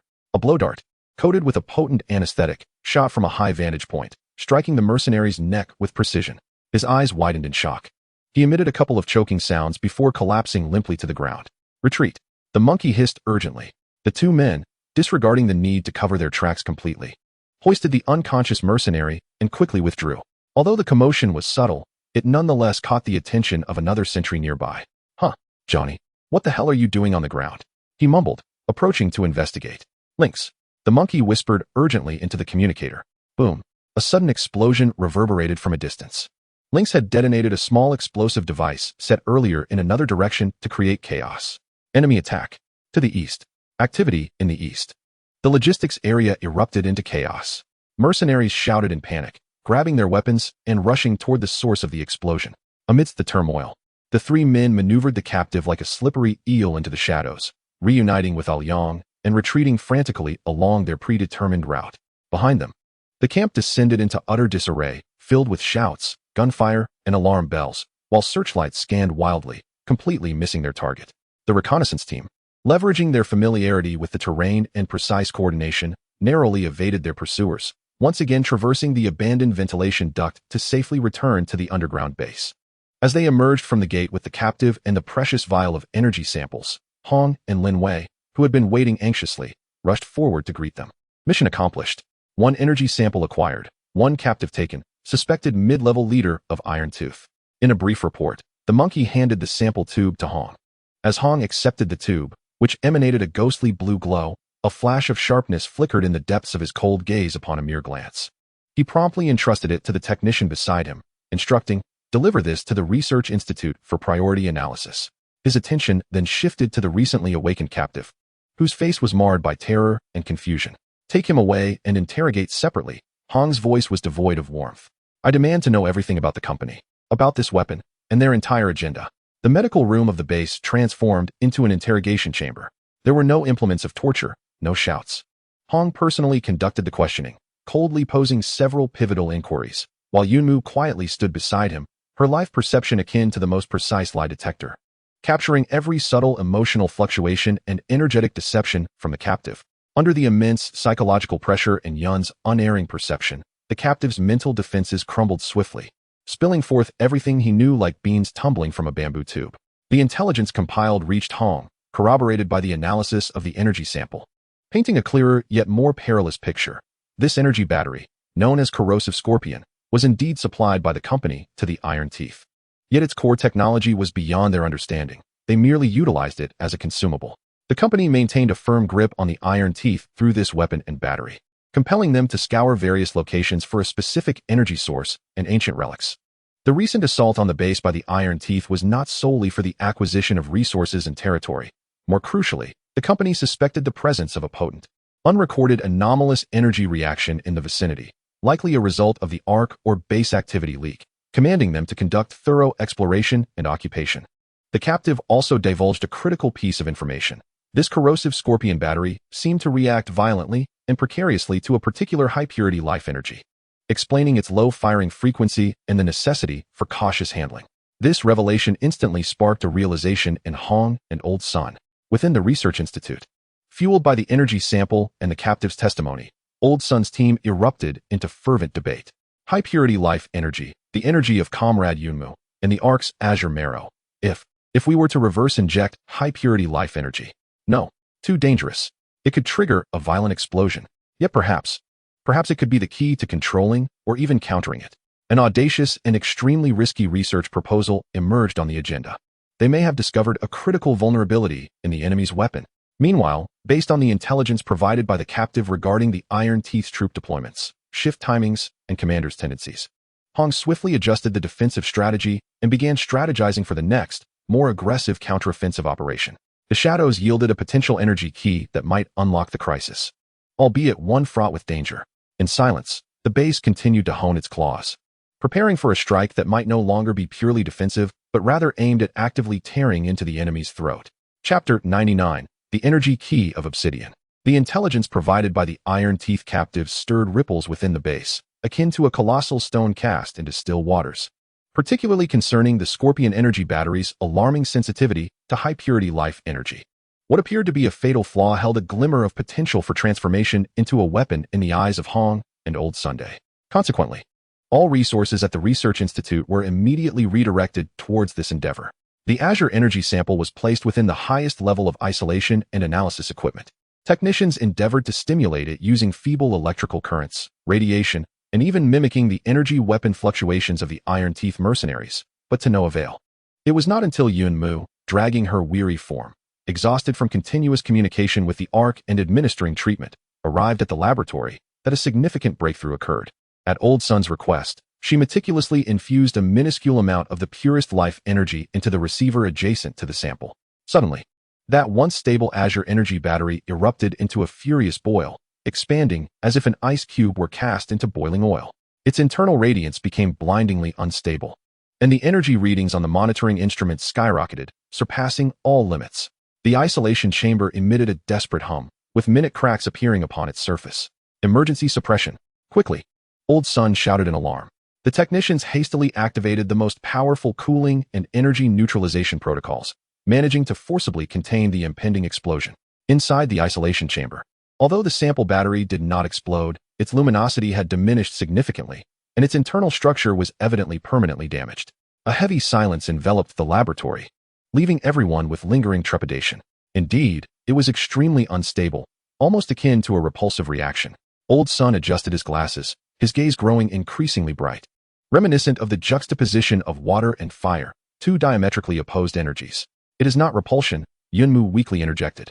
She had distinctly sensed the momentary energy conflict, a struggle between consumption and annihilation. The battery's energy yearned to devour life energy to augment itself. Yet the excessively pure life energy exceeded its consumption threshold, triggering a cascading collapse.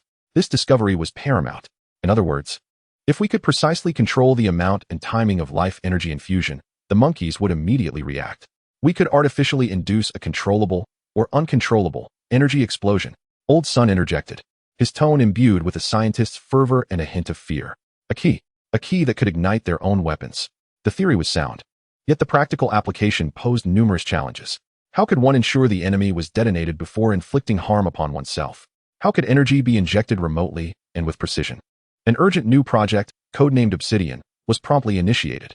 The objective: to develop a device capable of safely storing and remotely directing the release of high-purity life energy, aimed at countering the Scorpion batteries and similar weapons. Yunmu once again became central to this endeavor. She was required to continuously provide pure life energy as ammunition and assist the technical team in testing the effects of varying energy frequencies and doses. This demand exacerbated her already weakened state, yet she bore no complaints. Meanwhile, based on the deployment of the Iron Teeth forces provided by the captives, the commanding officer's temperament, arrogant and irritable, and the logistical weaknesses, especially now that the storage location and vulnerabilities of the Scorpion batteries have been confirmed. A remarkably audacious counteroffensive plan was devised. This plan aimed not merely to harass but to strike proactively, inflicting pain upon the enemy and potentially seizing resources. The objective was to destroy or capture the Scorpion battery stockpile at the southwestern logistical point, with a concentrated assault on their command nodes to create maximum chaos before retreating. The action team comprised Thor, who had recovered 70% from his injuries and fervently insisted on participating, Monkey, Patton, and the Obsidian prototype testing group. The timing was set for dawn, the moment when the enemy would be most fatigued and complacent. With orders issued, the base sprang back into action like a tightly wound spring. Thor donned a hastily crafted, albeit rudimentary, temporary lightning armor, reinforced mainly for energy conduction and defense, while undergoing adaptive training. Although the new armor could not deliver the same ferocity of attack as before, it placed greater emphasis on control and defense, particularly enhancing resistance to that dark violet energy corrosion. Meanwhile, Monkey, accompanied by the technical team, worked tirelessly through the night to calibrate the Obsidian No. 1 prototype, which resembled a large cube adorned with wires and glassy patterns. This device was capable of storing life energy infused by cloudwood and could release it directionally within 100 meters through a specially designed launch probe with adjustable dosage, albeit highly unstable and intended for single use. Patton repeatedly briefed the action team on the detailed layout of the logistical point, changes in sentry positions, and contingency plans for potential unforeseen circumstances. In the darkest hour before dawn, the action team set forth quietly. They returned to the abandoned ventilation duct. But this time they had a clear objective and a burning combat spirit. The logistical point, having fortified its defenses following the reconnaissance team's attack, was now under heightened vigilance, with increased patrols and illumination. However, Patton's familiarity with the area and Monkey's exceptional stealth skills proved invaluable once again. They moved like venomous serpents in the night, skillfully evading the enhanced security measures, and approached the vicinity of the shelter housing the Scorpion batteries. This time, for guards from the company were stationed there, their eyes sharp, no longer dozing off. Tough opponents. Thor lowered his voice, the lightning flickering ominously on his gauntlets. Execute Plan 2, he commanded. Monkey, create a diversion to draw their attention. Aliong, cover the left flank. Patton, follow me. Thor inhaled deeply, a wild glimmer flashing in his eyes. He suddenly leaped from his hiding place, not stealthily this time, but deliberately unleashing a burst of lightning energy, forming a dazzling arc that struck fiercely against a stack of oil barrels in the distance. Boom!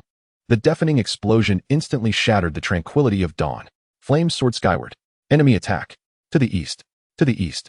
The entire camp was thrown into disarray, as the majority of the guards and mercenaries instinctively rushed toward the source of the explosion. The 4 company guards behind the shelter were also startled by the thunderous sound. 2 immediately armed themselves and charged toward Thor's direction, while the other 2 remained vigilant, guarding the metal crate. Now is the moment. The Monkey and Barton sprang forth from the shadows like phantoms.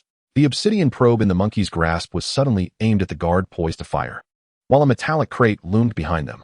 Meanwhile, Barton brandished his dagger, entangling himself with another guard. A hum resonated as a highly concentrated stream of nearly imperceptible emerald energy surged into the metallic crate. 1 second, 2 seconds, nothing transpired? Just as a wave of despair washed over the Monkey, believing their endeavor had failed. The reserve Scorpion battery affixed to the weapon of the guard grappling with Barton erupted into a blinding blue glow without warning, and then, boom! A minor explosion, yet its might was astounding. The guard, along with his weapon, was instantly obliterated into fragments. The terrifying shockwave hurled both Barton and another guard, who had just rushed back, into the air. The primary metal crate, struck directly by the obsidian, morphed into the most fearsome bomb. Boom! A grander explosion ensued in rapid succession. The entire shack was reduced to rubble in an instant. Flames intertwined with ethereal azure energy surged skyward, engulfing everything nearby. The cacophony of screams, explosions, and alarms melded into a single chaotic symphony. Utter disarray. Absolute pandemonium. Retreat. The Monkey, coughing blood, rose from the ground and grasped the disoriented Barton. Thor seized the moment to break free from his entanglement, clearing a path with lightning to assist them. The action team, seizing the unexpected chaos wrought by the enemy's own weaponry, sliced through the defenses like a razor, swiftly advancing toward the extraction point. Behind them lay the Iron Tooth logistics area, engulfed in flames and tumult. The mission had exceeded expectations. Not only had they obliterated the battery stockpile, but they had also dealt a severe blow to the enemy's morale and command structure. Below the base, Hong, observing the scene through remote sensors. Felt the cold curve of a smile expand slightly at the corners of his lips. The Obsidian project had made an astonishing debut. However, just as the action team was nearing the entrance to the ventilation shaft, Yunmu, who had been subtly monitoring the battlefield through a faint sensory connection, suddenly detected an extremely elusive yet chillingly powerful energy fluctuation rapidly approaching from a great distance. This fluctuation was unlike any energy she had sensed before, pure, imbued with an icy order and destructive potential. Warning: high speed, unknown target approaching. Energy level, extremely high. Yunmu's weak yet urgent voice reverberated through the communication channel. The atmosphere, which had just momentarily eased from the successful counterattack, instantly froze once more. The newly ignited fire of retaliation seemed to have attracted an even more terrifying presence. Chapter 99 concluded. Chapter 100. The approaching shadow and the whisper of the Arkansas. The fleeting joy of the Obsidian project's success was abruptly frozen by Yun's harrowing warning. The communication channel fell silent, leaving only the rapid beating of hearts and heavy breaths echoing within. Extremely high energy levels? Unknown target? Approaching at high speed? Every word pointed towards a chilling possibility. The true power of the corporation, or rather, the usurping strength of its headquarters, had been stirred. Action team, abandon all supplies. Full retreat. Immediately. Now. Hong's voice emerged for the first time, laced with an urgency so subtle it pierced through the communicator like an ice pick against the eardrums of all who heard it. Without a moment's hesitation, Thor, Monkey, and Barton disregarded their injuries, unleashing their full potential as they surged towards the life-saving entrance of the ventilation shaft like arrows released from a bowstring. Just as their figures vanished into the tunnel, an indescribable, piercing wail echoed from afar, a sound that seemed to tear through the very fabric of the sky. It was not the noise of any known aircraft. Rather, it resembled the soul-chilling lament of something skimming through the air at an unimaginable speed. Following this, a slender, black, shuttle-shaped craft, emanating a cold metallic sheen, silently hovered above the iron-tooth camp, now engulfed in flames and chaos. It bore no visible thrusters, defying the laws of physics as it remained suspended, its surface glistening like mercury, exuding a suffocating pressure and an absolute, frigid sense of order. The curses and confusion of the iron-tooth mercenaries came to an abrupt halt. All were rendered speechless by this sudden, incomprehensible presence, momentarily forgetting their attempts to extinguish flames and tend to the wounded. From the bottom of the black craft, a dark red scanning beam slowly descended, much like the indifferent gaze of a giant, sweeping across the devastation below, lingering momentarily on the rubble of destroyed shelters and residual azure energy remnants. Without warning, without communication. The moment the scanning beam extinguished, several honeycomb-shaped launch ports abruptly opened on the side of the craft. With a swift, chilling hiss, dozens of projectiles, no thicker than a finger and resembling black steel needles, cascaded downwards at a speed imperceptible to the naked eye. They did not fire haphazardly. Rather, they homed in on each surviving iron-tooth mercenary with an almost sentient precision, whether they were fleeing in panic, attempting to shoot, or groaning in agony on the ground. None were spared. There were no violent explosions, only a series of subtle, excruciatingly piercing sounds. Each mercenary struck by the black needles instantly stiffened, dark red patterns resembling circuit boards appearing on their skin, followed by the extinguishing of their eyes' light as they collapsed to the ground in silence. Their lives seemed to be instantaneously formatted by some unseen force. Efficient, cold, and alarmingly precise. This was not combat. It was a one-sided, silent cleansing. Within mere seconds, the few remaining iron-tooth mercenaries were nearly obliterated. All that remained were the roaring flames and the grotesquely positioned corpses strewn across the ground.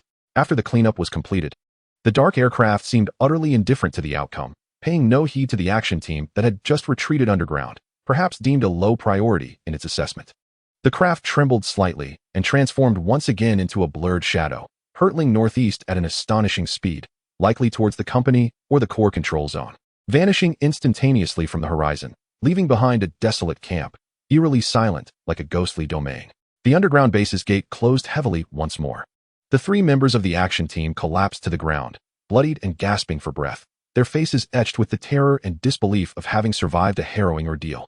The last image they glimpsed through the conduit entrance was seared into their minds like a nightmare. What on earth was that? Barton's voice trembled, as if he had lost all strength. No one could provide an answer. The technical team frantically attempted to capture and analyze the fleeting energy signal, but all they received was a collection of garbled data and overloaded alerts. Hong stood before the control console, his expression as frigid as ancient ice. Data streams flickered wildly in his eyes as he endeavored to deduce the aircraft's capabilities, weapon systems, and behavioral patterns, but the information was scant, and the opponent's technological level evidently surpassed their current understanding. The only discernible insight was that the adversary appeared far more interested in cleaning up the scene and retrieving intelligence, scanning the energy remnants, than in pursuing them. Mere insects in their eyes. This, however, was no comforting revelation. It implied that they were either of little concern to the enemy or merely a nuisance to be handled by local agents, the Iron Fangs. The true threat had merely revealed the tip of the iceberg, its magnitude and terror far beyond imagination. The atmosphere within the base plummeted to a freezing point. The morale that had just been bolstered was utterly shattered by this sudden, demoralizing onslaught of fearsome power. A profound sense of helplessness enveloped everyone. At that moment, Yumo, who had kept her eyes tightly shut, her complexion pale, suddenly lifted her head, a flicker of mixed pain and trepidation illuminating her green eyes. She murmured, it stirred. The Ark, her voice tinged with a sense of ethereal urgency. What? Hong immediately turned to her. That aircraft, its energy, its cold order, has roused the Ark. Yunmu struggled to articulate her enigmatic perception, the whispers warning that the predator's tendrils had already reached the nest's edge, searching for fragments of the Star Harbinger. Star Harbinger. The term resurfaced once more. The whispers conveyed that the Star Harbinger was the central fragment of a colossal array used for deep space navigation and communication during the Ark era, containing information leading to a specific coordinate. The usurpers had been desperately seeking it. They must be stopped from acquiring the Star Harbinger, or else they could truly summon forces from beyond the stars. Yunmu's words trailed off abruptly as she clutched her forehead, emitting a painful groan. Clearly burdened by the reception and transmission of such overwhelming information, a profound silence fell over the control room, the weight of the information both immense and suffocating. The company's objectives have become increasingly evident. They are in pursuit of various energy sources and relics, with the ultimate aim of discovering the so-called star plume fragments, thereby obtaining a specific coordinate to initiate a genuine deep space summoning of predators. The Ark refers to this incursion as the tendrils of the predator. The terrifying aircraft we just witnessed is likely merely the tip of one such tendril. The formidable nature and intentions of the enemy render our current struggles seem trivial and laughable. A sense of despair looms like a frigid tide, threatening to engulf everyone. Hong's gaze swept over the pallid faces of the crowd, across the screen displaying the still-burning Iron Tooth camp, ultimately fixating on the two fractured, dimly glowing Oathkeeper swords. His voice remained cold, yet it bore an edge sharp enough to sever despair, shattering the silence. They are powerful, but not infallible. Their search indicates they have not yet succeeded. Their oversight of us is their gravest error. He approached the control console, bringing forth the structural diagram of the base along with maps of the surrounding area. From this moment forth, the base shall enter a state of deep concealment. Unless absolutely necessary, no high-energy devices are to be activated. The Research Institute's priorities are as follows. First, to focus all efforts on the neutralization and detonation techniques of Scorpion Energy and Life Energy Obsidian Project. Second, to attempt to decipher the possible forms and energy characteristics of the star plume. Third, to continue repairing and reinforcing the defense systems. Combat units will shift their training emphasis towards small-scale, high-mobility, special demolition operations. Yunmu, you must endeavor to establish a more stable connection with the Ark, to acquire further information regarding the weaknesses of both the star plume and the incursion. The directives remained clear and composed, as if the looming shadows were merely a variable within the plan. We may be weak, but we now understand what they desire. This signifies that we possess a direction to thwart them, to survive, to grow stronger. And then, Hong's gaze seemed to penetrate through layers of rock, gazing into the boundless depths of space. Find it, or destroy it.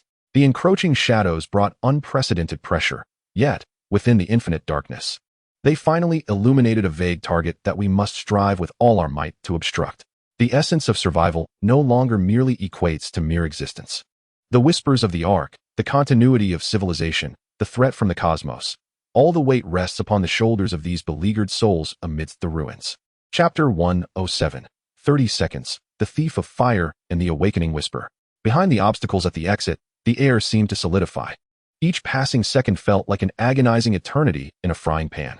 Hong's gaze was akin to the most precise instrument, meticulously scanning the briefly plotted route for the charge, etching every possible landing point and every available cover from the debris into his mind. Deploy the decoy drone, he commanded, his voice transmitted through the tactical headset, cold and devoid of any ripple. The monkey inhaled deeply, deftly maneuvering a minuscule drone, no larger than a fist, and specially shielded, as it silently slipped through a crevice and soared into the thick, verdant mist. The drone did not head straight for the central pedestal, but instead glided along the edge of the hall, emitting a faint signal frequency that simulated the fluctuations of life. In an instant, the eerily silent hall was stirred as if pebbles had been cast into a mire, sending ripples through the stillness.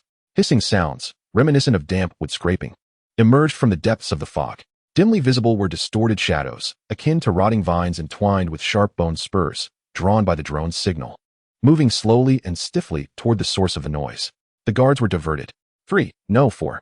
Their pace was sluggish. The monkey reported urgently, the tension palpable in its voice. Now is the moment. Prepare the lightning. Hong bellowed. 2 warriors sprang forth from their cover, shouldering the lightning generators that emitted a heavy hum, as brilliant blue and white arcs of electricity erupted from the tips of their robust electrodes. Purify it. Boom. Crackle. 2 torrents of fierce lightning surged into the dense green fog, and wherever the lightning struck, the suffocating energy mist writhed violently as if seared, evaporating with a sharp, shrill cry of energy, temporarily clearing a narrow corridor leading to the target area. The mist on either side of the corridor thrashed as though it were alive, desperately attempting to close in again. The lightning energy also impacted the ground and the surrounding debris, igniting a series of electric sparks that momentarily subdued the anomalous energy within the area. Move. Hong's figure shot forward like an arrow, the first to dash into the fleeting corridor of lightning. Yunmu followed closely, her mind intensely focused, her perception heightened to its utmost limit. Striving to evade the heart-stopping green walls on either side of the corridor, the speed was overwhelming. The viscous liquid beneath her feet splattered, corroding her boots. The air was thick with the acrid scent of ozone and something charred. The low-frequency heartbeat sound seemed to quicken amidst the thunder of the lightning. 10 meters. 5 meters. Yunmu's gaze fixed unwaveringly on a pile of rubble behind her. In her perception, the unique energy signature of the star fragment became clearer under the lightning's temporary purification. We're there. Hong abruptly halted, turning to stand guard, his energy rifle poised protectively around them, bracing against the pressure surging from the sides. His presence was like a boulder, shielding most of the encroaching force. Without hesitation, Yunmu lunged towards the heap of twisted metal and petrified material, swiftly clearing away the dust and debris with her bare hands.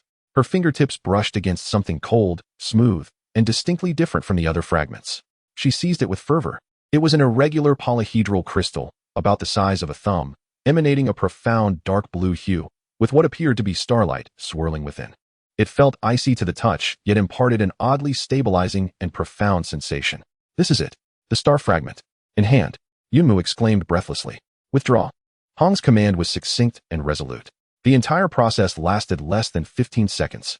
However, just as they grasped the fragments and prepared to retrace their steps along the still incompletely closed corridor of lightning, a sudden rumble erupted. In the center of the hall, the previously slowly pulsating viscous green liquid began to boil violently, as if agitated by the removal of the star spear or the intense stimulation of the electric energy. Its volume expanded at a visible rate, with disconcerting bubbles rising to the surface. A hum resonated, and an overwhelming mental shock wave, tenfold stronger than before, surged forth, radiating outward like a tsunami. Yunmu was the first to bear the brunt, feeling as if his head had been struck by a heavy hammer. Darkness enveloped his vision, and he nearly collapsed, almost dropping the star spear fragment from his grasp. Hong too staggered but, with indomitable will, steadied himself. Gripping Yunmu, we must go. The 2 warriors maintaining the lightning generator groaned, blood gushing from their noses, as the generator's output became unstable, causing the safety corridor to shake violently and narrow rapidly. Even more terrifying, the entire hall seemed to come alive. Along the walls and floor, the previously sluggish mutated scabs and fibrous forms writhed and grew wildly. Countless dark green points of light, resembling eyes, flickered in the depths of the mist. The awakened guards emitted furious shrieks, rushing back at high speed. Moreover, many twisted entities, once dormant or hidden, appeared to be stirred from their slumber. Steal, awaken, purify all. Fragments of chaotic and malevolent thoughts pierced the minds of everyone like icicles. They had triggered the core alarm, awakening the suffering that had long lain dormant amidst the ruins. The corridor was collapsing. A soldier cried out in despair, the lightning generator overloading and emitting black smoke. Their escape route was about to be completely sealed. From all directions, the mutated entities and dense, lethal mist surged forth wildly. In a moment of peril, a resolute glint flashed in Hong's eyes. He forcefully pushed Yunmu toward the exit while retrieving a large, cylindrical device from his tactical belt. radiating unstable energy waves. This was a high-explosive energy shock bomb hastily constructed by the Research Institute using obsidian technology. Go. Do not look back. Hong shouted at Yunmu, simultaneously activating the bomb's detonation sequence. Without hesitation charging toward the boiling liquid at the center, he intended to use himself as bait, creating maximum chaos with this final strike to afford Yunmu and the others a slim chance of escape. Hong! Yunmu exclaimed in shock, helplessly watching as his figure rushed headlong into the vortex of death.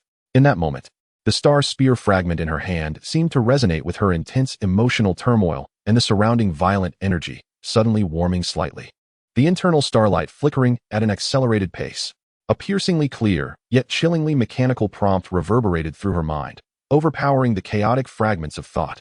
High-level permission fragments detected, incomplete. Extreme energy contamination environment detected, conditions for emergency protocol activation met. Connecting to the nearest node, connection successful, coordinates, ZC-07, Stasis Hall. Warning, node status extremely unstable.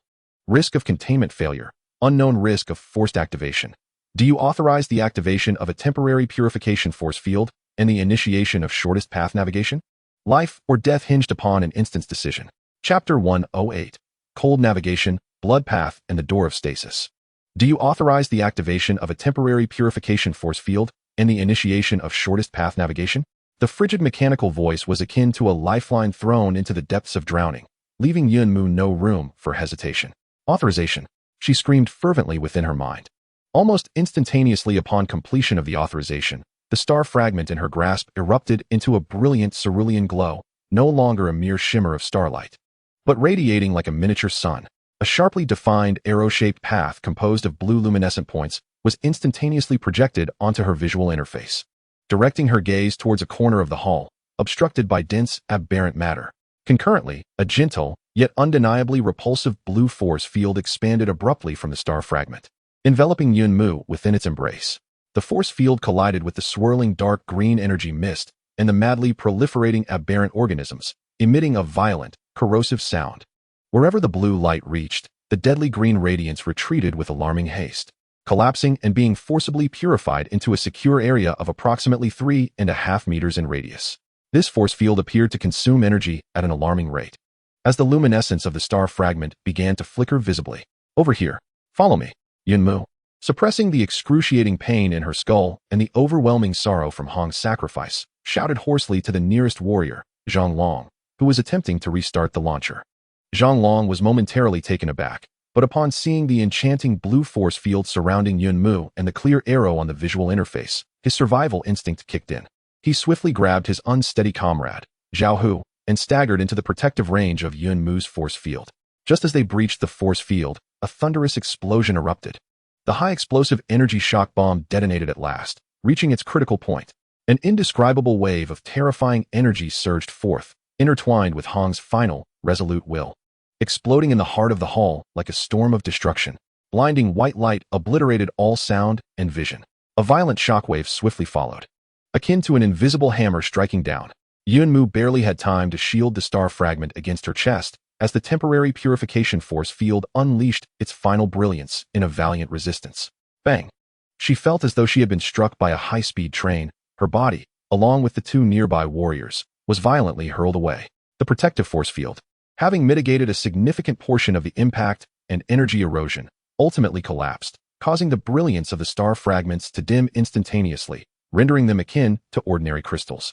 Their azure hue evidently faded, a clear indication of immense energy depletion. Thud, thud, thud. The three individuals fell heavily near the pile of obstacles indicated by the arrow, their bodies feeling as if they had been disassembled, aching painfully, with a buzzing in their ears that rendered them temporarily deaf.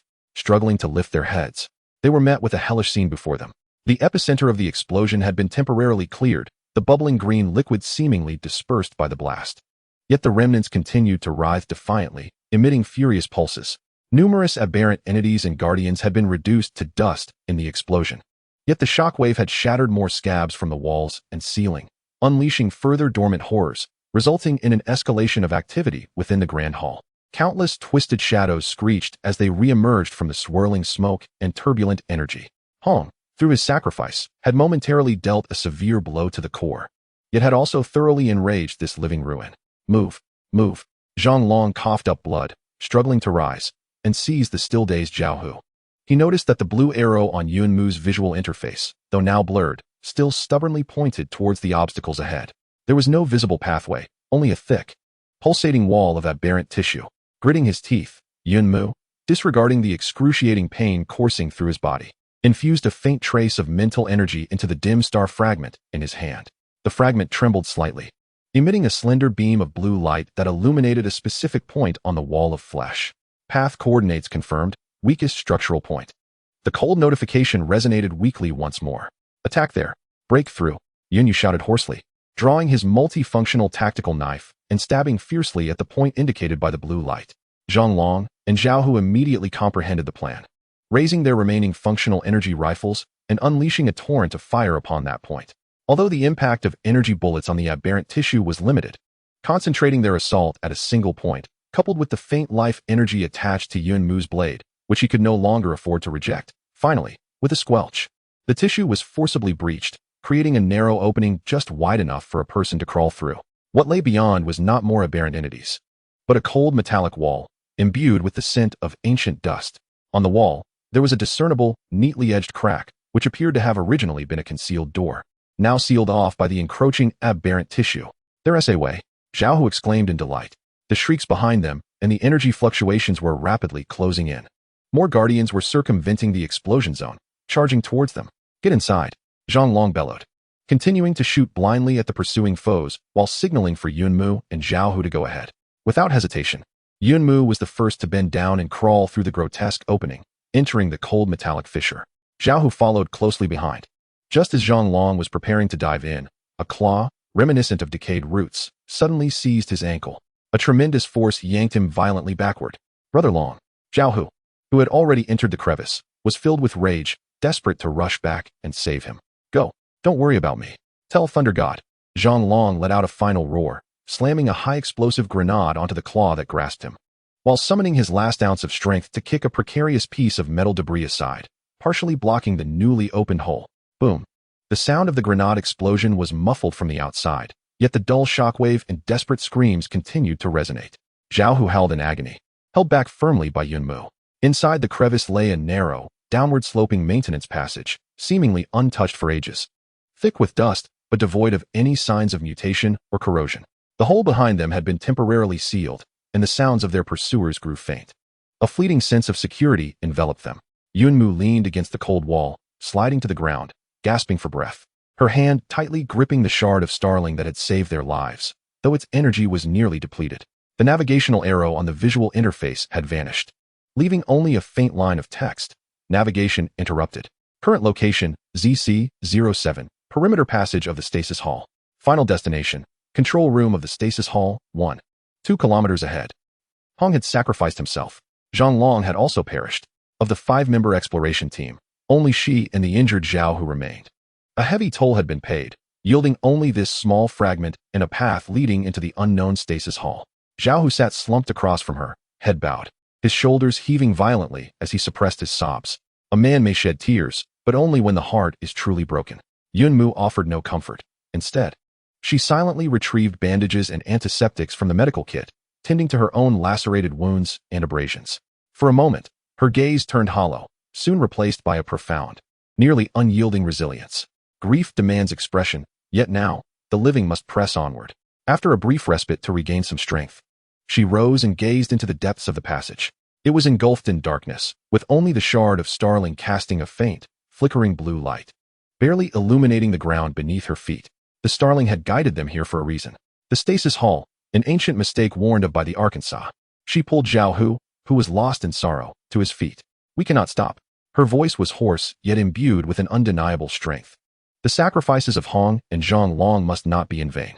We must uncover what lies ahead. We must find hope." Zhao Hu lifted his head, his reddened eyes shimmering with tears and hatred, ultimately nodding resolutely, struggling to rise and retrieving the gun from the ground. Together, they dragged their battered bodies along the cold, silent passage towards the so-called control room of the stasis hall, taking one arduous step after another. The threat behind them was temporarily quelled, yet the darkness ahead loomed even deeper and more enigmatic. Chapter 109. The Silent Corridor, Echoes of the Past, and the Control Gate. The narrow maintenance passage extended downward, seemingly without end. In stark contrast to the chaotic vitality and lethal energy of the mutated hall outside, this place felt like an entirely different realm, silent, frigid, imbued only with the scent of dust and the stillness of time. The air hung thick and suffocating, each breath laden with a stale metallic tang.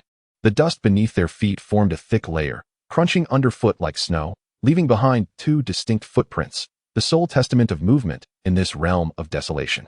The walls, composed of cold alloy, occasionally revealed dim, embedded indicator lights and signs, their inscriptions twisted and peculiar, remnants of the Ark civilization. The light from the fragments of the star's essence grew increasingly faint, akin to a flickering candle in the wind, barely illuminating the ground a few steps ahead. Yunmu had to intermittently infuse a modicum of her waning psychic energy into this meager source of light, a burdensome toll on her already depleted spirit. Zhao trailed silently behind, his steps somewhat unsteady. His injuries were severe, the dual torment of the explosion's impact and the sorrow of lost comrades weighing heavily upon him. Yet, he clutched his energy rifle tightly, scanning the surrounding darkness with vigilance, fulfilling the last duty of a soldier. However, the redness around his eyes and the tightness of his lips betrayed the turmoil within, far from the calm he projected. The passage was not straight. It branched and turned at intervals. Each time this occurred, Yunmu would concentrate, attempting to communicate with the almost silent fragments of the star's essence in her grasp. The fragments no longer provided clear navigational guidance, but as she approached the correct path, an extremely faint, magnetic pull would guide her towards one of the corridors. In contrast, the erroneous paths evoked an instinctual sense of unease and repulsion. This faint sensation became their sole compass in this labyrinthine corridor. As they traversed this profound silence, the sense of time grew indistinct. After an indeterminate duration, Yunmu suddenly halted. "What's wrong?" Zhao instinctively raised his weapon, his voice raspy with tension. "Did you hear something?" Yunmu furrowed her brow, straining to listen. Zhao concentrated for a moment before shaking his head. "It's just our breathing and heartbeat."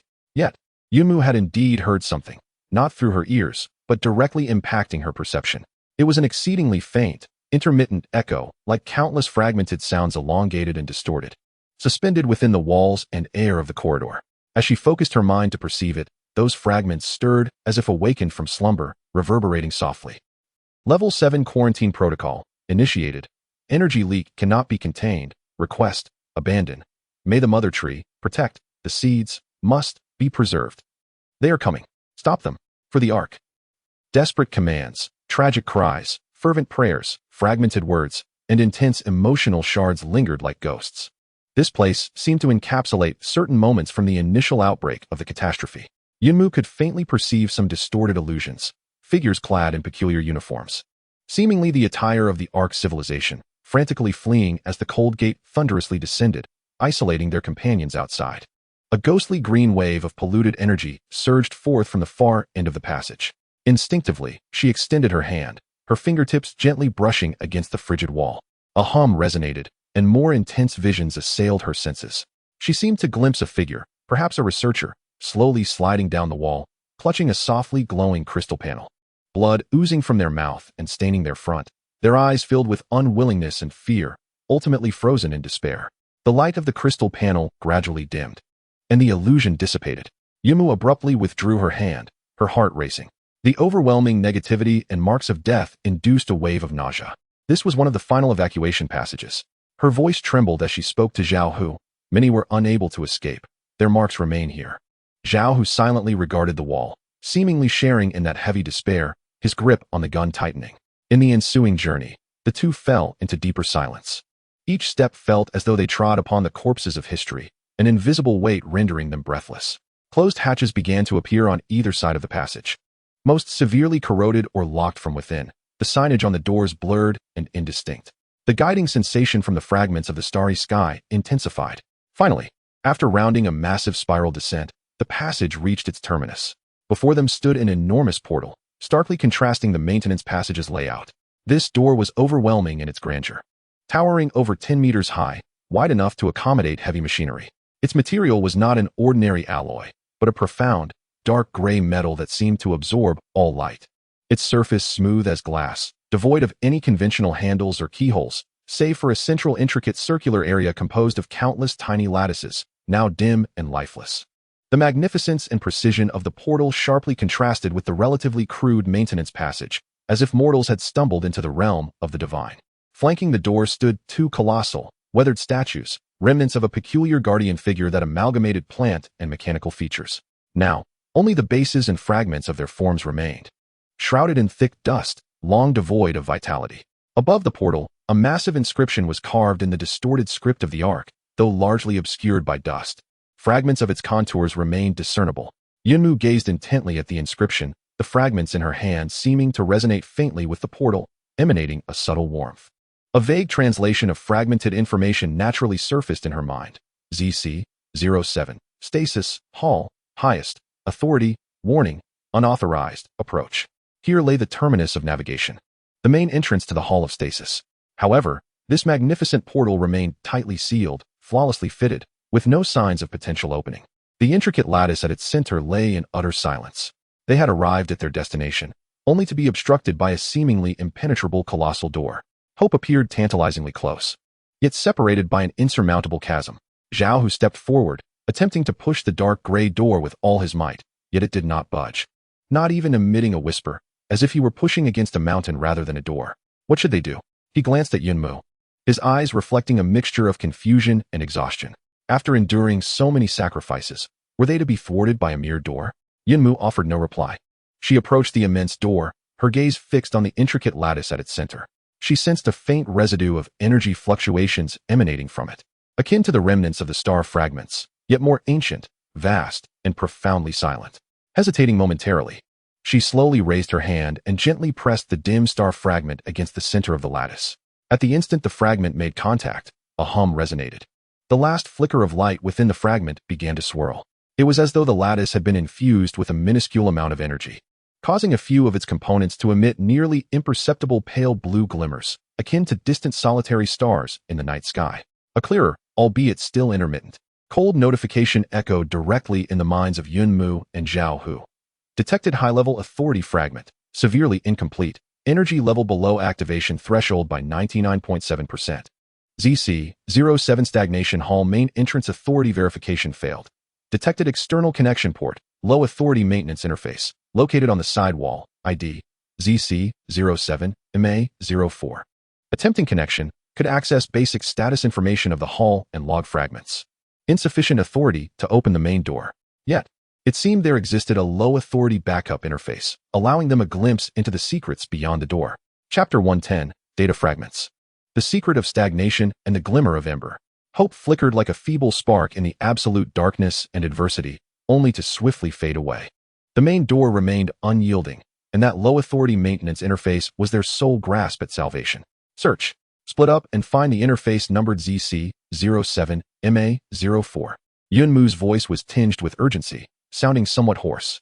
Time was of the essence. None knew how long the temporary blockage behind them would last, nor whether this silent passage harbored other dangers. Utilizing the faint glow of the star fragment, the two meticulously scoured the walls flanking the colossal door. The dust was thick, requiring them to wipe away layers to reveal any details. Despite enduring pain, Zhao Hu's movements were somewhat clumsy, yet he examined each area with utmost seriousness. Here, minutes later, Zhao Hu discovered an inconspicuous dark gray panel, nearly blending into the wall, concealed behind the base of a shattered statue. Brushing away the thick layer of dust, a line of diminutive Ark inscriptions and numbers emerged, ZC-07, MA-04. At the center of the panel lay a standard data interface, antiquated in style, yet reminiscent of a certain universal interface employed by the base. Let us give this a try. Yunmu retrieved a spare data connection cable from his multifunctional toolkit, connecting one end to the panel while tentatively bringing the other end close to the shard of starling in his hand. As the cable's port approached the shard, the dim lattice on its surface flickered to life, and astonishingly, the port drew itself in, emitting a soft click as if they were always meant to unite. Connection established. Bandwidth extremely low, data flow unstable, beginning reception. The chilling prompt echoed once more. Simultaneously, the portable terminal screen on Yunmu's arm illuminated. Thanks to the base's preliminary deciphering of the Ark system, certain devices possessed basic compatibility. A torrent of garbled text and fragmented data packets flooded the screen, with occasional decipherable snippets of disjointed phrases, distorted images, and jarring noise. The information surged forth like a deluge, yet remained fragmented and inscrutable. Filter. Prioritize status reports and log entries. Yunmu called out to Zhao Hu while he concentrated, attempting to capture the potential fragments of intent hidden within the data stream. Zhao Hu promptly engaged the terminal, striving to implement the base's preloaded simple filtering protocol. The flickering gibberish on the screen began to slow, revealing sporadic, coherent segments. ZC-07 status report. Stasis field stability, 743. Continuous decay. Energy input interrupted.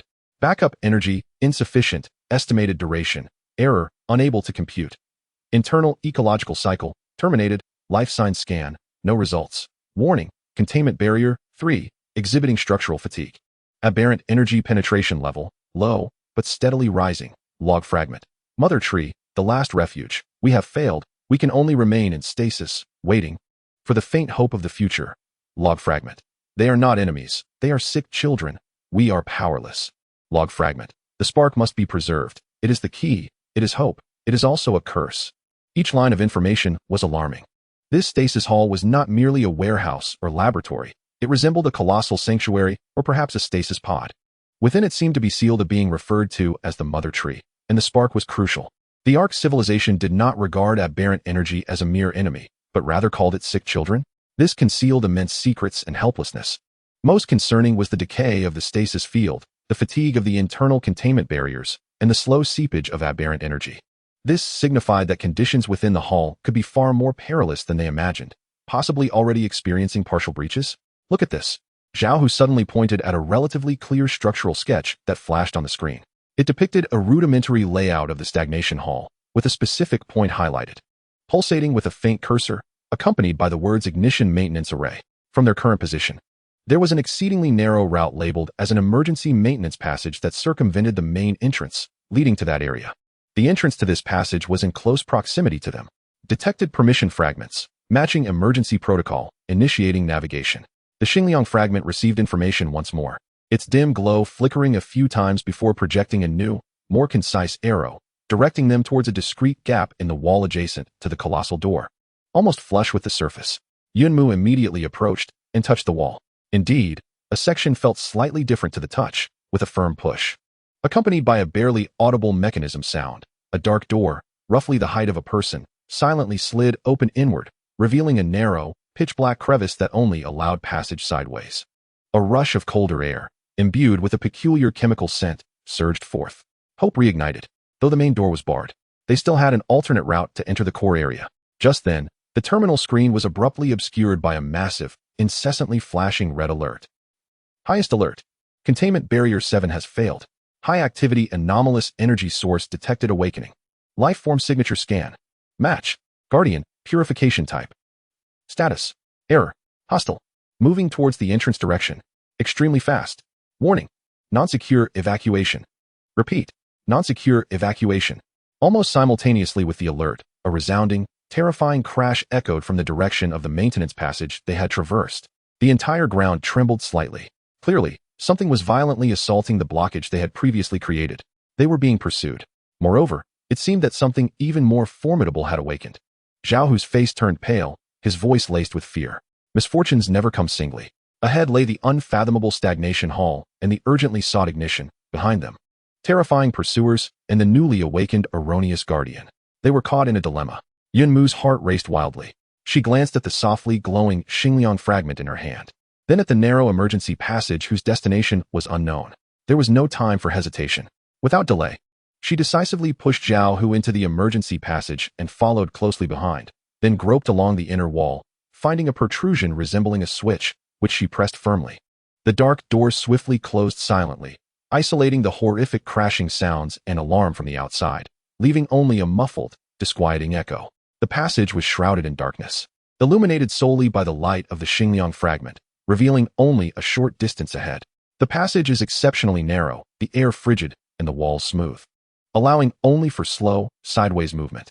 For the moment, they are safe, yet trapped within this constricted passageway, with an uncertain path ahead and the way back severed. Yunmu compels herself to remain calm, sensing the faint navigational guidance emanating from the shards of the star, leading them onward. Follow the light, she whispers to the anxious Zhao Hu ahead. The two navigate through this cold metallic crevice, inching toward the depths of the still hall, toward the entity known as the Seed of Fire. each step feeling like a descent into the abyss of fate or the wellspring of hope. Chapter 101: The Slumbering Furnace and the Glimmer of Fragments. The command for deep dormancy descended like the harshest winter, instantly freezing the entire base. All non-essential energy consumption was minimized, main lighting extinguished, preserving only the bare minimum of emergency illumination and life support systems. The energy simulation devices in the training grounds fell silent, and the majority of high-energy experiments at the Research Institute were forced to pause. The entire subterranean space succumbed to a stifling, almost frozen silence, broken only by the low hum of the air circulation system, a testament to the lingering breath of civilization. Yet beneath this veneer of desolation, a more concentrated and frenzied force quietly burned in the darkness, akin to molten lava flowing beneath the earth, accumulating energy ready to erupt. The martial training ground, transformation in silence. Without the deafening roars and flashes of energy, the training ground morphed into a battleground of willpower. Unable to unleash high-intensity energy, the Thunder God pushed himself into another extreme. Clad in the weighty new thunder armor, he engaged in the most fundamental yet brutal physical training. Running with burdens through the ruins, he struck specially designed alloy targets with pure physical strength, each impact resonating with a dull thud, muscles tearing and reconstituting with each strike.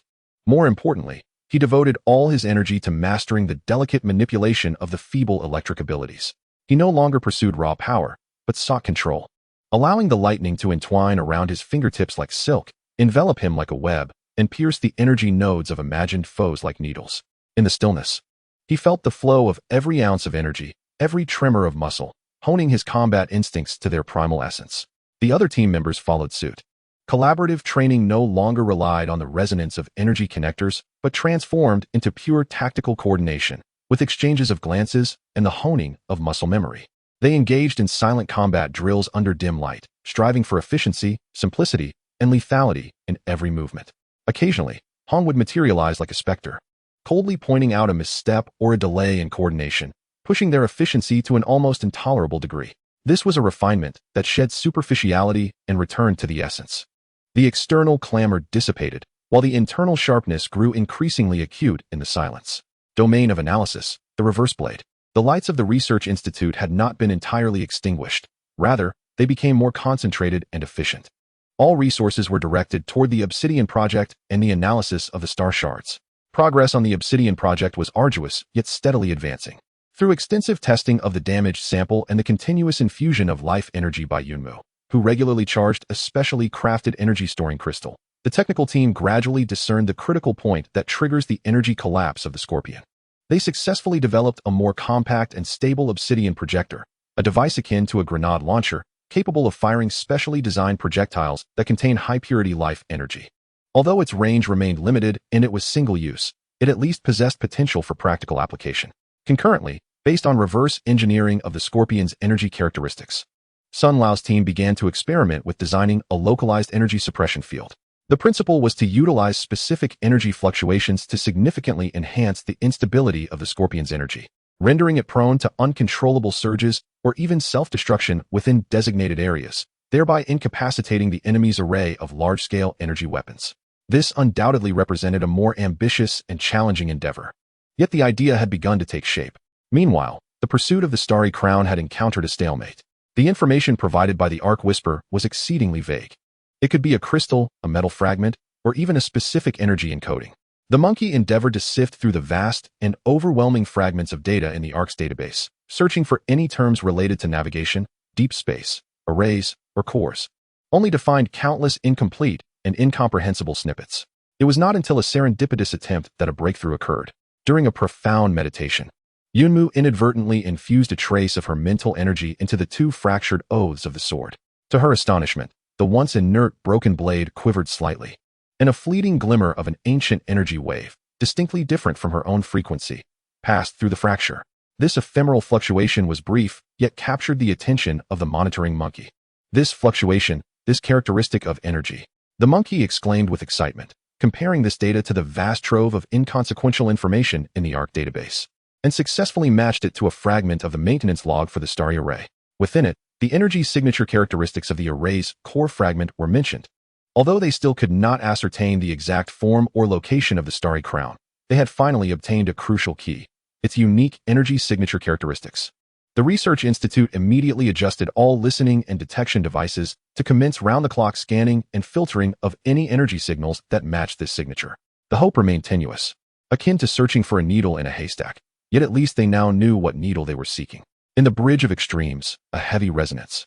Yunmu bore the greatest burden. She was not only the source of energy for the Obsidian Project, but also tasked with persistently attempting to engage in deeper communication with the Arkansas. Each session of profound meditation felt like a struggle within an endless and tumultuous ocean of energy. Even a fleeting glance from the colossal consciousness was enough to send ripples through her psyche. No longer merely listening, she began to pose questions, relaying the base's predicaments. The threats posed by enemies, and the fervent desire for the starry crown and the spark, repeatedly to that silent will. Responses remained scarce and fragmented, imbued with immense weariness and sorrow. As the ember of hope flickered faintly, the tendrils of perception detected the fluctuations of the barrier, diligently seeking a resonance point where echoes of the past might guide them.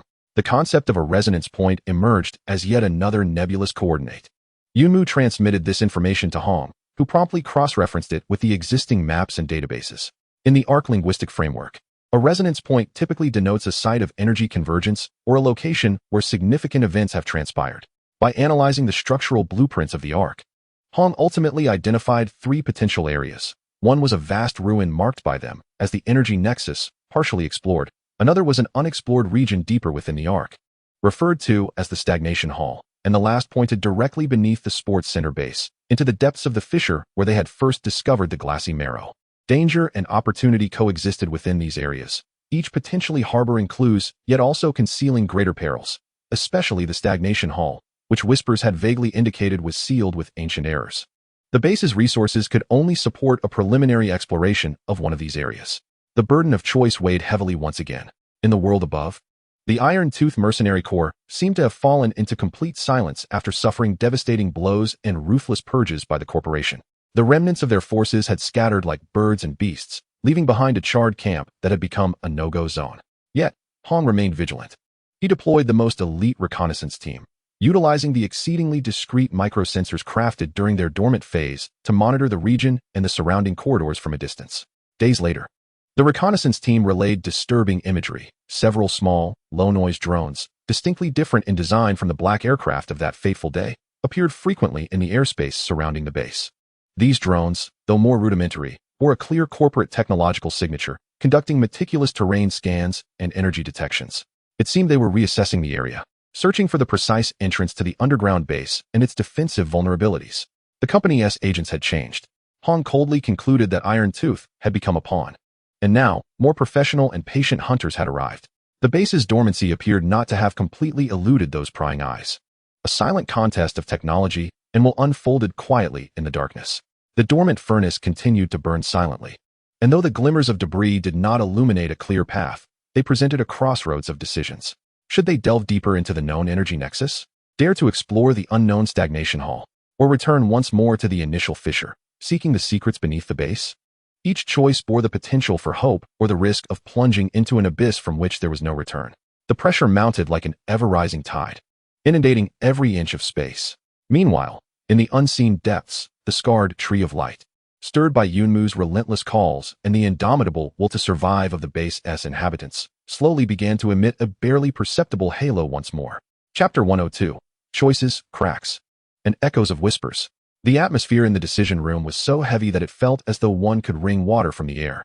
The holographic projection illuminated 3 areas designated as the Energy Nexus, the Stagnation Hall, and the Base Rift, casting a ghostly glow reminiscent of 3 vortices leading to unknown fates. Hong stood before the projection, his expression as stern as iron. Elder Sun furrowed his brow, his fingers unconsciously tapping on the table. Thor crossed his arms, his gaze darting between the 3 luminous points, appearing somewhat restless. Yunk sat nearby, his complexion slightly pale from prolonged exhaustion, yet his eyes remained exceptionally focused. Time was scarce, and resources even more so. Breaking the silence, Hong's voice was cold and objective. We must make a choice. The energy nexus has been explored superficially. Its internal structure is complex, potentially harboring operational defense mechanisms or chaotic energy flows. The risk is high, but we may uncover available energy sources or clues regarding the spark. The Stagnation Hall, its description of containing ancient errors, is deeply unsettling. Elder Sun interjected heavily. The unexplored areas present the greatest unknown risks. However, the Ark whisper mentioned that it might conceal vital information, perhaps even about the star scepter itself. The base rift is our most familiar and recent concern, Thor said in a deep, resonant voice. But what lies beneath it, besides the glassy marrow? The term resonance zone sounded somewhat ethereal to him. He preferred straightforward combat, and found the task of interpreting metaphors to be a source of frustration. Ultimately, all eyes turned to Yunk. She was the only one capable of resonating deeply with the Ark, her intuition perhaps closer to the truth than any logical analysis. Yunk closed her eyes and took a deep breath, striving to recall the fragmented sensations and images from her contact with the will of the Arkansas. The energy nexus evoked a restless and perilous feeling, akin to a volcano on the verge of eruption, while the stagnation hall felt like a cold, lifeless void, hiding something that could send shivers through the soul. As for the base rift, she remembered the faint yet pure life energy she sensed upon first discovering the glassy marrow, alongside the strange resonance produced by the broken sword moments ago. She spoke softly, her voice tinged with uncertainty, yet her gaze grew resolute. I sense a feeling of waiting there. It is neither danger nor lifelessness, but rather a response that has long been dormant, poised to awaken. The resonance of the broken sword also occurred at the base. Perhaps it was not a mere coincidence. Response? To what? Hong inquired sharply. To your abilities? Or to the two broken sword fragments? I do not know, Yunk replied, shaking her head. But that sensation feels more familiar than the other two places. The whisper spoke of ancient echoes, perhaps referring to energy imprints or fragments of information left from some past moment, reactivated by our presence, especially by my own energy activity. This explanation bore a hint of speculation, yet in the absence of further information, it had become the most crucial reference point. After a moment of silence, Hong surveyed the group and ultimately reached a decision. We shall prioritize the exploration of the base rift. The reasons are twofold. First, it is the closest, requiring the least time for action and presenting relatively controllable risks. Second, Yunk's intuition is our sole directional guidance at this juncture. Even in the absence of the elusive stellar essence, further exploration of the fissures may unveil new deposits of glassy marrow or other resources, alleviating the pressure on the base. He paused, casting a glance at Elder Sun and Thunder God. Elder Sun. The Research Institute will continue to attempt to capture stellar essence energy signals and remain prepared to support the exploration team at any moment. Thunder God, select a capable squad, led by you personally, to oversee the vigilance and defense of the fissure area. The exploration task will be spearheaded by Yumu. Understood. A spark of excitement flickered in Thunder God's eyes. Action was finally at hand. Exercise utmost caution, Elder Sun advised. Any resonance or echo could trigger unpredictable energy fluctuations. Beneath the fissure, several hours later, at the lowest level of the base, the immense fissure that once yielded glassy marrow erupted with light once more. Compared to prior extraction efforts, this preparation was far more thorough and vigilant.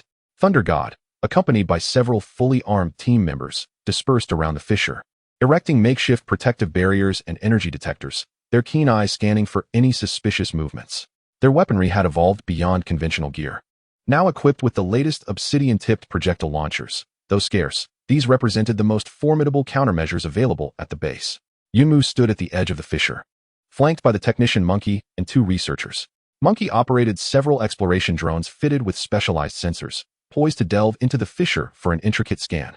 Commence. Yumu nodded to Monkey. The drones emitted a low hum as they gradually descended into the shadowy abyss. On the holographic screen of the control panel, data streams began to race, constructing a three-dimensional topographical map of the depths below.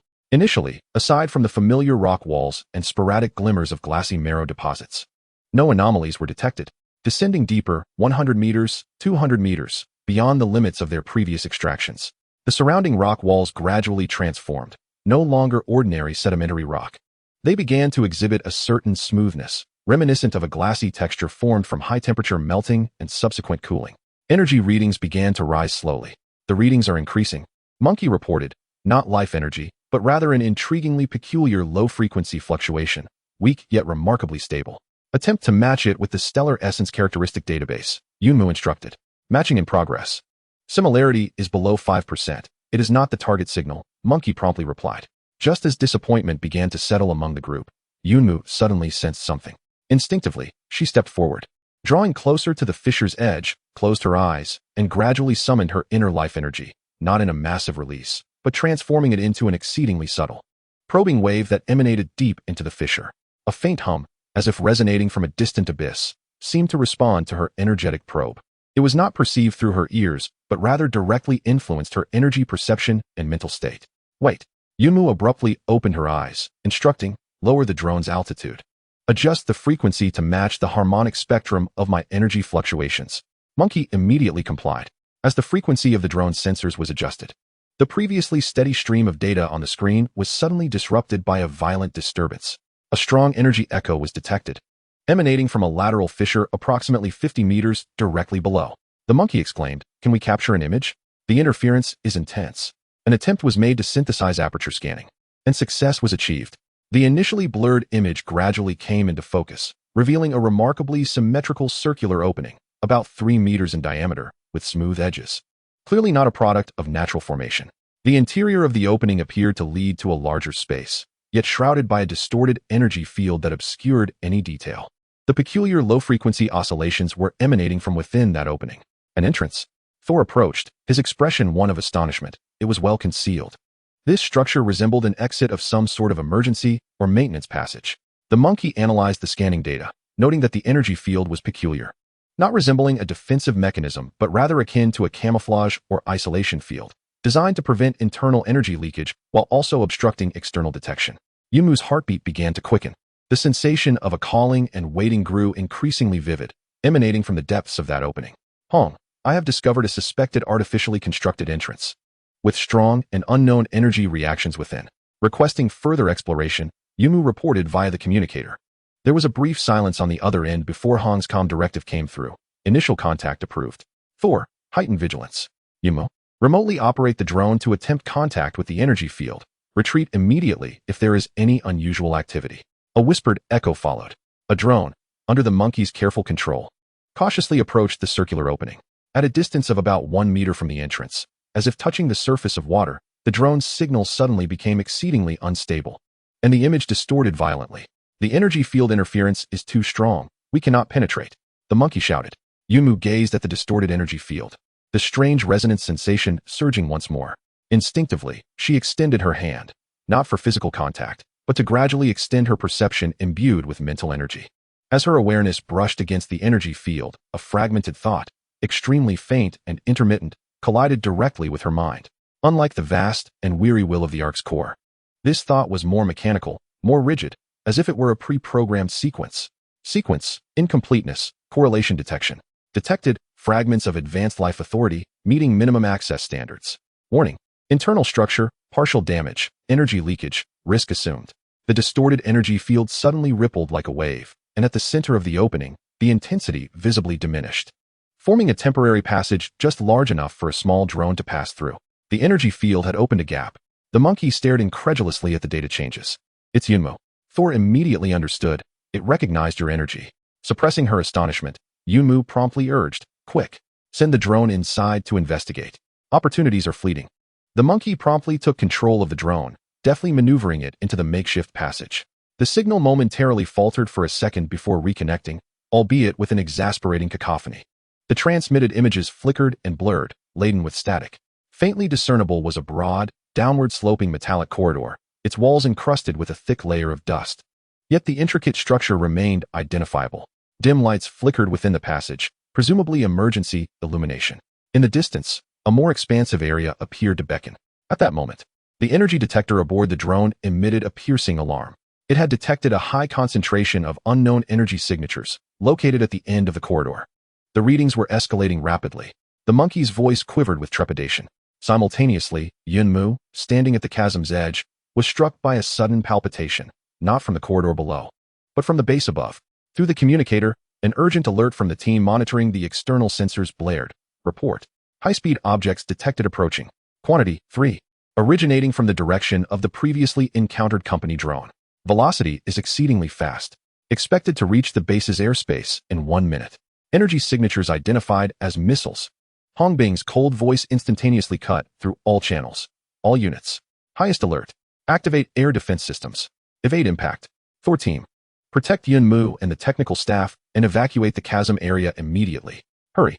The euphoria of discovery brought on by the decision was swiftly crushed by the lethal threat of reality.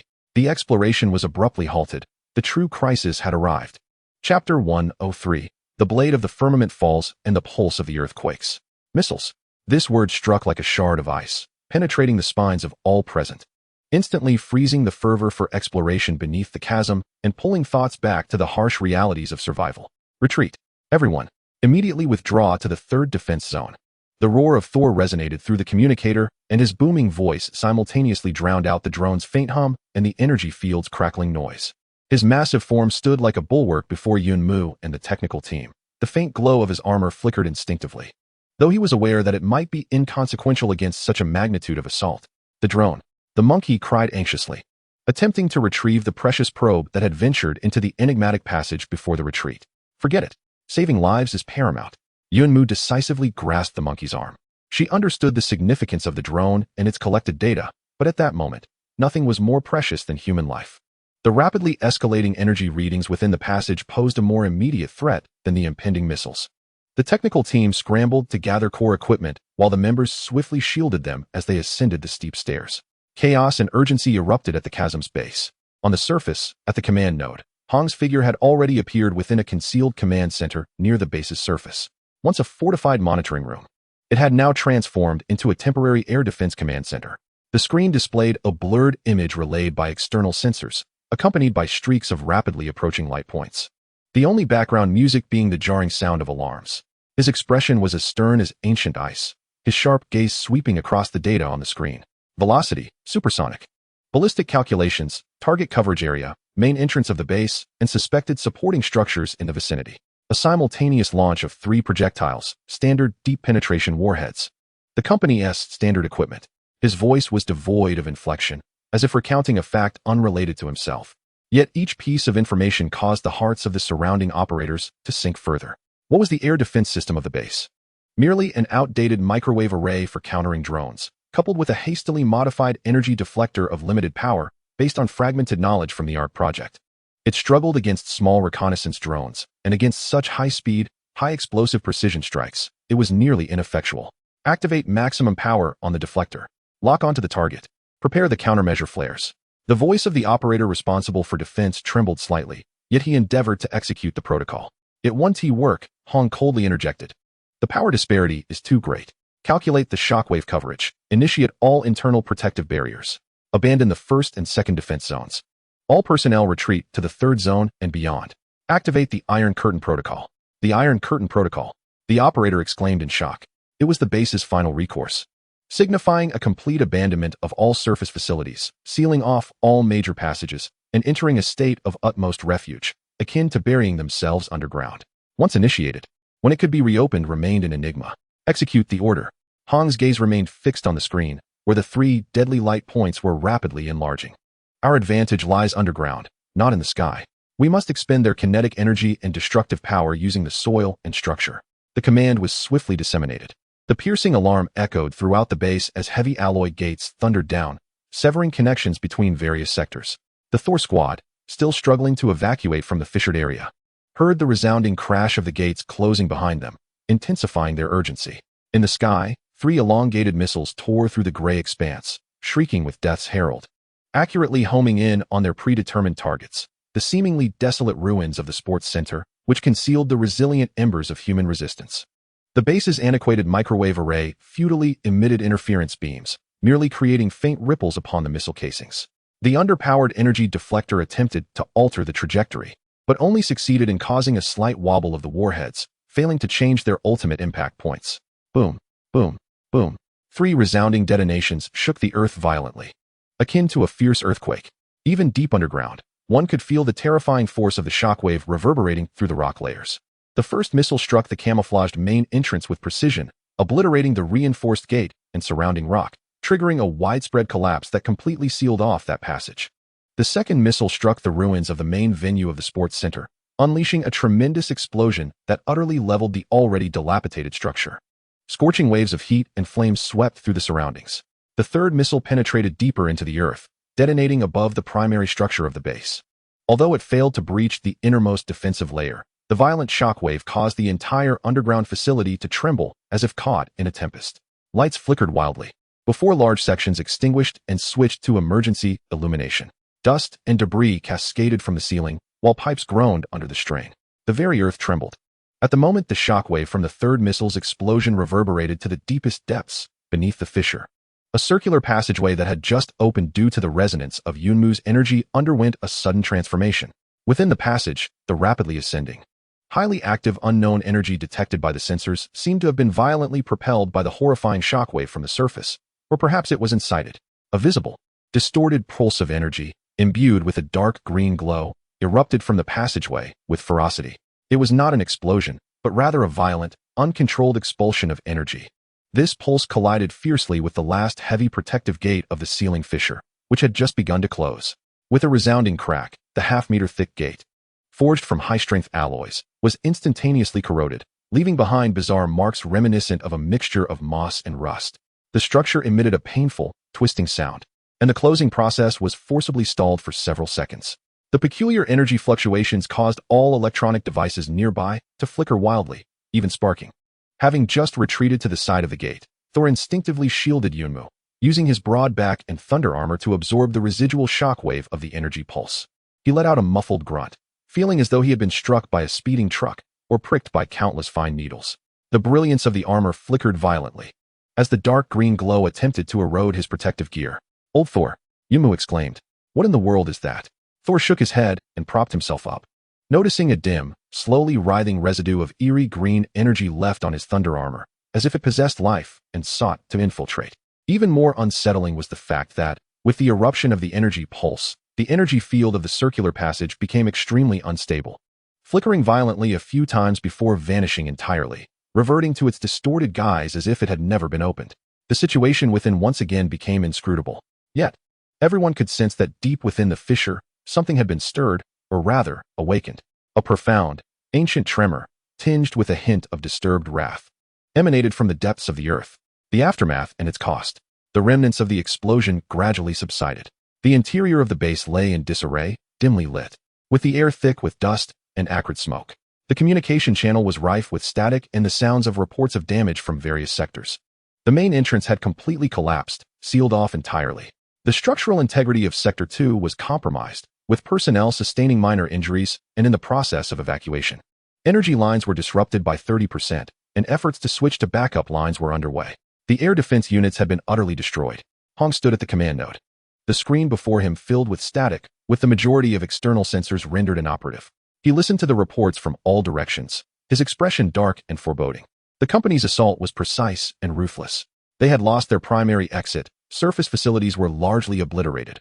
Although the main structure remained, the personnel seemed thoroughly trapped underground. Even more troubling was his gaze directed towards the passage leading to the fissure area below.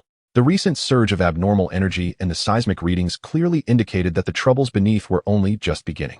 At the fissure's edge, Thor, with the assistance of his team members, was attempting to eradicate the strange green energy residue clinging to his armor.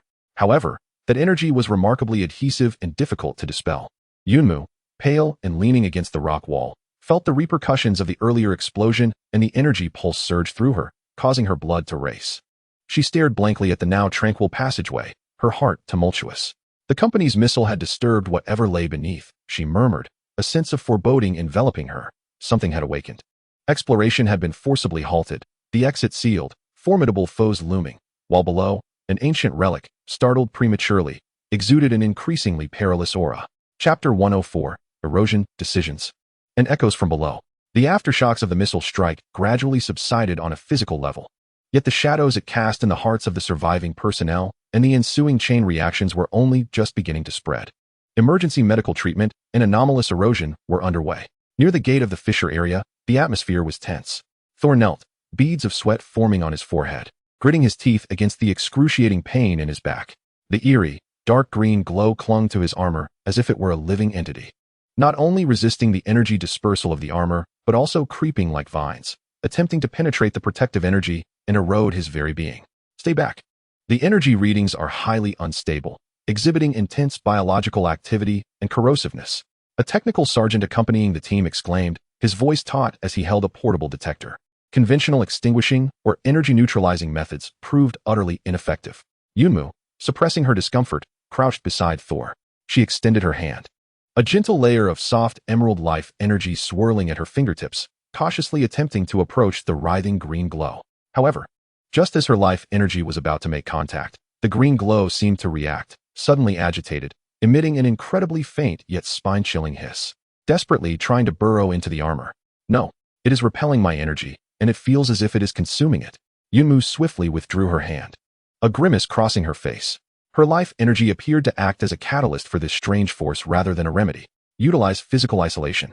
Quickly, beside him, a teammate, in a moment of desperation, swiftly retrieved a high-strength sealing bag and insulating materials. Together, they meticulously scraped away the encroaching green glow, striving to minimize direct contact with the thunder armor. The process was both slow and perilous. A moment's inattention could result in the green radiance contaminating their skin or equipment. After nearly 10 minutes of tense effort, most visible traces of the green energy had been temporarily isolated and sealed. However, several distinct dim patches remained on the thunder god's back, as if corroded, with a faint, chilling energy still attempting to seep inward. The thunder god's own electric energy seemed barely capable of staving off its spread, yet it could not eradicate it completely. Damn it! It felt as though a living acidic moss had taken a bite out of him. The thunder god gasped for breath as he rose, stretching his shoulders, his brow furrowed, feeling something burrowing into his bones, cold and numb. This unknown energy erosion hung over everyone like a new blade of dread. In the command room of the base, the lighting was dim and flickering. Hong listened to the detailed loss reports coming in from various regions, his expression impassive. Yet the unconscious rhythm of his fingers tapping on the console betrayed the weight of his thoughts. The main exit was completely sealed, and it would be impossible to clear it in the short term. The surface monitoring network had suffered a 70% loss. The energy system was damaged. The existing reserves could maintain a state of iron curtain for a maximum of 20 days, but accounting for life support and basic research, it would be reduced to 15 days at most. Casualties: 17 lightly injured, 3 severely injured, but no fatalities, a small mercy amidst the misfortune. The gate in the fissure area had been impacted by anomalous energy, leading to a 15% decrease in structural integrity, necessitating repairs. Energy readings at the lower levels gradually stabilized after the pulse explosion, yet remained at a medium to high level, with low-frequency periodic fluctuations of unknown origin. Each report brought clarity to the situation, yet it was increasingly suffocating. They were utterly trapped, with limited resources, and buried beneath an unknown bomb that could explode at any moment. The company's strategy was clear and effective, not outright destruction, but rather containment, besieging them, turning them into fish in a barrel, with a strong likelihood of further actions to follow. Hong, what shall we do? A logistics officer asked hoarsely. Food and water could sustain them for a while, but without a new source of energy, once the Iron Curtain state ended, they would be fully exposed to the company's surveillance, and might even face collapse of life support systems. The unspoken words hung in the air, yet all understood the gravity of their predicament. A true deadlock. Hong paused for a moment, his gaze sweeping over the coordinates of the fissure area, still emanating anomalous energy readings. We are not without options, he spoke slowly, his voice calm to the point of cruelty. Option 1. We could sit idly by, waiting for our energy to deplete, or pray the company forgets us. Option 2. Concentrate all remaining energy and manpower to attempt a forceful assault on the main entrance ruins, carving a path to survival. Though this would inevitably expose us to the company's firepower, with a success rate below 5%. He paused, indicating the third option. Option 3. The risk is paramount, yet the potential reward is unparalleled. We shall persist in our exploration. The anomalous energy, albeit perilous, signifies the existence of phenomena beneath the fissure that far exceed our comprehension. The ember mentioned by Ark Whisper, the star pigeon, may represent our singular opportunity for redemption. There could lie alternative energy sources, possible avenues of escape, or even technologies to counter the corporation. However, the recent eruption of that energy prompts hesitation, as one glances at the scars upon Thor's armor. Hence, the risk is indeed the highest. But do we possess any other viable options? Hong questioned coldly.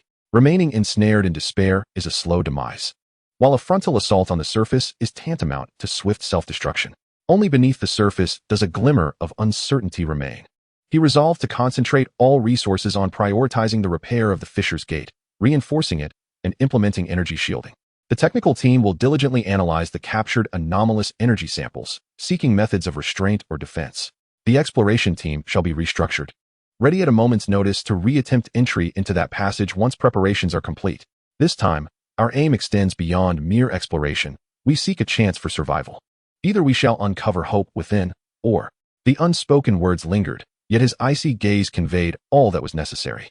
The echoes from the depths resonated with the sensitivity of Yunmu. Orders were issued, and the entire base stirred into action like a wounded giant, striving to mend the gate. Analyze the energy and form new exploration teams, with each individual pouring their utmost effort into that faint glimmer of hope. Yumu refrained from engaging in the tangible repairs.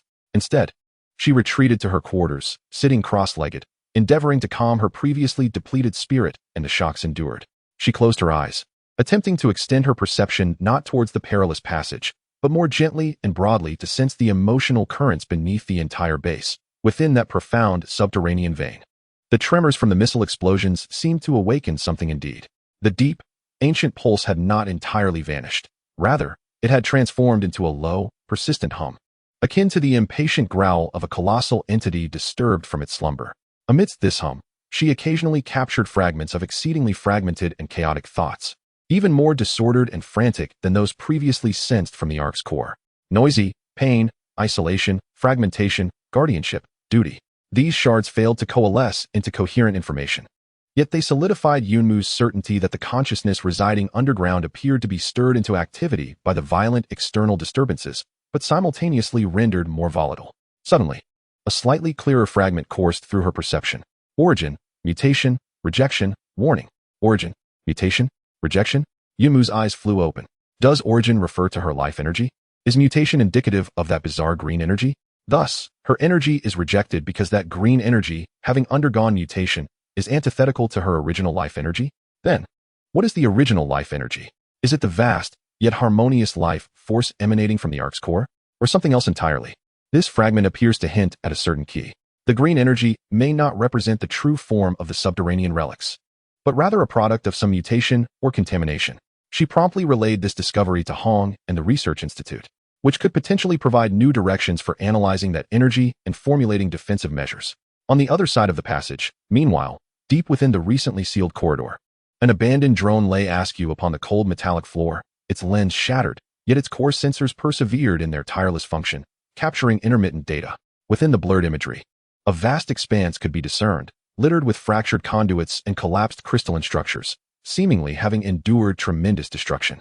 A faint mist of dark green energy, reminiscent of that on the thunder armor, permeated the air. At the center of this space stood a colossal, shattered base resembling a sort of petri dish or reactor. Surrounding the base were scattered enormous, petrified remnants, resembling either plant roots or grotesque insect appendages.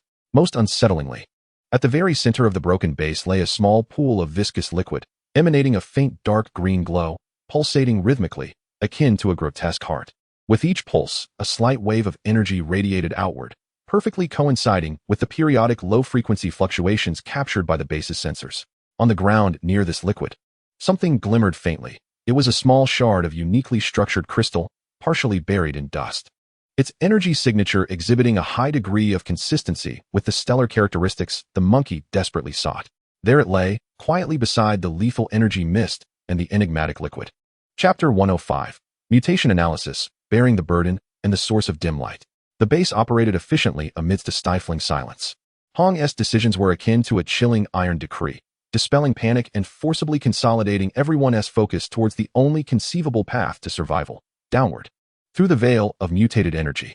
In the makeshift laboratory established by the Research Institute, the atmosphere was taut as a tightly drawn bowstring. The dark green energy sample, sealed within a specially crafted container, writhed slowly within the isolation field, occasionally striking the walls, producing an unsettling low, muffled sound. Various detectors aimed at it from different angles, streams of data cascading across the screens like a waterfall. Elder Sun presided at the center, his eyes sunken, yet his gaze piercing. The hypothesis of homologous mutation provided by Yunmu opened an entirely new avenue of thought for them. Energy structure analysis confirmed. A researcher exclaimed excitedly. This energy does not exist independently. Its core fundamental frequency exhibits a high degree of homology with the life energy of Comrade Yunmu, as well as the background fluctuations detected by the Ark's core. It can be determined to originate from the same system, yet its energy characterization is entirely different. Another individual interjected gravely, as if pure water had been thoroughly distorted in nature by a plethora of toxic contaminants. It is imbued with an aggressive, corrosive nature and an ineffable biological activity, which is not a creation of life, but rather resembles the frenzied proliferation of malignancy.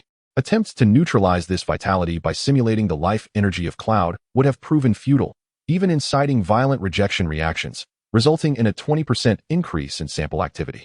Utilizing high-energy lightning to emulate the power of the thunder god has yielded effectiveness. However, it requires an exceptionally high intensity and can only temporarily suppress surface activity, failing to eradicate it, as it swiftly rebounds once the bombardment ceases. Physical isolation is effective, yet it gradually erodes most known alloys and composite materials. A series of experimental results has been compiled, and the conclusion is becoming increasingly evident. This is a form of contamination emanating from the Ark's life energy system.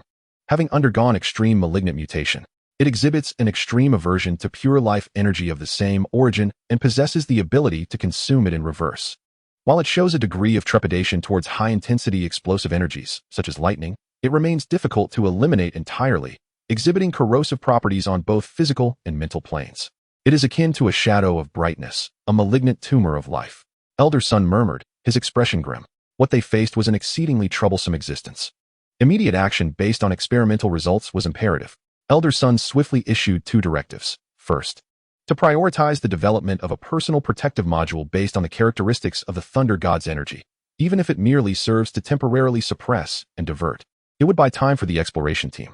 Second, to analyze the properties of the corrosive material in an attempt to synthesize or find more effective isolation materials for reinforcing the gates and equipment. Time was of the essence, and the Research Institute embarked on a race against it.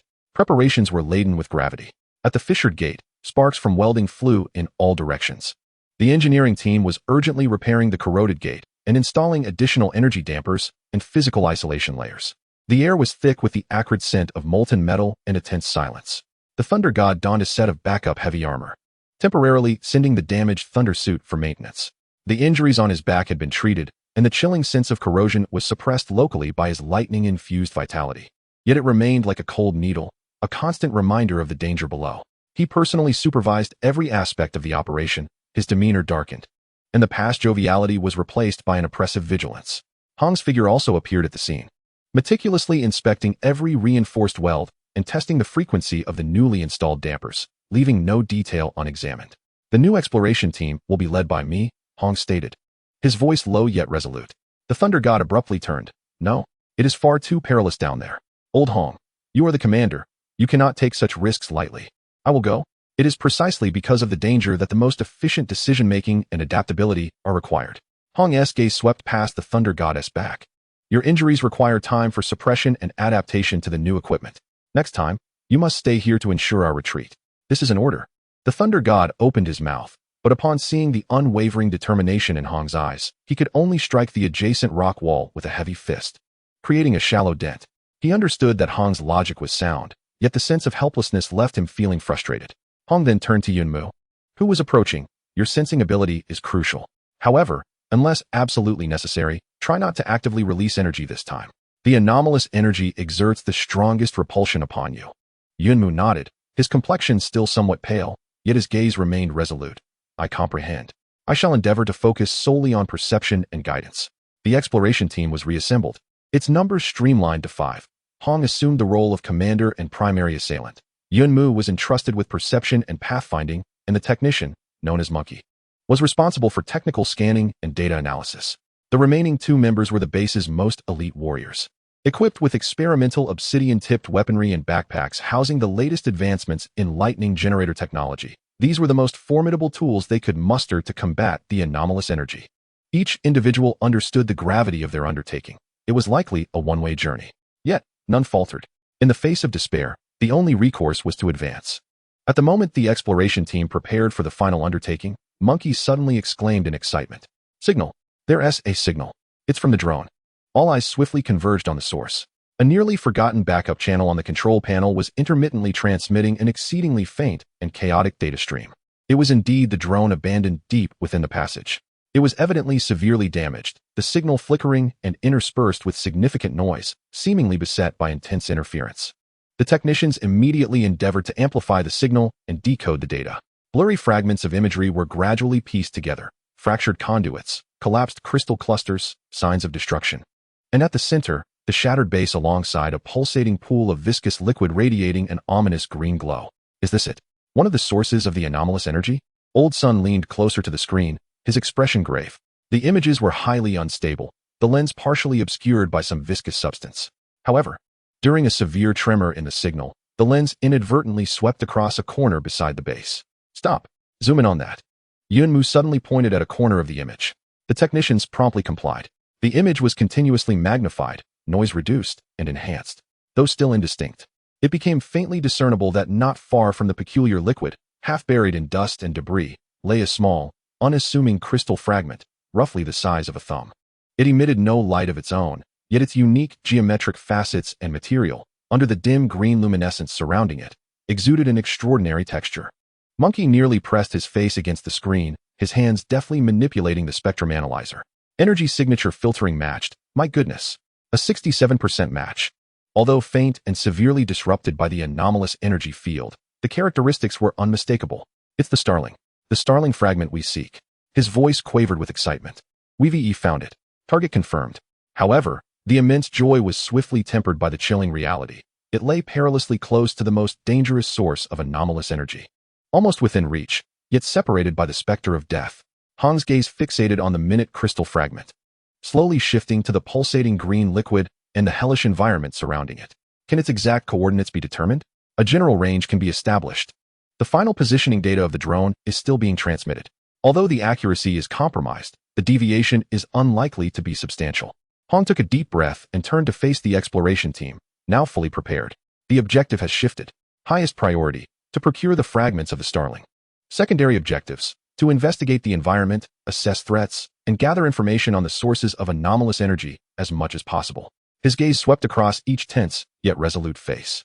We are aware of the most dangerous entities, as well as the most crucial resources we require. This is far superior to blind exploration.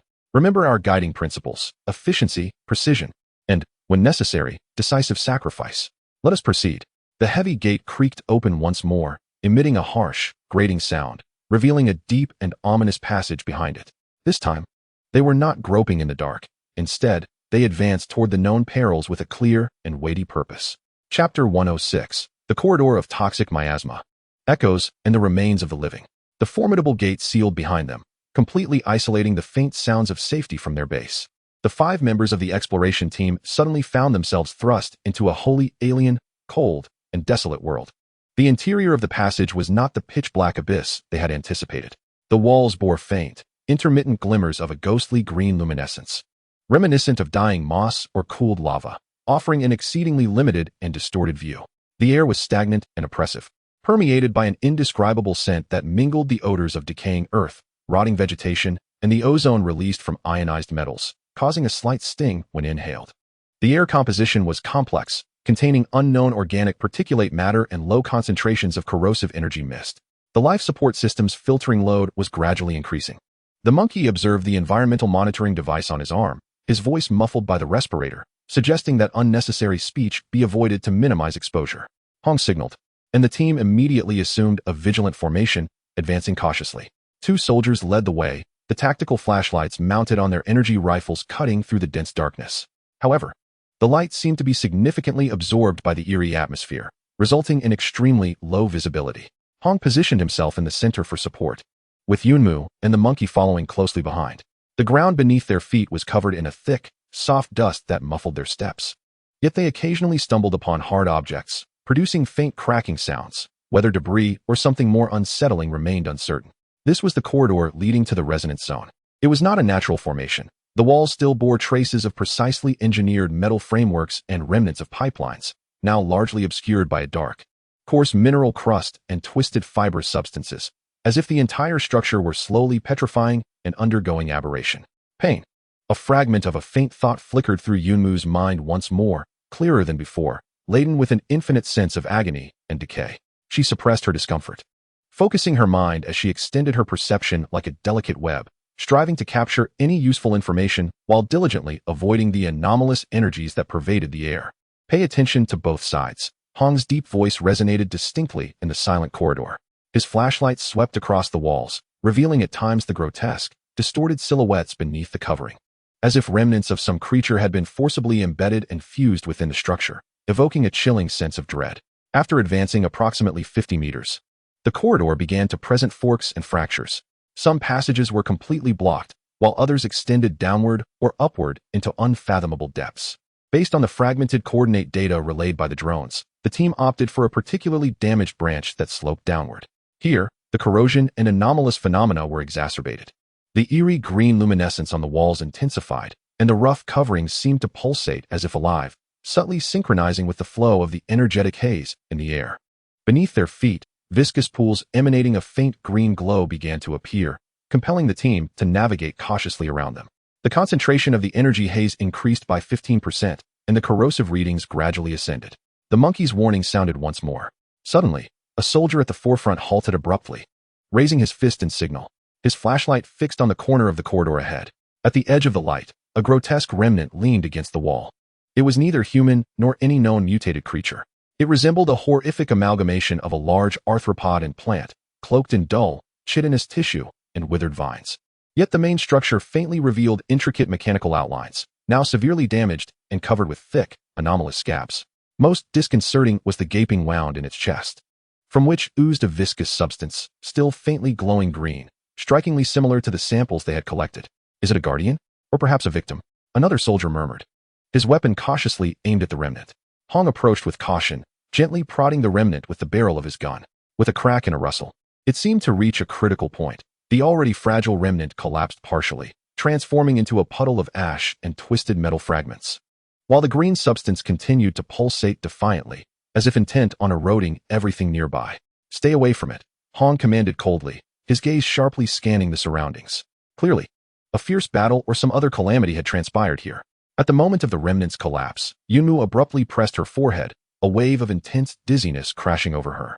Invasion, purification failure, containment breach, warning, Sector 7 compromised, fusion, irreversible. A torrent of chaotic thoughts, interspersed with bizarre terminology and a profound sense of despair, surged through her consciousness. She seemed to perceive some indistinct phantoms, a dazzling green radiance clashing violently with a somber tide of pollution. Colossal botanical structures twisting and mutating in anguished shrieks, and cold machinery being insidiously eroded and assimilated. Yumu noticed her anomaly. It's nothing. She inhaled deeply, suppressing the tumultuous waves of her psyche. This place had once been a battlefield. The power of the Ark had clashed violently with that aberrant energy, and it had succumbed. That energy appeared capable of eroding and merging both the living and the inanimate. This revelation sent shivers down everyone's spines. It implied that they were confronted not merely with a type of energy, but with a pollution that possessed the ability to assimilate. The team continued to descend with utmost caution. The passage became increasingly fragmented, necessitating climbing over collapsed metal structures at times and crawling beneath massive, pulsating tendril-like entities at others. Signs of past battles and eerie remnants of fusion began to emerge around them, as if silently narrating the brutal failures of yore. Eventually, according to the coordinates, they neared their destination, the grand, shattered hall. The corridor opened up ahead, yet the exit was obstructed by a heap of twisted metal and petrified tissue, leaving only narrow crevices. A dense, impenetrable dark green mist seeped through the gaps, imbued with a heightened energy vitality and a sense of mental oppression. The low-frequency hum, akin to a heartbeat, resonated more clearly here, causing a heaviness in their chests. Through the fissures, a vast internal space and the outline of a shattered pedestal could be faintly discerned. The pulsating green liquid seemed to be just within reach. Based on the last angle from the drone, the fragment of the star spindle should lie approximately 10 meters behind the pedestal, amidst a pile of rubble. So close, yet seemingly separated by an insurmountable chasm. Hong gestured for the team to halt, concealing themselves behind the obstacles at the exit. The target area was confirmed. The energy mist was highly concentrated, with visibility below 3 meters. Unknown risks loomed. The monkey lowered his voice to report the final scanning results. The physical environment was complex, with numerous obstructions. Hong's gaze was sharp as an eagle's, quickly scanning the limited observable environment, his mind racing to calculate routes, risks, and time.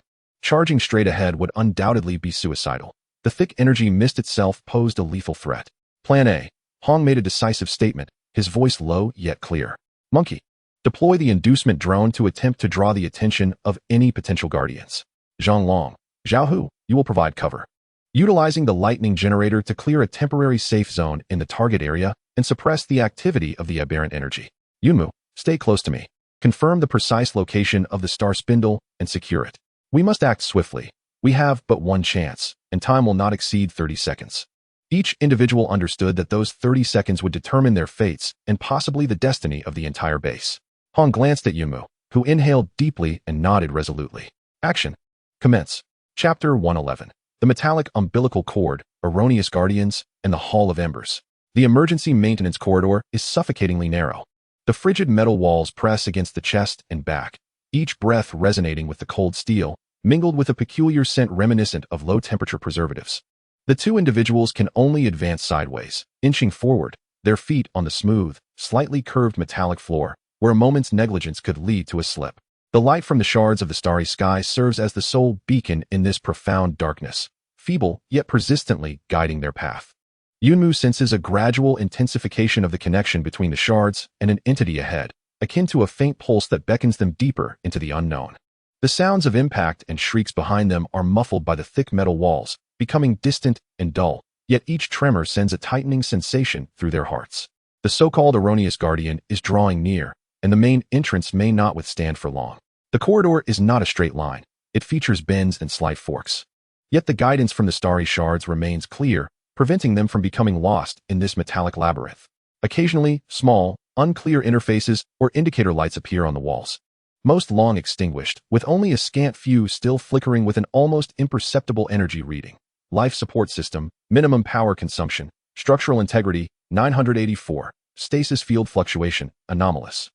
Fragmented data occasionally filters through the starry shards into Yunmu's perception, piecing together the status of this corridor and the entire stasis hall.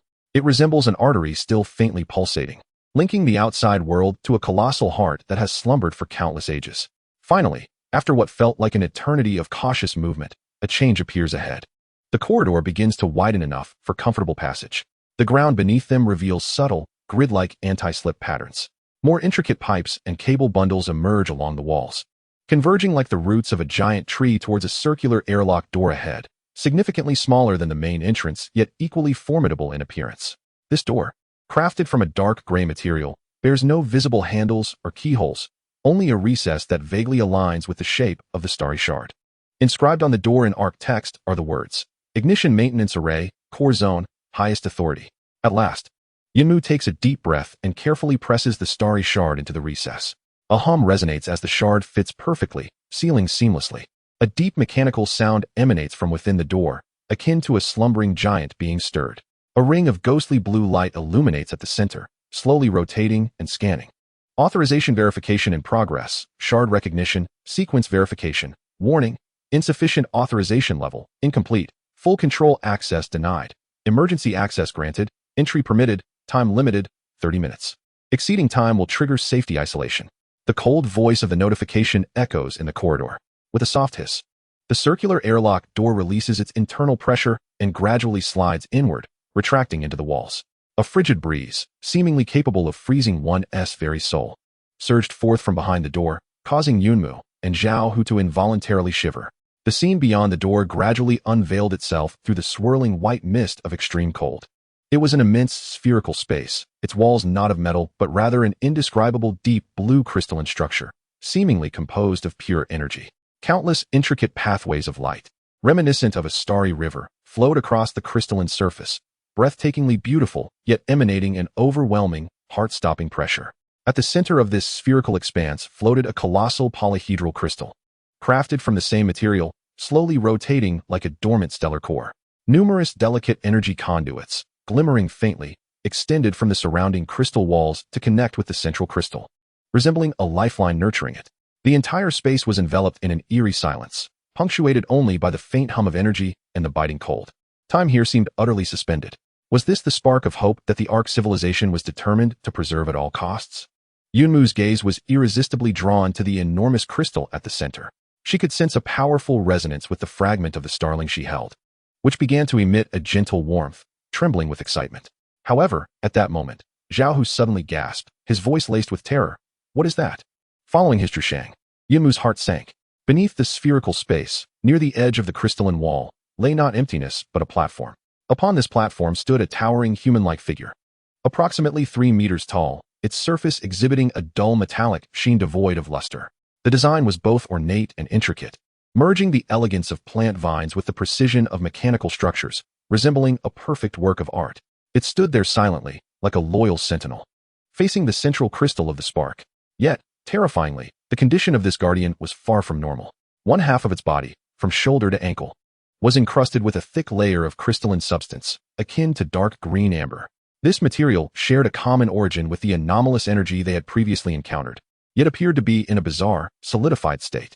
Green energy filaments, reminiscent of veins, spread from the crystalline area, attempting to invade the remaining undamaged half of its body, but were thwarted by an unseen force, resulting in a stalemate. Scattered around the platform lay several other remnants of variably crystallized aberrant entities. It seemed a fierce battle had once raged here, with the Guardian succumbing to erosion during the conflict, ultimately perishing alongside its invaders, frozen in this final moment by some force, most likely a stasis field. Log fragments extracted. Synchronizing playback. The fragment of the starling seemed to resonate with Yunmu's bewilderment, and a clearer recording, fraught with intense emotional fluctuations, echoed in her mind. The Guardian unit Qingzhou reported, "The barrier in Sector 7 has fallen, the contamination has breached, threatening to erode the flame. The interception was successful, the invading unit was exterminated. Yet we suffered severe pollution. The stasis field cannot entirely reverse the process of erosion. Requesting directives, requesting instructions." The command was received, executing the final protocol.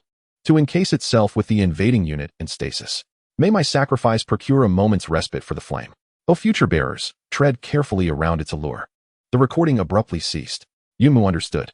This Guardian, known as Qingzhou, fought valiantly to protect the flame, ultimately sacrificing itself to freeze alongside the invader, a tragic hero. It was indeed the Guardian referenced in the external alarms, a purification type, yet its condition was flawed, as it had succumbed to pollution. Once the stasis field was lifted, no one could predict what it might become. What, then, was this entity that incessantly sought to tempt and infiltrate? As Yunmu attempted to approach and ponder how to extract the flame's energy or information, a faint yet jarring crack echoed through the stillness of the surroundings. Emanating from the platform, Yunmu and Zhao Hu turned abruptly. They beheld the dark green crystalline covering half of the Guardian Qingzhou, a fine fissure slowly spreading across its surface. A faint yet undeniably present green luminescence seeped through the crack. The stasis field was waning. Even the localized stasis could no longer be maintained. This erroneous Guardian, frozen for an untold number of years, seemed to be gradually awakening. Almost simultaneously, the shard of Xingliang in Yunmu's hand erupted with an unprecedented warmth. A clear and urgent stream of information surged into her consciousness. Warning. Stasis field at critical point. External threat breaching main entrance. High concentration of pollutants detected nearby. Emergency protocols initiated. Linking to the flame. Attempting to download core data package. Hoping for blueprints. Direct physical contact with the core crystal required. Hurry. Time is short.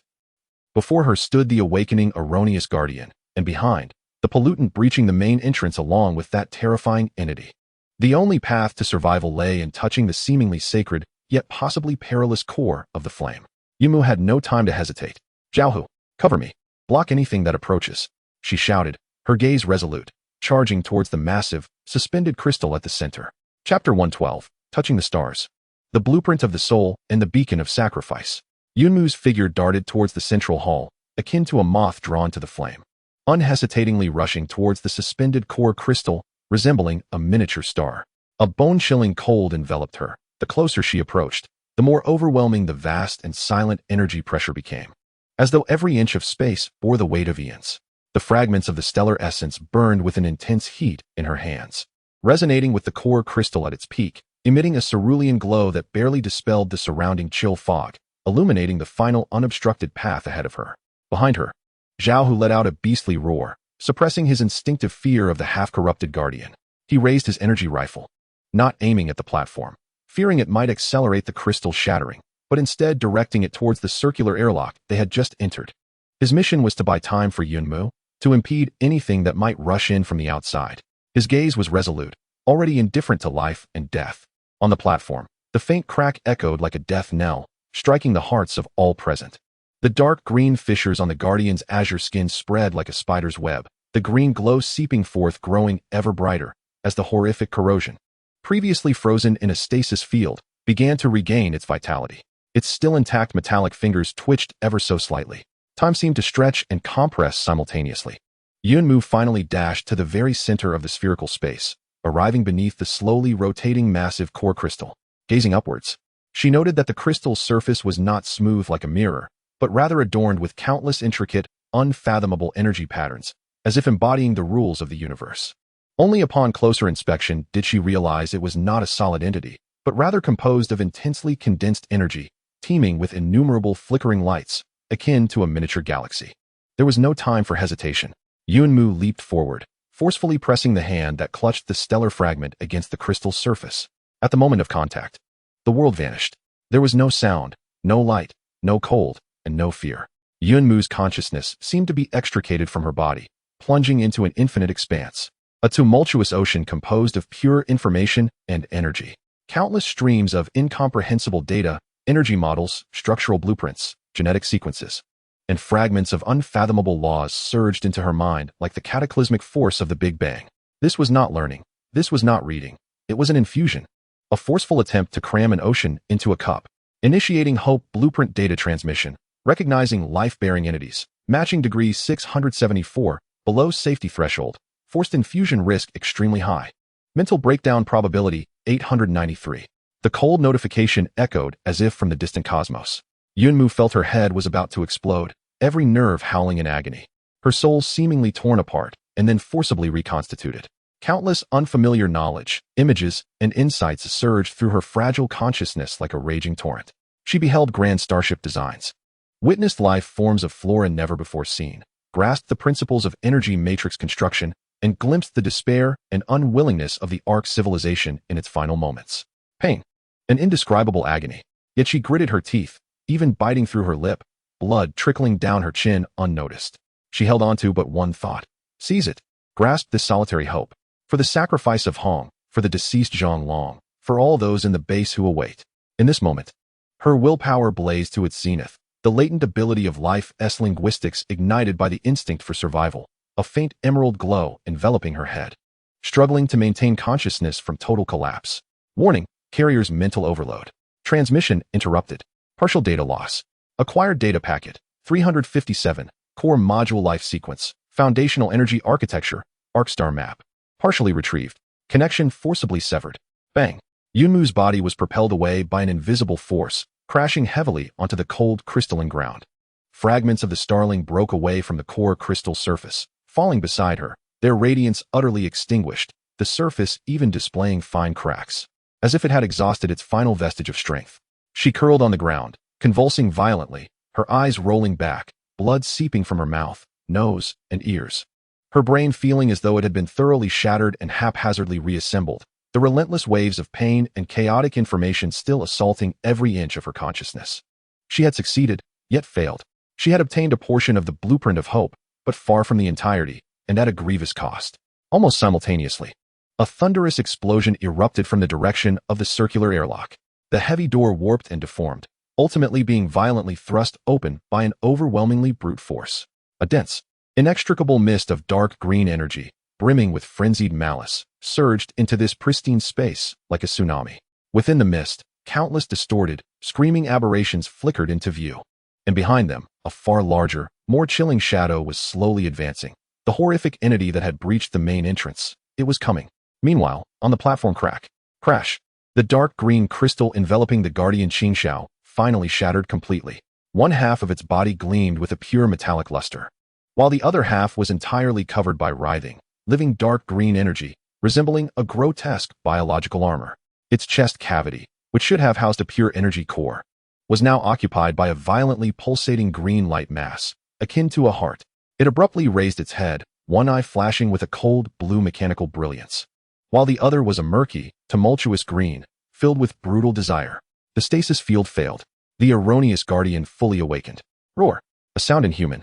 A cacophony of metallic friction and biological shrieks erupted from its chest, reverberating throughout the spherical space. It swiftly turned its head, the cold blue mechanical eye locking onto Yunmu, who had fallen to the ground, writhing in pain, seemingly sensing the lingering essence of the spark she had just encountered and the stream of hope blueprint data. Meanwhile, the murky green eye greedily gazed upon the invading polluted energy and the army of aberrations, exuding a frenzied desire for fusion. It had become a contradictory, chaotic, and exceedingly perilous existence. Yunmu. Zhao Hu's eyes widened with fury as he beheld Yunmu's dire condition and the awakening of the guardian, with the gates shattered. Despair instantly seized his heart. Yet, he did not flee. Instead, he charged towards Yunmu. raising his energy rifle to unleash a barrage of fire upon the foremost mutated entities. "Come here, you monsters!" he bellowed, attempting to divert their attention. His assault succeeded in inciting a portion of the mutants, who roared and lunged at him. However, some, including the awakened aberrant guardian, remained fixated on the motionless Yunmu. The guardian lifted its tainted arm, green energy coalescing upon it, transforming into a twisted, corrosive ray aimed squarely at Yunmu. Xiaohu's pupils constricted at this sight. He realized that in Yunmu's current state, she could not withstand such a blow. Without thought or deliberation, he acted on pure instinct. "No," he thundered, relinquishing his aim, and propelled himself towards Yunmu with unparalleled speed, like a cannonball, placing his body as a shield against the lethal green beam. With a sickening sound, the corrosive ray pierced through his chest. Time seemed to freeze in that moment. Xiaohu's body stiffened abruptly, and he cast a glance down at the gaping wound, rapidly being consumed by the green light. With great effort, he turned back to see Yunmu, still writhing in agony, and attempted to form a comforting smile. Though it never materialized, his gaze dimmed swiftly, and his robust form collapsed like a mighty pillar, raising a cloud of dust mingled with the dissipating green energy. With his final strength, he fulfilled his promise, embodying the duty of a warrior, a rearguard, a beacon of hope. Chapter 113, The Chaos of Struggle, Data Flood, and a Glimmer of Life. Xiaohu's fallen body stood as a heavy monument, delineating the line between madness and fragility. His warm blood had yet to fully saturate the cold crystalline floor before the deadly green corrosive energy began ravenously consuming his remains, emitting a chilling hissing sound. This harrowing scene struck Yunmu like a deluge of icy water, piercing through the chaos and excruciating pain wrought by the overwhelming influx of information in her mind. The fleeting breath of life, purchased with her comrade's sacrifice, yanked her back from the precipice of collapse. A guttural cry, mingling anguish, rage, and resolve, erupted from her throat. Her mind felt as though it were being pierced repeatedly by a myriad of needles, the forcibly infused shards of hopeful blueprints swirling uncontrollably, threatening to shatter her consciousness once more. Yet, under the weight of such intense emotion, her life-affirming abilities surged forth with unprecedented vigor. The emerald glow enveloped her entire being, not merely her head, akin to a blazing flame, fiercely resisting the backlash of information and the biting cold of the external environment, mending her damaged nerves. The instinct to survive eclipsed all else. She found herself bereft of time to mourn for Zhao Hu, the awakened erroneous guardian, Qingzhua, who, after landing a strike, succumbed to a momentary internal turmoil. Its cold mechanical eye remained fixated on Yunmu, as its arm lifted once more, green energy coalescing anew. Yet, that murky green eye greedily shifted towards the army of aberrant entities surging in through the breached airlock, accompanied by a thick fog of corrupted energy, emitting a low, yearning hum. The tainted half of it longed for communion with its kind. It was precisely this fleeting hesitation and internal conflict that granted Yunmu her singular opportunity. Simultaneously, the invading aberrant army began to exhibit differentiation. Most adhered to their primal instincts of destruction and erosion. Howling as they lunged towards the sole conspicuous life form in the arena, Yunmu, alongside the spark core radiating an alluring essence of pure energy. However, a select few seemingly stronger individuals displayed a curious blend of awe, perhaps even fear, towards the awakened Qingzhua. They lingered at the periphery of the polluted mist, hesitant to approach the entity bathed in verdant radiance. Chaos ensued. The entire spherical hall was instantly engulfed in a bizarre melee among three, if not more, parties. Yunyu valiantly endured the tempest raging within her mind and the frailty of her body, suddenly rolling sideways. Hiss! A second green ray grazed her shoulder, eroding the ground where she had just stood into a deep pit, the escaping green light sizzling against the life energy shield enveloping her. She could linger no longer. Escape was imperative. Her gaze darted frantically. The emergency exit she had come through was already obstructed by the influx of aberrant beings and corrupted energy. The spherical space appeared devoid of any escape routes. Despair washed over her once more. At that moment, a fragment of a hopeful blueprint, forcibly implanted in her mind, and yet to be fully comprehended, flickered to life with sudden clarity. It depicted the structure of the energy circulation system within the spherical hall. A minuscule node was marked as the emergency vent, situated at a specific coordinate within the crystal walls of the hall, typically utilized for pressure release during energy overload or maintenance, leading directly to an unknown external realm. An exit. There was still an exit. This revelation struck her like a surge of adrenaline, revitalizing her spirit. She desperately tapped into the meager reserves of her recently restored mental energy, skillfully dodging the intermittent attacks from Qingzhua and the oncoming aberrants, who seemed somewhat apprehensive of the life energy ablaze within her, daring not to make direct contact. While she scrambled towards the direction indicated by the mental blueprint, her movements were clumsy, her posture ungraceful. Yet the instinct to survive propelled her through each awkward roll and crawl. Her life energy rapidly diminished as she battled against the persistent onslaught of the polluted mist and the frigid air. Qingzhou appeared to sense her intentions, unleashing an enraged roar that sent chills down her spine, a cacophony of mechanical and biological sounds. It ceased to regard the lesser aberrants, taking heavy strides in pursuit of Yunmu. Each step caused the crystalline floor to tremble slightly. As the advanced aberrations lingered, they seemed to receive some form of directive following the Qingzhou operation, ceasing their hesitation and roaring as they joined the encirclement against Yunmu. With a blockade ahead and pursuers behind, Yunmu's brain operated at an overload. She had to combat the torrent of information while propelling her body to flee, simultaneously searching for useful data amidst the chaotic, fragmented blueprints regarding the method to unlock the emergency discharge port. Fragmented commands flickered like a cryptic code, leaving her to navigate solely through instinct and comprehension. Finally, she rushed to the crystalline wall at the edge of the hall's base. According to the coordinates in her mind, this was the place. Yet, the smooth surface bore no visible switches or markings. The pursuers were upon her. The nearest aberration, resembling a hunting dog, lunged through the air, its foul maw dripping with green slime. In a desperate bid for survival, Yunmu crouched down and pressed her hands against the cold crystalline surface. Her dwindling life energy mingling with the newly acquired, fragmented knowledge of energy architecture, blindly surging toward a specific energy node within the wall. Open. Please open. She implored in her mind. Perhaps it was a fortunate coincidence. Perhaps the information from the blueprints had finally come into play. Or perhaps her life energy resonated with the Ark system in some profound way. The area where her palm pressed suddenly illuminated with a complex pattern of lines. A circular opening, which had not existed before and was just wide enough for a single person to pass through, silently manifested before her. Behind it lay a bottomless, vertical passage, howling with a terrifying cold wind. The emergency discharge port had opened. In that very instant, an immensely powerful suction emanated from the passage. The frigid mist and some diluted contaminated energy in the hall were instantly drawn into it. The lunging hunting dog aberration, caught off guard, emitted a terrified shriek as it was sucked into the passage, vanishing into the darkness. Yunmu narrowly avoided being pulled in, clinging desperately to the edge of the opening, her nails nearly tearing apart. Behind her, Qingzhou was closing in, casting a great shadow over her. The tainted arm rose once more, green energy swirling violently, leaving her with no means of escape. More advanced aberrations began to converge. In a moment of dire urgency, a flash of frenzied determination sparked in Yunmu's eyes. She abruptly turned her gaze to the suspended core of the fire seed. Summoning her remaining mental strength and will, she transformed the fragmented knowledge of energy architecture, particularly concerning energy overload, into an invisible, sharp directive, hurling it forcefully at the core. She did not grasp the specific principles. She only knew: overload. Detonate the energy cycle. As if responding to her desperate command, the entire spherical hall quaked violently. The stellar points swirling within the core crystal erupted into a frenzy. The energy pathways coursing along the crystalline walls surged in brightness, becoming wildly unstable. Warning: energy cycle overload.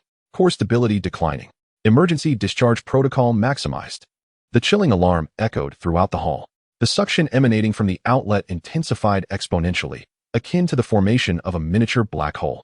The approaching high-level mutants were the first to succumb, shrieking as they were violently pulled apart and drawn into the unfathomable abyss. Even the formidable Qingzhou faltered under this sudden and violent force, its gathered energy disrupted, forcing it to plunge its arm into the crystalline ground to barely maintain its balance. Yunmu could no longer withstand this overpowering force. Her fingers, clinging to the edge, lost their grip in an instant. Her body was completely engulfed by the discharge channel, swallowed whole by the endless darkness and howling cold wind. Just before her utter disappearance, the last image imprinted in her mind was that of Qingzhou's cold mechanical eye, still fixated on the direction of her vanishing form. And within that murky green eye, a fleeting glimmer of what appeared to be interrupted fury.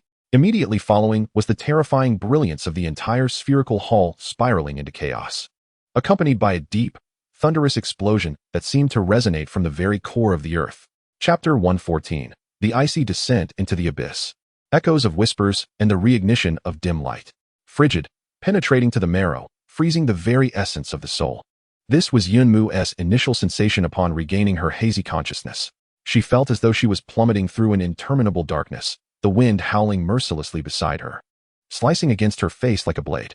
With every attempt to breathe, she inhaled air as frigid as steel, causing her lungs to ache. She endeavored to struggle, only to find her limbs and body weighed down as if filled with lead. Even the slightest movement sent waves of excruciating pain coursing through her. Her mind remained shrouded in chaos, a tumult of fragmented hopes and blueprints flashing uncontrollably like a deranged carousel, inducing bouts of nausea and stabbing headaches. Who am I? Where am I? What has transpired? After a brief lapse of amnesia, shards of memory began to cascade like ice debris.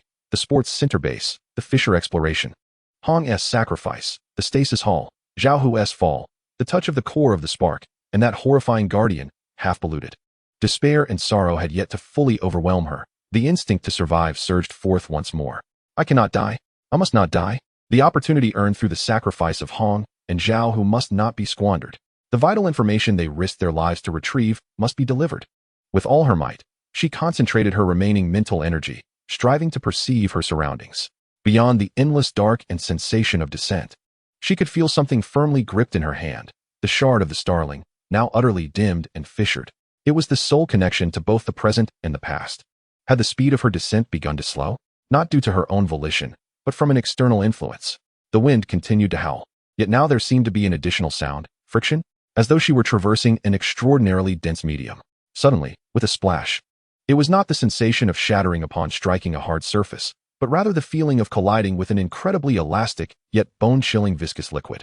The terrifying kinetic energy of her descent was rapidly absorbed by this strange liquid, yet the immense force of impact still jolted her insides, leaving her with a metallic taste in her throat as she coughed up a mouthful of blood, which instantly vanished into the surrounding darkness. Although her speed diminished, she continued to sink. The surroundings transformed from an empty void into an indescribable substance, a dark green gel emitting a faint phosphorescence, exuding an intense cold and immense resistance, completely obscuring her vision. Where was she?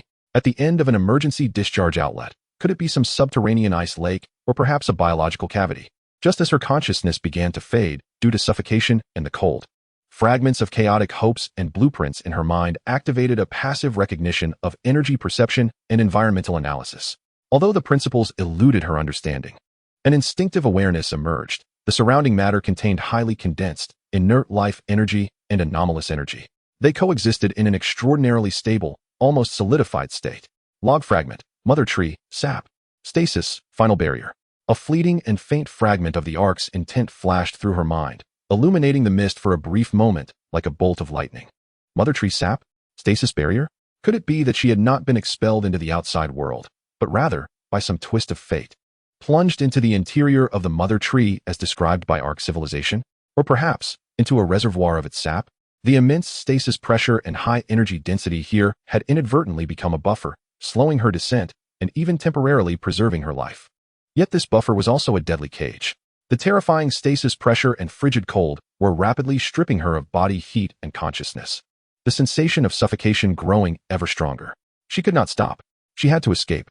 With her last remnants of instinct, she began to struggle upward, moving her limbs with the sluggishness of slow motion, each inch requiring immense effort, squeezing the dwindling oxygen. The dark green gel was horrifically viscous, presenting tremendous resistance. Time seemed to stretch once more into an interminable abyss of despair. Her consciousness flickered like a candle in the wind, wavering and uncertain. Just as she was on the verge of complete surrender, succumbing to this icy sea of death, her fingertips seemed to graze something different. No longer was it the uniform texture of gel, but rather a resilient, fibrous wall. A surge of vitality coursed through her, and with her last ounce of strength, she reached upward. Indeed, above her was no longer the endless gel, but something resilient, with a smooth inner surface, a pipe perhaps, or the inner wall of some biological tissue. This wall appeared to be contracting and expanding in an extremely slow, rhythmic manner, akin to the pulsations of a colossal creature's blood vessels or intestines.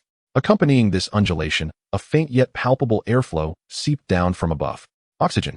Yunyu was akin to a dying traveler in the desert discovering a precious spring, greedily inhaling the faint air, despite its mingling with frigid, alien particles that stung her respiratory tract. Yet, it alleviated the suffocating crisis. This brief respite granted her a modicum of strength. She began to explore the resilient inner wall, searching for the source of the airflow. The wall was slick and cold, providing little grip, compelling her to dig her fingers into the minuscule creases, inching upwards laboriously. This endeavor was far more taxing than swimming through gelatin, and the mental torment was even more profound.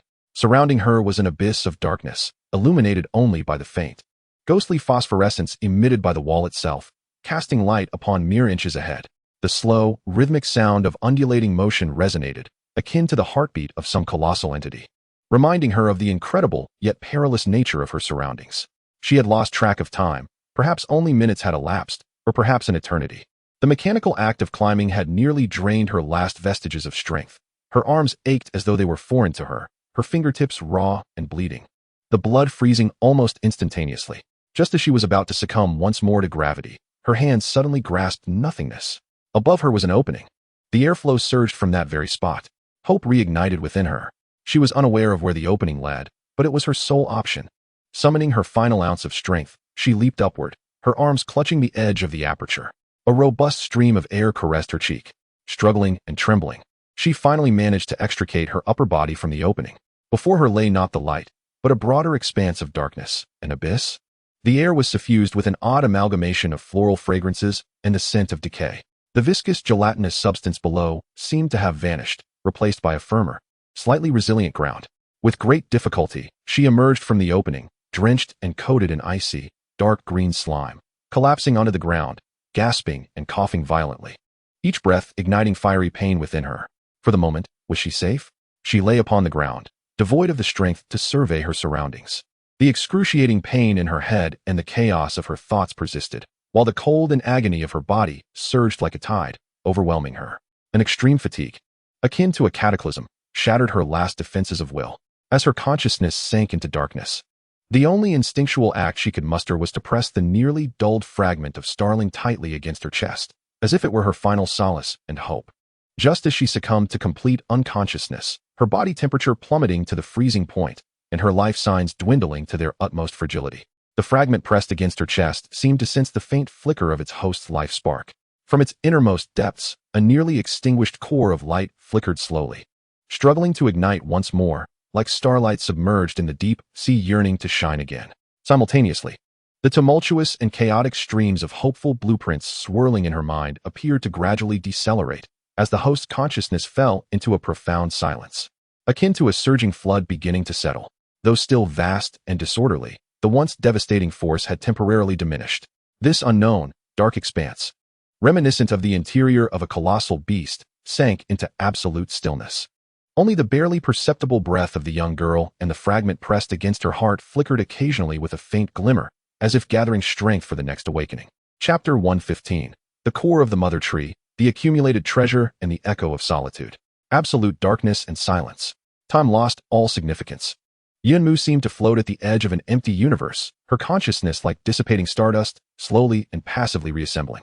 There was no excruciating pain, no icy chill, nor the soul-rending torrents of information, only a profound, nearly eternal fatigue and an expanse of tranquil emptiness.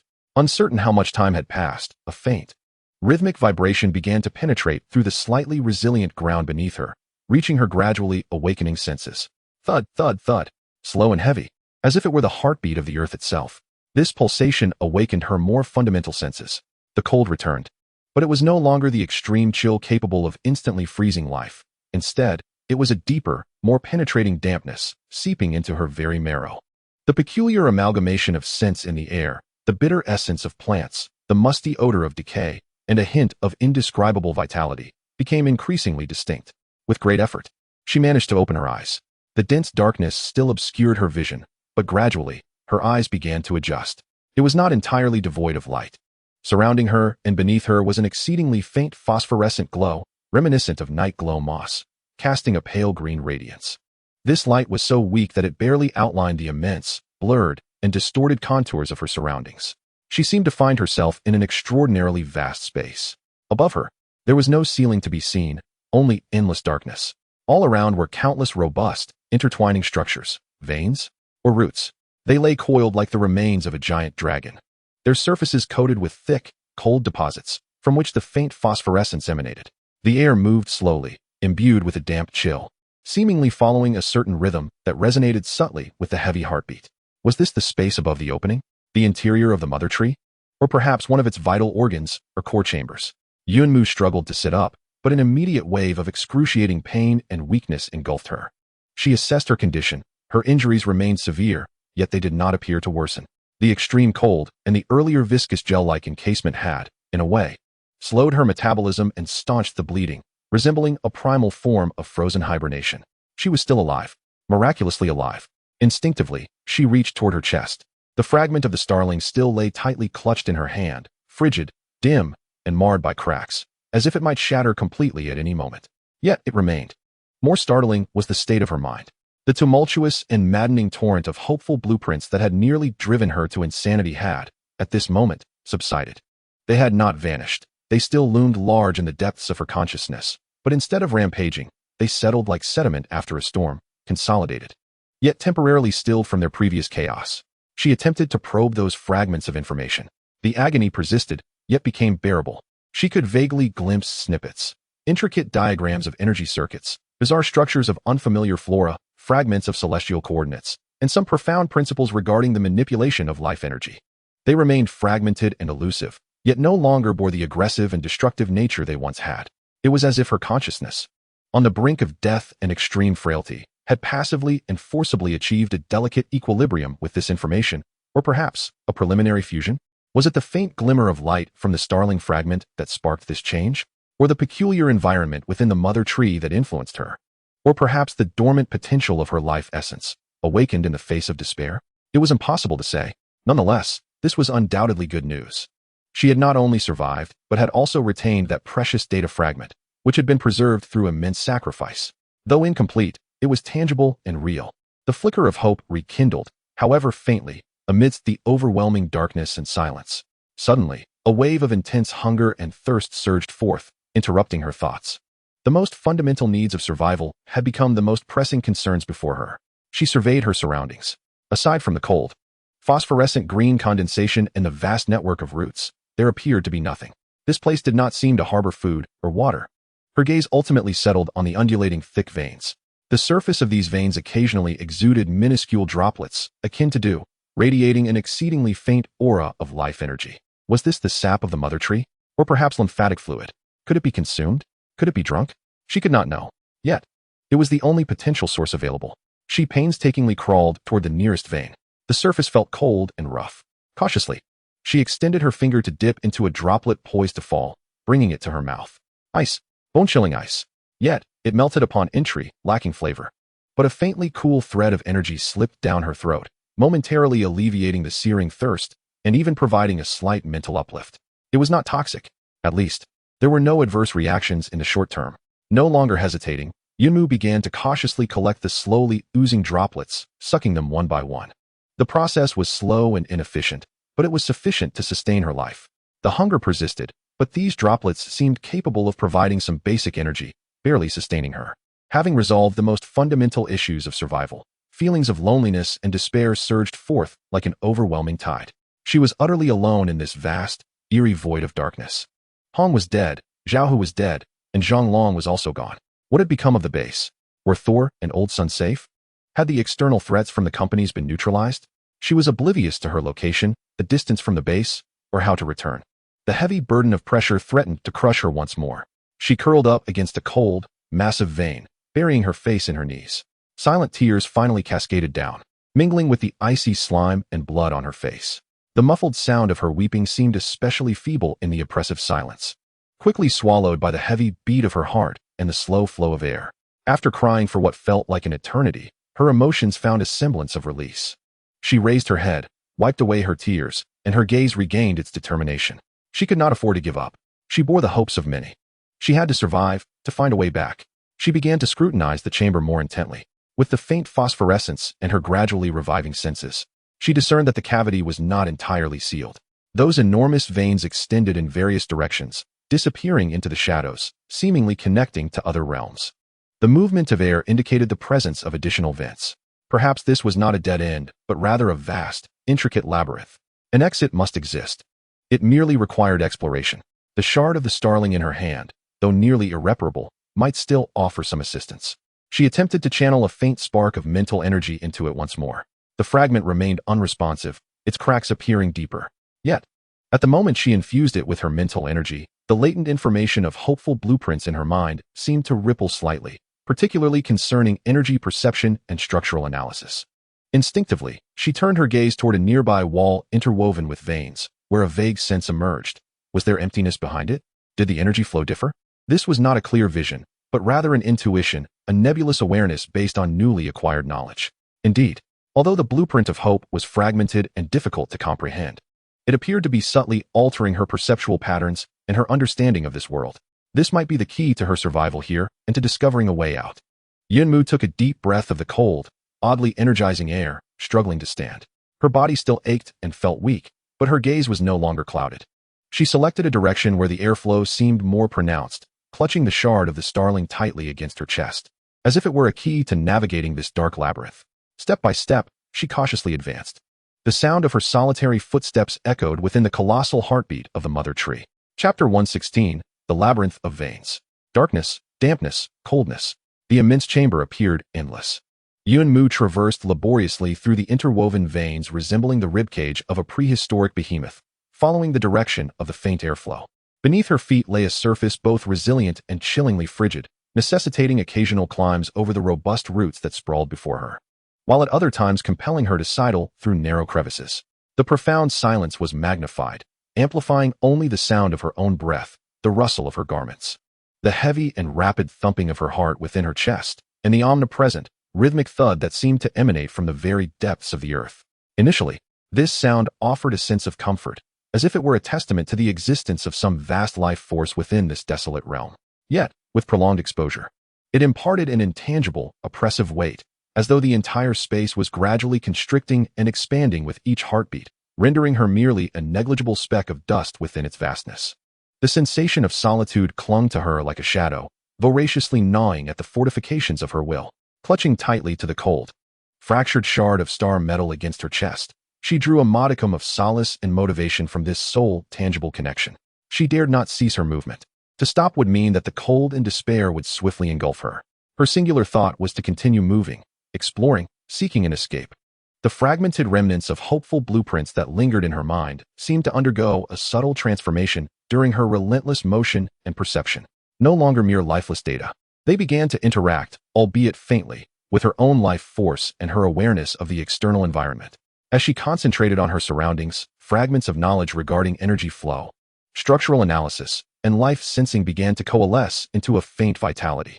She started to perceive a different reality, one no longer confined to pure darkness and phosphorescent outlines.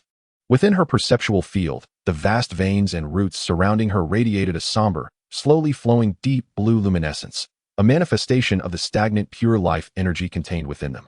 Meanwhile, the previously imperceptible thin veil of polluted energy, a form of aberrant essence, manifested as an exceedingly dim and unsettling dark green speckle dispersed throughout the air and in certain corners. She could even vaguely sense the weak directional flow of energy within those enormous veins, as if she could hear it coalescing slowly towards a specific point like viscous blood. This perception was exceedingly indistinct, intermittent, and tremendously taxing on her mental faculties.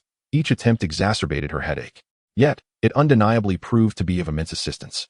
She began to evade the areas dense with dark green speckles, an instinctive warning of danger, and endeavored to advance in the direction of the energy convergence, possibly towards a core or an exit.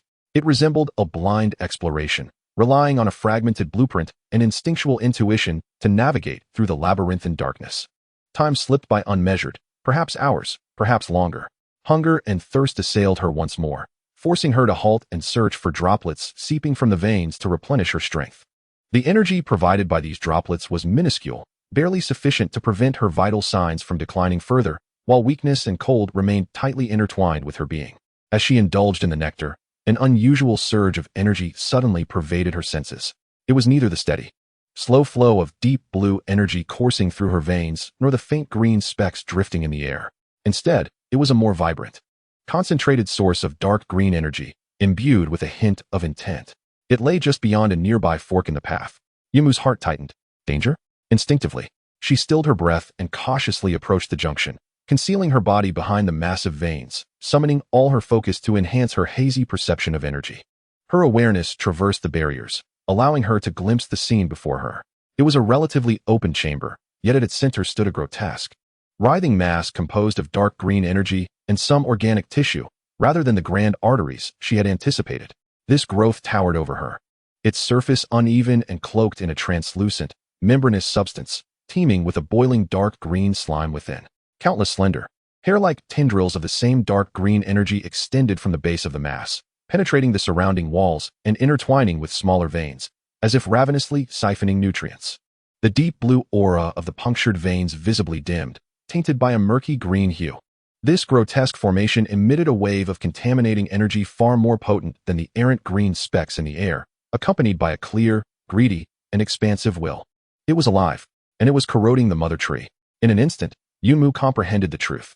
This was one of the sources of the aberrant energy she had sensed in the stagnation hall. Like parasites, they thrived within the mother tree, draining its vitality and attempting to corrupt and assimilate everything. It must be destroyed.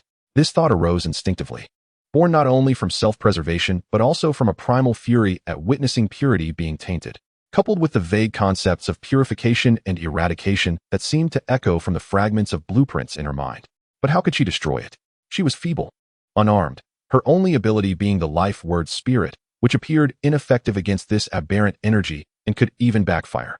In her moment of desperate contemplation, the mass seemed to sense something. Its membranous surface quivered, and several free-floating energy tendrils rose like venomous serpents, turning toward Yunmu's concealed position.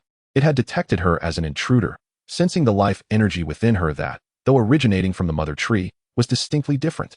A faint, malicious mental hiss pierced Yunmu's mind. Several dark green energy tendrils shot forth from the mass, lashing toward her hiding spot with astonishing speed. There was no way to evade. Yunmu's pupils constricted as despair swiftly gripped her heart.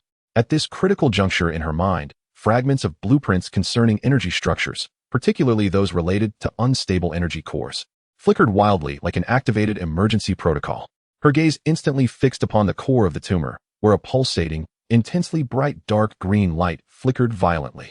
Almost instinctually, she combined her dwindling mental strength with a hint of feeble life energy, transforming it into an invisible, sharp needle that she thrust fiercely toward that luminous core.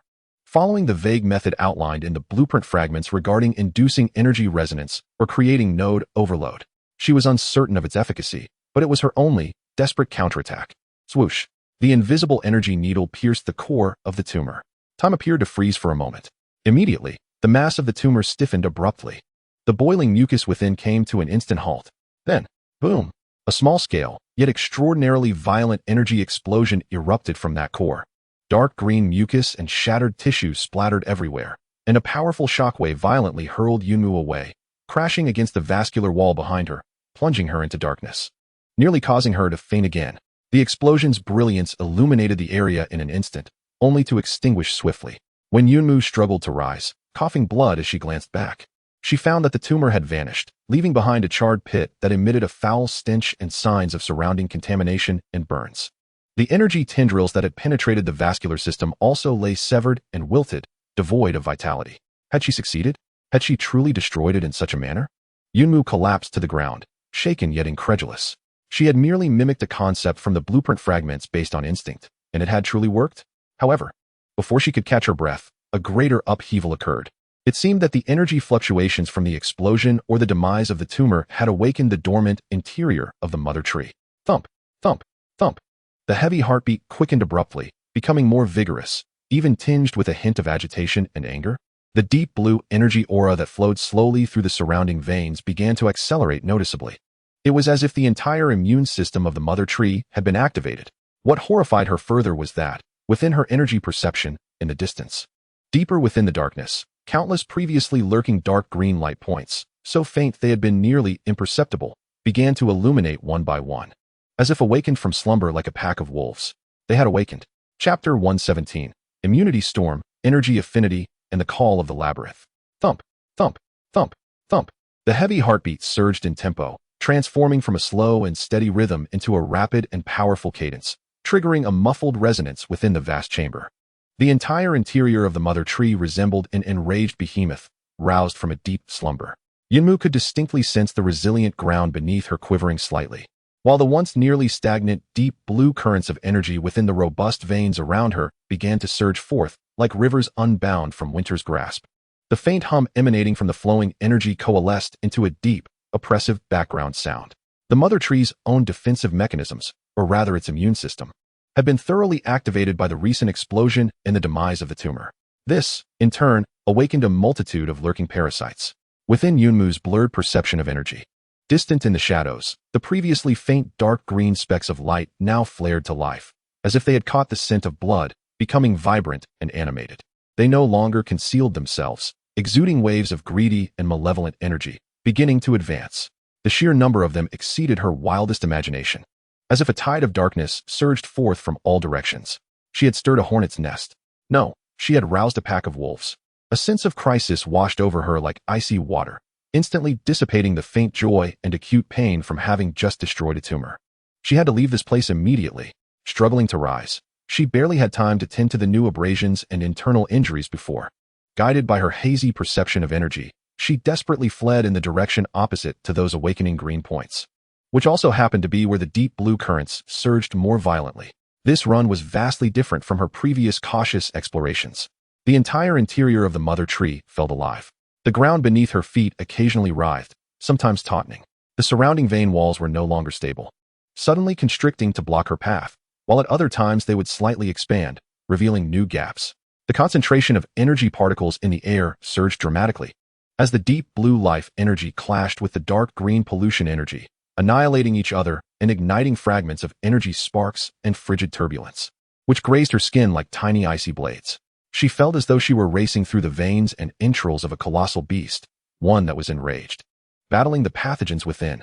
The awakened dark green points of light, along with numerous polluted tumors or other mutated forms, clearly sensed her presence as an anomaly. They not only consumed one another and resisted the mother tree's energy, but also directed their malevolence towards her. Chilling and corrosive mental assaults shot forth from the darkness like hidden arrows, attempting to disrupt her consciousness, accompanied at times by tangible attacks resembling energy tendrils or droplets of corrosive liquid, striking from unexpected angles. Yunmu could only rely on her exceedingly unstable perception of energy, clumsily dodging and blocking with her arm, which was imbued with a faint life energy. Her life energy was rapidly depleting in the struggle against the pollution energy, and her mental strength was nearly exhausted from maintaining her awareness. As her injuries intensified, her speed inevitably slowed. If this continued, she would soon be drained or caught by a powerful polluted entity, just as she narrowly avoided a blob of corrosive slime dripping from above and stumbled to the ground.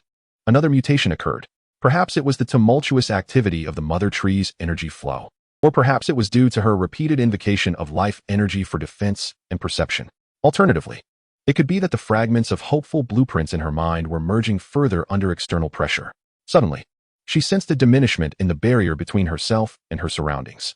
The surging deep blue streams of life energy transformed from mere external observations into palpable sensations. She seemed to perceive their emotions more distinctly: anger, rejection, and a powerful instinct to purify corruption.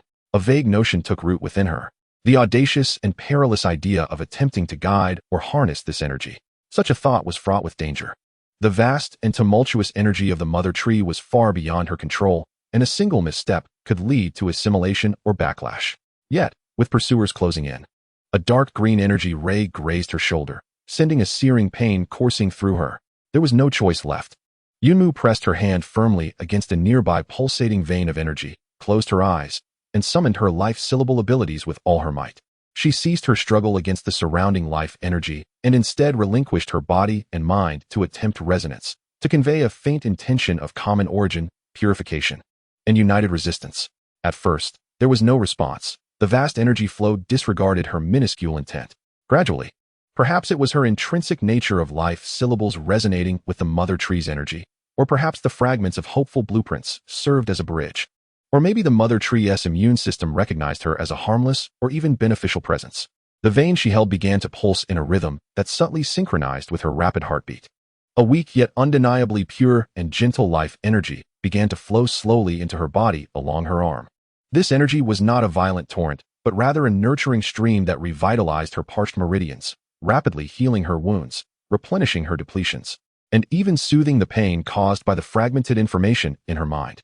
The emerald green life flame that burned upon her skin became more solidified at that moment, its hue deepening, harmonizing with the deep blue halo of the surrounding veins, no longer appearing so out of place. She had succeeded. She could indeed draw energy from the mother tree. Though it was merely an exceedingly small portion, it was undoubtedly a boon in her time of need. Even more astonishingly, as this harmonious state of energy took hold, her perception of the surrounding environment sharpened significantly. The deep blue energy streams were no longer mere indistinct halos. She could discern the main currents and tributaries, sensing their directions and intensities. The dark green sources of pollution became starkly evident, akin to ink spots on a blank sheet of paper.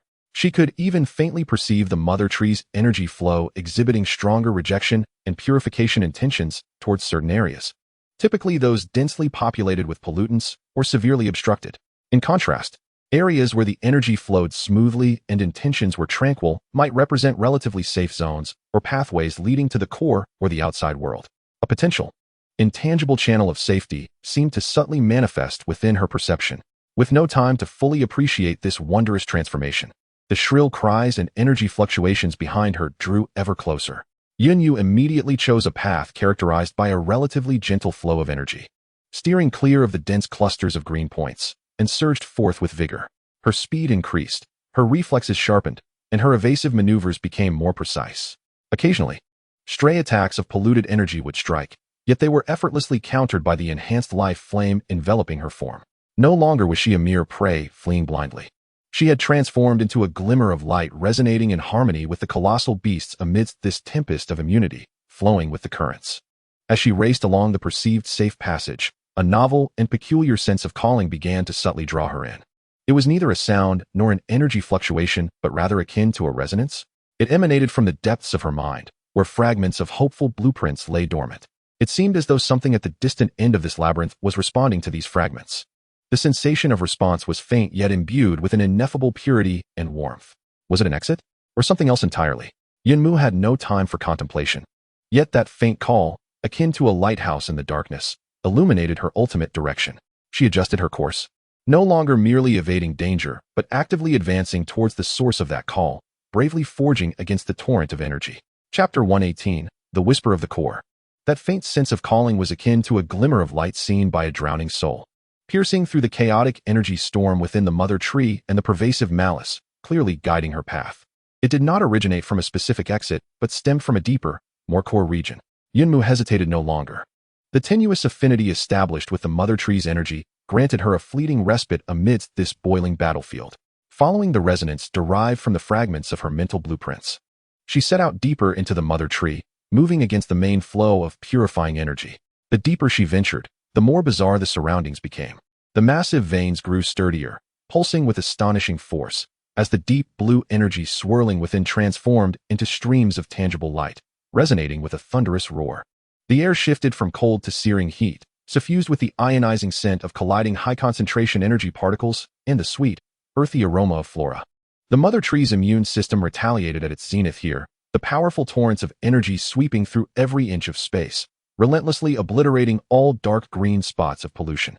Yunmu had to be increasingly cautious. She could only draw from the relatively gentle tributaries along the edges of those energy floods. Should she stray too close to the main vein, the overwhelming energy could easily sweep away her consciousness along with her body. She was akin to a small boat struggling to navigate the tumultuous waves, relying on that faint resonance and her gradually heightened energy perception to avoid the greatest perils. Along the way, she beheld the harrowing scars of the mother tree's fierce battle against pollution. Certain regions of the vascular wall have suffered extensive corrosion and necrosis, presenting a charred, carbonized appearance. In some areas, enormous, crystalline deep blue scabs have emerged, resembling scars formed by the mother tree's self-repair, emanating a formidable purifying energy that annihilates any polluting force attempting to approach. She even glimpsed the remnants of a battlefield, where several aberrant entities had been utterly purified by the mother tree's energy, reduced to ashes, alongside a segment of the same withered and fractured vascular structure. This silent yet fiercely brutal war, unfolding within the colossal beast, has rendered the mysterious call increasingly lucid. It transcends mere resonance within her mind's blueprint, beginning to stir the energy coursing through her, derived from the mother tree, alongside the essence of her life's spirit. At last, upon traversing a narrow passage nearly obstructed by dazzling blue crystals, the vista before her opened up dramatically. She found herself in an underground forest that defied description. Here, there was neither soil nor sky, but rather an immense, boundless spherical cavity. The ground, the dome, and the surrounding walls were adorned with countless colossal and uniquely shaped clusters of crystal. These crystals were not frigid minerals. Instead, they radiated a warm, life-infused milky white, pale gold, or amber hue, with internal halos pulsating as if liquid flowed slowly within. They grew in tranquil splendor, emitting a soft and pure light that illuminated the vast chamber like the twilight of a divine realm, sharply contrasting with the rampant deep blue energy currents outside. The air here was warm and refreshing, saturated with invigorating pure life energy, nearly devoid of any pollution. The once heavy heartbeat transformed into a gentle rhythm, resonating with an ethereal and peaceful cadence. Yumu was astonished. She had never envisioned that deep within this area rife with death and struggle inside the mother tree, such tranquility and sanctity could be concealed. The profound sense of calling emanated from the depths of this crystal cluster forest. Cautiously, she ventured into this serene woodland. The ground beneath her feet was composed of a resilient and warm fibrous substance, providing exquisite comfort. Towering crystalline formations rose around her, some resembling towering trees, others blossoming flowers, and yet others, slumbering colossal beasts.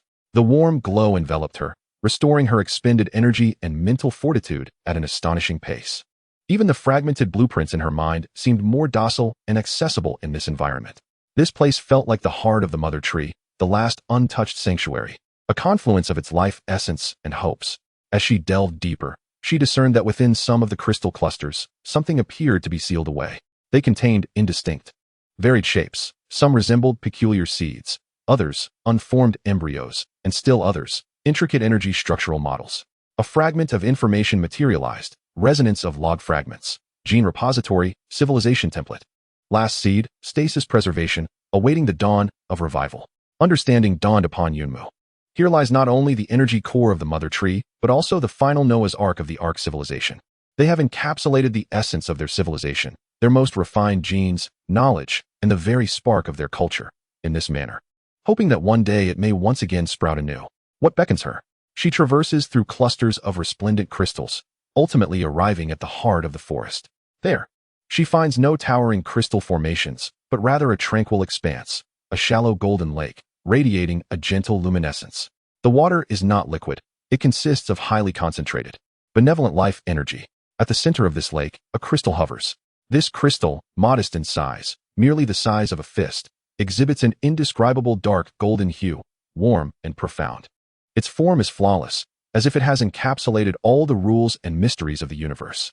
It rotates slowly, and with each turn, it causes the entire crystal forest to pulse with light, as though it were the heartbeat of this realm. In Yumu's mind, fragments of hope and blueprints stir to unprecedented life, resonating around this dark golden crystal as if in pilgrimage, spinning. That intense call emanates from it. The fragments of information crystallize with clarity. Could this dark golden crystal be the true core of the spark? Or rather, the ultimate interface for reading and activating the blueprints of hope? What she had previously touched might merely have been an outer energy aggregate. Yumu's heart quickens. She feels as though she glimpses the final answer. She steps into the warm energy lake, the water rising to her knees, and the pure energy flows into her body unbidden, mending all hidden wounds and nourishing her soul. She approaches the dark golden crystal, slowly extending her hand. Just as her fingertips are about to graze the crystal, a sudden upheaval occurs. The brilliance of the dark golden crystal flickers violently. A torrent of urgent, chaotic, and anguished thought fragments erupts forth, akin to a final testament, surging into Yunmu's mind forcefully. Error. Pathway incorrect. Sublimation is a trap. They are not disease. They are forced evolution. The source lies not within, but outside, in the starry sky. They have come. Protect the seed. Do not trust the guidance. This fragmented and frenzied message, imbued with immense fear and despair, starkly contrasts with the serene and sacred atmosphere of the crystal forest. Yunmu feels as though struck by lightning, her outstretched hand frozen in midair. What does this mean? Sublimation is a trap? Pollution is not a disease, but evolution? The source lies in the starry sky. Do not trust the guidance? This utterly overturns her previous understanding. Was the Ark civilization not destroyed due to an experimental accident or an internal catastrophe? Rather, was it due to an external assault? A force from the starry sky that compelled them to evolve? And did this evolution ultimately lead to their mutation and destruction? What of the blueprints of hope? What of this core crystal? Are they the true hope amidst despair, or merely a part of the trap? A profound enigma and an icy chill enveloped her instantaneously. Before she could fully comprehend this astonishing revelation, another exceedingly faint yet bone-chilling thought emerged. akin to a serpent concealed beneath sacred radiance, silently seeping from the dark golden crystal, striving to entwine her consciousness. This notion was rife with temptation. It soothed the fear instigated by the chaotic fragments, conveying a sense of tranquility, acceptance, and integration. It beckoned her to extend her hand, to touch the crystal, to embrace the complete legacy and become a part of the new world. Two utterly distinct intentions clashed within this core crystal, simultaneously surging towards Yunmu. Should she heed the desperate warning or succumb to the enticing whispers? Yunmu's hand trembled, hovering just a breath away from the crystal. Chapter 119. The Choice, Purification, and the Path Home. Coldness and Warmth. The whispers of despair and the calls of temptation. Two opposing torrents of thought surged forth. With the dark golden crystal as the battlefield, relentlessly battering Yunmu's consciousness. Her fingers hovered in the air, quivering, mere millimeters from the crystal that held unfathomable mysteries and unknown perils. It felt as though two voices were engaged in a fierce quarrel within her mind. One voice was sharp and filled with dread, reiterating the desperate warning, a trap. It is a trap. The ascension consumes all. The gaze from the stars has never wavered. Do not touch. Do not believe. The other voice was gentle and alluring, akin to a mother's whisper. Come, child, embrace me, merge with me. You shall attain completeness.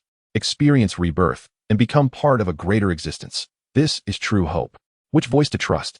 The frantic warning fragments echoed like the hysterical last words of a civilization at its end, chaotic in logic yet imbued with profound despair. Conversely, the enticing whispers harmonized seamlessly with the sacred surroundings and the energy within her, as if they were the only true path. The intense mental conflict left her with a splitting headache. Her recently restored complexion faded back to pallor.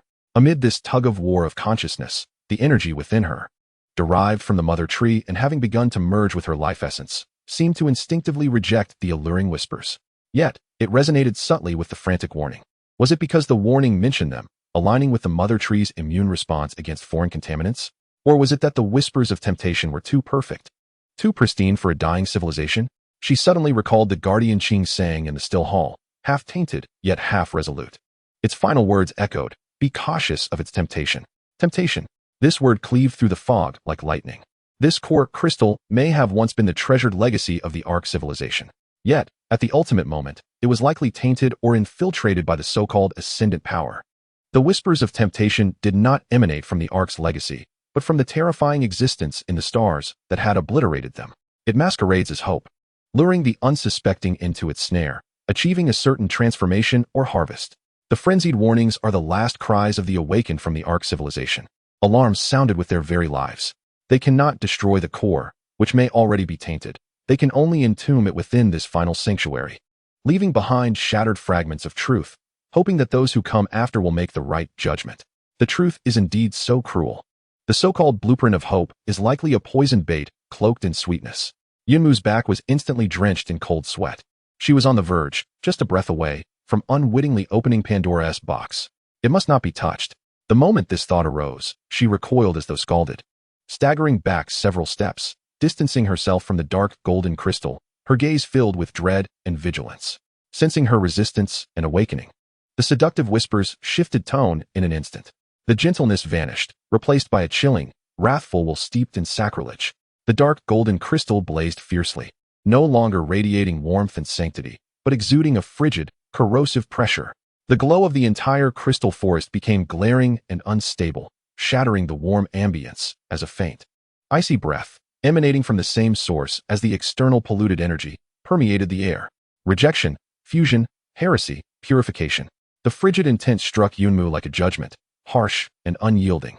Simultaneously, those once serene and beautiful crystals around her began to reveal subtle dark green patterns on their surfaces. Shadows of seeds or embryos encased within the crystals began to twist, awaken, and emanate malice. This final sanctuary, this civilization's Noah's Ark, had long been tainted at its core, and now it finally tore off its mask of hypocrisy. She must leave this place immediately. Yunmu turned to flee, only to discover that her escape route had been altered. An invisible, resilient energy barrier rose at the edge of the energy lake, trapping her in the heart of the lake. The surrounding polluted crystals, like awakened sentinels, slowly moved to block all paths of escape. She was ensnared. What to do? A direct confrontation seemed almost impossible. Her strength, compared to the source of pollution controlling the core, was like a firefly against the full moon. Despair washed over her once more. At this critical juncture, the fragments of hope that had settled in her mind seemed to undergo a transformation due to her awakening in direct opposition to the source of pollution. Those shards of knowledge regarding purification, energy structures, and barrier weaknesses surged to life with unprecedented clarity, resonating powerfully with the pure energy from the mother tree within her. An audacious, nearly mad plan took shape in her heart. Since this source of pollution masqueraded as the core of hope, relying on the absorption and distortion of the mother tree's energy for sustenance. What if she could summon the raging torrent of the mother tree's purifying immune energy from the outside, directly striking this tainted core? That would be akin to detonating a bomb in the heart of a colossal beast. The risks were immense. She herself was likely to be the first to be crushed by that violent torrent of energy. Yet, this was the only opportunity to eradicate this malignant presence and possibly breach the barrier. There was no time for hesitation. The surrounding clusters of pollution were closing in, and the frigid, corrosive energy reached out toward her like grasping tendrils. Yunmu abruptly raised her head, her gaze shimmering with resolute determination. No longer did she seek to draw upon gentle energies. Instead, she exerted her utmost effort to channel the essence of life's language, amplifying her will and the energy characteristics that resonated with the mother tree to their zenith. Then, like the brightest beacon, a most conspicuous anomaly, she issued the most defiant provocation and guidance toward the roaring torrent of immune energy from the outside world. I am here. The filth is here. Purify it. She fervently shouted within her heart, infusing all her faith and determination into her call. As if responding to her summons, a thunderous roar erupted. The entire crystalline forest trembled violently. The crystalline walls above and around groaned under the unbearable strain. An indescribable torrent of deep blue energy, vast beyond measure and filled with pure rage and the will to purify, surged forth like a divine sword, instantly breaking through the crystalline barriers and forcefully flooding into the hollow space from multiple directions. The mother tree's immune system was thoroughly incensed. It could not tolerate the presence of such a conspicuous anomaly and corruption within its core area. The energy torrent first collided with the barrier that entrapped Yunmu. Crack! The barrier shattered like glass in an instant. Without pause, the torrent surged forward, directly engulfing the lake's center, consuming the dark golden crystal that flickered violently, emitting shrieks of anger and unwillingness, along with Yunmu standing there. Yunmu barely managed to let out a brief scream before she felt her body and soul being utterly torn apart, assimilated, and annihilated by this pure and ferocious energy. Yet, on the brink of destruction, that part of her being that genuinely belonged to the Ark, untainted fragments of hope, primarily concerning energy adaptation and structural protection, was passively triggered once more. It combined with her life's language ability to form an exceedingly fragile, deep blue energy cocoon that enveloped her completely. Simultaneously, the fragment of the starling, which she clutched tightly in her hand, emitted a final glimmer of light, seemingly serving as a means of positioning and cushioning.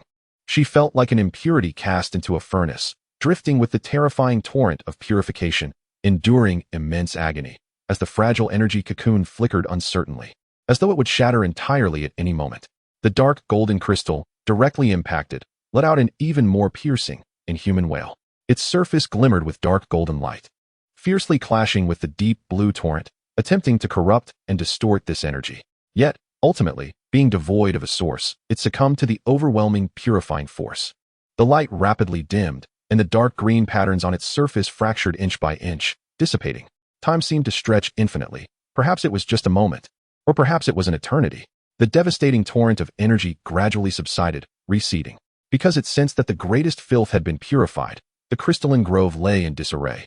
With many clusters fractured and collapsed, their radiance dimmed. The energy lake at the heart of the lake was nearly evaporated.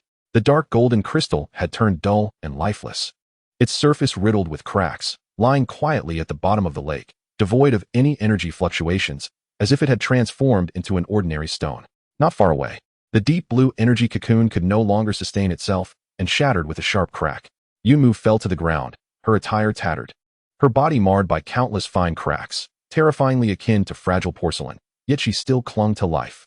She coughed violently, each breath laced with the searing pain of energy overload, her mind a blank slate, only the disorientation of surviving a catastrophe lingering. She had survived. Moreover, it seemed she had obliterated that perilous core of contamination. She struggled to lift her head, gazing at the dim crystal with trepidation. At that moment, she suddenly sensed a difference in the ground beneath her feet, washed over by energy torrents. Some concealed structures had been revealed. It was an ancient circular platform, crafted from materials akin to the shards of the celestial artifact, etched with intricate teleportation patterns. At the center of the platform, there was a familiar indentation, precisely the shape of the celestial shard. A faint, almost imperceptible guiding message emanated from the platform, trickling into her nearly depleted consciousness. Emergency evacuation protocol initiated. Coordinates locked. External beacon, insufficient shard energy, requires guidance.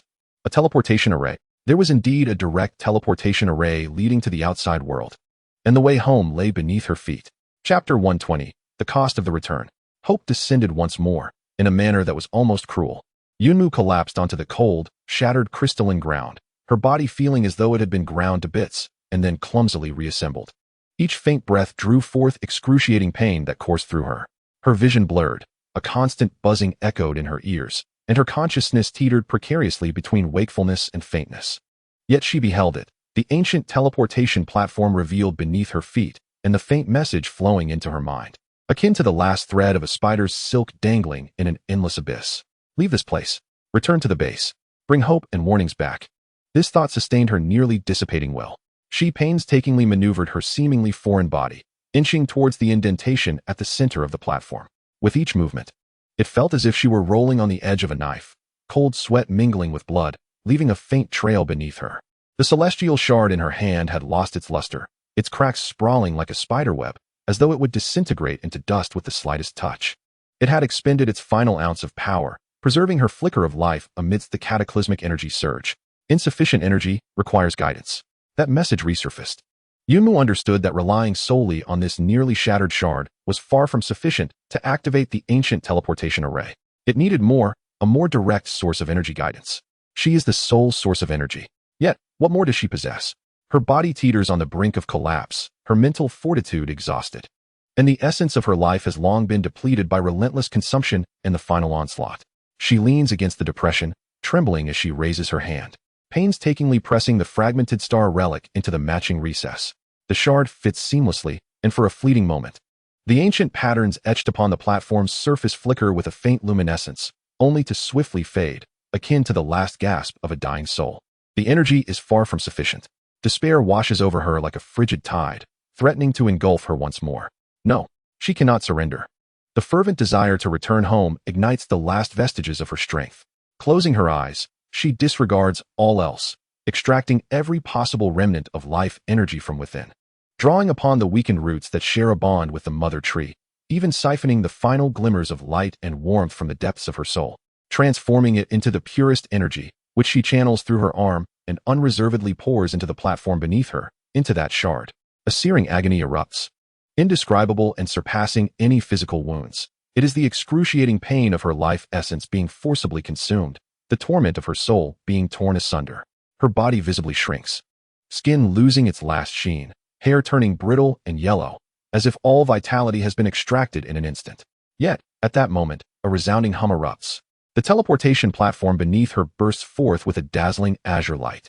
Countless intricate energy patterns illuminate like a river of stars, swirling with fervor. Potent spatial fluctuations begin to reverberate, causing the entire shattered crystalline forest to resonate with a deep hum. She has succeeded. There is enough energy.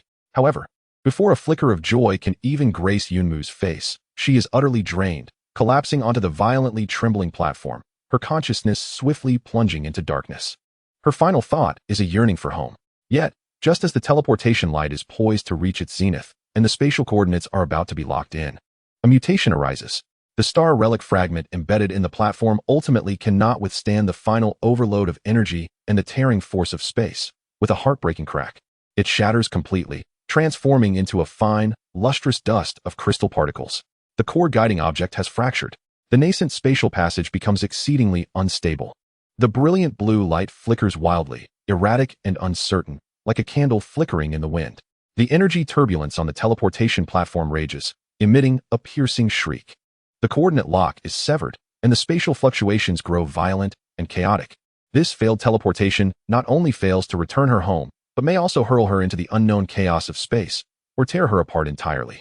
Just as she teeters on the precipice of utter despair, the entire cavity of the mother tree suddenly trembles once more. That vast, ancient, yet now gentler will seems to finally quell its weariness and fury from the purification core. It gazed upon the diminutive life on the platform.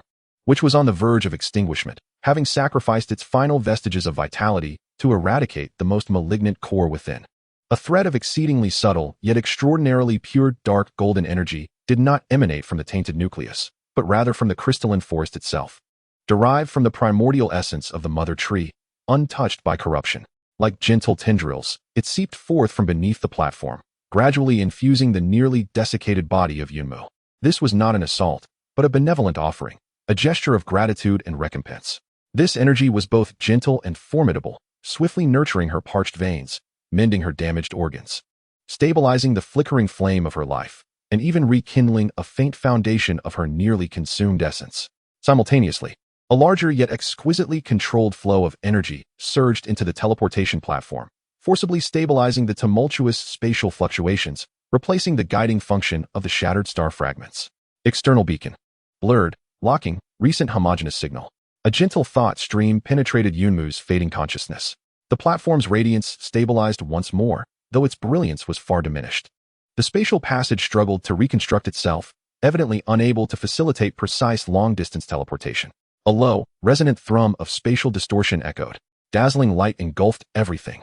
Yunmu felt herself hurled into a bizarre, precarious, ephemeral corridor, spinning uncontrollably as immense pressure assailed her from all directions, causing her recently mended body to emit another anguished groan. It felt as though only a moment had passed, yet it also seemed like an eternity. Thud! She fell heavily from the air, crashing onto a cold, debris-strewn ground. The violent impact darkened her vision, rendering her completely unconscious. The teleportation concluded. She was oblivious to her whereabouts. In a desolate mountain hollow. Dozens of kilometers from the sport's center base, the fabric of space rippled like water before settling into tranquility. A figure, bruised and tattered, lay motionless among the rubble, resembling a forsaken doll. In her grasp, she clutched a handful of once lustrous, now cold crystal dust, the last vestige of the shattered star fragments. Deep within her being, a thread of dark golden, gentle yet potent life essence, alongside a vast and fragmented blueprint of hope in her mind, lay dormant like a slumbering volcano. In the distant base, within the monitoring department, a device tasked with listening for specific energy frequencies briefly captured an exceedingly faint, fleeting signal fluctuation, familiar yet elusive. Due to its brevity and indistinct source, it did not trigger a high-level alert, merely recorded as an unresolvable spatial background noise. The journey home exacted a grievous toll, and the destination was not the anticipated sanctuary. Chapter 121. The Awakening of Desolation, Fragments of Dim Light, and Solitary Footprints. Consciousness emerged slowly, like a sunken vessel rising from the cold, dark abyss of the sea. The first sense to awaken was touch, as rough stones scraped against her cheek, accompanied by the damp chill of night dew. Next came hearing. The fierce wind howled across the desolate expanse, swirling up dust and emitting a mournful wail, akin to the cries of countless tormented souls. Finally, an all-encompassing, excruciating pain enveloped her entire being, as if every bone had been shattered and every muscle torn asunder. Yunmu struggled to open her eyes, laboriously lifting her lids. What met her gaze was a leaden, oppressive sky that felt suffocating.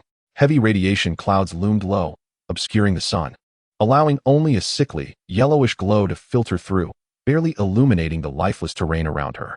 The air was thick with the taste of dust, the acrid scent of radioactive particles, and a faint stench of decay.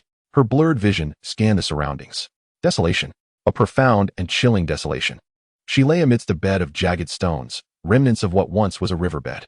In the distance, the contours of barren hills rose, devoid of any green, with the charred remains of dead trees jutting grotesquely towards the heavens like the twisted corpses of giants.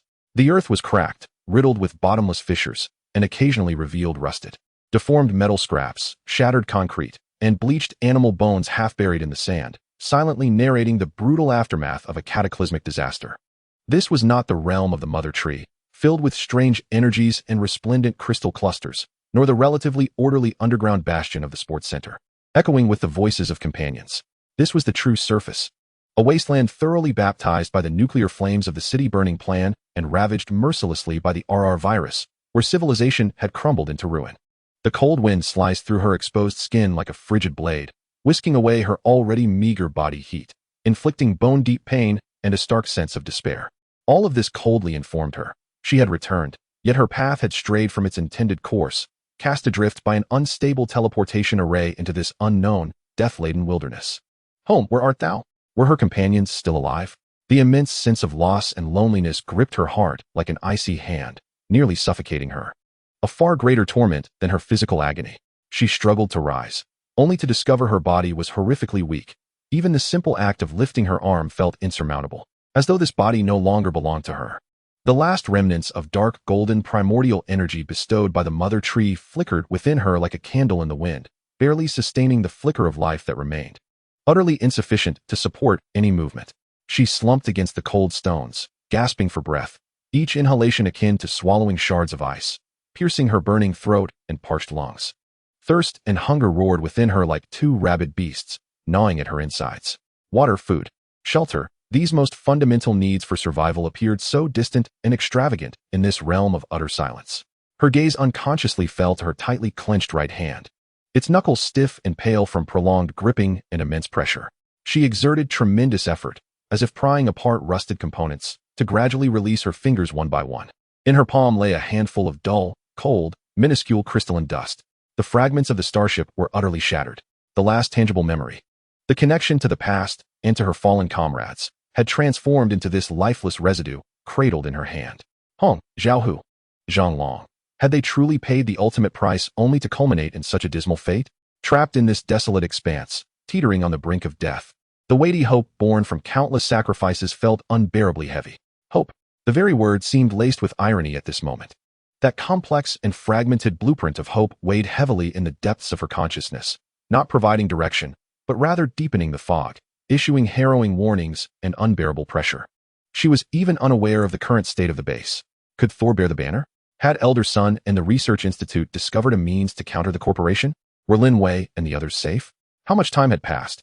Loneliness and helplessness, compounded by the dual torment of body and spirit, surged over her like a tide once more.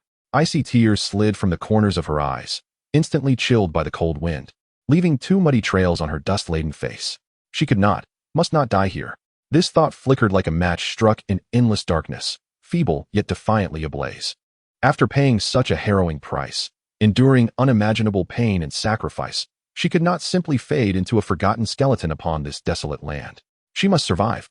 She must return. A fierce will to live once again overwhelmed the torrent of despair. She began to concentrate all her remaining resolve, attempting to channel the faint yet pure dark golden source energy within her. This energy was of an exceptionally high grade, yet it flowed like water from a barren well, diminishing with each use. It coursed slowly through her torn and desiccated veins, imparting a strange sensation, a blend of slight sting and nourishment, as the damaged tissues began to mend at an agonizingly slow pace. Simultaneously, fragments of hope regarding the meticulous control of energy and the self-repair of living beings seemed to awaken within her mind, resonating ever so slightly with the source energy, offering vague, instinctual guidance that enabled her to utilize this precious energy for self-healing more effectively. This process was despairingly slow and accompanied by new waves of pain. Yet she bit down hard on her lip, even drawing blood, using the pain to keep herself awake, immersing her entire being in this arduous self-repair. Time crawled by in the cold and agony. The leaden gray of the sky remained unchanging, rendering the passage of day and night indistinguishable. Finally, when she sensed that nearly a third of the dark golden energy had been consumed, she regained a semblance of strength. At the very least, she could brace herself with her elbow and struggle to sit up. A wave of dizziness and tinnitus assailed her, and she leaned against a cold, rough boulder, gasping for breath until the black spots before her eyes gradually dissipated. Water, she was in dire need of it. With her vision gradually sharpening and the fragmented knowledge of hydrogeology and environmental analysis providing her with a faint intuition, she began to meticulously scrutinize the desiccated riverbed. The low-lying terrain suggested that perhaps, in the shadowy crevices of rocks or in the depressions, remnants of rainwater or condensation might linger. Struggling to rise, her legs trembled like leaves in an autumn breeze. Each step upon the sharp stones inflicted piercing pain.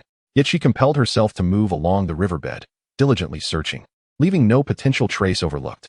Fate seemed to finally reveal a modicum of compassion. Beneath a massive, slanted rock, in a backlit and damp crevice, she discovered a small pool of murky water. The liquid was tinged with yellow, its surface littered with flocculent impurities and tiny insect remains, and it emitted a rather unpleasant odor. Yet, all hygiene concerns were eclipsed by the primal urge to survive. She nearly collapsed, crawling upon the cold stone, carefully cupping the murky liquid in her hands, and greedily sipping it. The taste was horrendous, bitter, fishy, infused with a strong earthen essence and an indescribable chemical flavor, causing her stomach to convulse violently, nearly inducing vomiting. Nevertheless, she suppressed the discomfort and drank several more gulps. It offered a slight reprieve from her maddening thirst, but an even more ferocious hunger soon followed. Where was the food? In this utterly ravaged land. Even the shadow of moss was elusive. Her gaze swept over the dead, charred tree stumps. Perhaps, if she could strip the bark, or dig for the roots beneath. She found a relatively fragile dead branch and struck it repeatedly with a stone. Upon breaking it, she examined the cross-section, revealing only dry, lifeless fibers and dust. Disappointment washed over her like cold rain, extinguishing the faint flicker of hope that had just ignited. Just as despair threatened to consume her entirely, her gaze inadvertently fell upon a dark rock partially buried in the sand. There, nestled against the stone, grew a small patch of exceedingly unassuming, thick, crust-like lichen, displaying a dull, dark green hue. A fragment of her mind flickered with a blueprint regarding extremophile organisms and their capacity for basic organic matter absorption, conveying a vague notion of low toxicity and emergency utility. A glimmer of light sparked in her eyes as she carefully scraped a small amount of the lichen with her fingernail and placed it in her mouth. The texture was akin to chewing wax, the bitterness numbing her scalp, yet after forcing it down, she did not immediately experience any signs of poisoning or severe discomfort. Aside from intense nausea, this was it. Like a traveler discovering a spring in the desert, she meticulously scraped every bit of the dark green lichen from the rock's surface. Though the total amount she gathered was merely a handful, barely sufficient to alleviate her searing hunger. After consuming this meager meal, her strength seemed to recover just a fraction. She discovered a relatively sheltered nook formed by several colossal fallen rocks and nestled into it, as a temporary refuge. Crouched in the icy crevice, she gazed out at the bleak, desolate expanse of the wasteland, where an overwhelming sense of solitude coiled around her neck like a tangible serpent, tightening its grip. She spread her palm to examine the handful of cold crystalline dust. Though fragmented, the memories and responsibilities they held remained intact. The journey must continue. With meticulous care, almost reverently, she gathered the dust, tearing a relatively clean piece of fabric from her tattered garments to carefully wrap it, securing it in the innermost pocket against her skin. This was not merely a memento, but a profound reminder etched into her very being. Then, she closed her eyes, striving to channel that precious dark golden energy to mend her battered body while attempting to touch, untangle, and comprehend the vast yet incomplete blueprint of hope that loomed in her mind like an ocean. She required strength, knowledge, and a sense of direction in this land of death. She needed to find her way home. The solitary struggle for survival and the lengthy journey back had only just begun in this apocalyptic wasteland. Chapter 122, The Initial Hunt in the Wasteland, Energy Perception, and the Stars of the Journey Home. Coldness was the eternal theme, and hunger remained a faithful companion. Crouched in the rock crevice, Yunmu felt like a mere speck of dust in this desolate land, insignificant, fragile, and at the mercy of the next fierce gust that could obliterate her entirely. The energy provided by the lichen was negligible, quickly consumed by her body's basic metabolism and ongoing self-repair.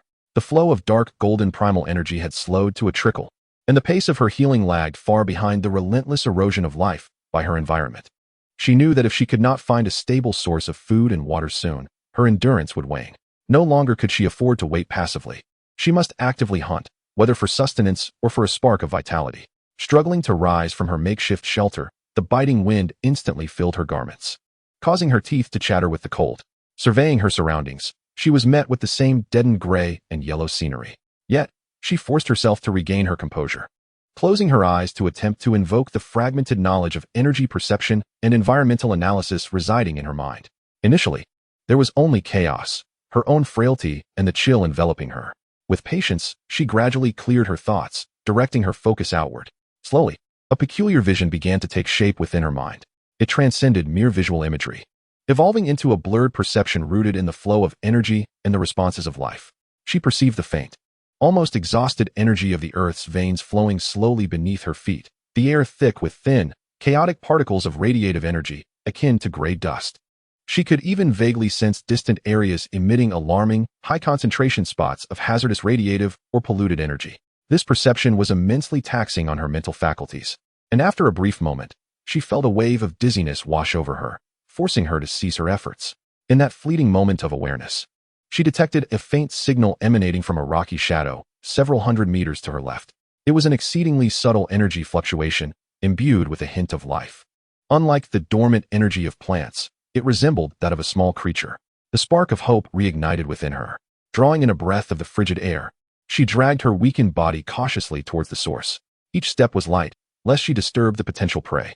As she approached, her gradually returning vision revealed an inconspicuous little burrow beneath the rock. Scattered around the entrance were tiny remnants of gnawed bones. The weak pulse of life emanated from within the hole. What could it be? A mouse? Or perhaps another mutated small organism? She held her breath, patiently crouching behind the cold stone, waiting. Time ticked by, the cold nearly rendering her immobile. Just as she was about to relinquish hope, a grayish creature, approximately the size of her palm and adorned with two prominent incisors, cautiously emerged, surveying its surroundings with vigilance. Its eyes exhibited an abnormal, murky red hue, and its sparse fur revealed the blood vessels beneath its skin. It was a thoroughly mutated shrew, altered by radiation and virus. Yumu's heart raced. She was unarmed and lacked the strength for a chase. Only one chance remained.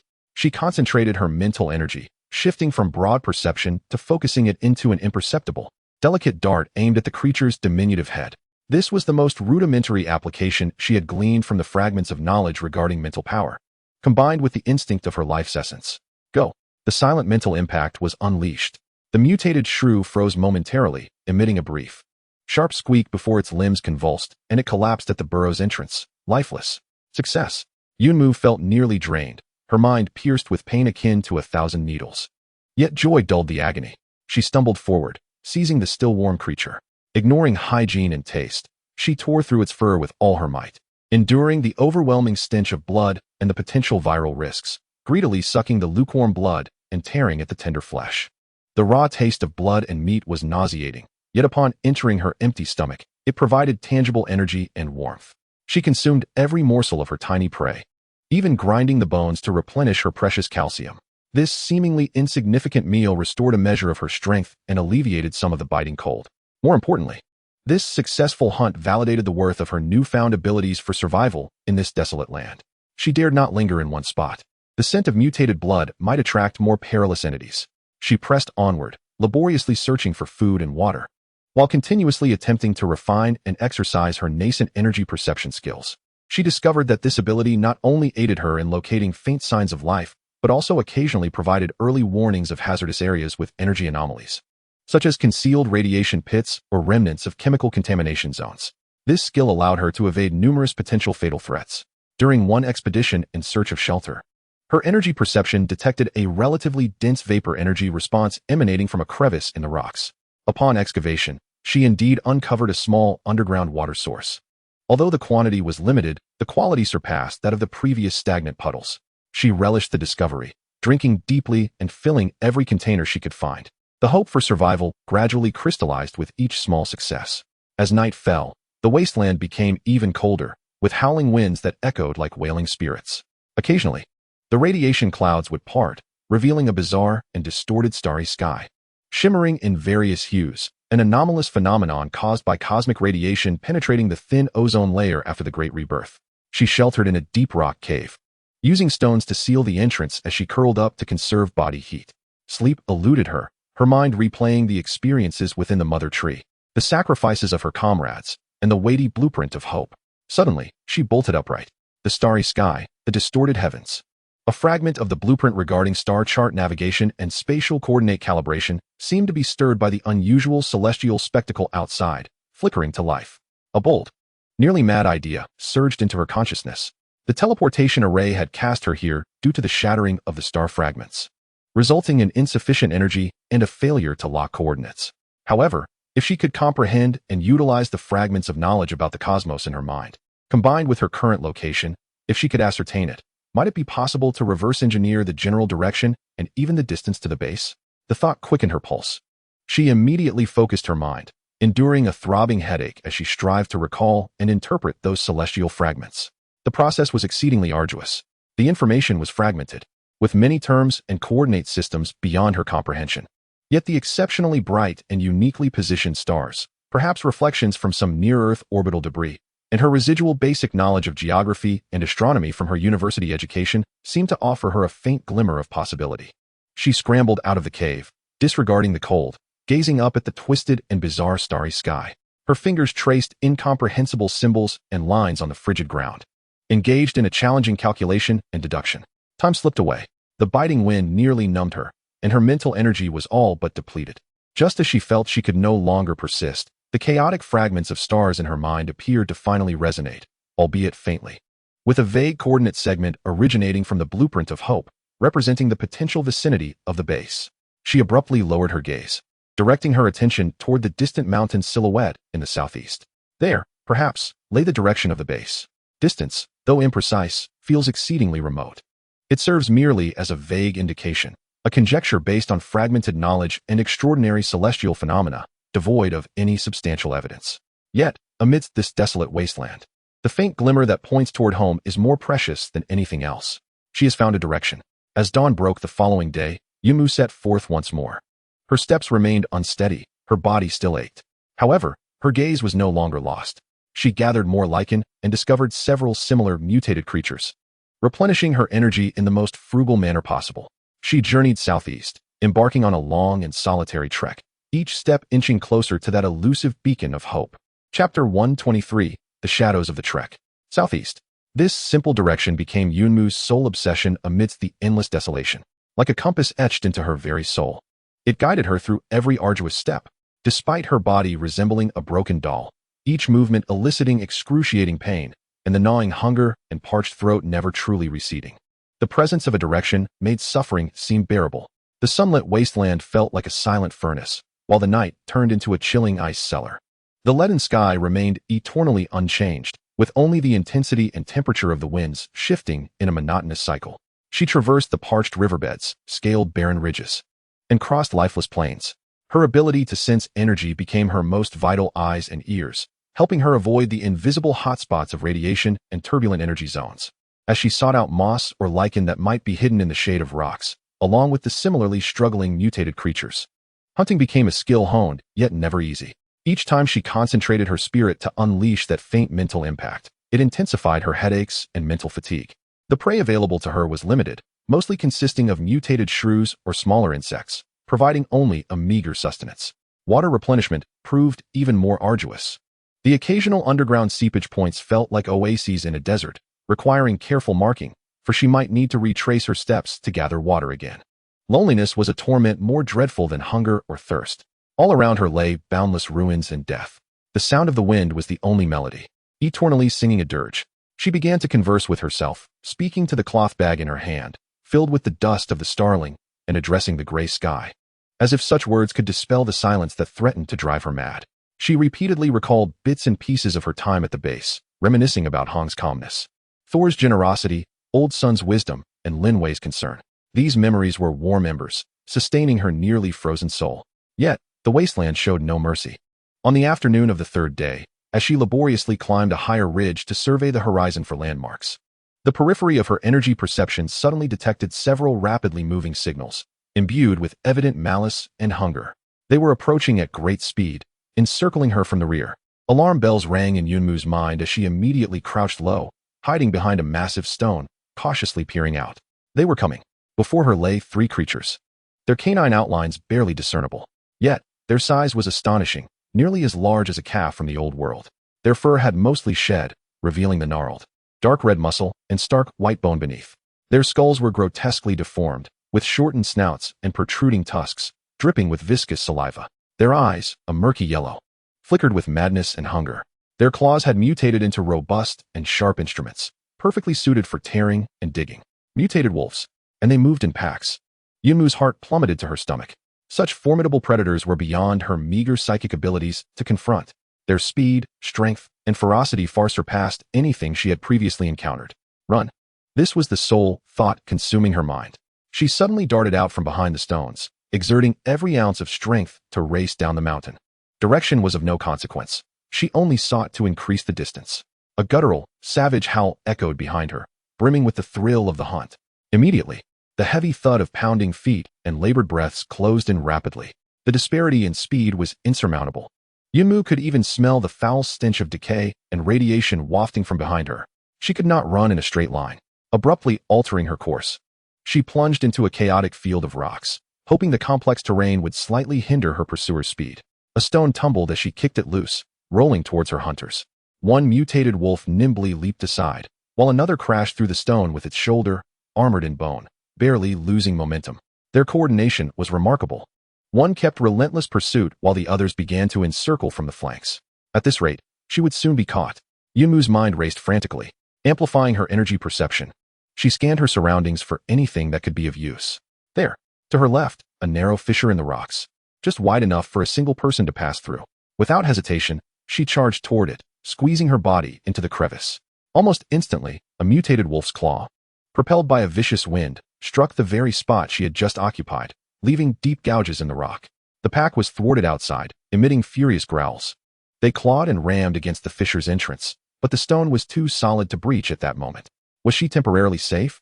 Leaning against the cold rock, Yunmu gasped for breath, her heart racing as though it might burst from her chest. The fissure was shrouded in darkness, permeated by a heavy scent of mold. Yet, her energy perception indicated that the crevice was not deep, and within, there seemed to be another energy response. Not a living entity, but rather a stable, faint energy source. Cautiously, she began to explore inward. The fissure descended at an angle, and after traversing a dozen meters, she emerged into a small natural stone chamber. At the center of the chamber lay the remains of a long-dead skeleton. The remains were clad in tattered garments, faintly recognizable as some form of standard expedition attire. Scattered nearby were a rusted water bottle and a worn backpack. The faint source of energy emanated from an object adorning the wrist of the remains, a portable environmental monitor. Its screen long shattered, yet its edge indicator flickered with a feeble red light. It appeared to belong to some early explorer of a catastrophe, who unfortunately perished in this desolate place. A wave of melancholy surged within Yunmu, yet her instinct for survival compelled her to examine the scene immediately. The water flask was empty, and the backpack contained only a few decayed remnants and a notebook, its pages soaked in blood and the writing rendered illegible. The sole prize was the monitor. She carefully detached it, discovering it seemed to function weakly, powered by a long-lasting isotopic battery. The shattered screen could not display data, but the flashing red light appeared to signify a warning. She attempted to inject a slight energy surge into the device. A low hum resonated, and the monitor vibrated gently, causing the red light to flicker more rapidly. Simultaneously, an extremely faint, intermittent audio emitted from the built-in speaker. Warning, high concentration, mutation, group, activity, area, avoid, repeat, avoid. It was an automated alert. This vicinity was a zone of activity for some perilous mutated organisms. Yunmu's heart tightened once more. Was the pack of wolves outside not the most terrifying threat? Just then, a howling crescendo erupted from beyond the fissure, louder and more intense. Not merely 3, but at least a dozen, perhaps even more. They were responding to their earlier companions. She was surrounded by the pack, and the situation could escalate into something far worse. She had to leave at once. Yet, this crevice offered but a singular exit. A dead end. Pressed against the stone wall, cold sweat trickled down her brow. Gripping the flickering red monitor in her hand, she felt the encroaching howls and a faint tremor beneath her feet. With a fierce resolve, her gaze fell upon an object half buried in the dust beside the skeletal remains, a rusty rebar, approximately 1 meter in length, one end sharpened slightly. Perhaps it was a weapon the explorer had used for self-defense. She picked up the rebar. It felt heavy and cold in her grasp. She swung it, her arm aching. Yet it was indeed the only semblance of a weapon she could find. She could not be ensnared here. She had to break free. Drawing a deep breath, she began to fervently channel the dark, golden energy within her. This time, she would not use it for bodily repair, but instead blend it with an intense will to survive and the fragmented, nebulous blueprints of energy attachment and structural reinforcement swirling in her mind, attempting to direct it toward the rebar in her hands. The process proved more challenging than she had anticipated. Exuding energy and augmenting an object was far more intricate than self-repair. The drain on her energy was astonishingly swift, that dark golden essence dissipating at a visible rate. But retreat was not an option. Illuminate. She bellowed, blood trickling from her lips, her eyes alight with a frenzied gleam. At last, a resonant hum filled the air. Upon the surface of that rusted rebar, a layer of exceedingly thin yet persistently stable emerald light suddenly enveloped it. Within the radiance, there seemed to be a barely perceptible flow of dark gold. It is accomplished. Though feeble, this is the utmost she can achieve at present. Simultaneously, a thunderous sound erupted from the entrance of the fissure, as a mutated wolf violently collided, finally dislodging the stone that had barred its passage. A foul stench assailed her senses. A murky yellow wolf's eye emerged from the gap, greedily fixating on the prey within. There was no time for hesitation. Yunmu let out a suppressed roar, not of fear, but of resolute combativeness. She gripped the rebar, shimmering faintly, with all her might, not retreating, but lunging towards the fissure. towards the probing wolf's head, and thrusting fiercely. The tempered glimmer met the shadow of death. Chapter 124, Blood Rust and Sharpness. The emerald glimmer, mingled with a trace of imperceptible dark golden sheen, enveloped the tip of the rusted rebar, akin to a serpent's flickering tongue suddenly illuminating the darkness, striking with precision and ferocity towards the murky wolf's eye that intruded into the fissure. The mutated wolf clearly did not anticipate that the prey would not flee, but instead launched such a fierce counterattack. Instinctively, it attempted to retract its head. However, the fissure was narrow, and its movements were momentarily sluggish. With a sickening squelch, the rebar, infused with all of Yunmu's strength, will, and precious source energy, forcefully penetrated the wolf's eye socket. The feeble yet concentrated energy erupted instantaneously. A heart-wrenching, distorted howl erupted, nearly shattering Yunmu's eardrums. Scalding, putrid blood and a viscous substance splattered across her face. The mutated wolf, as if struck by lightning, thrashed in agony, violently retreating and crashing into the rock wall outside the fissure, emitting a dull thud that temporarily sealed the entrance. Had she succeeded? Yunmu had no time to catch her breath, nor to wipe the filthy blood from her face. Her hand gripping the rebar trembled violently. That strike had nearly drained her recently regained strength, and the trace of dark golden source energy had been depleted significantly. The glimmer of the rebar quickly dimmed, leaving only the tip faintly flickering, now smeared with viscous blood. Yet, the crisis was far from over. Outside, the agonized howl of the wounded alpha wolf ignited a fuse. More, fiercer wolf howls echoed from all directions, rapidly approaching. The ground reverberated with chaotic and heavy footsteps, clearly indicating that the entire pack had been provoked and was rushing forth in a frenzy. The injured alpha wolf seemed to be dragged away by its companions, and the entrance of the fissure was once again exposed. In the dim yellow light, pairs of yellow eyes flickered with hunger and madness at the cave's mouth. There was no time to linger in the fissure. It would soon become a true grave. She must break free before they fully encircle her. A resolute glint flashed in Yunmu's eyes. She took a deep, frigid breath filled with a heavy metallic scent of blood, her hands once again gripping the weighty steel bar with unyielding determination. She channeled every last ounce of energy within her, including the flickering remnants of her dark golden essence and the vitality purchased at the cost of her own life, pouring it into her efforts with relentless resolve. A guttural scream escaped her lips, a sound more beast than human, as she surged forth like a moth drawn to a flame, charging towards the ominous shadows beyond the rift. Outside the rift, 7 or 8 massive mutant wolves had gathered, bearing their ghastly, ivory fangs, drool dripping from their jaws, poised to pounce. They were taken aback by the audacity of this seemingly feeble prey. In that fleeting moment of astonishment, she seized the opportunity. The steel bar in her grasp erupted with an even more brilliant emerald glow than before. Though still faint, it emanated a fierce, unyielding spirit. She made no attempt at defense. Instead, she concentrated all her strength into a single thrust, aiming directly for the gaping maw of a mutant wolf that was poised to strike. With a precise thrust, the steel bar pierced through the wolf's mouth and into its neck.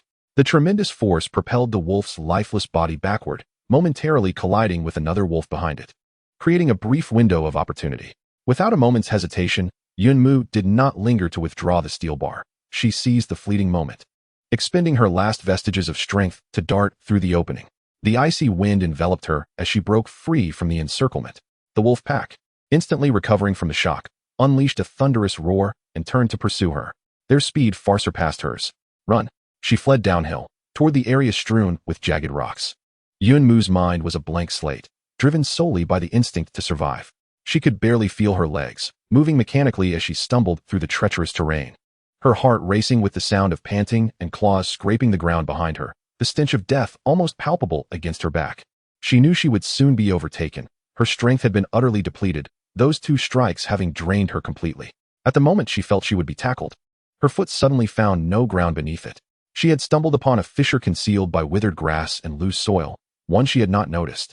A gasp escaped her lips as she plunged into the void. Thud! A heavy sound echoed as she landed, accompanied by a few muffled groans of pain. It seemed she had fallen onto something relatively soft, which cushioned her descent slightly, but the impact still left her momentarily blinded, nearly unconscious. Above her, the enraged and frustrated roars of the mutant wolves reverberated as they gathered at the edge of the fissure, peering down with threatening growls but hesitating to leap. This crevice appeared deeper than they had anticipated, or perhaps there was something lurking below that instilled caution in them. Yunmu lay upon the cold, somewhat yielding surface, her body aching as if shattered. each breath tainted with the metallic taste of rust. She laboriously lifted her head and gazed upward. The crevice was approximately 4 to 5 meters high, not particularly deep, yet the rock face was steep. Several mutated wolf heads swayed there, their yellow eyes flickering like will-o'-the-wisps in the dim light, yet they did not descend. For the moment, was she safe? Only then did she find the leisure to look beneath her. Breaking her fall were several long-decayed remains, reduced to skeletons and tattered garments. This place appeared to be a naturally formed trap that had claimed many lives. A potent stench of decay and mildew assaulted her senses, inducing a wave of nausea. Struggling, she shifted her body against the cold rock wall, gasping for breath. The overwhelming sensation of survival washed over her. Upon assessing her condition, the outlook was dire. Old injuries had not healed, and new ones had been added. Her left arm, possibly struck against the rocks during the fall, throbbed with excruciating pain, rendering it immobile. Her energy was utterly depleted. The faint trace of dark golden essence was nearly undetectable, and the fragments of blueprints in her mind had fallen silent due to overexertion. Hunger and thirst burned within her like flames. Most crucially, her weapon was lost, the steel rod still embedded in the corpse of the wolf outside. She was trapped beneath this chasm. Above, a pack of wolves lurked, while below, she peered into the deeper darkness, which exuded an even colder and more ominous aura. Its depths unknown. The damaged monitoring device seemed to have fallen outside as well. The dire predicament had merely transformed into another form. Yet, at the very least, she was still alive. Leaning against the rock wall, Yunmu closed her eyes and forced herself to remain calm. She began to attempt the most fundamental breathing technique. The simplest content from the blueprint fragments, intended to gradually restore her spirit and consolidate energy. The effect was minimal, yet preferable to inaction. Time passed slowly. The howls of wolves above never receded. They seemed remarkably patient, convinced that their prey could not escape. The temperature beneath the chasm grew colder, as though icy gazes were probing through the darkness. She had to find a way out of here. Once again, she looked into the depths of the crevice. Perhaps there was another exit below? Although fraught with peril, it was better than being trapped here. After an indeterminate period of rest, regaining a modicum of strength, she gritted her teeth and, using her still-functioning right hand for support, struggled to rise, inching her way toward the darkness of the chasm. Each step crunched upon soft detritus and shattered bones, producing a sound that sent shivers through her. In the darkness, only her labored breaths and the erratic beating of her heart could be heard. After traversing approximately 10 meters, the crevice began to slope downward and narrowed further. The stench of decay intensified, mingled with a strange, sweet, and metallic scent. Her energy perception was exceedingly faint in this depleted state, but she could vaguely sense that ahead lay a relatively open space, within which something emitted a faint yet instinctively alarming energy fluctuation. The tumult, distinct from the madness of the mutated wolves and unlike the lifeless silence of radiation, resembled a cold, viscous trap, akin to a spider's web lying in wait for its prey. She abruptly halted, her hair standing on end. At that moment, an exceedingly faint rustling sound emerged from the darkness ahead, drawing nearer with each passing moment. Something had been disturbed, and it was approaching her. Chapter 125, Memories of the Mother Tree. The rustling noise surged forth like a tide of death, emanating from the profound shadows of the earth, becoming increasingly distinct and dense. It was not a singular sound, but rather a disconcerting symphony composed of countless tiny footsteps mingled with the scrape of some hard object against the ground. Cloudwood leaned against the cold, damp rock wall, her heart racing as if it might shatter her ribcage. The excruciating pain in her right arm and her overwhelming weakness rendered her nearly incapable of standing. Yet the instinct for survival compelled her to grit her teeth and direct her full attention toward the source of the sound. Her energy perception was nearly exhausted, allowing her only a vague sense of the myriad tiny, cold life energy signals awakening and converging in the open space ahead, akin to a malevolent constellation igniting. The energy fluctuations they emitted bore a greedy hunger that fixated upon her, the intruder. What could it be? Mutated insects? Or something even more terrifying? She was unarmed, devoid of strength, and felt as though she had reached the end of her tether. The light was too dim to discern anything but vague outlines. The ground and rock walls of the clearing appeared to be shrouded in a thick layer of grayish-white material, resembling cotton fluff, upon which countless shadows the size of fists were moving rapidly. At that moment, a faint breeze wafted from the depths, carrying with it an odd, sweetish odor that rendered the scene more vivid. That grayish-white substance was a colossal, multi-layered spider's web, and those moving shadows were gigantic mutated spiders, each comparable in size to a basketball, their bodies encased in glossy black shells, adorned with fearsome mandibles. They seemed to have just been roused from their slumber, restlessly surging toward Cloudwood's direction. The The foremost among them had already burst forth from the confines of the web, revealing their bristling, swiftly moving legs. Cloudwood drew a sharp breath, her blood nearly freezing within her veins. Faced with a pack of wolves, she could still muster the courage to fight, but against this repulsive tide of insects. Despair extinguished the last flicker of hope within her like a dousing of ice water. The retreat was barred by the wolf pack, while ahead lay the terrifying spider's nest. A true dead end. To run? Where could she flee? Her speed could not match that of the spiders, which navigated the treacherous darkness with ease. To fight? With what could she contend? Bare-handed against this swarm of hundreds, if not thousands, of creatures? The shadow of death loomed heavier than ever, just as the first mutated spider, standing tall, revealed its grotesque abdominal patterns and sharp pincers, poised to pounce upon her. In Yunmu's mind, a fragment of a hope blueprint, strikingly abrupt and seemingly unrelated to the current crisis, ignited like a spark. It was not about warfare, nor was it concerned with the utilization of energy. Rather, it pertained to a flawed record regarding a certain primitive pheromone, interference in collective behavior, and the mimicry and disguise of pheromones. It appeared to be a fragment of technology used by the Ark civilization for the study or management of certain social organisms. Pheromones? Spiders? Collectives? In a flash of inspiration, a wildly audacious thought surged into her consciousness. How do these spiders communicate? Through pheromones. How do they discern friend from foe? Through pheromones. If one could replicate a pheromone that embodies either a deterrent or a harmless representation of their kind, could it possibly deceive them? This notion was absurd yet bold, with a minuscule chance of success, perhaps even leading to a disastrous outcome. Yet she found herself devoid of alternatives. How to simulate? She was no instrument of the Ark civilization. She had only herself. She was all in. Yunmu abruptly shut her eyes, no longer gazing at the terrifying mandibles poised to strike. She fervently concentrated all her remaining mental energy in an unprecedented manner, squeezing and igniting it. She ceased attempting to perceive energy. Instead, she devoted herself entirely to recalling, constructing, and envisioning the specific pheromone energy frequency and structure described in that fragment, capable of interfering with the judgments of primitive collective organisms. This exceeded the limits of her abilities, a profound abuse of her mental faculties. Pain surged through her like steel needles piercing her brain, a warmth at her nostrils. As warm liquid trickled down, it was blood. Her body trembled violently, her complexion turning as pale as parchment, yet on the brink of mental collapse. At the moment when her life's magnetic field generated peculiar fluctuations from her intense focus and mental combustion, a faint but distinct energy wave emanated from her, rippling outward like a gentle wave. This undetectable fluctuation, though intangible, seemed to carry a silent proclamation: kin, harmless, retreat. The foremost mutated spider, its pincers nearly grazing Yunmu's forehead, abruptly froze.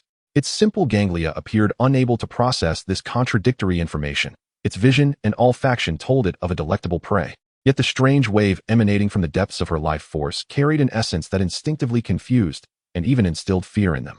It emitted a series of agitated, nonsensical hisses, its limbs restlessly shifting, momentarily ensnared in chaos. Effective, although the effect was exceedingly feeble. Just as a flicker of elation surged within Yunmu, she beheld more spiders advancing from behind, seemingly unaffected, or perhaps her simulated pheromone was too weak, its range too limited to influence the entire collective. The first spider's bewilderment lasted less than 2 seconds. The instinct to hunt swiftly overpowered the faint interference, and it raised its pincers once more. As Yunmu expended the last vestiges of her mental strength, darkness enveloped her vision, rendering her unable to sustain the fragile simulation, and the fluctuations dissipated in an instant. It was over. Despair washed over her as she closed her eyes, bracing for the impending agony of being torn apart. Yet, the anticipated assault did not materialize.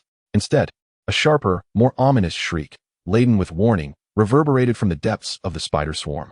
Immediately, a denser, colder wave of energy surged forth from the crevices of the ground, swiftly enveloping the entire area. The once advancing spiders, as if receiving a supreme command, abruptly halted their movements and retreated in a panic, swiftly disappearing back into the thick webs, leaving no trace behind. Even the spider that had nearly reached Yunmu turned and fled without hesitation, vanishing in mere moments. In the span of 2 or 3 seconds, the once menacing swarm of spiders had completely withdrawn, leaving only a chaotic array of claw marks on the ground and the lingering, sweet metallic scent in the air. Alongside the faint, chilling residual energy, Yunmu collapsed to the ground, gasping for breath, her body drenched in cold sweat, her mind throbbing as if hollowed out. With droplets of blood from her nose staining the dust before her, blooming into dark red flowers, She was utterly bewildered by what had transpired. What was that warning shriek? What was the source of that stronger, colder energy? Could it be the Spider Queen? Why had it commanded its minions to halt? Was it due to her clumsy pheromone simulation being misconstrued as a provocation or a sign of a higher entity? Or was there another reason? In her dazed state, having narrowly escaped disaster, she failed to notice that the small pouch of star dust pressed against her chest had seemingly absorbed a trace of the dissipating energy during her intense exertion of mental power, flickering faintly before plunging back into silence. Concurrently, perhaps due to the excessive strain on her mental faculties touching some profound mechanism, or perhaps spurred by the barely perceptible flicker of the star dust, a fragment of memory belonging to the mother tree, long sealed away, began to unfurl in her vacant mind like a submerged videotape resurfacing. This was not a visual memory, but rather a sensation, a flow of information, the foreign seed.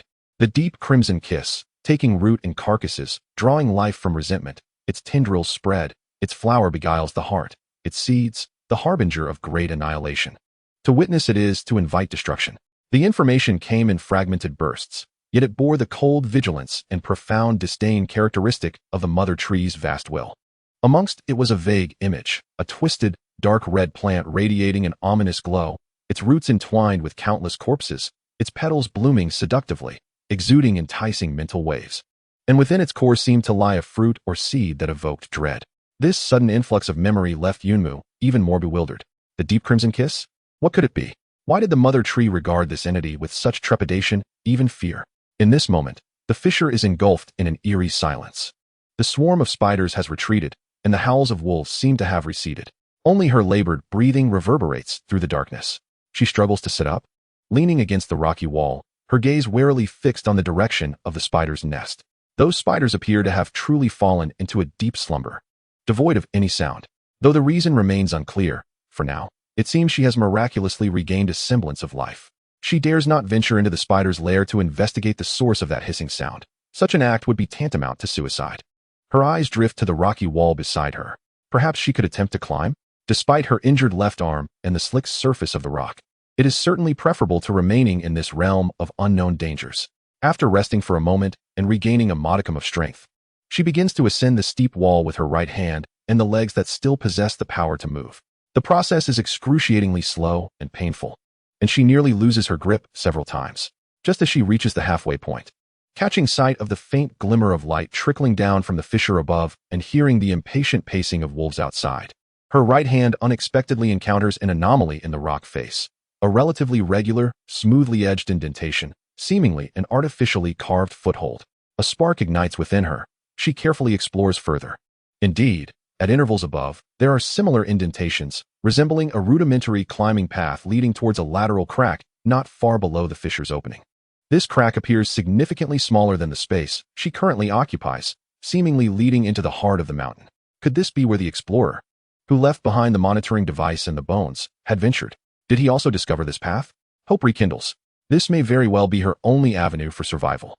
Summoning her last reserves of strength, she painstakingly climbs towards the lateral crack using these rudimentary footholds. The fissure is narrow, allowing only one person to crawl through, enveloped in darkness, with no knowledge of where it leads. Nevertheless, it is certainly preferable to facing the wolves and spiders outside. Without hesitation, she supports herself with her functioning right arm and ventures into the depths of the obscurity, momentarily casting aside the threats lurking on the surface. Chapter 126, Coordinates of the Return. Inside, the lateral crack is constricted and oppressive, permeated with the scent of stale dust and an indescribable, faint metallic tang reminiscent of rust. Yunmu can only use her right arm and knees to support her body, inching forward in the darkness. With each friction, the agony in her left arm intensifies. Yet she grits her teeth, refusing to pause. The faint light from the fissure's entrance quickly fades, enveloping her in complete darkness, where only her heavy breaths and the rustling of her clothing against the rock echo within the confined space. This absolute sense of enclosure feels almost suffocating. She is uncertain where this crack leads or how far it extends. It may be the life path discovered by the deceased explorer, or perhaps a passage leading deeper into despair. Yet, in this moment, she has no other choice. After crawling for approximately 10 minutes, just as she felt her strength waning once more, a faint current of air seemed to emanate from ahead, carrying a distinctly colder and drier breath than that which lingered behind her. An exit? Or perhaps a larger expanse? Her spirits lifted, and she quickened her pace slightly. Crawling forward a few more meters, the narrow crevice appeared to reach its end. She extended her arm forward, only to grasp at emptiness. Cautiously, she poked her head out. Before her lay a vast darkness, yet the spatial perception suddenly expanded significantly. Although the air remained murky, its circulation had improved considerably. She activated the battered environmental monitor, the only remaining indicator glowing faintly, and with that dim red light, she strained to survey her surroundings. It appeared to be a larger natural cavern, smaller than the previous spider's nest crevice, yet more orderly in structure. The cave walls bore distinct signs of human excavation, and even some rusted remnants of metal supports, long since rendered useless. Most strikingly, in the center of the cavern, against the wall, lay a relatively intact skeleton. The remains were clad in a tattered uniform akin to that of the explorer outside, curled up in a seated position, the skull bowed as if in slumber. Scattered around it was an open, severely rusted metal toolbox, containing tools that had long lost their identity. Clutched tightly in its embrace was a black metal box, seemingly well sealed. It appeared that this explorer had ultimately fled here, yet still succumbed to the fate of death. A wave of melancholy washed over Yunmu, reminiscent of the sorrow felt for a fallen rabbit.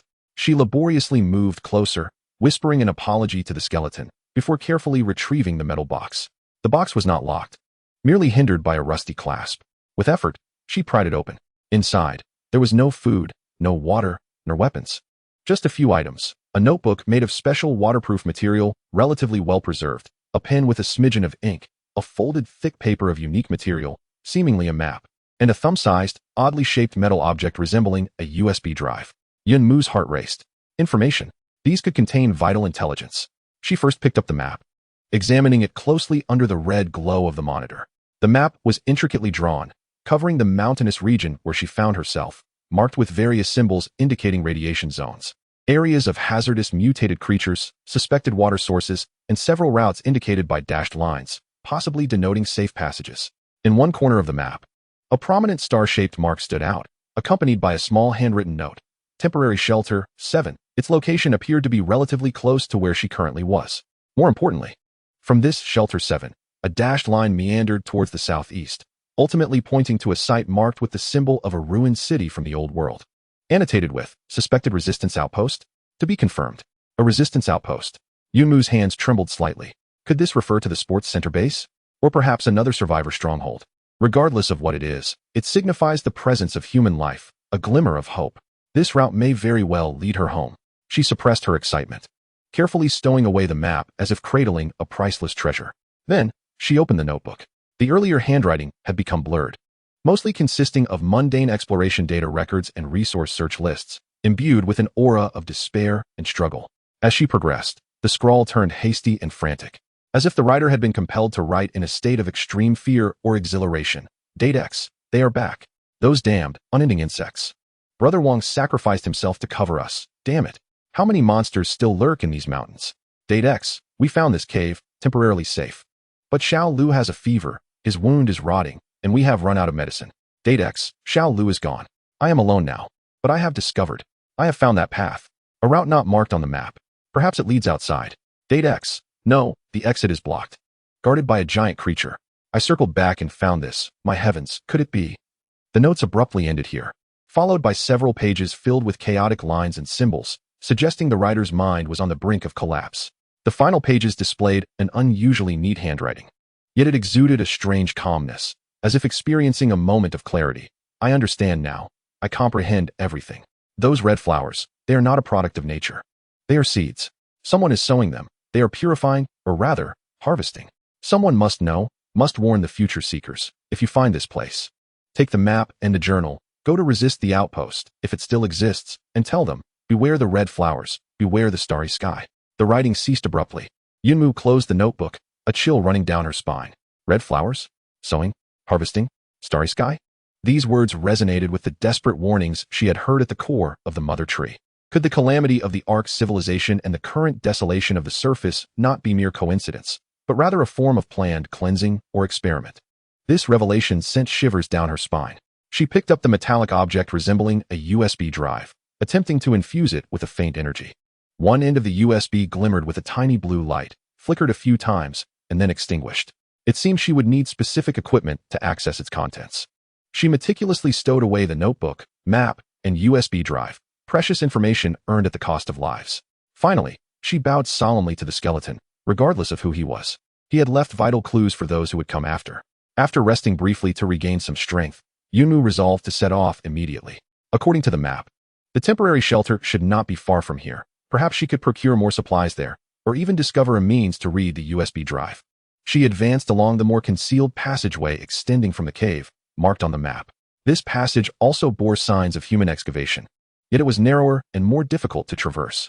After traversing for approximately an hour, skillfully circumventing several areas marked as hazardous radiation zones on the map, she finally arrived at her destination. It was a modest refuge ingeniously fashioned from natural caverns, its entrance remarkably concealed and fortified with discarded metal sheets and stones. As she pushed open the heavy, rusted hatch, she entered a space of roughly 10 square meters. The air was thick with the scent of dust and machine oil. Inside, there were rudimentary sleeping arrangements, a damaged water purifier, several empty canned goods, and a workbench. Most astonishingly, perched atop the workbench was an antiquated, hand-cranked portable computer. Although its design was archaic, it appeared to be relatively intact. Yunmu was elated. This device might be able to read the USB drive. She immediately approached the computer, attempting to generate power by cranking the handle. The screen flickered several times before miraculously illuminating. Despite its outdated system, the fundamental functions remained operational. Eagerly, she inserted the USB drive into the port. A progress bar appeared on the screen, slow, yet undeniably in motion. Holding her breath, Yunmu anxiously awaited the outcome. She hoped the contents would include a more detailed map, precise information about the resistance outpost, and further data regarding the enigmatic red flower. At last, the progress bar completed its journey. A folder emerged, containing only a single file labeled Final Log, Video Record. Taking a deep breath, she hesitantly tapped the file with trembling fingers. The screen flickered again, and a blurred, shaky video began to play. The videographer seemed to be in a state of extreme panic, the camera directed towards something behind them. Chapter 127, The Solitary Shadow of Decision. The footage on the old screen jolted violently, interspersed with the breathless, terrified gasps of the cameraman, accompanied by distant explosions and the sounds of screams. The visual quality was poor, riddled with static, yet it was clear that the scene unfolded amidst a wasteland, seemingly within the corridors of an underground facility.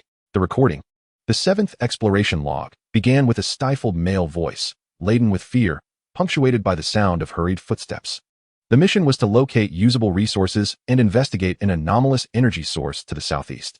Suddenly, the camera swung to one side, revealing through a shattered observation window a nightmarish vista outside, a dark crimson substance, resembling immense blood vessels or tendrils, entwined around collapsed structures. While a faint red mist permeated the air, distorted, rigid creatures meandered through the crimson haze, each adorned with peculiar red crystals to varying degrees. The voice of the videographer quivered with despair, recounting their encounter with unknown biological entities. Li Jie and the portly man were lost. They did not resemble mere mutants, but appeared to be controlled by some external force. The cameraman's voice trembled with anguish. The footage shook again, suggesting that the videographer had taken refuge in a room to catch their breath momentarily. The camera focused on their face, a youthful visage marred by terror and despair, smeared with blood and dust. We stumbled upon this discovery, as he trembled while extracting an object encased in a lead box from his backpack. Upon opening it, we beheld a small shard, emanating a faint crimson glow, reminiscent of a gem, yet purer than the crystalline formations adorning those monstrous beings outside. The energy readings were alarmingly high, exhibiting potent characteristics of mental interference and life assimilation. We dubbed it the Deep Red Kiss. His breath quickened, and his gaze began to blur, seemingly affected merely by proximity to the shard. It was not a natural product, absolutely not. We had unearthed this near the source. The camera shifted to another object in his grasp, a palm-sized, distorted metal plate, faintly revealing the logo of the company's unicorn insignia. It was them. They were sowing the seeds of this cursed substance. They were conducting some form of experimental endeavor. They had turned this region into a testing ground. We were on the purification list. His voice suddenly escalated, brimming with incredulous anger and fear. Outside, a violent crash echoed. The door was under siege. The cameraman recoiled in terror to the corner, the lens focusing on the door. They aimed to silence us. They had discovered our presence. The message must be relayed. Inform the fortress, alert everyone. The company is not our savior. They are. Boom. The door was violently breached. A soldier clad in full-body black armor, exuding a futuristic aura, appeared at the threshold, the prominent unicorn insignia gleaming on his helmet, with an energy weapon radiating a chilling blue light. Following him came a second, then a third. Executioners. The cameraman let out a desperate scream. Identify the contaminators. Execute the purification protocol. A cold, emotionless, synthetic voice emanated from the helmet of the leading soldier. The flash of the energy weapon instantaneously consumed the lens. The screen transformed into a flurry of static, leaving only the crackling sound of electricity and a fleeting, anguished cry. The playback concluded. Silence reigned within the sanctuary. Yunmu stood frozen in place, her body icy, as if her blood had congealed. The monitoring device had long slipped from her grasp, the faint red glow flickering mockingly. The truth was, indeed, brutally horrific. The company, that colossal entity which established order amidst the apocalypse, provided technology, and was perceived as the hope for humanity's resurgence, was, in fact, the mastermind behind all this. They were actively disseminating the dreadful deep red kiss. They regarded the survivors as mere test subjects, conducting inhumane experiments. Purification. Was this so-called purification referring to this? The sacrifice of Hong, the death of Zhao Hu, Zhang Long's last stand, the threats faced by the base's inhabitants, all stemming from an entity they had once harbored hope for? An overwhelming chill surged up her spine, compelling her to tremble. The impact of this revelation was far more intense than confronting any mutated monstrosity. No wonder the Mother Tree's warnings were steeped in fear of the cosmos and its inhabitants. No wonder the explorer's notes spoke of sowing and reaping. Was the destruction of Ark civilization also entwined with this company or the existence behind it? A profound sense of conspiracy enveloped her world like a dark spider's web. At that moment, a faint yet piercing alarm resonated from the antiquated hand-cranked computer. A crimson warning box materialized on the screen. Warning. Signal beam scanning from an encrypted company detected. Source, southeast, approximately 1.5 kilometers away and closing in. Suspected company patrol. Alert. Conceal immediately. Yunmu's heart raced, nearly leaping from her throat. A company patrol, 1.5 kilometers. Approaching? Was it triggered by her activation of the computer? Or had they been conducting regular patrols in this vicinity? Perhaps it was her prior activities on the surface. Or even earlier, the energy fluctuations from the teleportation array that had finally caught their attention? Regardless of the cause, lethal danger was advancing with alarming speed. She snapped back to reality from her overwhelming shock, her survival instincts overpowering all else. She had to leave immediately, gripping the USB drive, along with her notebook and map. She swiftly surveyed her surroundings, restoring the computer to its initial state and erasing any traces she might have left behind. A glance at the explorer's skeletal remains made her grit her teeth as she dragged it into a corner, covering it with some debris. Having completed her tasks, the alarm seemed to intensify, accompanied by the distant, ominous roar of heavy engines. Cautiously peering through the observation hole of her shelter, she observed 3 dark shapes rapidly enlarging against the southeastern sky. They were 3 sleek, sharply contoured black shuttles, adorned with a cold unicorn insignia on their sides. They skimmed low across the terrain, their powerful searchlights sweeping the ground like blades, evidently conducting a meticulous search. Their trajectory was directed straight towards her shelter. What to do? Fleeing into the open would undoubtedly spell her doom if discovered by these crafts. Hiding? This shelter could not withstand a thorough search. Her gaze quickly fell upon the map, which indicated a route leading from her shelter to a concealed point in another mountain range, where an ancient, abandoned underground bunker entrance might provide temporary refuge. There was no time for hesitation. Yunmu forcefully pushed open the back door of the shelter, marked on the map, revealing a narrow crevice concealed behind rocks. Without a moment's pause, she squeezed through, using all her strength to reposition an inconspicuous stone to obscure the entrance. Behind the crevice lay a steep, nearly vertical, rusted iron ladder descending into the unknown depths below. Ignoring the peril, she began to climb down using both hands and feet. Just as she descended less than 10 meters, a tremendous roar and a rush of air erupted from above. The crafts had arrived at the shelter. The blinding beam of the searchlight pierced through the fissures in the stone, sweeping just a few meters above her. She clung tightly to the cold iron ladder. Holding her breath, her heartbeat nearly stilled. Heavy footsteps echoed from above, accompanied by a chilling electronic voice. Target signal lost. Scans indicate recent signs of human activity. Search the shelter. Yes. Shortly thereafter, a thunderous crash resonated as the shelter's door was violently breached, followed by the sounds of items being rummaged through inside. Yumu's heart leapt to her throat. She clutched the USB drive tightly. It contained evidence potent enough to upend everything, and it must not fall into their hands. Minutes later, the voice from above rang out again. Report. An ancient human skeleton has been discovered, with no recent signs of life. An old computer has been found, with no recent usage records. No other valuable clues or living targets detected. The signal source is confirmed lost. It may simply be an intermittent device malfunction or residual old signals. Expand the search radius. Continue scanning the southeast sector, focusing on points of energy anomalies. Understood. The heavy footsteps and the roar of engines gradually receded, seemingly searching in another direction. Yunmu remained pressed against the iron ladder, drenched in cold sweat, daring to exhale slowly after a long while. For now, she was safe, but only temporarily. The patrol was still nearby, and they had evidently intensified their surveillance of this area. She looked down into the unfathomable darkness below. Where would this ancient iron ladder lead? Would the abandoned underground shelter offer new hope, or merely another trap? She did not know, but she understood that the evidence she held must be delivered. The true nature of the company must be unveiled. Taking a deep breath of the cold, rust-tinged air, she began her descent into the deeper, darker depths. Climbing step by step, alone, bearing the bloody truth and heavy hope, she ventured once more onto the perilous unknown path. Chapter 128. The Abyss of the Rusty Ladder. The cold, corroded iron ladder emitted a tooth-grating groan beneath her grip. Each downward movement felt like a gamble with fate. The roar of the patrolling aircraft had long since faded, replaced by a deathly silence and the rapid, heavy thud of her own heart in her chest. The darkness enveloped her like thick ink, swallowing the last glimmers of light filtering through the gaps above. Yunmu could only rely on her sense of touch and vague energy perception as she struggled to descend. The excruciating pain in her left arm rendered her nearly powerless. With most of her weight resting on her right arm and legs, her muscles long since fatigued to the point of numbness. Rust flakes from the iron ladder fell silently into the endless darkness below, without an echo. How long was this ladder? Where did it lead? Did the abandoned underground shelter truly exist, or was the map erroneous, leaving her to confront a broken end and a fatal plunge? The unknown and the darkness amplified her fear. Yet there was no turning back. Above lay the Company's patrol, and to remain was to await death. Only by descending could she grasp a slender thread of hope. After what felt like an eternity of climbing, just as she sensed her arms were on the verge of complete exhaustion, her right foot finally found solid ground. Not suspended in midair, but the floor. Cautiously, she descended a few more steps, and her feet at last met the firm surface. The ground was blanketed in a thick layer of dust, yielding softly beneath her weight. She collapsed onto the floor, leaning against the cold, metallic wall, panting heavily, nearly spent.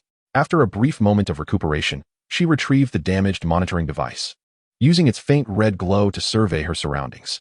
It appeared she was on a narrow platform, connected to a wider horizontal passage. The corridor, constructed of metal, was encrusted with layers of rust and dust, with numerous areas corroded through. The air was stagnant, infused with a pungent metallic odor and the rancid scent of decaying oil. Curiously, the radiation levels were significantly lower than on the surface. Evidently, the map was accurate. This indeed was an underground structure. Judging by its style and the extent of corrosion, it seemed to be a ventilation shaft or maintenance tunnel from a bygone military shelter or refuge. After resting for a moment and regaining some strength, she began to explore the horizontal passage.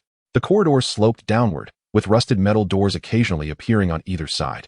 Their labels faded and indistinct. After traversing approximately 100 meters, she encountered a massive, exceptionally heavy round blast door ahead. The door was similarly marred by rust, yet its structure appeared intact. On one side of the door was a manual rotary valve and an electronic lock panel requiring a password or authorization, both long since rendered inoperative due to power failure. Behind this door, she surmised, lay the abandoned shelter marked on the map. Yunmu attempted to turn the manual valve. It was corroded to an extreme degree. She exerted all her strength, even channeling the faint energy she had just regained, and the valve emitted a painful creaking sound as it slowly turned a fraction of an inch. This was an exceedingly time-consuming and laborious task. She had to pause multiple times to catch her breath, each respite leaving her weaker, while hunger and thirst burned like flames against her resolve. After what felt like an eternity, just as she was on the verge of surrender, a dull click echoed. The valve had finally reached its limit. Almost immediately, a hissing sound, reminiscent of escaping air, emerged from the gap of the door, which slowly opened a crack inward. A wave of stale yet relatively dry air rushed forth from beyond. With her last ounce of strength, Yunmu pushed the door open wide enough to slip through, squeezing herself inside. Beyond the door lay an immense and awe-inspiring space. Illuminated by the faint glow of her hand-cranked computer screen, she had once again wound it to charge slightly, and the red light of her monitoring device. She discovered a vast underground hall. The ceiling soared high above, supported by robust metal beams. Surrounding her were orderly rows of compartments resembling a beehive, likely once the living quarters of those who sought refuge in the past. In the heart of the hall, there existed a section filled with public amenities, such as rusted dining tables and desiccated water basins. Everything here was shrouded in a thick layer of dust, and an eerie silence enveloped the space, as if time itself had come to a standstill. There were no corpses, no signs of struggle. It appeared that the evacuation had been executed with remarkable order, or perhaps they had simply never had the chance to commence. She cautiously ventured deeper into the hall, her energy perception heightened to its maximum, vigilant for any lurking dangers. Yet, the place seemed utterly devoid of life, filled only with profound stillness and dust. She discovered a relatively intact cubicle, furnished with a simple bed frame and storage lockers. To her astonishment, within the lockers, she found several cans of military-grade ration bars long past their expiration date, and a few bottles of perfectly sealed drinking water. Truly, hope was not entirely extinguished. Trembling, she gingerly opened the water and food, taking small, yet rapid bites to replenish her energy. Although the biscuits were as hard as stone, and the taste left much to be desired, the tangible warmth and strength they provided as they settled in her stomach nearly brought her to tears. After satisfying her hunger and quenching her thirst, she rested for a considerable duration and felt her strength returning. The injury on her left arm seemed to have eased somewhat, thanks to the nourishment and rest. She began a more meticulous search of this shelter. At the rear of the hall, she encountered several additional areas: an equipment room, a medical station, and a command center. The door to the command center was ajar.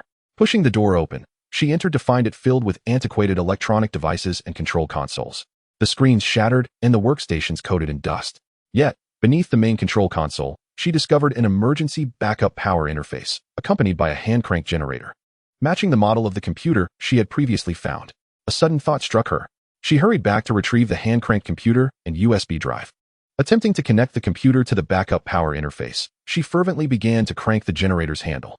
To her astonishment, a dim indicator light on the console flickered to life. The computer screen illuminated as it began to read the USB drive.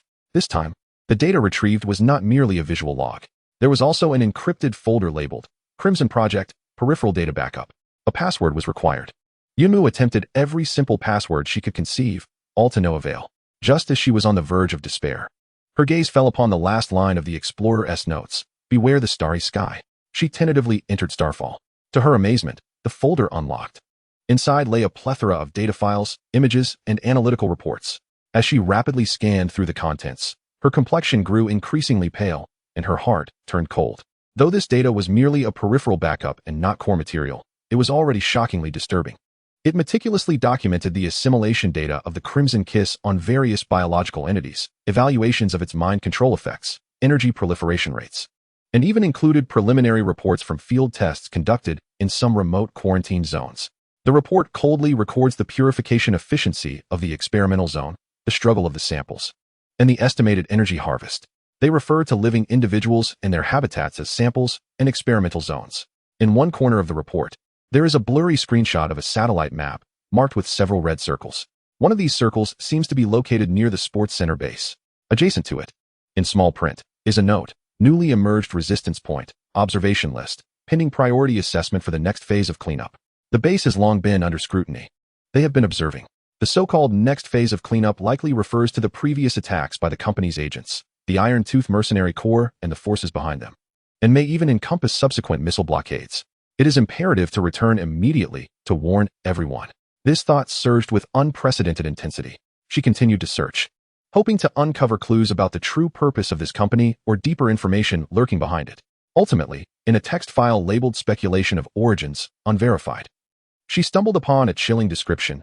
Deep Crimson is not of Earth's indigenous technology. Its core paradigm diverges significantly from any known civilizational system, resembling more a product of a cosmic-scale ecological disaster. The project's original intent was reverse engineering for controlled utilization, aimed at addressing the potential existence of the Great Silence. Yet progress indicates that its assimilative and uncontrollable nature far exceeds expectations. There are suspicions that the reverse engineering itself is a trap. The project has partially spiraled out of control, and the stance of the highest board of directors is ambiguous, suggesting the involvement of a higher-level will. Cosmic-scale ecological disaster? The Great Silence? The highest board of directors? A higher-level will. The volume of information is immense and horrifying. The depths of this company are more unfathomable than previously imagined. Yunmu forced herself to remain calm. The urgent matter was to return to the base immediately. She began to search for an exit from this place. According to the map and the shelter's structural diagram, there was another exit located on the opposite side of the mountain, more concealed. But the situation outside the exit remained unknown. She gathered all the expired yet edible compressed food and drinking water she could find, filling her backpack as much as possible. Then, she copied all the critical data on the Deep Crimson project, the company's atrocities, and the markings on the base onto a USB drive, erasing the computer's records to prevent them from falling into enemy hands. After completing all of this, she took one last glance at the dust-laden refuge and resolutely proceeded towards the alternate exit marked on the map. This passage was narrower and more ancient, seemingly an emergency route excavated in earlier times. After walking for a considerable distance, a staircase leading upward appeared before her. At the top of the stairs stood a heavy, manually operated lead-sealed radiation door. She took a deep breath and vigorously turned the wheel on the door. The door opened. Outside was no longer the desolate mountainous terrain, but rather an expanse of twisted, eerie, dark red forest at the edge, stretching infinitely. Towering colossal trees of an unprecedented dark crimson hue stood majestically, their branches resembling twisted appendages. The ground was blanketed in a thick, dark red moss, reminiscent of a fleshy carpet, while the air was permeated by a familiar, cloying, and unsettling metallic scent. This was the infected zone of the Crimson Kiss, an expanse of such vastness. The map had not delineated it with such precision, or perhaps, this region of infection had wildly expanded after the cartography was completed. To return to the base from this direction, she must traverse this dreadful forest. Yunmu stood at the threshold, gazing into the living, writhing crimson hell that exuded an ominous aura, her expression grave to the utmost degree. Behind her lay a relatively secure yet isolated shelter, while ahead loomed the known and exceedingly perilous death zone. Should she retreat to the shelter and await an uncertain opportunity, or dare to plunge into this scarlet wilderness in search of a path home? She did not hesitate long. Gripping the USB drive tightly, as if clutching the seed capable of igniting the world, she adjusted her backpack, her gaze sharpening with renewed determination. Then, she stepped forward resolutely, entering the alluring yet lethal depths of the dark red forest. Chapter 129, The Struggling Flame. The dark crimson had become the sovereign of the entire world. The moment she stepped into the forest, that sweet, fetid odor enveloped her like a tangible entity, clinging to her skin and attempting to infiltrate her pores. The ground beneath her feet was not soil, but a thick, soft mat of dark red fungus that pulsed gently, akin to some creature's innards, emitting an unsettling squelching sound with each step, leaving behind sticky threads upon lifting her foot.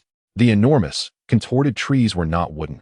Their bark resembled a rough exoskeleton, adorned with vascular patterns, while the branches resembled rigid tentacles, their tips adorned with bulbous fruits that occasionally dripped a viscous red liquid. A fine, spore-like red dust floated in the air, shimmering with an ominous glimmer under the dim light.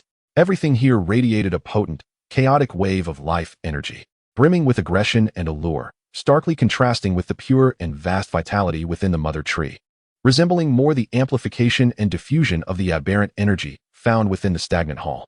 Yunmu immediately felt a slight dizziness and nausea. The dormant fragments of her hopeful blueprints seemed to be stirred by this environment, manifesting a primal sense of rejection and vigilance. She had to allocate a portion of her focus and mental energy to maintain an exceedingly faint energy barrier at her surface, striving to isolate herself from the corrosive influence of these red spores and mental disturbances. Each step required utmost caution. The energy perception here was severely disrupted. The pervasive, intense waves of red energy served as background noise, obscuring many subtle danger signals. She could only rely on her vision and the most fundamental instincts of crisis to proceed. Not far into her journey, she bore witness to the terror that this forest harbored. A colossal skeleton, resembling some form of mutated bear, lay partially buried beneath a carpet of fungi. Its bones exhibited a honeycomb-like structure, seemingly eroded, and were cloaked in a thick layer of substance akin to crimson moss, which quivered slightly, as if still drawing upon residual nutrients. Not far off, several plants resembling gigantic blossoms swayed gently, their vibrant floral discs revealing not a stamen at their center, but rather a mouth filled with fine, sharp teeth, secreting a viscous drool. As Yunmu cautiously navigated around them, the floral discs gradually turned towards her retreating figure, emitting a faint, sigh-like hiss. This place was no mere infection zone. It resembled a living, malevolent purgatory that had given rise to a unique ecosystem. According to her map and sense of direction, she needed to traverse the forest towards the southeast. However, a direct path seemed nearly impossible. She had to continually circumvent areas pulsating with intense energy fluctuations, which appeared exceedingly perilous. While skirting a swamp that oozed crimson slime, her energy perception suddenly detected an exceedingly faint energy fluctuation that felt out of sync with the surrounding environment, exuding a familiar, chilling technological essence. Company personnel? She immediately held her breath and cautiously approached, concealing herself behind a gigantic tree pulsating with lifeblood. Ahead, in a relatively clear patch of the forest, stood a silver metallic device approximately 3 meters tall. Its design was sleek, adorned with the company's unicorn emblem. It operated silently, the probe atop slowly rotating, emanating a specific energy field that repelled the surrounding red fungi and spores by several meters, creating a small safe zone. Beside the device stood 2 soldiers clad in black, full-body protective suits, their faces obscured by menacing gas masks. They appeared to be collecting samples. One was gathering the fungal carpet and soil with a specialized container, while the other scanned the surrounding flora with an instrument. Monitoring .17 data stable, infection levels consistently rising, a year-on-year increase of 3.7%. One soldier reported quietly into a communicator, his voice cold and devoid of empathy. Received. Continue collecting samples of the S-type variant, and be cautious of the hunter activity zones. Withdraw in 1 hour, came the response from the communicator. Yun Mu's heart raced. The company's monitoring point had infiltrated this area. They were surveilling the expansion of this hell as if it were a mere experimental specimen. Just then, the soldier responsible for scanning seemed to detect something, his instrument emitting a faint beeping sound, directing towards Yun Mu's hiding place. Faint anomalous energy readings, non-forest background waveform. Suspected life form? Signal weak, severely disrupted. Both soldiers immediately became alert, their energy rifles raised and aimed in Yun Mu's direction. Come out, commanded a chilling electronic voice. Yun Mu's heart sank.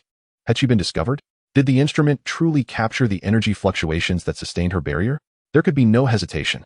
She abruptly leaped from behind the tree, not charging towards the soldiers, but rather lunging towards a strikingly vivid and intoxicatingly fragrant giant flower nearby. The moment she approached, the flower quivered violently, its central orifice gaping wide, unleashing a torrent of rich, hallucinogenic red pollen that instantly enveloped the air. Beware! It is the bewitching bloom, a soldier cried out, instinctively retreating while activating the inner circulation system of his protective suit. Yun Mu sought precisely this chaos.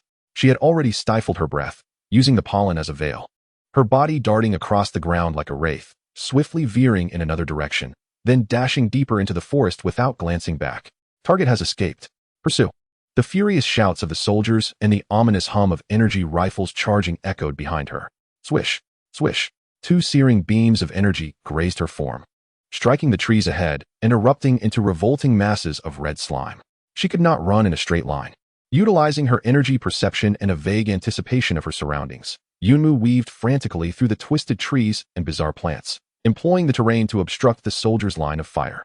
More energy beams detonated behind her, forcing her into a desperate state.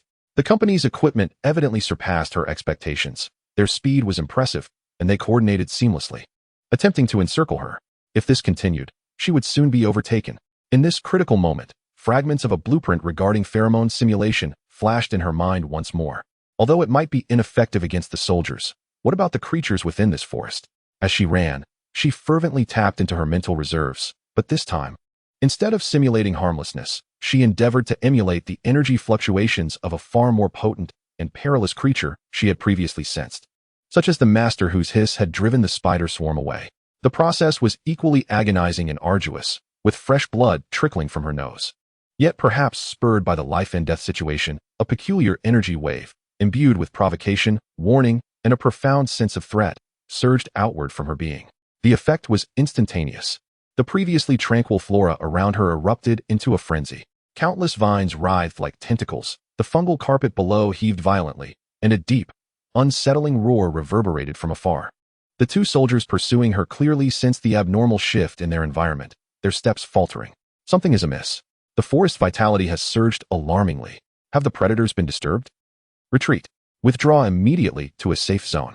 They seemed profoundly apprehensive of an entity deep within the forest, decisively abandoning the chase and hastily retreating, vanishing within the force field of that silvery device. Yun Mu dared not linger, forcing herself to run onward until the sounds of pursuit faded entirely. Only then did she collapse against a tree, gasping for breath, nearly exhausted. Once again, she had narrowly escaped, but the toll on her mental energy was immense, and her injuries seemed poised to resurface. She did not dare remain in one place for long. After a brief respite, she pressed on. The path ahead promised to be even more challenging. The forest appeared to grow more vibrant and perilous, seemingly roused by her prior provocations.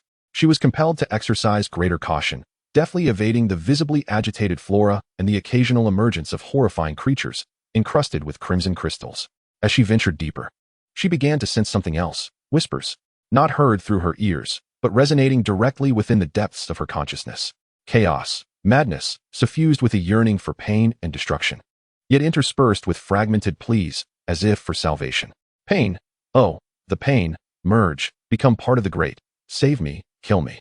These murmurs emanated from the infected trees, from the mycelial carpet beneath her feet, and even from the spores wafting through the air. They were the lamentations of twisted remnants of life, assimilated by the deep red kiss.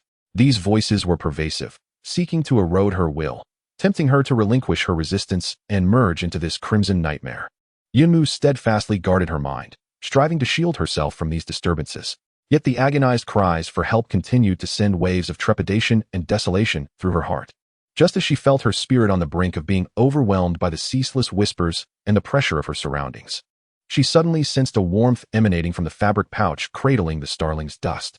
Simultaneously, fragments of warning memories from the mother tree regarding the deep red kiss grew clearer. They served as a faint beacon, offering her a modicum of steadfastness, a point of resistance against the encroaching corruption amidst the tumult of her psyche. Was it the starling's dust and the memories of the mother tree that aided her in resisting this mental erosion?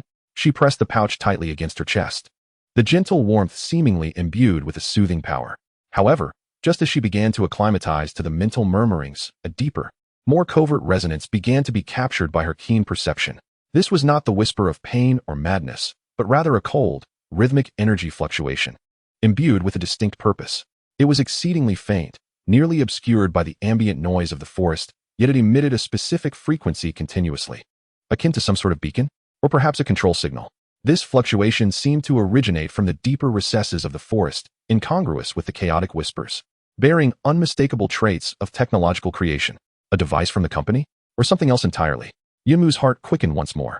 The peculiarity and danger of this forest appeared far more complex than it initially seemed. She hesitated for a moment, ultimately deciding to alter her course slightly. Cautiously navigating towards the source of that faint fluctuation, she needed to ascertain what it truly was. Chapter 130. The Fuse of the Burning City. That cold and rhythmic fluctuation, like a dissonant note hidden within a cacophony of madness, persistently drew Yunmu's perception.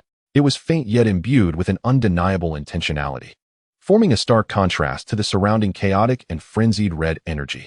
As she drew closer, the cloying sweetness in the air intensified to an almost nauseating degree. Beneath her feet, the fungal carpet pulsed with increasing vigor, as if the very veins of the forest converged towards a singular core. The whispers of the tortured spirits grew sharper and more agonizing, filled with the lamentations of those forcibly bound and drained. Yunmu concentrated her energy to the utmost, merging with the shadows of her surroundings, maneuvering through the contorted trees and the drooping crimson vines with great difficulty. At last, she ascended a raised rocky outcrop blanketed in thick fungal growth, peering down to behold a sight that rendered her breathless. Below lay a vast, bowl-shaped depression, seemingly carved by a meteor's impact. At the center of this hollow, rather than a natural formation, stood a horrifying creation that melded biological and technological features, sending chills down her spine. It was a colossal, pulsating dark red tumor-like structure, exceeding 10 meters in diameter. Its surface was riddled with thick, cable-like veins and nerve bundles, deeply embedded in the surrounding fungal carpet and the infected trees, voraciously siphoning nutrients and energy. Embedded within and upon the surface of this tumor were countless silvery metallic devices, energy conduits, sensors, and data interfaces. The cold emblem of the company's unicorn logo was starkly etched upon several key metallic components. This enormous tumor-hearted entity throbbed powerfully, each contraction pumping a concentrated, unsettling dark red energy through those thick vessels to every corner of the forest, while each expansion drew forth more vitality and chaotic energy from the surroundings. Above the tumor hovered a more intricate silvery metallic apparatus, roughly the size of a car. It resembled a colossal inverted flower bud, extending numerous delicate probes that plunged deep into the tumor, seemingly engaged in some meticulous extraction or injection operation. The cold, rhythmic pulsations emanated from this core device. This was far from a mere monitoring point. This was a control node, a factory core established upon the agony of the living forest, dedicated to the extraction and control of the energy known as the Deep Red Kiss. In an instant, Yunmu comprehended the truth. The company was not merely observing and experimenting. They were cultivating this hell. They were exploiting this contaminated land, and these distorted lives to produce something. That concentrated energy being pumped outward, that which the core device was extracting, was their bounty. A surge of anger and chill engulfed her. What utter desecration! What cold-heartedness! She observed with keen attention. Surrounding the depression were 4 of the previously encountered silvery force field generators, forming a more extensive secure zone. 8 fully armed company soldiers patrolled in 2 groups around the perimeter, exhibiting extreme vigilance. Additionally, 2 personnel clad in white sealed tech suits busily worked on the operational platform beneath the core device, monitoring the data. The defenses were formidable, and any direct assault seemed futile. As she contemplated how to circumvent this area, fragments of conversation from the 2 technicians wafted up on the wind, faint yet discernible. The extraction purity has reached 89%, approaching the expected value. However, the spiritual burden remains excessively high, rendering it unsuitable for direct application in the Holy Grail project. It is recommended to continue the purification process or utilize it as a secondary energy source. The board is pressing urgently, and the sower is in desperate need of this batch of raw materials to initiate the next wave of purification. I have heard that the target area is fiercely resistant, necessitating a more potent approach. Therefore, let us activate the tertiary extraction protocol and increase the power. Although this will accelerate the degradation of the substrate, namely, this forest, it will temporarily enhance the yield. Agreed. Execute it. One of the technicians typed in the commands at the control panel. A deep, resonant hum erupted from the core apparatus. Blinding red light emanated from the tips of the probes, piercing the tumor. The immense heart of the tumor convulsed violently, as if enduring tremendous agony. Its surface even cracked open in several places, oozing a viscous, red liquid that radiated high concentrations of energy fluctuations. At that moment, the spiritual whispers of the entire forest transformed into a haunting cacophony of screams and wails, as if countless souls were being simultaneously crushed. Yumu felt a sharp pang of headache and nausea, struggling to stifle her mouth to prevent herself from retching. She observed as the extraction power intensified.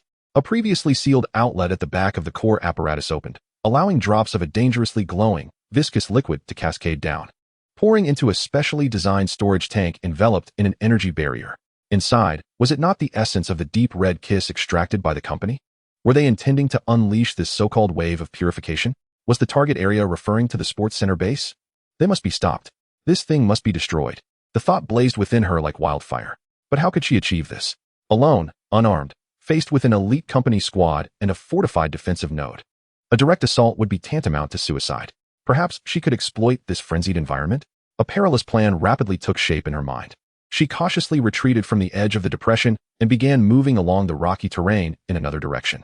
Her objective was to locate the veins or energy conduits supplying power to this node. Utilizing her energy perception, she swiftly discovered a substantial vein buried beneath the fungal mat, pulsating with particularly intense energy fluctuations. It extended from the depths of the forest, ultimately merging into the depression. This was the place. She took a deep breath, concentrating all her remaining mental strength, no longer to shield against the whispers, but rather to amplify them frantically, to resonate with the fragments of pain, anger, and madness. Simultaneously, she pushed the fragments of blueprints regarding energy structures and resonance frequencies to their limits, searching for the weak points of this energy vein. This was an exceedingly dangerous maneuver. The frenzied whispers surged against her consciousness like a flood, attempting to drag her into the abyss of insanity. Illusions began to materialize before her eyes, revealing countless twisted crimson arms reaching out toward her. Blood streamed more profusely from her nose, and her temples felt as though they were about to explode. Yet she resolutely persisted, infusing those magnified and focused frenzied thoughts with a shard of self-guided, razor-sharp energy, akin to an invisible drill, plunging fiercely towards a specific node within that energy conduit. Buzz crack. It felt as though something had ruptured within. The thick energy vessel trembled violently, its surface swelling to form a massive bulge. And then, boom! A violent explosion of energy erupted suddenly. Dark red, highly concentrated chaotic energy gushed forth from the fissure like a volcanic eruption, instantly obliterating the surrounding mycelium and trees and sweeping outward in a wild frenzy. Alarm! The energy conduit has ruptured. Severe energy leakage has occurred.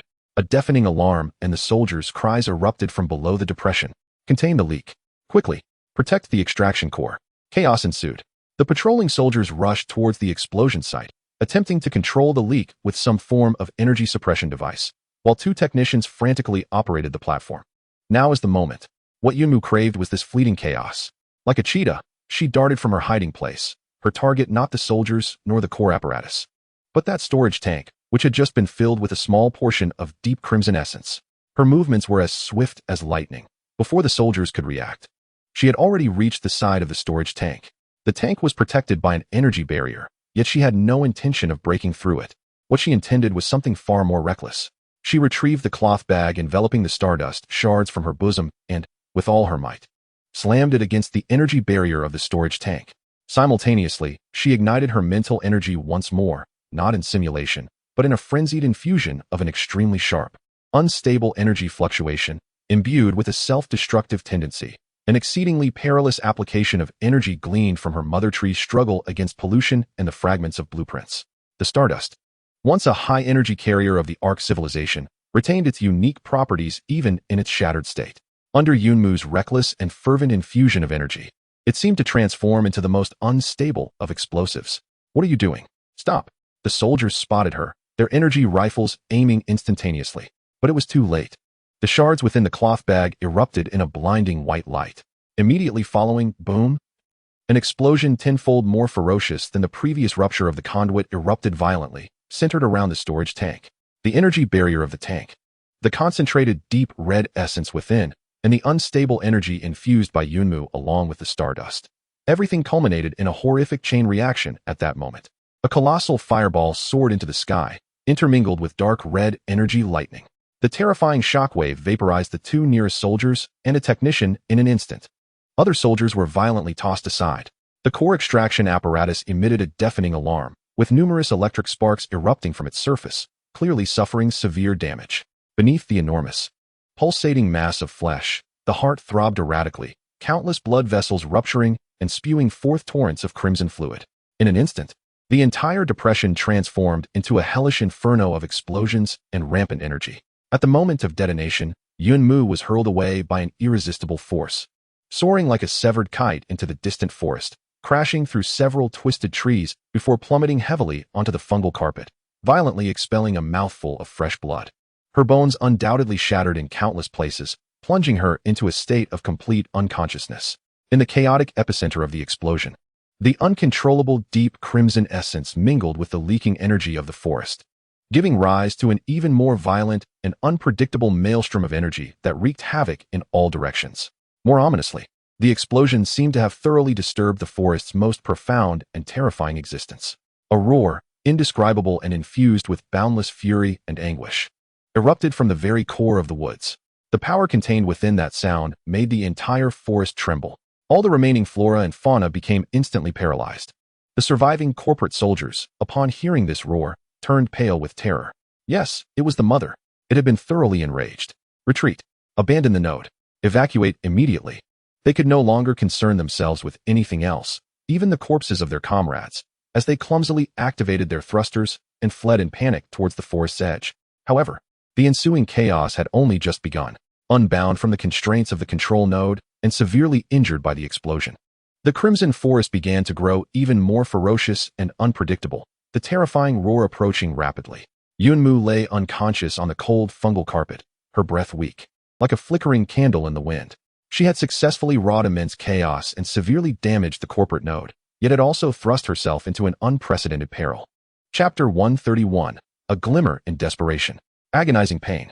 An omnipresent torment surged like a tide, dragging Yunmu from her deep stupor.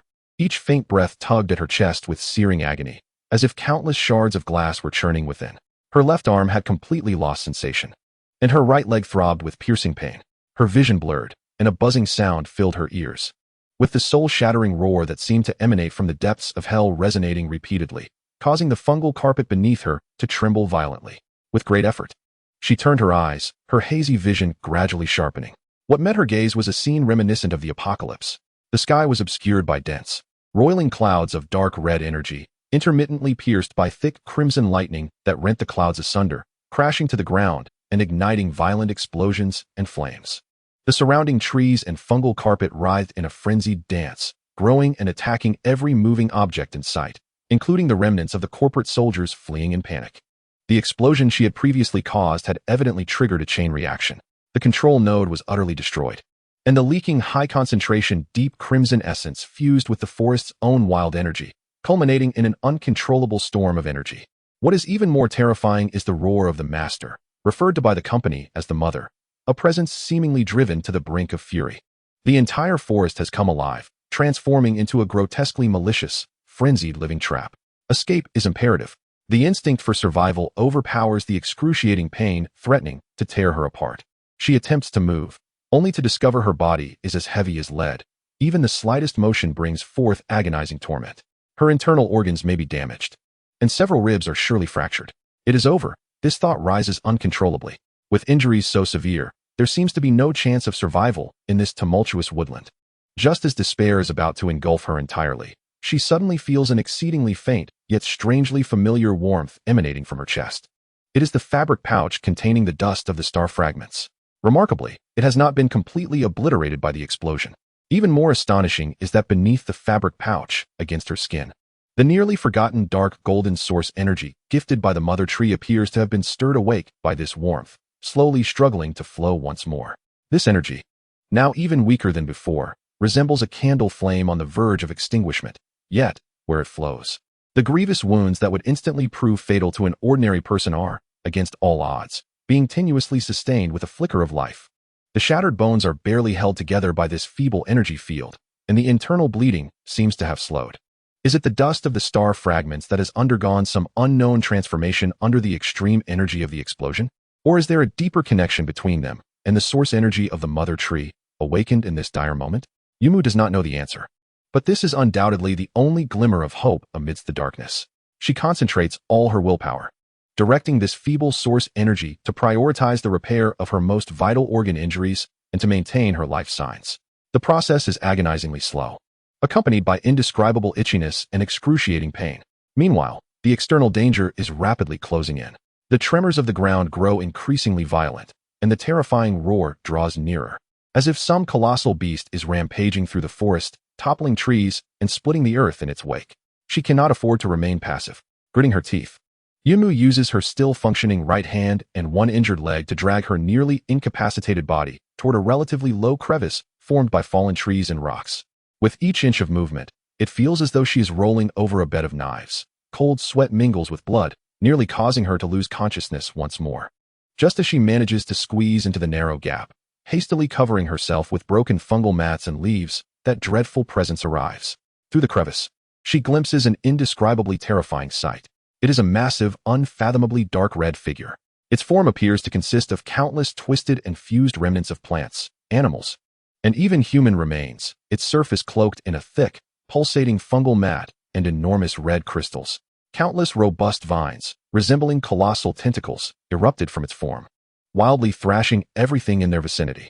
At the center of its being, a more profound, gaping fissure, akin to a wound, could be discerned, pulsating with a disquieting crimson glow. The horrific roar emanated from within. Is this the Mater? The ultimate abomination birthed by the Scarlet Kiss within this forest? The energy pressure it exuded surpassed all that had been encountered before, evoking memories of the vast will of the mother tree's core, yet it was far more chaotic, frenzied, and imbued with annihilation. The Mater seemed to be in pursuit of the source of the explosion and the scent of those corporate soldiers. Its massive form trampled over the place where Yunmu had concealed herself. A gigantic paw formed from countless bones and entwined vines nearly collapsing the narrow entrance she occupied. Debris and soil cascaded down, and Yunmu clamped her mouth shut, halting her breath, her heart racing perilously close to escaping her chest. Fortunately, the Mater's attention appeared to be diverted by the fleeing corporate soldiers. It emitted an even more enraged roar, several enormous tentacles striking forward, followed by distant shrieks and the sounds of explosions. Then, this terrifying behemoth, with earth-shaking strides, thunderously pursued the direction in which the soldiers fled. The dreadful pressure gradually receded. Yunmu lay collapsed in the crevice, drenched as if recently pulled from water, and after what felt like an eternity, she dared to draw a slow breath. She had narrowly reclaimed her life, yet the crisis was far from over. Although the Mater had departed, the turmoil within the forest continued unabated. The energy storm raged on, with the frenzied plants and mutated creatures relentlessly attacking indiscriminately. In her current state, traversing this hell was utterly impossible. Her injuries, though temporarily stabilized by the dark golden energy, remained grievously severe.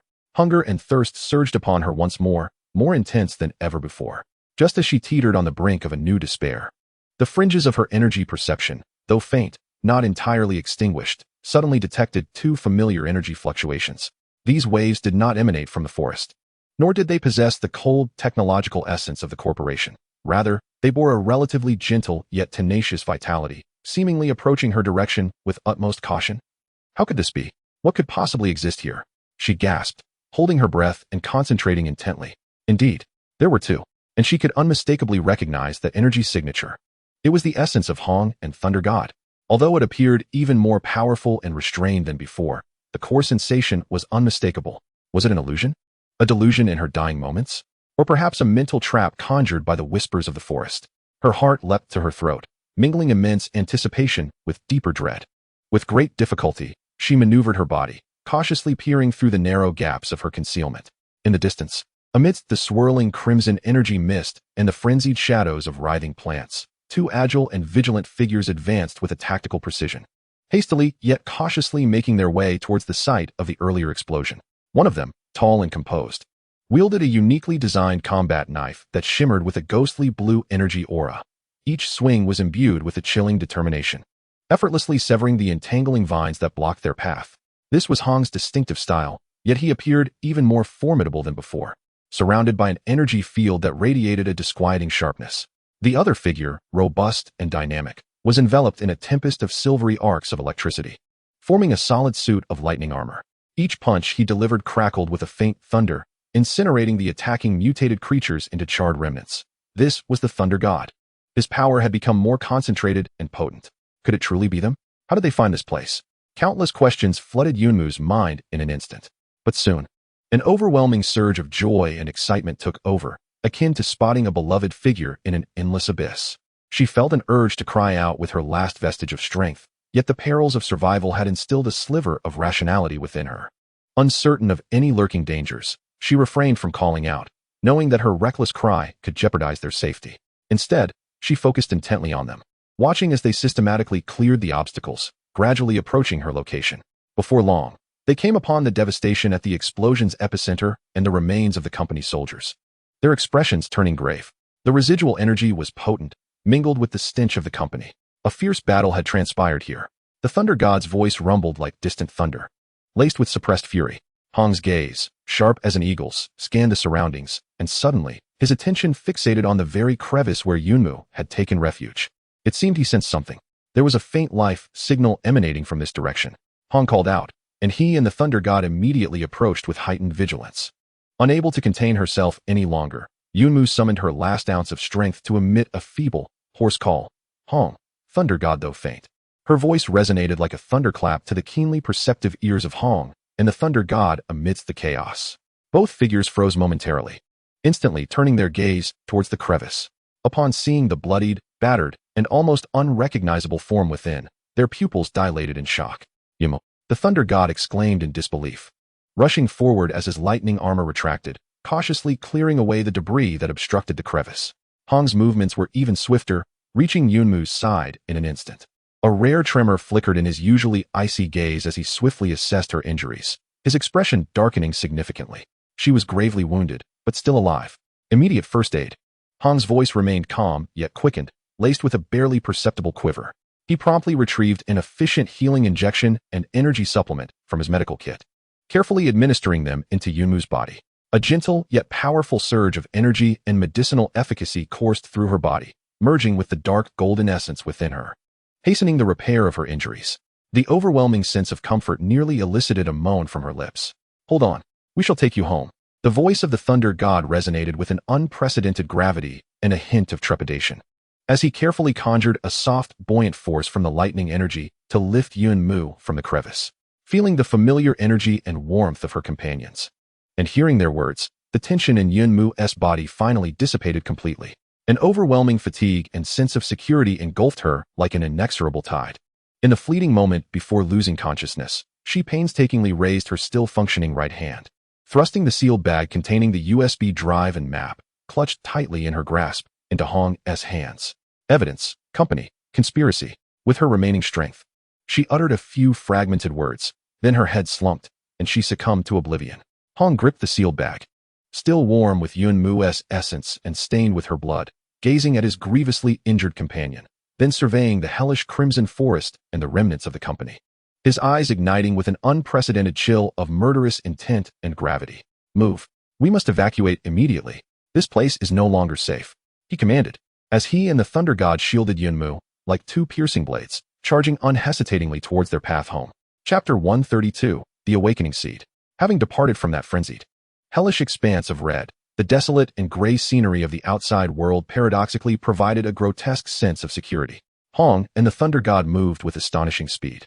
Even burdened with the injured Yunmu, their passage resembled two gales tearing through the wasteland. The Thunder God cautiously lifted Yunmu with solidified lightning energy, minimizing any jolts. Hong, akin to a precise radar, forged ahead, his icy gaze scanning for any potential threats, his ethereal blue blade shimmering with lethal glimmers. Any mutated creature daring to approach, or even exuding a hint of hostility, would be swiftly neutralized by a blade-esque flash or a violent bolt of lightning, rendering them to ruin. Their prowess had magnified significantly compared to what Yunmu remembered. Each strike was executed with effortless grace, their control over energy exquisitely refined. Clearly, during her absence, they had undergone unimaginable trials and enhancements. Amidst the fierce winds and occasional jolts from their rapid movement, Yunmu's consciousness fluctuated between wakefulness and slumber. The effects of the potent healing serum and energy supplements began to manifest, working in tandem with the resilient dark golden energy within her, laboriously mending her shattered body. The pain persisted, yet it had transformed from a tearing agony to a dull throb, as though encased by a resilient membrane of energy, suppressing the torment. She could vaguely sense her swift passage, hearing the howling wind and the intermittent, intense bursts of energy, alongside the anguished cries of mutated creatures. Yet, more often than not, she found herself enveloped in a reassuring and formidable energy field, belonging to Hong and the Thunder God, which shielded her from the majority of external dangers. This sense of security allowed her to finally release the tightly wound nerves that had persisted for far too long, enabling her to immerse herself completely in a profound self-repair. It was unclear how much time had passed, but the pace of movement gradually slowed. Yunmu struggled to pry open her eyelids slightly, and through her blurred vision, she beheld a landscape of familiar yet war-torn ruins. In the distance, the iconic, partially collapsed circular silhouette of the sports center came into view. The base was drawing near, but the sight before her tightened her heart. The terrain surrounding the sports center had undergone a massive transformation. The once relatively open expanse of ruins now stood adorned with rudimentary yet functional defensive structures, low walls constructed from abandoned vehicles, concrete debris, and metal sheets, as well as trenches dug into the earth, and even makeshift turrets fashioned from old fire trucks, equipped with high-pressure water cannons, or perhaps something other than water. Further afield, new, low fortifications emerged, revealing dark shooting holes. The air was thick with the faint scent of gunpowder and lingering energy particles, clearly indicating that a battle had recently unfolded here. The base's defenses had intensified significantly since her departure, resembling a fortress perpetually poised for an onslaught. Hong and the Thunder God evidently wielded the highest authority. As they approached the defensive perimeter, several concealed outposts promptly opened passages, and a contingent of weary yet sharp-eyed soldiers clad in standard uniforms silently saluted them, their expressions betraying shock and concern as they glanced at the gravely injured Yunmu. Cradled by the Thunder God, there were no pleasantries exchanged, no lingering pauses. Hong and the Thunder God led Yunmu directly through the layers of defense into the heart of the sports center's main building. The transformation within was equally striking. The once vast venue had been judiciously partitioned into various functional areas. Personnel bustled about, some transporting supplies, others maintaining equipment, while groups huddled around sand tables engaged in fervent discussions. The atmosphere was heavy and tense, yet orderly, with a resilient, ironclad vitality surging beneath the ruins. Upon witnessing Hong and the Thunder God return with a severely injured individual, particularly when some recognized the long-missing Yunmu, a suppressed gasp and stir rippled through the crowd. However, this was swiftly quelled by the hushed reprimands of their squad leaders, and the scene quickly reverted to its tense operations. Instead of heading to the medical room, Hong and the Thunder God guided Yunmu directly into the core passage leading to the underground Ark base. The gates at the passage entrance were more formidable, and the guard's presence was more imposing. Upon sighting Hong and the Thunder God, the guards immediately opened the gate. As they descended underground, the familiar scent of metal, oil, and a hint of botanical freshness enveloped them. Yet, the space seemed significantly enlarged, with numerous energy conduits and small defensive weapon platforms newly affixed to the walls. Occasionally, researchers and technicians hurried past, parting ways upon seeing them, their faces etched with astonishment.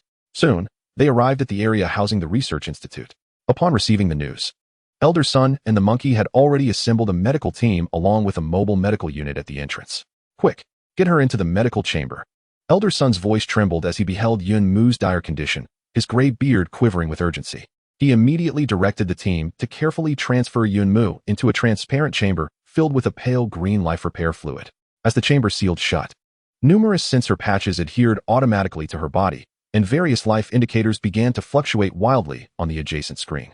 The vital signs were exceedingly unstable. Multiple comminuted fractures, ruptured internal organs with hemorrhaging, severe nerve damage, energy depletion, and traces of an unknown energy erosion were all evident. The monkey studied the data, her voice taut with concern. What on earth has she endured? Utilize the highest grade life repair fluid and initiate the Qingdi protocol with utmost priority. Hong commanded coldly, his tone leaving no room for dissent. The Qingdi protocol? The monkey paused, then nodded firmly, understanding the gravity of the situation. The medical team sprung into action, injecting a special serum into the repair fluid. And a gentle energy field began to envelop Yun Mu's body, assisting in her recovery. Only then did Hong hand over a bloodstained sealed bag to Elder Sun, succinctly stating, "She brought this back at great personal risk. It may contain crucial evidence regarding the company's conspiracy. Immediately organize a top priority team for decryption and analysis. I need to know everything inside it in the shortest time possible." Elder Sun accepted the sealed bag, his hands trembling slightly as he sensed the immense weight of its contents. "Rest assured, even if it takes all my remaining strength, I will decipher it promptly." Hong nodded, his gaze once again drifting to the figure submerged in the repair fluid, her complexion as pale as paper, fragile as glass. Deep within his icy eyes, a barely perceptible ripple of emotion passed through. Thor slammed his fist against the nearby metallic wall, producing a thunderous echo, lightning flashing in his wake. "Damn it! If I find out who did this to her, I will obliterate them." "There will be an opportunity." Hong's voice was low and frigid, akin to tempered steel. "But for now, we require the information she has retrieved. Elder Sun, this is entrusted to you. Thor, we must head to the command center. Elevate the defense level to the maximum. I suspect the company's counterattack will come swiftly." Understood. The two departed rapidly, leaving the research institute's personnel to exert all efforts in treating Yun Mu and analyzing the evidence. Within the medical chamber, Yun Mu remained oblivious to the outside world. Submerged in the repair fluid, her consciousness floated in a warm and vibrant ocean. The excruciating pain in her body significantly subsided as the restorative energy and medication began to reconnect her fractured bones and heal damaged tissues. The dark, golden source energy of the mother tree within her seemed to resonate wondrously with the external repair energies, becoming more vibrant, its flow accelerating. The fragments of her dormant, hopeful blueprints in her mind appeared to stabilize under this dual nourishment of internal and external energy, no longer causing pain, but rather resembling fertile soil brimming with infinite possibilities, awaiting cultivation. Deep within her unconsciousness, a faint glimmer of light began to emerge slowly. It is an affection for life, a deep-seated trust in companions, a steadfast determination to endure, carrying the weight of truth and hope. She is akin to a seed, weathered by trials and buried deep within the earth, nurtured by the warmth of her homeland's soil and the blessings of gentle rain. Though her exterior remains marred, the inner vitality has begun to stir quietly, awaiting the day she will break through the surface. Meanwhile, in the command center of the base, Hong and Thor gazed at the main screen, their expressions grave as they processed the encrypted alert just received from a distant reconnaissance point. The alarm indicated a significant increase in corporate activity frequencies from multiple directions, with several sizable armored units advancing toward the base. Aerial reconnaissance had also captured a blurred image of an unprecedented heavy unit, colossal in size and emanating a high-energy response. A storm was brewing on the horizon. The evidence brought back by Yun Mu and the ensuing chain reaction were steering the base toward the eye of a much greater tempest. In the underground base of the sports center, it functioned like a war machine pushed to its limits, operating under immense tension. The air was thick with the hum of energy overload, punctuated by hurried footsteps and muted commands over the communication channels, each sound taut with urgency. Inside the command center, the lighting was dim, illuminated solely by the massive main screen and the countless consoles flickering with a ghostly glow. Hong stood before the main screen, resembling a cold statue, his keen gaze scanning the incessantly refreshing data streams and the indistinct images relayed from the front lines. The movements of the corporate forces were marked, akin to venomous serpents coiling from various directions toward the base, tightening the encirclement.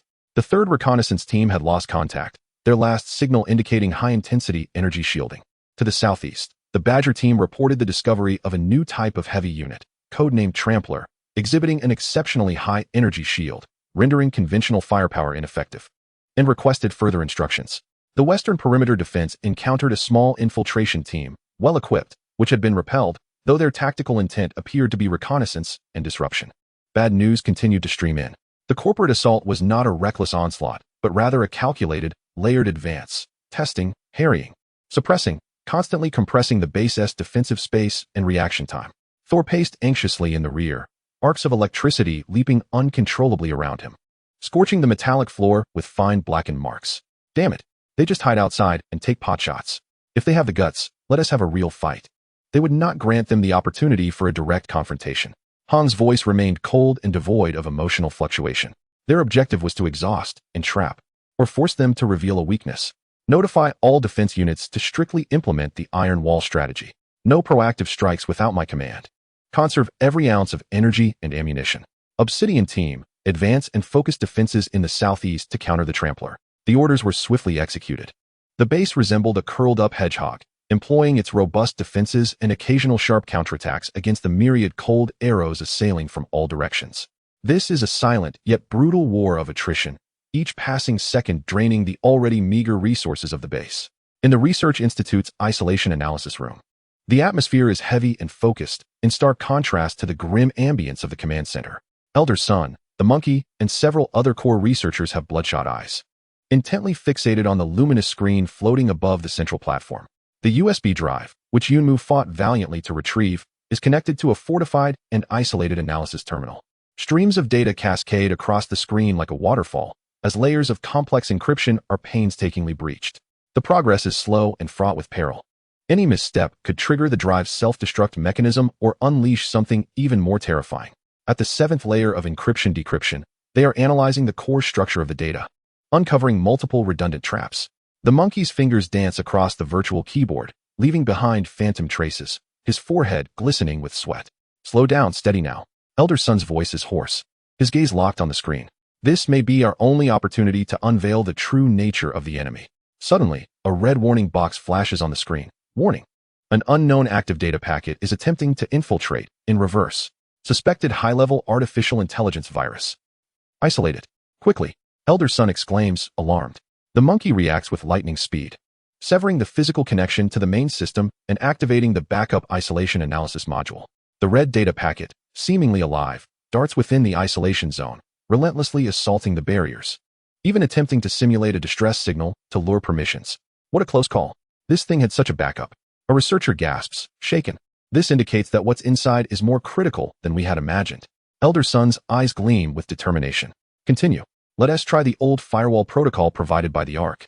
After a harrowing battle of offense and defense, the active data packet is finally successfully ensnared and disassembled, allowing the decryption work to proceed. Hours later, when the final encryption lock is undone, a deluge of shocking information bursts forth like a flood unleashed. Detailed experimental data on the Crimson Kiss, field reports, energy analyses, the cold directives and outcome assessments of the company's purification operations, ambiguous internal communications regarding the highest board stance, scattered references to the Holy Grail Project, the Cedar, and the Great Annihilation, along with an observation report designating the sports center base as a target for cleansing. Each piece of information lands like a sledgehammer on the hearts of every researcher. Anger, fear, and disbelief permeate the analysis room. Beasts. Those damned beasts. A young researcher cannot contain his fury, slamming his fist on the table, his eyes reddening. They actually treated living beings as experimental subjects and crops. Another voice quivers. Elder Sun's body trembles slightly, yet he forces himself to remain composed. Now is not the time for anger.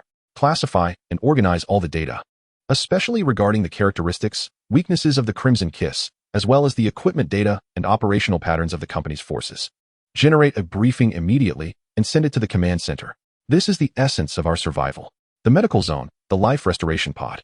Yunmu is immersed in a pale green rejuvenation fluid, resembling a slumbering sprite. The chaos of the outside world and the crises of the base are entirely isolated beyond the transparent walls of the chamber. A high concentration of life energy and specially formulated agents continuously nurture her battered form. Fractured bones are precisely realigned by the energy field, fostering the growth of new calluses, while her ruptured organs are gently enveloped by the soothing energy, gradually mending the wounds. The once exhausted meridians, akin to a parched riverbed rejoicing in rain, are reawakened with a faint pulse of vitality. The dark, golden essence of the mother tree within her plays a pivotal role in this comprehensive restoration. It appears to significantly enhance the efficiency of external repair energies, guiding them with precision to the most critical areas of damage. Simultaneously, it is slowly, imperceptibly growing stronger, steadfast in its incremental progress despite the glacial pace. In her mind, the vast and fragmented blueprints of hope no longer surge chaotically. As her body gradually recovers and her mental strength slowly burgeons, these fragments begin to settle like stars, aligning according to an intrinsic, yet incompletely understood, order. Although much of the content remains unreadable and incomprehensible, the overwhelming sense of pressure and tearing is gradually dissipating, replaced by a profound weight, heavy with the promise of awakening. Her consciousness has been adrift in the profound darkness for an indeterminate span, as if traversing an interminably long tunnel. At last, a glimmer of light appears at the terminus of the darkness. The first sensation to resurface is that of her corporeal form. The cool touch of the rejuvenation fluid flows through her fingertips, and her chest rises and falls rhythmically with breath, albeit faintly, yet imbued with the vigor of life. Next, her auditory senses begin to return. The rhythmic, gentle beeping of medical apparatus, the soft murmur of flowing liquid. Subsequently, her blurred vision gradually sharpens, revealing the hazy lights and swaying figures outside the pod. Her eyelashes flutter slightly.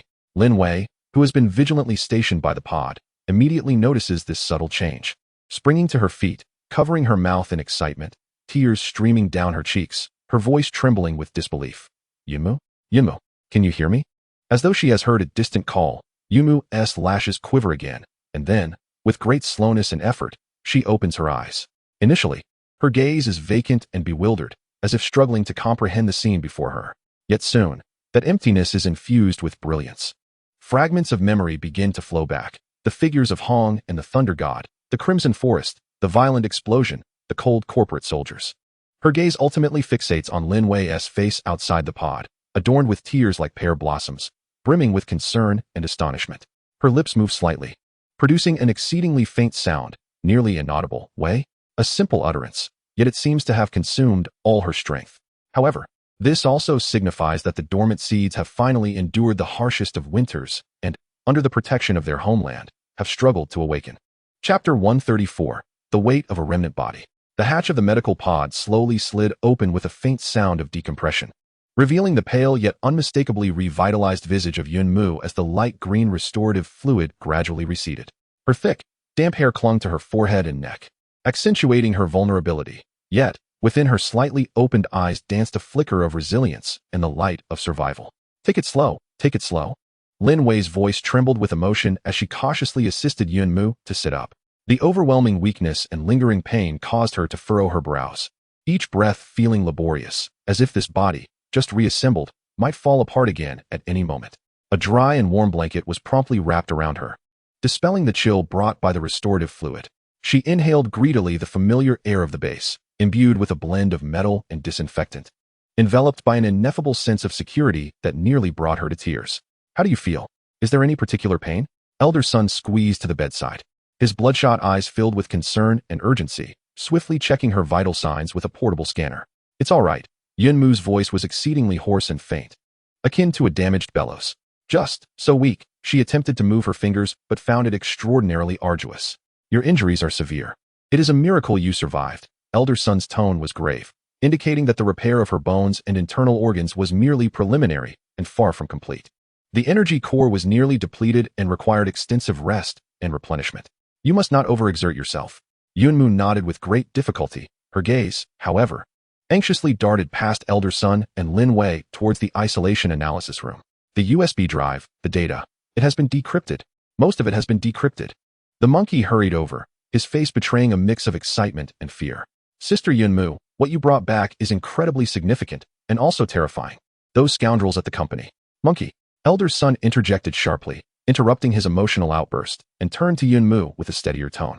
The data is being analyzed and compiled. Hong and Thor have already received a preliminary report. Your current task is to rest. Just then, the internal communicator of the command center buzzed to life, relaying a cold yet subtly fluctuating voice from Hong. She has awakened? What is her condition? Just regained consciousness. Vital signs are initially stable, but she is extremely weak and needs Elder Sun began to report. Let her hear, Hong interrupted. Elder Sun hesitated for a moment, but brought the communicator to Yunmu's lips. Hong, Yunmu struggled to articulate. There was a brief silence on the other end, seemingly to confirm her condition, before a swift and clear response came. The information you brought back is crucial. It has altered our understanding of the enemy. Now, I implore you to recollect every detail regarding the Crimson Kiss, the deployment of the company's forces, and any anomalous phenomena, as even the slightest piece of information could sway the course of battle. Can you endure this task? Indeed, Yunmu answered without the slightest hesitation, fully aware of the immense value of each intelligence fragment at this moment. Very well, Elder Sun, please assist in recording. Activate the highest level of confidentiality for the communication line. For the duration that followed, Yunmu fought against overwhelming physical discomfort and mental fatigue. Articulating in intermittent yet detailed manner her observations from the Red Forest, the company's control nodes, the extraction process, the terrifying presence of the mother, the chillingly systematic control signals, and the sporadic dialogues among soldiers and technicians. Her account corroborated the data in the USB drive and even supplemented numerous critical details, particularly concerning the existence of the mother and the characteristics of those control signals, which delighted Elder Sun and the other researchers, prompting them to hastily record and analyze the information.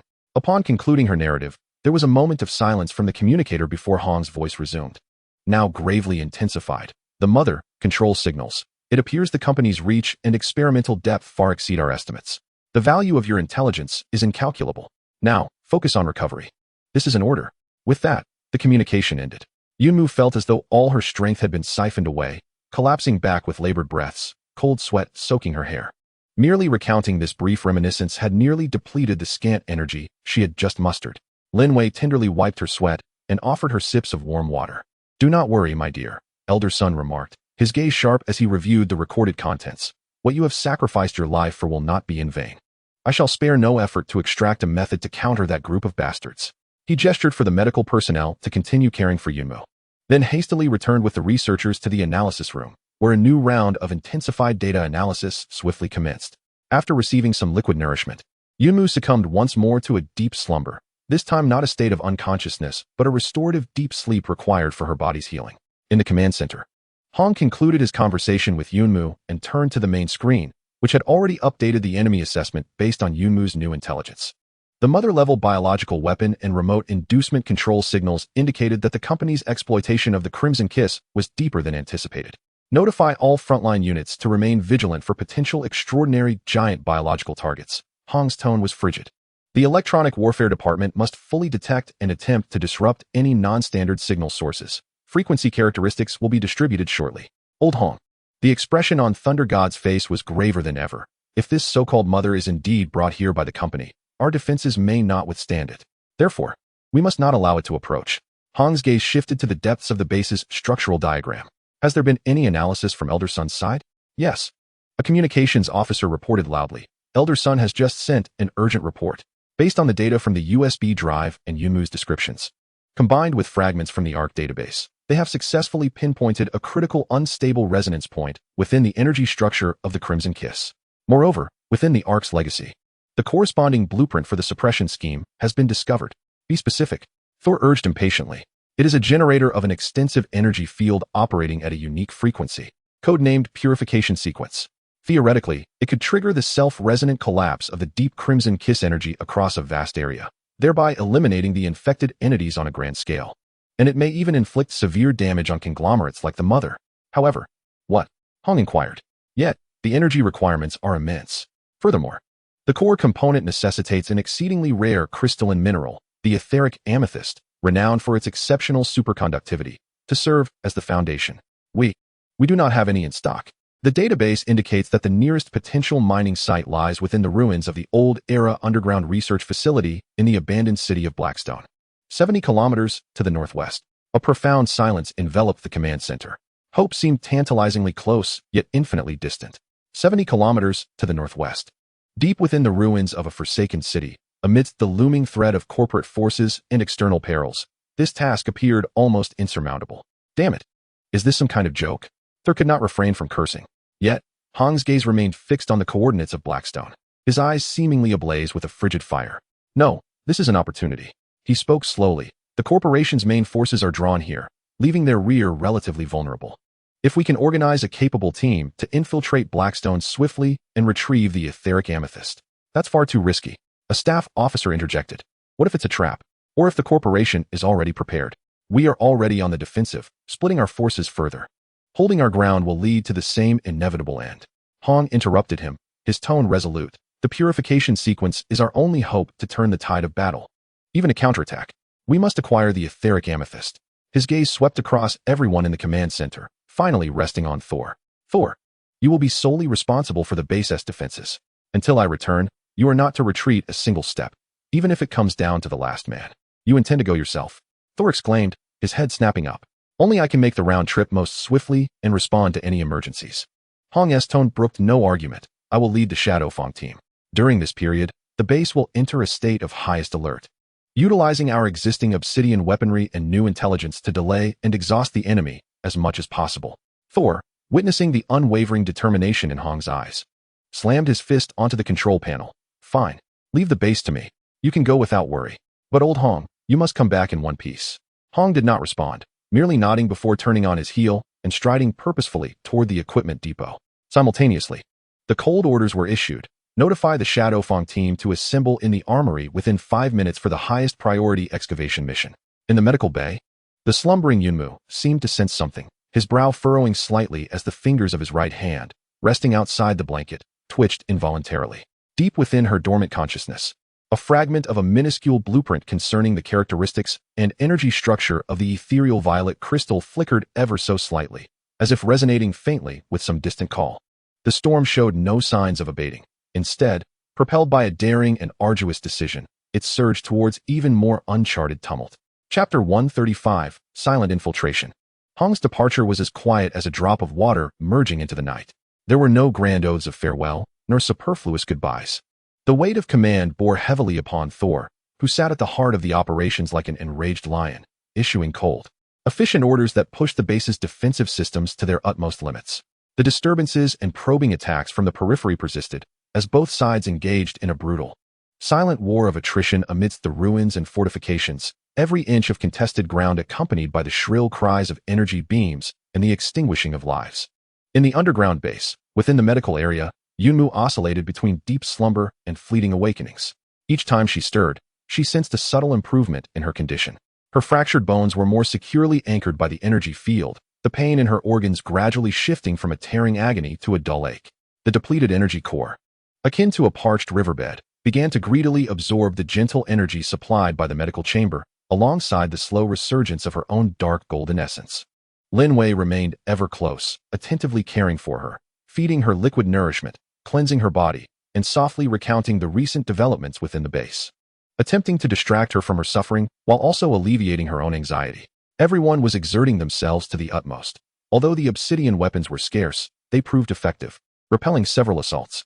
Elder Sun and his team worked tirelessly, researching the items she had brought back, seemingly on the verge of devising a strategy against the Crimson Mist. Yet lacking a rare material, Team Hong had ventured out in search of it. Upon hearing that Hong himself had led the team outside to procure materials, Yumu's heart tightened. She was acutely aware of the dangers that lurked beyond, more than anyone else. However, she refrained from voicing her concerns, burying them deep within, and focusing intently on her treatment, striving for recovery. She understood that there was nothing she could do at present.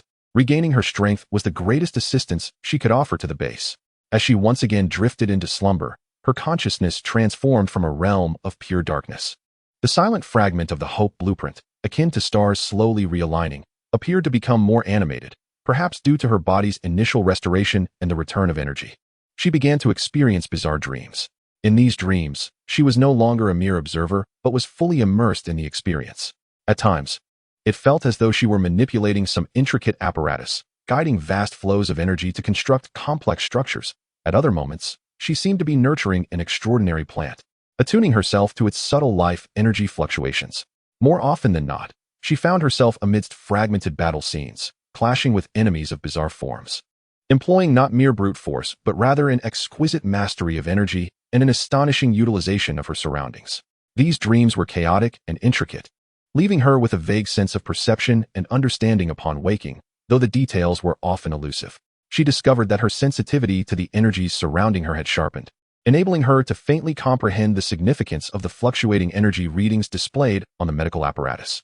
When she instinctively endeavored to guide the subtle flow of energy within her body through specific meridians, the efficiency of her healing process seemed to exhibit a barely perceptible enhancement. These changes, though subtle and enigmatic, unveiled to her an alternative possibility for swift recovery.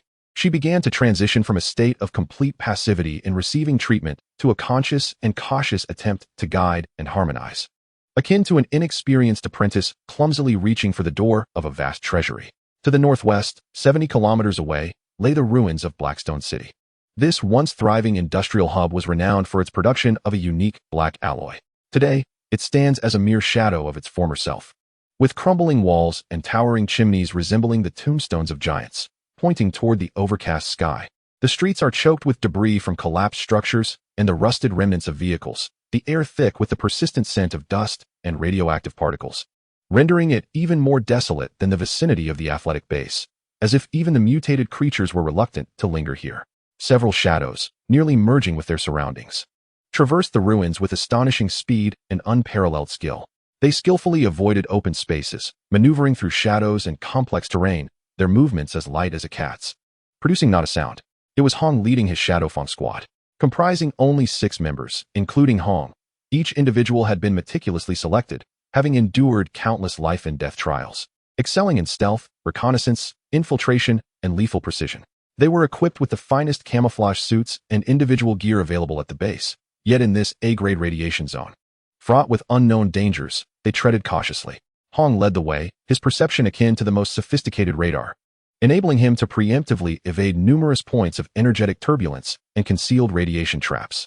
According to sparse records from maps and the Ark database, their objective, the entrance to an underground research facility from the bygone era, was purportedly located near the central square of the city.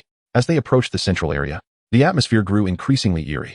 Upon the remnants of surrounding buildings, unnatural, massive claw marks and impact craters began to emerge, as if some colossal entity had rampaged through. A faint yet familiar scent began to waft through the air, causing Hong to furrow his brow. It was the essence of the highly diluted spores of the Crimson Kiss, a subtle reminder that the company's influence had long since permeated this place, heightening their vigilance. He warned of the potential presence of reconnaissance units or lingering infected entities through the bone-conducting earpiece that transmitted his chilling voice to each member of the team. The squad responded with silent gestures of understanding, proceeding with even greater caution. At last, they arrived at the central square, which had been irrevocably altered. The ground was cracked, and the enormous monument that once stood proudly at its center now lay reduced to a mere half-base. According to their coordinates, the entrance should be situated beneath this base. Carefully clearing away the accumulated rubble, they uncovered a well, heavily sealed with rusted steel plates. The well cover bore faint, archaic danger symbols and numbers, remnants of a bygone era.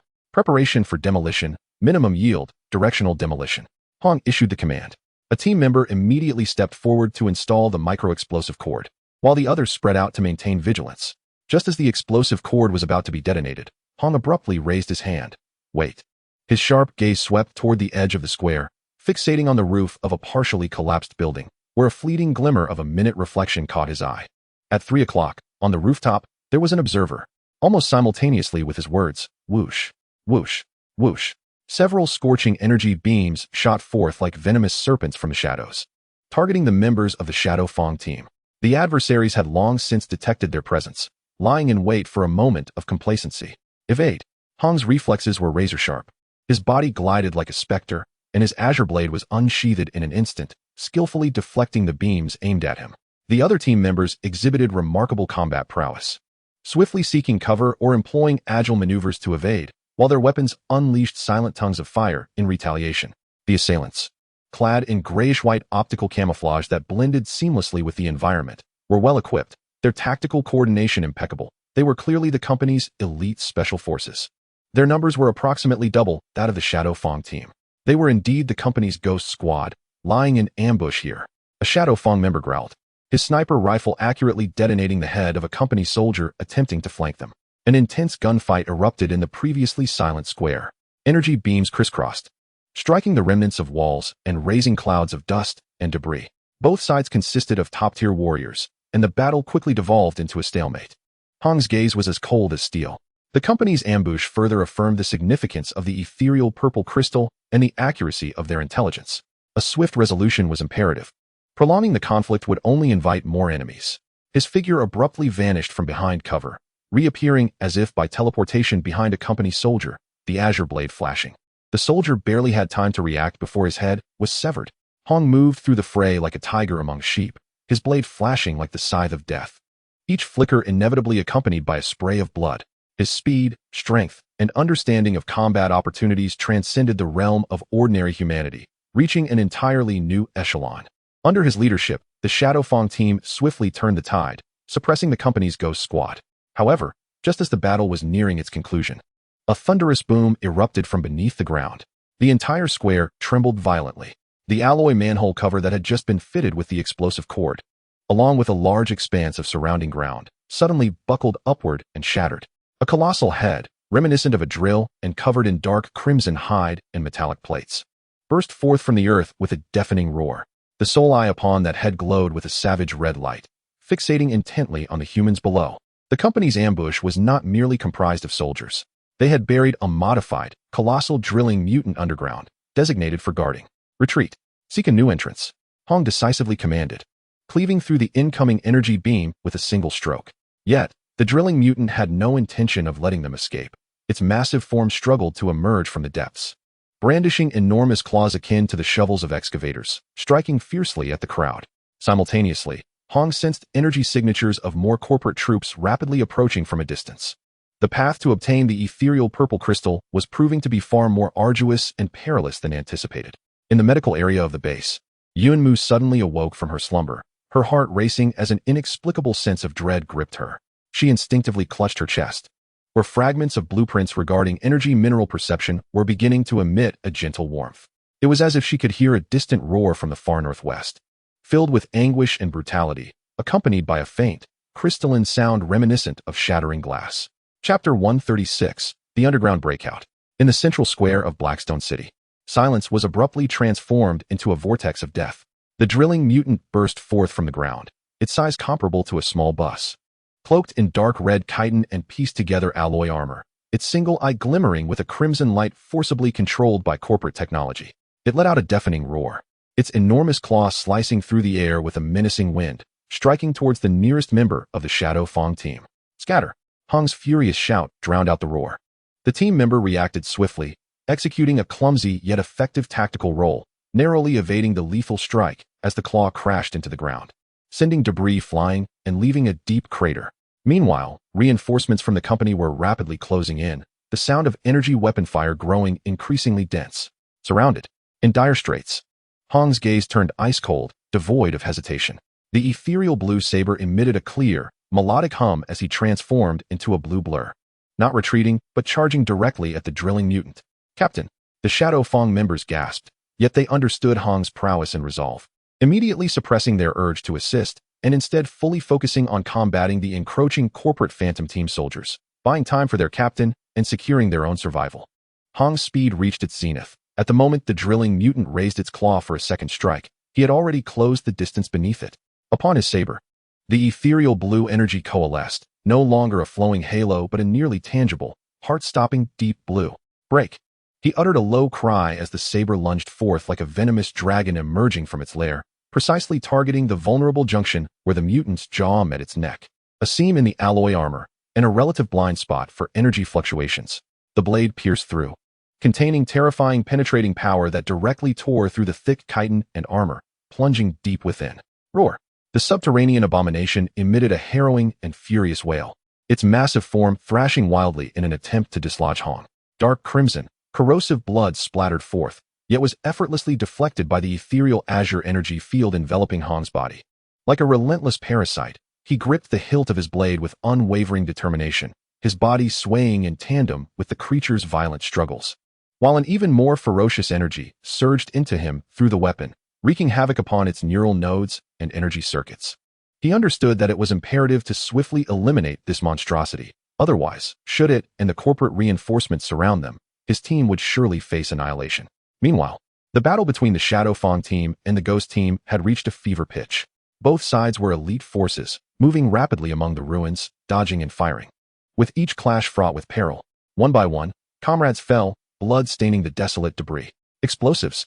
Blow open that breach!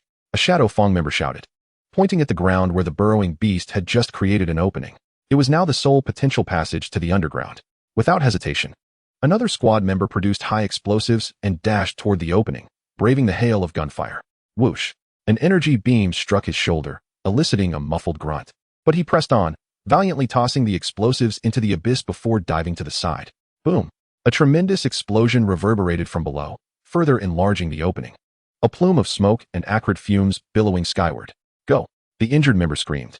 The 3 surviving Shadow Fong members fought and retreated, struggling toward the opening.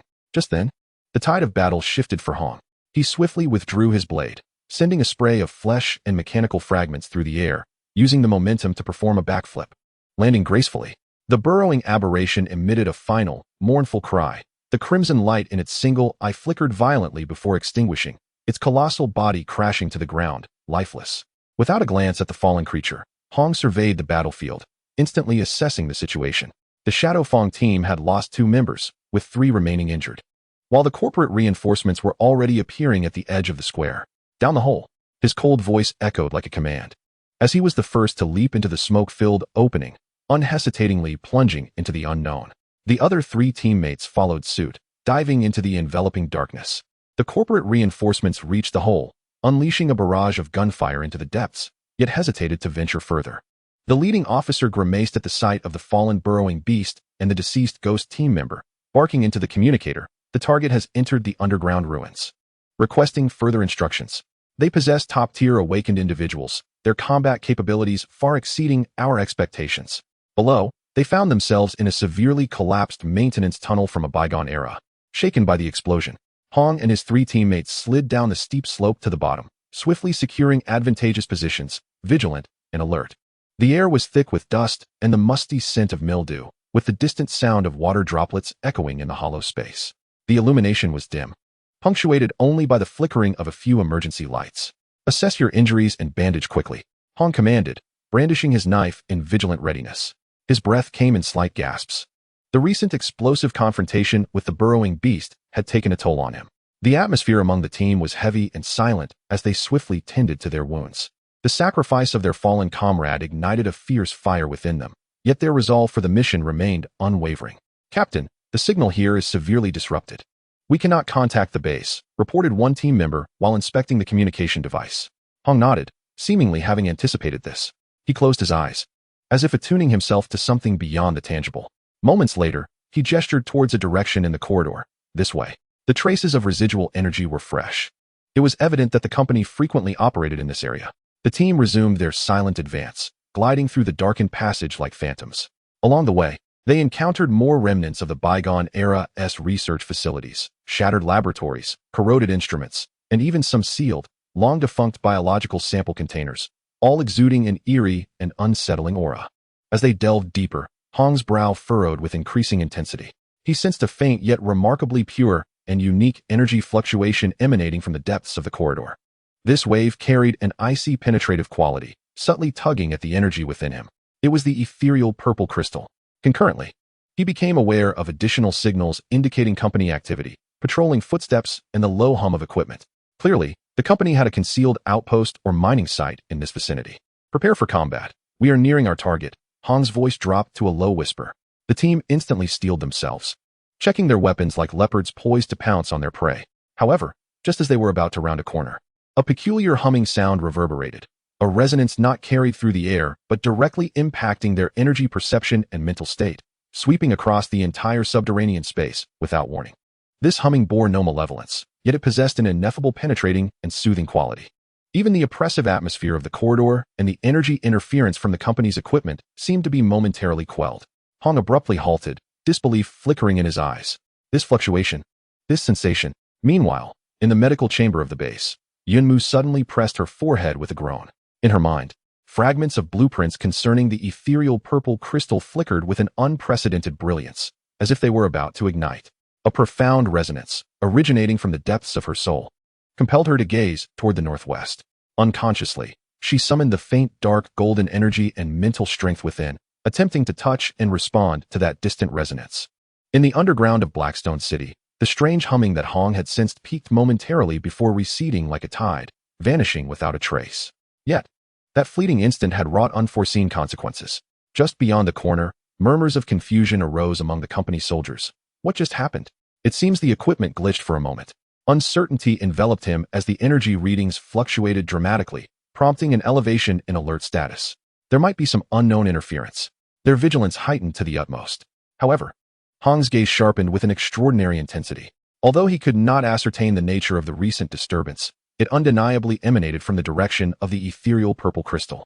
Seemingly imbued with a faintly familiar life essence, there was no time for contemplation. A decisive assault was imperative. With resolute determination, Hong surged forward. For the element of stealth had been unexpectedly compromised. Thus, they must breach the defenses with utmost swiftness. He was the first to round the corner, his blade cutting through the air like a harbinger of death. Ahead lay a modified, brightly illuminated platform, where several company soldiers had yet to fully react before being swiftly dispatched by the lightning-fast blade. Behind the platform stood a heavy alloy door, firmly shut, emblazoned with a conspicuous energy core emblem. A pure and distinctive energy wave surged forth powerfully from beyond the door. The ethereal purple crystal lay within. Explosive team, Hong commanded sharply. One team member promptly advanced to set the explosives. Meanwhile, Hong turned to face the corridor from which they had come. His battle blade angled toward the ground, his icy gaze resembling ancient glaciers, single-handedly blocking any potential reinforcements. Quickly, I will hold this position. He understood that company personnel would soon flood in like a relentless tide. This would be a grueling defensive battle. Yet behind him flickered the spark of hope. Chapter 137, Distant Echoes. The heavy alloy door contorted and buckled under the thunderous roar of the directed explosion, ultimately collapsing inward. An intensely frigid yet astonishingly pure energy surged forth from beyond the door, causing the shadowy team member tasked with the demolition to shudder involuntarily, yet invigorated his spirit. Beyond the door lay not the anticipated mine, but a high-tech underground crystallization laboratory reminiscent of a bygone era. At the heart of the laboratory stood a colossal cylindrical cultivation tank crafted from a transparent composite material. Instead of liquid, it was filled with a rich, nebula-like purple mist. Suspended within this luminous haze were dozens of deep purple crystals, varying in size and exhibiting flawless polyhedral structures. While they did not emit light, they appeared to absorb and transform all energy directed towards them, radiating a breathtakingly pure resonance that cast a dreamlike glow throughout the laboratory. The ethereal purple crystal, and of exceptionally high quality. Quick, gather all that we can carry, one team member whispered, barely able to contain his excitement as he dashed inside. They swiftly retrieved specialized storage boxes lined with energy-dampening materials from their tactical packs, meticulously and efficiently beginning to collect the floating crystals. Hong did not glance back. His full attention remained fixed on the corridor from whence they came. His senses spread out like the most delicate web, capturing even the faintest of disturbances. The company's response was astonishingly swift. Almost as soon as the explosion's echoes faded, hurried, heavy footsteps and the hum of energy engines rushed toward them from the depths of the corridor. The blinding beam of the searchlight tore through the darkness, resembling the gaze of a monstrous eye. They have breached the gates. All units, halt their advance. I repeat, halt them. If necessary, obliterate the mining site. The chilling command echoed through the corridors via the loudspeaker. Hong stood like a rock at the entrance of the laboratory, his azure battle blade slightly lowered. Yet its tip radiated a terrifying glimmer. Inside, 3 members of the Shadow Fong team were racing against time. He must buy them enough time. The first wave of corporate soldiers appeared at the end of the corridor, clad in heavy protective gear and wielding large-caliber energy rifles. Upon spotting the lone Hong, they opened fire without hesitation. The air was filled with a torrential downpour of energy beams. Hong sprang into action. His body seemed to lose its physical form, transforming into a blue specter weaving through the hail of bullets. As he wielded his blade, it was no longer mere blocking. It became a precise and deadly dance of slashes and thrusts. With every flicker of his blade, an energy beam was either cleaved in midair or deftly redirected towards the walls, causing clouds of debris to erupt. Alone, with just a blade, he forged an impenetrable barrier of death within the narrow corridor. The assaults of the corporate soldiers could not breach this lethal threshold. Instead, under the ghostly flashes of Hong's blade, soldiers fell one by one, their cries and the sounds of explosions reverberating through the corridor. Awakened. A top tier awakened. Heavy firepower. Armor-piercing rounds. Frustrated, the officer bellowed. Several soldiers immediately hefted heavy weapons akin to individual rocket launchers, brilliant white energy converging at their muzzles. Hong's gaze sharpened. He advanced rather than retreating. His body shot forward like an arrow, plunging into the ranks of soldiers. His blade danced like the Reaper, each swing unleashing a torrent of blood. Those attempting to employ heavy firepower barely had time to fire before they and their weapons were reduced to fragments. Close-quarter slaughter was his most formidable domain. The corridor transformed into a gruesome slaughterhouse. Hong's figure moved through the chaos like a tiger among sheep, wreaking havoc. The corporate formation was thrown into disarray, suffering heavy casualties. However, reinforcements from the company were relentless. More soldiers surged from the rear, and heavy armored soldiers began to appear, their formidable firepower forcing Hong to evade, unable to block all attacks as he had before. Occasionally, stray energy projectiles hurtled toward the laboratory entrance, striking the walls and doorframe, exploding and causing the team inside to jump in alarm, hastening their actions. "Captain, it's almost time," a team member shouted as he rushed to the door, clutching a storage box filled with purple crystals. With a single slash, Hong sent a heavy soldier and his armor flying, his voice as cold as ever. "Take more? Take as much as you can. That is an order." He knew that after this, the company would undoubtedly bolster their defenses, perhaps even obliterate this mining site. This was the base's only opportunity. Gritting their teeth, the team members returned once more, frantically scavenging every visible piece of purple crystal. The pressure on Hong intensified. The enemy's firepower grew increasingly fierce, and the advantageous terrain of the passage was being overshadowed by the sheer number of adversaries and their reckless fire. He bore superficial wounds. Though minor, the toll on his energy was tangible. Just then, a resonant hum, peculiar in nature and directly affecting the energy levels, swept through without warning. This time, it resonated with greater clarity and duration, as if some slumbering behemoth had been thoroughly roused, emitting a disgruntled low moan. All operational energy weapons, whether the company's rifles or exoskeletal armors, experienced violent and chaotic fluctuations in their energy readings. The firing rate was instantaneously disrupted, with several guns even bursting from energy overload. Even Hong felt a slight, imperceptible stagnation in the flow of energy within him. A momentary silence and chaos enveloped the battlefield. What was happening? The energy interference had returned. Equipment malfunctioned. The company's soldiers fell into a brief panic. Although Hong was also affected, his extensive combat experience allowed him to seize this fleeting opportunity. The blade's radiance surged once more, like a tempest scattering leaves. He cleared a significant swath of disoriented enemies before him. Now was the moment. Retreat. He bellowed at the interior of the laboratory. The 3 team members within were already prepared, each carrying a bulging storage box, and upon hearing his command, they rushed out immediately. "Move." Hong positioned himself behind them, fighting while retreating. Thinking of escaping? Not so easily. A cold voice rang out. From the rear of the passage, a man clad in a silver-gray uniform, distinct from ordinary soldiers, with a grotesque scar marring his face, coldly regarded them. In his hand, he wielded a peculiar long whip resembling vertebrae, with dangerous crimson energy arcs dancing along its length. A powerful aura of energy emanated from him, revealing him to be a formidable, awakened being.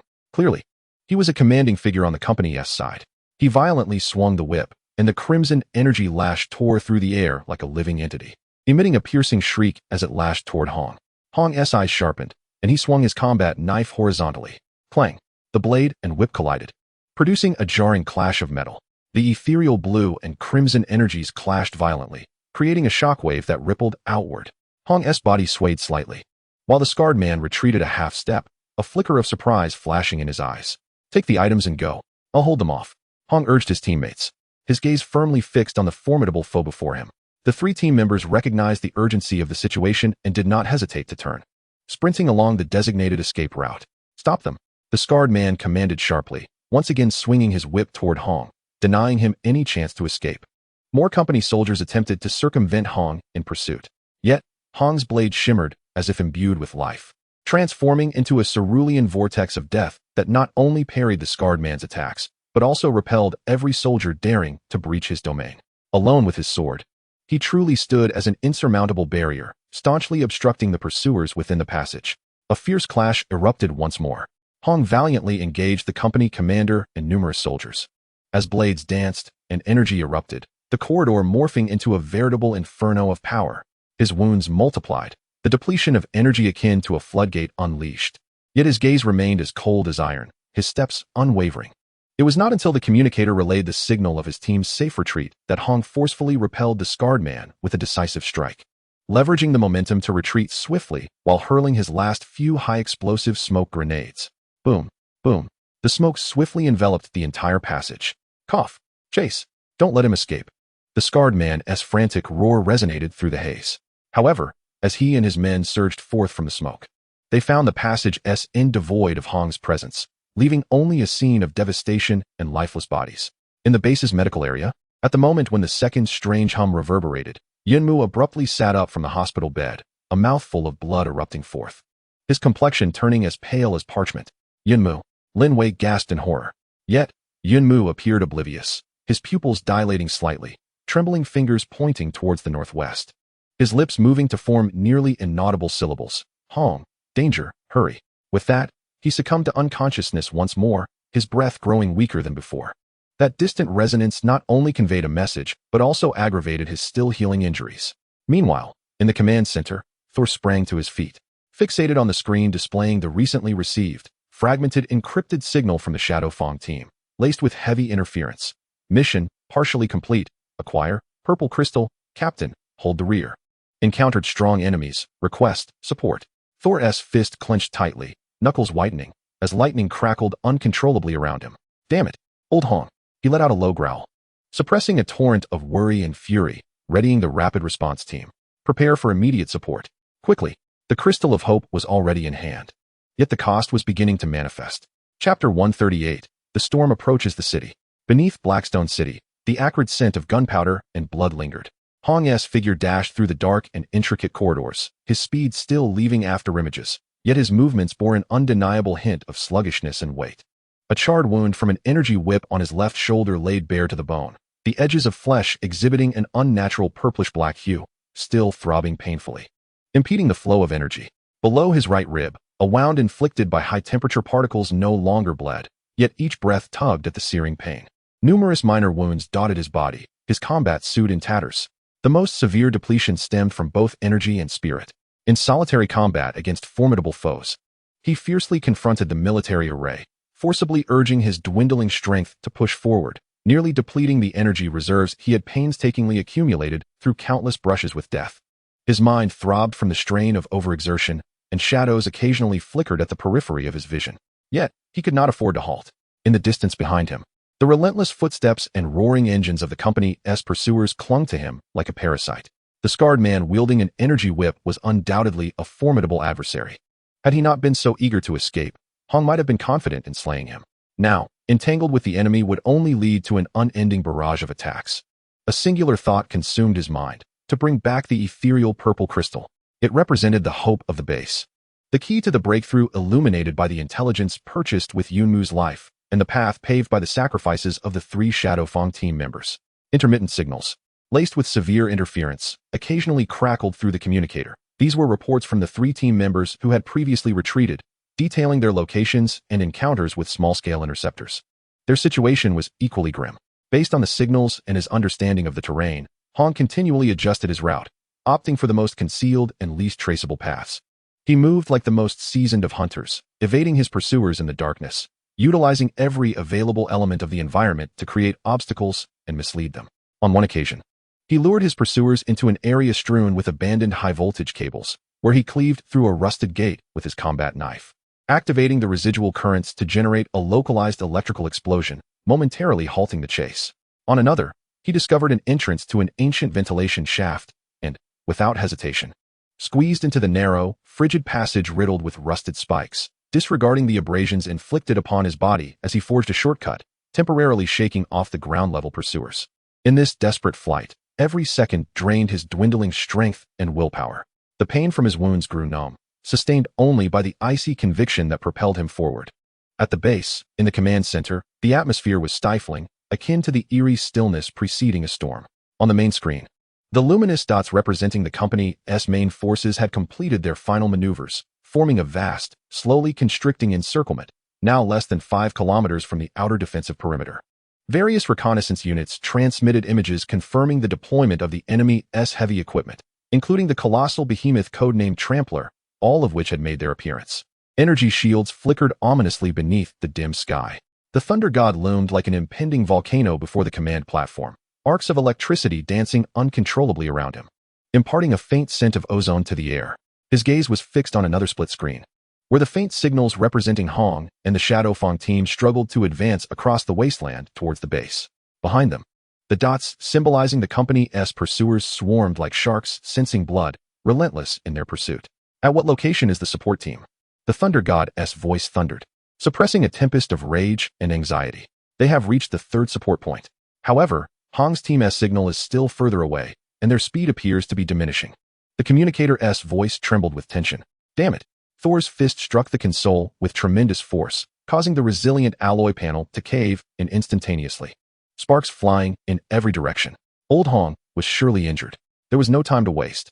He commanded the support team to advance, to engage the enemy proactively, insisting that they must retrieve their comrades. However, Lei's team cautioned him that such a move would prematurely reveal their reinforcements and might provoke an early assault from the company's main forces. Execute the order, Thor snapped, turning sharply, lightning flashing in his eyes. My brothers are out there fighting for their lives. There is no time for hesitation. All defense units, rally and prepare for the onslaught. The command was resolutely followed. A rapid response convoy composed of elite warriors burst forth from the base's defensive perimeter, slicing through the desolate expanse like a blade, racing towards the desperate figures on the return path. In the Research Institute's medical area, Yunmu fell into a deep coma once more, her complexion as pale as parchment. The fluctuations on the life monitor filled Lin Wei and the medical staff with anxiety. The second instance of remote resonance seemed to have inflicted a profound impact on her soul, one far more challenging to recover from than her physical injuries. Elder Sun hurriedly arrived to assess the situation, his expression grave.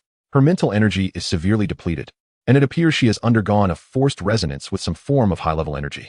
This backlash can only be endured by her own strength. He sighed, his gaze shifting to the sealed storage boxes on the nearby table. Inside, the recently returned ethereal purple crystals emitted a captivating violet glow. I hope it's not too late, Elder Sun murmured, his resolve hardening. Quick, take the crystals to the core laboratory. Immediately commence the purification sequence for the energy core's construction. We are running out of time. The researchers sprang into action, treating the storage boxes as fragile treasures, swiftly transporting them to the highly fortified Ark laboratory below. Meanwhile, in an unnoticed corner, the unconscious Yunmu stirred slightly with her uninjured hand, her fingertips seemingly directed towards the departing crystals. A fragment of a hopeful blueprint concerning energy structure and utilization flickered dimly at her brow, resonating in minute synchrony with the pure, cold energy of the purple crystals far away. On the wasteland, the desperate flight approached its limit. Hong's breath grew heavy as the shadows before him appeared with increasing frequency. The gunfire from pursuers drew ever closer, and he could even hear the taunts of the scarred man behind him. You can't escape. Drop your belongings, and I'll make it quick. Hong ignored the threats, summoning the last vestiges of his strength to charge up a small slope. However, the sight below made his heart sink. A rapid response team from the company had circled ahead, attempting to cut off his escape route, blocked in front and pursued from behind. It was a dire situation. Taking a deep breath to suppress the metallic taste in his throat, he raised his battle blade once more. Though its azure glow was dim, it remained resolute. He prepared for one final struggle. Just then, whoosh, whoosh, whoosh. A series of searing energy beams suddenly surged from the flanks, striking the front tires and engine hood of the intercepting convoy with pinpoint accuracy. Boom, boom. The sound of explosions echoed, rendering the company's vehicles incapacitated in an instant, as soldiers frantically sought refuge. Hong team, this way, a familiar voice bellowed. Emerging from the rubble on the side, the base's rescue convoy descended like divine warriors. The heavy machine guns atop the vehicles unleashed torrents of furious fire, suppressing the company's soldiers. A fierce glint ignited in Hong's eyes. Without a moment's hesitation, he lunged toward the rescue convoy like a cheetah. Stop him, the scarred man shouted in exasperation, brandishing an energy whip once more. Yet, from the rescue convoy, a figure leapt forth, wielding dual pistols that spat energy projectiles in rapid succession, skillfully intercepting the trajectory of the energy whip. It was the leader of the rescue team, an exceptionally skilled sharpshooter. Seizing the opportunity, Hong executed a roll and darted into the protective perimeter of the rescue convoy. Get in the vehicle. A team member pulled him onto the armored car, and the convoy, showing no inclination to linger, immediately turned around and sped toward the base. Behind them, the company's pursuers and intercepting forces attempted to give chase, yet they were fiercely repelled by the rescue convoy's overwhelming firepower and precise counterattacks. Inside the vehicle, Hong slumped in his seat, gasping for breath, sweat mingled with blood dripping incessantly. He glanced back at the relentless company forces pursuing them, then turned his gaze towards the increasingly distinct silhouette of the base, a subtle hint of relaxation flickering in his cold eyes. The items have been returned. But he understood that the true storm was only just beginning. The company's main forces would not let go of this perfectly orchestrated opportunity they had created, encircled from within and without. Indeed, within the command center, the piercing alarm abruptly escalated to its highest level. Warning: the company's main forces are commencing a full-scale attack. Repeat: full-scale attack. All units, enter the highest state of combat. Defend to the death. The final defense of the base erupted at the very moment Hong returned. Chapter 139, Ironclad Blaze. The shrill alarm signaling a full-scale assault rang out like the wail of death, instantly tearing through the already tense air above the base. On the dim horizon, the company's war machinery revealed its menacing fangs. The earth began to tremble. Heavy units, akin to mobile fortresses, advanced with their massive armored feet, each step leaving profound craters in the ground, while the multi-barreled energy turrets atop began to charge, radiating ominous waves of destruction. Following closely were waves of armored personnel carriers and infantry, their energy rifles illuminating the battlefield like a cold sea of stars. An unsettling hum resonated in the sky. Several sleek, coldly designed black attack drones circled like vultures, with missile pods and energy cannons beneath them locking onto the ground defenses. Fire! Hit them hard! The roar of the thunder god echoed through the communication devices, igniting the bloodlust and resolve in every defender's heart. In an instant, the sports center transformed into a steel porcupine, belching forth flames and energy. The antiquated cannons positioned along the defensive wall roared with fury, although their precision was limited. They compensated with sheer numbers and formidable power. Shells whistled as they crashed into the advancing formation of the company, igniting bursts of fire and clouds of dust. The modified high-pressure water guns, now spraying a specially formulated corrosive solution or low-temperature condensate, swept across the battlefield like a torrent, attempting to impede the march of the tramplers and weaken their shields. Furthermore, the energy rifles wielded by the soldiers emitted a piercing shriek. The obsidian-tipped projectiles, hastily reinforced by the Research Institute, though few in number, proved to be the most effective weapon against the company's energy shields and light armor. Each precise shot could lead to the downfall of an enemy soldier or the incapacitation of an armored vehicle. From the very outset, the battle escalated into a fever pitch. Energy beams crisscrossed the air, explosions reverberated deafeningly, and the mingling of smoke and the metallic scent of blood permeated the entire battlefield. The company's assault was fierce and methodical. Leveraging their equipment and firepower advantage, they steadily advanced, continuously compressing the defensive space. The defenders, reliant on their fortifications, fought valiantly. Every trench and every ruin became a contested death zone. The figure of the thunder god loomed like a deity of thunder, active in the most perilous areas. He no longer confined himself to mere command, but plunged headlong into the fray. Wrathful silver lightning coalesced in his hands into massive war hammers or spears. Each strike could crush an armored vehicle or reduce a small squad of soldiers to cinders. His presence significantly bolstered morale, temporarily staving off the company's most ferocious waves of assault. Yet, individual valor ultimately proved limited in the face of a collective army. The company's firepower was overwhelming. The Tramplers' energy shields were extraordinarily resilient, making them difficult to breach with conventional artillery, and their main guns, when fired in unison, could rend terrifying gaps in the defensive wall. Drones, like phantoms, continuously swooped down to unleash a hail of fire, inflicting heavy casualties. The defensive line steadily retreated, and the toll of casualties surged alarmingly. Deep underground, in the Ark's core laboratory, the atmosphere starkly contrasted with the brutal battlefield above, resembling two entirely different worlds, filled only with the faint hum of intricate machinery. The air was cold and pristine. Elder Sun and the core researchers, including the monkey, had bloodshot eyes, fixated intently on the complex apparatus being constructed on the central platform. This was the energy core of the purification sequence. Several pieces of the highest quality ethereal purple crystal were positioned at specific energy nodes, interconnected through a highly intricate energy conduction loop crafted from Ark technology and existing materials. The energy transmission conduits at the laboratory's apex carefully siphoned off the immense energy output from the base reactor, transforming and purifying it layer by layer before delicately infusing it into the core. As the ethereal purple crystals absorbed the energy, they began to emit an increasingly radiant, pulsating deep purple glow, reminiscent of a heartbeat. The light was pure and frigid, imbued with a peculiar quality that seemed capable of soothing the tumult of all energies. Energy output stabilized. The resonance frequency was being calibrated. The synchronization rate of the crystals was 65%, 70%, and still rising. The external energy interface is fully prepared. It is ready to connect to the launch array at any moment. Each data report tightens the hearts of the onlookers. Success is tantalizingly close, yet it is also the most perilous moment. Such a colossal accumulation of energy, should it spiral out of control, would yield unimaginable consequences. Stay steady. Take it slow. Pay attention to the energy threshold of the amethyst. It must not exceed the critical point. Elder Sun's voice was hoarse and tense, sweat streaming down his cheeks. Forgotten in the urgency of the moment, all their hopes rested upon this yet-to-be fully formed, devastating weapon. In the medical area, the distant sounds of explosions and tremors, dulled by layers of distance, reached them as a muffled echo, yet still resonated like war drums in their hearts. Yunmu remained unconscious, yet her body underwent subtle transformations. Perhaps it was due to the pure energy fluctuations emanating from the activation of the purification sequence core, which shared a common origin with the ethereal amethyst. Or perhaps it was the fragment of the blueprint flickering in her mind. The dark, golden source energy of the mother tree within her began to flow with a slightly accelerated rhythm. It no longer merely sought to mend the damage to her physical form.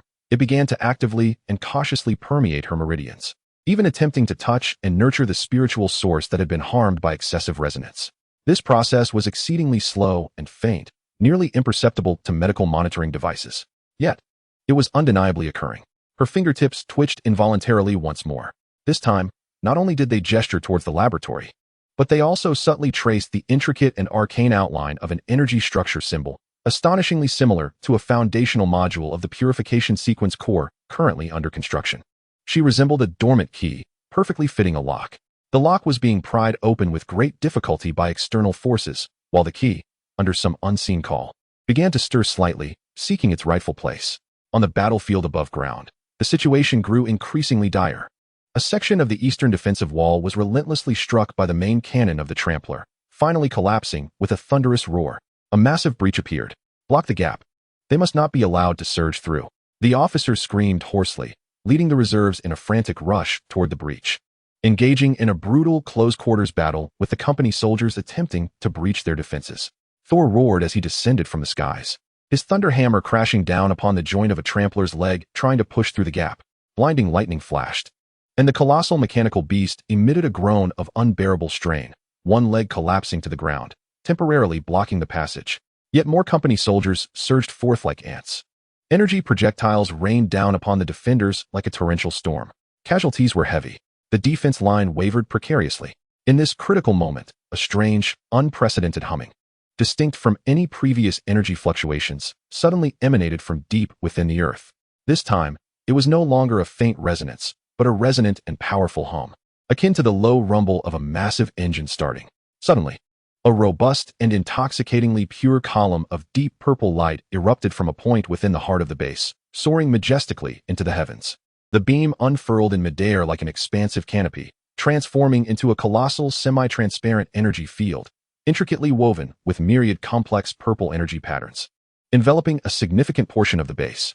The purification sequence energy field, although not yet operating at full capacity, it had finally been successfully initiated. The purple energy field rotated slowly, emanating an aura of cold majesty.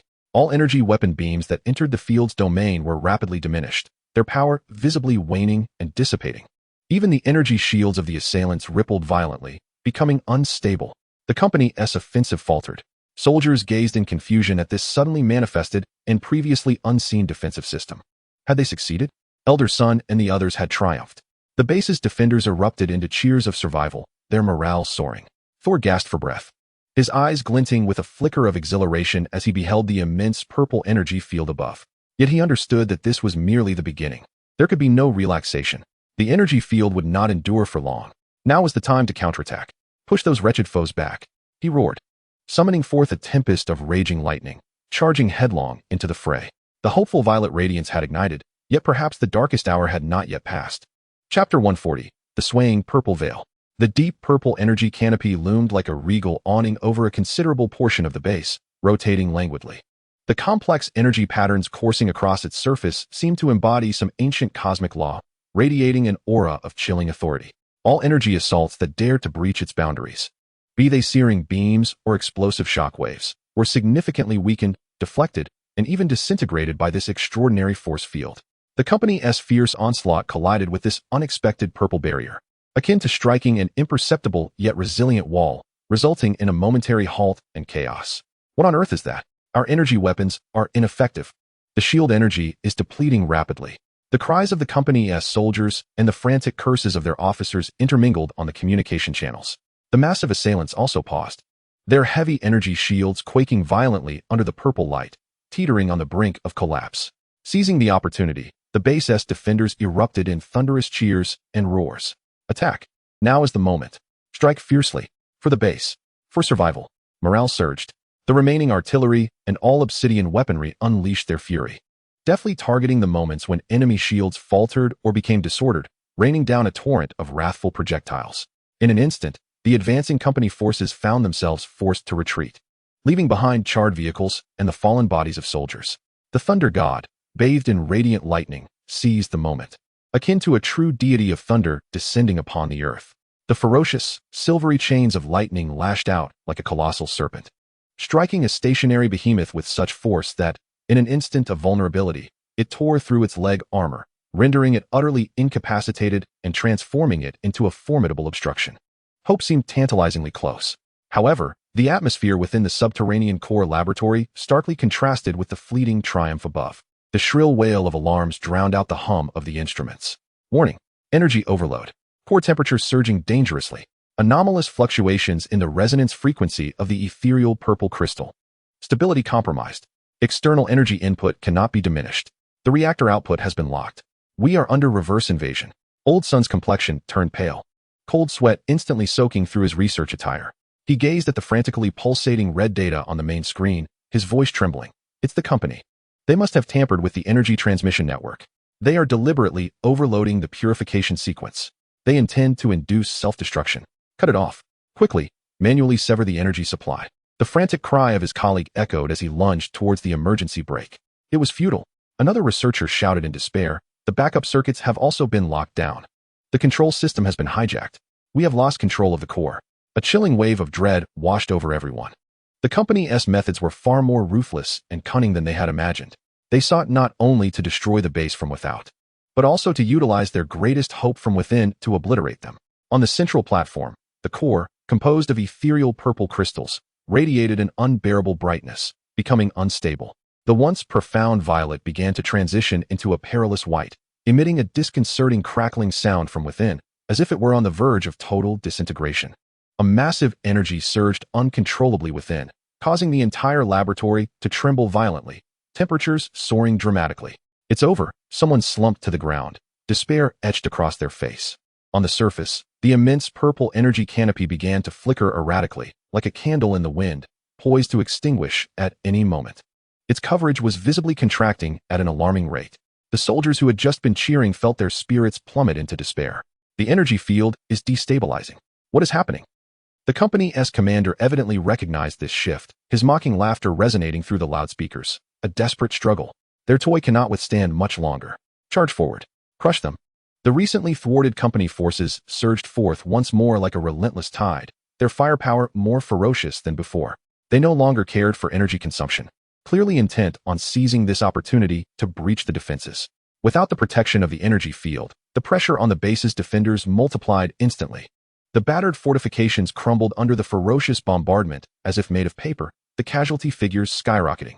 The thunder god's eyes blazed with fury as he frantically summoned the power of thunder and lightning, striving to halt the onslaught of enemies. Yet his individual strength seemed insignificant against the tide of the army. The lightning that enveloped him dimmed under the strain of overexertion. The front line stood on the brink of collapse once more. In the medical zone, the violent tremors and the chaotic energy waves emitted on the brink of collapse struck Yunmu like a hammer while she lay in a state of unconsciousness. She instinctively emitted a painful groan, her body convulsing violently, her complexion growing even more pallid, and blood seeping from the corners of her mouth once again. Yunmu, what has happened to you? Lin Wei, terrified, grasped her hand tightly but felt only coldness. Amidst the extreme turmoil and the edge of destruction, a fragment of the hopeful blueprint that had long resonated with the ethereal violet crystal and the purification sequence core in Yunmu's mind, as if pushed to the limit by the external upheaval and internal agony, suddenly radiated an unprecedented brilliance akin to the explosion of a supernova.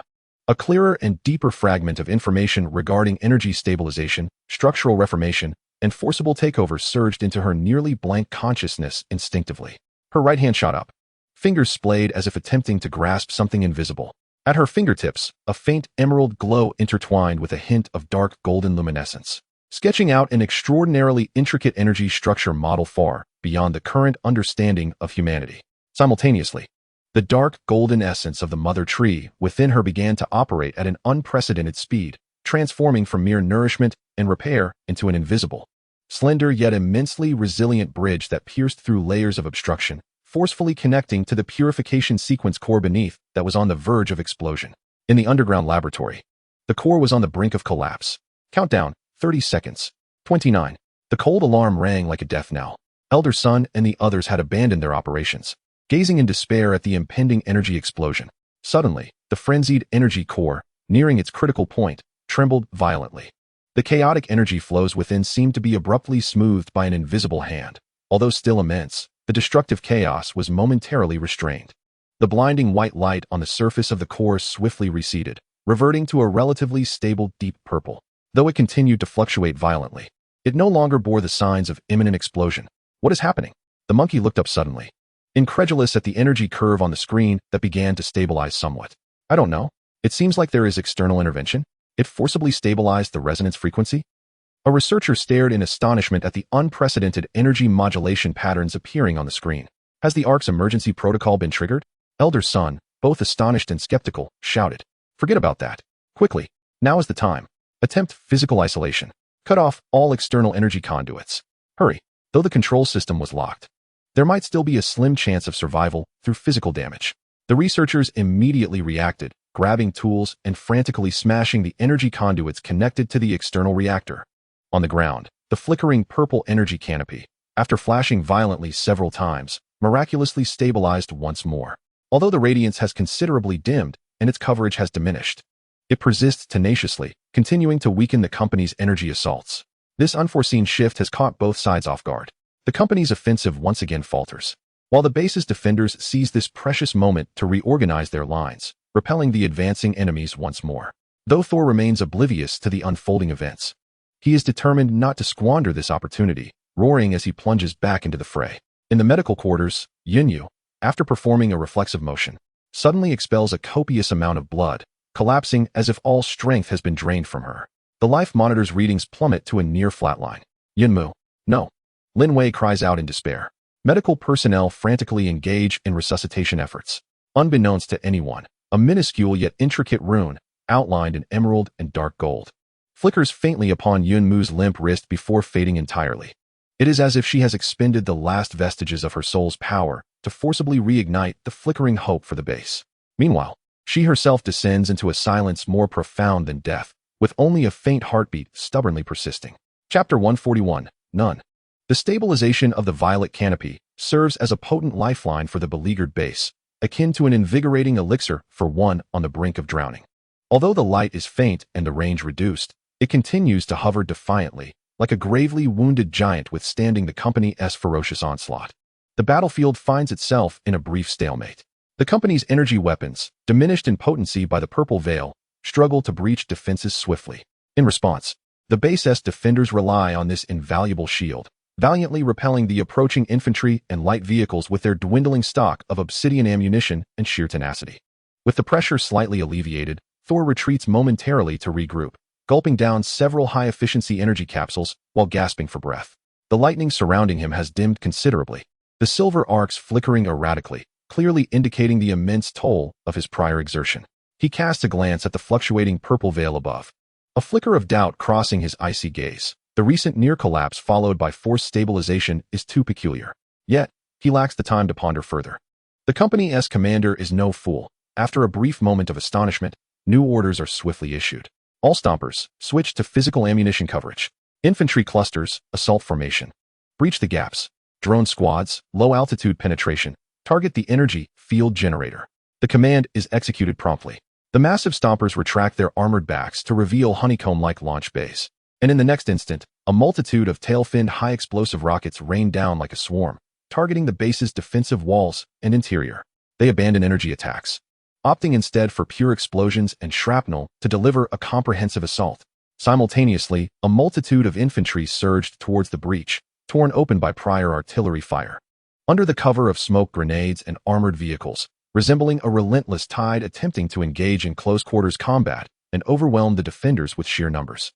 Drones in the sky swiftly descended, akin to agile wasps, skillfully avoiding the most fortified zones shrouded in a violet veil, maneuvering around the periphery in search of and aiming to strike at potential subterranean generator entrances, sustaining the energy field. The battle had escalated into an even more brutal and chaotic phase. The cacophony of explosions, gunfire, battle cries, and anguished screams intertwined, with lives being lost every moment. The defensive walls crumbled under the relentless bombardment of rockets, widening the breach. The front line of hand-to-hand combat resembled a meat grinder. As soldiers from both sides fought frantically amidst the debris and ruins, each inch of ground fiercely contested at a horrific cost.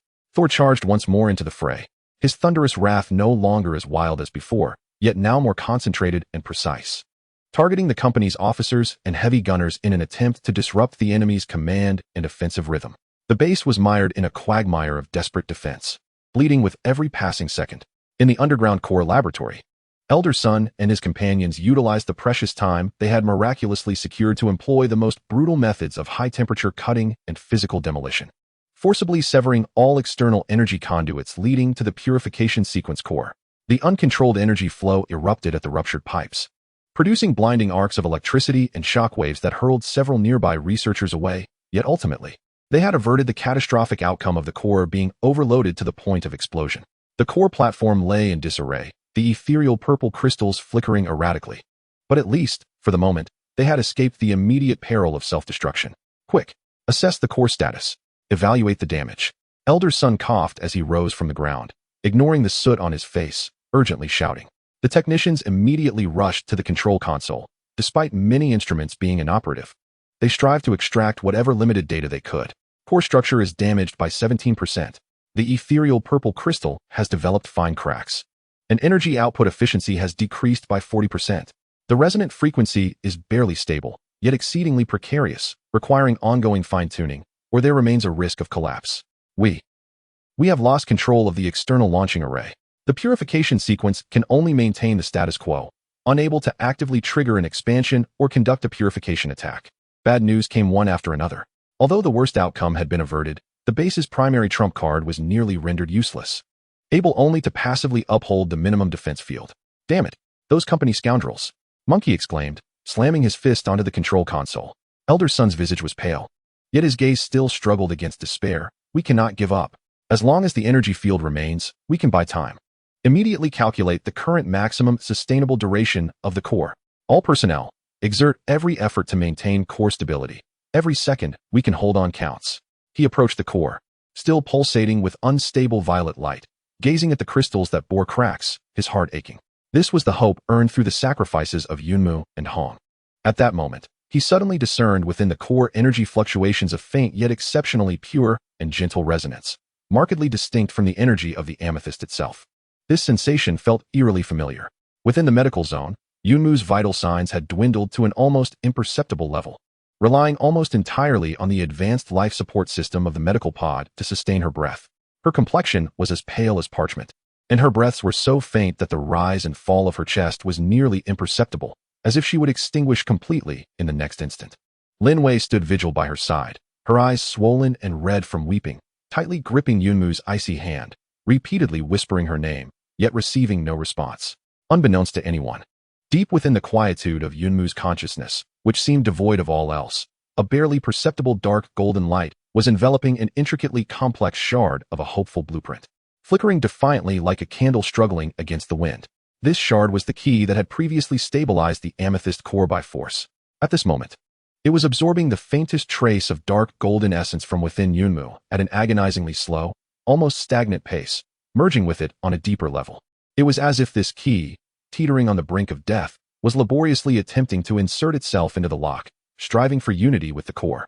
On the periphery of the base, within a concealed electronic warfare vehicle, a scarred company commander coldly observed the stable data stream of the purification sequence energy field on the screen, a glimmer of malice flickering in his eyes. They had managed to stabilize it. It seemed this group of rats had some tricks up their sleeves. He caressed the handle of his energy whip, contemplating their futile struggle.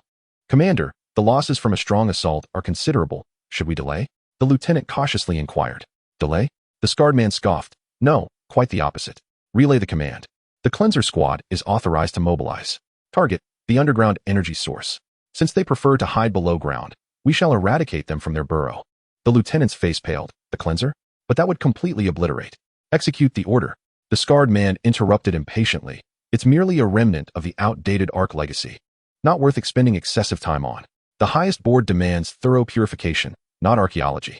Let the cleanser enter through the auxiliary passage and give them a surprise. Yes. The lieutenant dared not utter another word, swiftly turning to convey the command. The scarred man regarded the screen displaying the base's defenders still engaged in a desperate struggle. The corners of his mouth curling into a cruel smirk. The true deadly strike was quietly commencing at this moment. Deep below, within an ancient maintenance conduit long abandoned and not entirely under the base's control, a heavily rusted and formidable valve was silently severed. 5 soldiers, clad in pure black with no insignia and equipped with unprecedentedly peculiar weapons, glided into the conduit like phantoms. Their movements were utterly silent.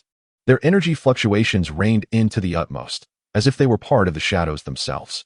At the forefront, a soldier clutched a detector, its screen revealing the intricate labyrinth of pipelines ahead, along with a pulsating light that indicated the location of the purification sequence's core laboratory. The cleaners had taken their positions, commencing their infiltration. A cold voice resonated through the encrypted channel. They slithered forth like deadly serpents, silently advancing toward the heart of the base. The fierce battle raging above drew all eyes, yet unbeknownst to anyone, the true lethal threat had quietly emerged from the most vulnerable point within. Chapter 142. The Serpent enters the Denver. On the surface battlefield, the bloody tug-of-war persisted. The wailing of rockets, the shriek of energy weapons, and the clash of cold steel intertwined with the dying cries, composing a symphony of destruction.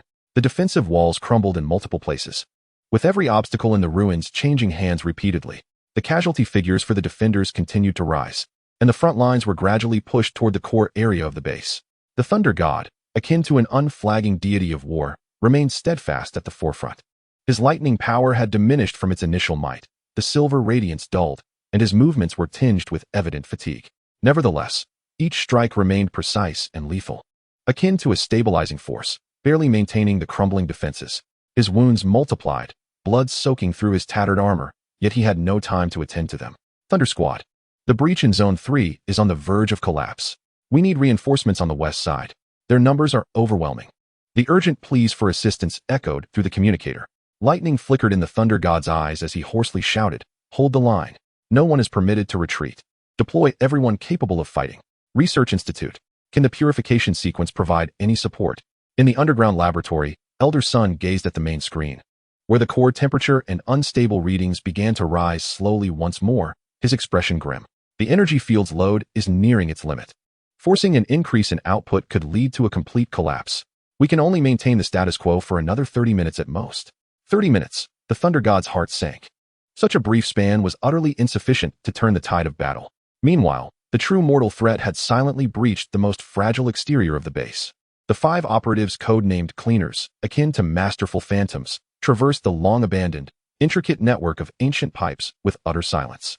Equipped with the most advanced adaptive armor and stealth systems, their energy fluctuations were nearly imperceptible, disturbing even the dust only minimally as they moved. Guided by the complex pipeline schematics and energy detectors, they deftly avoided the few ancient sensors still operational, delving deep underground. Their objective was clear: to annihilate the energy source of the purification sequence and dismantle the base's defenses from within. The team leader suddenly raised his hand into a fist, causing the squad to freeze instantly, perfectly blending into the shadows. Ahead, at the bend of a pipeline, faint mechanical sounds and the dialogue of 2 base technicians reached their ears. "The energy fluctuations remain unstable. Elder Sun wants us to check this backup cooling line again. Sigh. When will this cursed day come to an end? The fighting above is relentless." The 2 technicians, completely unsuspecting, walked past. A glint of cold light flashed in the cleaner's leader's eyes as he made a throat-slitting gesture. The last member of the cleanup crew sprang forth like a stealthy cheetah, wielding an unremarkable black dagger that glinted momentarily. The 2 technicians did not have time to utter a sound before they collapsed softly to the ground, a fine line of crimson marring their throats. The team continued onward, leaving no trace behind. They drew ever closer to the core area, sensing through the walls of the conduit the unstable, yet immense energy fluctuations emanating from the purification sequence core. Within the medical bay, an eerie silence enveloped the space. Yunmu's vital signs remained as faint as a flickering candle in the wind, while the monotonous beeping of the medical apparatus traced a nearly linear heartbeat pattern. Lin Wei, fatigued, rested her head against the bed's edge, clutching Yunmu's cold hand, and unknowingly drifted into a shallow slumber. Days of worry, fear, and exhaustion had left her utterly drained. Amidst this stillness, deep within Yunmu's tranquil consciousness, a flicker of dark golden light, enveloping fragments of a hopeful blueprint, suddenly pulsed ever so slightly, akin to a heartbeat. Then it pulsed again. The intricate fragment seemed to have finally absorbed enough sustenance. Although its glow remained faint, it stabilized. It began to rotate and unfurl at an exceedingly slow yet unwavering pace, releasing threads of indescribable information.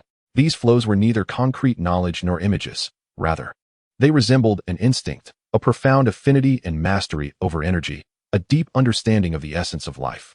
They flowed like a gentle stream, coursing through Yunmu's parched veins and damaged spiritual core.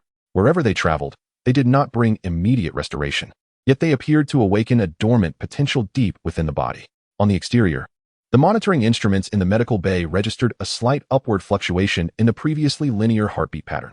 Yunmu's cold fingers, resting in Lin Wei's palm, twitched ever so slightly. In the subterranean conduit, the cleanup team halted before a massive metallic wall, marred by ancient pipes and valves. The detector indicated that beyond this barrier lay the colossal energy source, the outer maintenance layer of the core laboratory. This is the place. Install the annihilation bomb and set the countdown for 3 minutes. That should be sufficient for our evacuation, the captain commanded coldly. A crew member promptly retrieved a device roughly the size of a suitcase, entirely black and exuding an ominous, light-absorbing quality, affixing it to the wall to commence the setup. However, just as he was about to initiate the countdown, an unprecedented, piercing alarm blared throughout the underground space. Unlike any alarm previously heard, this sound was more harrowing and imbued with the gravest of warnings. Warning: unknown high-energy explosive detected. Location: outer layer of the 7th maintenance conduit. Warning: maximum threat. The expressions of Sun Lao and the others in the laboratory shifted dramatically. The cleanup crew within the conduit froze in their tracks. Have we been discovered? How could this be possible? The captain, both astonished and enraged, believed their covert movements should have been flawless. It was the exceedingly faint energy fluctuation from the annihilation bomb that triggered an ultimate security protocol buried deep within the base's foundational architecture, a remnant from the Ark era, of which even they were unaware. Cancel installation. Force a breach. Destroy the energy source with utmost speed. The captain reacted swiftly, instantly altering the plan. One team member abruptly withdrew the bomb, while another raised their weapon, not an energy gun, but a peculiar device resembling a syringe, aimed at the metallic wall, and fired. A needle, shimmering with high-frequency oscillations, instantly penetrated the wall. In the next moment, the heavy metal barrier twisted and tore apart as if struck by an invisible force, creating a gaping hole large enough for passage. Beyond it lay the vast expanse of the core laboratory, with the purification sequence core hovering at its center, emitting an unstable violet glow. Enemy attack. The researchers within the laboratory screamed in terror. The cleanup squad surged into the lab like 5 streaks of black lightning, their astonishing speed accompanied by a barrage of gunfire. No longer employing silent daggers, they unleashed lethal energy beams, accurately targeting the researchers and control console within the laboratory. Taken by surprise, 2 researchers collapsed, struck down. Stop them. Elder Sun, his eyes wide with fury, lunged toward the control console, attempting to activate the laboratory's last line of defense. The monkey and other remaining researchers scrambled for cover, wielding anything that could serve as a weapon in retaliation. Yet, they were mere researchers, ill-equipped to contend with these premier killing machines. The battle erupted within the laboratory, manifesting as a one-sided slaughter. The control console sparked violently, its defensive systems obliterated before they could fully engage. One cleanup team member had already reached within 10 meters of the purification sequence core, raising an energy demolition gun. At that critical moment, a thunderous crash resonated as the heavy isolation gate atop the laboratory descended like the blade of a guillotine, crushing the foremost cleanup team member into a pulp, simultaneously sealing off the laboratory from the outside. It was Elder Sun, in a last-ditch effort, who manually activated the emergency switch for the physical isolation gate. The remaining 4 cleanup team members were momentarily taken aback by this sudden turn of events, but they quickly regained their composure, redirecting their assaults toward the gate's control system and surrounding structural supports.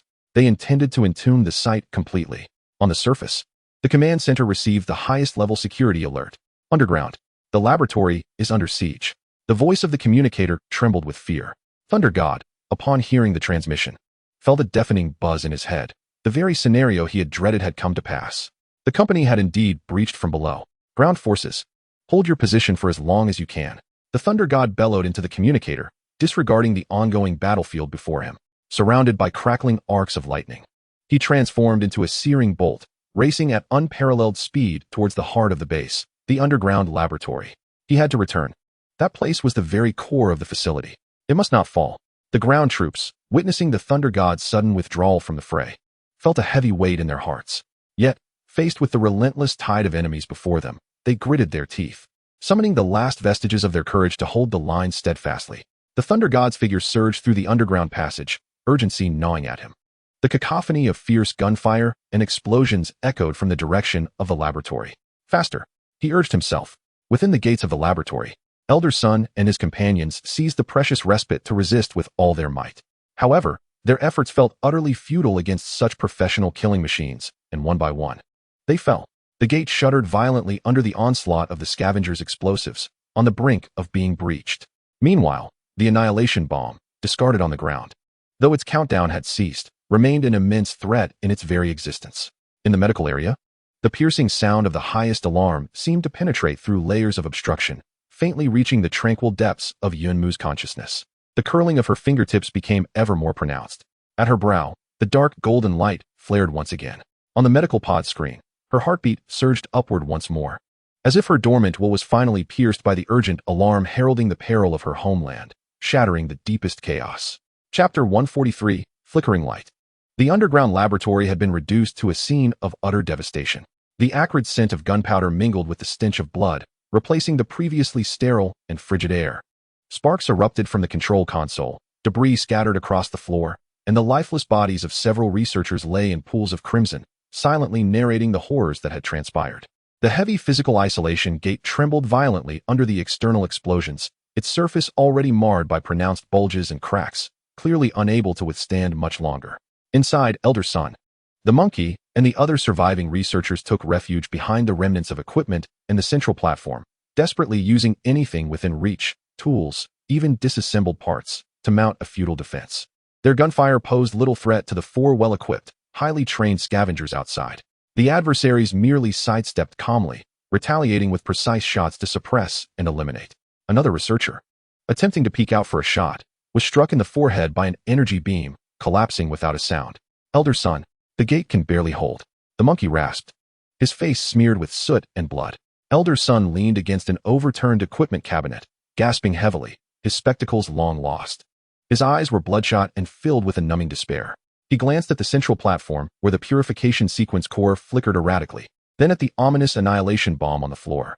It was over. Everything was over. Even if they managed to fend off the enemies outside, that bomb. Just then, an explosion erupted. A thunderous roar, far more terrifying than any explosion before, erupted suddenly from the direction of the gate. The massive alloy door was grotesquely twisted and torn apart by an overwhelming force from the outside, bursting inward in a cataclysmic explosion. Countless metallic fragments shot inward like cannonballs.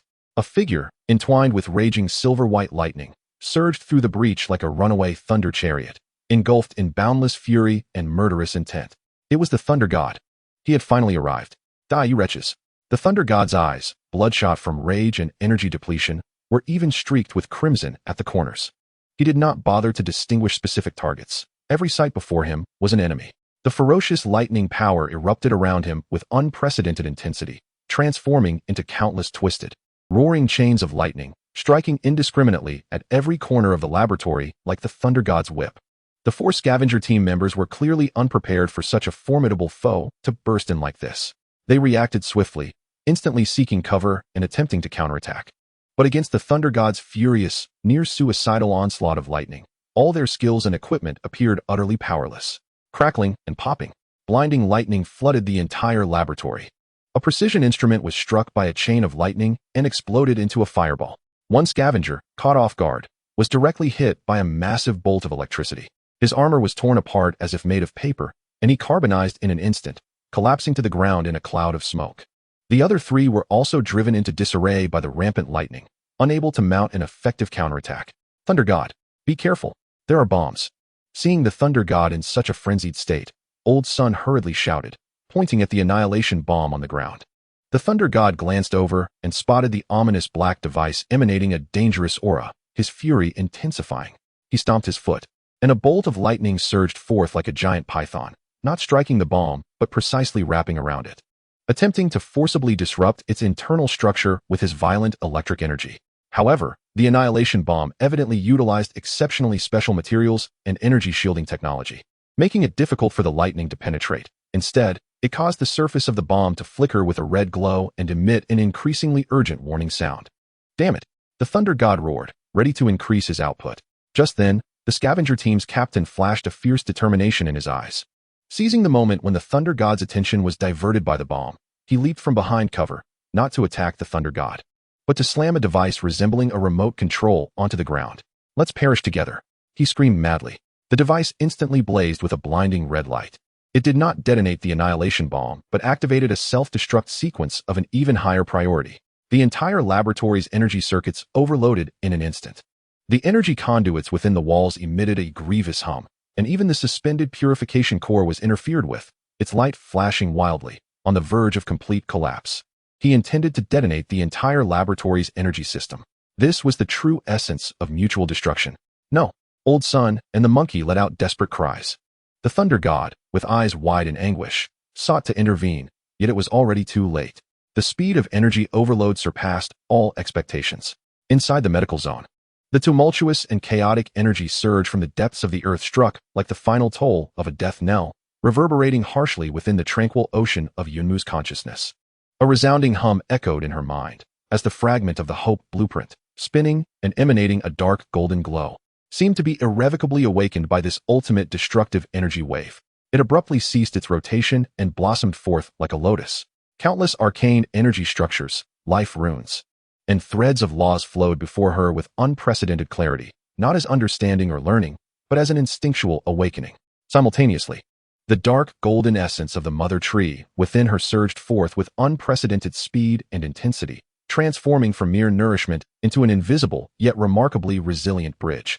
Instantly penetrating the confines of the medical capsule, traversing through layers of rock, and precisely connecting to the impending explosion of the purification sequence core below, as well as to the boundless mysteries radiating from the blossoming Hope blueprint fragment. In the underground laboratory, the energy of destruction had reached its zenith. Blinding white light streaming from every energy conduit, ready to consume all in the next moment.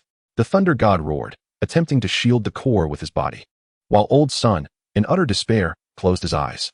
In that fraction of a second, it felt as though time in the entire laboratory had been paused. The raging, imminent energy, the flickering, nearly shattered amethyst core, the rampant lightning, the splattering sparks, everything, in an exceedingly bizarre manner, became suspended, not entirely frozen, but rather slowed to an extreme degree, as if ensnared in invisible, viscous amber. Then, an indescribable warmth, vast, and yet imbued with supreme majesty, enveloped the laboratory like a gentle spring breeze sweeping across an icy expanse. On the central platform, the once violent and crack-riddled ethereal amethyst core began to mend itself at a visibly rapid pace under the nurturing influence of this life essence. The conflicting energies within were forcibly calmed, organized, and restored to a state of stability and harmony. The deep purple radiance transformed into an unprecedented warmth, purity, and power. Even the glaring white light from the overloaded energy conduits surrounding the laboratory swiftly dimmed, as the raging energy, like a tamed wild stallion, obediently receded and settled. The red glow upon the surface of the annihilation bomb extinguished completely, reverting to a lifeless black metal. The three remaining scavenger team members, including their captain, found their movements frozen in the air, their faces etched with expressions of astonishment, madness, and disbelief, while their eyes rapidly lost all luster, as if their vitality and consciousness were instantaneously erased by the sweeping, warm, vast breath. Everything transpired with astonishing rapidity, veering into the realm of the unbelievable. The Thunder God maintained a posture of furious advance, surrounded by a halo of static electricity, his eyes brimming with sheer astonishment and bewilderment. Elder Sun slowly opened his eyes, gazing upon this miraculous scene before him, mouth agape yet unable to emit a single sound. The monkey rubbed its eyes, suspecting it was ensnared in a mirage, a narrow escape from death, or rather, a divine intervention. Within the medical chamber, Yunmu spat forth a copious amount of blood, staining the transparent walls with crimson. Her pallid cheeks, which had just regained a hint of color, instantly turned as white as a sheet, even taking on a translucent quality, as if she might vanish entirely at any moment. The forceful manifestation of the blueprint, directing the primal essence of the mother tree, remotely stabilizing the core, and even eradicating the invaders, had drained her of every ounce of strength she had just mustered, even overextending beyond her limits. The alarm within the medical chamber wailed piercingly, and all vital signs plummeted once more, sinking lower than ever before. Lin Wei, jolted awake, beheld this harrowing sight and let out a heart-wrenching cry. Yun Mu. No. Don't. In the subterranean laboratory, the momentary stasis lasted but 2 or 3 seconds before it receded like a tide. The flow of time resumed its normal pace. The thunder god stumbled, nearly losing his footing, as the electricity surrounding him resumed its pulsating rhythm, albeit tinged with confusion. He glanced at the 3 scavengers, frozen in place, devoid of life, and then turned his gaze towards the restored, even more radiant, amethyst core. Finally, he abruptly twisted his head towards the medical area. His eyes filled with an incomprehensible shock. Is it her? Elder Sun and the monkey also regained their senses. A tumultuous blend of elation and profound confusion swirling within them. Quick, check the core. Examine all systems. Having weathered many storms, Elder Sun suppressed the tempest within and immediately issued commands. The technicians, awakening from their stupor, hurriedly set to work. Report. Core status, stable. Energy output efficiency, 120%, exceeding design peak. All energy systems returned to normal. Overload lifted. External energy field intensity increased by 50%. Range expanded by 10%. As a cascade of positive reports flooded in, an air of surrealism enveloped everyone. At that moment, the main screen displayed real-time footage of the battlefield above, revealing that the once ferocious corporate forces had been disrupted by the suddenly stabilized and amplified purple energy field from below, their offensive faltering into evident hesitation and chaos. Several stompers were even forced to retreat due to the rapid depletion of their shield energy. Hope, in a manner incomprehensible to all, descended once more. Yet, the hearts of Elder Sun and the Thunder God weighed heavily. They both understood the cost of this hope. The Thunder God abruptly pivoted, the lightning around him igniting anew. His gaze fixed on the passage leading to the surface, his voice hoarse yet imbued with frigid intent. It is our turn to strike against the debris on the ground. Chapter 144, The Counterattack. The startling upheaval within the subterranean laboratory was akin to plunging a scoop of ice water into a boiling cauldron, its effects radiating outward and engulfing the entire battlefield in an instant. Above ground, the once flickering and precarious violet energy canopy erupted into a resplendent glow. The deep purple luminescence transformed into an unprecedented solidity and purity, as the intricate energy patterns flowing across its surface became remarkably distinct and complex, as if shifting from the ethereal to the tangible, coalescing into an unassailable celestial canopy. Its coverage expanded abruptly by a tenth, enveloping more of the exposed defenders and battered fortifications. The results were immediate and striking. All corporate energy assaults that breached the fortified violet veil found their potency astonishingly diminished. Energy beams shattered upon an invisible barrier like raindrops colliding with glass, disintegrating and dissipating, nearly incapable of posing a genuine threat. The energy shields enveloping the hulking war machines of the corporation oscillated violently, as if beset by a nemesis, their colors dimming sharply, even emitting a strained hissing sound, as though on the brink of total collapse. The corporation's fierce offensive, confronted with this sudden and augmented purification sequence, encountered an unforeseen steel mountain, plunging into chaos and stagnation. What is happening? Their energy field intensity has surged. Our weapons are rendered ineffective. Shield energy is depleting rapidly, requesting retreat. The soldiers' cries of alarm and panic spread through the communication channels. The assault formation displayed evident disarray and hesitation, as many soldiers instinctively sought cover, hesitant to advance further. The colossal war machines were compelled to temporarily withdraw under the anxious commands of their leader, evading the energy field's relentless drain on their shields. The base's defenders stood awestruck by this miraculous intervention from above, erupting into a jubilant uproar of survival and fury. The energy field has strengthened. Is it our reinforcements? No matter. Attack. Strike them down. For our fallen brothers. Kill. The morale of the beleaguered defenders surged to unprecedented heights. Every remaining stronghold unleashed a torrent of firepower. The pent-up rage and hatred erupted like a volcano. Deprived of the advantages of energy weapons and shield protection, the corporate soldiers became prime targets. Falling in droves beneath the suddenly intensified barrage, the tide of battle experienced a remarkable reversal in this fleeting moment. At the exit of the underground laboratory, the figure of the thunder god shot forth like a bolt of lightning. Although the silver arcs of electricity surrounding him no longer exhibited the wild ferocity of his prime, they had become more concentrated and restrained, resembling a suit of flowing thunderous armor. His gaze was as frigid as ancient ice, burning with the sorrow of fallen comrades, the fury of a ravaged homeland, and an indescribable concern for Yunmu, coupled with an urgent desire for vengeance that must be unleashed. He did not linger for a moment, nor did he glance at the temporarily stabilized energy field. His focus was fixed directly on the retreating corporate forces in disarray. Fools, you think you can escape?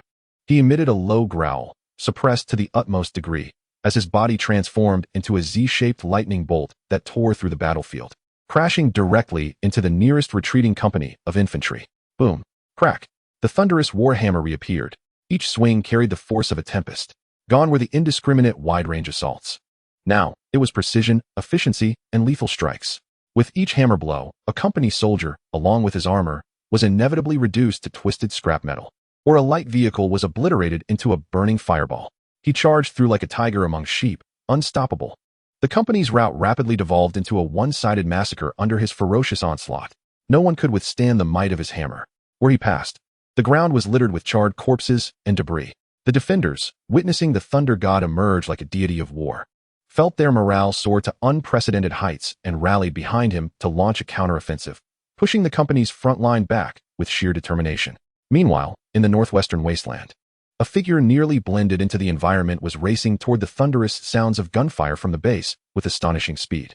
It was Hong, who had endured countless hardships, evaded pursuers, and finally made his way back. His condition was scarcely better than that of the thunder god. In fact, it was worse. His wounds had only been crudely tended, his complexion pale, his breath somewhat erratic. Yet, his deep-set eyes remained as calm as the most precise instruments. Scanning the battlefield with sharp scrutiny, he observed the reinforced purple energy field, the chaos and retreat of the company troops, and the thunder god, who was rampaging through the enemy ranks like a madman. Hong's brow furrowed. The thunder god was in a precarious state, overexerted, and this could lead to peril. Moreover, the company's collapse seemed alarmingly easy. Given his understanding of the ruthless and cunning company commander, there must be a contingency plan in place. His gaze traversed the chaotic front lines, settling on the rear of the company forces, where several distinctly different command vehicles, along with the scarred man's position, remained steadfast as a mountain. Indeed, just as the thunder god led the defenders to decimate the company's vanguard, nearly breaching their formation, a low and sinister horn suddenly sounded from the rear of the company. Following this, several uniquely designed heavy equipment platforms, resembling enormous spiders, raised their underbellies, revealing intricate, hive-like launching structures within. In the next moment, countless projectiles, not energy-based but rather containing a dark purple viscous liquid, were launched in a parabolic arc, soaring over the front lines to accurately strike the purple energy field of the base and the base itself. Thud, thud, thud. The shells exploded midair, unleashing torrents of ominous dark purple liquid that rained down like a violent storm. Adhering to the energy field's shimmering surface and even penetrating through it, the energy field offered little resistance, splattering onto the structures and ground of the base. Sizzle, sizzle, sizzle. The piercing sound of corrosive decay reverberated instantaneously. That dark purple slime possessed an exceptionally potent corrosiveness and a peculiar energy-polluting characteristic. The violet energy field, which had adhered to its surroundings, began to dim and thin at a visibly alarming rate, as if tainted by some foul substance. The slime that splattered upon the ground rapidly corroded everything in its path, be it metal, concrete, or soil. All emitted thick plumes of smoke and exuded a noxious stench reminiscent of a deep crimson kiss, yet far more acrid. Some unfortunate soldiers splashed by the slime let out harrowing screams as their bodies were swiftly corroded and melted away, rendering the scene utterly ghastly. The company's trump card, the biological corrosion bomb, was specifically designed to contaminate and dismantle energy defense systems. The previously stabilized situation plummeted once more into chaos. The fortified purification sequence energy field was being rapidly tainted and weakened. The base itself was under a terrifying assault. Thor's eyes blazed with fury as he yearned to provide assistance. Yet he was ensnared by a greater number of company soldiers who had regrouped. In the underground laboratory, the hearts of Elder Sun and his colleagues, who had just begun to relax, were thrust back into turmoil. The data representing the energy field's strength on the main screen was plummeting rapidly, while contamination alarms flashed frantically. It was a biological corrosive agent. The company was polluting the energy field. Hurry. Calculate the rate of contamination spread. Activate the backup purification module. Elder Sun bellowed, and the researchers fell once again into a frantic crisis management. In the medical area, Yunmu's vital signs continued to hover at an alarming low, faint as if they could vanish at any moment. The violent energy fluctuations from the outside world and the malicious aura of contamination seemed to rekindle something within her dormant consciousness. Her hand, unconsciously placed upon her chest, trembled ever so slightly at the fingertips. At her brow, the dim golden radiance flickered like a waning candle, struggling to reignite, yet ultimately failing, merely emanating a faint, anxious emotional wave, as if sensing her home was being ravaged by filth, but powerless to intervene. In the wasteland, Hong beheld the cascading dark purple slime and the swiftly tainted energy field, his gaze chilling to the core. There was no time to waste. His figure accelerated like a specter, circumventing the front lines, stealthily advancing like a lethal shadow towards the command vehicle where the scarred man resided. To capture the thief, one must first seize the king. It was imperative to disrupt the enemy's command and subsequent contamination attacks. His eyes locked onto his old adversary, the scarred man, who stood atop the command vehicle, grinning cruelly as he surveyed the battlefield. The ethereal blue battle knife in his hand was drawn silently, its blade gathering an exquisite, almost ethereal glint of cold light. Like a poisoned arrow finally within range, it was poised to deliver a fatal strike. The hope of the base swayed like the tainted purple veil, trembling in the wind, awaiting an uncertain conclusion. Chapter 145, The Wailing of the Purple Veil. At the rear of the company, atop the command vehicle, the scarred man gazed ahead at the gradually darkening purple energy field, tainted by a viscous dark purple slime. The brilliance swiftly dimming amidst the billowing toxic smoke and chaos that enveloped the base. A cruel and satisfied smile crept across his face.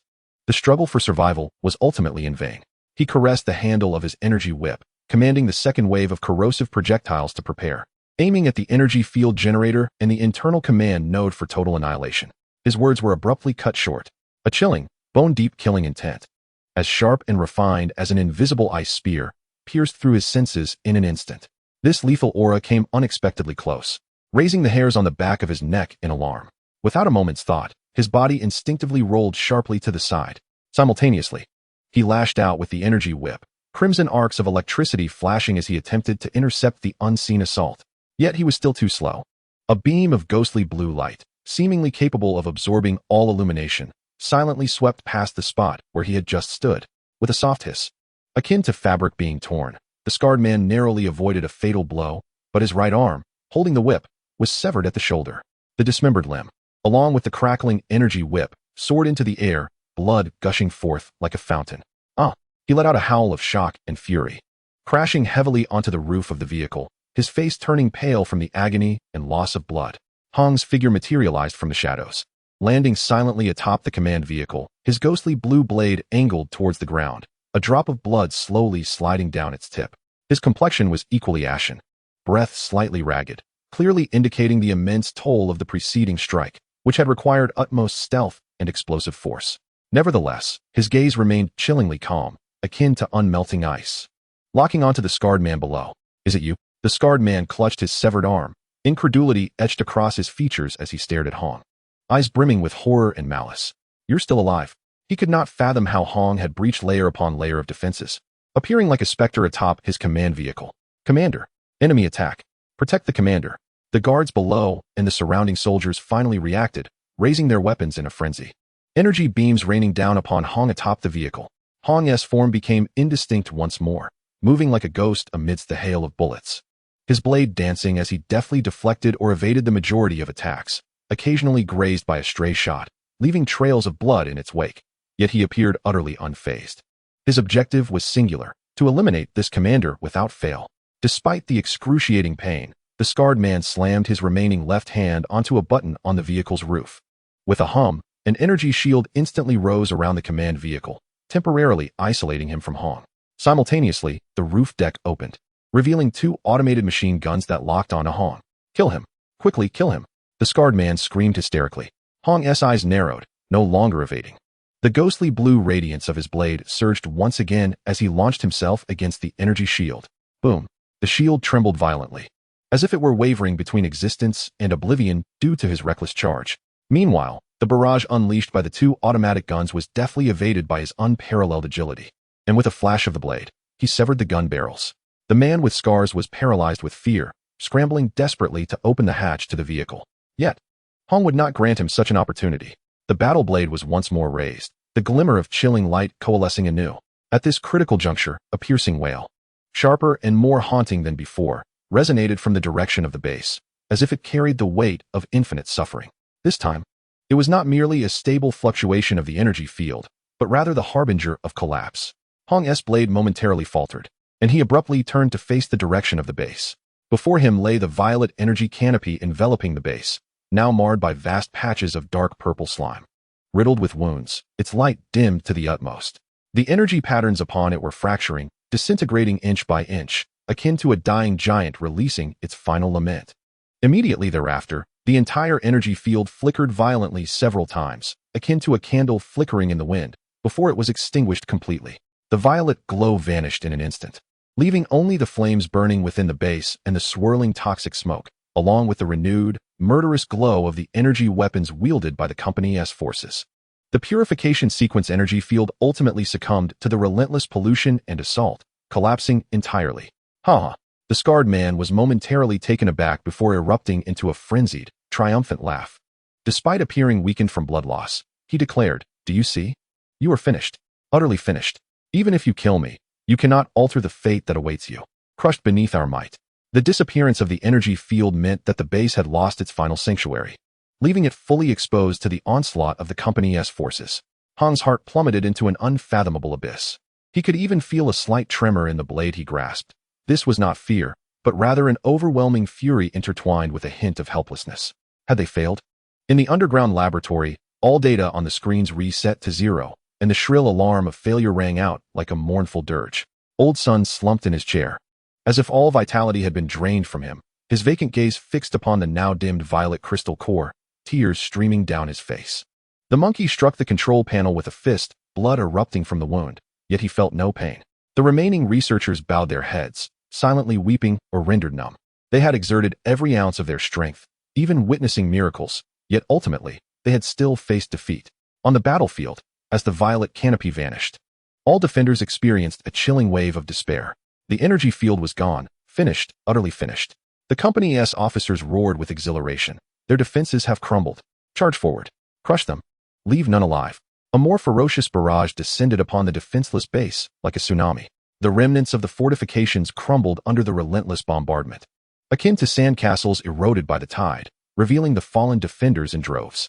The god of thunder emitted a roar of defiance, as lightning erupted furiously in an attempt to impede the onslaught, yet he was ensnared by an overwhelming number of corporate soldiers and heavy firepower, forced to witness the complete collapse of the defense line.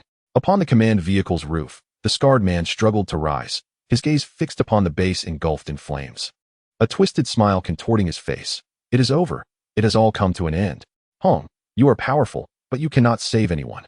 Hong slowly turned his head, confronting the deranged, scarred man, the coldness in his eyes gradually replaced by an intense, almost tangible murderous intent. The battle blade was raised once more, slowly but purposefully. Perhaps. His voice was hoarse yet calm, imbued with a chilling essence that sent shivers through the soul. "You can accompany the dead first." The ethereal blue glimmer of the blade ignited again, this time devoid of any restraint, embodying his final resolve along with the entire base. However, amidst this overwhelming despair, akin to a thick ink clouding all hope, a faint yet remarkably clear vibration suddenly emanated from the pocket close to Hong's body. It was the metallic USB drive, received from Yunmu, which he had kept close, containing evidence of the Company's sinister plots. To his astonishment, it began to tremble slightly at that very moment. Emitting a feeble pulse resonating with the energy of the Arkansas, Hong's momentum faltered once more. Then, guided by the subtle vibrations of the USB, he felt a sudden awareness that the internal communication system of the command vehicle was passively receiving a highly prioritized, encrypted communication fragment from an exceedingly distant source. A cold and emotionless voice intermittently pierced through his extraordinary hearing. "Mother body, out of control. Breeding grounds, fallen. Requesting urgent support. Highest directive, abandon the current purification zone. All units, immediately evacuate to the 7th sowing point. Repeat, abandon. Evacuate at once." This message struck Hong's mind like a bolt of lightning. The mother body is out of control. The breeding grounds have fallen. Abandon purification. Evacuate immediately. A catastrophic crisis was unfolding in the Company's rear. They were about to flee. An incredible thought, A flicker of hope amidst despair illuminated his nearly frozen consciousness like the first ray of dawn breaking through darkness. Simultaneously, deep within the base, in the medical chamber, the life monitor displayed a nearly linear heartbeat that, after a prolonged pause, flickered weakly yet defiantly, rising slightly as if a long-dormant ember was struggling to ignite a spark within the depths of endless darkness. Chapter 146, The Tide of Retreat. The fragmented, distant encrypted communication had plunged into Hong's nearly immobilized thoughts like a searing brand, instantly carving out a breach. The mother body is out of control. The breeding grounds have fallen. Abandon purification. Evacuate immediately. Every word resonated like thunder, exploding in his mind. A calamity had indeed struck at the company's rear, and it was a grave predicament. They were not feigning defeat. They were genuinely fleeing. A desperate chance for survival. A true escape from the jaws of doom. Hong's icy, resolute gaze transformed dramatically, shifting from a lethal intent to an acute, chilling calm that seized upon the solitary glimmer of hope. Without a moment's hesitation, the ethereal blue light on his weapon dimmed instantly, and his body retreated like a wraith, shifting from attack to evasion. The scarred man, anticipating a fierce battle, was momentarily taken aback by Hong's sudden withdrawal, only to receive the same alarming information through an encrypted channel. The ferocity and triumph on his face froze, morphing into disbelief and terror. No, it cannot be. The core cannot, he gasped, momentarily forgetting the excruciating pain of his severed arm. But Hong no longer regarded him. His form melded into the shadows, vanishing from the top of the command vehicle, leaving behind a chilling remark that echoed in the air. It seems your board has forsaken you. In the next instant, Hong appeared several dozen meters away, his weapon no longer a tool of slaughter, but striking down a few guards attempting to obstruct him.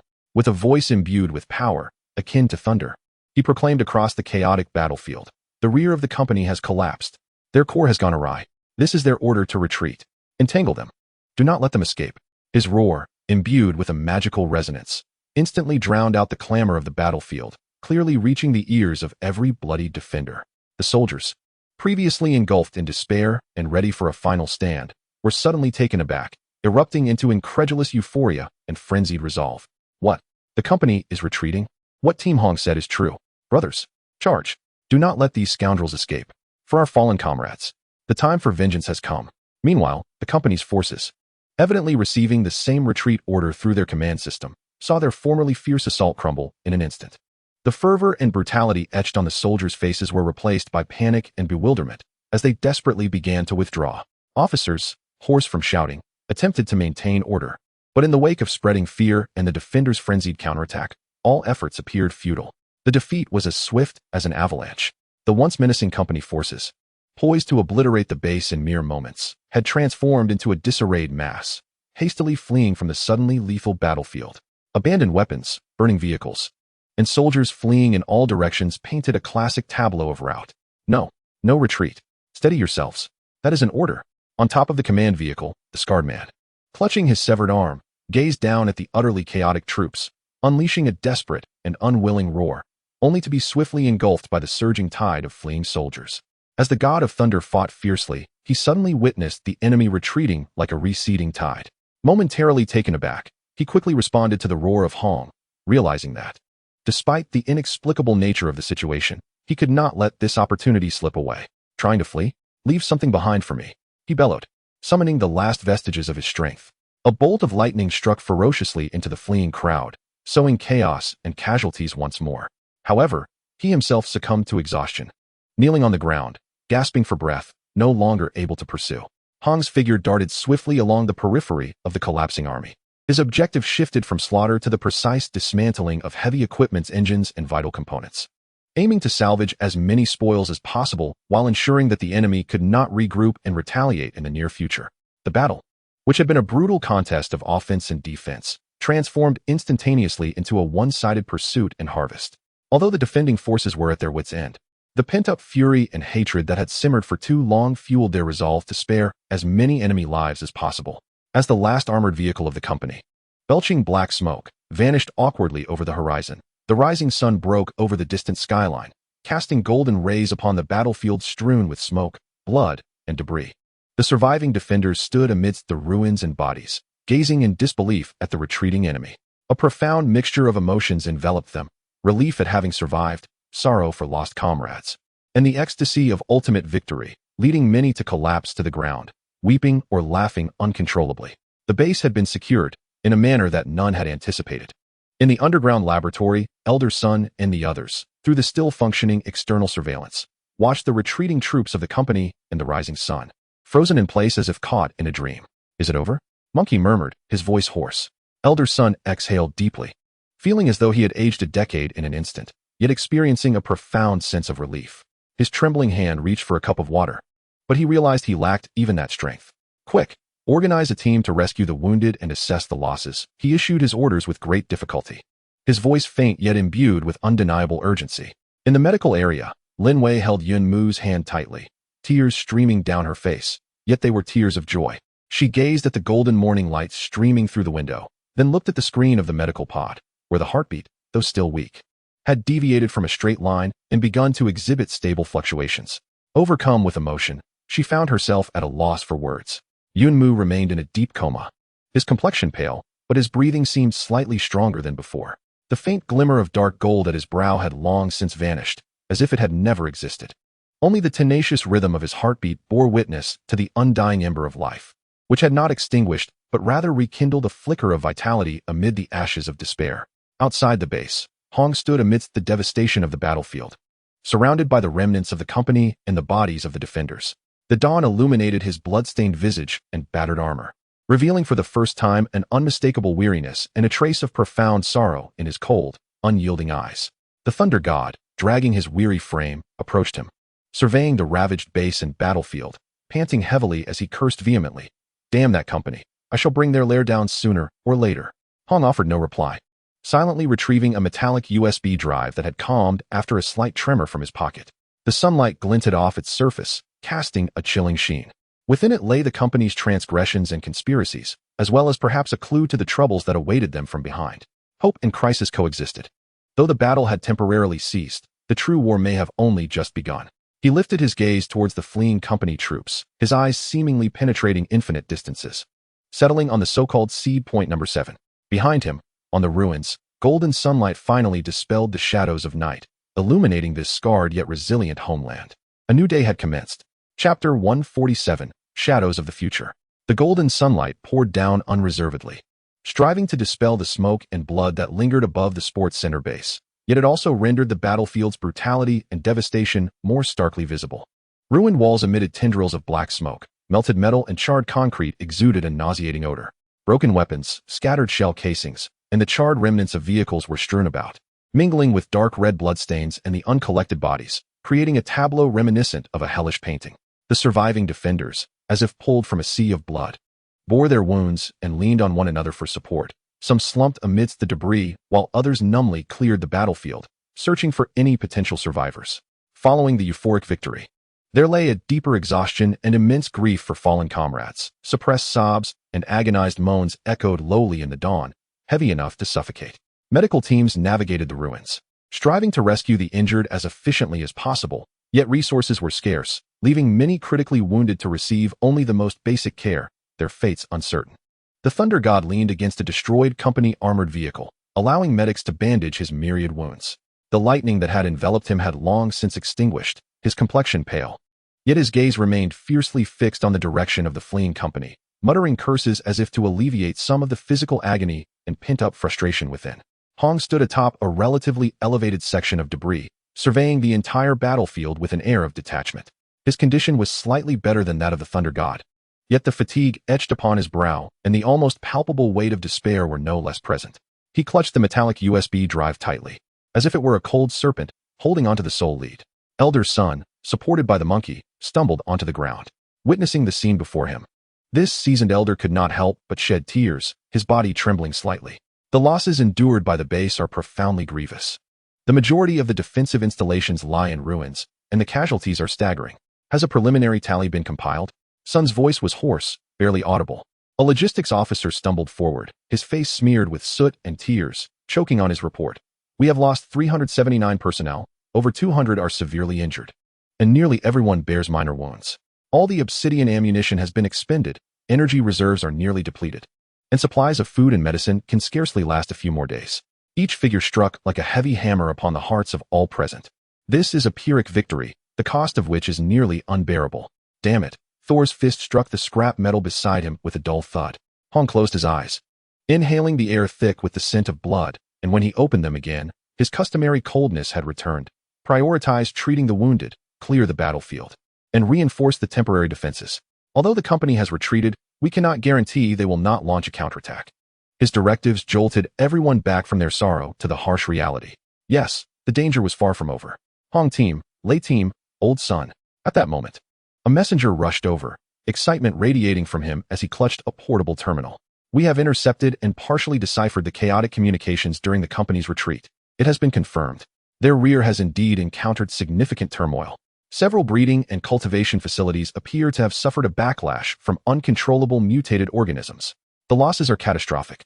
The so-called mother body they mentioned is exhibiting erratic behavior, even attacking its own forces. This compelled a full-scale withdrawal. This revelation, akin to a spark ignited in a heavy atmosphere, instantly captivated everyone's attention. Though suspicions had lingered, the confirmation was still shocking. Backlash. They had it coming. Thor cursed through gritted teeth. Those who play with fire shall surely be burned. Yet old son pondered more deeply, glancing at the USB drive in Hong's hand. His voice grave. It seems the intelligence brought back by Yunmu and the contents of that USB are even more critical than we imagined. The company's Crimson Kiss project likely harbors immense hidden dangers and powers beyond their own control. Hong nodded, his gaze shifting to the distant horizon. Their withdrawal order mentioned the 7th sowing site. That place may well be their next target, or perhaps the key to regaining control of the situation. The atmosphere among the group grew heavy once more. The threat posed by the company had not vanished. It had only momentarily receded. They resembled wounded wolves, poised to lick their wounds and return, potentially more perilous than before. We must swiftly restore our strength. Ascertain all information contained within the USB, and Hong's eyes swept over the devastated base and the weary faces surrounding him. Locate other survivor strongholds. We are too weak alone. Unity had become an urgent necessity. In the medical area, the atmosphere was relatively tranquil. Lin Wei meticulously wiped away the sweat and blood from Yunmu's forehead with a damp cloth. The sunlight filtered through the observation window, casting a gentle glow upon the pale, yet seemingly serene face of Yunmu. Her long eyelashes cast delicate shadows beneath her eyelids. On the screen of the medical chamber, although her vital signs remained significantly below those of a healthy individual, they had departed from the most perilous zone.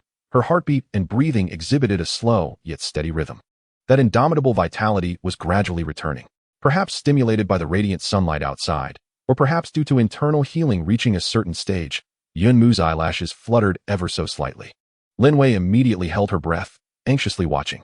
As a distant metallic clang echoed from the outside, reminiscent of debris being cleared, Yunmu's brows furrowed slightly. Then, with great effort, and at an agonizingly slow pace, she opened her eyes.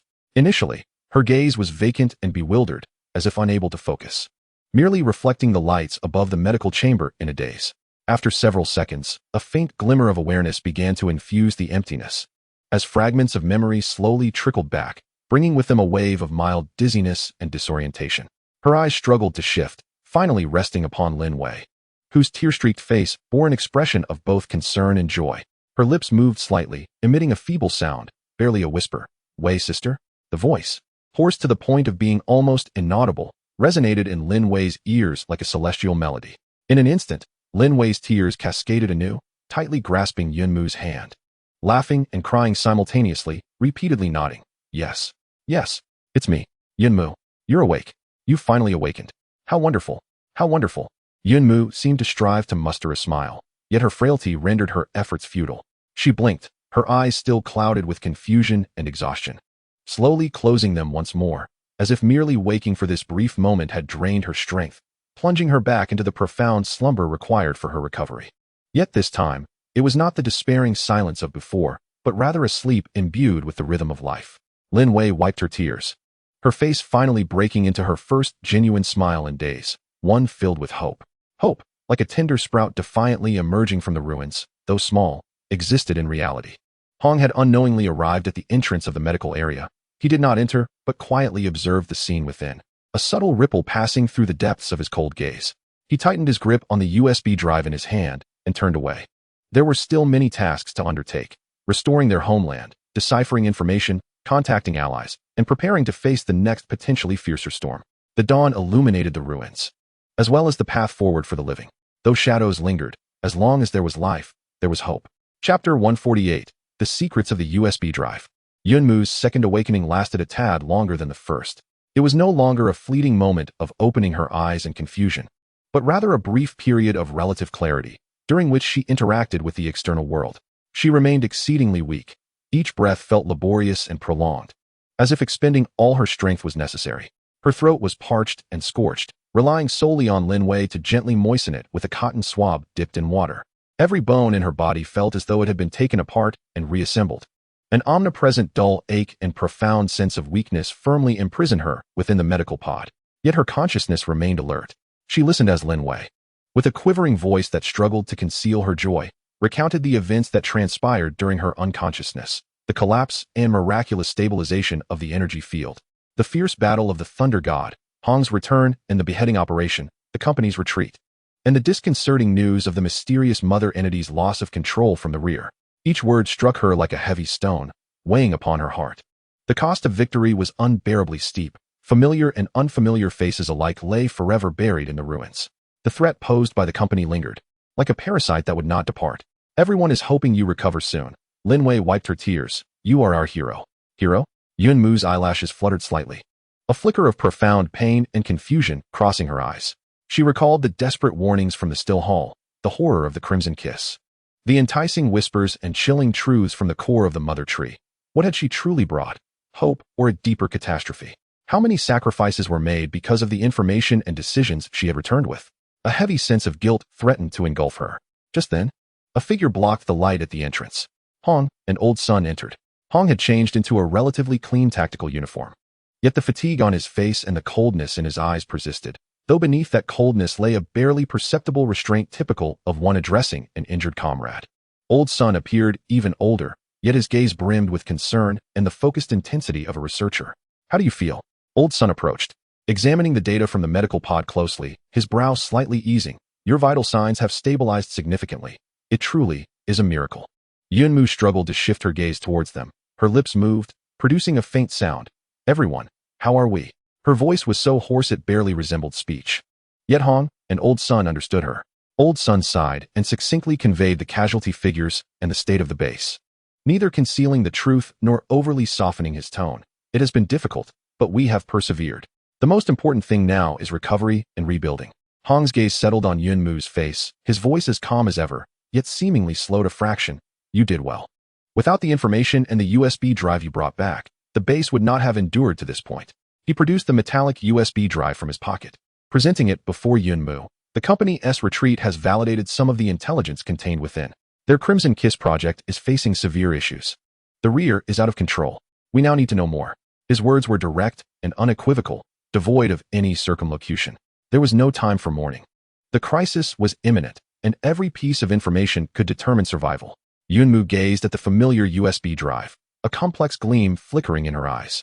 She exerted herself to concentrate, recalling her experiences within that hellish crimson forest, as well as the fragmented information gleaned from her contact with the core crystal. She intermittently supplemented her account with as much clarity as possible. Details regarding the operational mechanisms of the corporate control nodes, the potential characteristics of the frigid control signals, the terrifying pressure exerted by the mother entity, and the seemingly inherent pain, along with her vague awareness that the deep crimson kiss was not a product of nature. Her narrative remained disjointed, yet offered invaluable first-hand sensory information and intuitive insights beyond the data stored on the USB drive. Particularly her descriptions of the mother entity and the control signals, which sparked a glimmer of excitement in Old Son's eyes. Be cautious, Yunmu added laboriously, her gaze laden with warning. Their evolution is forced and agonizing, and behind it, there lies. Her strength waned once more, and she began to gasp heavily, her complexion growing even more pallid. All right, that's enough. You should rest, Old Son interjected hastily, though his eyes brimmed with both excitement and gravity. This information was crucial, especially the details concerning the control signals and the state of the mother entity, which might aid us in discovering ways to disrupt or even reverse their influence. Hong carefully secured the USB drive, looking at Yunmu and nodding. This information is vital. Your immediate task is to recuperate. He offered no further comforting words. Yet that succinct and clear directive was in itself a form of acknowledgement and responsibility. At that moment, a messenger rushed in, his face alight with a mixture of exhilaration and uncertainty. Report. Team Hong, Old Son. We have just attempted to broadcast a call using the repaired long-range communication array. according to the emergency channel list from the old era, and it seems we have received an exceedingly faint response. What? Both Old Sun and Hong's spirits surged. The signal source was extremely distant and severely disrupted, intermittent and indecipherable in its specific content, yet it was unmistakably not mere natural background noise. It was a rhythmic coded signal. After repeating thrice, it vanished. The messenger relayed swiftly. In the midst of despair, this abrupt, distant, feeble response ignited a flicker of new hope in everyone's hearts, akin to glimpsing a faint flame in the dark wilderness. Can we locate the approximate source of the signal? Hong immediately inquired. The general direction is southeast by south. The distance is considerable, far beyond our previous operational range. Southeast by south. Hong instantly recalled the markings on the explorer's map, indicating the ruins of an old city believed to be a potential resistance outpost. Could it be that survivors still existed there, endowed with the capacity for long-range communication? Continue monitoring. Attempt every possible method to enhance the signal and decode it. Hong commanded swiftly, then turned to Old Sun. Old Sun, we must expedite the decryption of the USB drive, especially concerning information about the corporate sphere of influence and sewing points. This sudden signal presents an opportunity, but may also conceal unknown risks. Understood. Old Sun nodded emphatically, immediately leading the others back to the laboratory with renewed vigor. Hung cast another glance at the unconscious Yun Mu, once more ensnared in slumber within the medical chamber, and advised Lin Wei to take good care of her. He then turned on his heel and departed with purpose, for he needed to promptly reassess the base's defenses and devise the next steps. The seeds of hope had indeed begun to sprout, yet the path toward that hope was undeniably strewn with thorns. Was the distant signal a harbinger of friend or foe? When would the company's threat re-emerge? How could the base establish a firm foothold amidst this desolation? A myriad of questions awaited their resolution. Chapter 149, The Roots Beneath the Ruins. The fleeting exhilaration of victory dissipated as swiftly as the retreating tide, leaving behind a harsh expanse that demanded confrontation and cleansing. The sport's center base resembled a gravely wounded giant, commencing its arduous journey of self-healing amid the mingled scents of dawn and gunpowder, burying the dead, clearing the debris, reinforcing makeshift fortifications, rescuing the injured, and distributing the scant remaining supplies. Each task was heavy and urgent.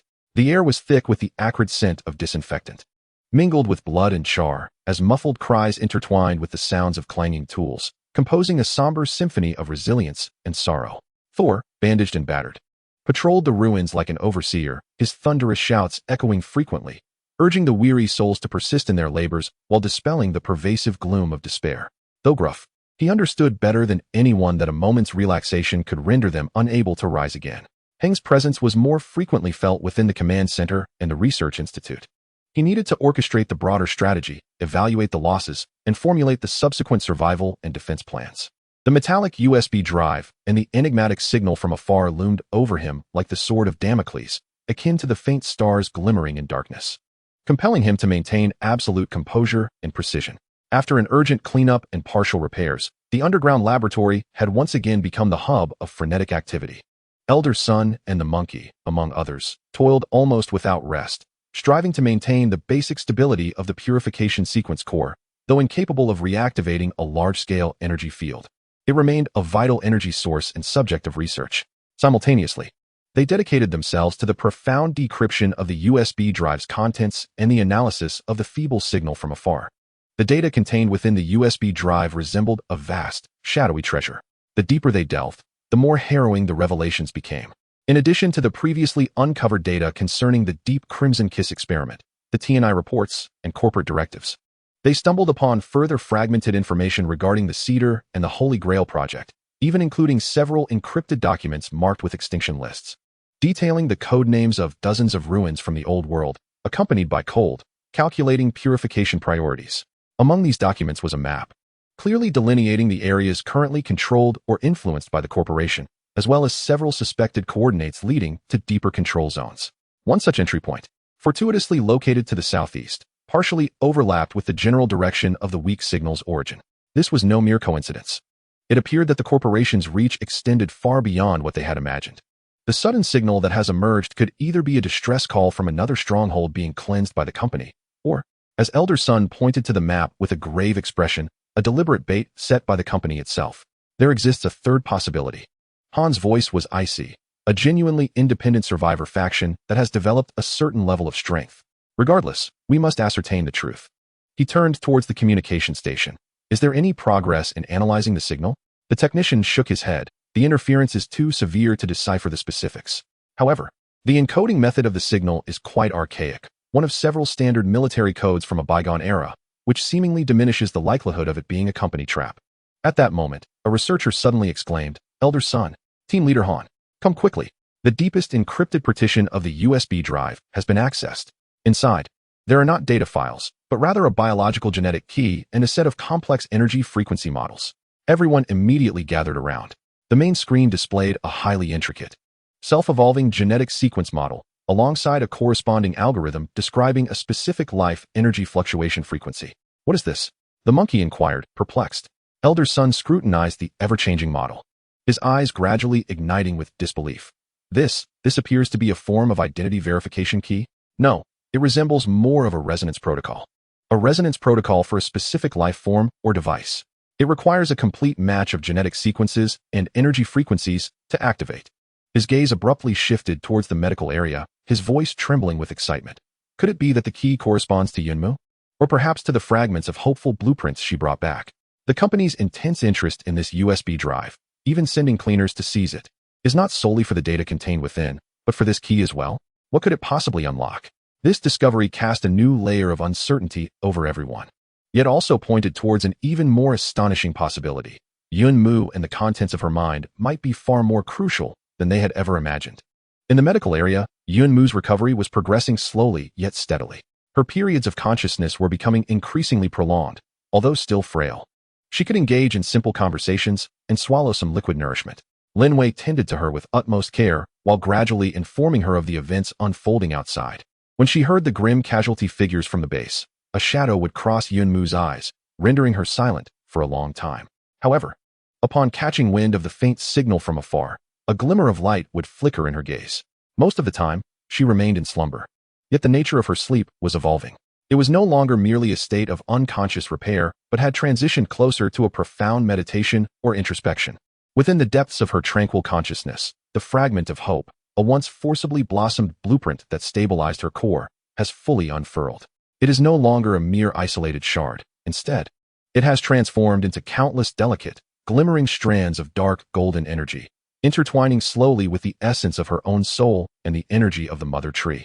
Akin to a neural network, she begins to perceive certain elements, not as concrete images, but as an ethereal awareness. She senses the stable operation of the purification sequence core beneath her, discerning minor redundancies and losses within its energetic flow that could be optimized. She can even faintly discern the feeble and agonized struggles of life beneath the lands tainted by the deep crimson kiss of spores, alongside a deeper, forcibly distorted pulse of existence. As Mr. Sun and his colleagues activate the genetic key model for simulation in the laboratory, she feels as though an invisible needle has gently pricked her from afar, causing her brow to furrow momentarily, a strange resonance flashing fleetingly within her. These perceptions, though chaotic and indistinct, evoke a profound, instinctual familiarity regarding the new elements emerging in her mind. They have transcended their status as mere burdens, gradually becoming an integral part of her being, like an added sense, a novel means of comprehending the world. While she remains unable to actively summon or fully grasp the vast knowledge at her disposal, a foundational understanding is subtly taking root. Days later, the preliminary cleanup at the base reaches a conclusion, and a simple yet solemn memorial ceremony is held amidst the ruins. Survivors gather, observing a moment of silence to honor their fallen comrades and loved ones. The atmosphere is heavy with sorrow, yet an unspoken, resilient belief in survival also permeates the air.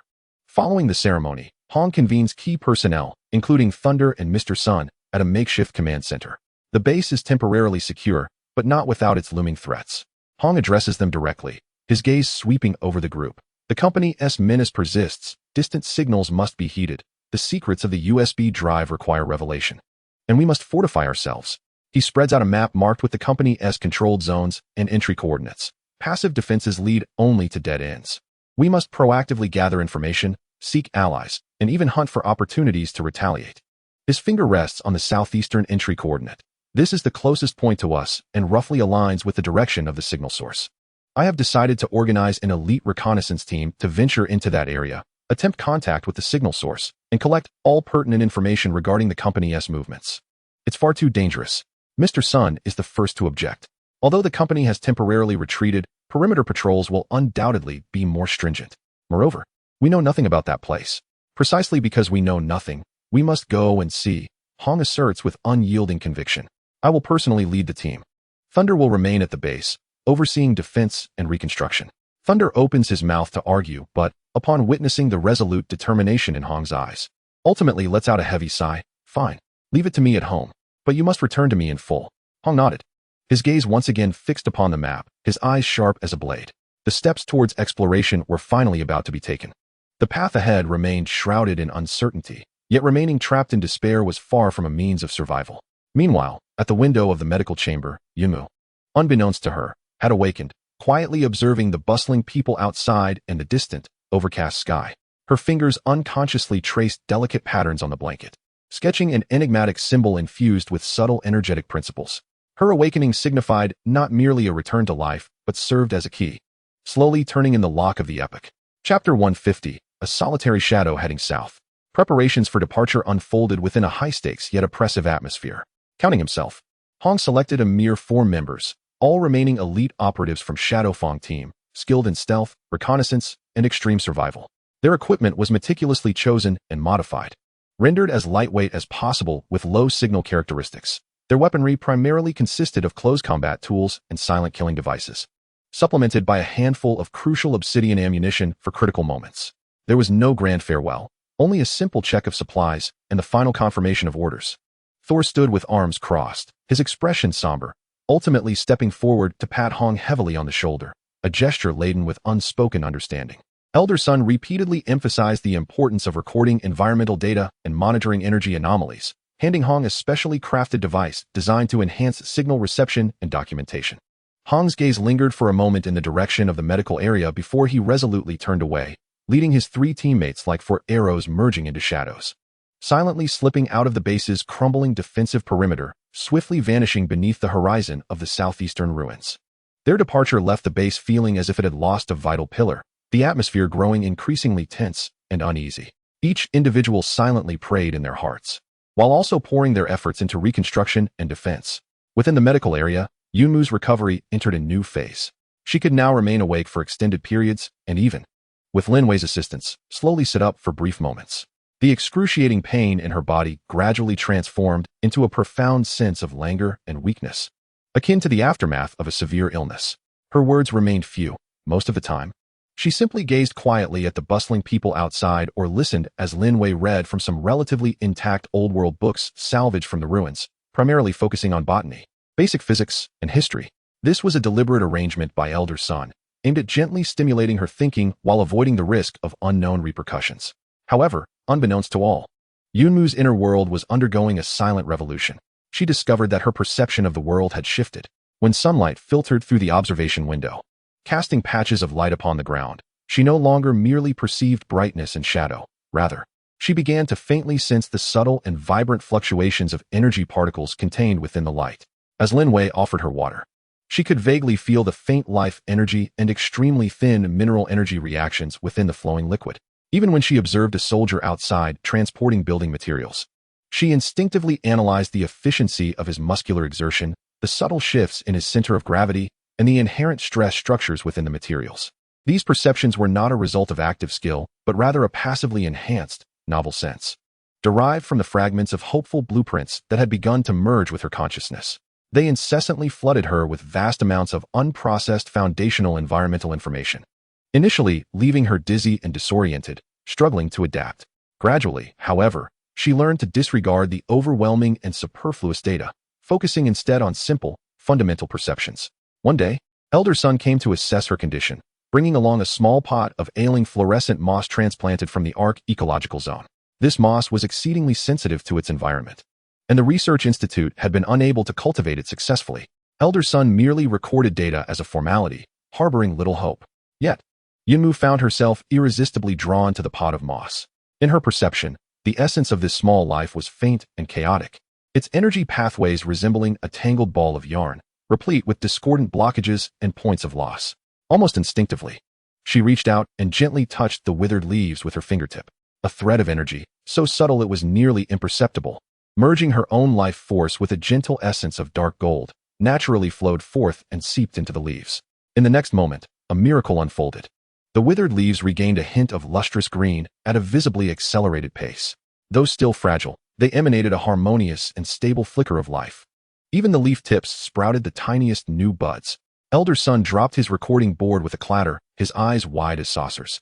Mouth agape as if he could fit an egg inside. This Yunmu herself was startled, retracting her hand abruptly and gazing in bewilderment at her fingertips. Then at the revived moss, her eyes filled with confusion and a strange glimmer of understanding. It seemed she instinctively knew how to untangle and nourish the chaotic life energy.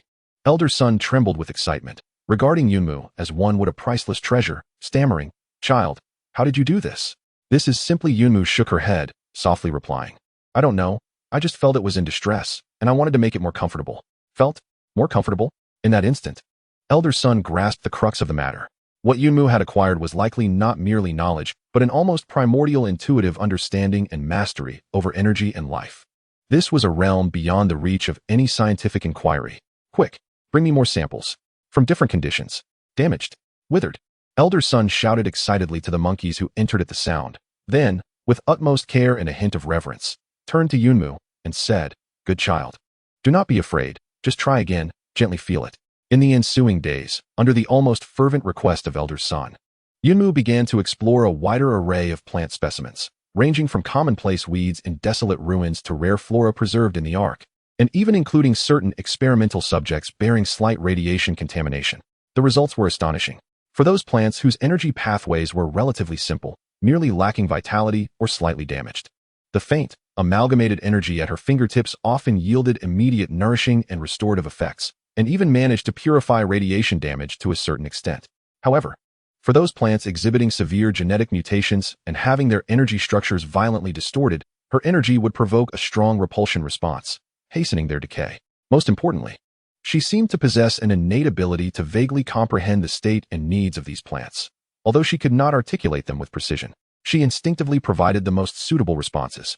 This ability was not omnipotent and was extremely taxing on her psyche. Each attempt left her remarkably fatigued. Nevertheless, it undoubtedly illuminated a novel and hopeful direction, focused on the application of life energy itself and the potential for agricultural revival. Elder Sun meticulously documented each of Yunmu's endeavors and feedback. This invaluable data was quietly altering the research direction of the Institute. One by one, the plants that had been revived through Yunmu's nurturing were carefully transplanted into newly constructed, rudimentary isolation cultivation zones, resembling tiny green stars in the darkness, bearing hopes for food self-sufficiency and ecological restoration. Throughout this process, Yunmu also gained a deeper understanding of her newly acquired senses and abilities. What had once been an entirely foreign and daunting burden began to transform into a means of connecting with the tangible world and even effecting slight changes. This alleviated a portion of the guilt and confusion that lingered in her heart. However, she remained oblivious to the fact that each time she wielded that amalgamated energy, a faint, ancient resonance, more pure and primordial than the deep crimson kiss, was quietly germinating deep within her, whispering like a dormant seed awaiting the opportune moment to break through the soil. Meanwhile, Hong, leading a reconnaissance team, had ventured far from the base, delving into the unknown and perilous wasteland. They deftly evaded the Company's patrols and dangerous mutated creatures, progressing silently yet resolutely towards the marked coordinates and the source of the signal. During a brief respite at the ruins of an abandoned communication tower, Hong activated the signal enhancement device. After a cacophony of electrical static, a faint yet markedly clearer fragment of the signal intermittently surged into the receiver. "Moon, fortress, request, assistance. Hyenas, surrounded, food, water, shortage. Repeat, can you hear me?" The voice was urgent and weary, accompanied by distant sounds of explosions and gunfire. In an instant, Hong's gaze sharpened remarkably. "Moon fortress? Hyenas? Surrounded?" The distant ripples finally revealed a blurred outline of the truth. It appears that this is not merely a trap set by the Company, but rather a survivor outpost, precariously enduring an assault. Chapter 151, Flames of War in the Southern Wilderness. The urgent pleas for assistance, coupled with the dire circumstances of food and water shortages, resonated through the fractured signals, like the whispers of the dying, emanating from the frigid receiver, interspersed with distant explosions and the sounds of gunfire, instantly tightening the nerves of Hong and his team. Moon fortress? Hyenas? Siege? These keywords hammered into Hong's mind like nails. He swiftly cross-referenced the mental map with the information stored on his USB drive. Moon Fortress is not an official designation from a bygone era. It appears to be a spontaneous name adopted by the survivors. The fact that they are capable of transmitting radio signals over a certain distance indicates that this outpost possesses a degree of organization and technical prowess, far surpassing the desperate survival state of the early sports center base. The term hyenas immediately conjured images of mercenaries and raider factions that lurked around the company's periphery. They are as greedy and ruthless as hyenas, typically engaging in unsavory tasks for the company or plundering in the wasteland. Attacking a survivor outpost of significant strength aligns perfectly with their modus operandi. The direction of the signal source roughly coincides with the coordinates of the company entrance they were tasked to scout. This could not possibly be a mere coincidence. Can we pinpoint the location more precisely? Hong inquired, lowering his voice to the team member responsible for the equipment. The team member swiftly manipulated the instruments, the dots on the screen flickering amidst a blizzard of interference. The disturbance is too strong. We can only narrow it down to a sector of mountainous terrain approximately 50 kilometers ahead. The signal source should be within that area, and it seems to be moving, or perhaps the signal transmitter itself is unstable. Moving? Is it a final struggle before being breached, or a signal of a breakout? Hong's gaze swept over the three team members behind him. This quartet was delving into unknown territory, potentially confronting an ongoing battlefield besieged by an indeterminate number of hyena factions, whose equipment remained unknown and possibly entangled with the company lurking behind the scenes. The risks were exceedingly high. Their mission was reconnaissance, not to intervene in an unfamiliar war. Yet, the desperation and urgency encapsulated in those cries for help pierced through the hearts of everyone present like a chilling needle. They had all clawed their way out from mountains of corpses and seas of blood. They understood all too well the taste of being besieged and on the brink of extinction.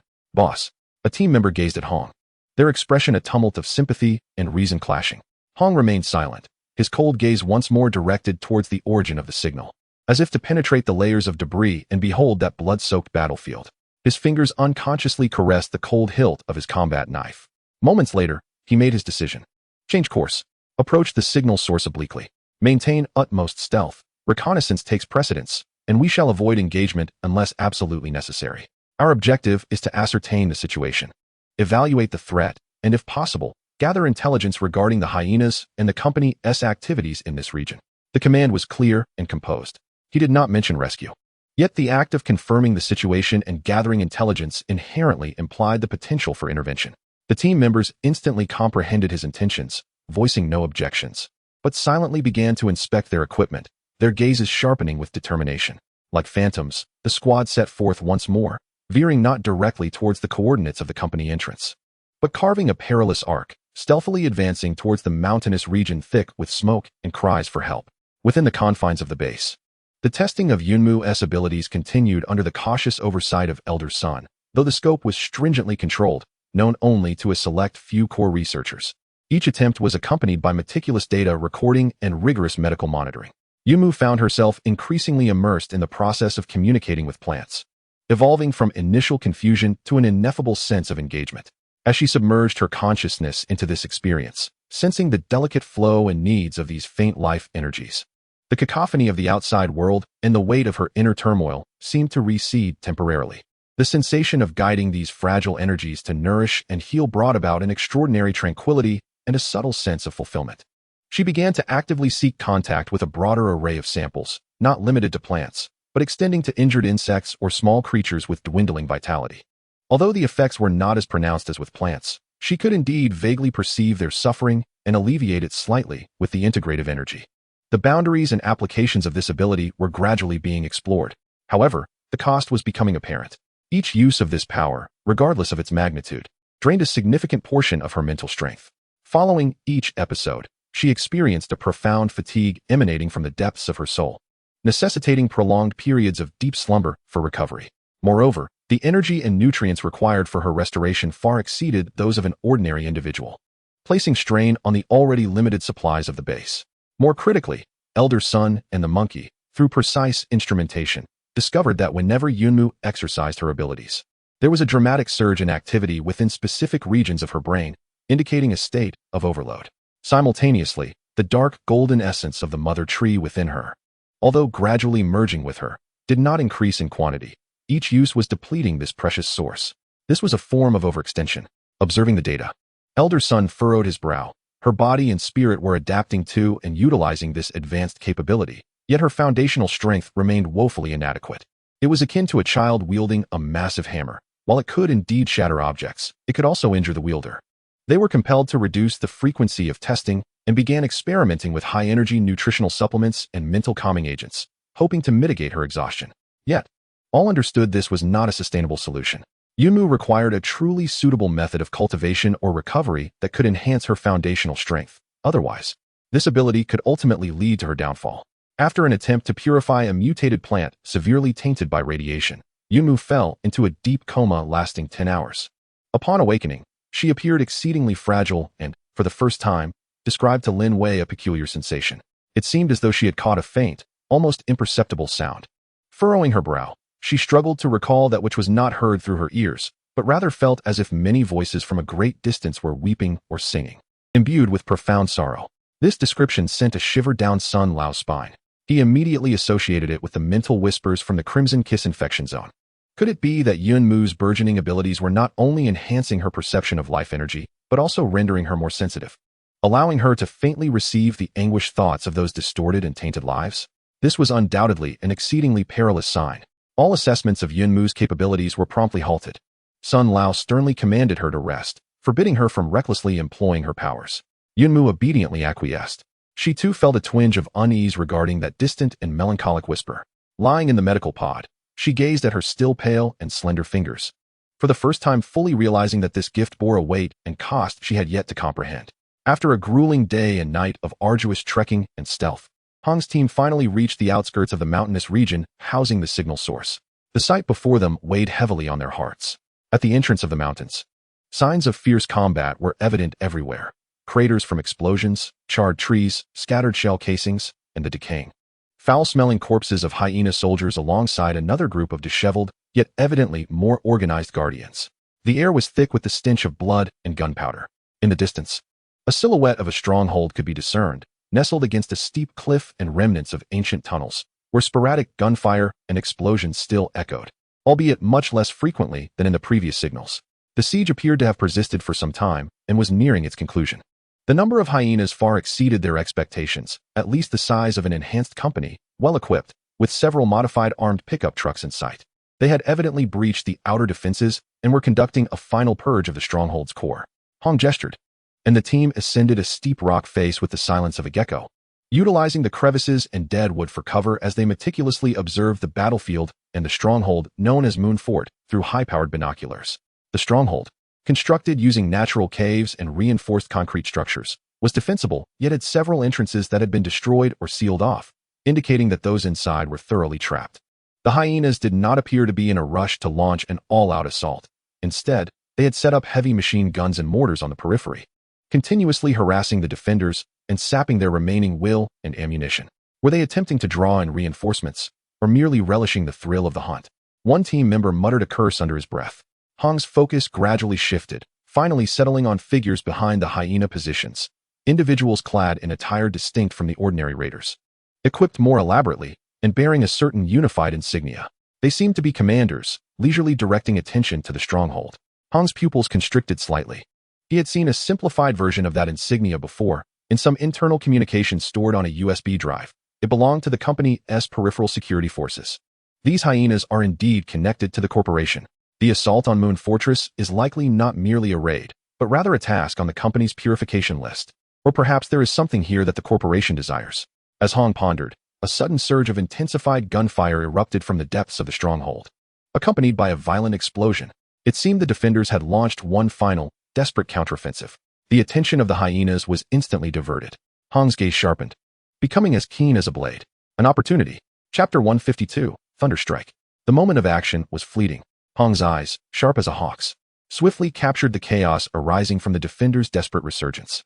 The hyenas' focus, firepower, and even the gazes of several corporate commanders were drawn to the fierce conflict erupting from deep within the stronghold. The objective was clear: create maximum chaos, delay the siege, and attempt to establish contact within the stronghold. The priority was to eliminate enemy heavy fire points and commanders. Codename, Thunderstrike. Hong's voice resonated through the encrypted internal channel, cold, concise, and unequivocal. Understood. Three team members responded almost simultaneously in hushed tones, without a hint of hesitation. Their long-standing bond forged through life and death had cultivated an unspoken and profound tacit understanding among them. The four moved like shadows pressed against the rock walls, utilizing the terrain and the battlefield's cacophony as cover, advancing with astonishing speed to infiltrate from below. Their movements were graceful and swift, each shift perfectly aligning with the enemy's blind spots. Hong's targets were clear, the heavy machine guns and mortars mounted on the modified armed pickups, as well as the uniquely attired corporate commanders. These were the crucial nodes maintaining the siege and command system. One team member, codenamed Phantom Claw, silently slipped into a sniping position away from the main front, adjusting his high-precision electromagnetic rifle, targeting potential enemy snipers or lookout posts. Another team member, Iron Shield, armed with explosives and an assault rifle, crept closer, preparing to create explosions and fire suppression from the flank once the gunfight erupted, to draw and disperse the enemy's attention. Hong and the final member, Shadow Sting, skilled in close-quarters combat and rapid strikes, advanced like two poisoned daggers, plunging into the heart of the enemy's position, where those commanders resided.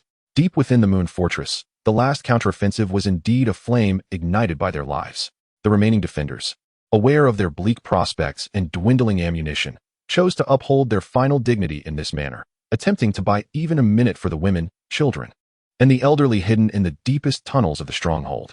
The roars, explosions, and metallic clashes echoed through the narrow tunnels, the scent of blood thick and suffocating. Every second claimed a life. Just as this desperate struggle reached its zenith, a faint yet piercing sound sliced through the periphery of the battlefield. A figure, deftly maneuvering a mortar, leisurely adjusted the angle in preparation for another barrage upon the stronghold, suddenly arched his head back, a small crimson hole appearing at his brow. His sinister grin freezing instantly. Without uttering a sound, he collapsed to the ground. Almost simultaneously, a thunderous boom erupted. Explosions ensued at two locations where ammunition was stockpiled on the flanks of the hyena stronghold. Flames soared skyward, scattering shards of metal and severed limbs, as anguished screams tore through the air. Enemy assault. From the side. There are foes to the side. Amidst the chaos, a hyena shouted in panic.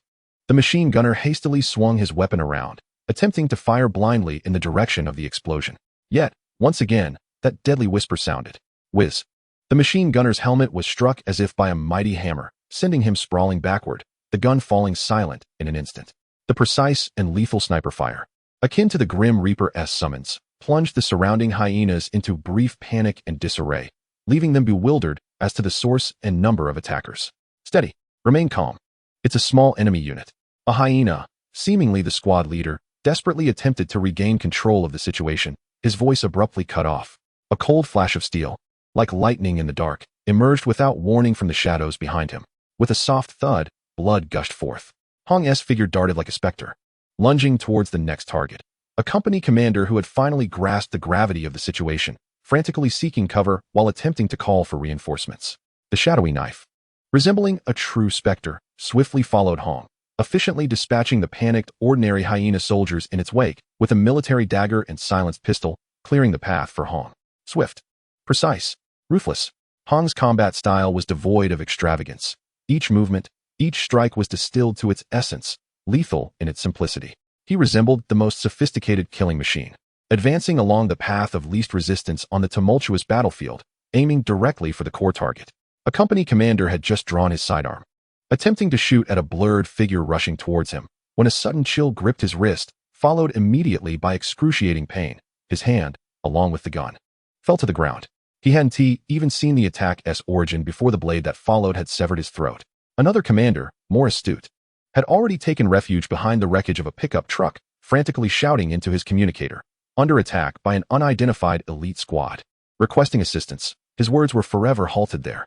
A specialized round, fired from a highly precise weapon, penetrated the fragile window and seat back of the pickup at a cunning angle, embedding itself in the back of his skull. It was the distant Phantom Claw that had executed this remarkable sniper kill. The final commander, pale as death, finally comprehended that the assailants were not mere disruptors, but a professional killing squad, their sights set squarely on the command echelon. He scrambled desperately in an attempt to blend into the throng of ordinary soldiers. Yet Hong had already locked onto his target. Like a ferocious tiger pouncing into a flock of sheep, he directly overturned several hyena soldiers attempting to impede his progress, his battle blade carving a chilling arc as he swept through them effortlessly. His speed was unparalleled, his strength overwhelming. Ordinary hyena soldiers were utterly incapable of forming an effective blockade. In the next moment, Hong's massive hand clamped around the throat of the final commander like an iron vice, yanking him forcefully from the throng. Wah! You are. The commander gasped in terror, his eyes wide with fear as he futilely struggled. Hong, devoid of any interest or time for interrogation, tightened his grip. Crack! A sharp sound echoed as the commander's body slackened. Hong carelessly discarded him to the ground, as if he were merely disposing of refuse. The entire operation, from the initiation of the assault to the elimination of the primary target, transpired in less than 3 minutes. The peripheral command structure of the hyenas and their high-value heavy fire points were virtually eradicated in an instant. The entire siege area descended into a state of chaotic disarray.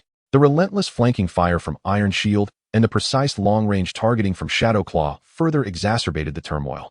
Many hyenas began to fire blindly in the direction they presumed the attack was originating from, yet they could not even catch a glimpse of their foe. Without a moment's hesitation, Hong promptly issued orders through the channel. Shadow Claw, maintain suppression. Iron Shield, Shadow Spike. Converge on me and attempt to approach the entrance of the stronghold. Be cautious in identifying allies.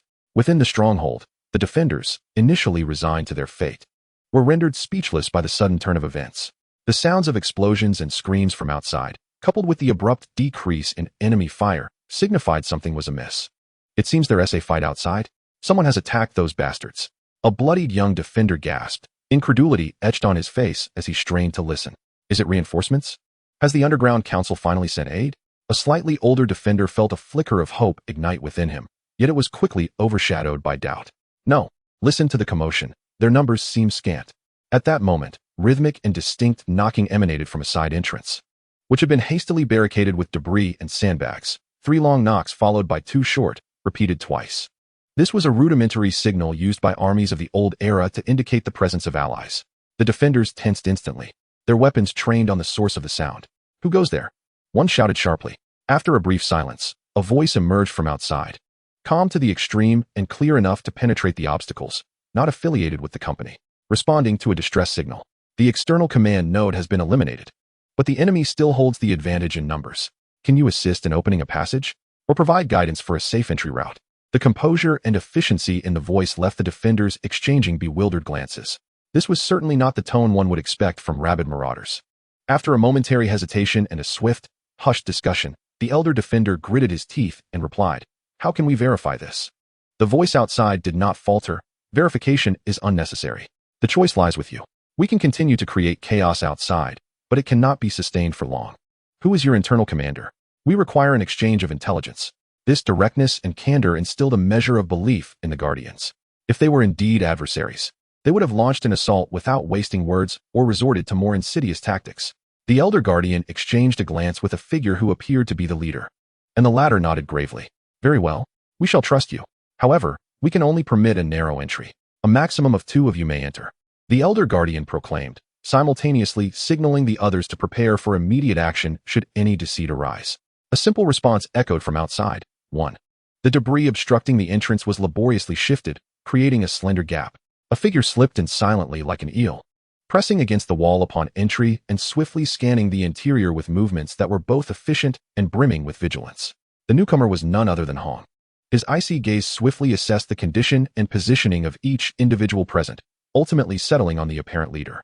Who among you is in charge? What is the situation here? Why are the hyenas attacking? Hong's questions came forth in rapid succession, devoid of pleasantries. The leader, bearing wounds yet maintaining a resolute demeanor, stepped forward and responded quickly. I am Qin Feng, the temporary head of the Moon Fortress. We are grateful for your assistance. We have 17 combat personnel and over 30 injured, with nearly 100 civilians seeking refuge in the tunnels behind us.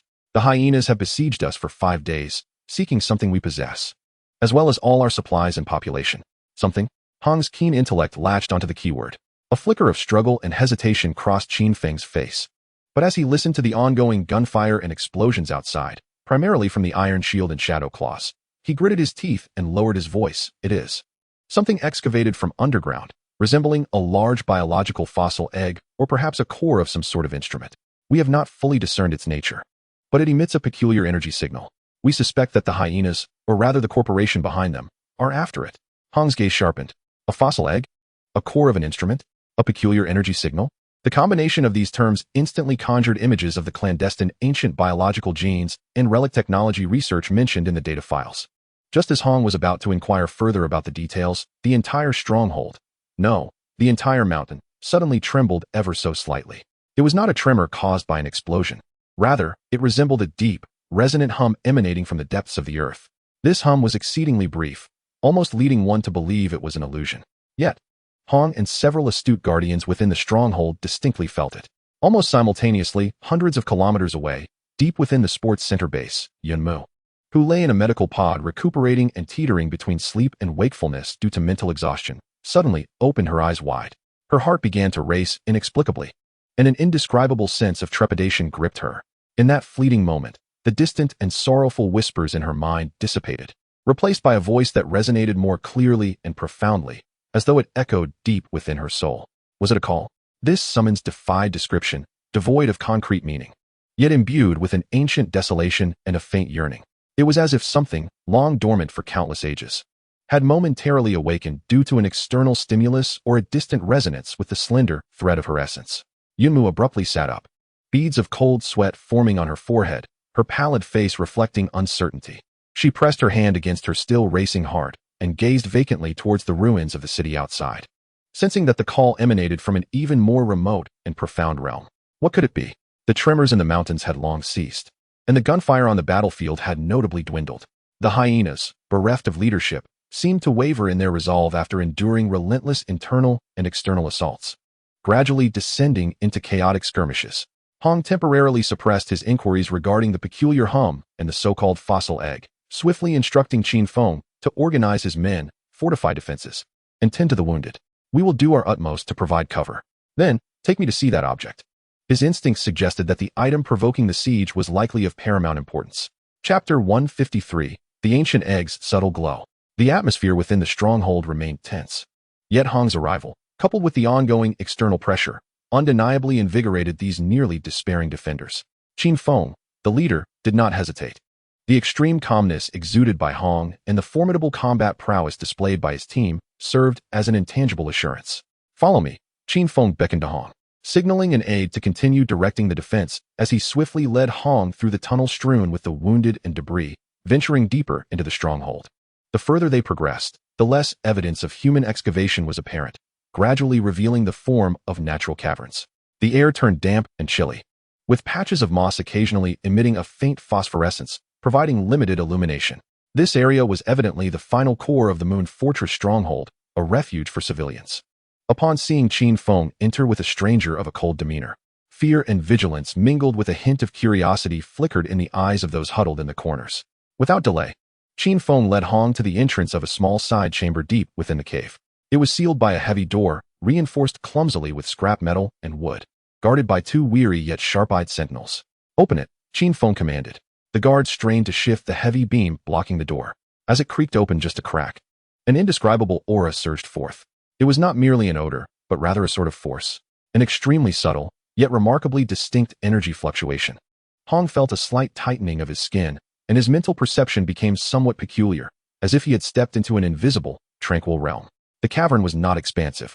At its center lay a platform that had been cleared. Upon this platform rested the enigmatic object that had ignited all disputes. Its shape indeed resembled a colossal egg.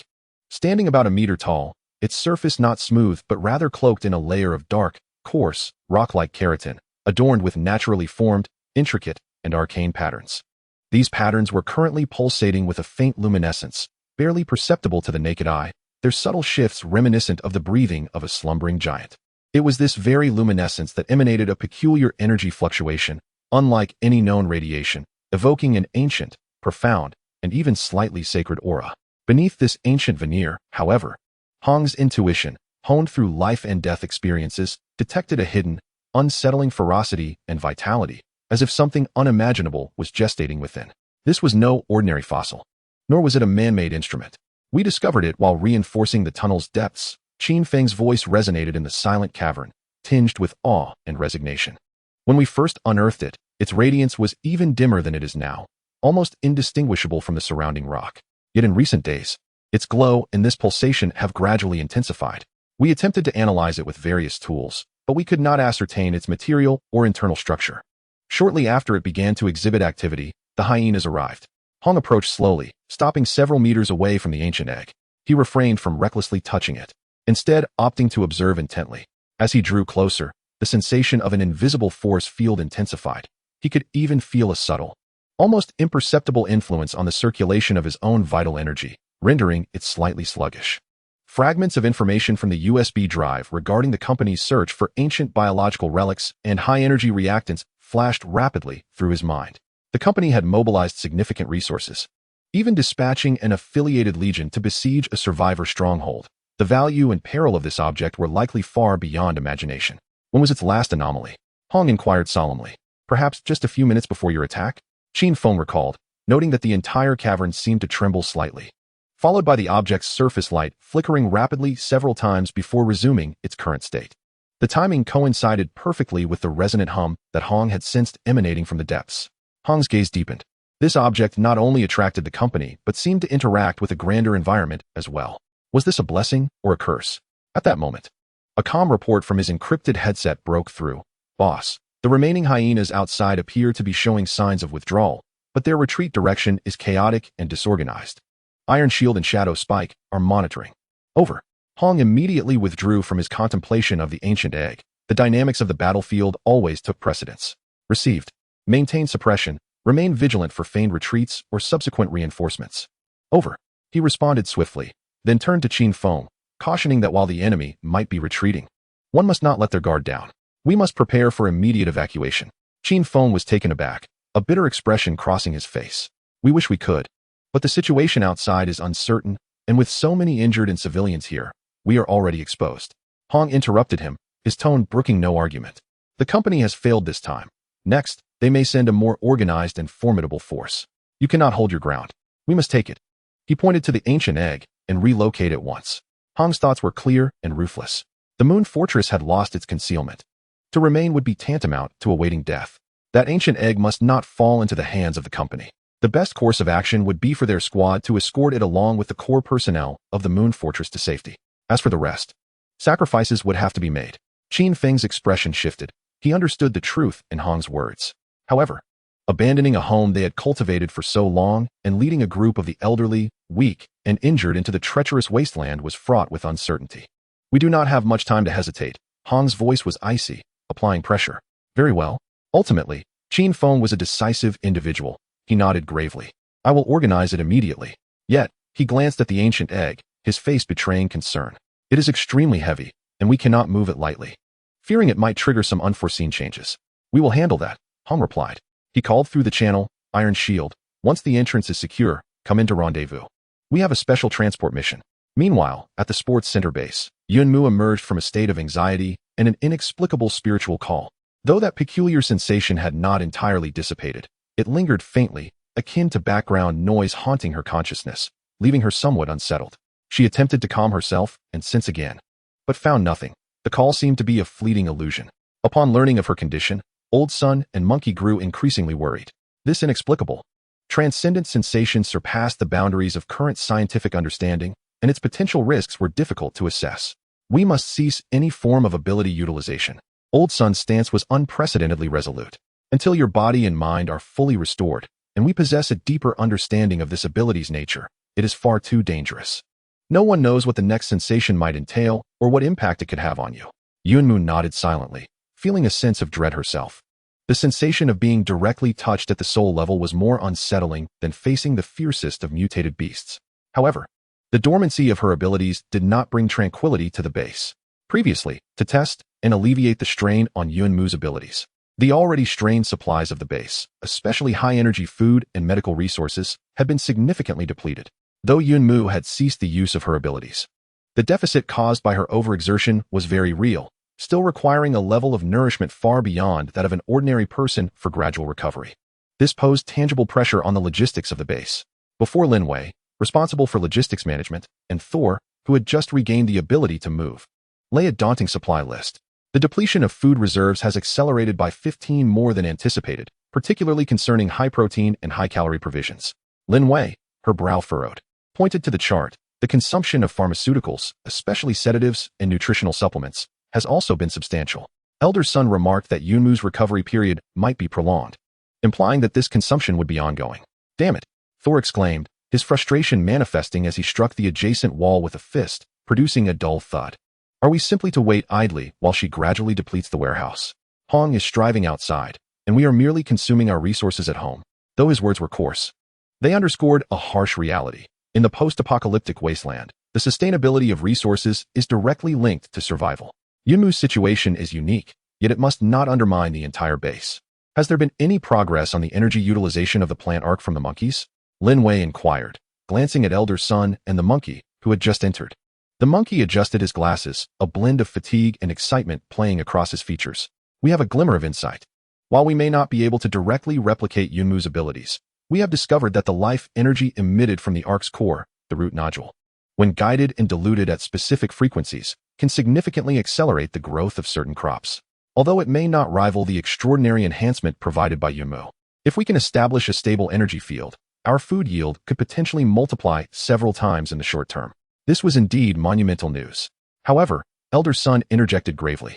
Establishing and maintaining such an energy field will require the consumption of the Ark's core energy. According to our calculations, this will exacerbate the existing issues of energy overload and structural instability within the Arkansas.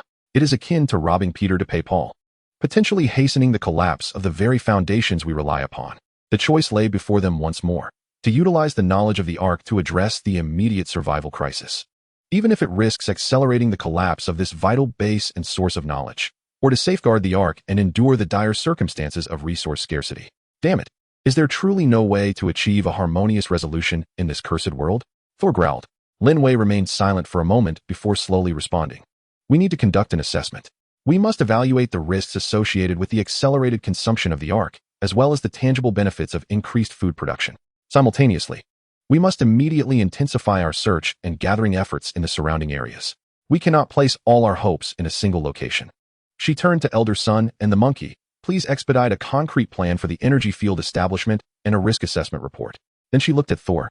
If your health permits, lead the search team, expanding the search radius, with priority given to locating food and medicine. Exercise caution.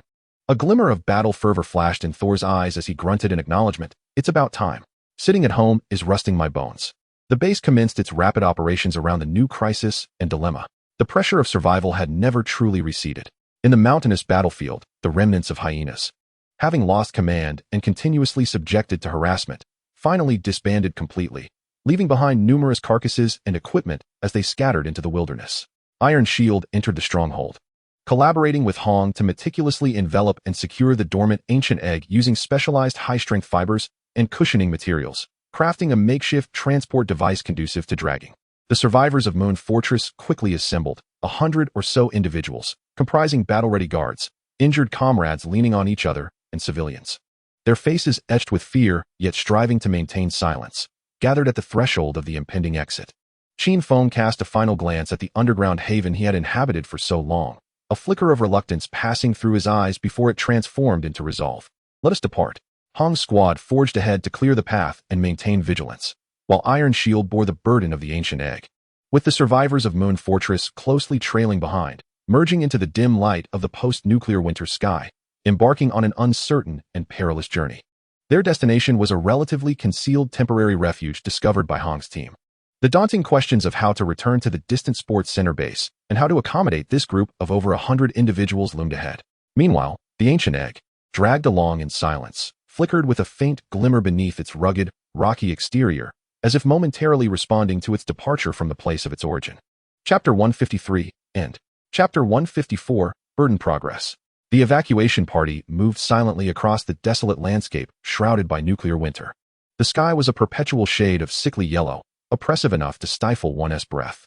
The chilling wind stirred the radioactive dust from the ground, producing a mournful sound. The group of over 100, burdened with their families and numerous injured, could barely quicken their pace. Hong's squad bore the heaviest pressure. The spectral presence of the Wraithclaw prowled within a radius of several hundred meters around the team, utilizing elevated positions and remnants of ruins to eliminate scattered minor mutated creatures drawn by their movements, while also providing early warnings of potential threats. Shadow Spike safeguarded the flanks of the group, his keen gaze scanning for any angles that might harbor danger. At the heart of the party, Iron Shield dragged the makeshift sled bearing the ancient egg, leaving deep imprints on the soft or fractured ground with each laborious step. The egg's weight exceeded expectations, and even with iron shield's enhanced physique, the effort appeared quite taxing. The presence of an invisible force field enveloped the egg, imparting a sense of mental lethargy to those who drew near, as if they bore the shadow of a great mountain. The survivors of Moon Fortress leaned on one another, silence enveloping them save for the sound of labored breathing and suppressed coughs. Children clung tightly to their guardians, their wide, frightened eyes surveying this unfamiliar and terrifying world. The injured stifled their pain, with any escaping groans swiftly silenced by knowing glances or subtle gestures from their companions. Hong led the way at the front of the group, his awareness heightened to its utmost. His cold gaze continuously scanned the horizon, the outlines of the ruins, and any potential ambush sites. The weapon in his hand remained unsheathed, poised for immediate action. Qin Feng followed closely beside Hong, striving to identify features of the surrounding terrain and recalling potential danger zones from his memory. This is a desperate march. The objective merely a small underground shelter discovered by the Hong team, located several dozen kilometers away, a relic of a bygone era. A makeshift air raid shelter that barely serves as a temporary resting point. However, this journey is akin to a prolonged torment for this weary band. Boss, at 3 o'clock. Approximately 800 meters away, on the second floor of the ruins, there is a heat signature. It appears to be a pack of mutated hyenas, numbering 7 to 8. The calm voice of Yozhua resonated through the earpiece. Continue monitoring. Maintain speed. Do not stop. Hong responded in a hushed tone. They could not provoke trouble, as every ounce of strength needed to be conserved. Fortunately, perhaps deterred by the size of the group or unsettled by the faint scent of blood emanating from the Hong team members, the scattered mutated creatures they encountered along the way mostly opted to observe rather than engage immediately. Yet, how long this stroke of luck would last remained uncertain. Meanwhile, the search team dispatched from the sports center base, under the leadership of Thunder God, was operating in a markedly different manner. Unlike the silent and oppressive atmosphere surrounding the Moon Fortress survivors, Thunder God's team resembled a drawn blade, brimming with restlessness and aggression. Leading the charge, Thunder God, though his mutations were suppressed, exuded an increasingly fierce and valiant aura. Clutching a modified, oversized machete stained with dark red blood, his gaze swept across the surrounding ruins. Not so much in search of supplies, but rather in pursuit of prey upon which to unleash his pent-up fury. Following him were 7 or 8 squad members, known for their combative spirit and willingness to take risks. They moved swiftly, communicating through brief gestures and boisterous whispers.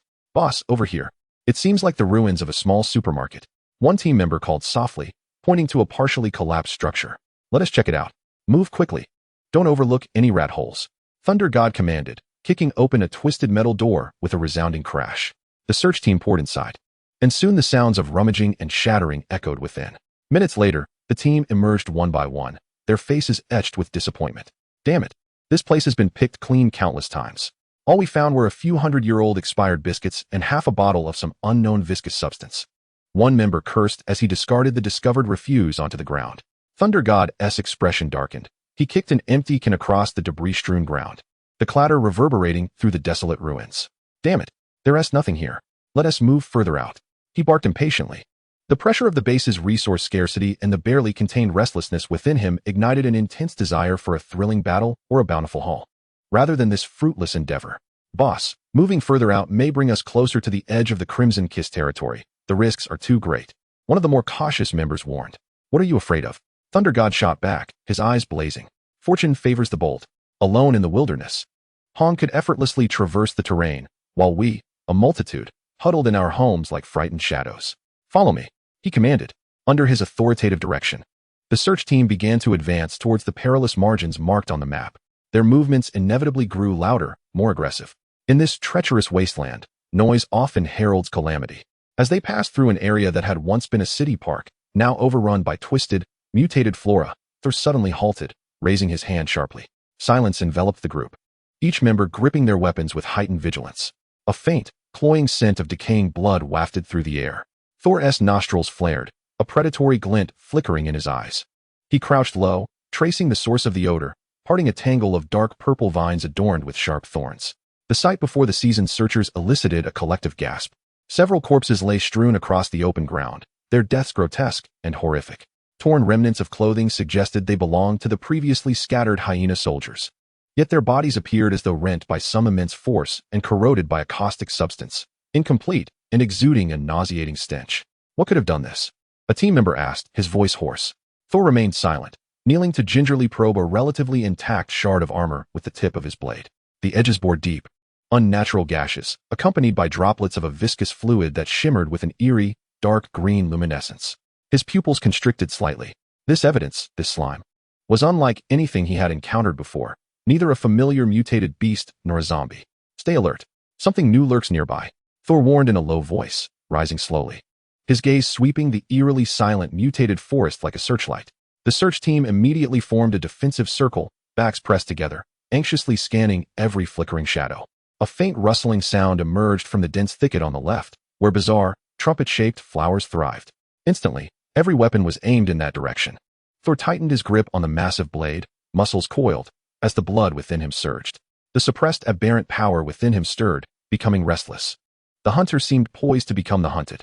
Meanwhile, within the base's medical area, Yunmu forced herself to resist the haunting call that echoed in her mind, striving to concentrate on her recovery. Yet that ethereal tremor, that subtle background noise, clung to her like a persistent parasite, difficult to dispel. She attempted to meditate using the breathing techniques taught by Elder Sun, but to little effect. Boredom and an indescribable restlessness drove her, almost instinctively, to the small plant cultivation room adjacent to the medical area. Here, various crops and research samples attempted to flourish under the base's cultivation efforts. Due to the lack of sunlight, the plants appeared wilted, relying on rudimentary grow lights to sustain their existence. Yunmu gazed at a rapidly growing lettuce with yellowing leaves, instinctively extending her hand. She did not employ her powers. Rather, she sought to imagine and feel their faint vitality, reminiscent of times gone by. However, just as her fingertips were about to brush against the wilted leaf, an unexpected transformation occurred. Without any prompting, the dormant, dark, golden energy of the mother tree within her seemed to be drawn forth by an invisible yearning, suddenly awakening and flowing through her fingertips, intertwining with the lettuce. The speed was astonishing, almost unstoppable. Startled, Yunmu attempted to retract her hand, but it was too late. The lettuce trembled violently, its yellow leaves transforming into a lush green within moments, and it began to grow frantically. It shot up, expanded, and unfurled its leaves in mere seconds. It surpassed its peers and even began to sprout abnormal flower stalks. Yet, this growth was imbued with a pathological, overdrawn frenzy. The leaves glistened unnaturally green, with ominous dark red veins faintly visible. Then, a more terrifying turn of events unfolded. Yunmu was suddenly beset by an intense wave of dizziness and weakness, far more severe than any previous exertion of her abilities. Her complexion paled to a ghostly white, and she staggered back a few steps, nearly collapsing. Meanwhile, the lettuce, having reached an astonishing size, abruptly withered, darkened, and decayed, ultimately transforming into a small puddle of black, viscous slime emitting a faint radiation and foul odor, completely lifeless. The entire process transpired in under a minute. Leaning against the cold wall, Yunmu gasped for breath, her heart racing, her eyes filled with terror and disbelief. She had not consciously invoked her powers, not even a trace. That force had surged forth on its own. Moreover, it had become so violent, so destructive.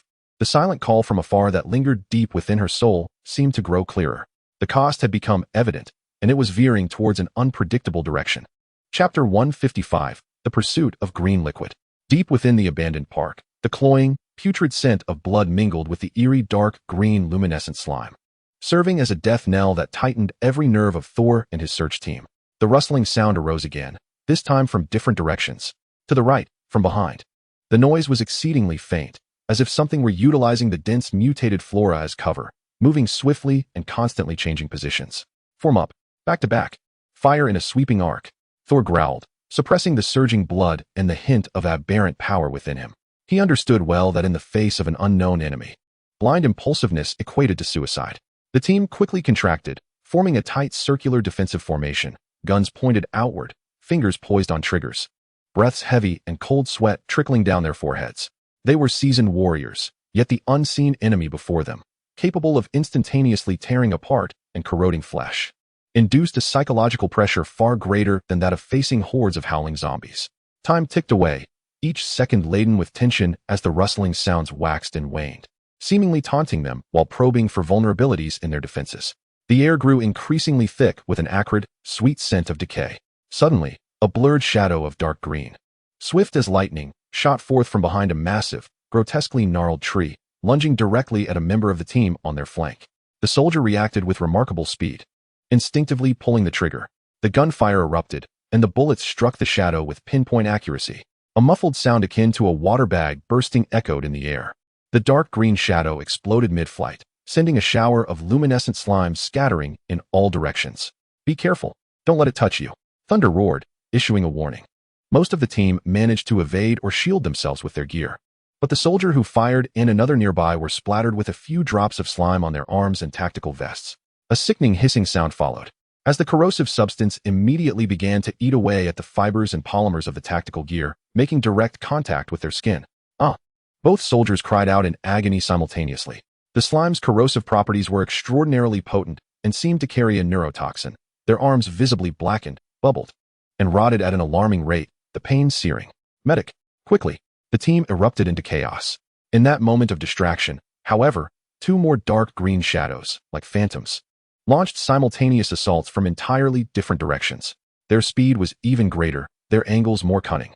Seeking death, Thunder bellowed in fury as he finally discerned the true nature of the shadows. Bizarre creatures approximately half a meter long, spindle-shaped, and covered in a slick, dark green carapace. Lacking discernible eyes and limbs, they bore only a suction cup-like mouth filled with spiral, razor-sharp teeth at one end, and a stinger dripping with slime at the other. They did not run on legs, but instead propelled themselves through explosive muscle contractions. Thunder sprang into action. In that moment, his speed reached its zenith, leaving behind a fleeting afterimage. The massive blade in his hand carved a furious arc, arriving before the shadow, striking true. Boom. The terrifying force contained within the blade cleaved the dark green creature in midair. Slime cascaded like a torrential downpour, and Thunder's aura flickered, repelling most of the goo. Yet a few drops landed on his arm and blade, sizzling ominously, though failing to penetrate his remarkably resilient skin and the protective energy surrounding it, leaving only charred marks. The other shadow was obliterated by concentrated fire from the remaining team members. Yet the assault did not cease. More rustling sounds emanated from the surroundings. Clearly, they were encircled by more than one of these grotesque beings. Do not linger. Provide alternate cover. Retreat. Quickly, back the way we came. Thor commanded decisively. The enemy's numbers and methods of attack were entirely unknown, and with two team members injured and poisoned, immediate retreat was imperative. He took it upon himself to provide cover, wielding his colossal blade with precision, shattering the two monstrous foes that dared to advance, buying precious time for his comrades. The remaining team members supported their wounded companions, unleashing a torrent of firepower to suppress any potential threats while hastily withdrawing. Those dark green creatures, displaying an unsettling intelligence, did not pursue relentlessly. After discarding 5 or 6 shattered corpses, the rustling sounds gradually faded as they retreated into the eerie depths of the jungle. The search party ran frantically until they were completely distanced from that aberrant park, only then daring to pause and catch their breath.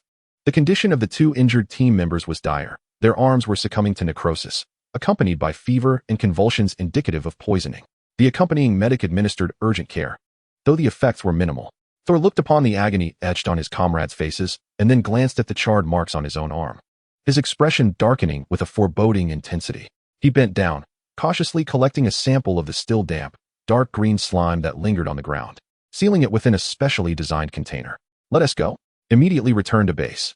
His voice was hoarse, laden with suppressed rage and dread.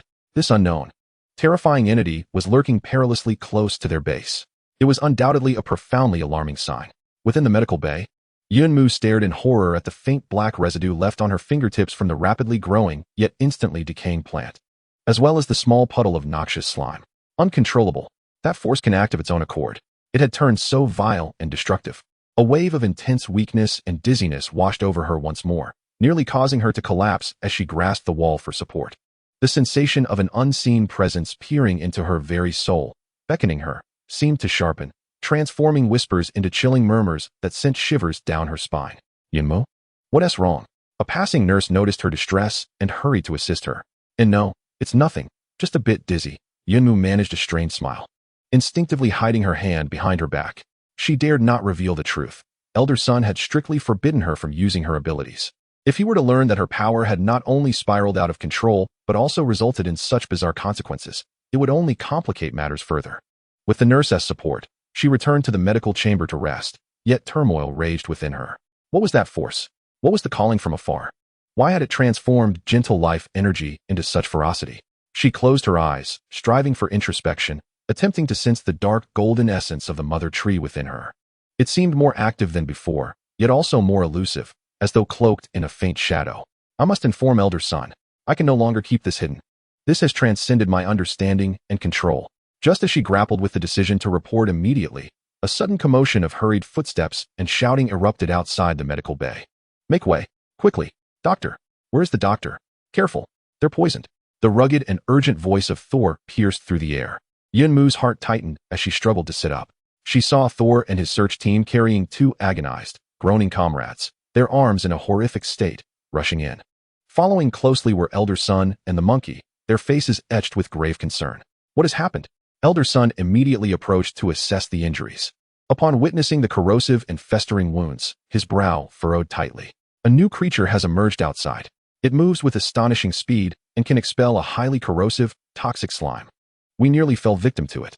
Thor spoke rapidly, succinctly outlining the encounter and producing a sealed vial containing the viscous substance. This is the creature's bodily fluid. Everyone's attention was instantly captivated by the sudden threat and the dire condition of the injured. The medical area became a flurry of activity and tension. Yunmu gazed at the dark green slime sample, feeling once again the restless surge of her own primordial power within, a strong sense of foreboding gripping her. The crises from within and without seemed to resonate in an eerie symphony at that moment. She quietly withdrew her hand, temporarily suppressing the fear that had arisen uncontrollably. Clearly, this was not the right moment to report her own condition. In the distant mountains, the relief team led by Hong had endured hours of arduous travel, finally reaching a makeshift refuge, an abandoned air raid shelter long forgotten. The entrance was half hidden by collapsed earth and vegetation, the interior dark and damp, exuding a heavy smell of mildew and the essence of a beast's den. Hong's team entered first, swiftly clearing out several lurking irradiated rats and dangerous insects. Only after confirming the absence of further threats did they allow the weary survivors from the Moon Fortress to enter. People nearly collapsed to the ground, their relief at having survived soon replaced by the coldness of reality. Darkness, crowding, chill, hunger, and the groans of the injured all served as stark reminders of their dire situation. Hong assigned Yuzhua and Ing Ci to set up lookout posts in concealed areas at the entrance, while Tai Dun carefully placed the heavy, ominously pulsating ancient egg in the deepest corner of the cave, covering it with canvas to minimize its impact on the others. Qin Feng mustered his spirits, organizing those still able to move to account for supplies, distributing the limited clean water and food, and assisting the medical personnel in caring for the injured. Hong stepped to the entrance, gazing at the dimly lit sky and desolate land, attempting to contact the base through secure channels, but was met only with static. The distance and the complex terrain severely hampered communication. They were temporarily safe, but it was merely a fleeting respite. Over 100 mouths needed sustenance. The injured required medication. Potential pursuers from the company loomed, and the ancient egg, exuding an ominous aura, remained. Hong's gaze swept over the people huddled together in fear and numbness, finally resting upon the bulge covered by the canvas. He approached the ancient egg and lifted a corner of the fabric. The rough surface of the eggshell, adorned with arcane patterns, emitted a faint glow that pulsed slowly, breathing in and out like a living entity. Suddenly, Hong noticed that amidst the originally dull patterns, there seemed to be exceedingly fine, almost hair-thin dark green lines, faintly pulsating like veins. Was it an illusion? Or was it something more? He abruptly recalled what Qin Feng, the leader of the Moon Fortress, had remarked about the ancient egg becoming increasingly active. An unsettling anxiety, far deeper than facing a myriad of adversaries, quietly seized Hong's heart. This object unearthed from the depths may indeed be the greatest trouble of all. Chapter 156, Choices and Sacrifices. Within the air raid shelter, the oppressive sounds of suppressed sobs intertwined with the groans of the wounded. The survivors of the Moon Fortress huddled in the cold, damp environment, their limited supplies and despairing emotions spreading like wildfire. Hong stood at the entrance, gazing at the communication device in his hand, still unable to connect with the base, his expression as somber as the depths of the sea. Qin Feng approached, dragging his weary body, his voice hoarse. Captain Hong, our medical supplies, especially antibiotics and painkillers, are nearly depleted. 2 of the critically injured are deteriorating, and we have enough food for at most 2 more days. Hong's gaze swept over the numb or pained faces within the shelter, finally resting on the ancient egg covered by a canvas. It was akin to a silent vortex, perpetually emitting an unsettling force that even made his heart flutter uneasily. Carrying it felt like holding a ticking time bomb, slowing their progress and making their aim painfully obvious. Yet, without it, we must make a choice. Hong's voice was cold and unwavering. Divert the troops. I will take the iron shield and the ancient egg. following a different route to draw away any potential pursuers. You, along with the remaining members, will be assisted by the shadow claws and shadow darts. And make haste to this coordinate. He handed Qin Feng a rudimentary hand-drawn map, indicating a more remote mountainous area where an abandoned observation post could provide temporary refuge. Qin Feng's expression shifted. This is too dangerous. There are only two of you. This is the optimal solution, Hong interrupted, his tone leaving no room for debate. Its target is too significant. He gestured towards the ancient egg. Splitting up increases your chances of survival. We will attempt to create traces to draw attention away. It was a cruel logic of survival, sacrificing a few at high risk to ensure the greater chance of survival for the many. Qin Feng gazed into Hong's unflinching eyes. Understanding that any plea would be futile, he nodded heavily. Within the base, the atmosphere was equally tense. The dark green slime sample brought back by Thunder God underwent urgent analysis by Old Sun and Monkey, revealing shocking results. It was a highly active, aggressively invasive biological substance with unknown genetic coding. Not only could it corrode flesh, but it also appeared to interfere with the life energy field to a certain extent, diverging significantly from the mutation pathways derived from the RR virus. It resembled, rather, a biological weapon that had been meticulously designed, or, one might say, highly specialized through evolution. This entity bore partial resemblance to the low-level units of the devouring insect race from ancient times, sealed away in the records of the Ark. Monkey pointed at the magnified analysis of the slime structure on the screen, his voice trembling slightly. Insect race. Lin Wei gasped. Even the mere mention of this name conjured images of destruction and calamity. These are merely inferior units, and their characteristics are not entirely consistent. They may simply be offshoots or products mutated by similar influences. Elder Sun added, yet his brow remained furrowed. Regardless, this confirms that a new and exceedingly dangerous threat has emerged on the periphery of the base. The search operation must be halted immediately, and the defensive measures of the base must be reinforced. Meanwhile, within the medical area, Yun Mu's condition was deteriorating rapidly. The dark golden source energy within her became increasingly restless, despite her efforts to suppress it. The occasional faint aura that leaked out caused the nearby plants to exhibit brief episodes of abnormal growth or wilting. The sense of a distant call grew stronger, transforming from a vague whisper into a clear, urgent pull, directing her attention westward. Worse still, she began to experience fleeting moments of disorientation, as if her soul was attempting to detach from her body, forcibly drawn away by that beckoning. Her body was visibly withering at an alarming rate, and her vital signs became exceedingly unstable. This cannot wait any longer. After assessing Yun Mu's condition, Elder Sun's face was graver than ever. Her life essence was being forcibly extracted and resonated with some external force. This connection must be severed immediately. The only hope may reside within the core of the Plant Ark. Only there, amidst the immense and pure life energy, could her state possibly be stabilized and the external disturbances isolated. However, activating the Ark's core entails a significant risk of hastening its collapse. Is there truly no other way? Lin Wei asked anxiously. Elder Sun shook his head solemnly. Her time is running out. I suspect that the distant call may be related to the mutated insectoids that the Thunder God and his team encountered, or even the ancient egg that Hong is currently dealing with. This involves a chain reaction of higher dimensional life energy that we cannot comprehend. Yun Mu's abilities and source energy have made her the pivotal node in this reaction. Should they sacrifice the Ark to save Yun Mu? Or preserve the Ark and watch helplessly as she is drained by an unknown entity? This was a decision more brutal than the one Hong faced. The Ark is the foundation of the base, a crucial source of knowledge and hope for the future. Yun Mu is a companion, the Green Emperor, and a spiritual symbol of the future HR alliance. All eyes turned to Lin Wei and the Thunder God, who were temporarily in charge of the base's decisions. The Thunder God slammed his fist against the wall, his eyes blazing red, the aberrant power within him teetering on the edge of chaos due to his emotional turmoil. An abnormal red glow surfacing beneath his skin. Damn it, it's just a broken Ark. We can find another. But if a life is lost, it is truly gone. I will activate the core. Lin Wei closed her eyes, took a deep breath, and when she opened them again, her gaze was resolute. Elder Sun, Monkey, prepare to initiate the life support protocol for the Ark's core. All non-essential personnel, evacuate the core area. We will save Yun Mu. In the dimly lit air raid shelter, Hong and Iron Shield were ready to depart. The ancient egg was secured once more, tightly covered. Just as Hong was about to give the order to set off, a powerful and invisible will surged through the entire realm, akin to a tsunami. It was not a physical impact, but a direct influence upon the soul's essence of all beings endowed with a certain degree of spiritual perception. Hong suddenly pressed his forehead, feeling as though his brain had been struck by a heavy hammer, accompanied by a violent wave of dizziness. The vital energy coursing through his body was thrown into disarray in an instant. Tai Dun let out a muffled groan, half kneeling on the ground, his face ashen. All the survivors within the moon fortress, whether awake or asleep, inexplicably felt a sudden pang of trepidation and fear, as though some supreme entity had awakened and cast a detached glance upon them. This sensation arrived swiftly and departed just as quickly. Yet the shock it left behind was profoundly deep.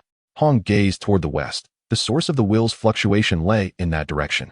Simultaneously, the canvas covering the ancient egg stirred without wind, and the energy waves emanating from beneath it suddenly became fierce and vibrant, as if responding to that distant call. Go. Immediately, Hong commanded without hesitation, and with Tai Dun laboring under the weight of the heavy ancient egg, they resolutely plunged into the deeper darkness beyond the cave, heading toward a direction starkly different from the evacuation route of the Moon Fortress survivors. He understood that what he was dragging was not merely an object, but rather the very epicenter of a storm, deep within the base. In the core area of the botanical ark, a massive, pulsating root nodule emitted an unprecedented emerald glow, with vast life energy being forcibly harnessed and directed into the cloud wood lying upon the central platform. The cloud wood curled in agony, its skin exhibiting dark golden patterns interweaving chaotically with the vibrant green energy, clashing violently. The distant call became distorted and blurred due to the infusion of this powerful life energy, yet it did not vanish. Instead, it bore a sense of provocation and perhaps even anger. Energy output stable. Vital signs of the cloud would temporarily stabilized. The monkey observed the data screen, reporting loudly, albeit with uncertainty. Elder Sun watched the rapidly descending values on the energy gauge and the minute cracks appearing on the surface of the root nodule. His heart sinking to the depths of despair. They had activated the ark's core, temporarily preserving the cloud wood, but for how long?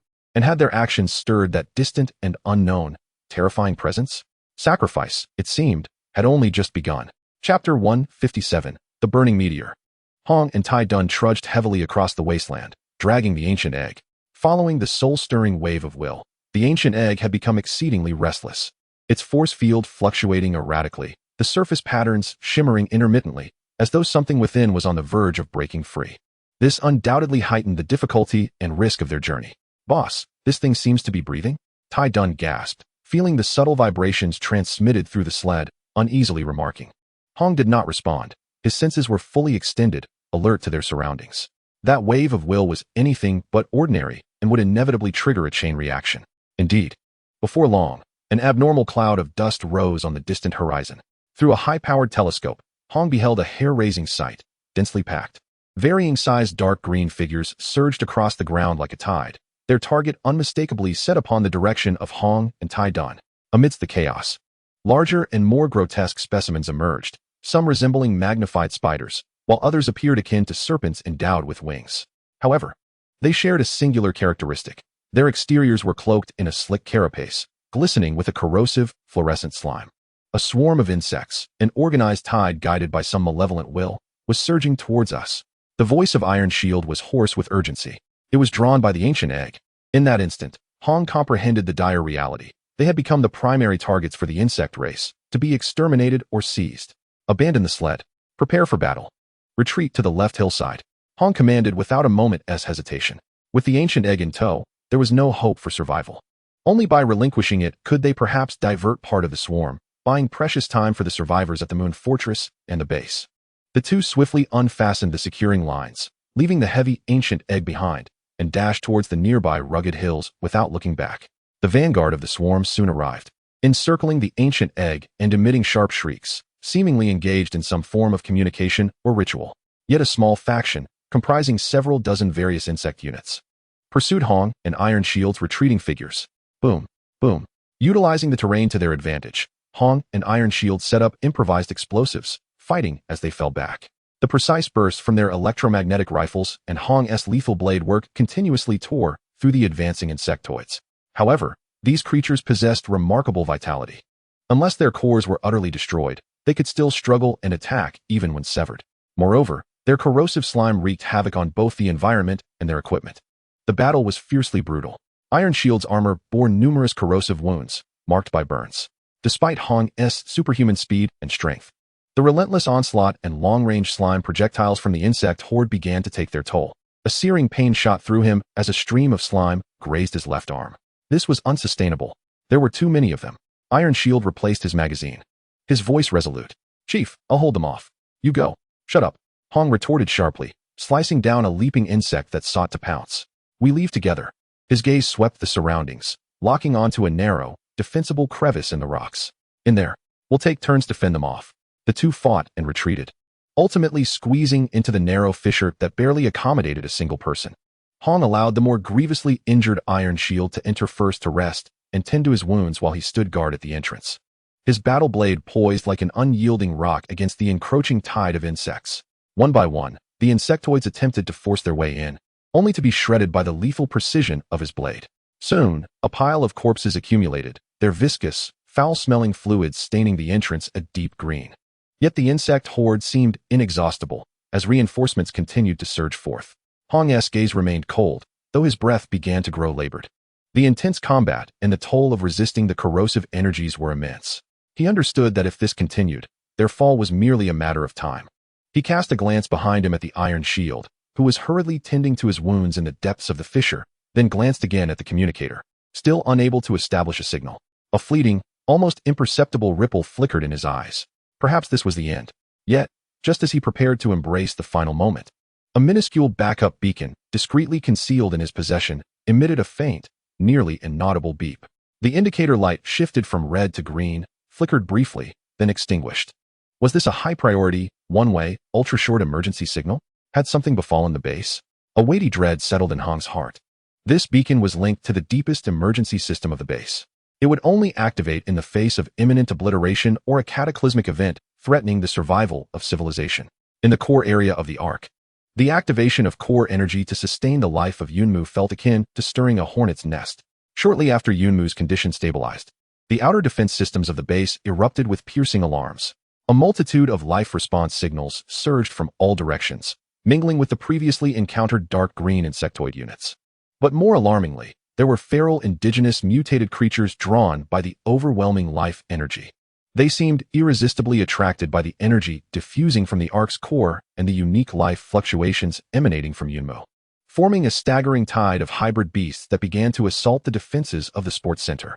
The defense forces were fully deployed, heavy fire points activated, energy shields overloaded by 35. The outer barbed wire was breached. The eastern B zone requested reinforcements. Large mutated entities spotted. The communication channels were filled with frantic shouts and the sounds of explosions. Thor roared as he commanded the battle, personally charging into the fray. With each swing of his colossal blade, he unleashed the fury of thunder and wind, cleaving through the oncoming mutated beasts and insectoids. Yet his individual valor felt minuscule against the tide of enemies. Lin Wei, stationed at the command center, stared pallidly at the monitoring screens, where defenses were being breached and the defending forces were retreating. The armed forces of the base were simply insufficient to withstand such an onslaught. How much longer could the Ark's core energy output sustain itself? Her voice, hoarse with tension, inquired of Monkey. At most, 30 minutes. The core structure is collapsing rapidly. Monkey replied despairingly, watching the incessant red alerts flashing on the screen. 30 minutes. The base might not even endure 10. Lying on the core platform, Yunmu seemed to sense the brutality of the external conflict and the dire predicament of the base. Her eyelashes trembled violently, and even in a state of deep stabilization, tears streamed down her cheeks. The dark golden essence within her clashed and fused with the Ark's verdant energy.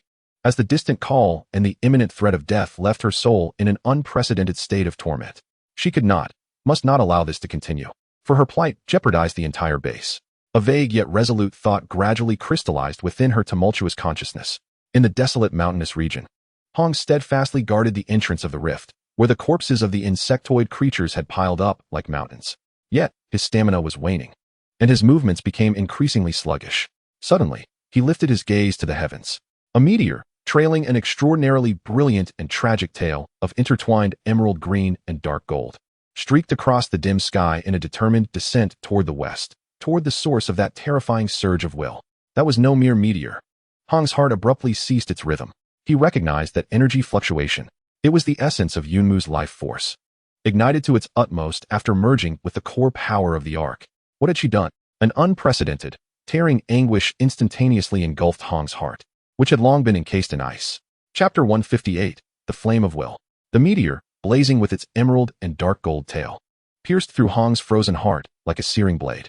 He distinctly felt that familiar yet foreign energy fluctuation, the the primal essence of Yunmu's life, intertwined with the Ark's formidable vitality, burning in an irretrievable frenzy. No, a suppressed roar, as if summoned from the depths of his soul, escaped from Hong's throat. He had never lost composure like this. The calm rationality he had always maintained was shattered in an instant by that resolute breath of death. Almost simultaneously, the small beacon in his arms trembled once more, delivering an extremely brief, heavily distorted fragment of encrypted information. Mu, ultimate verbal spirit, target, insectoid mother nest, coordinates. The message abruptly ceased. Everything became clear. Yunmu had chosen to sacrifice herself, igniting her life force and harnessing the power of the Ark to strike directly at the heart of the matter. She aimed for the source of that distant willful surge, the core of the insectoids, their mother nest. The crisis at the base, their predicament. All the roots of this turmoil pointed there. Go. Hong whirled around abruptly, seizing the iron shield, which had momentarily frozen in response to his actions. His voice, hoarse yet imbued with unprecedented resolve, commanded, to that coordinate. Quickly, he paid no heed to the remaining insectoids behind him. It felt as if some shackles within him had shattered, unleashing a more refined, colder, and more domineering essence in a thunderous explosion. His blood surged like a mighty river, and his speed soared to its zenith, even leaving faint afterimages in the air. The iron shield gritted his teeth, desperately keeping up. In that moment, Hong transcended. Driven by the overwhelming emotional surge and the conviction to protect, his path as a warrior ascended to a new realm. On the periphery of the base, Thor, battling fiercely, also beheld that defiant meteor. The massive blade in his hand halted abruptly, the slicing motion frozen in midair. He too sensed that familiar yet disquieting essence.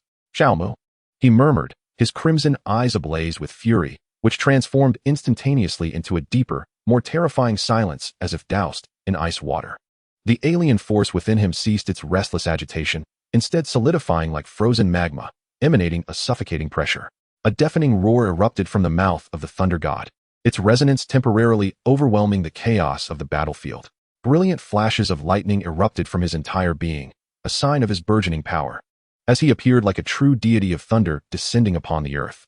With each swing of his colossal blade, arcs of lightning shot forth, incinerating all in their path, be they mutated beasts or insectoid hordes, reducing them to mere ash. The anguish and will to protect stirred the deepest potential within the thunder god, shattering the shackles that bound him. He howled in fury, abandoning his defensive stance, transforming into a frenzied arrow, charging toward the heart of the beast tide. He aimed to pierce through this chaos, to reach his brothers, to fulfill the unfinished business of Yunmu. To the west, deep within an ancient ruin concealed beneath a vast chasm, the atmosphere was not as one might envision. Darkness was replaced by an eerie, pulsating, dark crimson glow, reminiscent of the inner walls of a living organ. The air was thick with an overwhelming scent of organic matter, sweet yet foul.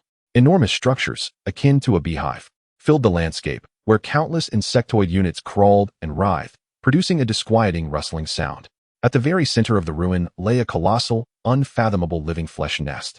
As monumental as a mountain, its surface was riddled with thick, pulsating veins and continuously opening and closing orifices, from which viscous fluids flowed. This was the lair of the insectoid queen, the source of the terrifying will that had once engulfed the world. At this moment, the queen sensed an imminent and lethal threat approaching swiftly. Her massive form began to writhe violently, emitting a low, thunderous growl. Countless formidable guardian insectoids surged from the nest's openings, converging in the air and on the ground to form a line of deathly defense. Just then, a resounding explosion occurred. A blazing meteor tore through the rocky layers above the chasm, propelled by an unstoppable momentum, crashing into the very heart of this insectoid sanctum. Emerald and dark gold light erupted in a cataclysmic explosion, illuminating the entire dim ruin like a supernova. Wherever the light reached, lesser insectoids melted away as if cast into the searing sun. Even the powerful guardian insectoids emitted cries of agony, their movements sluggish and hindered. At the core of this brilliance, the figure of Yunmu flickered in and out of focus. She hovered in midair, her eyes closed, her complexion as pale as parchment, yet radiating an aura of sanctity and tragic grandeur.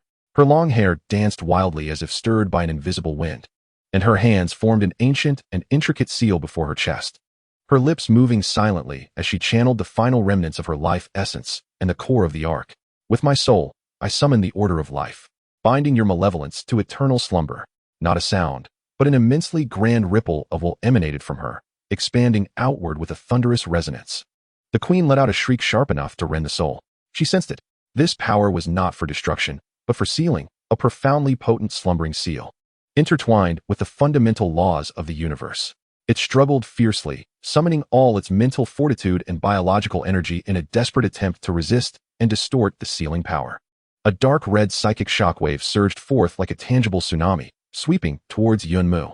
Concurrently, the remaining and most formidable Zerg guardians, driven to madness, disregarded their own injuries and charged towards the core of light, intent on interrupting Yunmu's incantation. Her body trembled violently, blood oozing from her 7 orifices, as she burned her life force to unleash the ultimate incantation, battling against the frenzied counterattack of the mother nest. Each passing second hastened her demise. Yet her hands, forming the seals, remained as steadfast as a mountain, the emanating waves of will unwaveringly enveloping the colossal mother nest. Faster, Hong roared, his figure transforming into a streak of light through the complex fissured passage, having long since cast aside his iron shield. He could distinctly sense the terrifying energy waves colliding ahead, one filled with the tragic grandeur of life and the might of order, while the other embodied pure chaos, greed, and destruction. He finally burst forth from the passage, witnessing a scene that would be etched in his memory for eternity, before the massive, pulsating horror of the flesh nest. Yunmu's diminutive figure hovered in the air, shrouded in verdant and dark golden light, akin to a moth drawn to a flame or a descending deity. Countless grotesque Zerg surged towards her like an unrelenting tide, while her aura waned at a visibly alarming rate. Stop them! Hong's eyes widened, filled with fury, and without a moment's hesitation, his battle blade erupted with an unprecedented icy gleam, slicing into the swarm like a whirlwind. His strikes were swifter, more ruthless, and colder than ever. Each cut contained the immense power of his breakthrough and the ultimate understanding of his martial path, sending severed limbs of the Zerg flying in all directions. But there were too many Zerg. Moreover, the residual psychic shockwaves from the mother nest continued to assail him, causing his soul to ache and his movements to falter, just as Hong found himself in a grueling struggle. Realizing he could not entirely prevent the Zerg from approaching Yunmu, Hong, I am coming. A furious roar echoed from another passage. Immediately after, a figure, entwined with blinding lightning, charged into the swarm like an uncontrollable war chariot. It was the Thunder God. He was drenched in blood, having endured countless battles, and had finally arrived. His massive blade, infused with the tempestuous power of thunder, unleashed a thunderous roar with each swing, incinerating vast swathes of Zerg or shattering them outright. His combat style was grand and sweeping, perfectly complementing Hong's precise lethality. Protect Little Mo. Leave these pests to me, the Thunder God bellowed, willingly bearing the majority of the frontal pressure, clearing a path for Hong to approach Yunmu. The two brothers, without the need for words, reached an unparalleled synergy in that moment. One like ice, the other like fire, they forged a formidable barrier, staunchly standing between Yunmu and the sea of Zerg. Their valiant struggle bought Yunmu the most crucial time. With a sudden burst, her tightly shut eyes flew open, devoid of pupils, replaced only by a pure and radiant golden-green light. Seal. The final manifestation of the linguistic spirit descended like the ultimate hammer of judgment, striking forcefully upon the core of the frantic and struggling hive. The hive, with a body as imposing as a mountain, suddenly stiffened, emitting a last, silent howl of unwillingness. Imbued with profound malice, its pulsating veins dimmed rapidly. The openings that once breathed life solidified and sealed, as the pervasive crimson glow receded like a retreating tide, ultimately extinguishing into oblivion. The entire relic succumbed to an eerie silence. The hive stood still, transformed into a colossal, lifeless stone sculpture, motionless and silent. All units of the insectoid swarm simultaneously lost their vitality, akin to machines severed from their power supply, standing rigidly before collapsing to the ground, never to move again. The eternal slumber seal had been successfully enacted. The floating figure of Yunjin, surrounded by a glow akin to a flickering candle in the wind, swiftly dissipated. She cast a final glance at the two battered figures below, who had fought valiantly for her, their bodies marred with wounds. A faint, serene smile graced her lips. Then, her form shattered like fragile glass, transforming into countless twinkling emerald golden motes, gradually dispersing into the air without leaving a trace. Consumed entirely, both body and soul extinguished. The massive blade in the hands of the Thunder God fell with a clang to the ground. He stood, dazed, staring at the spot where Yunjin had vanished, his robust frame trembling slightly, his crimson eyes quickly glazing over with tears. Hong maintained his stance, poised to strike, frozen in place. His expression remained icy. Yet his tightly clenched grip on the hilt, with knuckles turning white, betrayed the tumult within him. In the stillness of the relic, only the heavy breaths of the two men lingered, accompanied by the profound silence of the colossal hive. Chapter 159, the legend concludes. Yunjin's sacrifice shone like the most brilliant meteor streaking across the interminable darkness of a nuclear winter. Though fleeting, it illuminated the path for the survival of human civilization. The insectoid hive was successfully sealed, and its control over the swarm disintegrated into chaos, gradually falling apart. The hybrid beast tide that had engulfed the base was, after losing its primary driving force and source of threat, painstakingly repelled by the human defenders. Though the sports center base suffered significant losses, with most of its defensive structures in ruins, it ultimately preserved this hard-won ember of civilization. Hong and the Thunder God returned to the base bearing the heavy news and the now dormant ancient egg, which had lost all vitality and transformed into a true, hard stone after the sealing of the hive. When the news of Yunjin's sacrifice spread, the entire base was engulfed in profound sorrow. The gentle and resilient Qingdi, who had fostered hope in dire straits and quietly upheld everything from behind, had transformed into starlight for all. Lin Wei was reduced to tears. Old Sun appeared to age a decade overnight, and the monkeys silently organized Yunjin's research notes and data.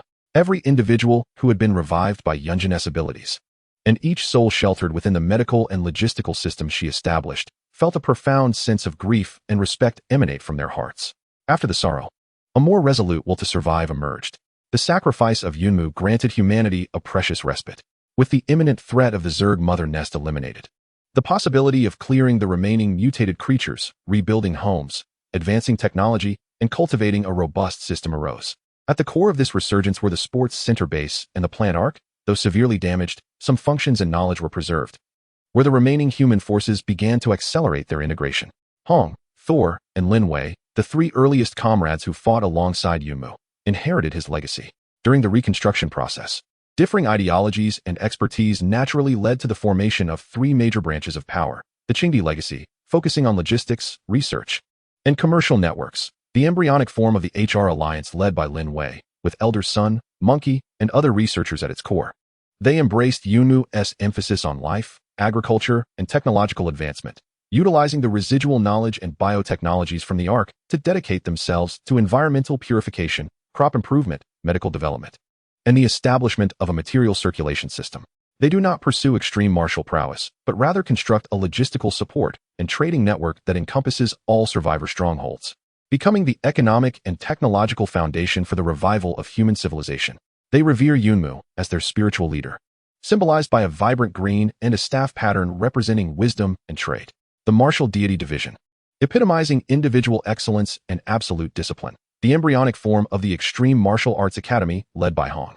He embodies the absolute rationality and relentless pursuit of power forged in despair, establishing a combat organization centered on strict discipline, systematic training, and elite cultivation. He integrated the publicly announced martial artist training system, refining and extremizing it, attracting and training numerous warriors striving for the pinnacle of individual strength. Their goal is to become humanity's sharpest spear and strongest shield against any threat. Their emblem is a chilling black, adorned with an infinite symbol representing extremity and boundaries. The Thunder Emperor division, characterized by practical combat and valorous warriors. The embryonic form of the Thunder Martial Arts Academy, led by Thor. His bold and unrestrained personality values practical combat and strength, and his subordinates are often brave and straightforward individuals. They are primarily responsible for external expansion, eliminating residual formidable threats, and exploring uncharted perilous territories. The thunderous power Thor mastered after his breakthrough also became the hallmark of this faction. They emphasize overcoming challenges in battle, thriving through combat, making them the most active and aggressive branch among the three powers. Their emblem is a ferocious purple, highlighted by a lightning bolt tearing through the sky. All three branches share a common origin, stemming from the legacy of the original team led by Qingdi Yunmu. Initially, they collaborated closely, with Hong's faction providing unparalleled martial strength and discipline, Thor's faction expanding territories and eliminating threats, while Lin Wei's faction offered robust logistical and technical support. Together, they became the three pillars supporting the resurgence of human civilization in the late era of the Great Nirvana, receiving formal recognition from the nation's underground parliament. As time progressed, the surface safe zones were continually fortified and expanded, with an increasing number of underground shelter residents returning to the surface. Humanity, amidst the ruins, embarked upon a new epoch. The tale of Yunmu's self-sacrifice to seal the Zerg mother nest remains largely unheralded, its truth categorized as a top secret. Whispered only among the highest echelons of the three great powers and a select few researchers of ancient relics. Over time, it has transformed into an epic and legend, shrouded in the dust of history. All that is known is that a pioneer, referred to as the Azure Emperor, made a monumental sacrifice during the darkest hour of civilization, thereby granting a flicker of hope to future generations. The ancient egg, brought back yet devoid of life, was confirmed after years of research to be the remains of an even older and more enigmatic celestial creature, hostile to the Zerg, its value and secrets awaiting discovery by those who follow. Throughout the lengthy passage of time, Hong and the God of Thunder persistently transcended their limits, ultimately becoming planetary-level powerhouses, stationed at the Extreme Martial Arts Academy and the Thunder Martial Arts Academy, respectively, safeguarding humanity on Earth until the arrival of the Luo Feng era. In response to the vast and perilous cosmic crises that lay ahead, they have never forgotten the woman who awakened amidst the ruins, ultimately transformed into starlight. As the legend draws to a close, the embers of hope continue to glow. Chapter 160, Eternal Starlight, A Long Journey Ahead. Time, like a blade, has dulled the edges of war but etched deep memories into the fabric of existence. Several years have passed since the decisive battle for the fate of civilization at the Mother Nest. Although the shadows of nuclear winter have not entirely dissipated, beneath the hazy sky, vast expanses of purified land now thrive with resilient new growth. Amidst the ruins, new settlements have sprung forth like bamboo shoots after rain, humble yet vibrant with life. The sports center base is no longer an isolated bastion of survival, but has evolved into a vast network hub, revered by survivors as Dawn City. Towering composite armor walls have replaced the former makeshift fortifications, and energy shields glimmer softly in the sunlight. The streets within the city are orderly, and even a small-scale market has emerged, bustling with voices, embodying the exuberance of life after calamity. In the very center of what was once the stadium, a simple yet solemn white memorial hall has been erected. It bears no ornate decorations, only the light from the dome illuminating a central jade monument, grown naturally, neither gold nor stone. The monument bears no names or titles. It is inscribed with a relief of a tender sapling, resiliently breaking through the ruins, its branches unfurling with vitality. This is the shrine of the Azure Emperor, where people spontaneously commemorate the pioneer who exists only in legend and whispered accounts among the elite. Though most are unaware of the Azure Emperor's true name and the specifics of his sacrifice, they understand that the land beneath their feet, the food in their bowls, and the hard-won dawn of peace are all intimately connected to the sacrifices made by that extraordinary being. In the eastern district of Dawn City, within a newly constructed complex of austere and solemn architecture, the largest training ground hosts hundreds of martial artists clad in unified black training attire, holding their breath as they focus intently on the figure at the center of the arena. Hong stands there, his posture still as upright as a pine tree. Yet his aura is more restrained and profound than ever, as if all his brilliance has melded into his very being. He does not speak. Instead, he slowly raises his hand, pointing with a finger like a blade towards a high-intensity alloy target several meters tall, making a casual stroke.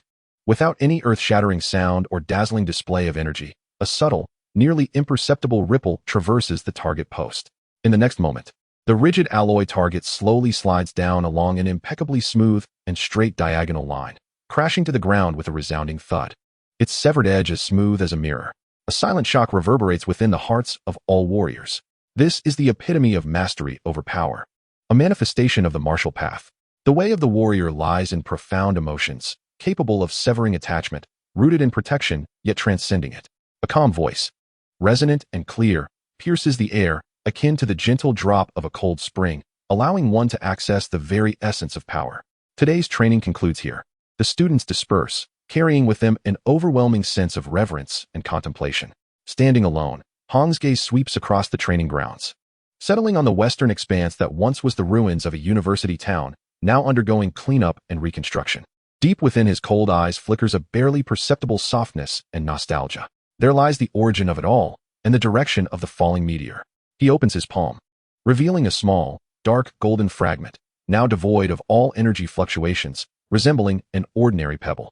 This is the sole remnant from the dissipating Yunmu, the only thing that fell into his hands. Your sacrifice has nurtured this new soil, he murmurs softly, his voice carrying a hint of hoarseness akin to the clash of steel. We shall move forward. In the Western District, a contrasting architectural ensemble exudes an untamed spirit. The training ground is alive with shouts, the clashing of weapons, and the occasional rumble of thunder. The thunder god, bare-chested, his bronzed skin adorned with a tapestry of old and new scars, embodies explosive strength within his sinewy muscles. Wielding a massive blade, he engages in high-intensity sparring with a dozen elite team members. His movements are grand and powerful, purple lightning erupting periodically, sending opponents staggering backward. Have you not eaten? Put in more effort. On the battlefield, the enemy will show you no mercy. The thunder god's voice booms like a bell, still bold and spirited. Yet the observant may notice a subtle shift. The raw impulsiveness of your has been tempered with a newfound resolve and composure. As the sparring session concludes, team members collapse to the ground, gasping for breath. The thunder god sheathes his blade and surveys the vibrant faces before finally gazing up at the increasingly azure sky. Inhaling deeply, remember, our purpose in the Thunder Division is to shatter every threat to humanity's existence. We will reclaim every inch of our safe territory. His voice echoes across the training ground. Now, off you go to rest. For tomorrow we continue. The team responds in unison, helping one another as they depart. The thunder god strides to the sidelines, grabbing a water pouch and taking several hearty gulps. He looks down at his right wrist, wrapped in bandages, where an exquisite, minuscule, and nearly indiscernible emerald gold star pattern is inked with a special, everlasting pigment. His rough fingers gently caressed the intricate pattern, and the wild fervor in his eyes was gradually replaced by a profound sense of desolation. Little Wood, look, our territory has expanded significantly, he murmured, then shook his head vigorously, dispelling the fleeting fragility, straightening his back once more, and reigniting the fierce flame of ambition in his gaze. On the top floor of the Life Science Research Institute in the heart of Dawn City, Linwei stood before the immense floor-to-ceiling windows, gazing down at the city that was slowly reviving. She appeared more mature and capable than she had years ago, her brow adorned with the dignity of one who commands a faction, yet her eyes remained clear and resolute. In her hand, she held the latest report, a piece of good news regarding the successful establishment of the first large-scale outdoor crop test field in a heavily irradiated area in the north, utilizing improved Ark technology. On the desk behind her lay not a map of power distribution, but a somewhat aged group photo, capturing a rare moment of respite during the early days of disaster. Featuring her, Yunmu, Hong, and Thunder God at a temporary base in the sports center. In the photo, Yunmu smiled softly, brimming with hope. Mumu, do you see? The days you longed for, when the earth would once again be filled with crops, are gradually becoming a reality, Linwei whispered, a warm and nostalgic smile gracing her lips. She turned to gaze at the flag hanging on the wall, its vibrant green background crossed with a scepter and wheat ears, symbols of wisdom and commerce. This was the legacy of the Green Emperor and the nascent form of the future HR Alliance. She understood that her path lay in inheriting her dear friend's aspirations, weaving a network of human civilization's revival through the power of technology and commerce. As night fell and stars began to twinkle, the post-nuclear winter sky appeared clearer and more radiant than ever. Hong, Thunder God, and Linwei, now leaders and pillars of human revival, stood together outside the shrine of the Green Emperor, silently gazing at the starry sky. They exchanged no words. The shared experiences of life and death, combat side by side, and the deep-seated pain and longing in their hearts required no articulation. The flowing galaxy seemed to reflect the image of one who had burned herself to bring forth dawn for humanity. Her body and soul had returned to the cosmos, becoming part of the vast universe. Yet her will, her sacrifice, and her spirit remained like the unquenchable starlight, illuminating and uniting the hearts of all survivors, guiding the direction of civilization forward. Amidst the ruins, a new era had indeed begun. The three major factions stood firm, not merely in competition but in complementarity, collectively supporting humanity as it struggled to rise anew from its scarred homeland. The journey ahead remained long and arduous in the dark forest of the cosmos. Unknown crises may lurk, yet the seeds of hope had been sown, taking root and sprouting resiliently in the fertile soil of sacrifice. Legends return to the sea of stars. The future lies in the hands of the living.